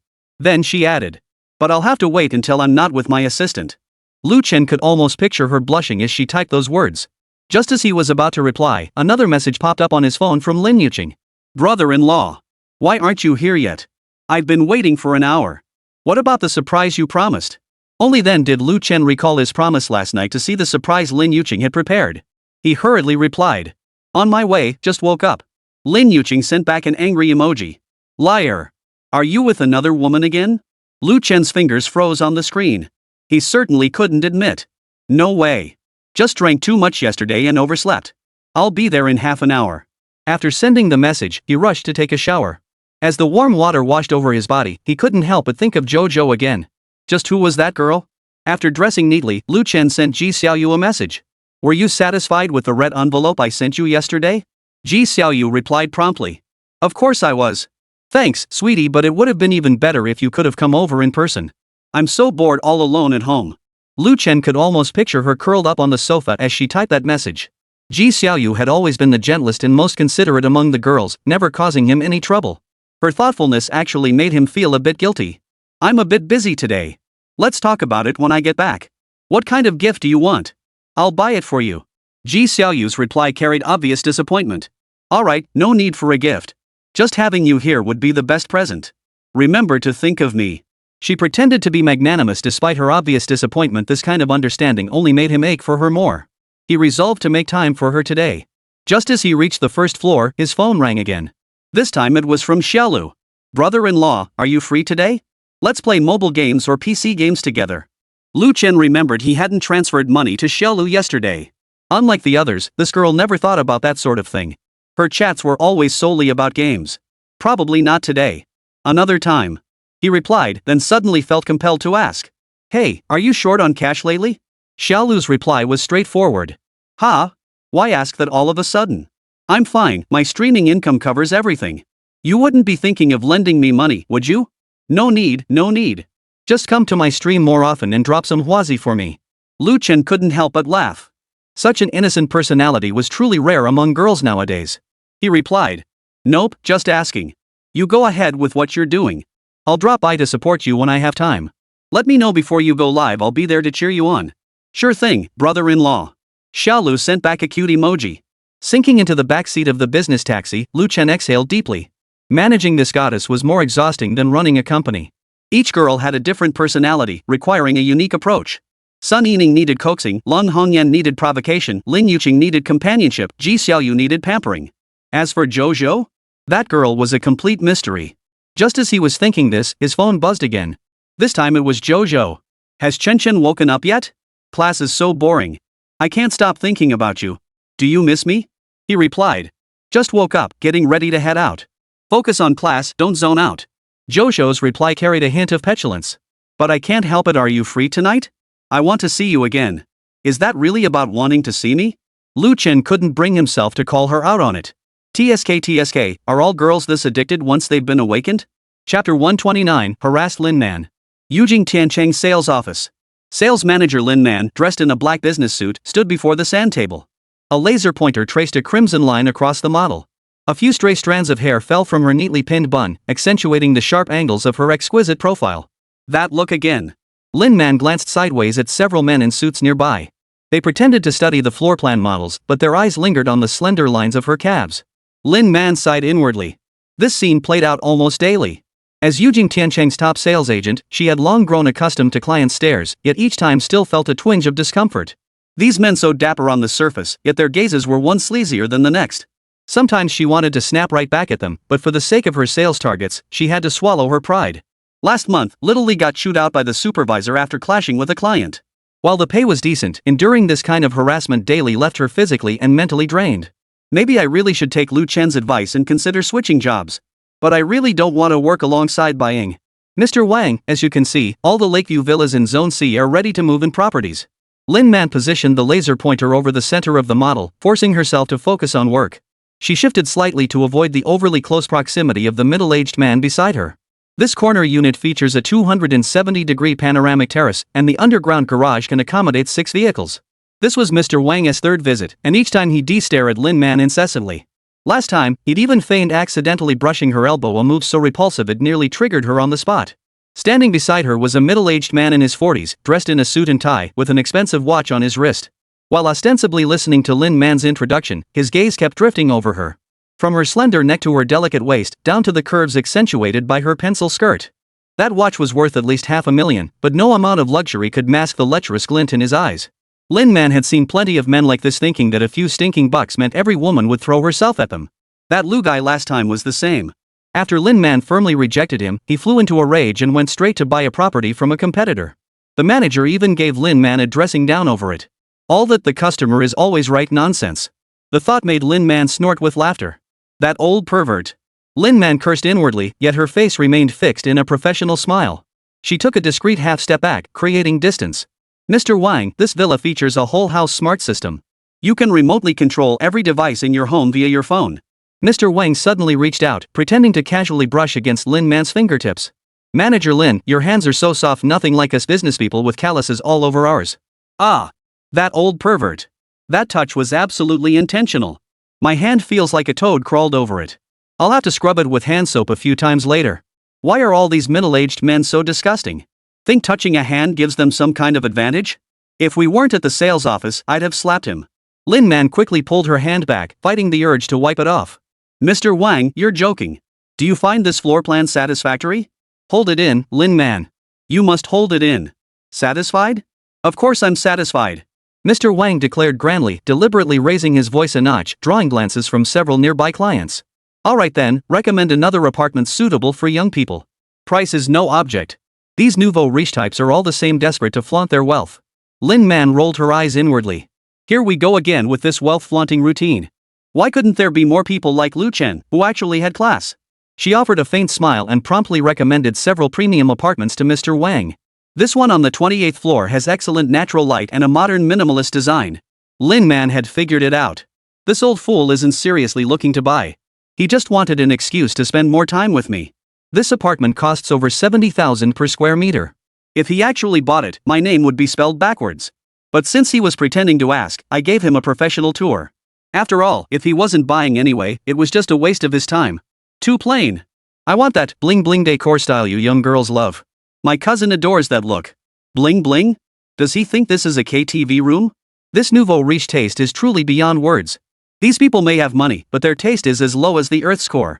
Lin Man pursed her lips in disgust, forcing herself to maintain a professional demeanor. Mr. Wang, would it be possible to video chat with your cousin? We can tailor our recommendations based on her specific needs. Cousin? Like hell I'd believe that. More likely a mistress or some girl he met at a nightclub. These old men love using the excuse of buying property for relatives to hit on sales agents. That Mr. Lee who claimed to be looking for a place for his niece last time? He ended up asking if I wanted to be his goddaughter. It grossed me out so much I couldn't eat for 3 days. Surprise! Do you even know what a surprise is? The man waved his phone around, his eyes glued to Lin Man's chest. Here's the deal, add me on WeChat and I'll send you some photos of her current home renovation for reference. Here it comes. The same old routine. First, add WeChat. Then, start sending suggestive messages and making voice calls in the middle of the night. Last month, I got reported for poor service attitude and lost half a month's bonus just for refusing to add a client on WeChat. If I get reported again this month? Lin Man's heart sank. She'd encountered this scenario countless times. The other party clearly wanted to use this as an excuse to add her on WeChat. She hesitated. Refusing might cost her a major client, but agreeing would give them an opening. In the end, for the sake of her performance and commission, she gave them her work contact information. Oh well, it's just my work number. If they bother me at night, I'll just turn it off. That's more like it. Mr. Wang chuckled smugly, his greasy gaze making Lin Man's stomach churn. I'll send you the reference material right away. Seeing his smug expression, Lin Man knew this toad must think he'd conquered her with his charm. The most terrifying thing about middle-aged men like him was this baffling self-confidence. Balding and overweight, yet convinced he's a heartbreaker. Chances are, what he'd send wouldn't be renovation photos at all, just selfies or some sickening love notes. Lin Man gave a reluctant nod and quickly wrapped up the meeting. Watching Mr. Wang's retreating figure, she exhaled deeply and massaged her temples. After each meeting with clients like this, she felt like she'd fought a battle exhausted in body and mind. This job may look glamorous on the surface, but how much humiliation must one endure in reality? Maybe she really should consider Lu Chen's proposal. At least with him, she wouldn't have to endure this disgusting harassment every day. Another hurdle cleared. She mused when her phone suddenly vibrated. It was a message from Mr. Wang. Chapter 130, Who Cares Who You Are? I'll take that riverside penthouse you recommended earlier. What? That bald-headed Mr. Wang is actually buying it? I thought he was just blowing smoke. A 400-plus square meter riverside penthouse, total price, $23.8 million. At the company's 2% commission rate, this deal alone would net me a whopping 476,000 yuan. A wave of wild excitement surged through Lin Man's heart. This was an incredibly substantial income for her. She wouldn't even need Lu Chen's help. She could finally stand on her own 2 feet. But years of experience quickly brought her back to her senses. Hold on, Lin Man, stay calm. A sleazy old client like this wouldn't be so generous. There must be strings attached. Lin Man replied immediately. Sure, Mr. Wang. I'll prepare the contract right away. When would be a good time for you to come sign it? Hold on, I'm not done yet. The message came back fast and Lin Man's heart sank. Just as she thought, it couldn't be that simple. These old men are experts at dangling hope before you, then making disgusting demands. Last month, that Mr. Zhou was the same, said he wanted to buy 3 villas, but the condition was that I accompany him to Hainan for an inspection. The thought made Lin Man frown, a wave of disgust washing over her. A bad feeling settled in her stomach. Suppressing her unease, she replied. Go ahead. I'll take the houses, but they'll be registered under your name. Plus, I'll give you 10,000 yuan in spending money each month. How does that sound? Reading the message, Lin Man felt a wave of nausea wash over her. Oof. Just as I suspected. Isn't this just trying to keep me as a kept woman? And he's putting on quite the act, thinking I'd be swayed by a house worth over 20 million? She recalled how last week, Mr. Wang had casually mentioned his wife accompanying their child abroad for studies, something that had struck her as odd at the time. It turned out he was setting the stage for today. Lu Chen bought me a villa ages ago. Just the garden and pool alone are twice the size of this flat. These cheapskate men have no money yet love to pretend they're rich, right? What's so great about your flat? Lin Man's mind flashed back to Mr. Wang's greasy face, his shameless glances during every meeting, and his affectedly generous demeanor, all of which made her feel utterly sick. Without a moment's hesitation, she deleted his WeChat. Go to hell, you old pervert. Even if this month's sales hit 0, I won't sell myself. Mom taught me from childhood that a girl must live with dignity. Think of those girls he keeps as mistresses, glamorous on the surface, yet who knows how much humiliation they endure behind closed doors. No matter how desperate I am for money, Lin Man will never sell her dignity. These greasy middle-aged men. She muttered under her breath, flinging her phone into the drawer with a loud thud. I run into them several times a month. They always think sales agents are commodities up for sale. Lin Man leaned back in her chair, closing her eyes as helplessness and resentment filled her heart. She couldn't understand why society was so hostile toward women. We just want to earn money through our own abilities, yet we have to endure so much harassment. Yet, Mr. Wang wasn't giving up. Within minutes, a commotion erupted at the sales office entrance. Lin Man opened her eyes, startled. Oh my god. How could he be back already? And so brazenly. All the colleagues around were staring this way. This was utterly humiliating. She tried to pretend she hadn't seen him, but the man shamelessly approached, his strong smell of smoke and alcohol hitting her face. In a lecherous voice, he said, Manager Lin, I genuinely like you. I was captivated by you from the very first moment. Lin Man took a step back, her face cold, her disgust deepening. Oof. What does genuine affection even mean? We've only met 3 times. He doesn't even know my name, does he? These men make liking sound so cheap. Mr. Wang, if you're not here to buy a property, please don't disrupt my work. She forced her voice to remain calm, but her eyes were filled with wariness. With so many people watching, Lin Man had to control herself to avoid losing her composure. But she was determined, if this bald Mr. Wang dared to make a move, she'd call security immediately. This time, even if she got reported, Lin Man wasn't going to swallow her anger anymore. After all, she had Lu Chen to rely on. 50,000. 50,000 a month, okay? Mr. Wang pressed urgently, his voice rising involuntarily and drawing more colleagues' attention. You just think the money's too low, right? Think about it, how much could you possibly earn selling houses here? Come with me, and I guarantee you'll live better than you do now. Just spread your legs, and the money will come. 50,000? A flicker of contempt crossed Lin Man's mind. Working my ass off at the sales office for a month, I might scrape together 200,000 or 300,000 when the market's slow. But at least that's money I earned with my own skills. Follow him? I'd probably get beaten up by his wife in public within days. Colleagues around her began whispering and murmuring. Lin Man felt both embarrassed and furious, her cheeks burning hot. She wished she could sink into the ground. Just as she was at a loss, a deep, magnetic male voice suddenly cut in. TSK, TSK, TSK. 5,000 to keep our sales office goddess? Uncle, isn't that a bit stingy? That voice, it was Lu Chen. How did he get here? Though Lin Man didn't want to admit it, hearing his voice now made her feel strangely relieved. She turned her head and her eyes lit up instantly. Lu Chen. What are you doing here? Lu Chen strolled over with his hands in his pockets, a lazy, signature smirk playing on his lips. Dressed in a casual black tracksuit, his figure appeared even more tall and slender.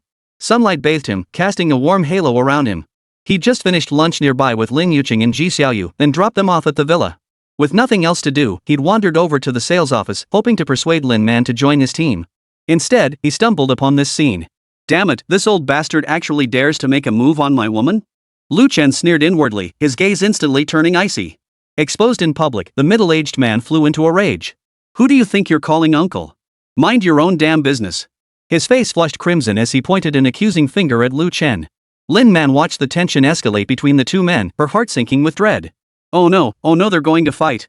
Lu Chen has such a hot temper he won't actually get physical, will he? Though that old lecher deserved it, a fight at the sales office would be disastrous. Could it affect my job? She watched them anxiously, her hands unconsciously clenching into fists. Lu Chen eyed the bald man up and down, sneering. Look at your bald head and beer belly, calling you uncle is being polite. What, you want to pick a fight with me? With that frame of yours, I'm afraid one punch from me would keep you bedridden for half a year. His tone dripped with provocation as he leaned forward slightly, meeting General Manager Wang's gaze without flinching. A few chuckles rippled through the crowd of onlookers, all watching the standoff with keen interest. What could be more entertaining than watching a show? Mr. Wang's face turned ashen with rage. Pointing at Lu Chen, he shouted. Kid, don't get yourself into trouble. Do you know who I am? I don't give a damn who you are. Come on, keep pointing. You think you can touch me? Chapter 131, The Love-Hate Figure of Lu Chen. With every step Lu Chen took forward, the cold sweat on Mr. Wang's neck grew thicker. That bone-deep ferocity made him involuntarily stumble half a step backward. Touch me once, and I'll show you what legitimate self-defense means, what a crushing fracture feels like. Before the words had even faded, the icy aura radiating from his body surged violently. His deep, piercing eyes churned with a terrifying fury, as if he might tear the man before him to shreds at any moment. Mr. Wang froze in place, the fleshy lines on his face twitching uncontrollably. His previously arrogant expression froze, his thick hands suspended mid-air, caught between advancing and retreating. He never imagined this seemingly 30-something middle-aged man could possess such audacity and resolve. He reluctantly lowered his hand, his face brimming with resentment and humiliated fury. I'm filing a complaint against the sales office. Is this how you treat customers? If you can't handle Lu Chen, can't you handle Lin Man? Just then, the sales office manager heard the commotion and hurried over, his brows knitted into a deep frown. What's going on? Lu Chen reacted with lightning speed, practically snatching the floor before the manager could finish speaking. This successful gentleman is harassing my friend here, demanding to keep her with a 50,000 yuan monthly allowance, and thinks he's being generous. The sales office erupted in an instant. The crowd gathered around, whispering and murmuring. Holy, doing this at his age? What a shameless bastard. A young man with dyed yellow hair looked utterly disgusted as he pulled out his phone to start recording. He's clearly married, what a disgusting, shameless creep. He could be this girl's uncle. A young mother holding her child exclaimed indignantly. Record it and post it online, let his wife see this. Yeah, expose him. Accusations rang out one after another, accompanied by the constant clicking of camera shutters as the crowd grew larger. Mr. Wang panicked, veins bulging on his forehead as he shouted in defense. Nonsense. It's all nonsense. Don't believe him. Anyone who dares to record this, I'll sue you for infringement of portrait rights. I'll bankrupt you. But his trembling voice and panicked eyes only served to reinforce everyone's belief in Lu Chen's account. That fat pig, looking for a sugar baby in public, utterly shameless. Hiding behind Lu Chen, Lin Man felt a surge of satisfaction wash over her. Seeing General Manager Wang's disheveled state, she couldn't help but recall the humiliation she'd endured during the earlier harassment. Serves him right. People like him deserve to be exposed, so everyone can see their true colors. Simultaneously, a wave of gratitude for Lu Chen washed over her. Sometimes, having a man shield you from harm felt surprisingly good. The senior manager spoke coldly. Our sales office has surveillance. Everything just happened was recorded. If you wish to press charges, we'll gladly oblige. The manager had no intention of antagonizing Lu Chen, the cash cow. So he firmly chose to side with Lu Chen and Lin Man. Lu Chen's lips curled into a sly grin. Perfect. Then please make a copy for me. I'll post it online. Let him sue me, I'll see it through to the end.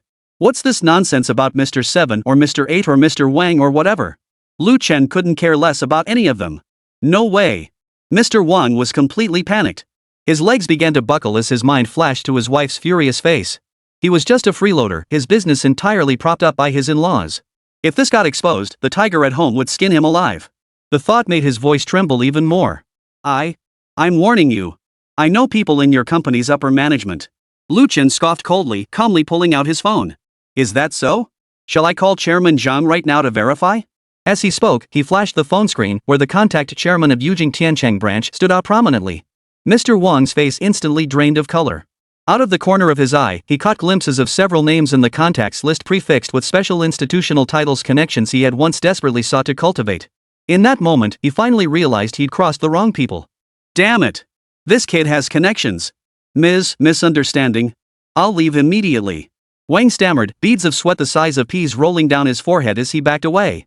Lu Chen stopped him. Hold on. You haven't apologized to my friend yet. Lin Man gently tugged at Lu Chen's sleeve and whispered. Forget it. Let him go. She didn't want to make a big deal out of it after all, she still had to work here. Better safe than sorry. Lu Chen glanced at her, reading the hesitation in her eyes. He nodded and turned to Mr. Wang. I told you to get lost. Now get lost. Don't let me see you again. Mr. Wang, as if granted a pardon, covered his face and hurried away, stumbling as he went, not daring to look back. The crowd around them erupted in boos, while others clapped, as if celebrating a triumph of justice. Thank you. Lin Man murmured to Lu Chen, her cheeks flushing slightly. The earlier scene had made her heart race. Now, looking closely at Lu Chen's handsome, slightly rebellious face, she felt deeply moved yet also flustered, unsure how to handle this unexpected help. Lin Man's affection plus 5%. Lu Chen shrugged, his tone light. No big deal. I've seen plenty of scum like that. He leaned close to her ear, his warm breath brushing against her earlobe.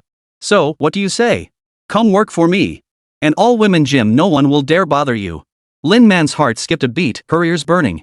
With so many people around, she wanted to maintain her composure. Taking a step back, she replied coyly. Lu Chen, give me some time to think it over. Her gaze shifted nervously, unable to meet Lu Chen's eyes. In truth, her inner world was in turmoil. On one hand, Lu Chen's heroic rescue had sent her feelings for him soaring. On the other hand, she feared complicating her relationship with Lu Chen. Especially when she thought about Lu Chen's relationship with her cousin, Baiying, she just couldn't bring herself to accept his invitation to become the boss lady at the gym. Lu Chen sensed her conflict and smiled, choosing not to press her further. Alright, I'll wait to hear from you. He glanced at his watch. Are you free tonight? I'd like to treat you to dinner. Lin Man hesitated. Considering how much Lu Chen had just helped her, refusing now would seem ungrateful. She bit her lip, gathered her courage, and nodded. Alright. 7 o'clock. I'll pick you up. Lu Chen finished speaking, gave her a wink, and turned to leave. Lin Man stood rooted to the spot, watching him grow smaller in the distance, a tangled mix of emotions swirling within her. That guy Lu Chen, she both loved and hated him. She loved his good looks, his wealth, and his domineering, protective nature. She hated how he always managed to easily stir up the calm waters of her heart, plunging her into endless turmoil and confusion. She sighed softly and turned back to her workstation, yet Lu Chen's image kept reappearing in her mind, refusing to fade. At that very moment, Lu Chen simultaneously received a system notification. Hero's gift judgment successful. Next purchase will guarantee a tenfold critical hit cashback. Chapter 132, 5,000 for adding WeChat? 10,000 for asking her name? Next purchase guaranteed to be a tenfold critical hit? Which tool person goddess should I go out and spend money on? Lu Chen stared at the droplets of condensation forming on the frosted glass of his iced Americano, his thoughts drifting to the golden reward icon blinking on the system interface. Tenfold return.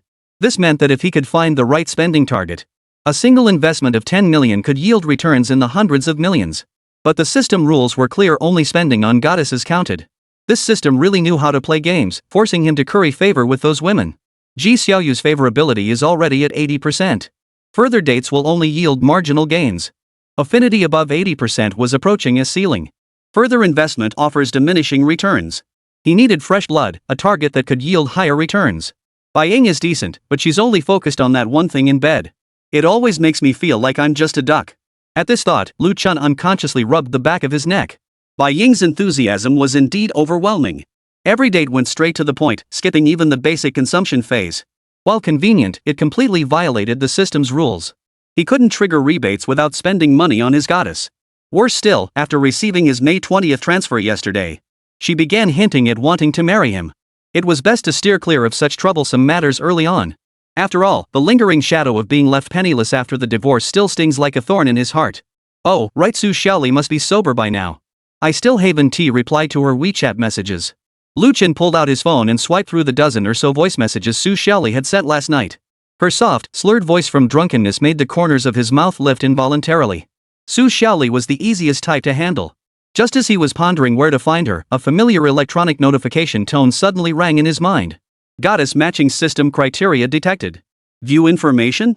Lu Chen snapped his head up. This alert couldn't have come at a better time. He scanned his surroundings. The business district bustled with lunch hour crowds, white-collar workers in suits rushing by. The system never aired. This meant a new target scoring 80 points or higher must be nearby. His gaze scanned the crowd like radar, finally settling on the orange-haired girl who had just stepped out of the office building's glass doors. Check. Lu Chen issued the command in his mind, simultaneously taking a few discreet steps in that direction.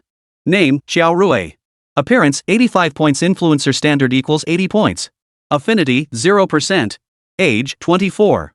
Figure, 85 points. Personality, 100% blank slate. Overall score, 87 points. A complete blank slate? Lu Chen nearly crushed the iced Americano in his hand. This data made his heart race. Discovering this trait in a high-scoring beauty at 24 felt like unearthing a rare masterpiece at a flea market. Blank slate typically signaled simpler emotional patterns and greater ease of manipulation. But on the flip side, girls like this often have stronger defenses, requiring more meticulous strategies to win them over. The system never makes mistakes. Lu Chen silently repeated to himself, feeling a long-forgotten thrill of the hunt surge up his spine. He quickly composed his expression, loosened his tie, and walked straight over. As she approached the crosswalk, he positioned himself half a step in front of her at just the right moment. Excuse me, beautiful, can I add you on WeChat? Lu Chen flashed the just right smile he'd practiced countless times. It accentuated his deep-set eyes without seeming forced. He tilted his head slightly downward, maintaining a distance that wouldn't overwhelm her while showcasing his height advantage. Xiao Rui frowned and glanced at him, a flicker of impatience flashing through her amber eyes. Another self-important pickup artist, thinking his looks entitled him to casually ask for contact info. She'd just wrapped up a grueling client meeting today, where that greasy middle-aged client kept ogling her legs. Now this? Her mood was absolutely ruined. Xiao Rui's favorability 30%. The system notification flashed through Lu Chen's mind. Lu Chen nearly lost his composure. Holy crap! What's wrong with this woman? One sentence actually caused a 30% drop? I'm not ugly, am I? Just as he braced himself for another cold shoulder, she suddenly shoved her phone's QR code in his face, her red lips parting. Alright, add me on WeChat, huh? Transfer me 5,000. Lu Chen froze, then couldn't help but laugh out loud. This move was so fresh. Brilliant. He'd seen all kinds of rejections, but this kind of straightforward pricing was a first. After a moment of surprise, he instantly realized this was a golden opportunity. Problems that could be solved with money were actually the simplest for him. And this straightforward transaction, in a way, appealed to him more than the insincere niceties of social etiquette. What are you laughing at? Xiao Rui raised an eyebrow, her tone sharp. Weren't you asking to add me on WeChat? My WeChat is worth exactly that price. If you can't afford it, don't pretend to be a rich kid and waste my time. Lu Chen stifled his laughter, though the amusement in his eyes lingered. No, you misunderstand. I just think, you're special. He pulled out his phone and scanned the QR code to transfer the money with fluid ease. 5,000, right? No problem. Xiao Rui watched the transfer notification pop up on her phone screen, her frown deepening. She had thought this high price would scare him off, but unexpectedly, he actually transferred the money. She studied the man before her once more. A well-tailored dark blue suit, no tie, the collar slightly open revealing his collarbone. A mechanical watch on his wrist glinted subtly in the sunlight. His looks were certainly above average for a man, but what surprised her most was the casual attitude he displayed while transferring the money, as if 5,000 yuan were no more than 5 cents. Well, I never expected you to be so straightforward. Xiao Rui tucked her phone away, her tone softening slightly. But don't think this means you're off the hook. Consider this money your tuition fee. Don't go chatting up strangers like that again. Xiao Rui's favorability plus 1%. Lu Chen breathed a silent sigh of relief. Though his favorability was still negative, at least it was starting to climb. He shrugged indifferently. Money isn't an issue for me, but meeting a girl like you? 5,000 is well worth it. Oomph, classic rich kid talk. Xiao Rui crossed her arms and sneered. Alright, we're WeChat friends now, and I've got my money. Can I go? Hold on, beautiful. Lu Chen stopped her. Since you've gone to all this trouble, why not tell me your name so we can get acquainted? I'll go first. I'm Lu Chen. Xiao Rui rolled her eyes inwardly, thinking how persistent this guy was. She decided to raise the stakes.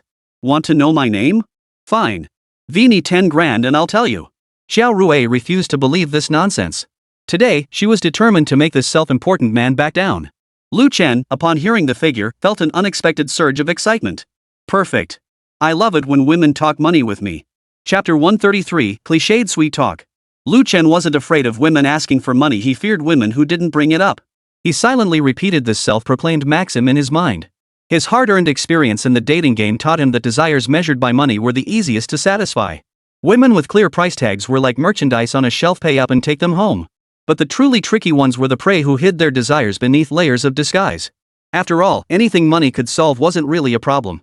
10,000 yuan was but a drop in the bucket to him. Compared to those who required meticulously crafted traps, these straightforward, price-tagged ones were far less trouble. Conversely, the women who required a blend of psychology and economics, repeatedly tested and conquered, were the most troublesome to secure.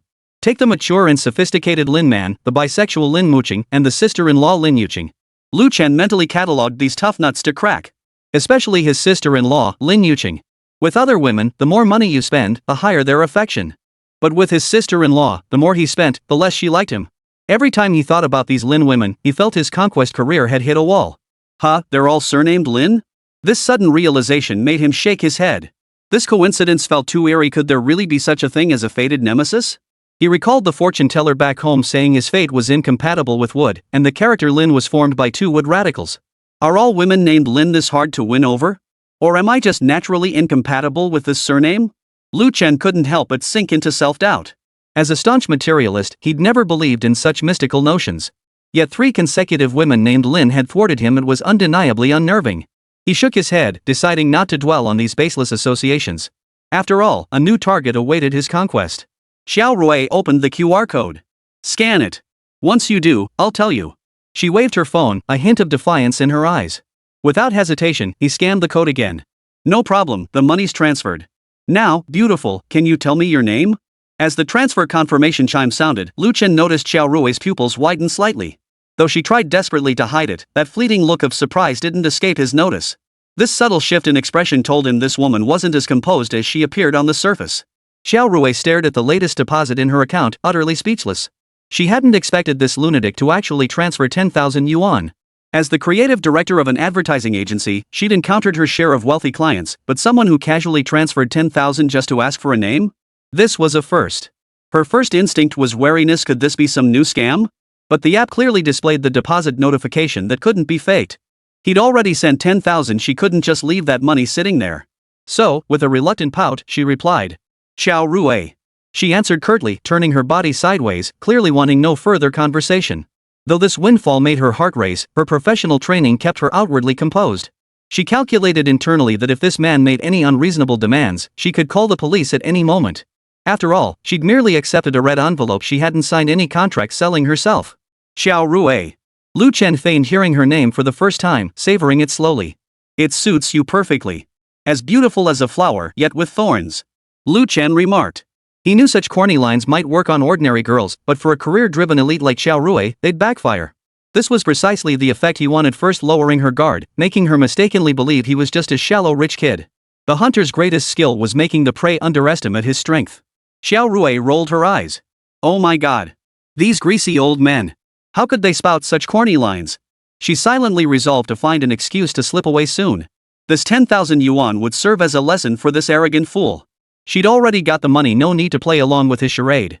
Save your corny pickup lines. I have a meeting to attend, no time to play your rich kid chasing girls game. She glanced at her watch, feigning urgency. The afternoon meeting didn't start until 3, and it was only 1:30 now, but she truly couldn't bear to waste any more time with this nouveau riche. Although Lu Chen was undeniably handsome, his self-important attitude made her sick. Years of chasing women had honed his keen observational skills. People exhibit several telltale signs when lying. Increased blinking frequency, an involuntary upward-rightward shift in gaze, and incongruity between body language and spoken words. Xiao Rui's current behavior perfectly matched these signs. But he chose not to call her out, instead steering the conversation forward. What could be so urgent that you need to leave? If it's work, I can wait for you. You're persistent. Xiao Rui halted and turned to face him. She hadn't expected this man to be so persistent. Most suitors would have backed off long ago after being rebuffed like this. So she resolved to be more direct, putting an end to his hopes once and for all. Listen, Mr. Lu, I don't know how you usually pick up girls, but I'm not some little girl who'll wag her tail at a few sweet words. I have my own career, my own life, no interest in being a plaything for you rich boys. What kind of career? Lu Chen asked sincerely. Maybe we could even collaborate? Lu Chen swiftly shifted tactics, transforming from a frivolous suitor into a potential business partner. For a woman like Xiao Rui, professional achievements held far more appeal than looks or money. Finding common ground could open a breakthrough. Xiao Rui seemed taken aback by the question, pausing before replying. I'm the creative director at SharpPoint Advertising. Her carefully prepared refusal suddenly became useless. His abrupt change in attitude caught her off guard, but professional pride made her blurt out the company name without hesitation. The moment she spoke, she regretted it. Wasn't this just handing him an opportunity to get closer? SharpPoint? Lu Chen's eyes lit up. That up-and-coming agency that won a bronze lion at Cannes last year? Impressive. This wasn't an act he had genuinely heard of, this advertising agency renowned for its bold creativity. What's more, he'd even collaborated with them during his time at his previous company. It seemed fate was on his side. With this shared topic, their subsequent interactions flowed naturally. Now it was Xiao Rui's turn to be surprised. You know us? Her guard instantly dropped by half. As a creative professional, nothing brings greater joy than having one's work recognized. Even if it was just polite talk, accurately mentioning the company's awards suggested at least some connection. Of course. Lu Chen smiled, quickly organizing his thoughts. Chapter 134, The Gullible and Wealthy Lu Chen. Even though Lu Chen was no longer CEO, his business acumen remained intact. Discussing these matters was second nature to him. My previous company collaborated with yours on a brand upgrade project. How about we head over to the coffee shop next door to chat? He pointed to the nearby Starbucks. Choosing a public place like this would help lower the other party's guard. All the while, he watched Xiao Rui's expression shift from a frown to hesitation to a slight wavering. The entire process took no more than 3 seconds, yet in his eyes, it played out as clearly as slow-motion replay. He knew the outcome hinged on this very moment. Xiao Rui hesitated. On one hand, she was genuinely curious about this man who knew her company. As a creative director, expanding her network was part of her job. If he was genuinely in the industry, he might bring new business opportunities. But on the other hand, she didn't want to appear so easily swayed. After all, she'd been firm just minutes ago. A sudden reversal would seem too inconsistent. Ultimately, professional curiosity overcame her guard. Just 10 minutes, I really need to prepare for a presentation this afternoon. She deliberately emphasized the time limit, leaving herself an escape route while not completely rejecting a potential business opportunity. Simultaneously, she reminded herself to stay vigilant no matter what the other person said, and to leave immediately once the 10 minutes were up. Lu Chen silently gave himself a victory sign. 10 minutes would suffice. As long as he could initiate the conversation and keep the dialogue flowing with Xiao Rui, he was confident he could lure this completely blank slate prey step by step into his trap. He made an elegant pleased gesture, a confident smile playing at the corners of his mouth. This game of hunter and prey had only just begun. Since he'd already taken the money and Xiao Rui hadn't refused, she followed him to the coffee shop. You'd be a fool not to take the money. Starbucks. Xiao Rui sat on the leather sofa in the cafe, her gaze casually drifting over Lu Chen, who sat across from her in a sharp suit. From their first meeting, this man had been overly attentive, appearing to her like a walking ATM. Probably some nouveau riche second-generation heir, flaunting his family's wealth while casting a wide net. Xiao Rui sneered inwardly, lifting her coffee for a sip. The bitter liquid slid down her throat, as harsh as her assessment of Lu Chen. I've seen plenty of men like him naively believing that throwing money around can buy affection. How laughably naive. But since he's willing to play the sucker, I don't mind putting on a show with him. After all, I won't be the one left holding the bag. She chose a window seat, sunlight streaming through the floor-to-ceiling glass and casting a warm glow across her profile, outlining her delicate features. They sat across from each other, and Lu Chen spoke first. So you're in creative work, no wonder you have such a unique aura. What's keeping you busy lately? Xiaorui stirred her coffee with feigned indifference, deciding to give him a taste of his own medicine. Mainly working on a luxury brand collaboration. Lu Chen knew this industry inside out. Clients were notoriously demanding, and anyone who'd made it to director level needed some serious skills to hold their own. He knew the high-pressure environment of advertising better than anyone, and those late-night overtime sessions were all too familiar to him. His thoughts drifted involuntarily to certain unspeakable office scenarios. A beautiful, assertive female boss and her promising young subordinate collaborating for mutual benefit in an empty office late at night. Several images of mutually beneficial collaboration between female bosses and subordinates during late-night overtime flashed through his mind. The corners of his mouth lifted involuntarily, revealing a meaningful smile. Xiaorui affinity 20%. The system alert rang in Lu Chen's mind, snapping him back to reality. He snapped his head up, meeting Xiaorui's icy gaze.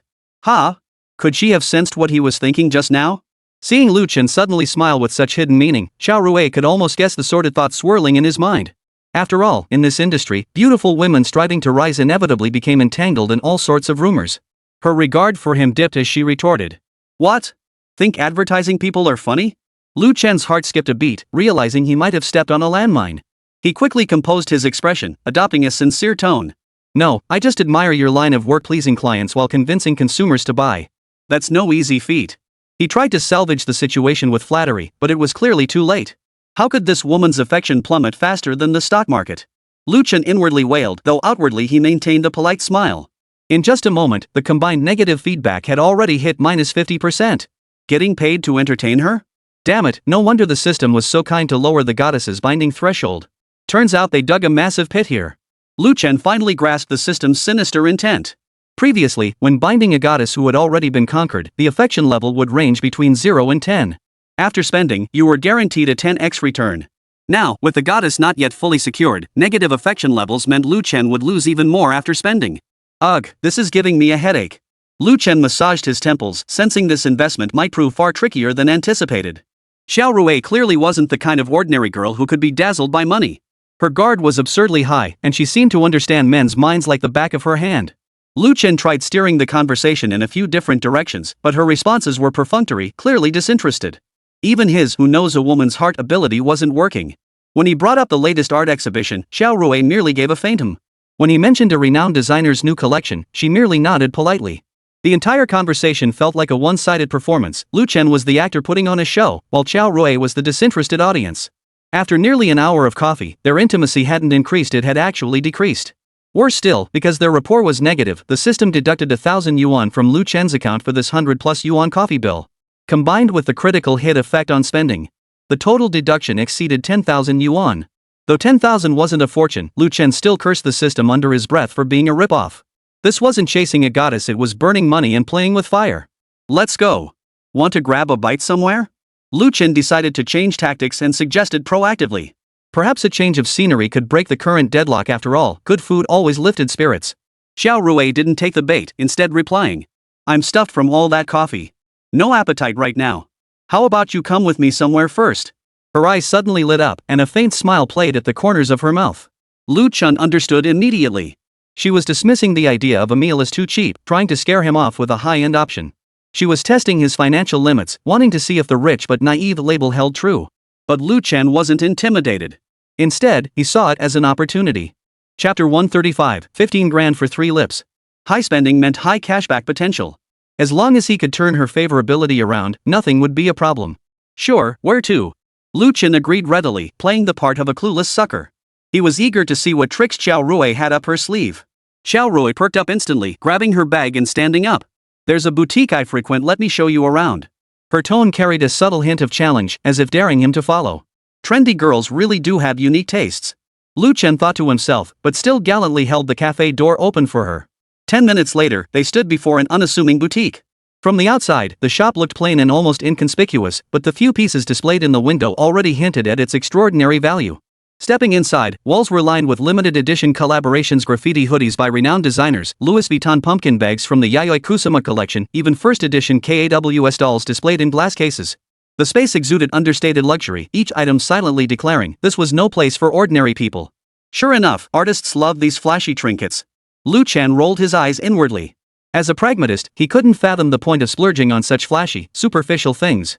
But outwardly, he simply admired them silently, putting on the air of a seasoned connoisseur. The saleswoman approached with a smile. Director Qiao is back. And this gentleman is. Her gaze swept quickly over Lu Chen, assessing the potential value of this client. Xiao Rui cut straight to the point. The Takashi Murakami sunflower cushions we discussed last time, are they still available? Her tone was familiar, clearly that of a regular customer. Lu Chen noticed she hadn't even attempted to introduce herself. This deliberate omission felt more like a test. Of course. After all, her goodwill toward him was negative. Why would she care about his feelings? Of course. It's a global limited edition of only 50 pieces. I'll fetch it right away. The saleswoman's eyes lit up as she hurried toward the stockroom. Xiao Rui turned and winked at Lu Chen. This designer is impossible to book. Once this chance is gone, it's gone for good. Her tone was light, but her eyes held a challenge, as if saying, see if you can handle this. Lu Chen glanced at the price tag, 68,000 yuan, equivalent to half a year's salary for the average person. The figure made him raise an eyebrow, not because he couldn't afford it, but because he was surprised by Xiao Rui's boldness. She was determined to test the limits of his financial resources. Did she dislike him that much? But he merely nodded. It'd look great in your office.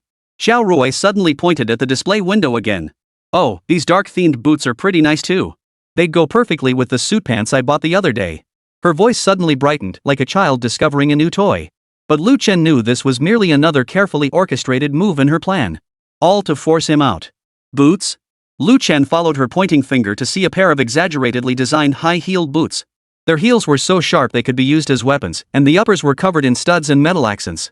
Wearing these would likely make walking unstable, let alone daily use. But clearly, practicality had never been Xiao Rui's primary concern.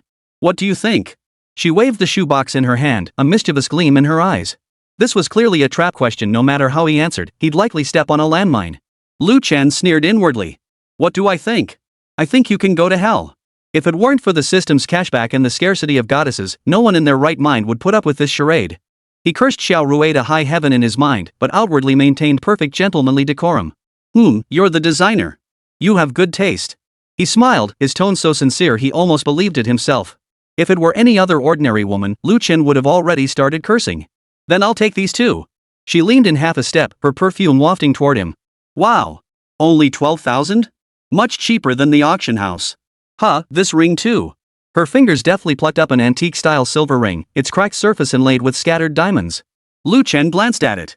What do you mean only 120,000? You really don't think money is money? That thing, thinner than his pinky finger, was priced at 32,000. Xiao Rui's appetite was even voracious than he'd imagined. She was determined to bleed him dry. The ring too? He raised an eyebrow, his tone laced with a barely perceptible edge of mockery.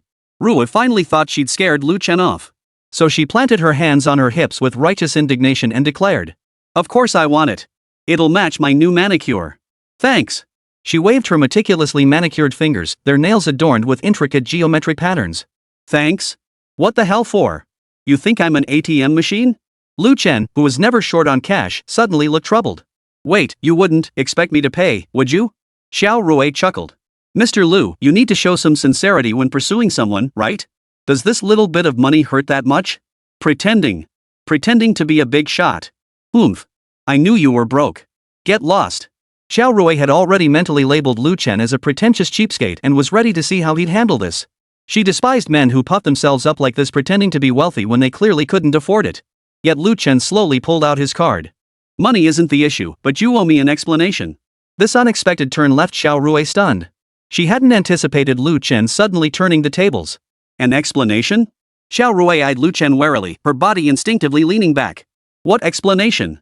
She had assumed Lu Chen intended to buy her off with this sum and had already prepared her refusal in her mind. Instead, Lu Chen leaned in unexpectedly and whispered in her ear. 3 kisses for 3 items, that's not too much to ask, is it? Xiao Rui felt her ears burn. This proposal was completely unexpected. She had expected Lu Chen to react like other men, either grudgingly pay up or storm off in anger. But this bargain cleverly struck a balance between the two extremes. Was this a good deal? Too good? A few kisses for over 100,000 yuan? Either way, she came out ahead. Xiao Rui's mind raced through the calculations. 3 kisses for 15,000 worth of merchandise? It was practically manna from heaven. And she still held the upper hand, able to call it off at any moment. Though Xiao Rui was thoroughly fed up with Lu Chen. She stared at the sharply dressed man before her, his face twisted into a smug grin, and inwardly rolled her eyes countless times. Lu Chen was like a piece of chewing gum she couldn't shake off. But if one kiss could snag a limited edition handbag, the deal wasn't exactly a loss. It's just a kiss, it won't cost me a thing. She calculated silently. After all, the women this playboy had kissed could circle the globe 3 times over. I'm just another number in the tally. Chapter 136, Kiss first, ask questions later. Besides, she glanced at Lu Chen's handsome face, now wearing a confident, determined smile. This jerk is probably just bluffing. He'll find some excuse to bail later. Xiao Rui didn't believe for a second that this love-struck sucker would actually pay up.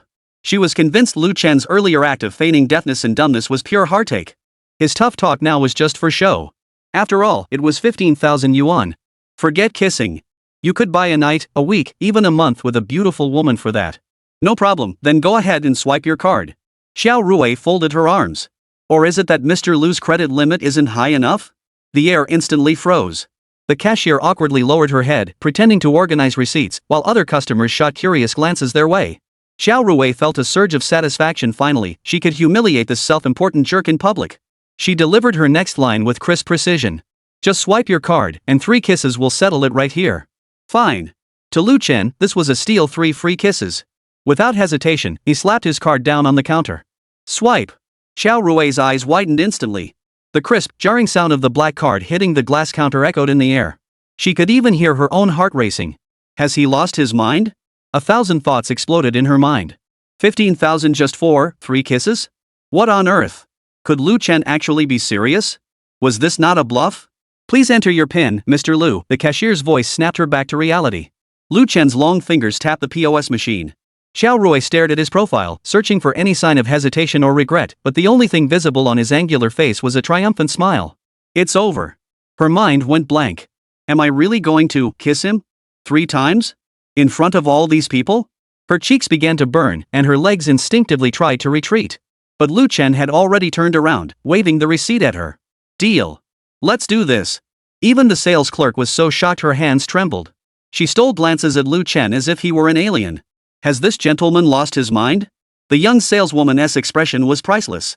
She'd worked at this store for 2 years and seen plenty of wealthy customers splurge, but spending 50,000 on a kiss? Is this beauty a fairy descended from heaven? She surreptitiously studied Xiao Rui. She was indeed beautiful, but weren't all the socialites who frequented the store stunning? How could a customer who'd been so thrifty moments ago suddenly turn into a money-spending fairy? A kiss for a handbag? Why doesn't this kind of sucker get me? You bet I can kiss you into bankruptcy. I'll kiss you till the seas run dry and rocks crumble. Forget kissing, I can fully cooperate with other projects too. Boss, give me a shot? Of course, she dared only think it, quickly lowering her head to process the order. After swiping the card, she flicked her hair suggestively. Sir, would you like to sign up for a membership card? Just leave your phone number to earn points and redeem gifts. Lu Chen wasn't about to fall for that routine. Unfortunately, this girl didn't even meet his basic standards of taste. He pointed directly at Xiao Rui. Have her handle it. I find your sales staff too noisy. The saleswoman, caught off guard by the subtle dig, paled. She slumped her shoulders and retreated, deflated. Well, a rich man like him looking for a woman, what kind couldn't he find? Why would he ever notice someone like me? Xiao Rui, clutching 3 shopping bags, drifted into a daze. Red marks from the shopping bags dug into her arms, yet she remained oblivious. This was the price of 3 kisses. She mechanically followed Lu Chen out of the store, her mind still processing everything that had just happened. Have I lost my mind? She demanded of herself. Why did I propose such an absurd condition? What do I do now? Am I really going to do this in the middle of the street? She stole a glance at Lu Chen's lips, those sharply defined, thin lips now curved in a slight, triumphant smile. She been certain he'd back down, but instead he paid the bill. Was this kiss gold-plated or diamond-encrusted? She intended to scare him off and pocket 5,000 yuan for free, but somehow ended up making 88,000 yuan? If not for the heavy shopping bags in her hands, she would have sworn she was dreaming. Wait. A terrifying thought suddenly struck her. He doesn't actually think I'm the kind of woman who can be bought with money, does he? She slammed on her brakes, nearly causing Lu Chen, who was walking ahead, to bump into her. Still dazed, Lu Chen's voice drifted over. What are you spacing out for? Let's go. Kiss me. Ha? Oh. She followed like a sleepwalker, finally managing to ask after holding back, you really just gave me this 150,000 yuan worth of stuff? Lu Chen snorted derisively. Isn't it already draped over your arm? You set the price yourself. He suddenly leaned in, hooking his finger through her sleeve. Time to settle the bill, huh? Xiao Rui's breath caught in her throat. Lu Chen's fingers were warm, transmitting an undeniable force through the thin fabric of her shirt. Her heart pounded so hard it felt like it would burst from her chest, a buzzing ringing in her ears. What the hell are you doing? Xiao Rui jerked away from him as if electrocuted, nearly colliding with the trash bin behind her. Her shriek drew stares from passers-by, who eyed Lu Chen like he was a pervert. Lu Chen's face turned green. You scream like that just to make sure someone calls the cops? If you want to back out, just say so. Only then did Xiao Rui notice the stares around her. She awkwardly smoothed her bright yellow hair. Who told you to suddenly touch me? Realizing she was in the wrong, her voice trailed off. If we weren't kissing in the store, how could we be kissing out on the street? You never specified any location restrictions. Lu Chen crossed his arms and sneered. Anyway, we need to find somewhere deserted. 20 minutes later, in a private dining room of a restaurant. Xiao Rui sat on the leather seat, her fingers twisting nervously. The private room at this Michelin-starred restaurant offered exceptional privacy. Once the heavy wooden door closed, the outside world seemed to vanish. Yet this didn't ease her nerves, if anything, it made her feel even more vulnerable. What the hell am I doing? She stared at the crystal glass on the table, its lemonade sparkling with tiny bubbles. Couldn't I have just grabbed the bag and run? Why did I agree to this? Deep down, she knew the answer. She never broke her word, not even a bet with someone like Lu Chen. The moment the waiter closed the door, Lu Chen flipped the lock shut. Is this better now? The bolt clicked into place, and Xiao Rui's heart skipped a beat. In the confined space, Lu Chen's presence felt suffocatingly intense. He undid his suit jacket buttons and sat casually across from her, his gaze burning into hers. Xiao Rui's face flushed crimson, her hands clenching the strap of her purse as she closed her eyes with a death-defying resolve. Go ahead. Let's get this over with. Xiao Rui intimacy 1%. Xiao Rui intimacy 1%.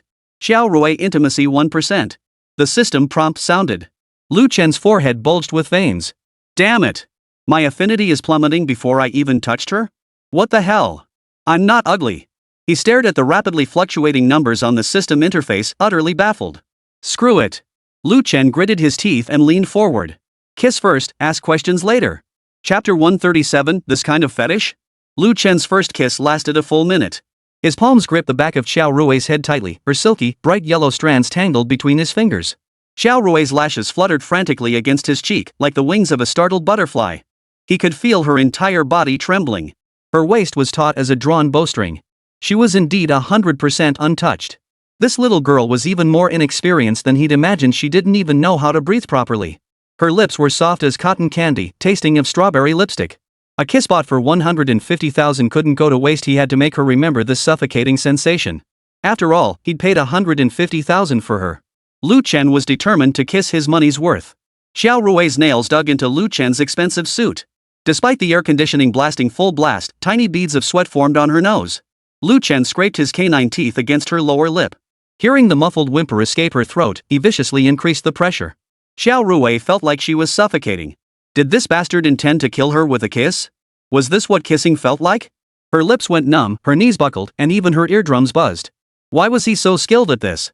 Lu Chen suddenly lifted Xiao Rui by her hips and carried her onto the table. The glass swivel table groaned under the strain. This height allowed him to lean down and deepen the kiss. As they kissed, they began to lose themselves in the moment. Mum. Xiao Rui unconsciously wrapped her arms around his neck, a gesture that darkened Lu Chen's eyes. The hand that had been propped against the glass began to wander. Such an innocent reaction couldn't be faked. Xiao Rui was a pure young maiden. Not only had she never been in a relationship, she'd never even kissed anyone. Add to that Lu Chen's kissing skills, honed to perfection through countless practice sessions. Their movements grew increasingly intense. Lu Chen's hand had already lifted the hem of her shirt when Xiao Rui suddenly snapped back to her senses. Ah! You bastard! What the hell are you groping around for? With a shriek, Xiao Rui snapped her eyes open and shoved the insistent Lu Chen away. Her lips were swollen like ripe cherries, her chest heaving violently. The torn collar exposed her collarbone, bearing suspicious red marks. Lu Chen stepped back, smiling. He admired his handiwork with obvious satisfaction. Such a strong reaction? Her body was responding so honestly. Why were her eyes red? Could she really be about to cry? Damn, I went too far. But this look is kinda cute, like a little kitten cornered, trying to scratch with paws not even fully grown yet. I didn't mean to, it's only human nature. Before Lu Chen could finish, the cardboard box slammed hard against his chest, then bounced off and clattered to the floor. You bastard. Xiao Rui's lips were swollen from the kiss.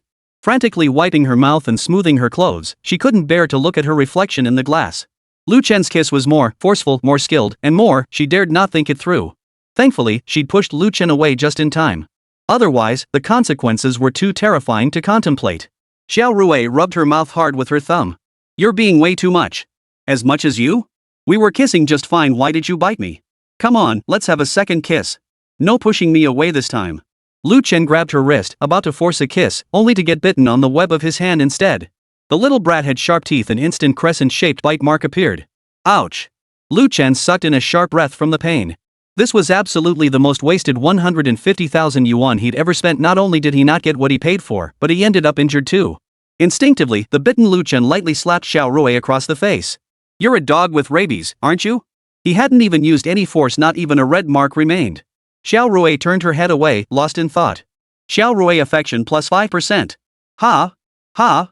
What's going on? Lu Chen stared blankly at the sudden system notification. This crappy system had been playing dead since earlier, and now Xiaorui getting hit actually boosts the score? What kind of bizarre gameplay mechanic is this? Giving luxury goods doesn't boost points, but getting beaten up actually increases affection? Wait, could she possibly be? No way. She looked so innocent, yet she had the same taste as Su Xiaoli? But the system never makes mistakes. Interesting. Looks like I need to change tactics. Xiaorui's lips were bitten white, her eyes red-rimmed as she glared at him. Her clenched fists trembled, yet she refrained from further attack. You okay? Get lost. She pushed Lu Chen away and sat back down in her chair. It was less anger than mortification. Her seaweed-like hair fell forward, half concealing her face. Xiaorui's affection plus 1%. Lu Chen was utterly baffled. Her favorability hadn't budged since they met. When she splurged 150,000 on purchases, the system remained dead silent. Now, getting cursed had actually boosted her points? He rubbed the teeth marks on his knuckles and suddenly laughed out loud. Interesting. Very interesting. So it wasn't about the money, it was the approach. This tsundere type actually responds better to tough love than sweet talk? Should have just gone straight for it, but discovering this now isn't too late. Women's hearts are like needles at the bottom of the sea. Ahem, alright. Let's eat first. Order whatever you like, consider it my apology. Seeing Lu Chen give her a way out, Xiaorui decided to take the easy way out. But she ate that meal with her mind elsewhere. After finishing the meal in a daze, she seized the moment while Lu Chen was paying the bill. She practically fled to a taxi waiting outside. She dared not linger with Lu Chen any longer. After all, a single kiss had nearly sent her reeling. She feared that if she kissed him again, she feared she might lose her virginity right there. Xiaorui, what's gotten into you? You usually look down on these men. What's wrong with you today? Xiaorui, consumed by self-reproach and shame, kept questioning herself. But as she reflected, she couldn't help but recall Lu Chen's deep kiss that lasted a full minute. No, I can't think about it anymore. Xiaorui felt she was going mad. She was actually starting to develop feelings for an older man. Fortunately, after touching the shoes inside her shopping bag, she finally shook off the distracting thoughts. Few just pretend it was chewed by a dog. 15 grand? Worth it. Meanwhile, Lu Chen listened to Xiaorui's steadily rising favorability rating in his mind. He shook his head and smiled. This girl is interesting. Probably trying to win me over, huh? Whatever. Let her run. You can run, but you can't hide. Xiaorui will have to come back to work at the company eventually. Plenty of chances to win over the goddess later, no need to rush. After all, it's rare to find a goddess as perfect as my sister-in-law. If I don't seize her now, am I just going to hand her over to someone else? Not picking a flower when it's right there, wouldn't that make you a fool? Especially when this flower cost a whopping 150,000 yuan, there was no way he was letting her slip away. Let me see, who's next on the list for cashback rewards? Lu Chen had actually spent 150,000 yuan today. But due to the existence of negative goodwill points, his actual loss soared to 1 million. Even though 1 million yuan was no different from a dime to Lu Chen. But Lu Chen was determined to make a killing off other tool girls to recoup his losses. Chapter 138, one more round of mutual consent. Who should I choose? Lu Chen leaned back lazily against the leather chair. He pulled up the system interface, where numbers danced before his eyes like some cruel game score. It was time to choose a beauty again. Ji Xiaoyu, 85 points. Zhou, 30 points. Xiaorui, that stupid woman, was actually in the negative. These women were like merchandise on a shelf, clearly priced, ready for me to pick. He recalled his father's words, there's nothing money can't buy in this world, including human hearts. He hadn't believed it then, but now he had to admit the old man was right.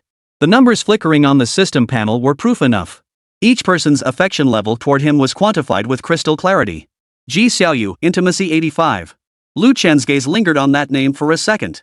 85 points, just 5 short of 90. Ji Xiaoyu's face flashed before his eyes, always wearing that ingratiating smile. Every time they met, she'd dress up meticulously, order his favorite dishes, and say exactly what he wanted to hear. Too obedient. After sleeping with him once, she was utterly devoted, couldn't even pretend to be coy. No wonder this guy's charm is just too irresistible. And a divorced woman would be even more insecure. That's why her intimacy level stays so high. His gaze drifted downward, landing at the very bottom of the list. Jojo, intimacy 30. They slept together last night, yet her intimacy level is the lowest? Lu Chen's lips curled into a cold smile. This woman changes her mind faster than turning a page. He recalled Jojo beneath him last night, her body yielding yet resisting, the tear tattoo at her eye corner especially alluring in the dim light.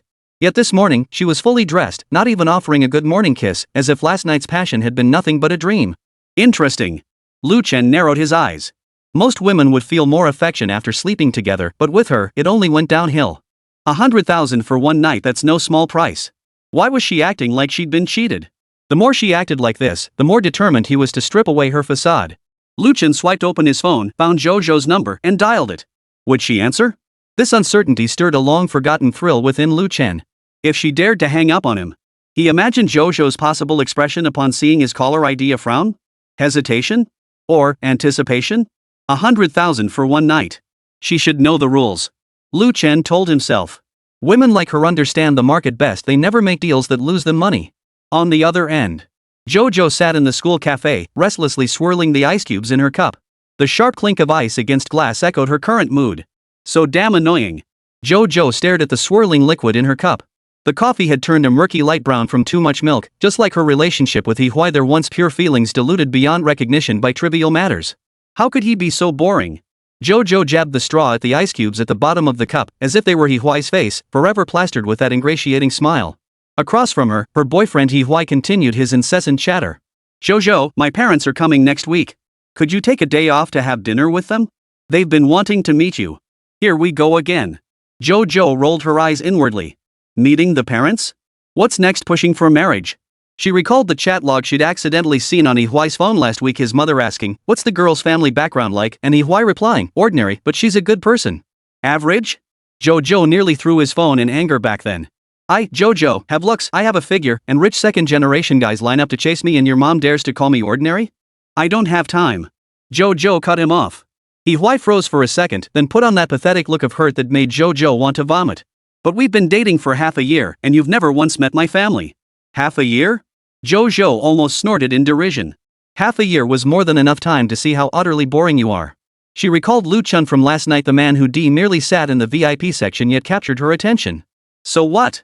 Jojo lifted her eyes to meet his, her gaze brimming with impatience. Does dating require meeting parents? Are you annoying or what? Why was momentarily speechless. He opened his mouth, but in the end, only murmured. I just wanted you to get to know me better. Get to know what? Learn that you make $5,000 a month, and after graduation, I'll be stuck paying off your mortgage with you? To know you can't even afford to buy me a decent necklace without putting it on installments? Jojo ignored him, staring at her phone while scheming how to ditch this clingy guy. Last time she broke up with him, he actually cried, a grown man weeping like a child. Disgusting. Why was handsome, gentle, and always compliant, but it was precisely this unchallenging obedience that made her increasingly annoyed. Like a lapdog. Jojo thought harshly. Flick a finger and he wags his tail, scold him twice and he thinks I'm flirting. What's the point of a man like that? Especially last night. Lu Chen's devilishly handsome face flashed through her mind, along with the playful gleam in his eyes when he gripped her wrist. Now that was a real man. Jojo felt a pang in her heart. Lu Chen possessed something Why would never have, that dangerous, commanding aura. A man should be handsome and wealthy like that. What good is just good looks? She thought to herself, her fingertips unconsciously swiping across the phone screen. Why couldn't hold a candle to even one of Lu Chen's fingers. Lost in thought, her phone suddenly vibrated. A name flashed on the screen: Lu Chen. Jojo's heart skipped a beat, her fingers tightening instinctively. Was he calling? A wave of heat surged up his spine, instantly flushing his ears crimson. He contacted me after just one night, could it mean? Jojo dared not continue the thought, afraid that too much hope would only lead to deeper disappointment. Why noticed her unease and leaned in to ask. Whose call was that? None of your damn business. Jojo cursed inwardly, but outwardly only gave him a cold glance. None of your business. She picked up her phone and stood up. I'm taking a call. Don't follow me. She hurried to the corner outside the cafe, took a deep breath, and answered the call. Hello? Jojo forced her voice to sound less urgent.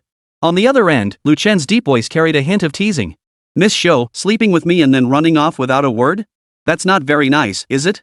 Was he blaming me? Jojo felt her ears burn. Does he care about me? The thought barely surfaced before she stifled it. Don't be silly, Jojo. What man would care about a one-night stand? She bit her lower lip, deliberately letting her tone carry a hint of provocation. Uncle Lu, are you here to lay charges? Wasn't it consensual last night? Lu Chen's soft chuckle came through the phone, his voice like an electric current that tingled down her ear canal and straight to her heart. Yes, which is why I'd like to consent again today. Oh my. Jojo's legs went weak, forcing her to brace herself against the wall. How could he say such things with such utter nonchalance? Chapter 139, A Man Just Like Your Brother-in-Law. Jojo recalled the lewd whispers Lu Chen had murmured in her ear last night. And how those long fingers had so expertly teased her body. 100,000. 100,000 per time.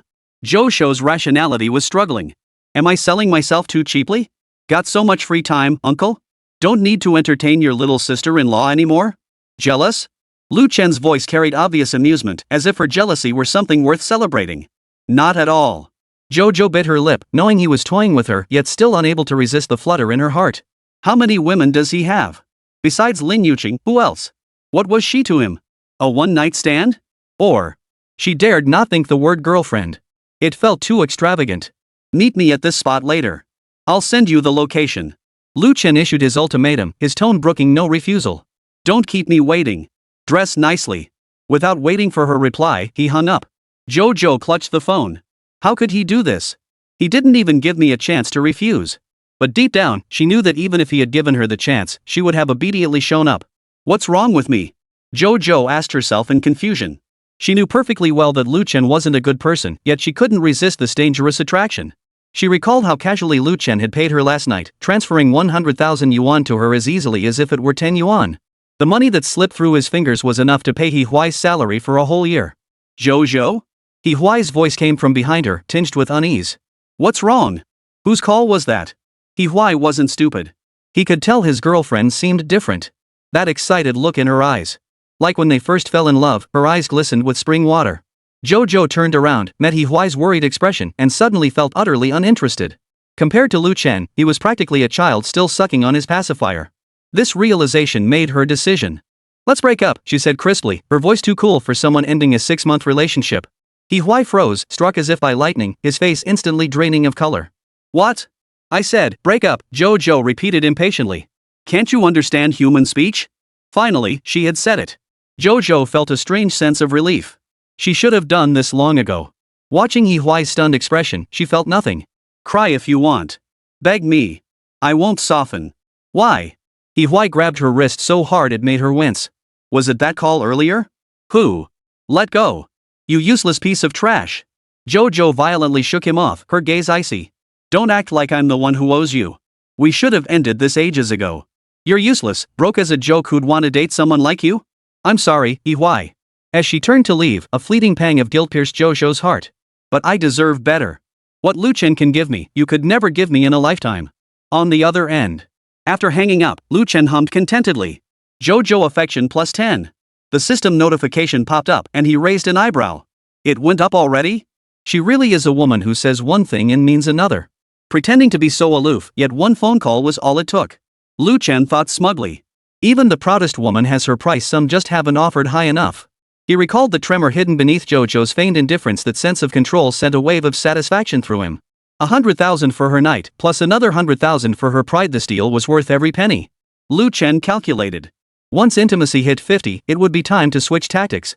He understood the psychology of women like this. First, shower them with money.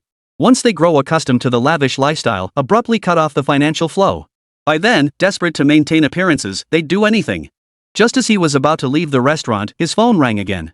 It was a message from Bai Ying, the young wife. Mr. Lu, I've revised the project proposal you mentioned last time. Would you like to come to the gym now?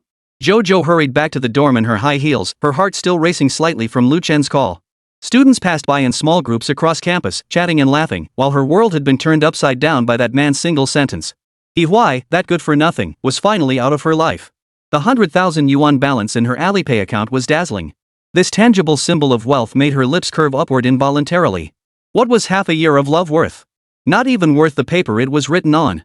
Pushing open the dorm room door, she found Lin Yuqing sitting at her desk watching a variety show. Hearing the noise, she turned her head, her round eyes immediately filling with laughter. Jojo, why are you back? Didn't you say you had a date with He Huai today? Damn it, she'd completely forgotten about that. Jojo cursed inwardly, but her face quickly broke into a sweet smile. We broke up, she said casually. Huh? Lin Yuqing's eyes widened in shock as she jumped up from her chair. What happened? They were fine last week. Jojo rolled her eyes inwardly, but outwardly adopted a dejected expression. He disappointed me too much. She deliberately trailed off, knowing Lin Yuqing was most susceptible to this tactic. Sure enough, Lin Yuqing immediately wrapped her arms around her with concern. That jerk. I knew he wasn't good enough for you. She declared indignantly, completely oblivious to the mocking glint that flashed in Jojo's eyes. Actually. Jojo lowered her voice mysteriously. I have a date later. What? Already? Lin Yuqing released her, utterly astonished. Who is it? The very man you've been dreaming about day and night. Jojo thought maliciously to herself, yet her face flushed with a bashful expression. A very special person. She paused deliberately. He's a bit like your ex-brother-in-law, handsome and wealthy. Lin Yuqing's expression froze instantly. A woman's intuition is usually spot on. And lately, her brother-in-law had been constantly busy. Could it be? Was Jojo dating her brother-in-law? Jojo clearly saw Lin Yuqing's pupils contract slightly, her lips trembling ever so slightly. Is that really true? Lin Yuqing forced herself to stay calm, but her voice already sounded unnatural. What kind of person is he? Is she heartbroken? Jealous? Jojo nearly burst out laughing. This is just the beginning. Wait until I tell you I've slept with Lu Chen. Would you collapse on the spot? She relished this cat and mouse game, her voice tinged with admiration as she continued. Mature, steady, successful in his career, and most importantly, exceptionally caring. He really reminds me of your brother-in-law. Every word landed precisely on Lin Yuqing's sore spot. Well, that's wonderful, Lin Yuqing forced a smile.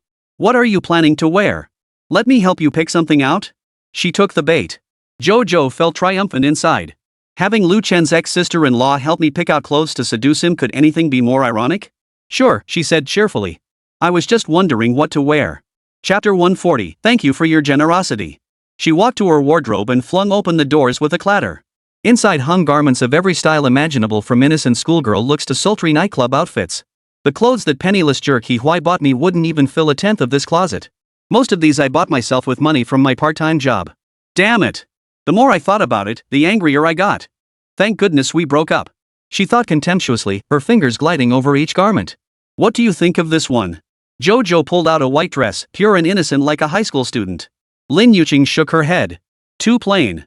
Didn't you say he's loaded? Guys like that are used to flashy types. They'd actually prefer something more unique. Who does she think she is, acting like an expert? Jojo snorted inwardly.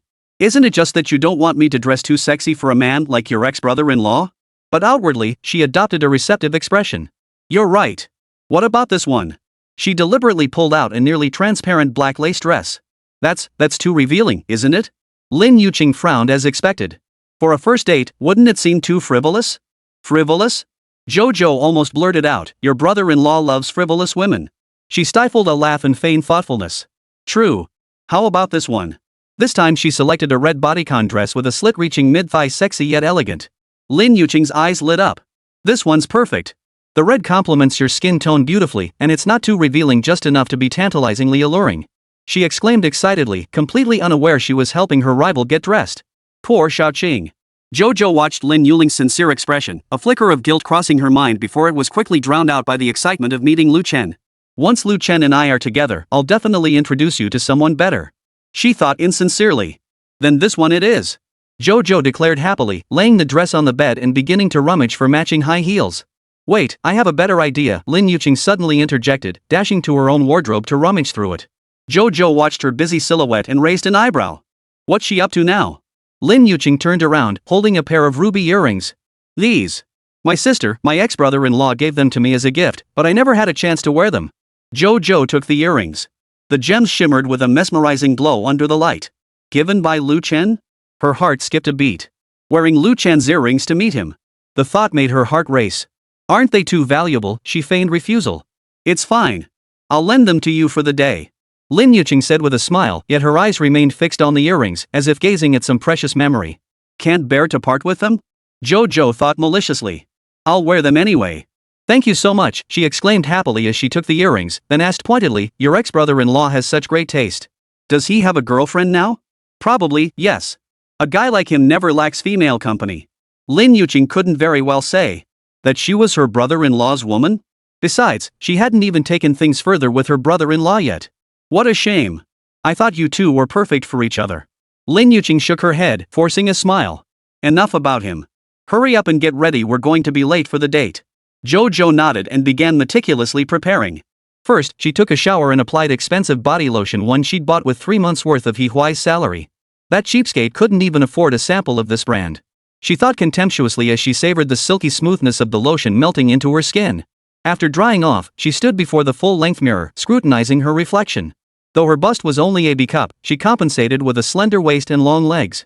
She spun around, satisfied. Lu Chen's obsession last night wasn't without reason. The thought made her cheeks flush. Sliding into the red bodycon dress, Jojo barely recognized her reflection.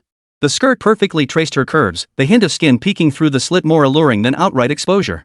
He Huai would probably beg me to come back if he saw me like this. She thought smugly. Too bad he doesn't even deserve a second glance anymore. Oh my god. Lin Yuqing approached from behind, exclaiming, Jojo, you look absolutely stunning. Jojo turned around, catching the awe and a well-hidden trace of envy in Lin Yuqing's eyes. Help me put on these earrings, she asked sweetly. Lin Yuqing nodded and carefully fastened the ruby earrings for her. In the mirror, Jojo caught Lin Yuqing's focused expression and slightly reddened eyes. Was she crying? A flicker of pity crossed her mind, but it was quickly replaced by excitement. Once I become Mrs. Lu, I'll make sure to reward you for your help today. Perfect. Lin Yuqing stepped back to admire her handiwork. He'll be utterly captivated by you. He was already head over heels for me last night. Jojo thought smugly to herself. She picked up the perfume and lightly sprayed it twice behind her ear and on her wrist. Recalling how Lu Chen had buried his face in her neck last night, inhaling deeply, a wave of heat washed over her body. What perfume is this? It smells amazing, Lin Yuqing asked curiously. Black rose, Jojo replied with a mysterious smile. They say it makes men addicted. Just like I'm addicted to Lu Chen. She added silently. No, it's him who's addicted to me. After one last check of her makeup, Jojo picked up her phone and saw the address Lu Chen had sent to Dihao Bar downtown. Wow, this is Emperor? Lin Yuqing caught a glimpse of the screen and widened her eyes in surprise. The minimum spend per person there is at least 10,000. Really? Jojo feigned surprise. He didn't tell me the exact location, just said it's a really fun place. Oh my gosh, Jojo, you've hooked a rich, handsome guy. Lin Yuqing exclaimed excitedly, then grew a bit concerned. But won't someone that rich just be playing around? Jojo stifled a smile and feigned innocence. No way. He seemed really sincere. Lin Yuqing hesitated, then sighed. Anyway, just protect yourself. Don't worry, she said sweetly, picking up her bag to leave. At the doorway, she suddenly turned back. Oh, Xiaoqing, thank you for helping me today, she said sincerely. You're my best friend. The sentiment was half truth, half lie. Lin Yuqing was indeed her closest friend, but at this moment, Jojo savored more the thrill of holding secrets and manipulating others' emotions. Best friend? Once you learn the truth, you'll probably want to kill me, won't you? Lin Yuqing waved with a smile. Hurry up, don't keep them waiting. Closing the door, Jojo exhaled deeply. The sweet smile vanished instantly, replaced by a cold, determined resolve. In the elevator, she checked her makeup once more, ensuring every lash was flawless. Lu Chen, prepare to be conquered by me once more. Stepping out of the dorm building, the wind brushed her bare shoulders, bringing a hint of chill. She hailed a taxi and gave the name of the bar. The driver glanced at her several times through the rearview mirror, but Jojo ignored him as usual. See? A lowlife driver like you can only look. She thought haughtily, pulling out her phone to text Lu Chen. Uncle, I'm on my way. Almost immediately, her phone vibrated. Don't keep me waiting too long. As the car entered the bustling downtown area, Jojo watched the luxury boutiques flash by the window, scheming how she'd get Lu Chen to buy her that coveted handbag she'd had her eye on for ages. A man who charges 100,000 a night, what's having him buy me a bag? She touched the ruby earring dangling from her earlobe, recalling Lin Yuqing's reluctant gaze. Dearest bestie, thank you for lending me not just the earrings, but also your ex-brother-in-law. Thank you, Yuqing. Thank you for your generosity. Chapter 141, What? Am I not beautiful? The neon sign of Emperor Bar flickered in the night, casting shifting light across Jojo's exquisite features. Standing at the entrance, her high heels clicked sharply on the marble steps, each step a meticulously choreographed performance. Tonight, she shone brighter than ever. A red form-fitting dress hugged her perfect curves, the slit revealing glimpses of her thigh skin, pearl-like in the lights. Her makeup was flawless down to every lash, and the true red lipstick on her lips resembled freshly plucked rose petals, vivid and luscious. Jojo lifted her chin slightly, basking in the gazes that followed her from every direction. Some gazes held awe, others held envy, but most held raw, unadulterated desire. A faint, almost imperceptible smile touched her lips as she thought to herself, look all you want. After all you can do is look. These gazes formed an invisible net, encircling her completely. She was the proud peacock at its center, displaying her magnificent plumage. She could even hear two girls whispering nearby. "Oh my god, she's gorgeous. Is she a celebrity?"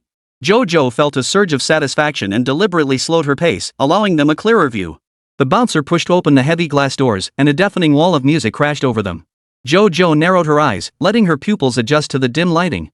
In that brief darkness, she felt at least 5 pairs of eyes fixed on her: the businessman in gold-rimmed glasses at the booth to her left, the short-haired woman drinking alone at the bar to her right, and 3 stylishly dressed young people directly ahead.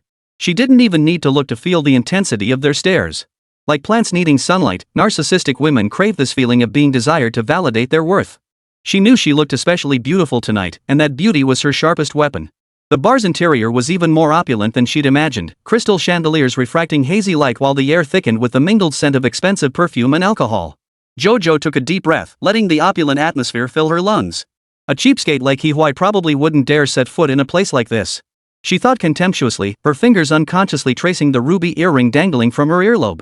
They belonged to Lin Yuqing, or more accurately, they were a gift from Lu Chen to Lin Yuqing. Each time she touched the earrings, Jojo felt a surge of satisfaction, as if she'd stolen something precious. "Hey, beautiful. All alone?" A man in an Armani suit blocked her path. He appeared to be in his early 40s, his Patek Philippe watch glinting under the lights. Jojo didn't even give him a proper look, merely lifting the corner of her mouth slightly. "Waiting for someone." Watching the man awkwardly step back, she sneered inwardly. "As if you're worthy? My man drives a Bugatti Veyron." She weaved through the crowd, feeling countless eyes glued to her. Her figure, encased in a form-fitting red dress, became even more alluring with each step. The glimpse of skin at the slit left several men staring, utterly transfixed. A waitress carrying a tray passed by, stealing a few extra glances before nearly bumping into a customer. Near the bar, she finally spotted Lu Chen. He wore a dark gray suit, no tie, the collar casually open to reveal a sliver of collarbone. He was conversing with a blonde woman, his long fingers holding a whiskey glass as ice cubes clinked softly within the amber liquid. Jojo's heart clenched sharply, as if gripped by an invisible hand. That Lu Chen! Flirting with another woman again. A wave of bitterness surged within her, but it was swiftly replaced by an even stronger desire to conquer. It didn't matter. Soon enough, he'd learn who truly deserved his attention. She didn't approach him immediately, instead deliberately stopping not far from Lu Chen and ordering a martini from the bartender.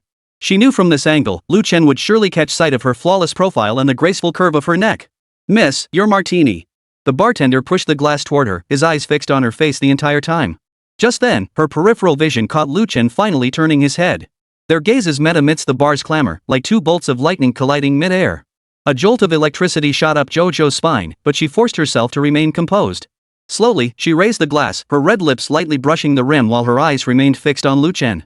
She knew every gesture was sending a signal. Her slightly raised chin displayed her pride, the gentle sway of her glass showcased her composure, and the faint, almost imperceptible hint of defiance in her eyes was reserved solely for Lu Chen. Sure enough, within a minute, the blonde woman left in a huff. Jojo caught Lu Chen adjusting his suit with a glance as he approached her. Her heart raced, palms growing slightly sweaty, yet she forced herself to remain composed.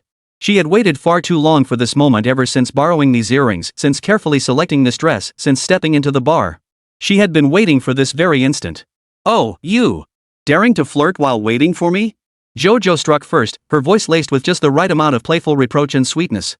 She knew Lu Chen would fall for this. She couldn't be too forceful or come across as aggressive. Lu Chen's lips curved into an amused smile as his gaze roamed over her, as if admiring a precious work of art. "A beauty like you must be lonely. I can't just leave a beauty drinking alone, can I?" That blonde beauty earlier only scored 79 points. Not even 80 points. Otherwise, Lu Chen wouldn't have let her off so easily. Jojo lifted her skirt, revealing a vast expanse of snow-white skin like a flash of lightning streaking through the dimly lit bar. "What? Am I not beautiful?" Lu Chen casually slapped her twice, his movements flirtatious yet elegant. Not bad. Very beautiful." His voice was low, tinged with genuine appreciation. "College girl's skin is so smooth, tender, and elastic." Jojo felt a surge of pride. When it comes to women, the younger they are, the more advantages they have. Just as Lu Chen's hand brushed against Jojo's snow-white thigh, a translucent blue virtual screen suddenly appeared before his eyes, visible only to him. Ding! Valid goddess detected. View details? Damn system. Why the hell did it have to pop up now and ruin my moment? Lu Chen raged inwardly, yet his fingers lingered involuntarily on Jojo's smooth skin for a few extra seconds. As he savored the warm sensation beneath his fingertips, his mind wandered. What kind of goddess is this now?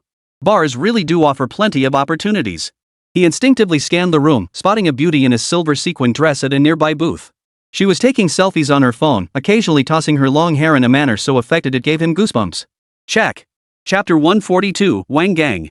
He silently commanded himself, simultaneously sliding his right hand away from Jojo's thigh without a trace, lifting his glass to mask his distraction.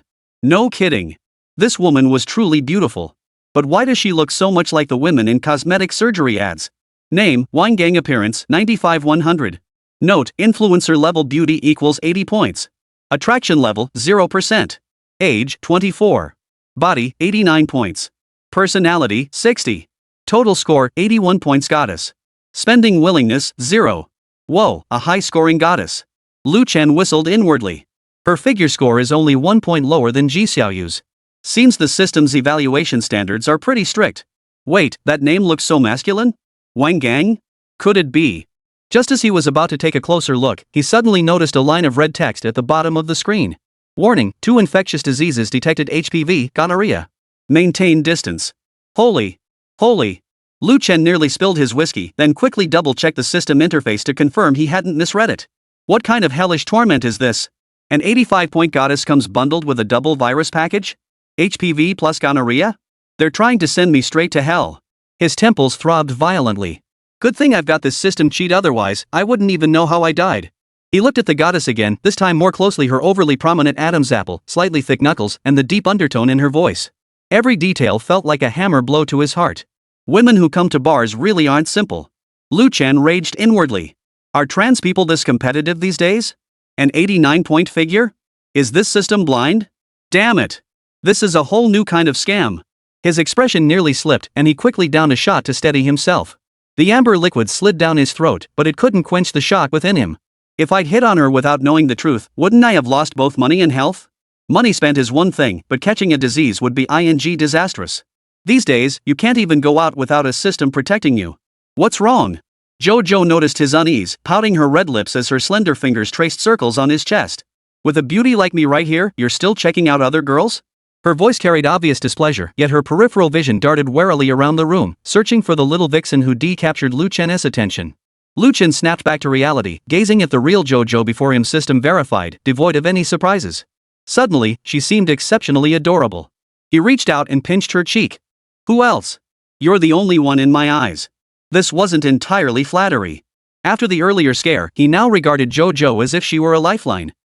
Men's words are as good as a ghost's lies. Though Jojo felt secretly delighted, she maintained a pouty expression. You were staring over there for ages just now, your eyes practically popping out of your head. She schemed inwardly, could it be some old flame? No way. Tonight I have to keep a close eye on Lu Chen. It took so much effort to get him to notice me. Meanwhile, Lu Chen caught the Wang Gang goddess getting up to head to the restroom out of the corner of his eye. As she passed by them, she flashed him a flirtatious glance. Lu Chen nearly choked on his own spit as his mind flooded with a barrage of thoughts. That wink gave me goosebumps all over. Lady, take it easy, your eyeliner's practically flying to your temples. An 85-point goddess comes with 2 freebies? Buy 1, get 2 free, but not like this. Thanks to the system for saving my life. If I'd actually hooked up with her, tomorrow's headline would have been Rich Kid Catches Disease at Nightclub. From now on, I'll carry disease detection tech to clubs. This is scarier than AIDS awareness ads. He fought back the nausea, feigning a cough to hide his discomfort. Jojo immediately leaned in with concern, her faint perfume sent wafting into his nostrils. Are you okay? Did you drink too fast? Her voice carried genuine concern, warming Lu Chen's heart. I'm fine, just choked on the drink. Lu Chen waved it off, taking the chance to glance at the system's assessment of Jojo. Name, Jojo. Health status, good. Notes, pure natural goddess, no adverse conditions. See? Now that's a real goddess. Lu Chen marveled inwardly. She's got the looks, she's got the figure, and best of all, she's clean and healthy. Such a treasure of a girl is truly rare these days. Suddenly, the ruby earrings adorning Jojo's earlobe seemed especially pleasing to his eye. Ha! Where had he seen them before? What are you laughing at? Jojo eyed him suspiciously, sensing something off about Lu Chen tonight. Could he be drunk, she wondered inwardly. Or is he up to something? But, his smile is so captivating. Even those fine lines at the corners of his eyes look sexy. Nothing, Lu Chen forced himself to keep a straight face, yet couldn't resist pinching her cheek again. I just suddenly feel like you're so genuinely adorable. This time, the words came straight from his heart. After the earlier scare, looking at Jojo now felt like gazing upon an angel. Jojo was flustered by the unexpected compliment, her heart racing. Why is he so smooth today? Has he finally noticed my good points? Wait, that can't be right, he's usually so aloof. She pinched herself discreetly to make sure she wasn't dreaming. Who cares? It's a good sign anyway. Lu Chen glanced at the goddess Wang Gang emerging from the restroom. She was applying makeup in front of the mirror, her movements so coquettish they gave him goosebumps. That touch-up technique is way too dramatic, she's practically shoving the powder puff up her nostrils. He mentally ranted. And those fake eyelashes, could they double as fans? How did the system give her a 95 in looks? Did she pay to boost it? The air in this bar isn't great. Want to move somewhere else, he whispered low into Jojo's ear. His warm breath tickled her earlobe, sending a shiver through her. Jojo's eyes lit up. She instantly understood his hint but feigned ignorance. What? Think I'm taking advantage of you? She felt a surge of secret delight. Finally getting it. All that effort getting dressed up tonight wasn't wasted. But outwardly, she maintained her composure, wanting to gauge just how serious Lu Chen really was. Not at all, Lu Chen murmured, wrapping his arms around Jojo's slender waist. The feel of her skin was so good he couldn't resist lingering a moment longer. I'm just worried there are too many demons and monsters around here, lest they tarnish the eyes of our esteemed Miss Show. He spoke, casting a pointed glance at the goddess Wang Gang, who was still touching up her makeup.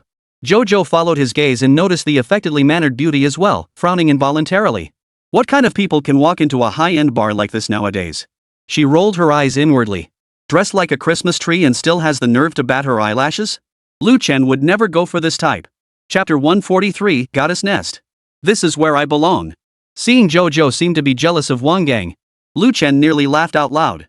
Miss, if you knew the truth, you probably wouldn't sleep a wink tonight. But he only said mysteriously. Some people may look like goddesses on the surface, but behind the scenes, they might not even have the equipment a goddess should have. Jojo looked utterly bewildered, clearly missing the subtext. What do you mean? Lu Chen offered no explanation, simply taking her hand and leading her outside. As they passed the booth where the Wang Gang goddess was seated, he overheard her bragging to her friends that Bugatti driving boss was staring at me the whole time. Lu Chen stumbled slightly, his mind racing. Lady, I'm staring at you because the system alerted me to your dual virus. Where'd you get that confidence? Bugatti owner? Wait, I'm missing the point. Are trans people this confident these days? Guess watching too much Douyin really does mess with your head. Stepping outside the bar, the night breeze washed over him. Lu Chen exhaled deeply, feeling like he'd dodged a bullet. Next time I come to a bar, I'll have the system scan the place first. This is more dangerous than a minefield. He silently resolved. Jojo asked curiously. You seem off today. She tilted her head, studying Lu Chen, her profile soft and graceful. You didn't run into trouble, did you? Lu Chen gazed into her pure eyes and suddenly felt that some things were better left unsaid. He smiled and shook his head. Nothing. Just suddenly realized how rare it is to find a girl as genuine as you these days. This time, the words came straight from his heart. After tonight's scare, he regarded Jojo as if she were a rare treasure. Though Jojo didn't understand why he'd suddenly waxed poetic, compliments always made her happy. Of course. This lady is one of a kind. She lifted her chin proudly, the ruby earrings on her earlobes sparkling enchantingly in the moonlight. Lu Chen watched her smug expression and thought to himself. Truly one of a kind, at least the system confirmed she came without any add-ons. The thought made him chuckle. The goddess radar feature was incredibly practical, a life-saving tool for modern-day playboys. You're laughing again. Jojo pounded him playfully, her cheeks puffed out in mock anger. What's gotten into you today, old man? She muttered to herself. Could he be drunk? But he seemed to be walking just fine.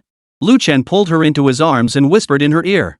I'm laughing at how lucky I am to find a true goddess among all these demons and monsters. 7 parts truth, 3 parts lie, yet in this moment, he truly felt it. Though Jojo didn't know exactly what demons and monsters he meant, being called a true goddess still made her heart flutter.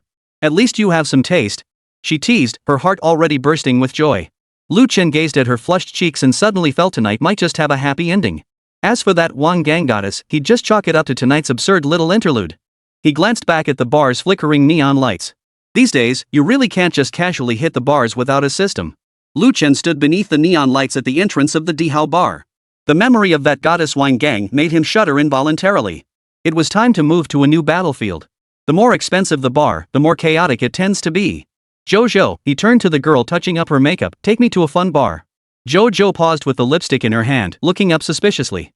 Isn't Dihao fun enough? Her mind raced. Was it that I hadn't performed well enough earlier? Or did he think the prices here were too steep? No, that can't be right. The old man never cares about money. Lu Chen sensed her confusion and gently ruffled her hair with a soft chuckle. This place is high-end, but... He chose his words carefully, the women here are too flashy. I wanted to try something different tonight. Ha? What do you mean? What I mean is, I want to find a bar with the most young girls and drink something different. Oh. Jojo suddenly understood, but then something felt off. There are a few places over by the university district, but... She hesitated, the atmosphere and drinks just don't compare to here. It's nice to experience the common folks' life once in a while, and besides... He shot a suggestive glance at Jojo's red lips. With you here, anything tastes like fine wine. The sweet words worked like a charm. 2 blushes spread across Jojo's cheeks, her heart brimming with delight. She immediately pulled out her phone. I know this place called Youth Bar, right next to the normal university. It's full of college students. Perfect. Lu Chen snapped his fingers, his eyes lighting up. Get in the car. Once seated in the car, Lu Chen began imagining the innocent, charming female students at the university town bar. Jojo fastened her seatbelt, stealing glances at Lu Chen's excited profile. Her heart felt both sweet and anxious. Why is he acting so out of character today? Could he be about to confess his feelings to me? She touched the ruby earring dangling from her earlobe, suddenly feeling a twinge of guilt. If he asks about the origin of this earring, what are you thinking about? Lu Chen noticed her distraction. And nothing. Jojo shook her head hastily. I was just thinking that cocktail at that bar was pretty good. She silently thanked the dim car interior for hiding her flushed cheeks. 20 minutes later, the car pulled up at the university town's bar street. Unlike the opulence of the Grand, the bars here radiated youthful energy. Groups of college students were everywhere, girls mostly barefaced or wearing light makeup, dressed in simple t-shirts and jeans, yet exuding an unstoppable vibrancy.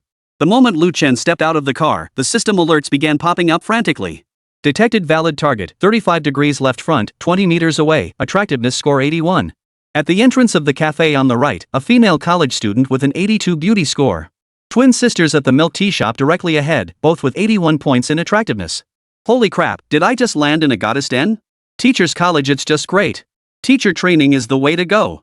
Lu Chen forced his lips to stay straight, but his eyes darted around uncontrollably. The system ratings here are nothing like those at high-end bars. The girls here are universally attractive, with high inner quality scores, and most crucially their disease risk indicators are all green. Jojo hooked her arm through his, clearly sensing his excitement. So happy, she felt a twinge of jealousy. You're not actually here to check out the female college students, are you? Lu Chen snapped back to reality and pinched her cheek. Of course I am getting to experience ordinary life with Miss Jo herself. Though he said this, his eyes still tracked a long-haired girl who had just passed by.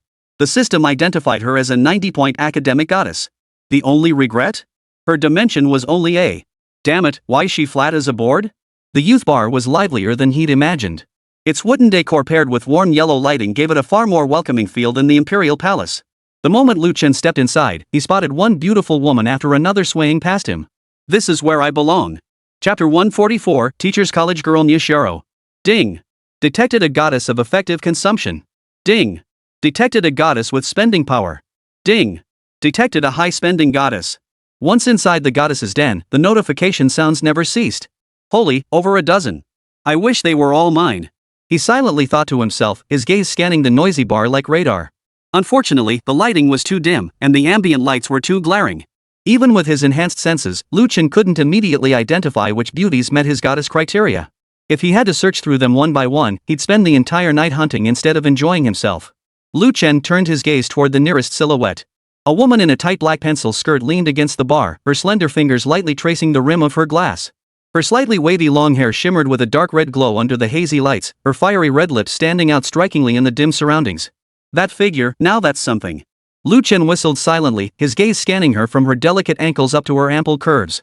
The woman seemed to sense his stare, deliberately shifting her body to accentuate the silhouette of her hips outlined by the skirt.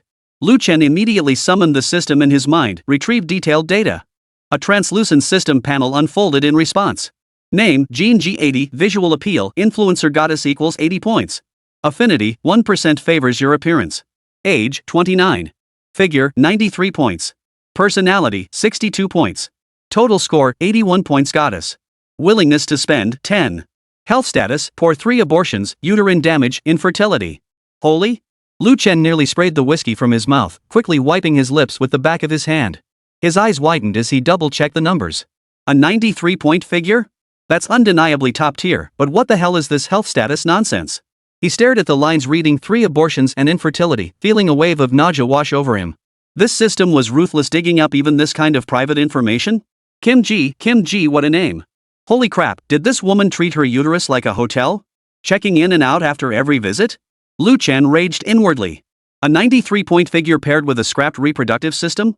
That's like putting a limited edition supercar under a wrecked engine. He couldn't help but glance at the woman again. She happened to be looking at him too, even batting her eyelashes at him. Lu Chen immediately leaned back tactically, pretending to adjust his cuffs to avoid her gaze. No, sis. I wouldn't dare get in your car, I'm afraid it'd break down halfway. He thought to himself. If I actually brought her home, my mom would probably set me up on blind dates overnight, terrified our family line would die out. Lu Chen shook his head and downed a large gulp of liquor. The icy liquid slid down his throat, but it couldn't quench the shock within him. These days, you even check maintenance records when buying a used car, let alone a person? A 93-point figure is tempting, he muttered, staring at the amber liquid in his glass, but the thought of poor vehicle condition instantly kills the mood. He sighed. A 93-point figure. System ratings above 90 were the cream of the crop. Of those he'd encountered with scores above 90, only Ji Xiaoyu and Bai Ying fit the bill. What a pity, such a pity. Lu Chen clicked his tongue, suddenly recalling that 95-point rated internet celebrity Wang Gang he'd scanned, obviously enhanced by cosmetic surgery. With that thought, his disappointment eased. What if this figure is also enhanced? He narrowed his eyes, searching Jean Ji's graceful curves for signs of artificial work implants? Liposuction? But lift? With that thought, Lu Chen felt completely at ease. Forget it. I'll just go find someone factory sealed and untouched. Just as he was about to close the system panel, a red alert popped up. Friendly reminder, this target exhibits high spending willingness. Proceed with caution. Oomph, just as I thought. Lu Chen snorted coldly, his fingers tapping the bar counter absent-mindedly. So they're looking for a sucker to take the fall? He grabbed Zhou and strode toward the opposite side of the dance floor without looking back. As they passed by Jean Ji, he deliberately quickened his pace, afraid of being accosted. So what if she's a 93-point figure? If the engine's shot, even the best exterior's just window dressing. System, next time flag these high-mileage ones in red. Don't waste my time. He waved his hand dismissively, leading Zhou toward the opposite side of the dance floor. Zhou's red gown stood out vividly in the crowd.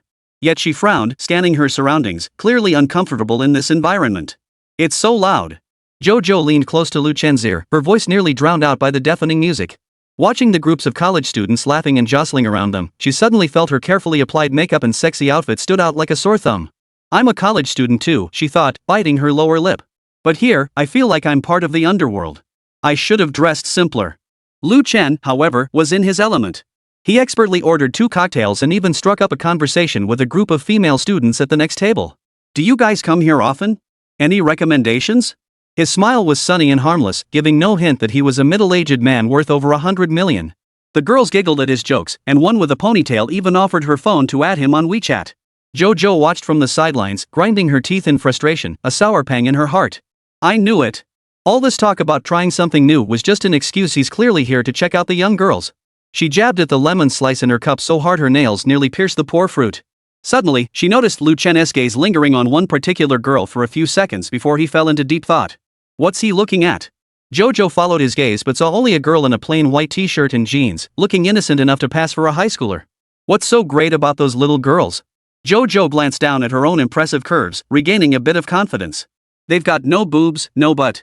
Little did she know, Lu Chen was using the system to frantically scan that innocent-looking girl. Name, Ji Xiaoyu 85 points, visual appeal, influencer goddess equals 80 points. Affinity, 1% attracted to your appearance. Age, 22. Figure, 85 points. Inner qualities, 98 points. Total score, 87 goddess. Willingness to spend, 1. Now that's a true goddess. Lu Chen marveled inwardly. An inner quality score of 98. All the women at Emperor Bar combined couldn't match her. He was already scheming how to engineer a chance encounter. See? Bars near universities just have a higher chance of meeting good girls. Lu Chen thought smugly. The girls here are gorgeous, their spending power is limited, and they don't play hard to get. After all, they're hoping for love, so their looks score high and they're ripe for the picking. Chapter 145, I saw you slip the drug. Just then, the system suddenly popped up with a special alert. Warning, detected severe emotional fluctuation in bound target Zhou. Affection decreased by 5%. Current affection, 35%. Lu Chen snapped back to reality, catching Zhou's face darkening. He finally realized he'd been too obvious and quickly tried to cover it up. Zhou, this place is really nice. Thanks for bringing me. Zhou snorted coldly. Is that so? I saw how chatty you were with those young girls. Her voice dripped with jealousy, though inwardly she berated herself. Zhou, you idiot. Showing jealousy just proves how much you care about him. Lu Chen's eyes darted around before he suddenly turned serious. Do you know why I insisted on coming to a place like this? He lowered his voice, his expression becoming unusually earnest. Jojo froze at his sudden shift in demeanor. Why? Because I wanted to see what you looked like back in school. Lu Chen's gaze suddenly softened, becoming exceptionally gentle, as if filled with starlight. Jojo never expected such an answer, her heart skipping a beat. I can't imagine, Lu Chen continued his fabrication, his fingers lightly tracing her wrist. How dazzling Jojo must have been in college, how popular you were. He gently took her hand. So I wanted to see it, to make up for not meeting you sooner. These words sent a tremor through Jojo's heart, and her anger dissipated almost entirely. So, that is how he felt? A wave of sweetness washed over her, yet something felt off. But just now, he clearly. Before she could process it, Lu Chen raised his glass. To our meeting, no matter when it happened. His eyes glowed with deep affection under the lights, leaving Jojo momentarily dazed. He's just good at sweet talk. Jojo muttered under her breath, yet couldn't help but curve her lips upward. She didn't notice that as Lu Chen drank, his gaze drifted toward the girl named Ji Xiaoyu not far away. The system displayed that Ji Xiaoyu's affection level had risen to 2%. Oh ho, so the little freshman likes her uncles? Lu Chen chuckled inwardly. Very good. Excellent. You like uncles, and uncles like you too. He tilted his head back and drained his glass, already mapping out his next move in his mind. Come on, dance with me. Lu Chen suddenly grabbed Jojo's wrist. He'd caught Ji Xiaoyu glancing their way out of the corner of his eye, a perfect opportunity to showcase his charm. Jojo was pulled up unexpectedly. The side slit of her red gown lifted slightly with the motion, revealing a sliver of her fair thigh. Wait, She instinctively reached to adjust her skirt, but Lu Chen swept her forcefully into the center of the dance floor. Don't be shy. You're breathtaking tonight. Jojo affection plus 1%, current 36%, the system prompt echoed in Lu Chen's mind. The music shifted seamlessly into a pulsing electronic dance track. This was Lu Chen's specialty. He cupped Jojo's waist with both hands, guiding her to sway with the beat. Relax and follow my rhythm. Lu Chen whispered, his warm palms transferring heat through the thin fabric to Jojo's skin. At first, Jojo's body was stiff as a board, her cheeks flushing under everyone's gaze. She was a model, but dancing wasn't her forte. And she was wearing high heels to make matters worse. She glanced around furtively, noticing many eyes were indeed fixed on them, or more accurately, on Lu Chen. This man seemed transformed on the dance floor, each movement flowing like water yet brimming with power. His shirt sleeves rolled up to his elbows revealed well-defined forearms, muscles rippling slightly with each movement. Focus. Lu Chen suddenly pinched her waist, snapping Jojo back to reality. As the music reached its climax, Lu Chen's movements grew bolder. With a graceful spin, he flung Jojo out before pulling her back into his embrace. The red skirt flared like a blossoming flower, drawing gasps from the surrounding crowd. Wow! That couple dances so well. The guy is so handsome, and he dances like a pro. And that girl in the red dress is gorgeous, such long legs. Whispers drifted into Jojo's ears, and she was surprised to find herself beginning to enjoy the sensation of being the center of attention. Her body gradually relaxed.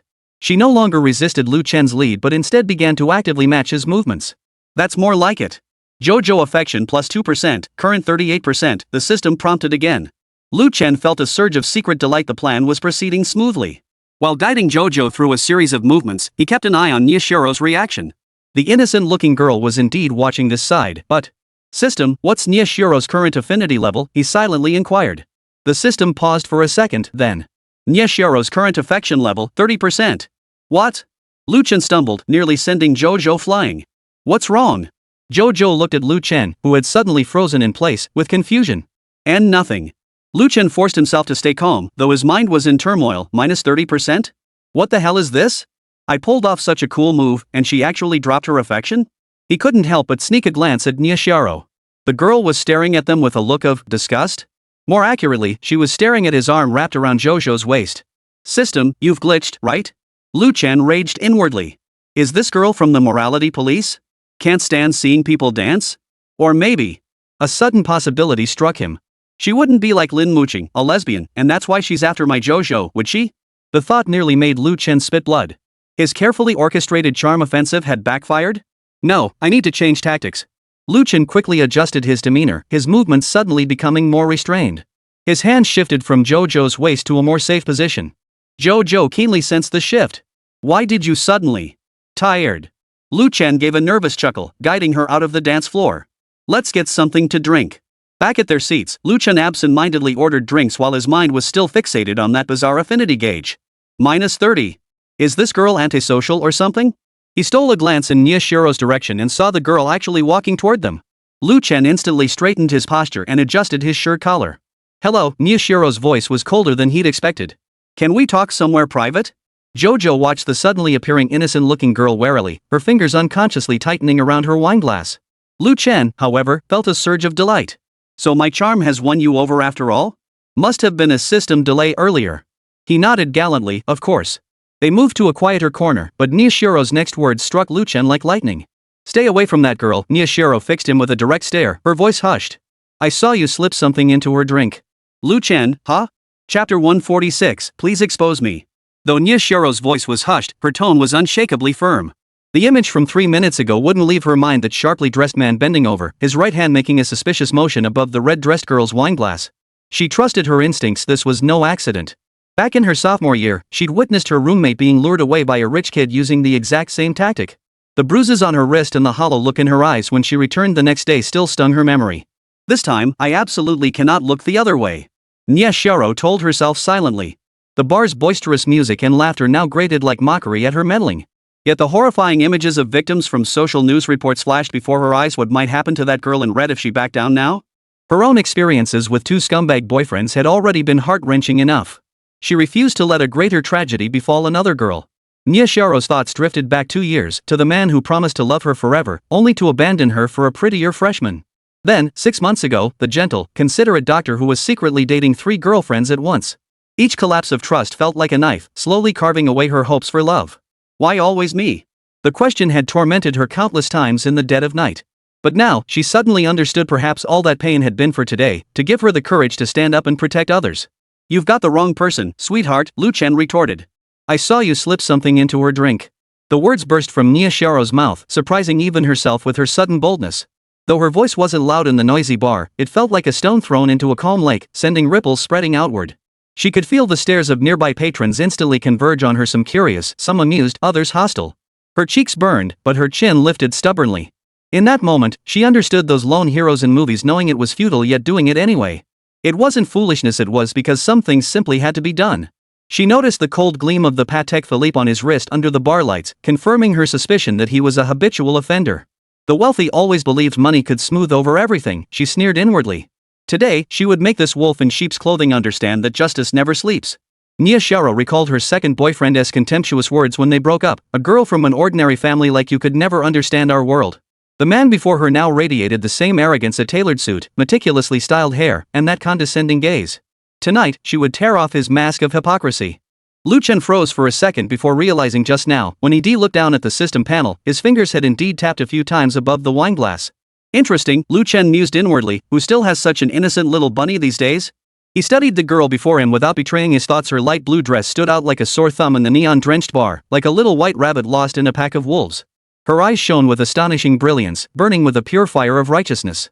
It had been years since he'd seen such a gaze. 10 years ago in university, Lin Yuqing had once looked at him with that same intensity, testifying on his behalf and saving him from an unjust accusation by the Academic Affairs Office. The memory stirred an unfamiliar emotion within Lu Chen, but he quickly suppressed it. Back then, he had been a passionate youth, believing in justice and truth. But now, Lu Chen glanced down at his expensive suit and watch, letting out a self-deprecating chuckle. Time truly could change a person, yet the look in this girl's eyes made him see a fleeting glimpse of his former self. Out of the corner of his eye, he saw Jojo taking selfies in the booth, completely oblivious to the commotion unfolding nearby. Since fate had delivered such an intriguing script right to his doorstep, wouldn't it be a waste not to play along?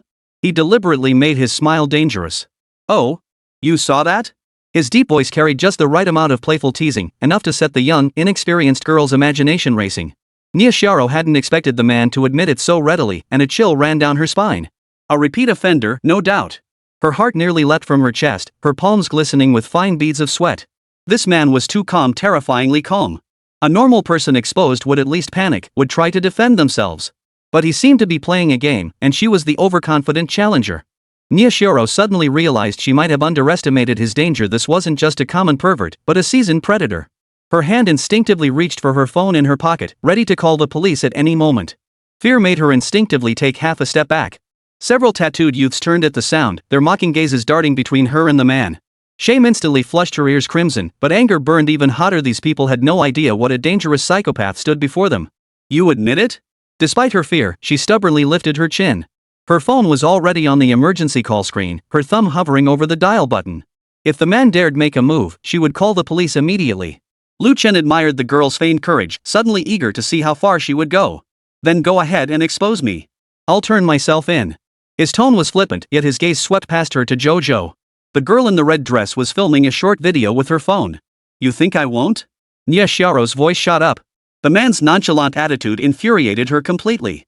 Following his gaze, she saw the girl in red tilting her head back to drink, her swan-like neck arching in a fragile curve. Lu Chen shrugged. The innocent need not fear. He deliberately used a dismissive tone, watching the fire of anger in the girl's eyes grow fiercer. You. Furious, Ji Xiaoyu raised her index finger, pointing at Lu Chen, unable to form a complete sentence.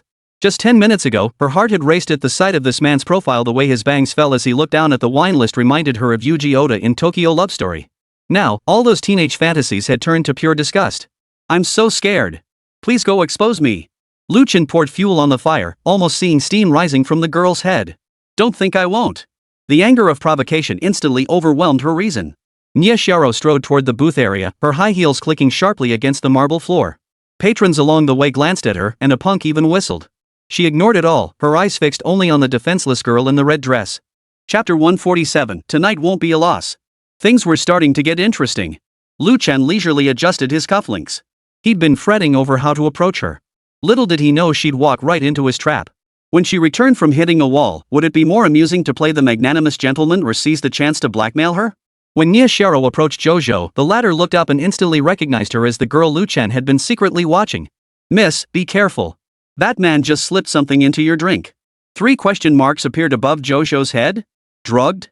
Lu Chen drugging me? The guy who offered me 100 grand for one night, I'd be the one drugging him. As Jojo turned toward the bar, Ji Xiaoyu followed her gaze. The man was leisurely sipping his drink, seemingly oblivious to the commotion unfolding around him. What the hell is that bastard up to now? Is he using me as bait to hit on girls? Jojo cursed inwardly. 10 minutes ago, when Lu Chen mentioned spotting an interesting, innocent-looking girl, she assumed it was a playful roleplay where she'd pretend to be a stranger. But now, looking at this girl with her righteous indignation, she suddenly wasn't so sure. Little sister, have you got the wrong idea? Jojo tried to make her voice sound friendly. Ji Xiaoyu shook her head, her ponytail sweeping across her shoulder. I saw it with my own eyes. She emphasized, though her voice trailed off. Because several girls standing nearby suddenly snickered. A living saint? In this day and age? He's so handsome, did he really need to be drugged? Sweetie, you're just paranoid, aren't you? Whispers began spreading among the surrounding tables. A heavy-set man in Givenchy boomed, Hey, sweetheart, wanna have Big Bro call the cops for you? His companion chimed in instantly, Why call the cops? Just do a urine test. Amidst the uproarious laughter, Ji Xiaoyu felt her ears burning. Why were these strangers so cruel? She only tried to help a girl who might be in danger. Why had she become the target of everyone's ridicule?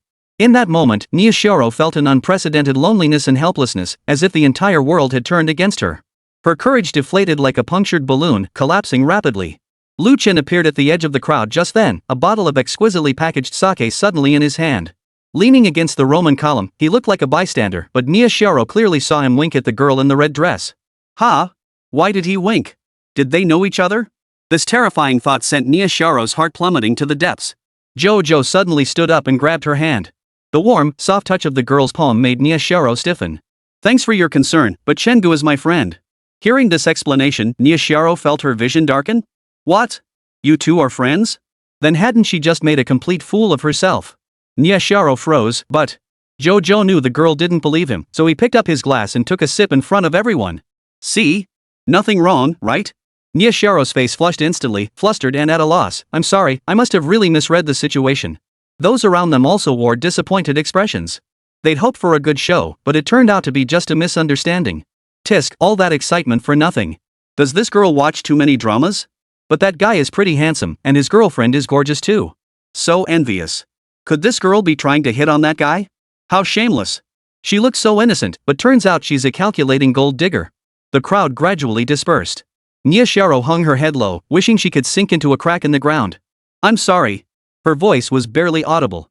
A chorus of boos erupted around her. A girl in fishnet stockings rolled her eyes while filming. You guys, can you believe this? Running into such a drama queen. Ji Xiaoyu wanted to flee, but her legs felt like they were filled with lead. What devastated her most was that the man was now staring at her with a faint, mocking smile, as if he'd anticipated this outcome all along. Her eyes stung, blurring her vision. Never in her life had she felt such shame and stupidity. All her good intentions and courage had been nothing but a ridiculous performance in others' eyes. In that moment, Nia Xiaoyu suddenly understood why most people chose indifference, not because they were heartless, but because kindness came at too great a cost. As Lu Chen pushed through the crowd toward her, Nia Xiaoyu instinctively took a step back. But he merely offered her a handkerchief with polite courtesy. Only then did she realize she had been crying. "Wipe your tears, beauty. Your makeup's smudged." Nia Xiaoyu lifted her gaze, meeting his eyes, and her heart skipped a beat for no apparent reason. This guy, maybe he's not so bad after all? The thought surprised even her. Just minutes ago, she'd been convinced he was a dangerous pervert, yet now she saw a complex emotion in his eyes she couldn't decipher. Pity? Curiosity? Or something else? Nia Xiaoyu couldn't tell, but suddenly, she wasn't so afraid anymore. Lu Chen smoothly pulled out his phone. "But since you've got the wrong idea about me, why not add me on WeChat? Next time you see me drugging someone, you can just ask me directly." His humorous tone made Nia Xiaoyu hesitate, but remembering her own rash behavior, she nodded. "Sure." She pulled out her phone and scanned Lu Chen's QR code. Ding! Nia Xiaoyu's affection plus 5%, current 25%. Lu Chen was speechless. Still 25%? How bad was this girl's first impression of me? But he wasn't flustered. Instead, he found it more challenging. He tucked his phone away and flashed Nia Xiaoyu a faint smile. "See you next time." Nia Xiaoyu nodded, turned, and hurried away, her retreating figure looking slightly flustered. Stepping outside the bar, the night breeze brushed against her flushed cheeks. Nia Xiaoyu took a deep breath, trying to calm her chaotic thoughts. Everything that had happened tonight felt like an absurd dream, and she was the one who made a fool of herself. Yet strangely, beyond the shame and awkwardness, an indescribable emotion surged within her. Who exactly was this man named Lu Chen? Why did the look in his eyes at the end make her heart race? It was as if this man's eyes could shoot lightning bolts. Zhou watched coldly from the sidelines. Only after Nia Xiaoyu had walked far away did he snort disdainfully. "Having fun with the act?" Lu Chen shrugged. "Not bad. At least I got her WeChat." Zhou rolled her eyes. What a jerk. Lu Chen didn't seem to care. Instead, he leaned close to her ear and whispered, "What's up? Jealous?" An annoyed Zhou shoved him away. "Get lost, you jerk." But her ears flushed slightly. He knew exactly what he was asking. How could she not be jealous? Ding! Zhou's affection plus 3%, current 41%. Lu Chen smiled. Tonight wasn't a loss. He gazed thoughtfully in the direction Nia Xiaoyu had departed. This girl's innocence and courage had stirred a long dormant corner of his heart. Chapter 148, Level 1 Transfer Cashback Privileges. Neon lights blurred into ambiguous patches through the rain curtain. As Lu Chen helped Zhou out of the bar, his overly sensitive sense of smell suddenly detected a faint scent of blood emanating from her. "Is it that time of the month?" Lu Chen asked. Alcohol flushed Zhou's cheeks, yet couldn't mask the panic in her eyes. But I'm fine. Whatever you want is fine." Her voice was barely above a whisper, tinged with embarrassment. Just 3 hours earlier, she'd been swaying her hips to the music in the center of the dance floor, her bright red painted fingertips hooking onto his tie as she whispered, "Don't make me go home alone tonight." Little did she know that right after making that bold promise, her period would arrive. "Forget it. I don't like fighting through the pain. I'll drive you home." Lu Chen pulled out his phone, about to open the ride-hailing app. Zhou suddenly stopped him. "It's fine, I'll go back on my own." Her tone carried an uncharacteristic resolve, her high heels tapping a frantic rhythm on the puddled pavement. Lu Chen narrowed his eyes, watching her pull her phone from her bag to hail a ride. Her fingers swiped across the screen with lightning speed, as if some flood or beast of prey were chasing her. Lu Chen knew Zhou was lying, but it was a kind lie. So he didn't press the issue. After telling Zhou to be careful on her way home, he hailed a cab for himself. Watching the luxury taxi disappear around the corner, Lu Chen stood rooted to the spot, lost in thought for a moment. Alcohol coursed through his veins. He pulled out his phone and sent separate messages to Lin Yu, Ji Xiaoyu, and Lin Man. "Something came up tonight. Won't be heading back." After a moment's hesitation, he added, "Transfer 50,000. Buy something you like." The moment he hit send, a red notification dot suddenly appeared on Ji Xiaoyu's chat window. Lu Chen raised an eyebrow, watching the number jump from 89% to 90% as the system's mechanical alert chimed. Detected goddess Ji Xiaoyu's favorability has risen to 90%. Surprise reward issued. Ji Xiaoyu really gets it. This campus beauty from their university days always wore crisp white clothes and would lower her lashes before him, saying, "This is fine." While others craved recognition or companionship, she alone would light up at the sight of a 10,000 yuan transfer record. Activating.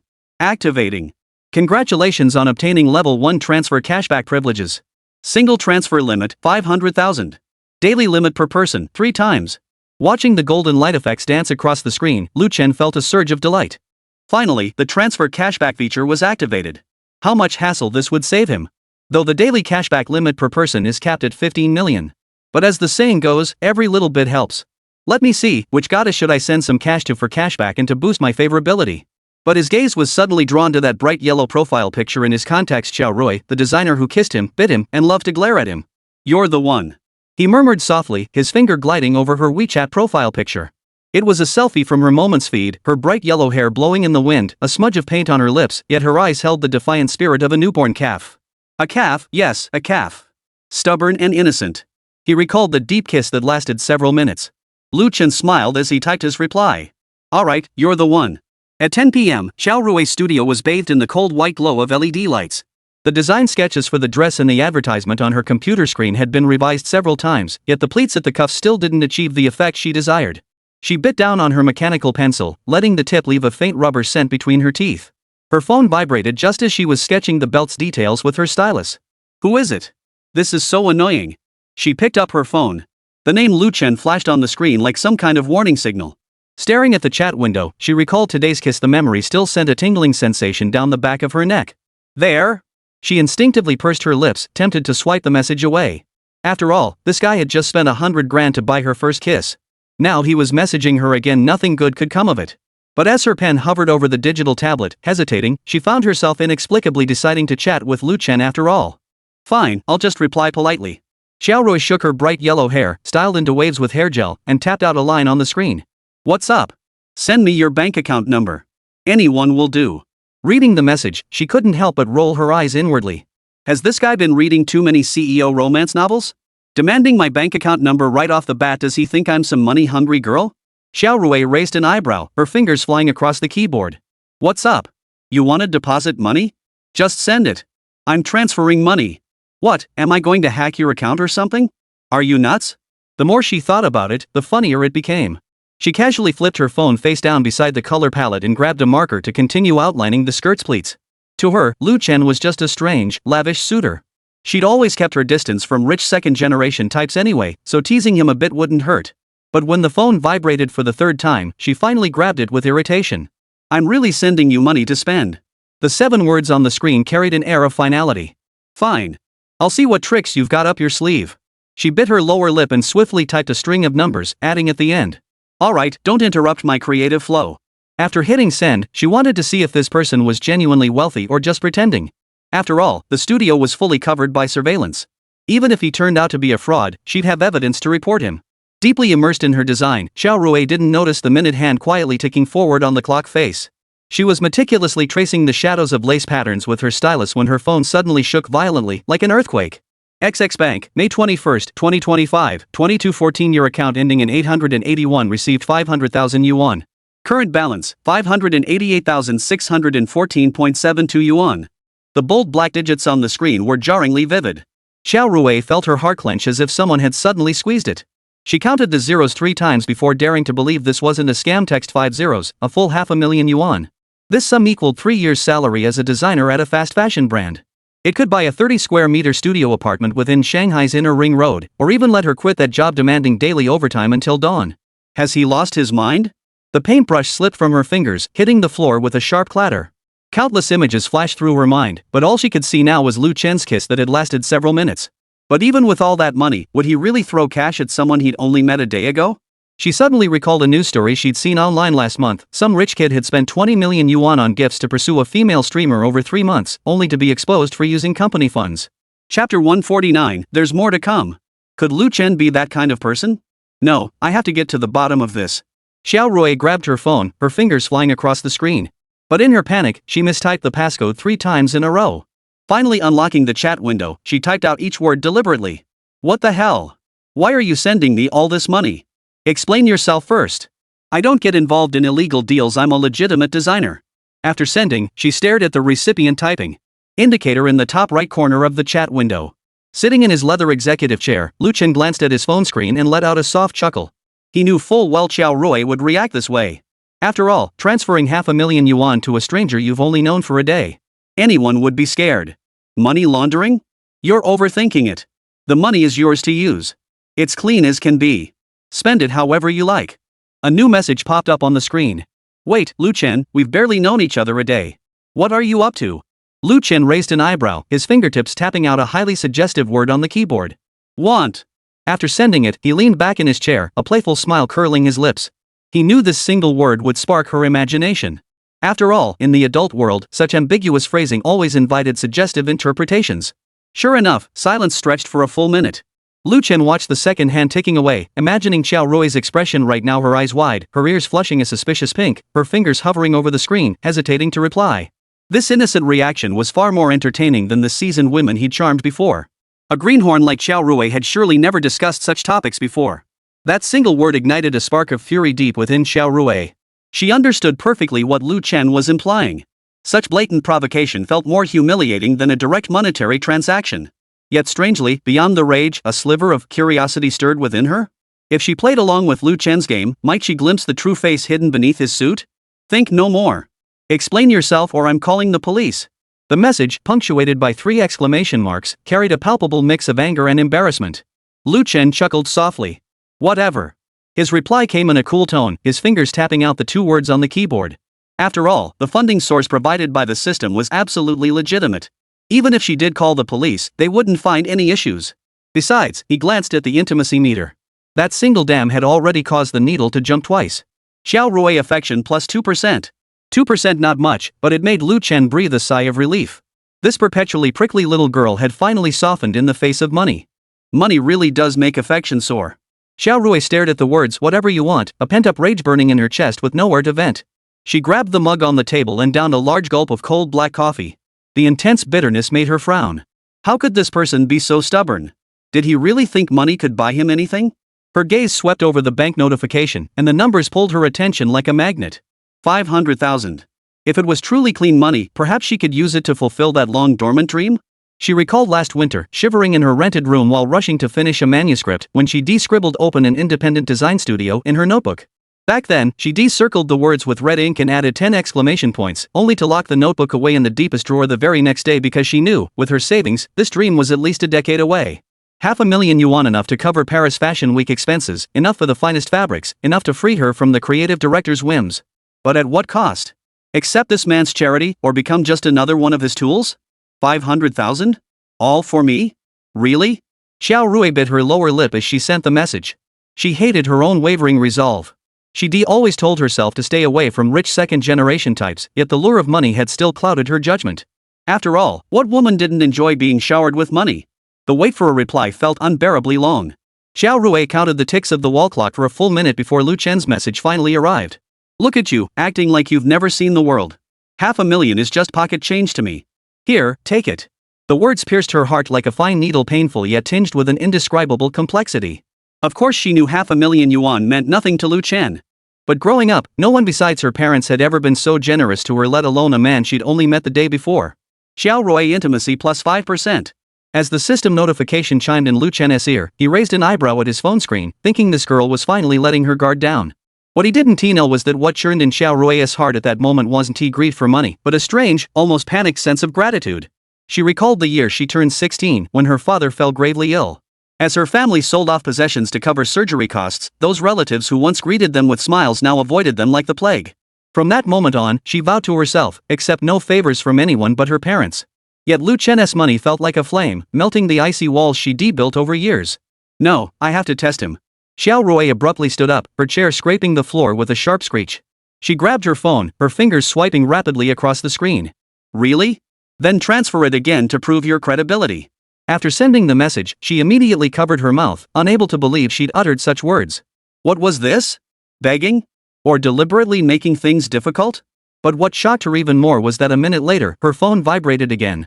XX Bank, May 21, 2025, 2219. Your account ending in 881 received a deposit of 500,000.00. Current balance, 1,088,614.72. This time, she didn't even have the energy to count the zeros.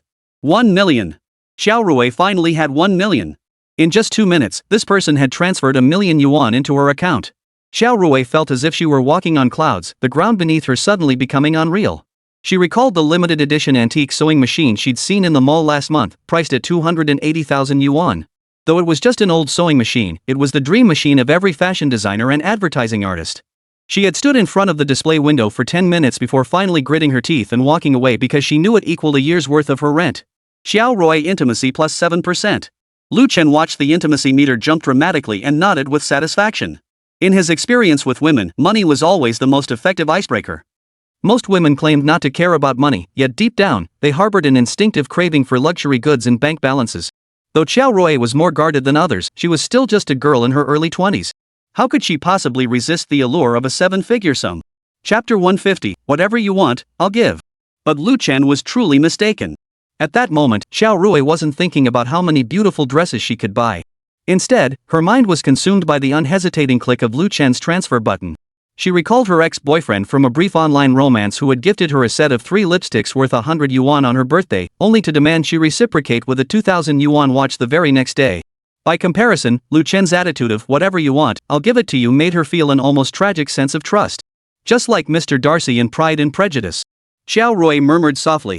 She suddenly recalled that novel from her university days. Mr. Darcy never uttered sweet nothings, yet quietly resolved every problem Elizabeth faced when she needed him. Wasn't Lu Chen, in his own clumsy way, expressing his affection precisely like that? Take the money back. I was joking. This is too scary. Xiaoyu stared at the sent notification, her fingers trembling slightly. She didn't know why she'd refused the sum, and the account could have spared her a decade of struggle. Yet, looking at those numbers, she felt a heavy pressure in her chest, as if something were lodged there, making it hard to breathe. Weren't you acting all cocky just now? Didn't you want to see who's got the real skills? Lu Chen's reply carried a hint of teasing, yet it inexplicably brought tears to Xiaorui's eyes. She recalled childhood days when she'd sneak her mother's lipstick to scribble on paper. When caught, her mother would say in that same exasperated yet amused tone, "Little darling, are you trying to use lipstick as crayons?" That feeling of being indulged felt both unfamiliar and deeply coveted. Xiaorui affection plus 10%. Xiaorui's reaction caught him off guard. Among all the tools he'd dealt with, none had ever voluntarily asked for a refund after receiving a 6-figure transfer. It made him wonder, what kind of soul did this girl with her bright yellow hair and sharp tongue truly possess? This money is a gift. Don't overthink it. He chose his words carefully, deciding to ease up on the offensive for now. After all, being too eager to close the deal might scare off his prey. Besides, maybe occasionally exchanging sincerity for sincerity wasn't so bad? Xiaorui bit the end of her pen, scribbling Lu Chen transfer in bold letters on her notebook, followed by a string of numbers and 3 question marks. I won't touch this money for now. If there's any problem, I can always give it back. Maybe this man wasn't just about throwing money around? Maybe he had a thoughtful side too? Your approach to chasing girls is way too hardcore. Should I start calling you Boss Lu now? As she sent the message, Xiaorui was startled to realize her tone carried a hint of petulance. She shook her head frantically, trying to shake off this strange feeling, but found she couldn't suppress the smile tugging at her lips. Big designer, you call this hardcore? You haven't seen the real hardcore yet. Xiaorui flushed. Sure enough, this rascal had ulterior motives. But then she remembered Lu Chen had just transferred her 1,000,000 yuan, teased her a little, and hadn't asked for anything in return. Suddenly, it didn't seem so bad after all. Flirting was flirting, but a man this exceptional was indeed rare. Thank you, Mr. Lu. After replying, she began scheming in her mind about what to treat him to next time they met. She couldn't let him keep footing the bill forever. Even as ordinary friends, shouldn't there be some reciprocity? The thought barely formed before she smacked her forehead. Ordinary friends? Hadn't she always avoided rich second-generation types like the plague? How could she start thinking about meeting for meals after just 2 transfers? But Xiaorui didn't realize at that moment that on her phone screen beside the drawing tablet, the name Lu Chen had quietly moved to the top of her contacts list. And that man she once considered a hassle was now leaving an ever-deepening mark in her heart. Noticing Xiaorui's reluctance to spend, Lu Chen understood that the 1,000,000 yuan transfer must have weighed heavily on her. He opened his list, deliberated for a while, and finally settled on a suitable goddess. Perfect. You're the one. Meanwhile, at 30,000 feet, Long Hongyan was touching up her lipstick in the bathroom mirror. She wore a perfectly tailored navy blue uniform, the V-neck revealing her delicate collarbone, while pearl studs dangled gently from her earlobes with each movement of her head. Her pupils contracted slightly at the transfer notification on her phone screen. 300,000 yuan, precisely the price of that coveted Hermes bag she'd been eyeing for ages. Lu Chen. She curved her lips at her reflection, tracing her fingertip lightly over her pout. 30,000 to get rid of me? She dabbed her fingertip in the lipstick, dotting a faint red mark on her collarbone. As a first-class flight attendant, she'd seen too many wealthy men to know how to extract maximum benefit at minimal cost. Men like Lu Chen appeared composed on the surface, yet harbored raging desires beneath. A mere hint of provocation would make him willingly part with more. Opening her phone gallery, Long Hongyan swiftly filtered through 3 photos. The first was a candid shot of her bending over to arrange a tray, the deep V-neck revealing a generous expanse of snow-white skin. The second captured her silhouette on the tarmac, a bodycon skirt tracing the curve of her hips. The third was taken just tonight, showing a hint of pink straps peeking from beneath a towel draped over her shoulder, her hair still dripping with the scent of rose essential oil. Let him taste a little sweetness first. She murmured softly, her fingertips gliding across the screen as she added. Is this an early year-end bonus from Mr. Liu? After sending it, she leaned against the sink, her gaze fixed on her reflection in the mirror. 28, the age when a woman knows best how to leverage her assets. She understood her beauty was her sharpest weapon. Chen, who was about to transfer money to Bai Ying, stared at the figures on the transfer interface, calculating the progress of his affection points. $1 million should be enough for her. She hasn't even spent all the money I gave her last time. He frowned, recalling Bai Ying's recent distracted demeanor. After all, Bai Ying had been busy with divorce proceedings against her ex-husband. So Chen understood. Just as he was about to confirm the transfer, a flurry of message notifications suddenly popped up on WeChat. Lan Hongyan's name flashed in the notification bar, followed by over a dozen unread message icons. What the hell is this woman up to?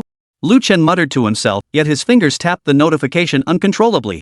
What greeted his eyes was a screen full of selfies, each meticulously retouched. Lan Hongyan struck various poses, her curves outlined in a way that made his blood boil. Damn it! Chen sat up straight involuntarily, his Adam's apple bobbing. He zoomed in on one photo. Lan Hongyan stood sideways to the camera, her waist-to-hip ratio exaggerated to the point of seeming unreal. That figure is unreal. He marveled inwardly, feeling a wave of heat rise from his abdomen. But then, he pursed his lips. Because the moment the transfer succeeded. The binding was complete. Chapter 151, such a contrast with the stewardess? Who wouldn't love that? Ding! The crisp system notification sounded in Chen's mind. He narrowed his eyes, watching the virtual interface pop up in midair. The translucent panel clearly displayed Lan Hongyan's various data points. Goddess binding successful. Name, Lan Hongyan 89 points. Beauty influencer goddess equals 80 points. Affection level, 9%. Age, 28. Figure, 84 points. Personality, 93. Total score, 85 goddess. Willingness to spend, 10. Health status, good. Too bad her inner quality score is a bit low, only 93. Stewardesses really just look clean on the outside. Wonder how high that Xiaoqing has stewardess scored? Chen snorted derisively as his finger swiped through the photos Lan Hongyan had sent. Back then in the restaurant, she was so aloof. Who would have thought? Who would have thought that aloof women could be such a contrast? In the first photo, Lan Hongyan wore her flight attendant uniform. The pencil skirt accentuated her perfect waist and hips, while her long legs, encased in black stockings, were crossed. Her red lips parted slightly, her gaze dreamy. The backdrop was clearly a luxury hotel suite, with dazzling city lights visible through the floor-to-ceiling windows. Chen swiped through each image, his breath growing ragged with every one. Lan Hongyan's poses grew increasingly daring, with the final few photos even revealing her partially unbuttoned uniform, hinting at the lace outline of her undergarments. His fingers unconsciously traced the screen, as if he could touch that fiery body through the cold glass. That shape, that posture, so familiar. Looks like she's been overworked after all. No wonder her inner score is 93.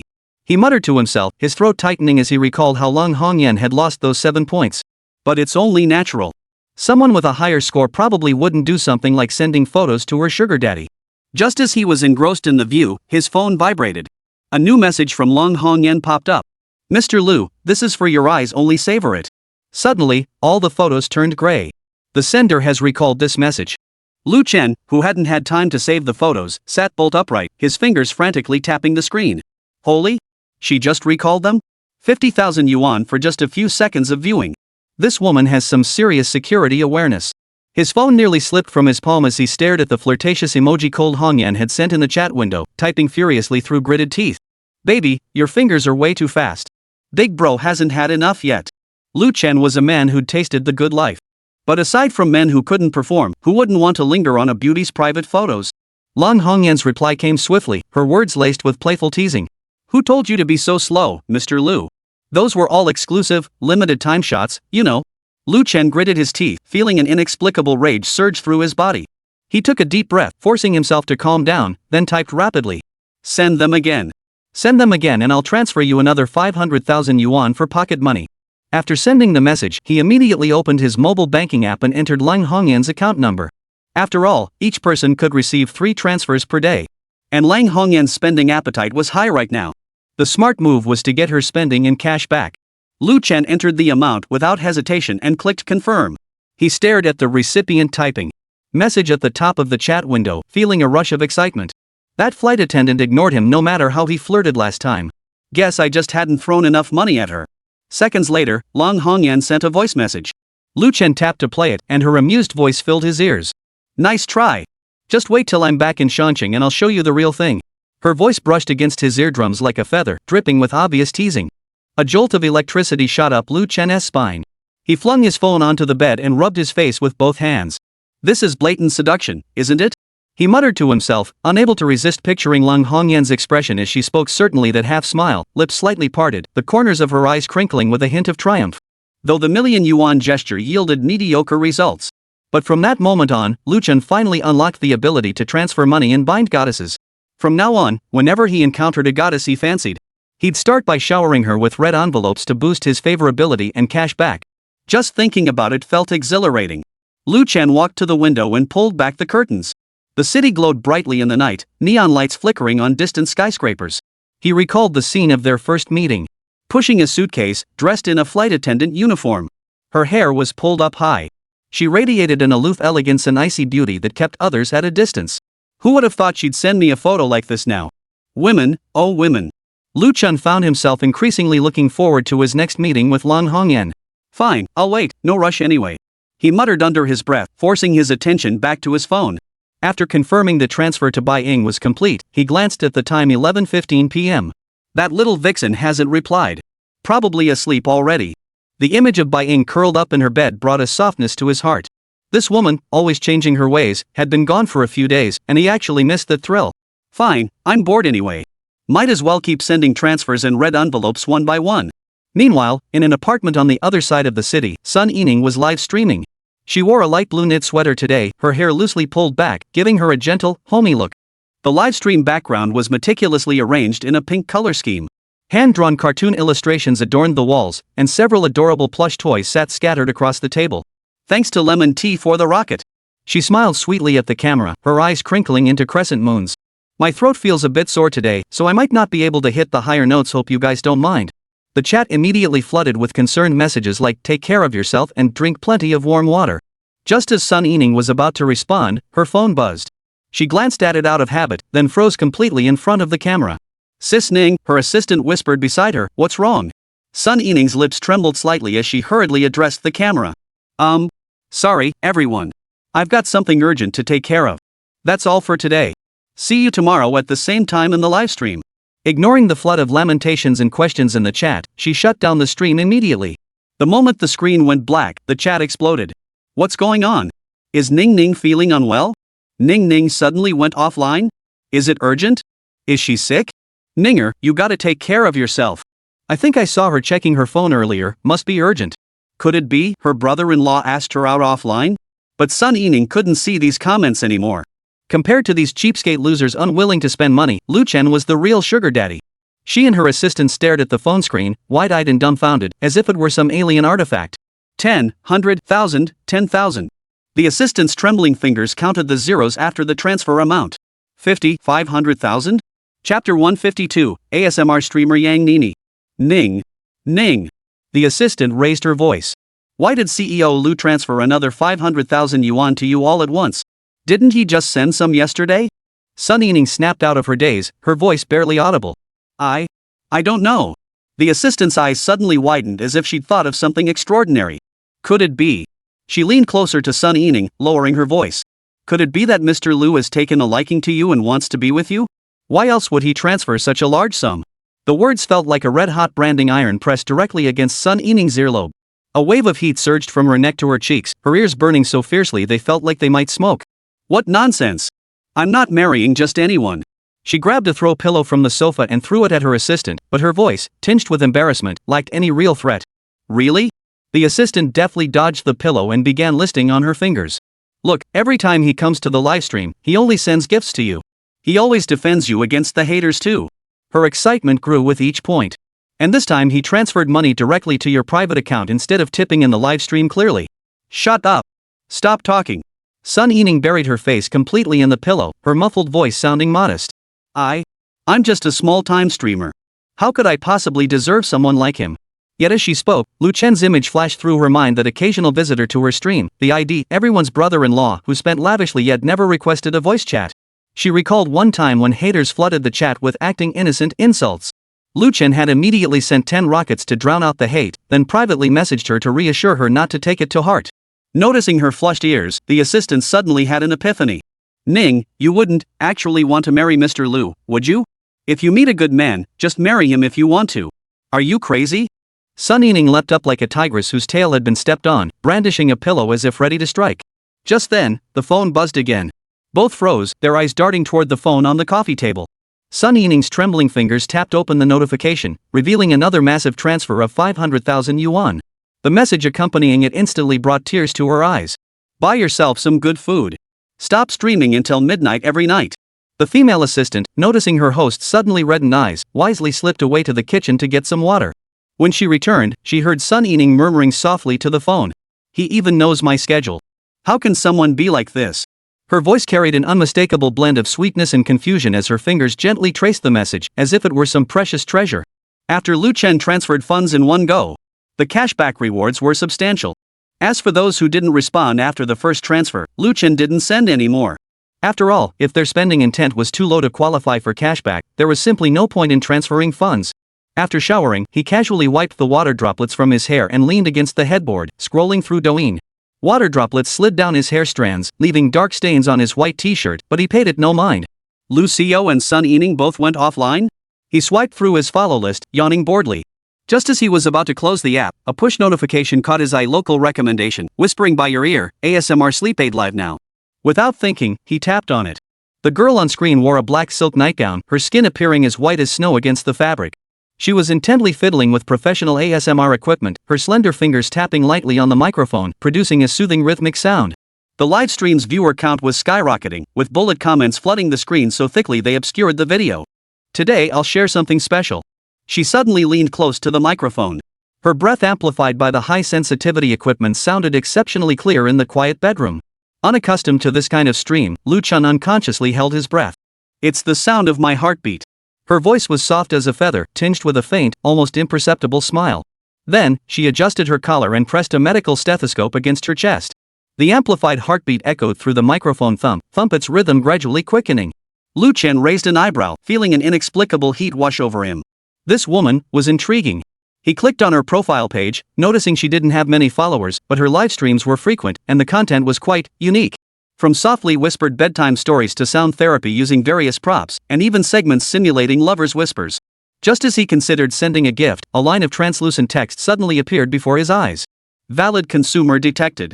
Lu Chen narrowed his eyes and casually sent a gift, glancing at the details for whisper by your ear. Name, Yang Nini 84 points, visual appeal, influencer goddess equals 80 points. Likability, 0%. Age, 24. Figure, 83 points. Inner qualities, 99. Total score, 84 points goddess. Willingness to spend, 0. Health status, good. 84 points? And an inner quality of 99? Looks like a pure girl. Lu Chen's lips curved into a playful smile. Seems tonight won't be boring. He opened the gift list and without hesitation selected the most expensive Supreme Fireworks gift, sending 10 in a row. The livestream instantly flooded with special effects as the chat exploded. Big shot. Late night big shot. Holy crap! The big shot has arrived. 10 Supreme Fireworks. Has he got his eye on the streamer? Yang Nini on screen visibly froze for a moment. Her eyes widened slightly, long lashes casting delicate shadows under the lights. Then, she flashed a faint smile at the camera and murmured softly. Thank you, everyone's brother-in-law, for the cosmic heart. That's too much. I'm a bit overwhelmed. Lu Chen typed back, I like your voice.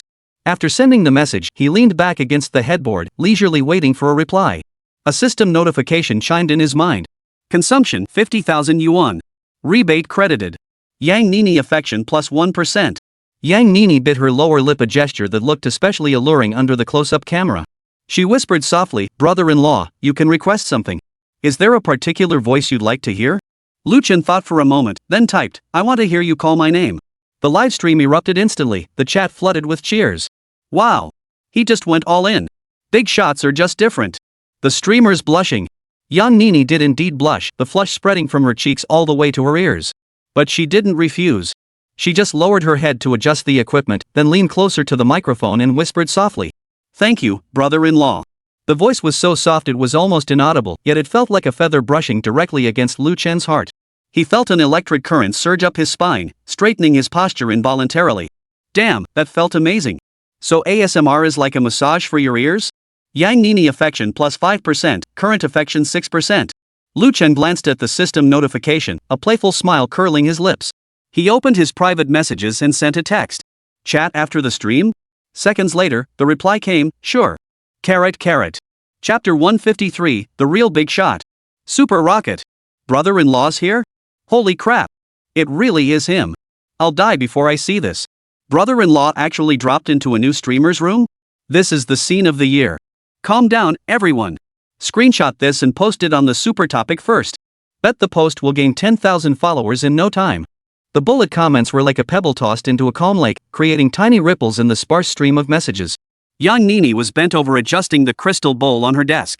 Her fingertips had just touched the cool glass surface when she instinctively glanced up at the visitor list in the top left corner of the screen.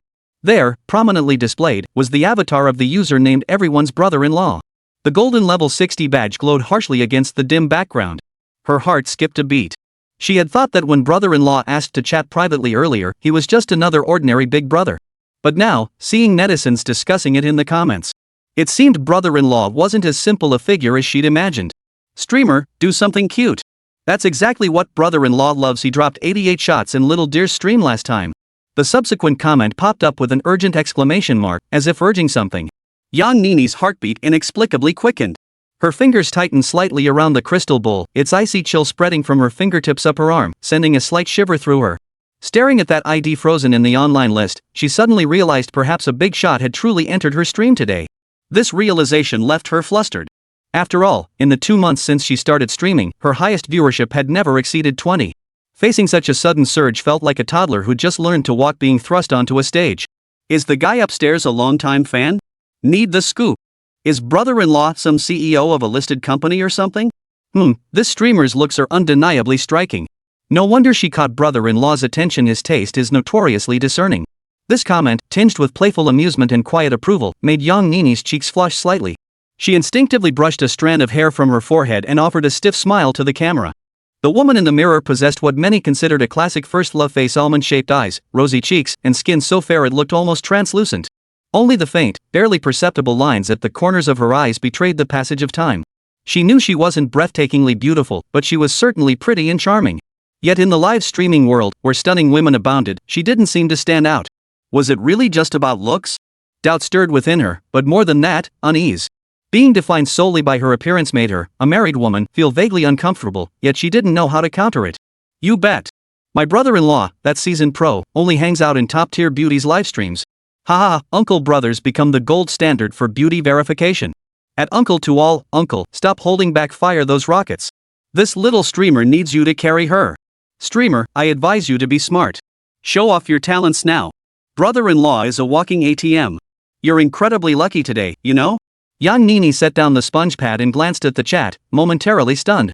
The stream of comments kept scrolling by, mostly about brother-in-law and urging her to interact. Surrounded by unfamiliar terms and passionate tones, she felt like a traveler lost in uncharted territory, utterly bewildered and at a loss. Judging by the audience's reaction, had a big shot really joined the livestream? The thought gradually crystallized in her mind. And apparently a very famous one at that. She silently reflected that, beyond caring for her child and streaming, she had scarcely any time to pay attention to other matters. She knew next to nothing about the big shots in the streaming world. But now, everyone was reminding her that this national brother-in-law was no ordinary figure. Though she hadn't heard of him, welcoming him first couldn't hurt. It was the safest approach she could think of.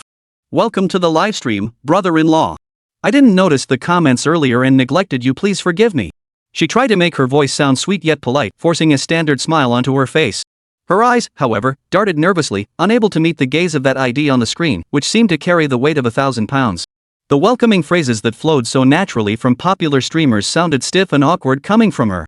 She could feel her cheeks burning with nervousness, silently praying that this brother-in-law wouldn't mind her clumsiness. Lu Chen hadn't expected that randomly clicking into a livestream would result in so many people recognizing him. Probably because someone had edited and shared that video of him showering gifts earlier. He didn't care. Such fleeting fame was nothing but smoke and mirrors to him. He couldn't be bothered with small talk. Such ephemeral interactions held no interest for him. He simply picked up his phone and topped up 5 million. His fingers danced swiftly across the screen, his expression utterly unruffled, as if performing the most mundane of tasks. 5 million yuan was a trivial sum to him now, but for this small livestream room, it could be an astronomical figure. Low spending intent, cashback rate only 4 to 6. Can't afford high-tier gifts.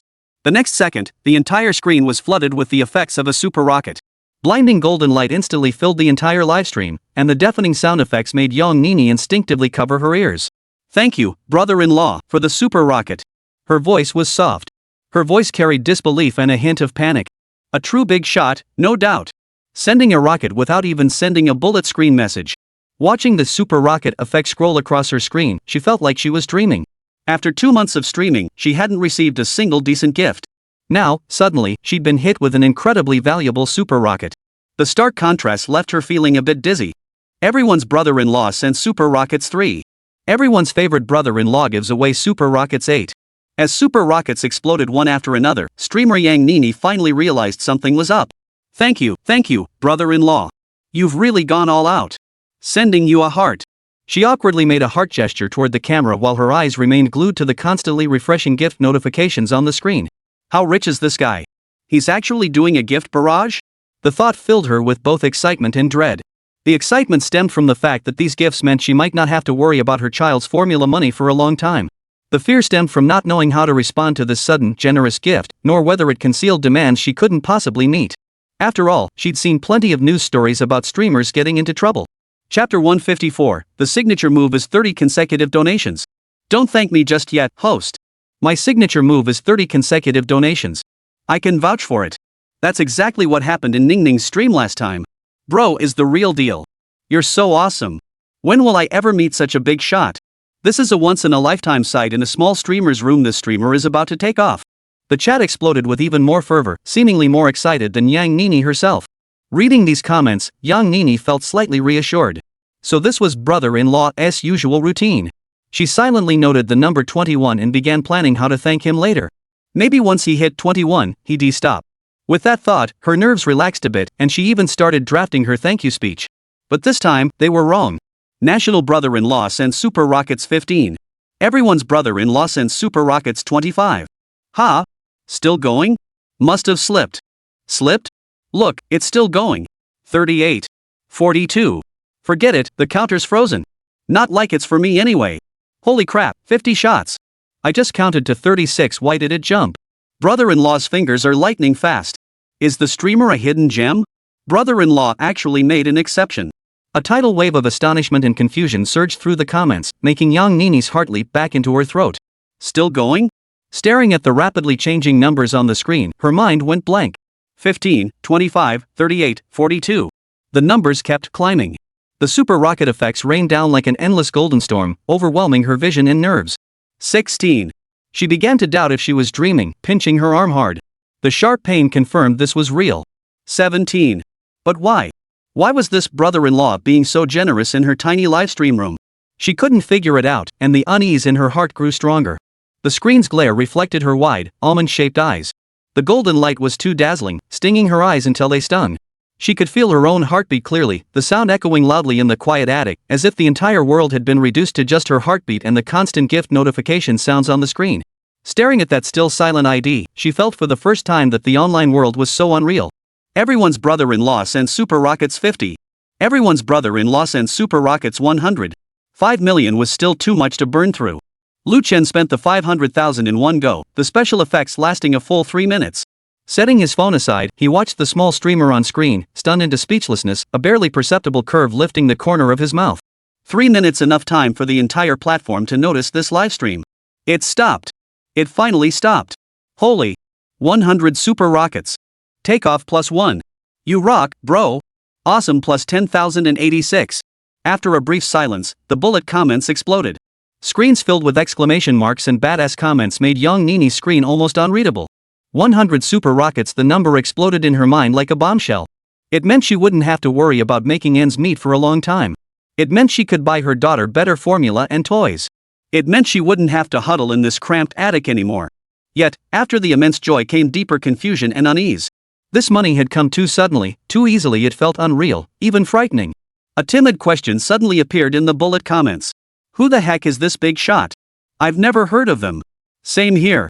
Today's been eye-opening. Newbie +1, but I'm already a fan. Seeing these comments from others just as clueless as she was, young Nini felt a little better. Turns out she wasn't the only one clueless about the nation's brother-in-law. A mysterious big shot with such lavish spending suddenly appearing in her small livestream. What possible motive could lie behind this? She dared not dwell on it, forcing all her emotions deep inside as she maintained a surface calm. Yang Nini was a single mother. Though she possessed the face of a first love, she was actually 29. Time had been exceptionally kind to her, leaving only a barely perceptible fine line at the corner of her eye. 29 might no longer be considered young for a woman, but for Yang Nini, it marked the beginning of a new chapter, one filled with challenges she had to face with courage. She and her ex-husband had been college sweethearts.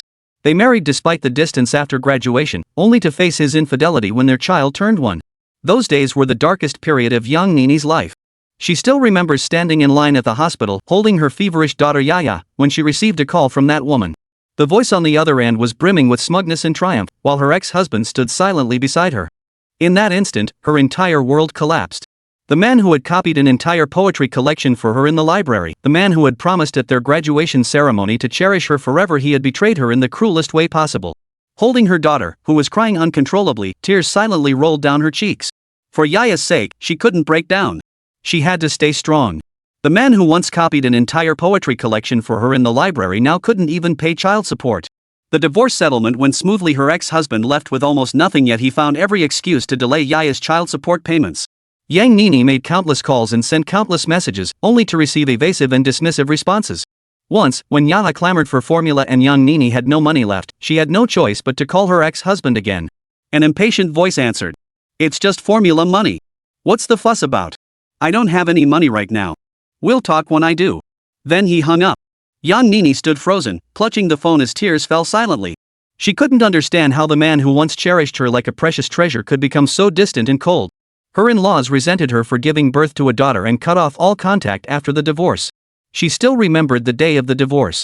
After packing her things and cradling Yaya, she prepared to leave the place she once thought of as home. Her in-laws stood at the door, their faces expressionless, not even glancing at her or Yaya. Her mother-in-law simply said coldly, "If you can't bear a son, there's no point in keeping you around." She couldn't fathom why, in this day and age, gender still held such weight. Yaya was her treasure, her entire world. How could she be so despised simply for being a girl? Chapter 155, Beautiful Women. ASMR sounds truly pleasurable. Gritting her teeth, she carried Yaya out of that house, silently vowing that for Yaya's sake alone, she would live well better than anyone else. She had no choice but to return to her hometown with the child, renting a loft in her parents' neighborhood. Her parents' meager income from their small grocery store had to support 3 generations. Watching her parents' increasingly stooped backs and the white hair at their temples, young Nini's heart ached with sorrow and helplessness. She refused to be a burden to them. She wanted to support herself and her daughter with her own hands.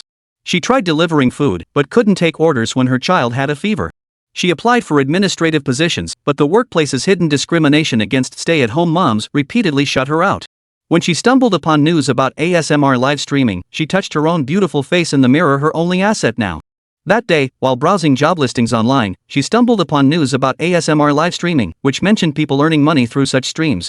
Curious, she searched and discovered it was a form of live streaming that used sound to help people relax.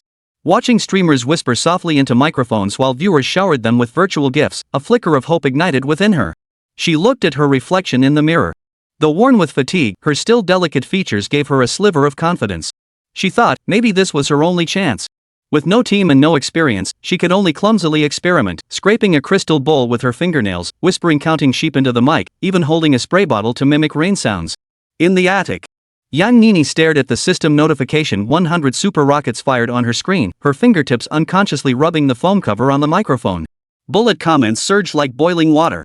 Exclamations like holy and damn were deconstructed into countless variations, interspersed with requests like please share your streamer ID and did you record that special effect just now? B. She finally found her voice. 500,000, that equated to 2,600 cans of the imported formula Yaya drank regularly. Enough to cover 3 years' rent for the attic back home, plus a new freezer for her parents' grocery store. She took a deep breath, forcing her trembling voice to steady. Thank you. I really can't thank you enough. I don't even know what to say. Everyone's brother-in-law, no need to thank me. Carry on. Those three simple words instantly silenced the flood of comments. Everyone stared at that golden ID, even Yang Nini was stunned. Continue what? Keep thanking him? Or keep streaming? Uncle-in-law told you to keep going with the ASMR. Yeah. We didn't get enough of that crystal bowl scraping sound earlier. Streamer, show us your talent. Let brother-in-law enjoy it properly. The barrage of comments snapped Yang Nini back to reality. She looked at the crystal bowl on the table, a second-hand find from the flea market, its rim still bearing a barely noticeable chip. Over the past 2 months, this bowl had become the most frequently used prop in her livestream. The squeaking sound produced when her fingernails scraped its smooth surface had once been criticized by her few viewers as sounding like a cat scratching glass. Yet now, it was the only lifeline she could grasp. All right, brother-in-law. She cradled the crystal bowl with trembling hands. The icy glass pressed against her palms, yet it couldn't dispel the burning heat rising from her core. She recalled Yaya crying in the middle of the night yesterday, saying the formula was gone.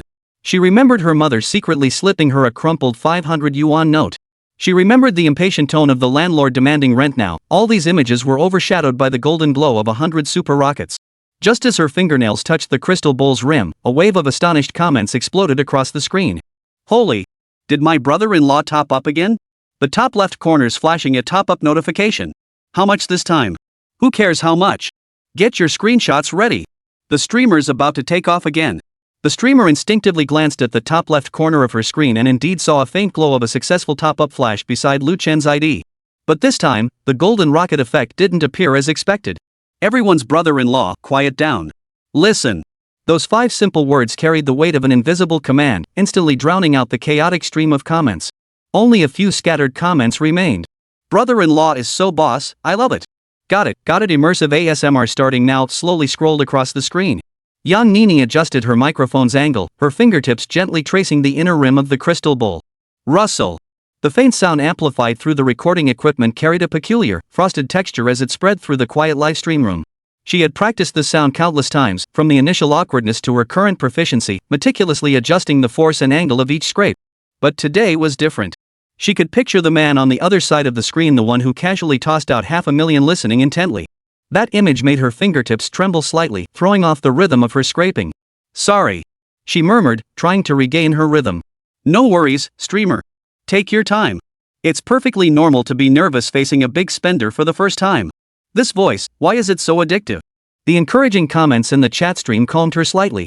She closed her eyes, pushing aside thoughts of astronomical numbers and mysterious big shots, focusing only on the sensation beneath her fingertips and the sounds they produced. Rustle like spring rain brushing through bamboo groves, or fine sand slipping through her fingers. She recalled the bamboo forest behind her hometown mountain, remembered lying in her grandmother's arms as a child, listening to the wind rustling through the leaves.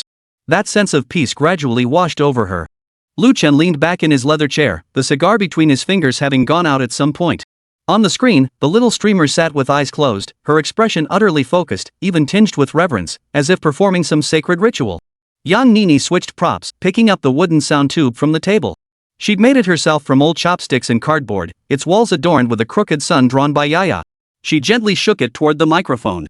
The clatter sound carried a warm, wooden resonance, perfectly capturing the rattle her grandmother used to shake when she was little. That sound is so beautiful. Like shaking a whole tube of stars. Did the host make this prop herself? She's so crafty. The flood of praise in the comments made Yang Nini's lips curve into a faint smile. Lu Chen's eyelids began to feel heavy. All the clamor, all the distracting thoughts in his mind, were shut out by this gentle sound. He could even picture the tiny bamboo slats inside the wooden tube clinking together as it swayed. Honestly, this kind of livestream was actually quite enjoyable. Yang Nini picked up the spray bottle again. It was her cheapest prop, filled with tap water. She pressed the nozzle toward the microphone. SSSSH, a fine mist of water sprayed out, simulating the sound of rain. To make the sound more realistic, she had specifically bought the nozzle with the smallest orifice and repeatedly tested the angle and distance. Chapter 156, Money burns a hole in my pocket. Holy crap! That rain sound is perfect. It sounds like real rain. It gives me goosebumps.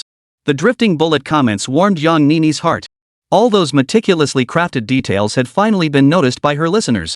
Seeing occasional questions like, "Is brother-in-law still here?" pop up on the screen made her heart flutter with anxiety. Was that mysterious big shot still there? Would he be satisfied? Lu Chen hadn't left. The patter of rain transported him back to summer days at his childhood home.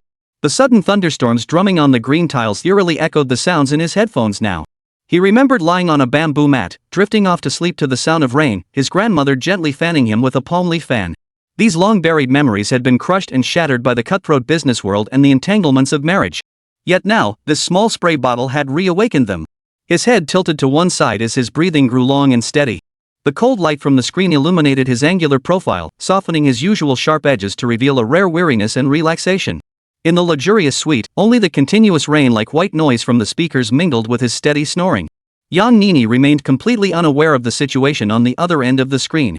She remained fully absorbed in her performance, transitioning naturally from the rain sounds to soft, whispering sheep counting. Her voice was lowered to a whisper, soft and warm, as if lulling a light sleeper to rest. 1 sheep, 2 sheep, 3 sheep. Her breathy voice is so soothing. I'm already nodding off by 5. Did my brother-in-law fall asleep? This is way too luxurious. The chat began speculating about Lu Chen's state. Yang Nini stole a glance at the online list that Gilded ID still glowed, but no more comments had appeared. Unease spread through her heart. Was the performance too monotonous? Or was something lacking? Why hasn't my brother-in-law sent any bullet comments or tips? Should I try something else? She switched content, replacing it with a lullaby from her childhood memories. Grandma Moon shines on the living room, where an old man sits. This was a nursery rhyme her grandmother taught her as a child, spoken with a thick rural accent. The soft, sticky dialect flowed from her lips, radiating a simple warmth. What region's folk song is this? So soothing. Suddenly want to call grandma. That voice is pure hypnotic magic. The positive comments from the live stream comments brought her a little comfort. She continued her soft chanting, her gaze settling on Yaya's photo at the corner of the table. In the picture, the little girl smiled with a gap-toothed grin, holding colorful balloons. Recalling the tip she'd just received, she felt a long-lost sense of security wash over her. Tomorrow she could arrange Yaya's surgery, buy her treats, and replace her parents' old refrigerator with a new double-door model. The next morning, the smart curtains opened precisely to the perfect gap, providing a wake-up service with meticulously calculated morning light. Lu Chen frowned, raising a hand to block the light while reaching for her phone beside the pillow. The moment the screen lit up, several unread message notifications jumped into view. Oof. It's already this late. Looks like she sleeps pretty soundly when she's not up all night. He glanced at the time, 10:47 a.m. Ever since he'd escaped the 9-to-5 grind, his schedule had gone completely haywire. But what did it matter? What he has in abundance now are women, time, and money. Scrolling through his message list, the first notification that popped up was Bai Ying's bank deposit alert. A smile involuntarily touched his lips as the image of that stubborn yet soft-hearted woman flashed before his eyes. That woman must be both shocked and furious. He murmured to himself, his finger gliding across the screen as he reviewed the 2 messages he'd sent last night. The first was a tentative resting, the second was pure him, keep the money. Try returning it if you dare. His phone suddenly vibrated as Bai Ying's reply popped up. Mr. Lu, you have more money than you know what to do with, right? I'll reluctantly accept this time, but if you transfer money recklessly again, I'll buy 10 designer handbags and smash them in your face. Lu Chen couldn't help but chuckle. That prickly temper of hers hadn't changed. He quickly replied with a smirk emoji, yet an unusual warmth spread through his heart. Besides Bai Ying, the only other person who dared speak to him like that was Lin Yuqing, who he hadn't quite won over yet. Thinking of Lin Yuqing, Lu Chen suddenly remembered that Su Xiaoli was still staying at her place. It had been 2 days since he'd arranged to meet her. If he had time, he'd have to get Su Xiaoli to help him win Lin Yuqing over too. He shook his head and continued scrolling through his messages. Several messages from Yang Nini, the ASMR streamer he'd bound last night, caught his attention. This streamer he'd encountered by chance last night reacted quite intensely to his lavish gift of 100 carnival tokens. Has my brother-in-law gone to bed yet? Since you haven't replied, I'll sign off first. Lu Chen glanced at the time. Holy cow, she didn't go offline until 3 a.m. She sure was dedicated. Lu Chen kept scrolling through the messages. I'm truly grateful for your generous tips. So many gifts, I don't know how to repay you. In any case, thank you so much. Good night, sweet dreams. 50,000 in tips was mere pocket change to Lu Chen. But for an ordinary streamer, it was a fortune. He lazily typed his reply. Keep thanking me and I'll unfollow and stop tipping. If you keep this polite nonsense up, I'll never visit your stream again. After sending the message, he tossed his phone aside and stretched his limbs. The smart system by the bed detected its owner's awakening and fully opened the curtains. Sunlight instantly flooded the room, illuminating the presidential suite atop the Cloud Peak Hotel in the financial district. Lu Chen squinted as he surveyed his surroundings. Just days ago, he'd been cramped in a rented room, fretting over rent. Now, in this suite costing 88,000 per night, he could stay as long as he pleased. System, he murmured silently. A translucent interface instantly materialized. Lu Chen's greatest passion now wasn't spending money. Nor was it finding goddesses to bind. It was waking up each day to see his assets and the number of goddesses he'd bound to him multiply exponentially. Host, Lu Chen. Current assets, 9.78 billion. Bound entities. Goddess Ji Xiaoyu, affection, 90% spending willingness, 2. Goddess Lin Yuqing, affection, 80% spending willingness, 1. Goddess Lu Xiao, affection 68% consumption willingness, 1. Goddess Su Xiaoli, affection 65% purchase intent, 3. Goddess Yang Nini, favorability, 30% spending willingness, 3. Today's spending limit, unlimited. Today's transfer limit, 5 transfers per person. 500,000 per transfer. Lu Chen closed the interface with satisfaction. In just a few short days, his assets had skyrocketed from 6-figure debt to nearly 10 billion. Even he found this wealth accumulation pace surreal. Ding dong ding dong. The doorbell rang. It was the delivery of his Japanese set meal. Lu Chen casually ordered the most expensive set meal priced at 8,888 yuan, a mere daily expense for him. While waiting for the meal, he logged into the game to top up his account. The man who once hesitated over a 6 yuan initial top-up now swept every limited edition skin into his collection. Is this what they call money power? Lu Chen's fingers tapped relentlessly on the purchase buttons. Within 10 minutes, he spent over 100,000 yuan, instantly reaching V10 status without so much as a flicker of concern. 2 hours later, as he exited the game, his phone vibrated again. It was Yang Nini's reply. Chapter 157, Meeting with Yang Nini. Brother-in-law, I'm so sorry. I just woke up. Oh, and guess what? We're actually in the same city. We're both from Mountain City. Are you free this afternoon? I'd love to treat you to a meal and thank you in person. Meeting in person? This was unexpected. He tapped open Yang Nini's profile and saw her intimacy level had jumped from 0 to 30. Seems that 500,000 tip really did the trick. Interesting. Lu Chen murmured to himself. He didn't mind meeting up, he had nothing better to do today anyway. If this girl's intimacy level kept climbing fast, being a tool guy wouldn't be so bad. After all, the system rebates were his main source of income. He replied promptly. Sure, send me the address. After sending the message, Lu Chen rose and headed toward the walk-in closet. 3 walls of custom wardrobes were packed with the latest luxury brands, many still sporting their tags. He casually grabbed a bespoke black shirt and a pair of Dior chinos, then selected a Patek Philippe watch. Since I'm meeting a streamer, I should at least look presentable. He adjusted his collar in the mirror, his reflection revealing sharp features and a hint of devil-may-care in his eyes. This aura, combined with his current wealth, held a deadly allure for women. Lu Chen was well aware of this and adept at leveraging it.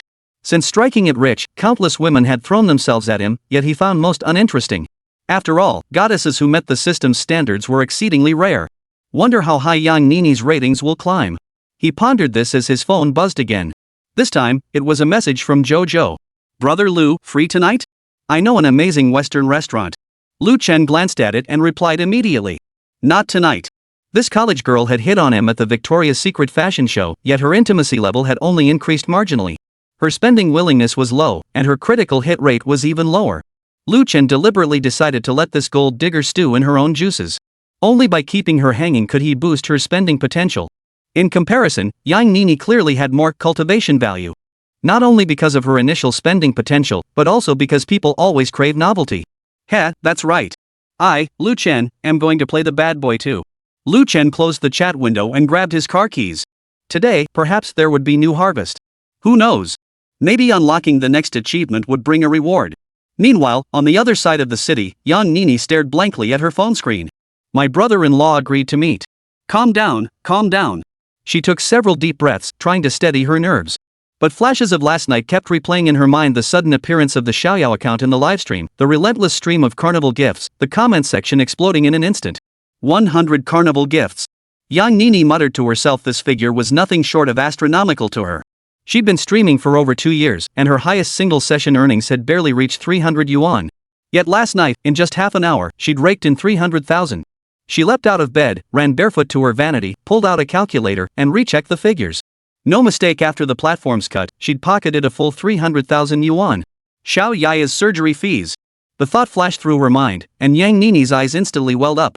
She quickly wiped her eyes. She couldn't cry, or her makeup would smudge. She turned to her wardrobe and began rummaging through her clothes. This meeting was crucial. She had to present her best self. But seeing the sparse, outdated clothes in her wardrobe, her heart sank again. What should I do? She pondered, biting her lip. Buying new clothes now was clearly out of the question. She'd have to choose the most presentable option from what she had. Finally, she selected a simple navy blue dress, her most expensive piece, a birthday gift from her best friend last year.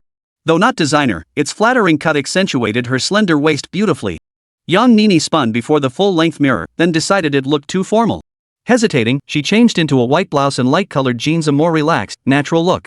This should be fine, she murmured to herself as she began applying makeup. Her hands moved with practiced ease, foundation, eyebrow pencil, eyeliner, each step executed with meticulous care. She knew her best features, those clear, large eyes and naturally full lips. After finishing her makeup, young Nini stepped back to examine her reflection, a fresh, natural look, her slightly wavy long hair cascading over her shoulders, radiating a gentle yet vibrant aura. "Mom!" A child's voice called from outside the door, followed by a knock-knock on the door. Young Nini hurried to open the door. Her 3-year-old daughter, Xiaoyu, stood there holding a crooked drawing. "Look! I drew a little bunny.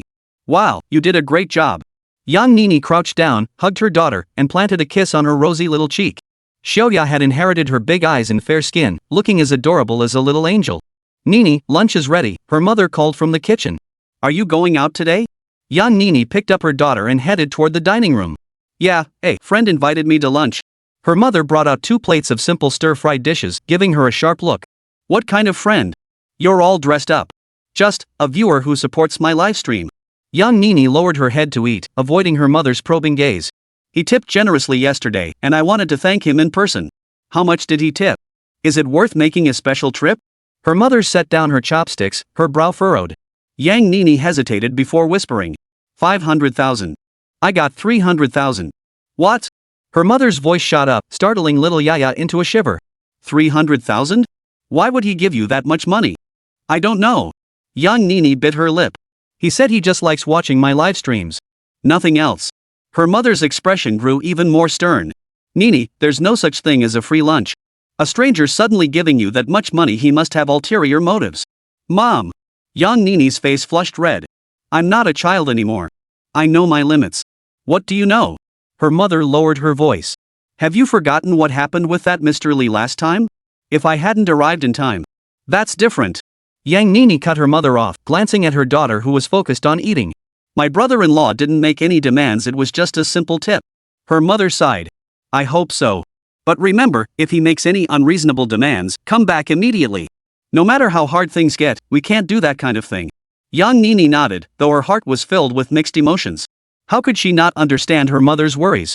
Ever since her husband died in a car accident, she'd been raising their child alone. She'd worked as a waitress, a salesperson, and finally tried her hand at live streaming, yet life remained a constant struggle. The medical bills for Xiaoyu's congenital heart condition weighed on her shoulders like a mountain. Now, 300,000 yuan had fallen from the sky, enough to cover most of Xiaoyu's next surgery. She couldn't let this chance slip away. "I'll be out by 3 this afternoon and should be back around evening." Young Nini changed the subject. "Xiaoyu's medicine is on the bedside table, remember to give it to her at 4. Her mother nodded, saying nothing more, but the worry in her eyes remained unchanged. After finishing her meal, young Nini returned to her room to double-check her outfit and makeup. Her phone buzzed a message from her brother-in-law. "I'm here, Block B, Seat 12. Young Nini's heartbeat quickened again. She took a deep breath and replied. "Got it, I'll be right down." After sending the message, she gave her hair one last touch-up in the mirror, grabbed her bag, and prepared to leave. At the entrance, she hesitated briefly before pulling out a can of pepper spray from the drawer and slipping it into her bag. "Hope I won't need this." She silently prayed to herself before pushing open the door and walking toward the man who might change her destiny. Chapter 158, This time, I won't be Chao's traitor. Chen leaned against the red lacquered pillar at the entrance of Chuanxiang Pavilion, his fingertips idly swiping across his phone screen as notifications flooded in like a tidal wave from the livestream chat. Congratulations to Mr. Chen for becoming the top patron of streamer Sweetie Little. Streamer Love Spades invites you to a live call interaction. He swiped away the notifications in irritation. These days, the quality of streamers was getting worse and worse. Most of them barely scraped by with an 80-point pass. Being a top spender these days is no picnic. Your hands get sore from gifting online, and offline you have to deal with streamers' requests. What karma did I rack up to deserve being this sucker? He glanced down at the 7-figure Patek Philippe on his wrist.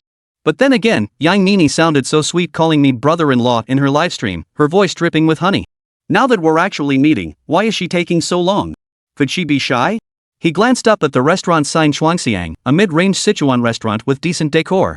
Bright red lanterns hung at the entrance, and a authentic Sichuan flavors sticker adorned the glass door. Through the glass, he could see the interior decorated in an antique-style wooden tables and chairs paired with red tablecloths, exuding a distinct Sichuan charm. Choosing a place like this for a meetup, this girl sure knows how to make an impression. Lu Chen stroked his chin, mulling it over. It wouldn't seem too cheap, nor would it make me feel like she was trying to rip me off. A per-person bill of 200 or 300 yuan was a small luxury for the average salaryman, but for someone like me with billions in assets, it wasn't even pocket change. But Lu Chen suddenly remembered something. His fingers swiped across his phone screen, bringing up the semi-transparent system interface. The incident at the bar where his random taps on the system were mistaken for spiking drinks made him think of using his phone to mimic the system interface in crowded places. He opened young Nini's profile again. At the very bottom of the status bar, four bold characters stood out, has one daughter.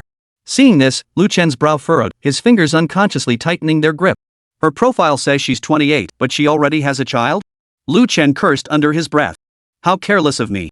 She's married yet still meets male fans alone? That's a bit suspicious. Could she be one of those professional players who specifically target top donors? The thought sent a chill through Lu Chen like a bucket of ice-cold plum juice, running from the top of his head to the soles of his feet. She seemed so innocent in her livestream, speaking softly and sweetly. I thought she was a decent girl. Lu Chen pursed his lips, his initial enthusiasm cooling by half. Turns out she's a married woman setting up offline meetups with top donors. Isn't that just asking for trouble? He pulled out a pack of cigarettes, took a Zhanghua, and held it between his teeth without lighting it, just biting lightly on the filter tip. I'm Lu Chen, now a successful man, no less. Do I lack beautiful women around me? Why would I stoop to being some traitor for a streamer? He chuckled to himself in self-mockery. Besides, I'm not short on women, let alone tools. Why stoop to such low-class behavior? Even if she threw herself at me, I couldn't take that bait. Lu Chen recalled the days when he first obtained the system, penniless and unable to even afford rent. Now, though he was worth billions, deep down he was still that principled ordinary guy. He flicked the cigarette butt from his mouth and crushed it under his leather shoe. He'd treat this as a meal with an ordinary friend then leave. As for Ji Xiaoyu, that was an accident. When Lu Chen first obtained the system, he could only bind it first and access its information later. Now that he was a billionaire, there was no need to engage in such tacky behavior. Besides, Ji Xiaoyu was different from other women. She genuinely had no choice but to work at that massage parlor. No matter how beautiful a woman was, he couldn't really become Chow Chow. When we meet, just make small talk. After dinner, get out of there fast. Absolutely no room for ambiguity. Just as he was thinking this, his phone buzzed with a message. Yang Nini ASMR streamer, brother-in-law, are you here yet? Ha? So you've been here all along? Made me wait forever. He adjusted the collar of his five-figure Armani shirt and strode toward the restaurant entrance. The moment he reached the doorway, Lu Chen's gaze was instantly drawn to a figure. It was a young woman dressed entirely in black, standing at the restaurant entrance and looking around. Lu Chen unconsciously slowed his pace, yet his eyes refused to look away. Holy, that figure. Lu Chen muttered to himself, feeling his throat suddenly go dry. She wore a form-fitting black dress, cut just short enough to avoid appearing frivolous while perfectly showcasing her long, beautiful legs. The dress was made of stretchy fabric, hugging her curvaceous figure tightly. The curves at her chest were utterly mesmerizing. Lu Chen swallowed unconsciously, thinking to himself, this wasn't the innocent and adorable young Nini from the livestream, she was clearly a sexy vixen. Looking up, he saw an impossibly delicate oval face. Wavy brown hair cascaded over her shoulders, making her skin appear even more porcelain-like. Most devastatingly, her small mouth, painted with fiery red lipstick, was slightly pursed, a look that could kill a man. Her feet were encased in sleek black stiletto heels, paired with sheer stockings that hinted at what lay beneath, radiating a mature and mysterious aura of sophistication. Lu Chen swallowed involuntarily, his heart racing wildly. Is this really young Nini? She seemed so innocent in her live streams. How come in real life she's so? He couldn't find the right words. So, electrifying? With a figure and face like hers, why bother being an ASMR streamer? She could have easily gone viral as a borderline streamer. But then he remembered she was married, and it felt like a bucket of ice water had been dumped on him. What a waste, such a beauty already taken. But seriously, her husband must be pretty laid back, letting a wife like that meet male fans? Lu Chen shook his head, forcing himself to calm down. No. I'm a man of principles. He composed his expression and strode toward the dark-clad beauty. As he drew near, he realized young Nini was even more stunning in person than from afar. Her makeup was refined yet understated, with subtly winged eyeliner lending her a touch of allure. A faint, almost imperceptible scent of perfume wafted from her, not the cheap, overpowering kind, but a sophisticated, alluring fragrance. Seems she spared no expense on that perfume either. Let's go inside, Lu Chen said calmly. Young Nini turned at the sound of his voice. Spotting Lu Chen, she visibly froze, her red lips parting slightly. You're my sister's husband? Her voice was even more crisp and melodious than in the livestream, tinged with disbelief. Chapter 159, Does she want to be the third wheel? Lu Chen nodded. That's me. He noticed a flicker of delight in Yang Nini's eyes, followed by a system notification ringing in his mind. Yang Nini affinity plus 5%. Hearing this notification, Lu Chen felt a surge of astonishment. What's going on? Lu Chen exclaimed inwardly. It actually increased instead of decreasing after meeting? This is the first time. Actually, it was the second time. That JoJo girl too. Could it be that I've hit her aesthetic sweet spot? That shouldn't be possible. Sure, I'm somewhat handsome, but which woman wouldn't start by lowering her standards first? He stole a glance at young Nini beside him, noticing she was sizing him up with the corner of her eye, her gaze tinged with shyness and anticipation. This discovery only deepened Lu Chen's confusion. Could this girl actually be interested in me? But she clearly already. He quickly analyzed in his mind. With other streamers I've met before, we'd chat passionately online, but the moment we met in person and they realized I wasn't as rich or powerful as they imagined, their affection would plummet instantly. Only after I demonstrated my capabilities would their feelings rise. Why is Yang Nini doing the opposite? A sudden thought struck Lu Chen. Could it be the system's buffs making me look better and better? Did the system secretly add some charm buff to me? The thought made him feel both amused and exasperated. Me, Lu Chen, actually relying on my looks to get by? But... He glanced again at young Nini's beautiful face and sighed inwardly, too bad she's married. Otherwise, he really would have gone all out to win her over. After all, he had spent $500,000. Sure, the system had refunded $5 million. But Lu Chen wasn't exactly a philanthropist.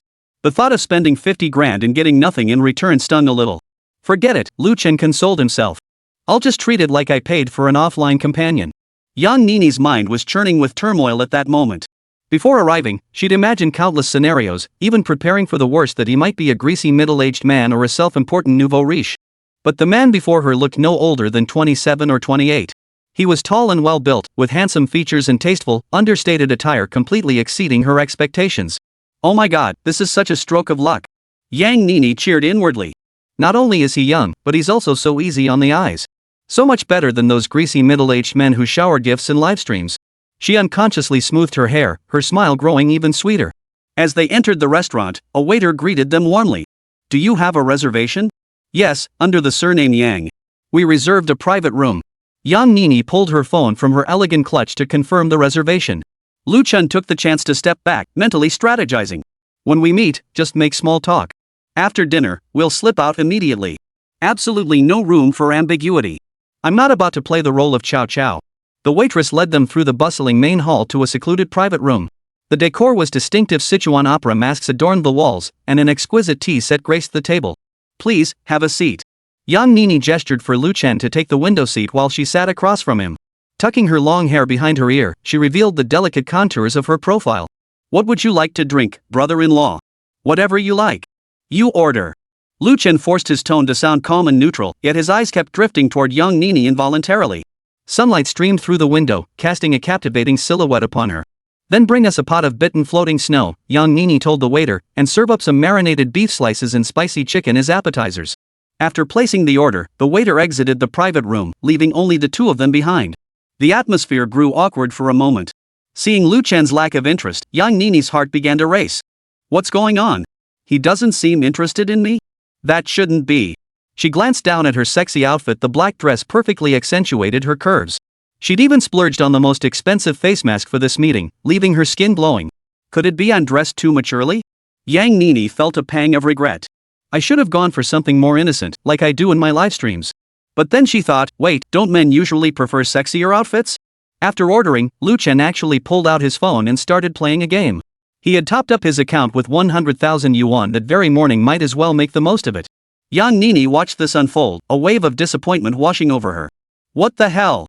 I dressed up so carefully for our date, and all you care about is playing on your phone? She bit her lower lip, deciding to break the silence herself. Brother-in-law, if you're going to play games, let's find a place with better reception. Apple phones usually have weak signals.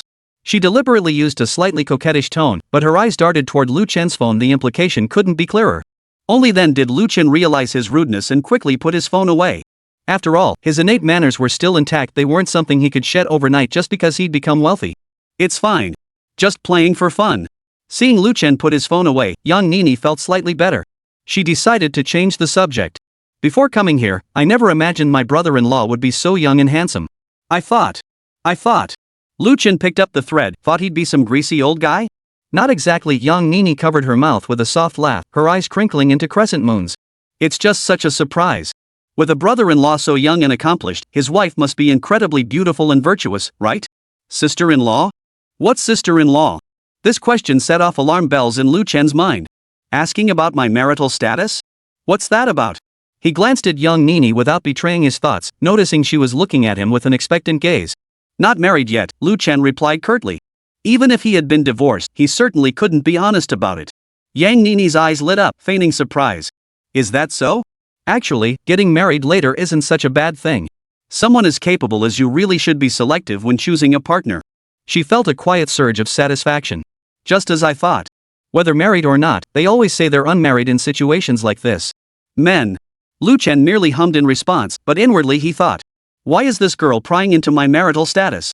Could she really be eyeing the role of other woman? TSK, young people these days sure know how to play the field. Not only having kids, but also wanting to be the mistress?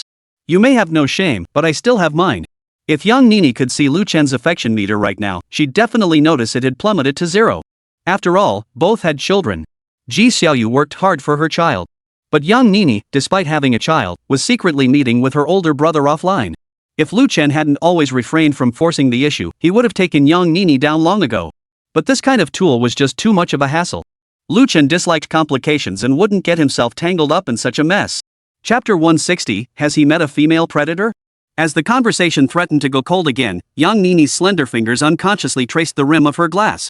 She stole a glance at Lu Chen across from her, who maintained a polite smile throughout. Her heart felt like it had an unsettled little rabbit inside. If this keeps up, the conversation will freeze again. No, I need to be more proactive.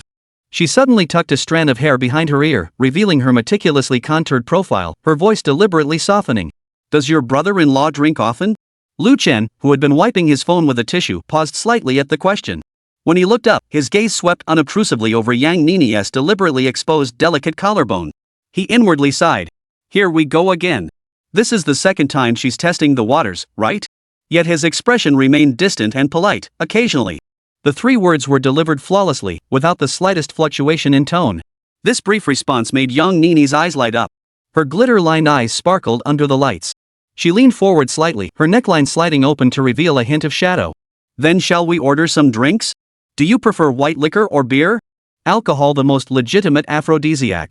With a few sips down, he'd be hers for the taking. No alcohol for me.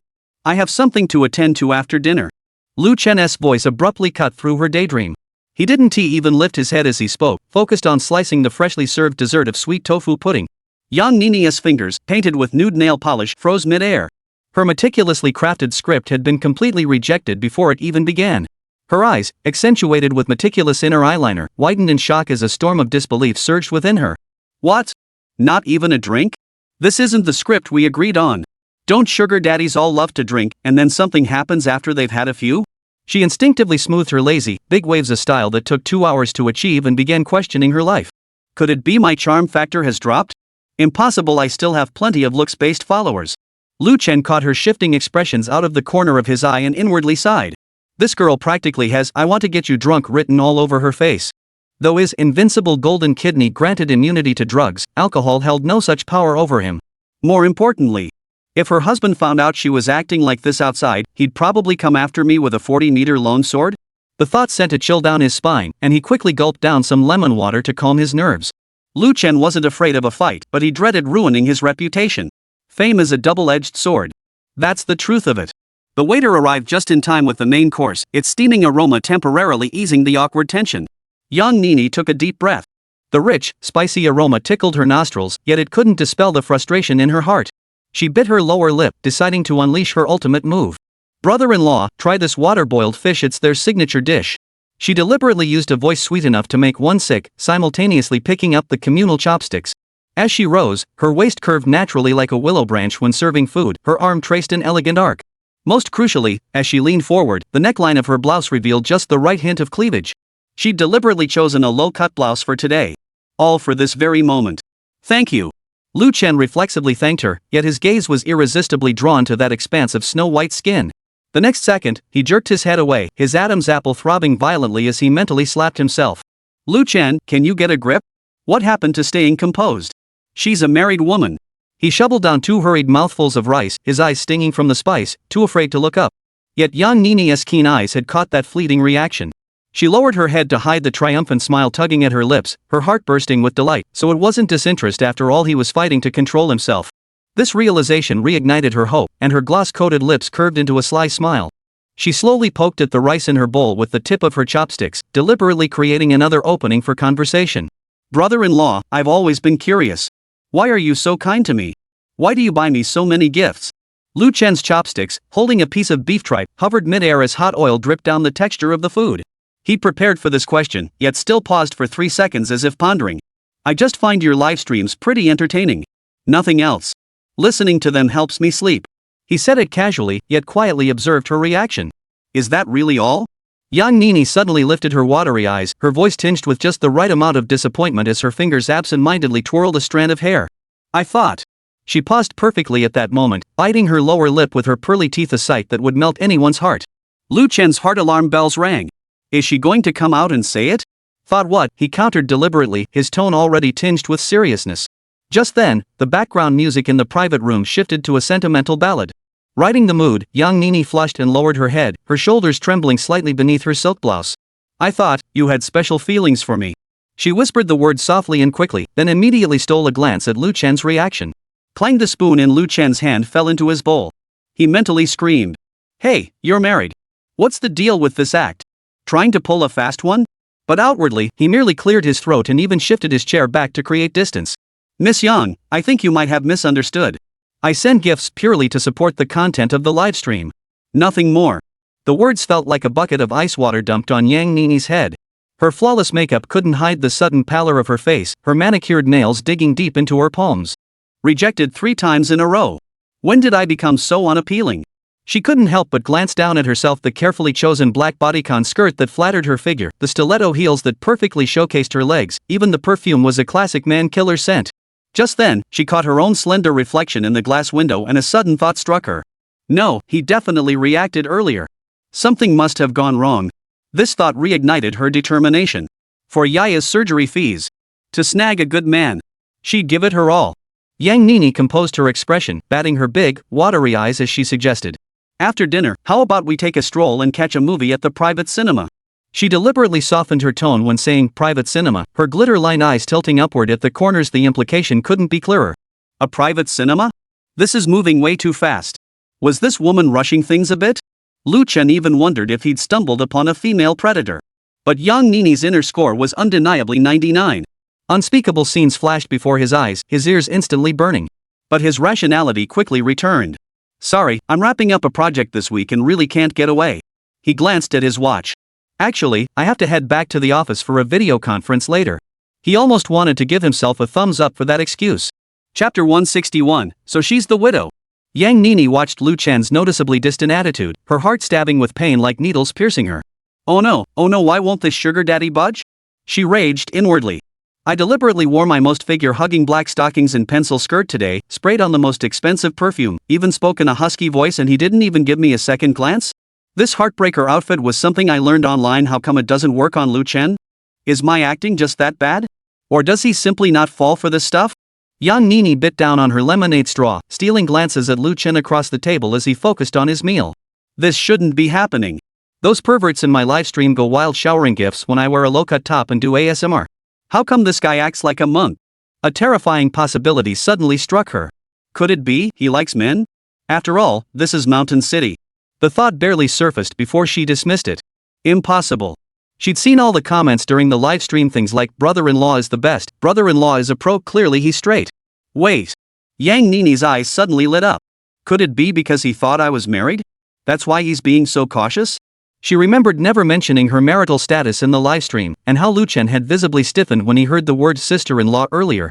Holy crap. That explains it. Yang Nini mentally slapped her thigh. He must think I'm married, that's why he's being so cold. Who knew there were still such principled rich guys around these days? An idea instantly sparked in her mind, and she decided to change tactics, play the victim. She'd done her research online. If sex appeal didn't work on sugar daddies, Then play the sympathy card like a gambling husband, a paralyzed father, a younger brother in school, and a sick mother. Yang Nini set down her chopsticks and sighed suddenly, her voice growing low. Actually, I haven't seen a movie in ages. My husband passed away long ago. Lu Chen paused mid-bite, lifting his head to look at her. Ha? Passed away? So she's a widow? Lu Chen's interest was piqued. Why didn't you say you were a widow? Now I've been holding back all this time. How did he die? Lu Chen asked bluntly. Car accident. Yang Nini lowered her head, twisting the napkin unconsciously. My daughter was just over a year old at the time. This wasn't entirely an act. Mentioning her late husband, Yang Nini's eyes genuinely began to redden. That period had indeed been the darkest time of her life, though she omitted the part about her husband's infidelity. You have a child? Lu Chen asked, feigning ignorance. Yes. Her name is Yaya. She's 4 now. Yang Nini pulled out her phone. The screensaver was a photo of her daughter, a little girl with pigtails, smiling so widely her teeth were barely visible. Lu Chen took the phone. Seeing that innocent, radiant smile in the photo, his expression visibly softened. System notice, Yang Nini affinity plus 2%, current 32%. Ha? Lu Chen was inwardly surprised. Why did my affinity suddenly increase? Because I saw a photo of her daughter? He studied Yang Nini closely, noticing the sorrow in her eyes that didn't seem feigned. Those fine lines, the slightly reddened eye sockets, and the instinctively tender tone that surfaced whenever she mentioned her daughter, none of it could be faked. So you became a streamer too? Lu Chen asked tentatively. Yaya has congenital heart disease and needs surgery, Yang Nini said with a bitter smile. The medical bills are too expensive. I tried many jobs, but in the end, I found that only being a streamer offers enough flexibility to care for her. As she spoke, her fingers gently traced her daughter's smiling face on the phone screen, her eyes filled with heartache. Lu Chen suddenly found the food in his mouth less appetizing. Ah, they were all pitiful souls. Just like Ji Xiaoyu. He set down his chopsticks and looked at Yang Nini earnestly. How much does the surgery cost? At least 300,000. Yang Nini's voice trailed off. The money you tipped yesterday, it just barely covers. Lu Chen quickly calculated in his mind. The 500,000 yuan tip, after the platform's cut, left her with 300,000 yuan, exactly the surgery fee. No wonder she'd been so enthusiastic today, it was all for her daughter. So you asked me out too. Lu Chen deliberately left the sentence hanging. Yang Nini's face flushed crimson. She waved her hands frantically. No. I just wanted to thank you in person. Really? She was so flustered she was on the verge of tears. I know you might have misunderstood, but I truly didn't mean it that way. I just wanted to thank you properly, in my own way. Watching her flustered state, Lu Chen suddenly found it rather amusing. This woman had been acting like she was trying to seduce him just moments ago, and now she was frantically distancing herself. All right, I believe you. Lu Chen waved his hand dismissively. But about your daughter's illness, if you need more help, you can tell me. As he spoke, the system interface flashed through his mind. Yang Nini's consumption willingness was 7, quite high. If he could increase their intimacy, the cashback ratio would be substantial. Of course, he wouldn't actually stand by and do nothing. Yang Nini's eyes lit up instantly, as if stars had fallen into them. Really? Brother-in-law, you're so kind. She nearly jumped out of her chair with excitement, quickly restraining herself, though the smile on her face was impossible to hide. System notification, Yang Nini affinity plus 3%, current 35%. Lu Chen raised an eyebrow. That affection level is rising a bit fast, isn't it? Just because he agreed to help? I can ask what you do for a living? Yang Nini inquired cautiously. Being able to afford so many gifts all at once. Lu Chen had his answer ready. I'm in investments.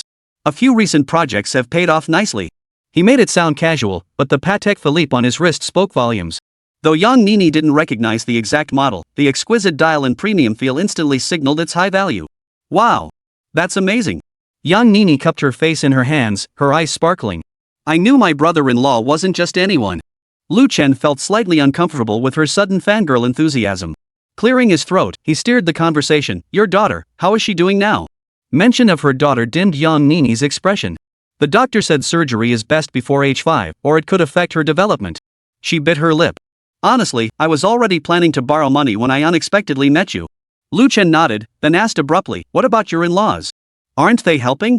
Yang Nini's expression instantly turned cold. They dislike Yaya because she's a girl. After the divorce, we lost contact. Her voice was barely audible when she uttered the word divorce, but Lu Chen caught it. Divorce? Lu Chen latched onto the keyword. But you just said. Chapter 162, really not going to the movies? Yang Nini realized she'd let something slip. Flustered, she explained, it's just that he was in a car accident during his affair, so. Her voice trailed off, her head bowing like a child who'd done something wrong. Lu Chen finally understood everything. So this guy was a scumbag. He died in a car accident while cheating, leaving behind a widow and orphan, and his family refused to help because they favored sons over daughters. Scumbag, Lu Chen couldn't help but curse aloud. Yang Nini looked up at him in surprise, not expecting such bluntness. Sorry, Lu Chen rubbed his temples. I just can't stand men like that. Not just cheating men. He couldn't stand unfaithful women either. Lin Yuqing, truly a lifelong pain. Yang Nini's eyes reddened again. She hadn't expected Lu Chen to understand her so deeply. For a moment, she was so moved she couldn't speak. System notice, Yang Nini affection plus 5%, current 40%. Lu Chen was genuinely stunned. This affection boost was skyrocketing like a rocket just because he'd cursed her ex-husband? May I ask how old you are? Yang Nini suddenly inquired, her voice tinged with a hint of shyness. 32, Lu Chen replied casually. Why? And nothing, Yang Nini lowered her head, her ears flushing crimson. I just think it's amazing how successful you are at such a young age. Watching her blush like a lovesick teenager, Lu Chen suddenly realized something. Wait, could this woman be falling for me? He startled himself with the thought. Logically, they'd only just met. Even if he'd helped her, it shouldn't happen this fast. But the system prompts never lied. Yang Nini's affection rating was steadily climbing and at a significant rate. Interesting, Lu Chen chuckled inwardly. Seems this single mom sees me as her lifeline. Still, this worked to his advantage. The higher the intimacy, the sooner he'd unlock achievement rewards. With that thought, Lu Chen's demeanor grew noticeably warmer. What kind of toys does your daughter like? I'll bring some next time. Yang Nini's eyes lit up instantly. Really? Yaha loves puzzles the most. But? She hesitated suddenly. Wouldn't that be too extravagant? Small change, Lu Chen waved it off. Consider it a fan perk from the top-ranked Big Brother. He said this, deliberately flashing a charming smile. Sure enough, Yang Nini's cheeks flushed even redder. System notice, Yang Nini affection plus 2%, current 42%. Lu Chen silently gave himself a victory sign. Gift giving really worked. By the way, which district do you live in? Lu Chen asked casually. I'll see if there's a good children's hospital nearby. Yang Nini, trusting him completely, honestly shared her neighborhood. I live in the old city area, renting a small place. Lu Chen nodded, already scheming how to run into her. Since this single mom seemed to like him, he might as well increase their interactions and boost their intimacy level.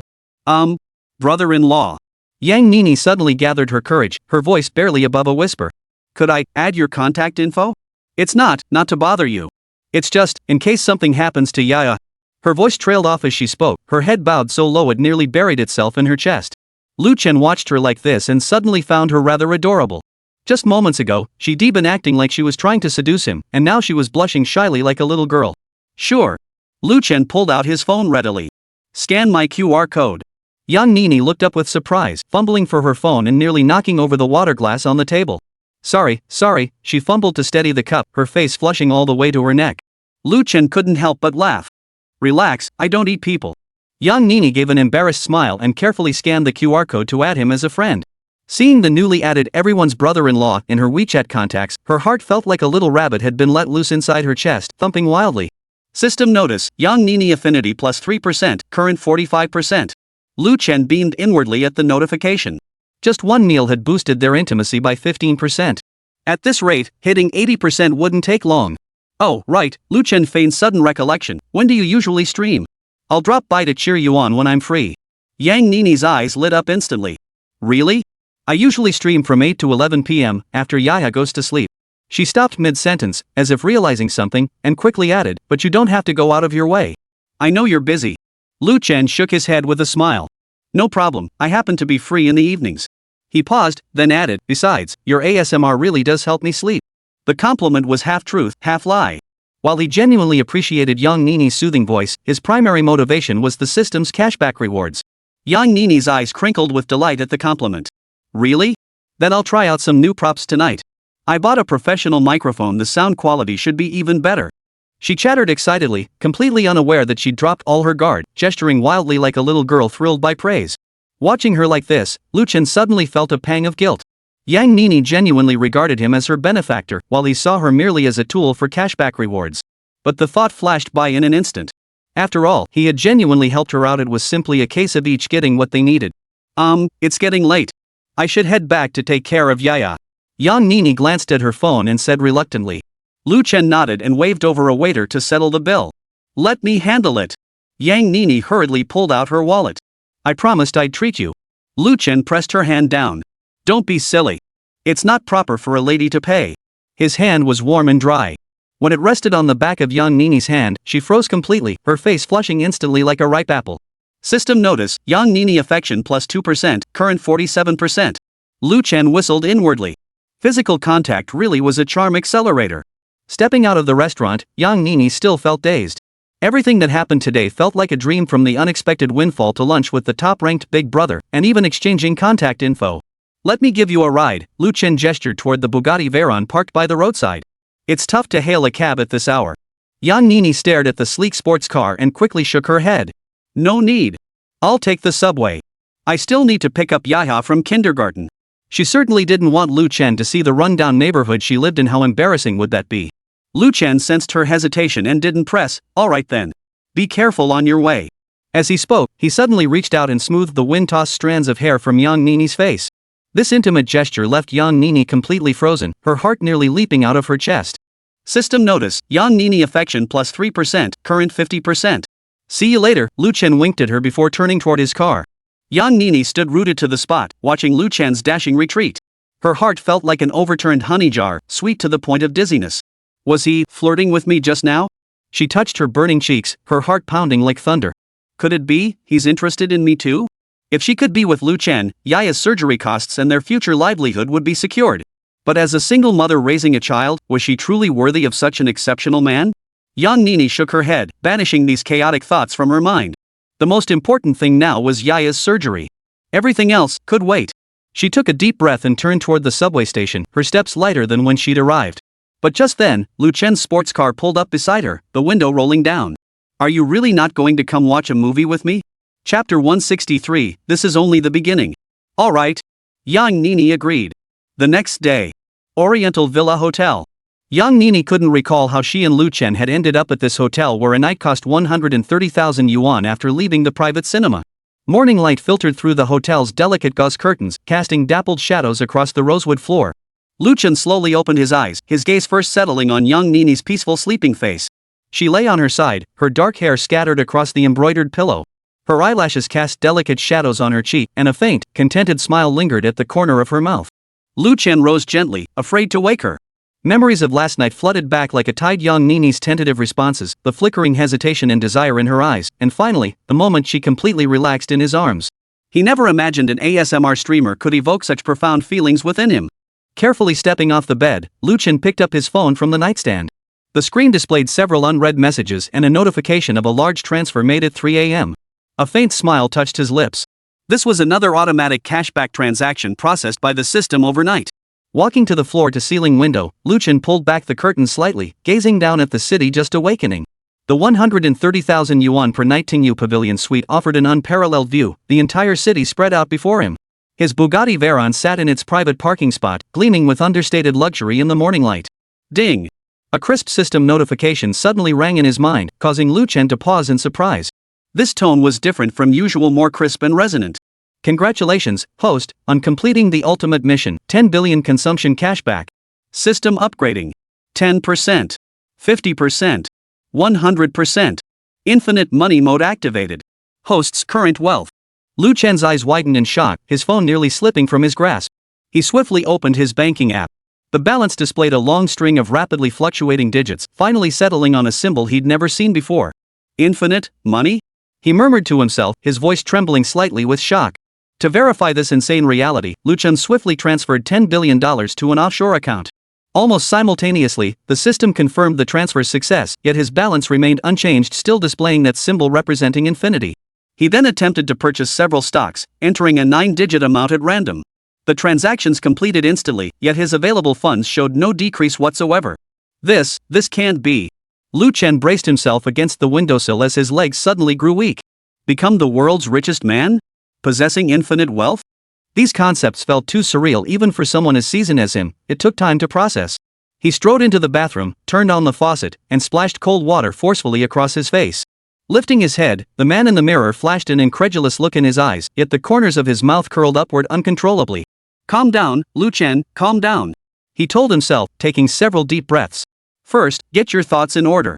First, possessing infinite wealth meant he could buy anything he desired: companies, islands, even small nations. Second, he absolutely couldn't tell anyone about this, including Yang Nini sleeping outside right now. Infinite wealth brought not only freedom, but also unimaginable danger. Third, he needed to devise a plan for how to use this fortune wisely without arousing suspicion. At this thought, Lu Chen suddenly smiled. The smile spread from the corners of his mouth across his entire face, finally erupting into silent laughter. He had to cover his mouth, afraid of disturbing Yang Nini outside. This ecstasy surged through his body like an electric current, every cell in his being rejoicing. The world's richest man. He murmured the words, savoring their weight and power. Minutes later, the initial shock and euphoria gradually subsided, and Lu Chen began to consider more practical matters. First, he needed to ensure absolute secrecy surrounding this news.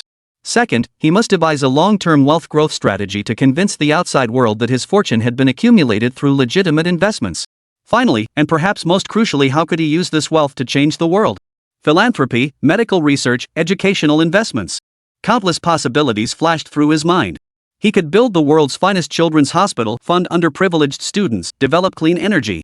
Ideas once constrained by funding could now become reality. Lu Chen's gaze drifted unconsciously toward the bedroom. Yang Nini and her daughter Yaya, that little girl needing heart surgery. Now, he could easily afford the world's most elite medical team and the best surgical conditions. At this thought, a wave of warmth washed over him. No wonder so many wealthy people enjoy philanthropy. Who wouldn't relish that feeling of being revered? He tiptoed back to the bedroom and stood silently by the bed, watching Yang Nini as she slept. The sunlight cast a golden halo around her, making her look so pure and beautiful.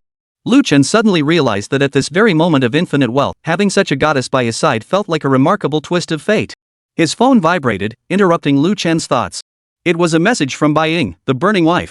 "Brother Lu Chen, the gym is open now. Want to come by?" Lu Chen replied swiftly. "You handle everything." Then he added, "Also, connect me with the top pediatric cardiac surgeon. I need consultation on a special case." Putting down his phone, Lu Chen felt an unprecedented sense of fulfillment and satisfaction. Infinite wealth brought not only purchasing power, but the ability to alter destinies, not just his own, but those of people like Yaya who needed help.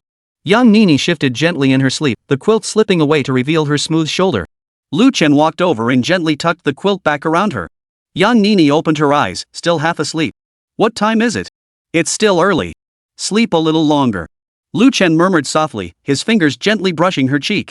Yang Nini blinked, suddenly aware of her surroundings, a blush spreading across her cheeks. She pulled the blanket up to cover half her face, leaving only her large eyes peeking out as she gazed shyly at Lu Chen. The two became entangled once more. Just as Lu Chen was about to rise, the system suddenly popped up another message. "Friendly reminder, infinite money mode activated. All host expenditures will now be unrestricted. System will enter silent mode. Wishing you a pleasant life." Lu Chen smiled faintly and dismissed the notification. This mysterious system had now completed its final upgrade. He would never comprehend its origin or purpose, but in this moment, he felt only gratitude. "Last night. I'm not that kind of woman. I know. I'm not that kind of man either." Lu Chen knew what she was thinking. A single mother's one-night stand with a wealthy man looked like a transaction from any angle. But he had different plans now.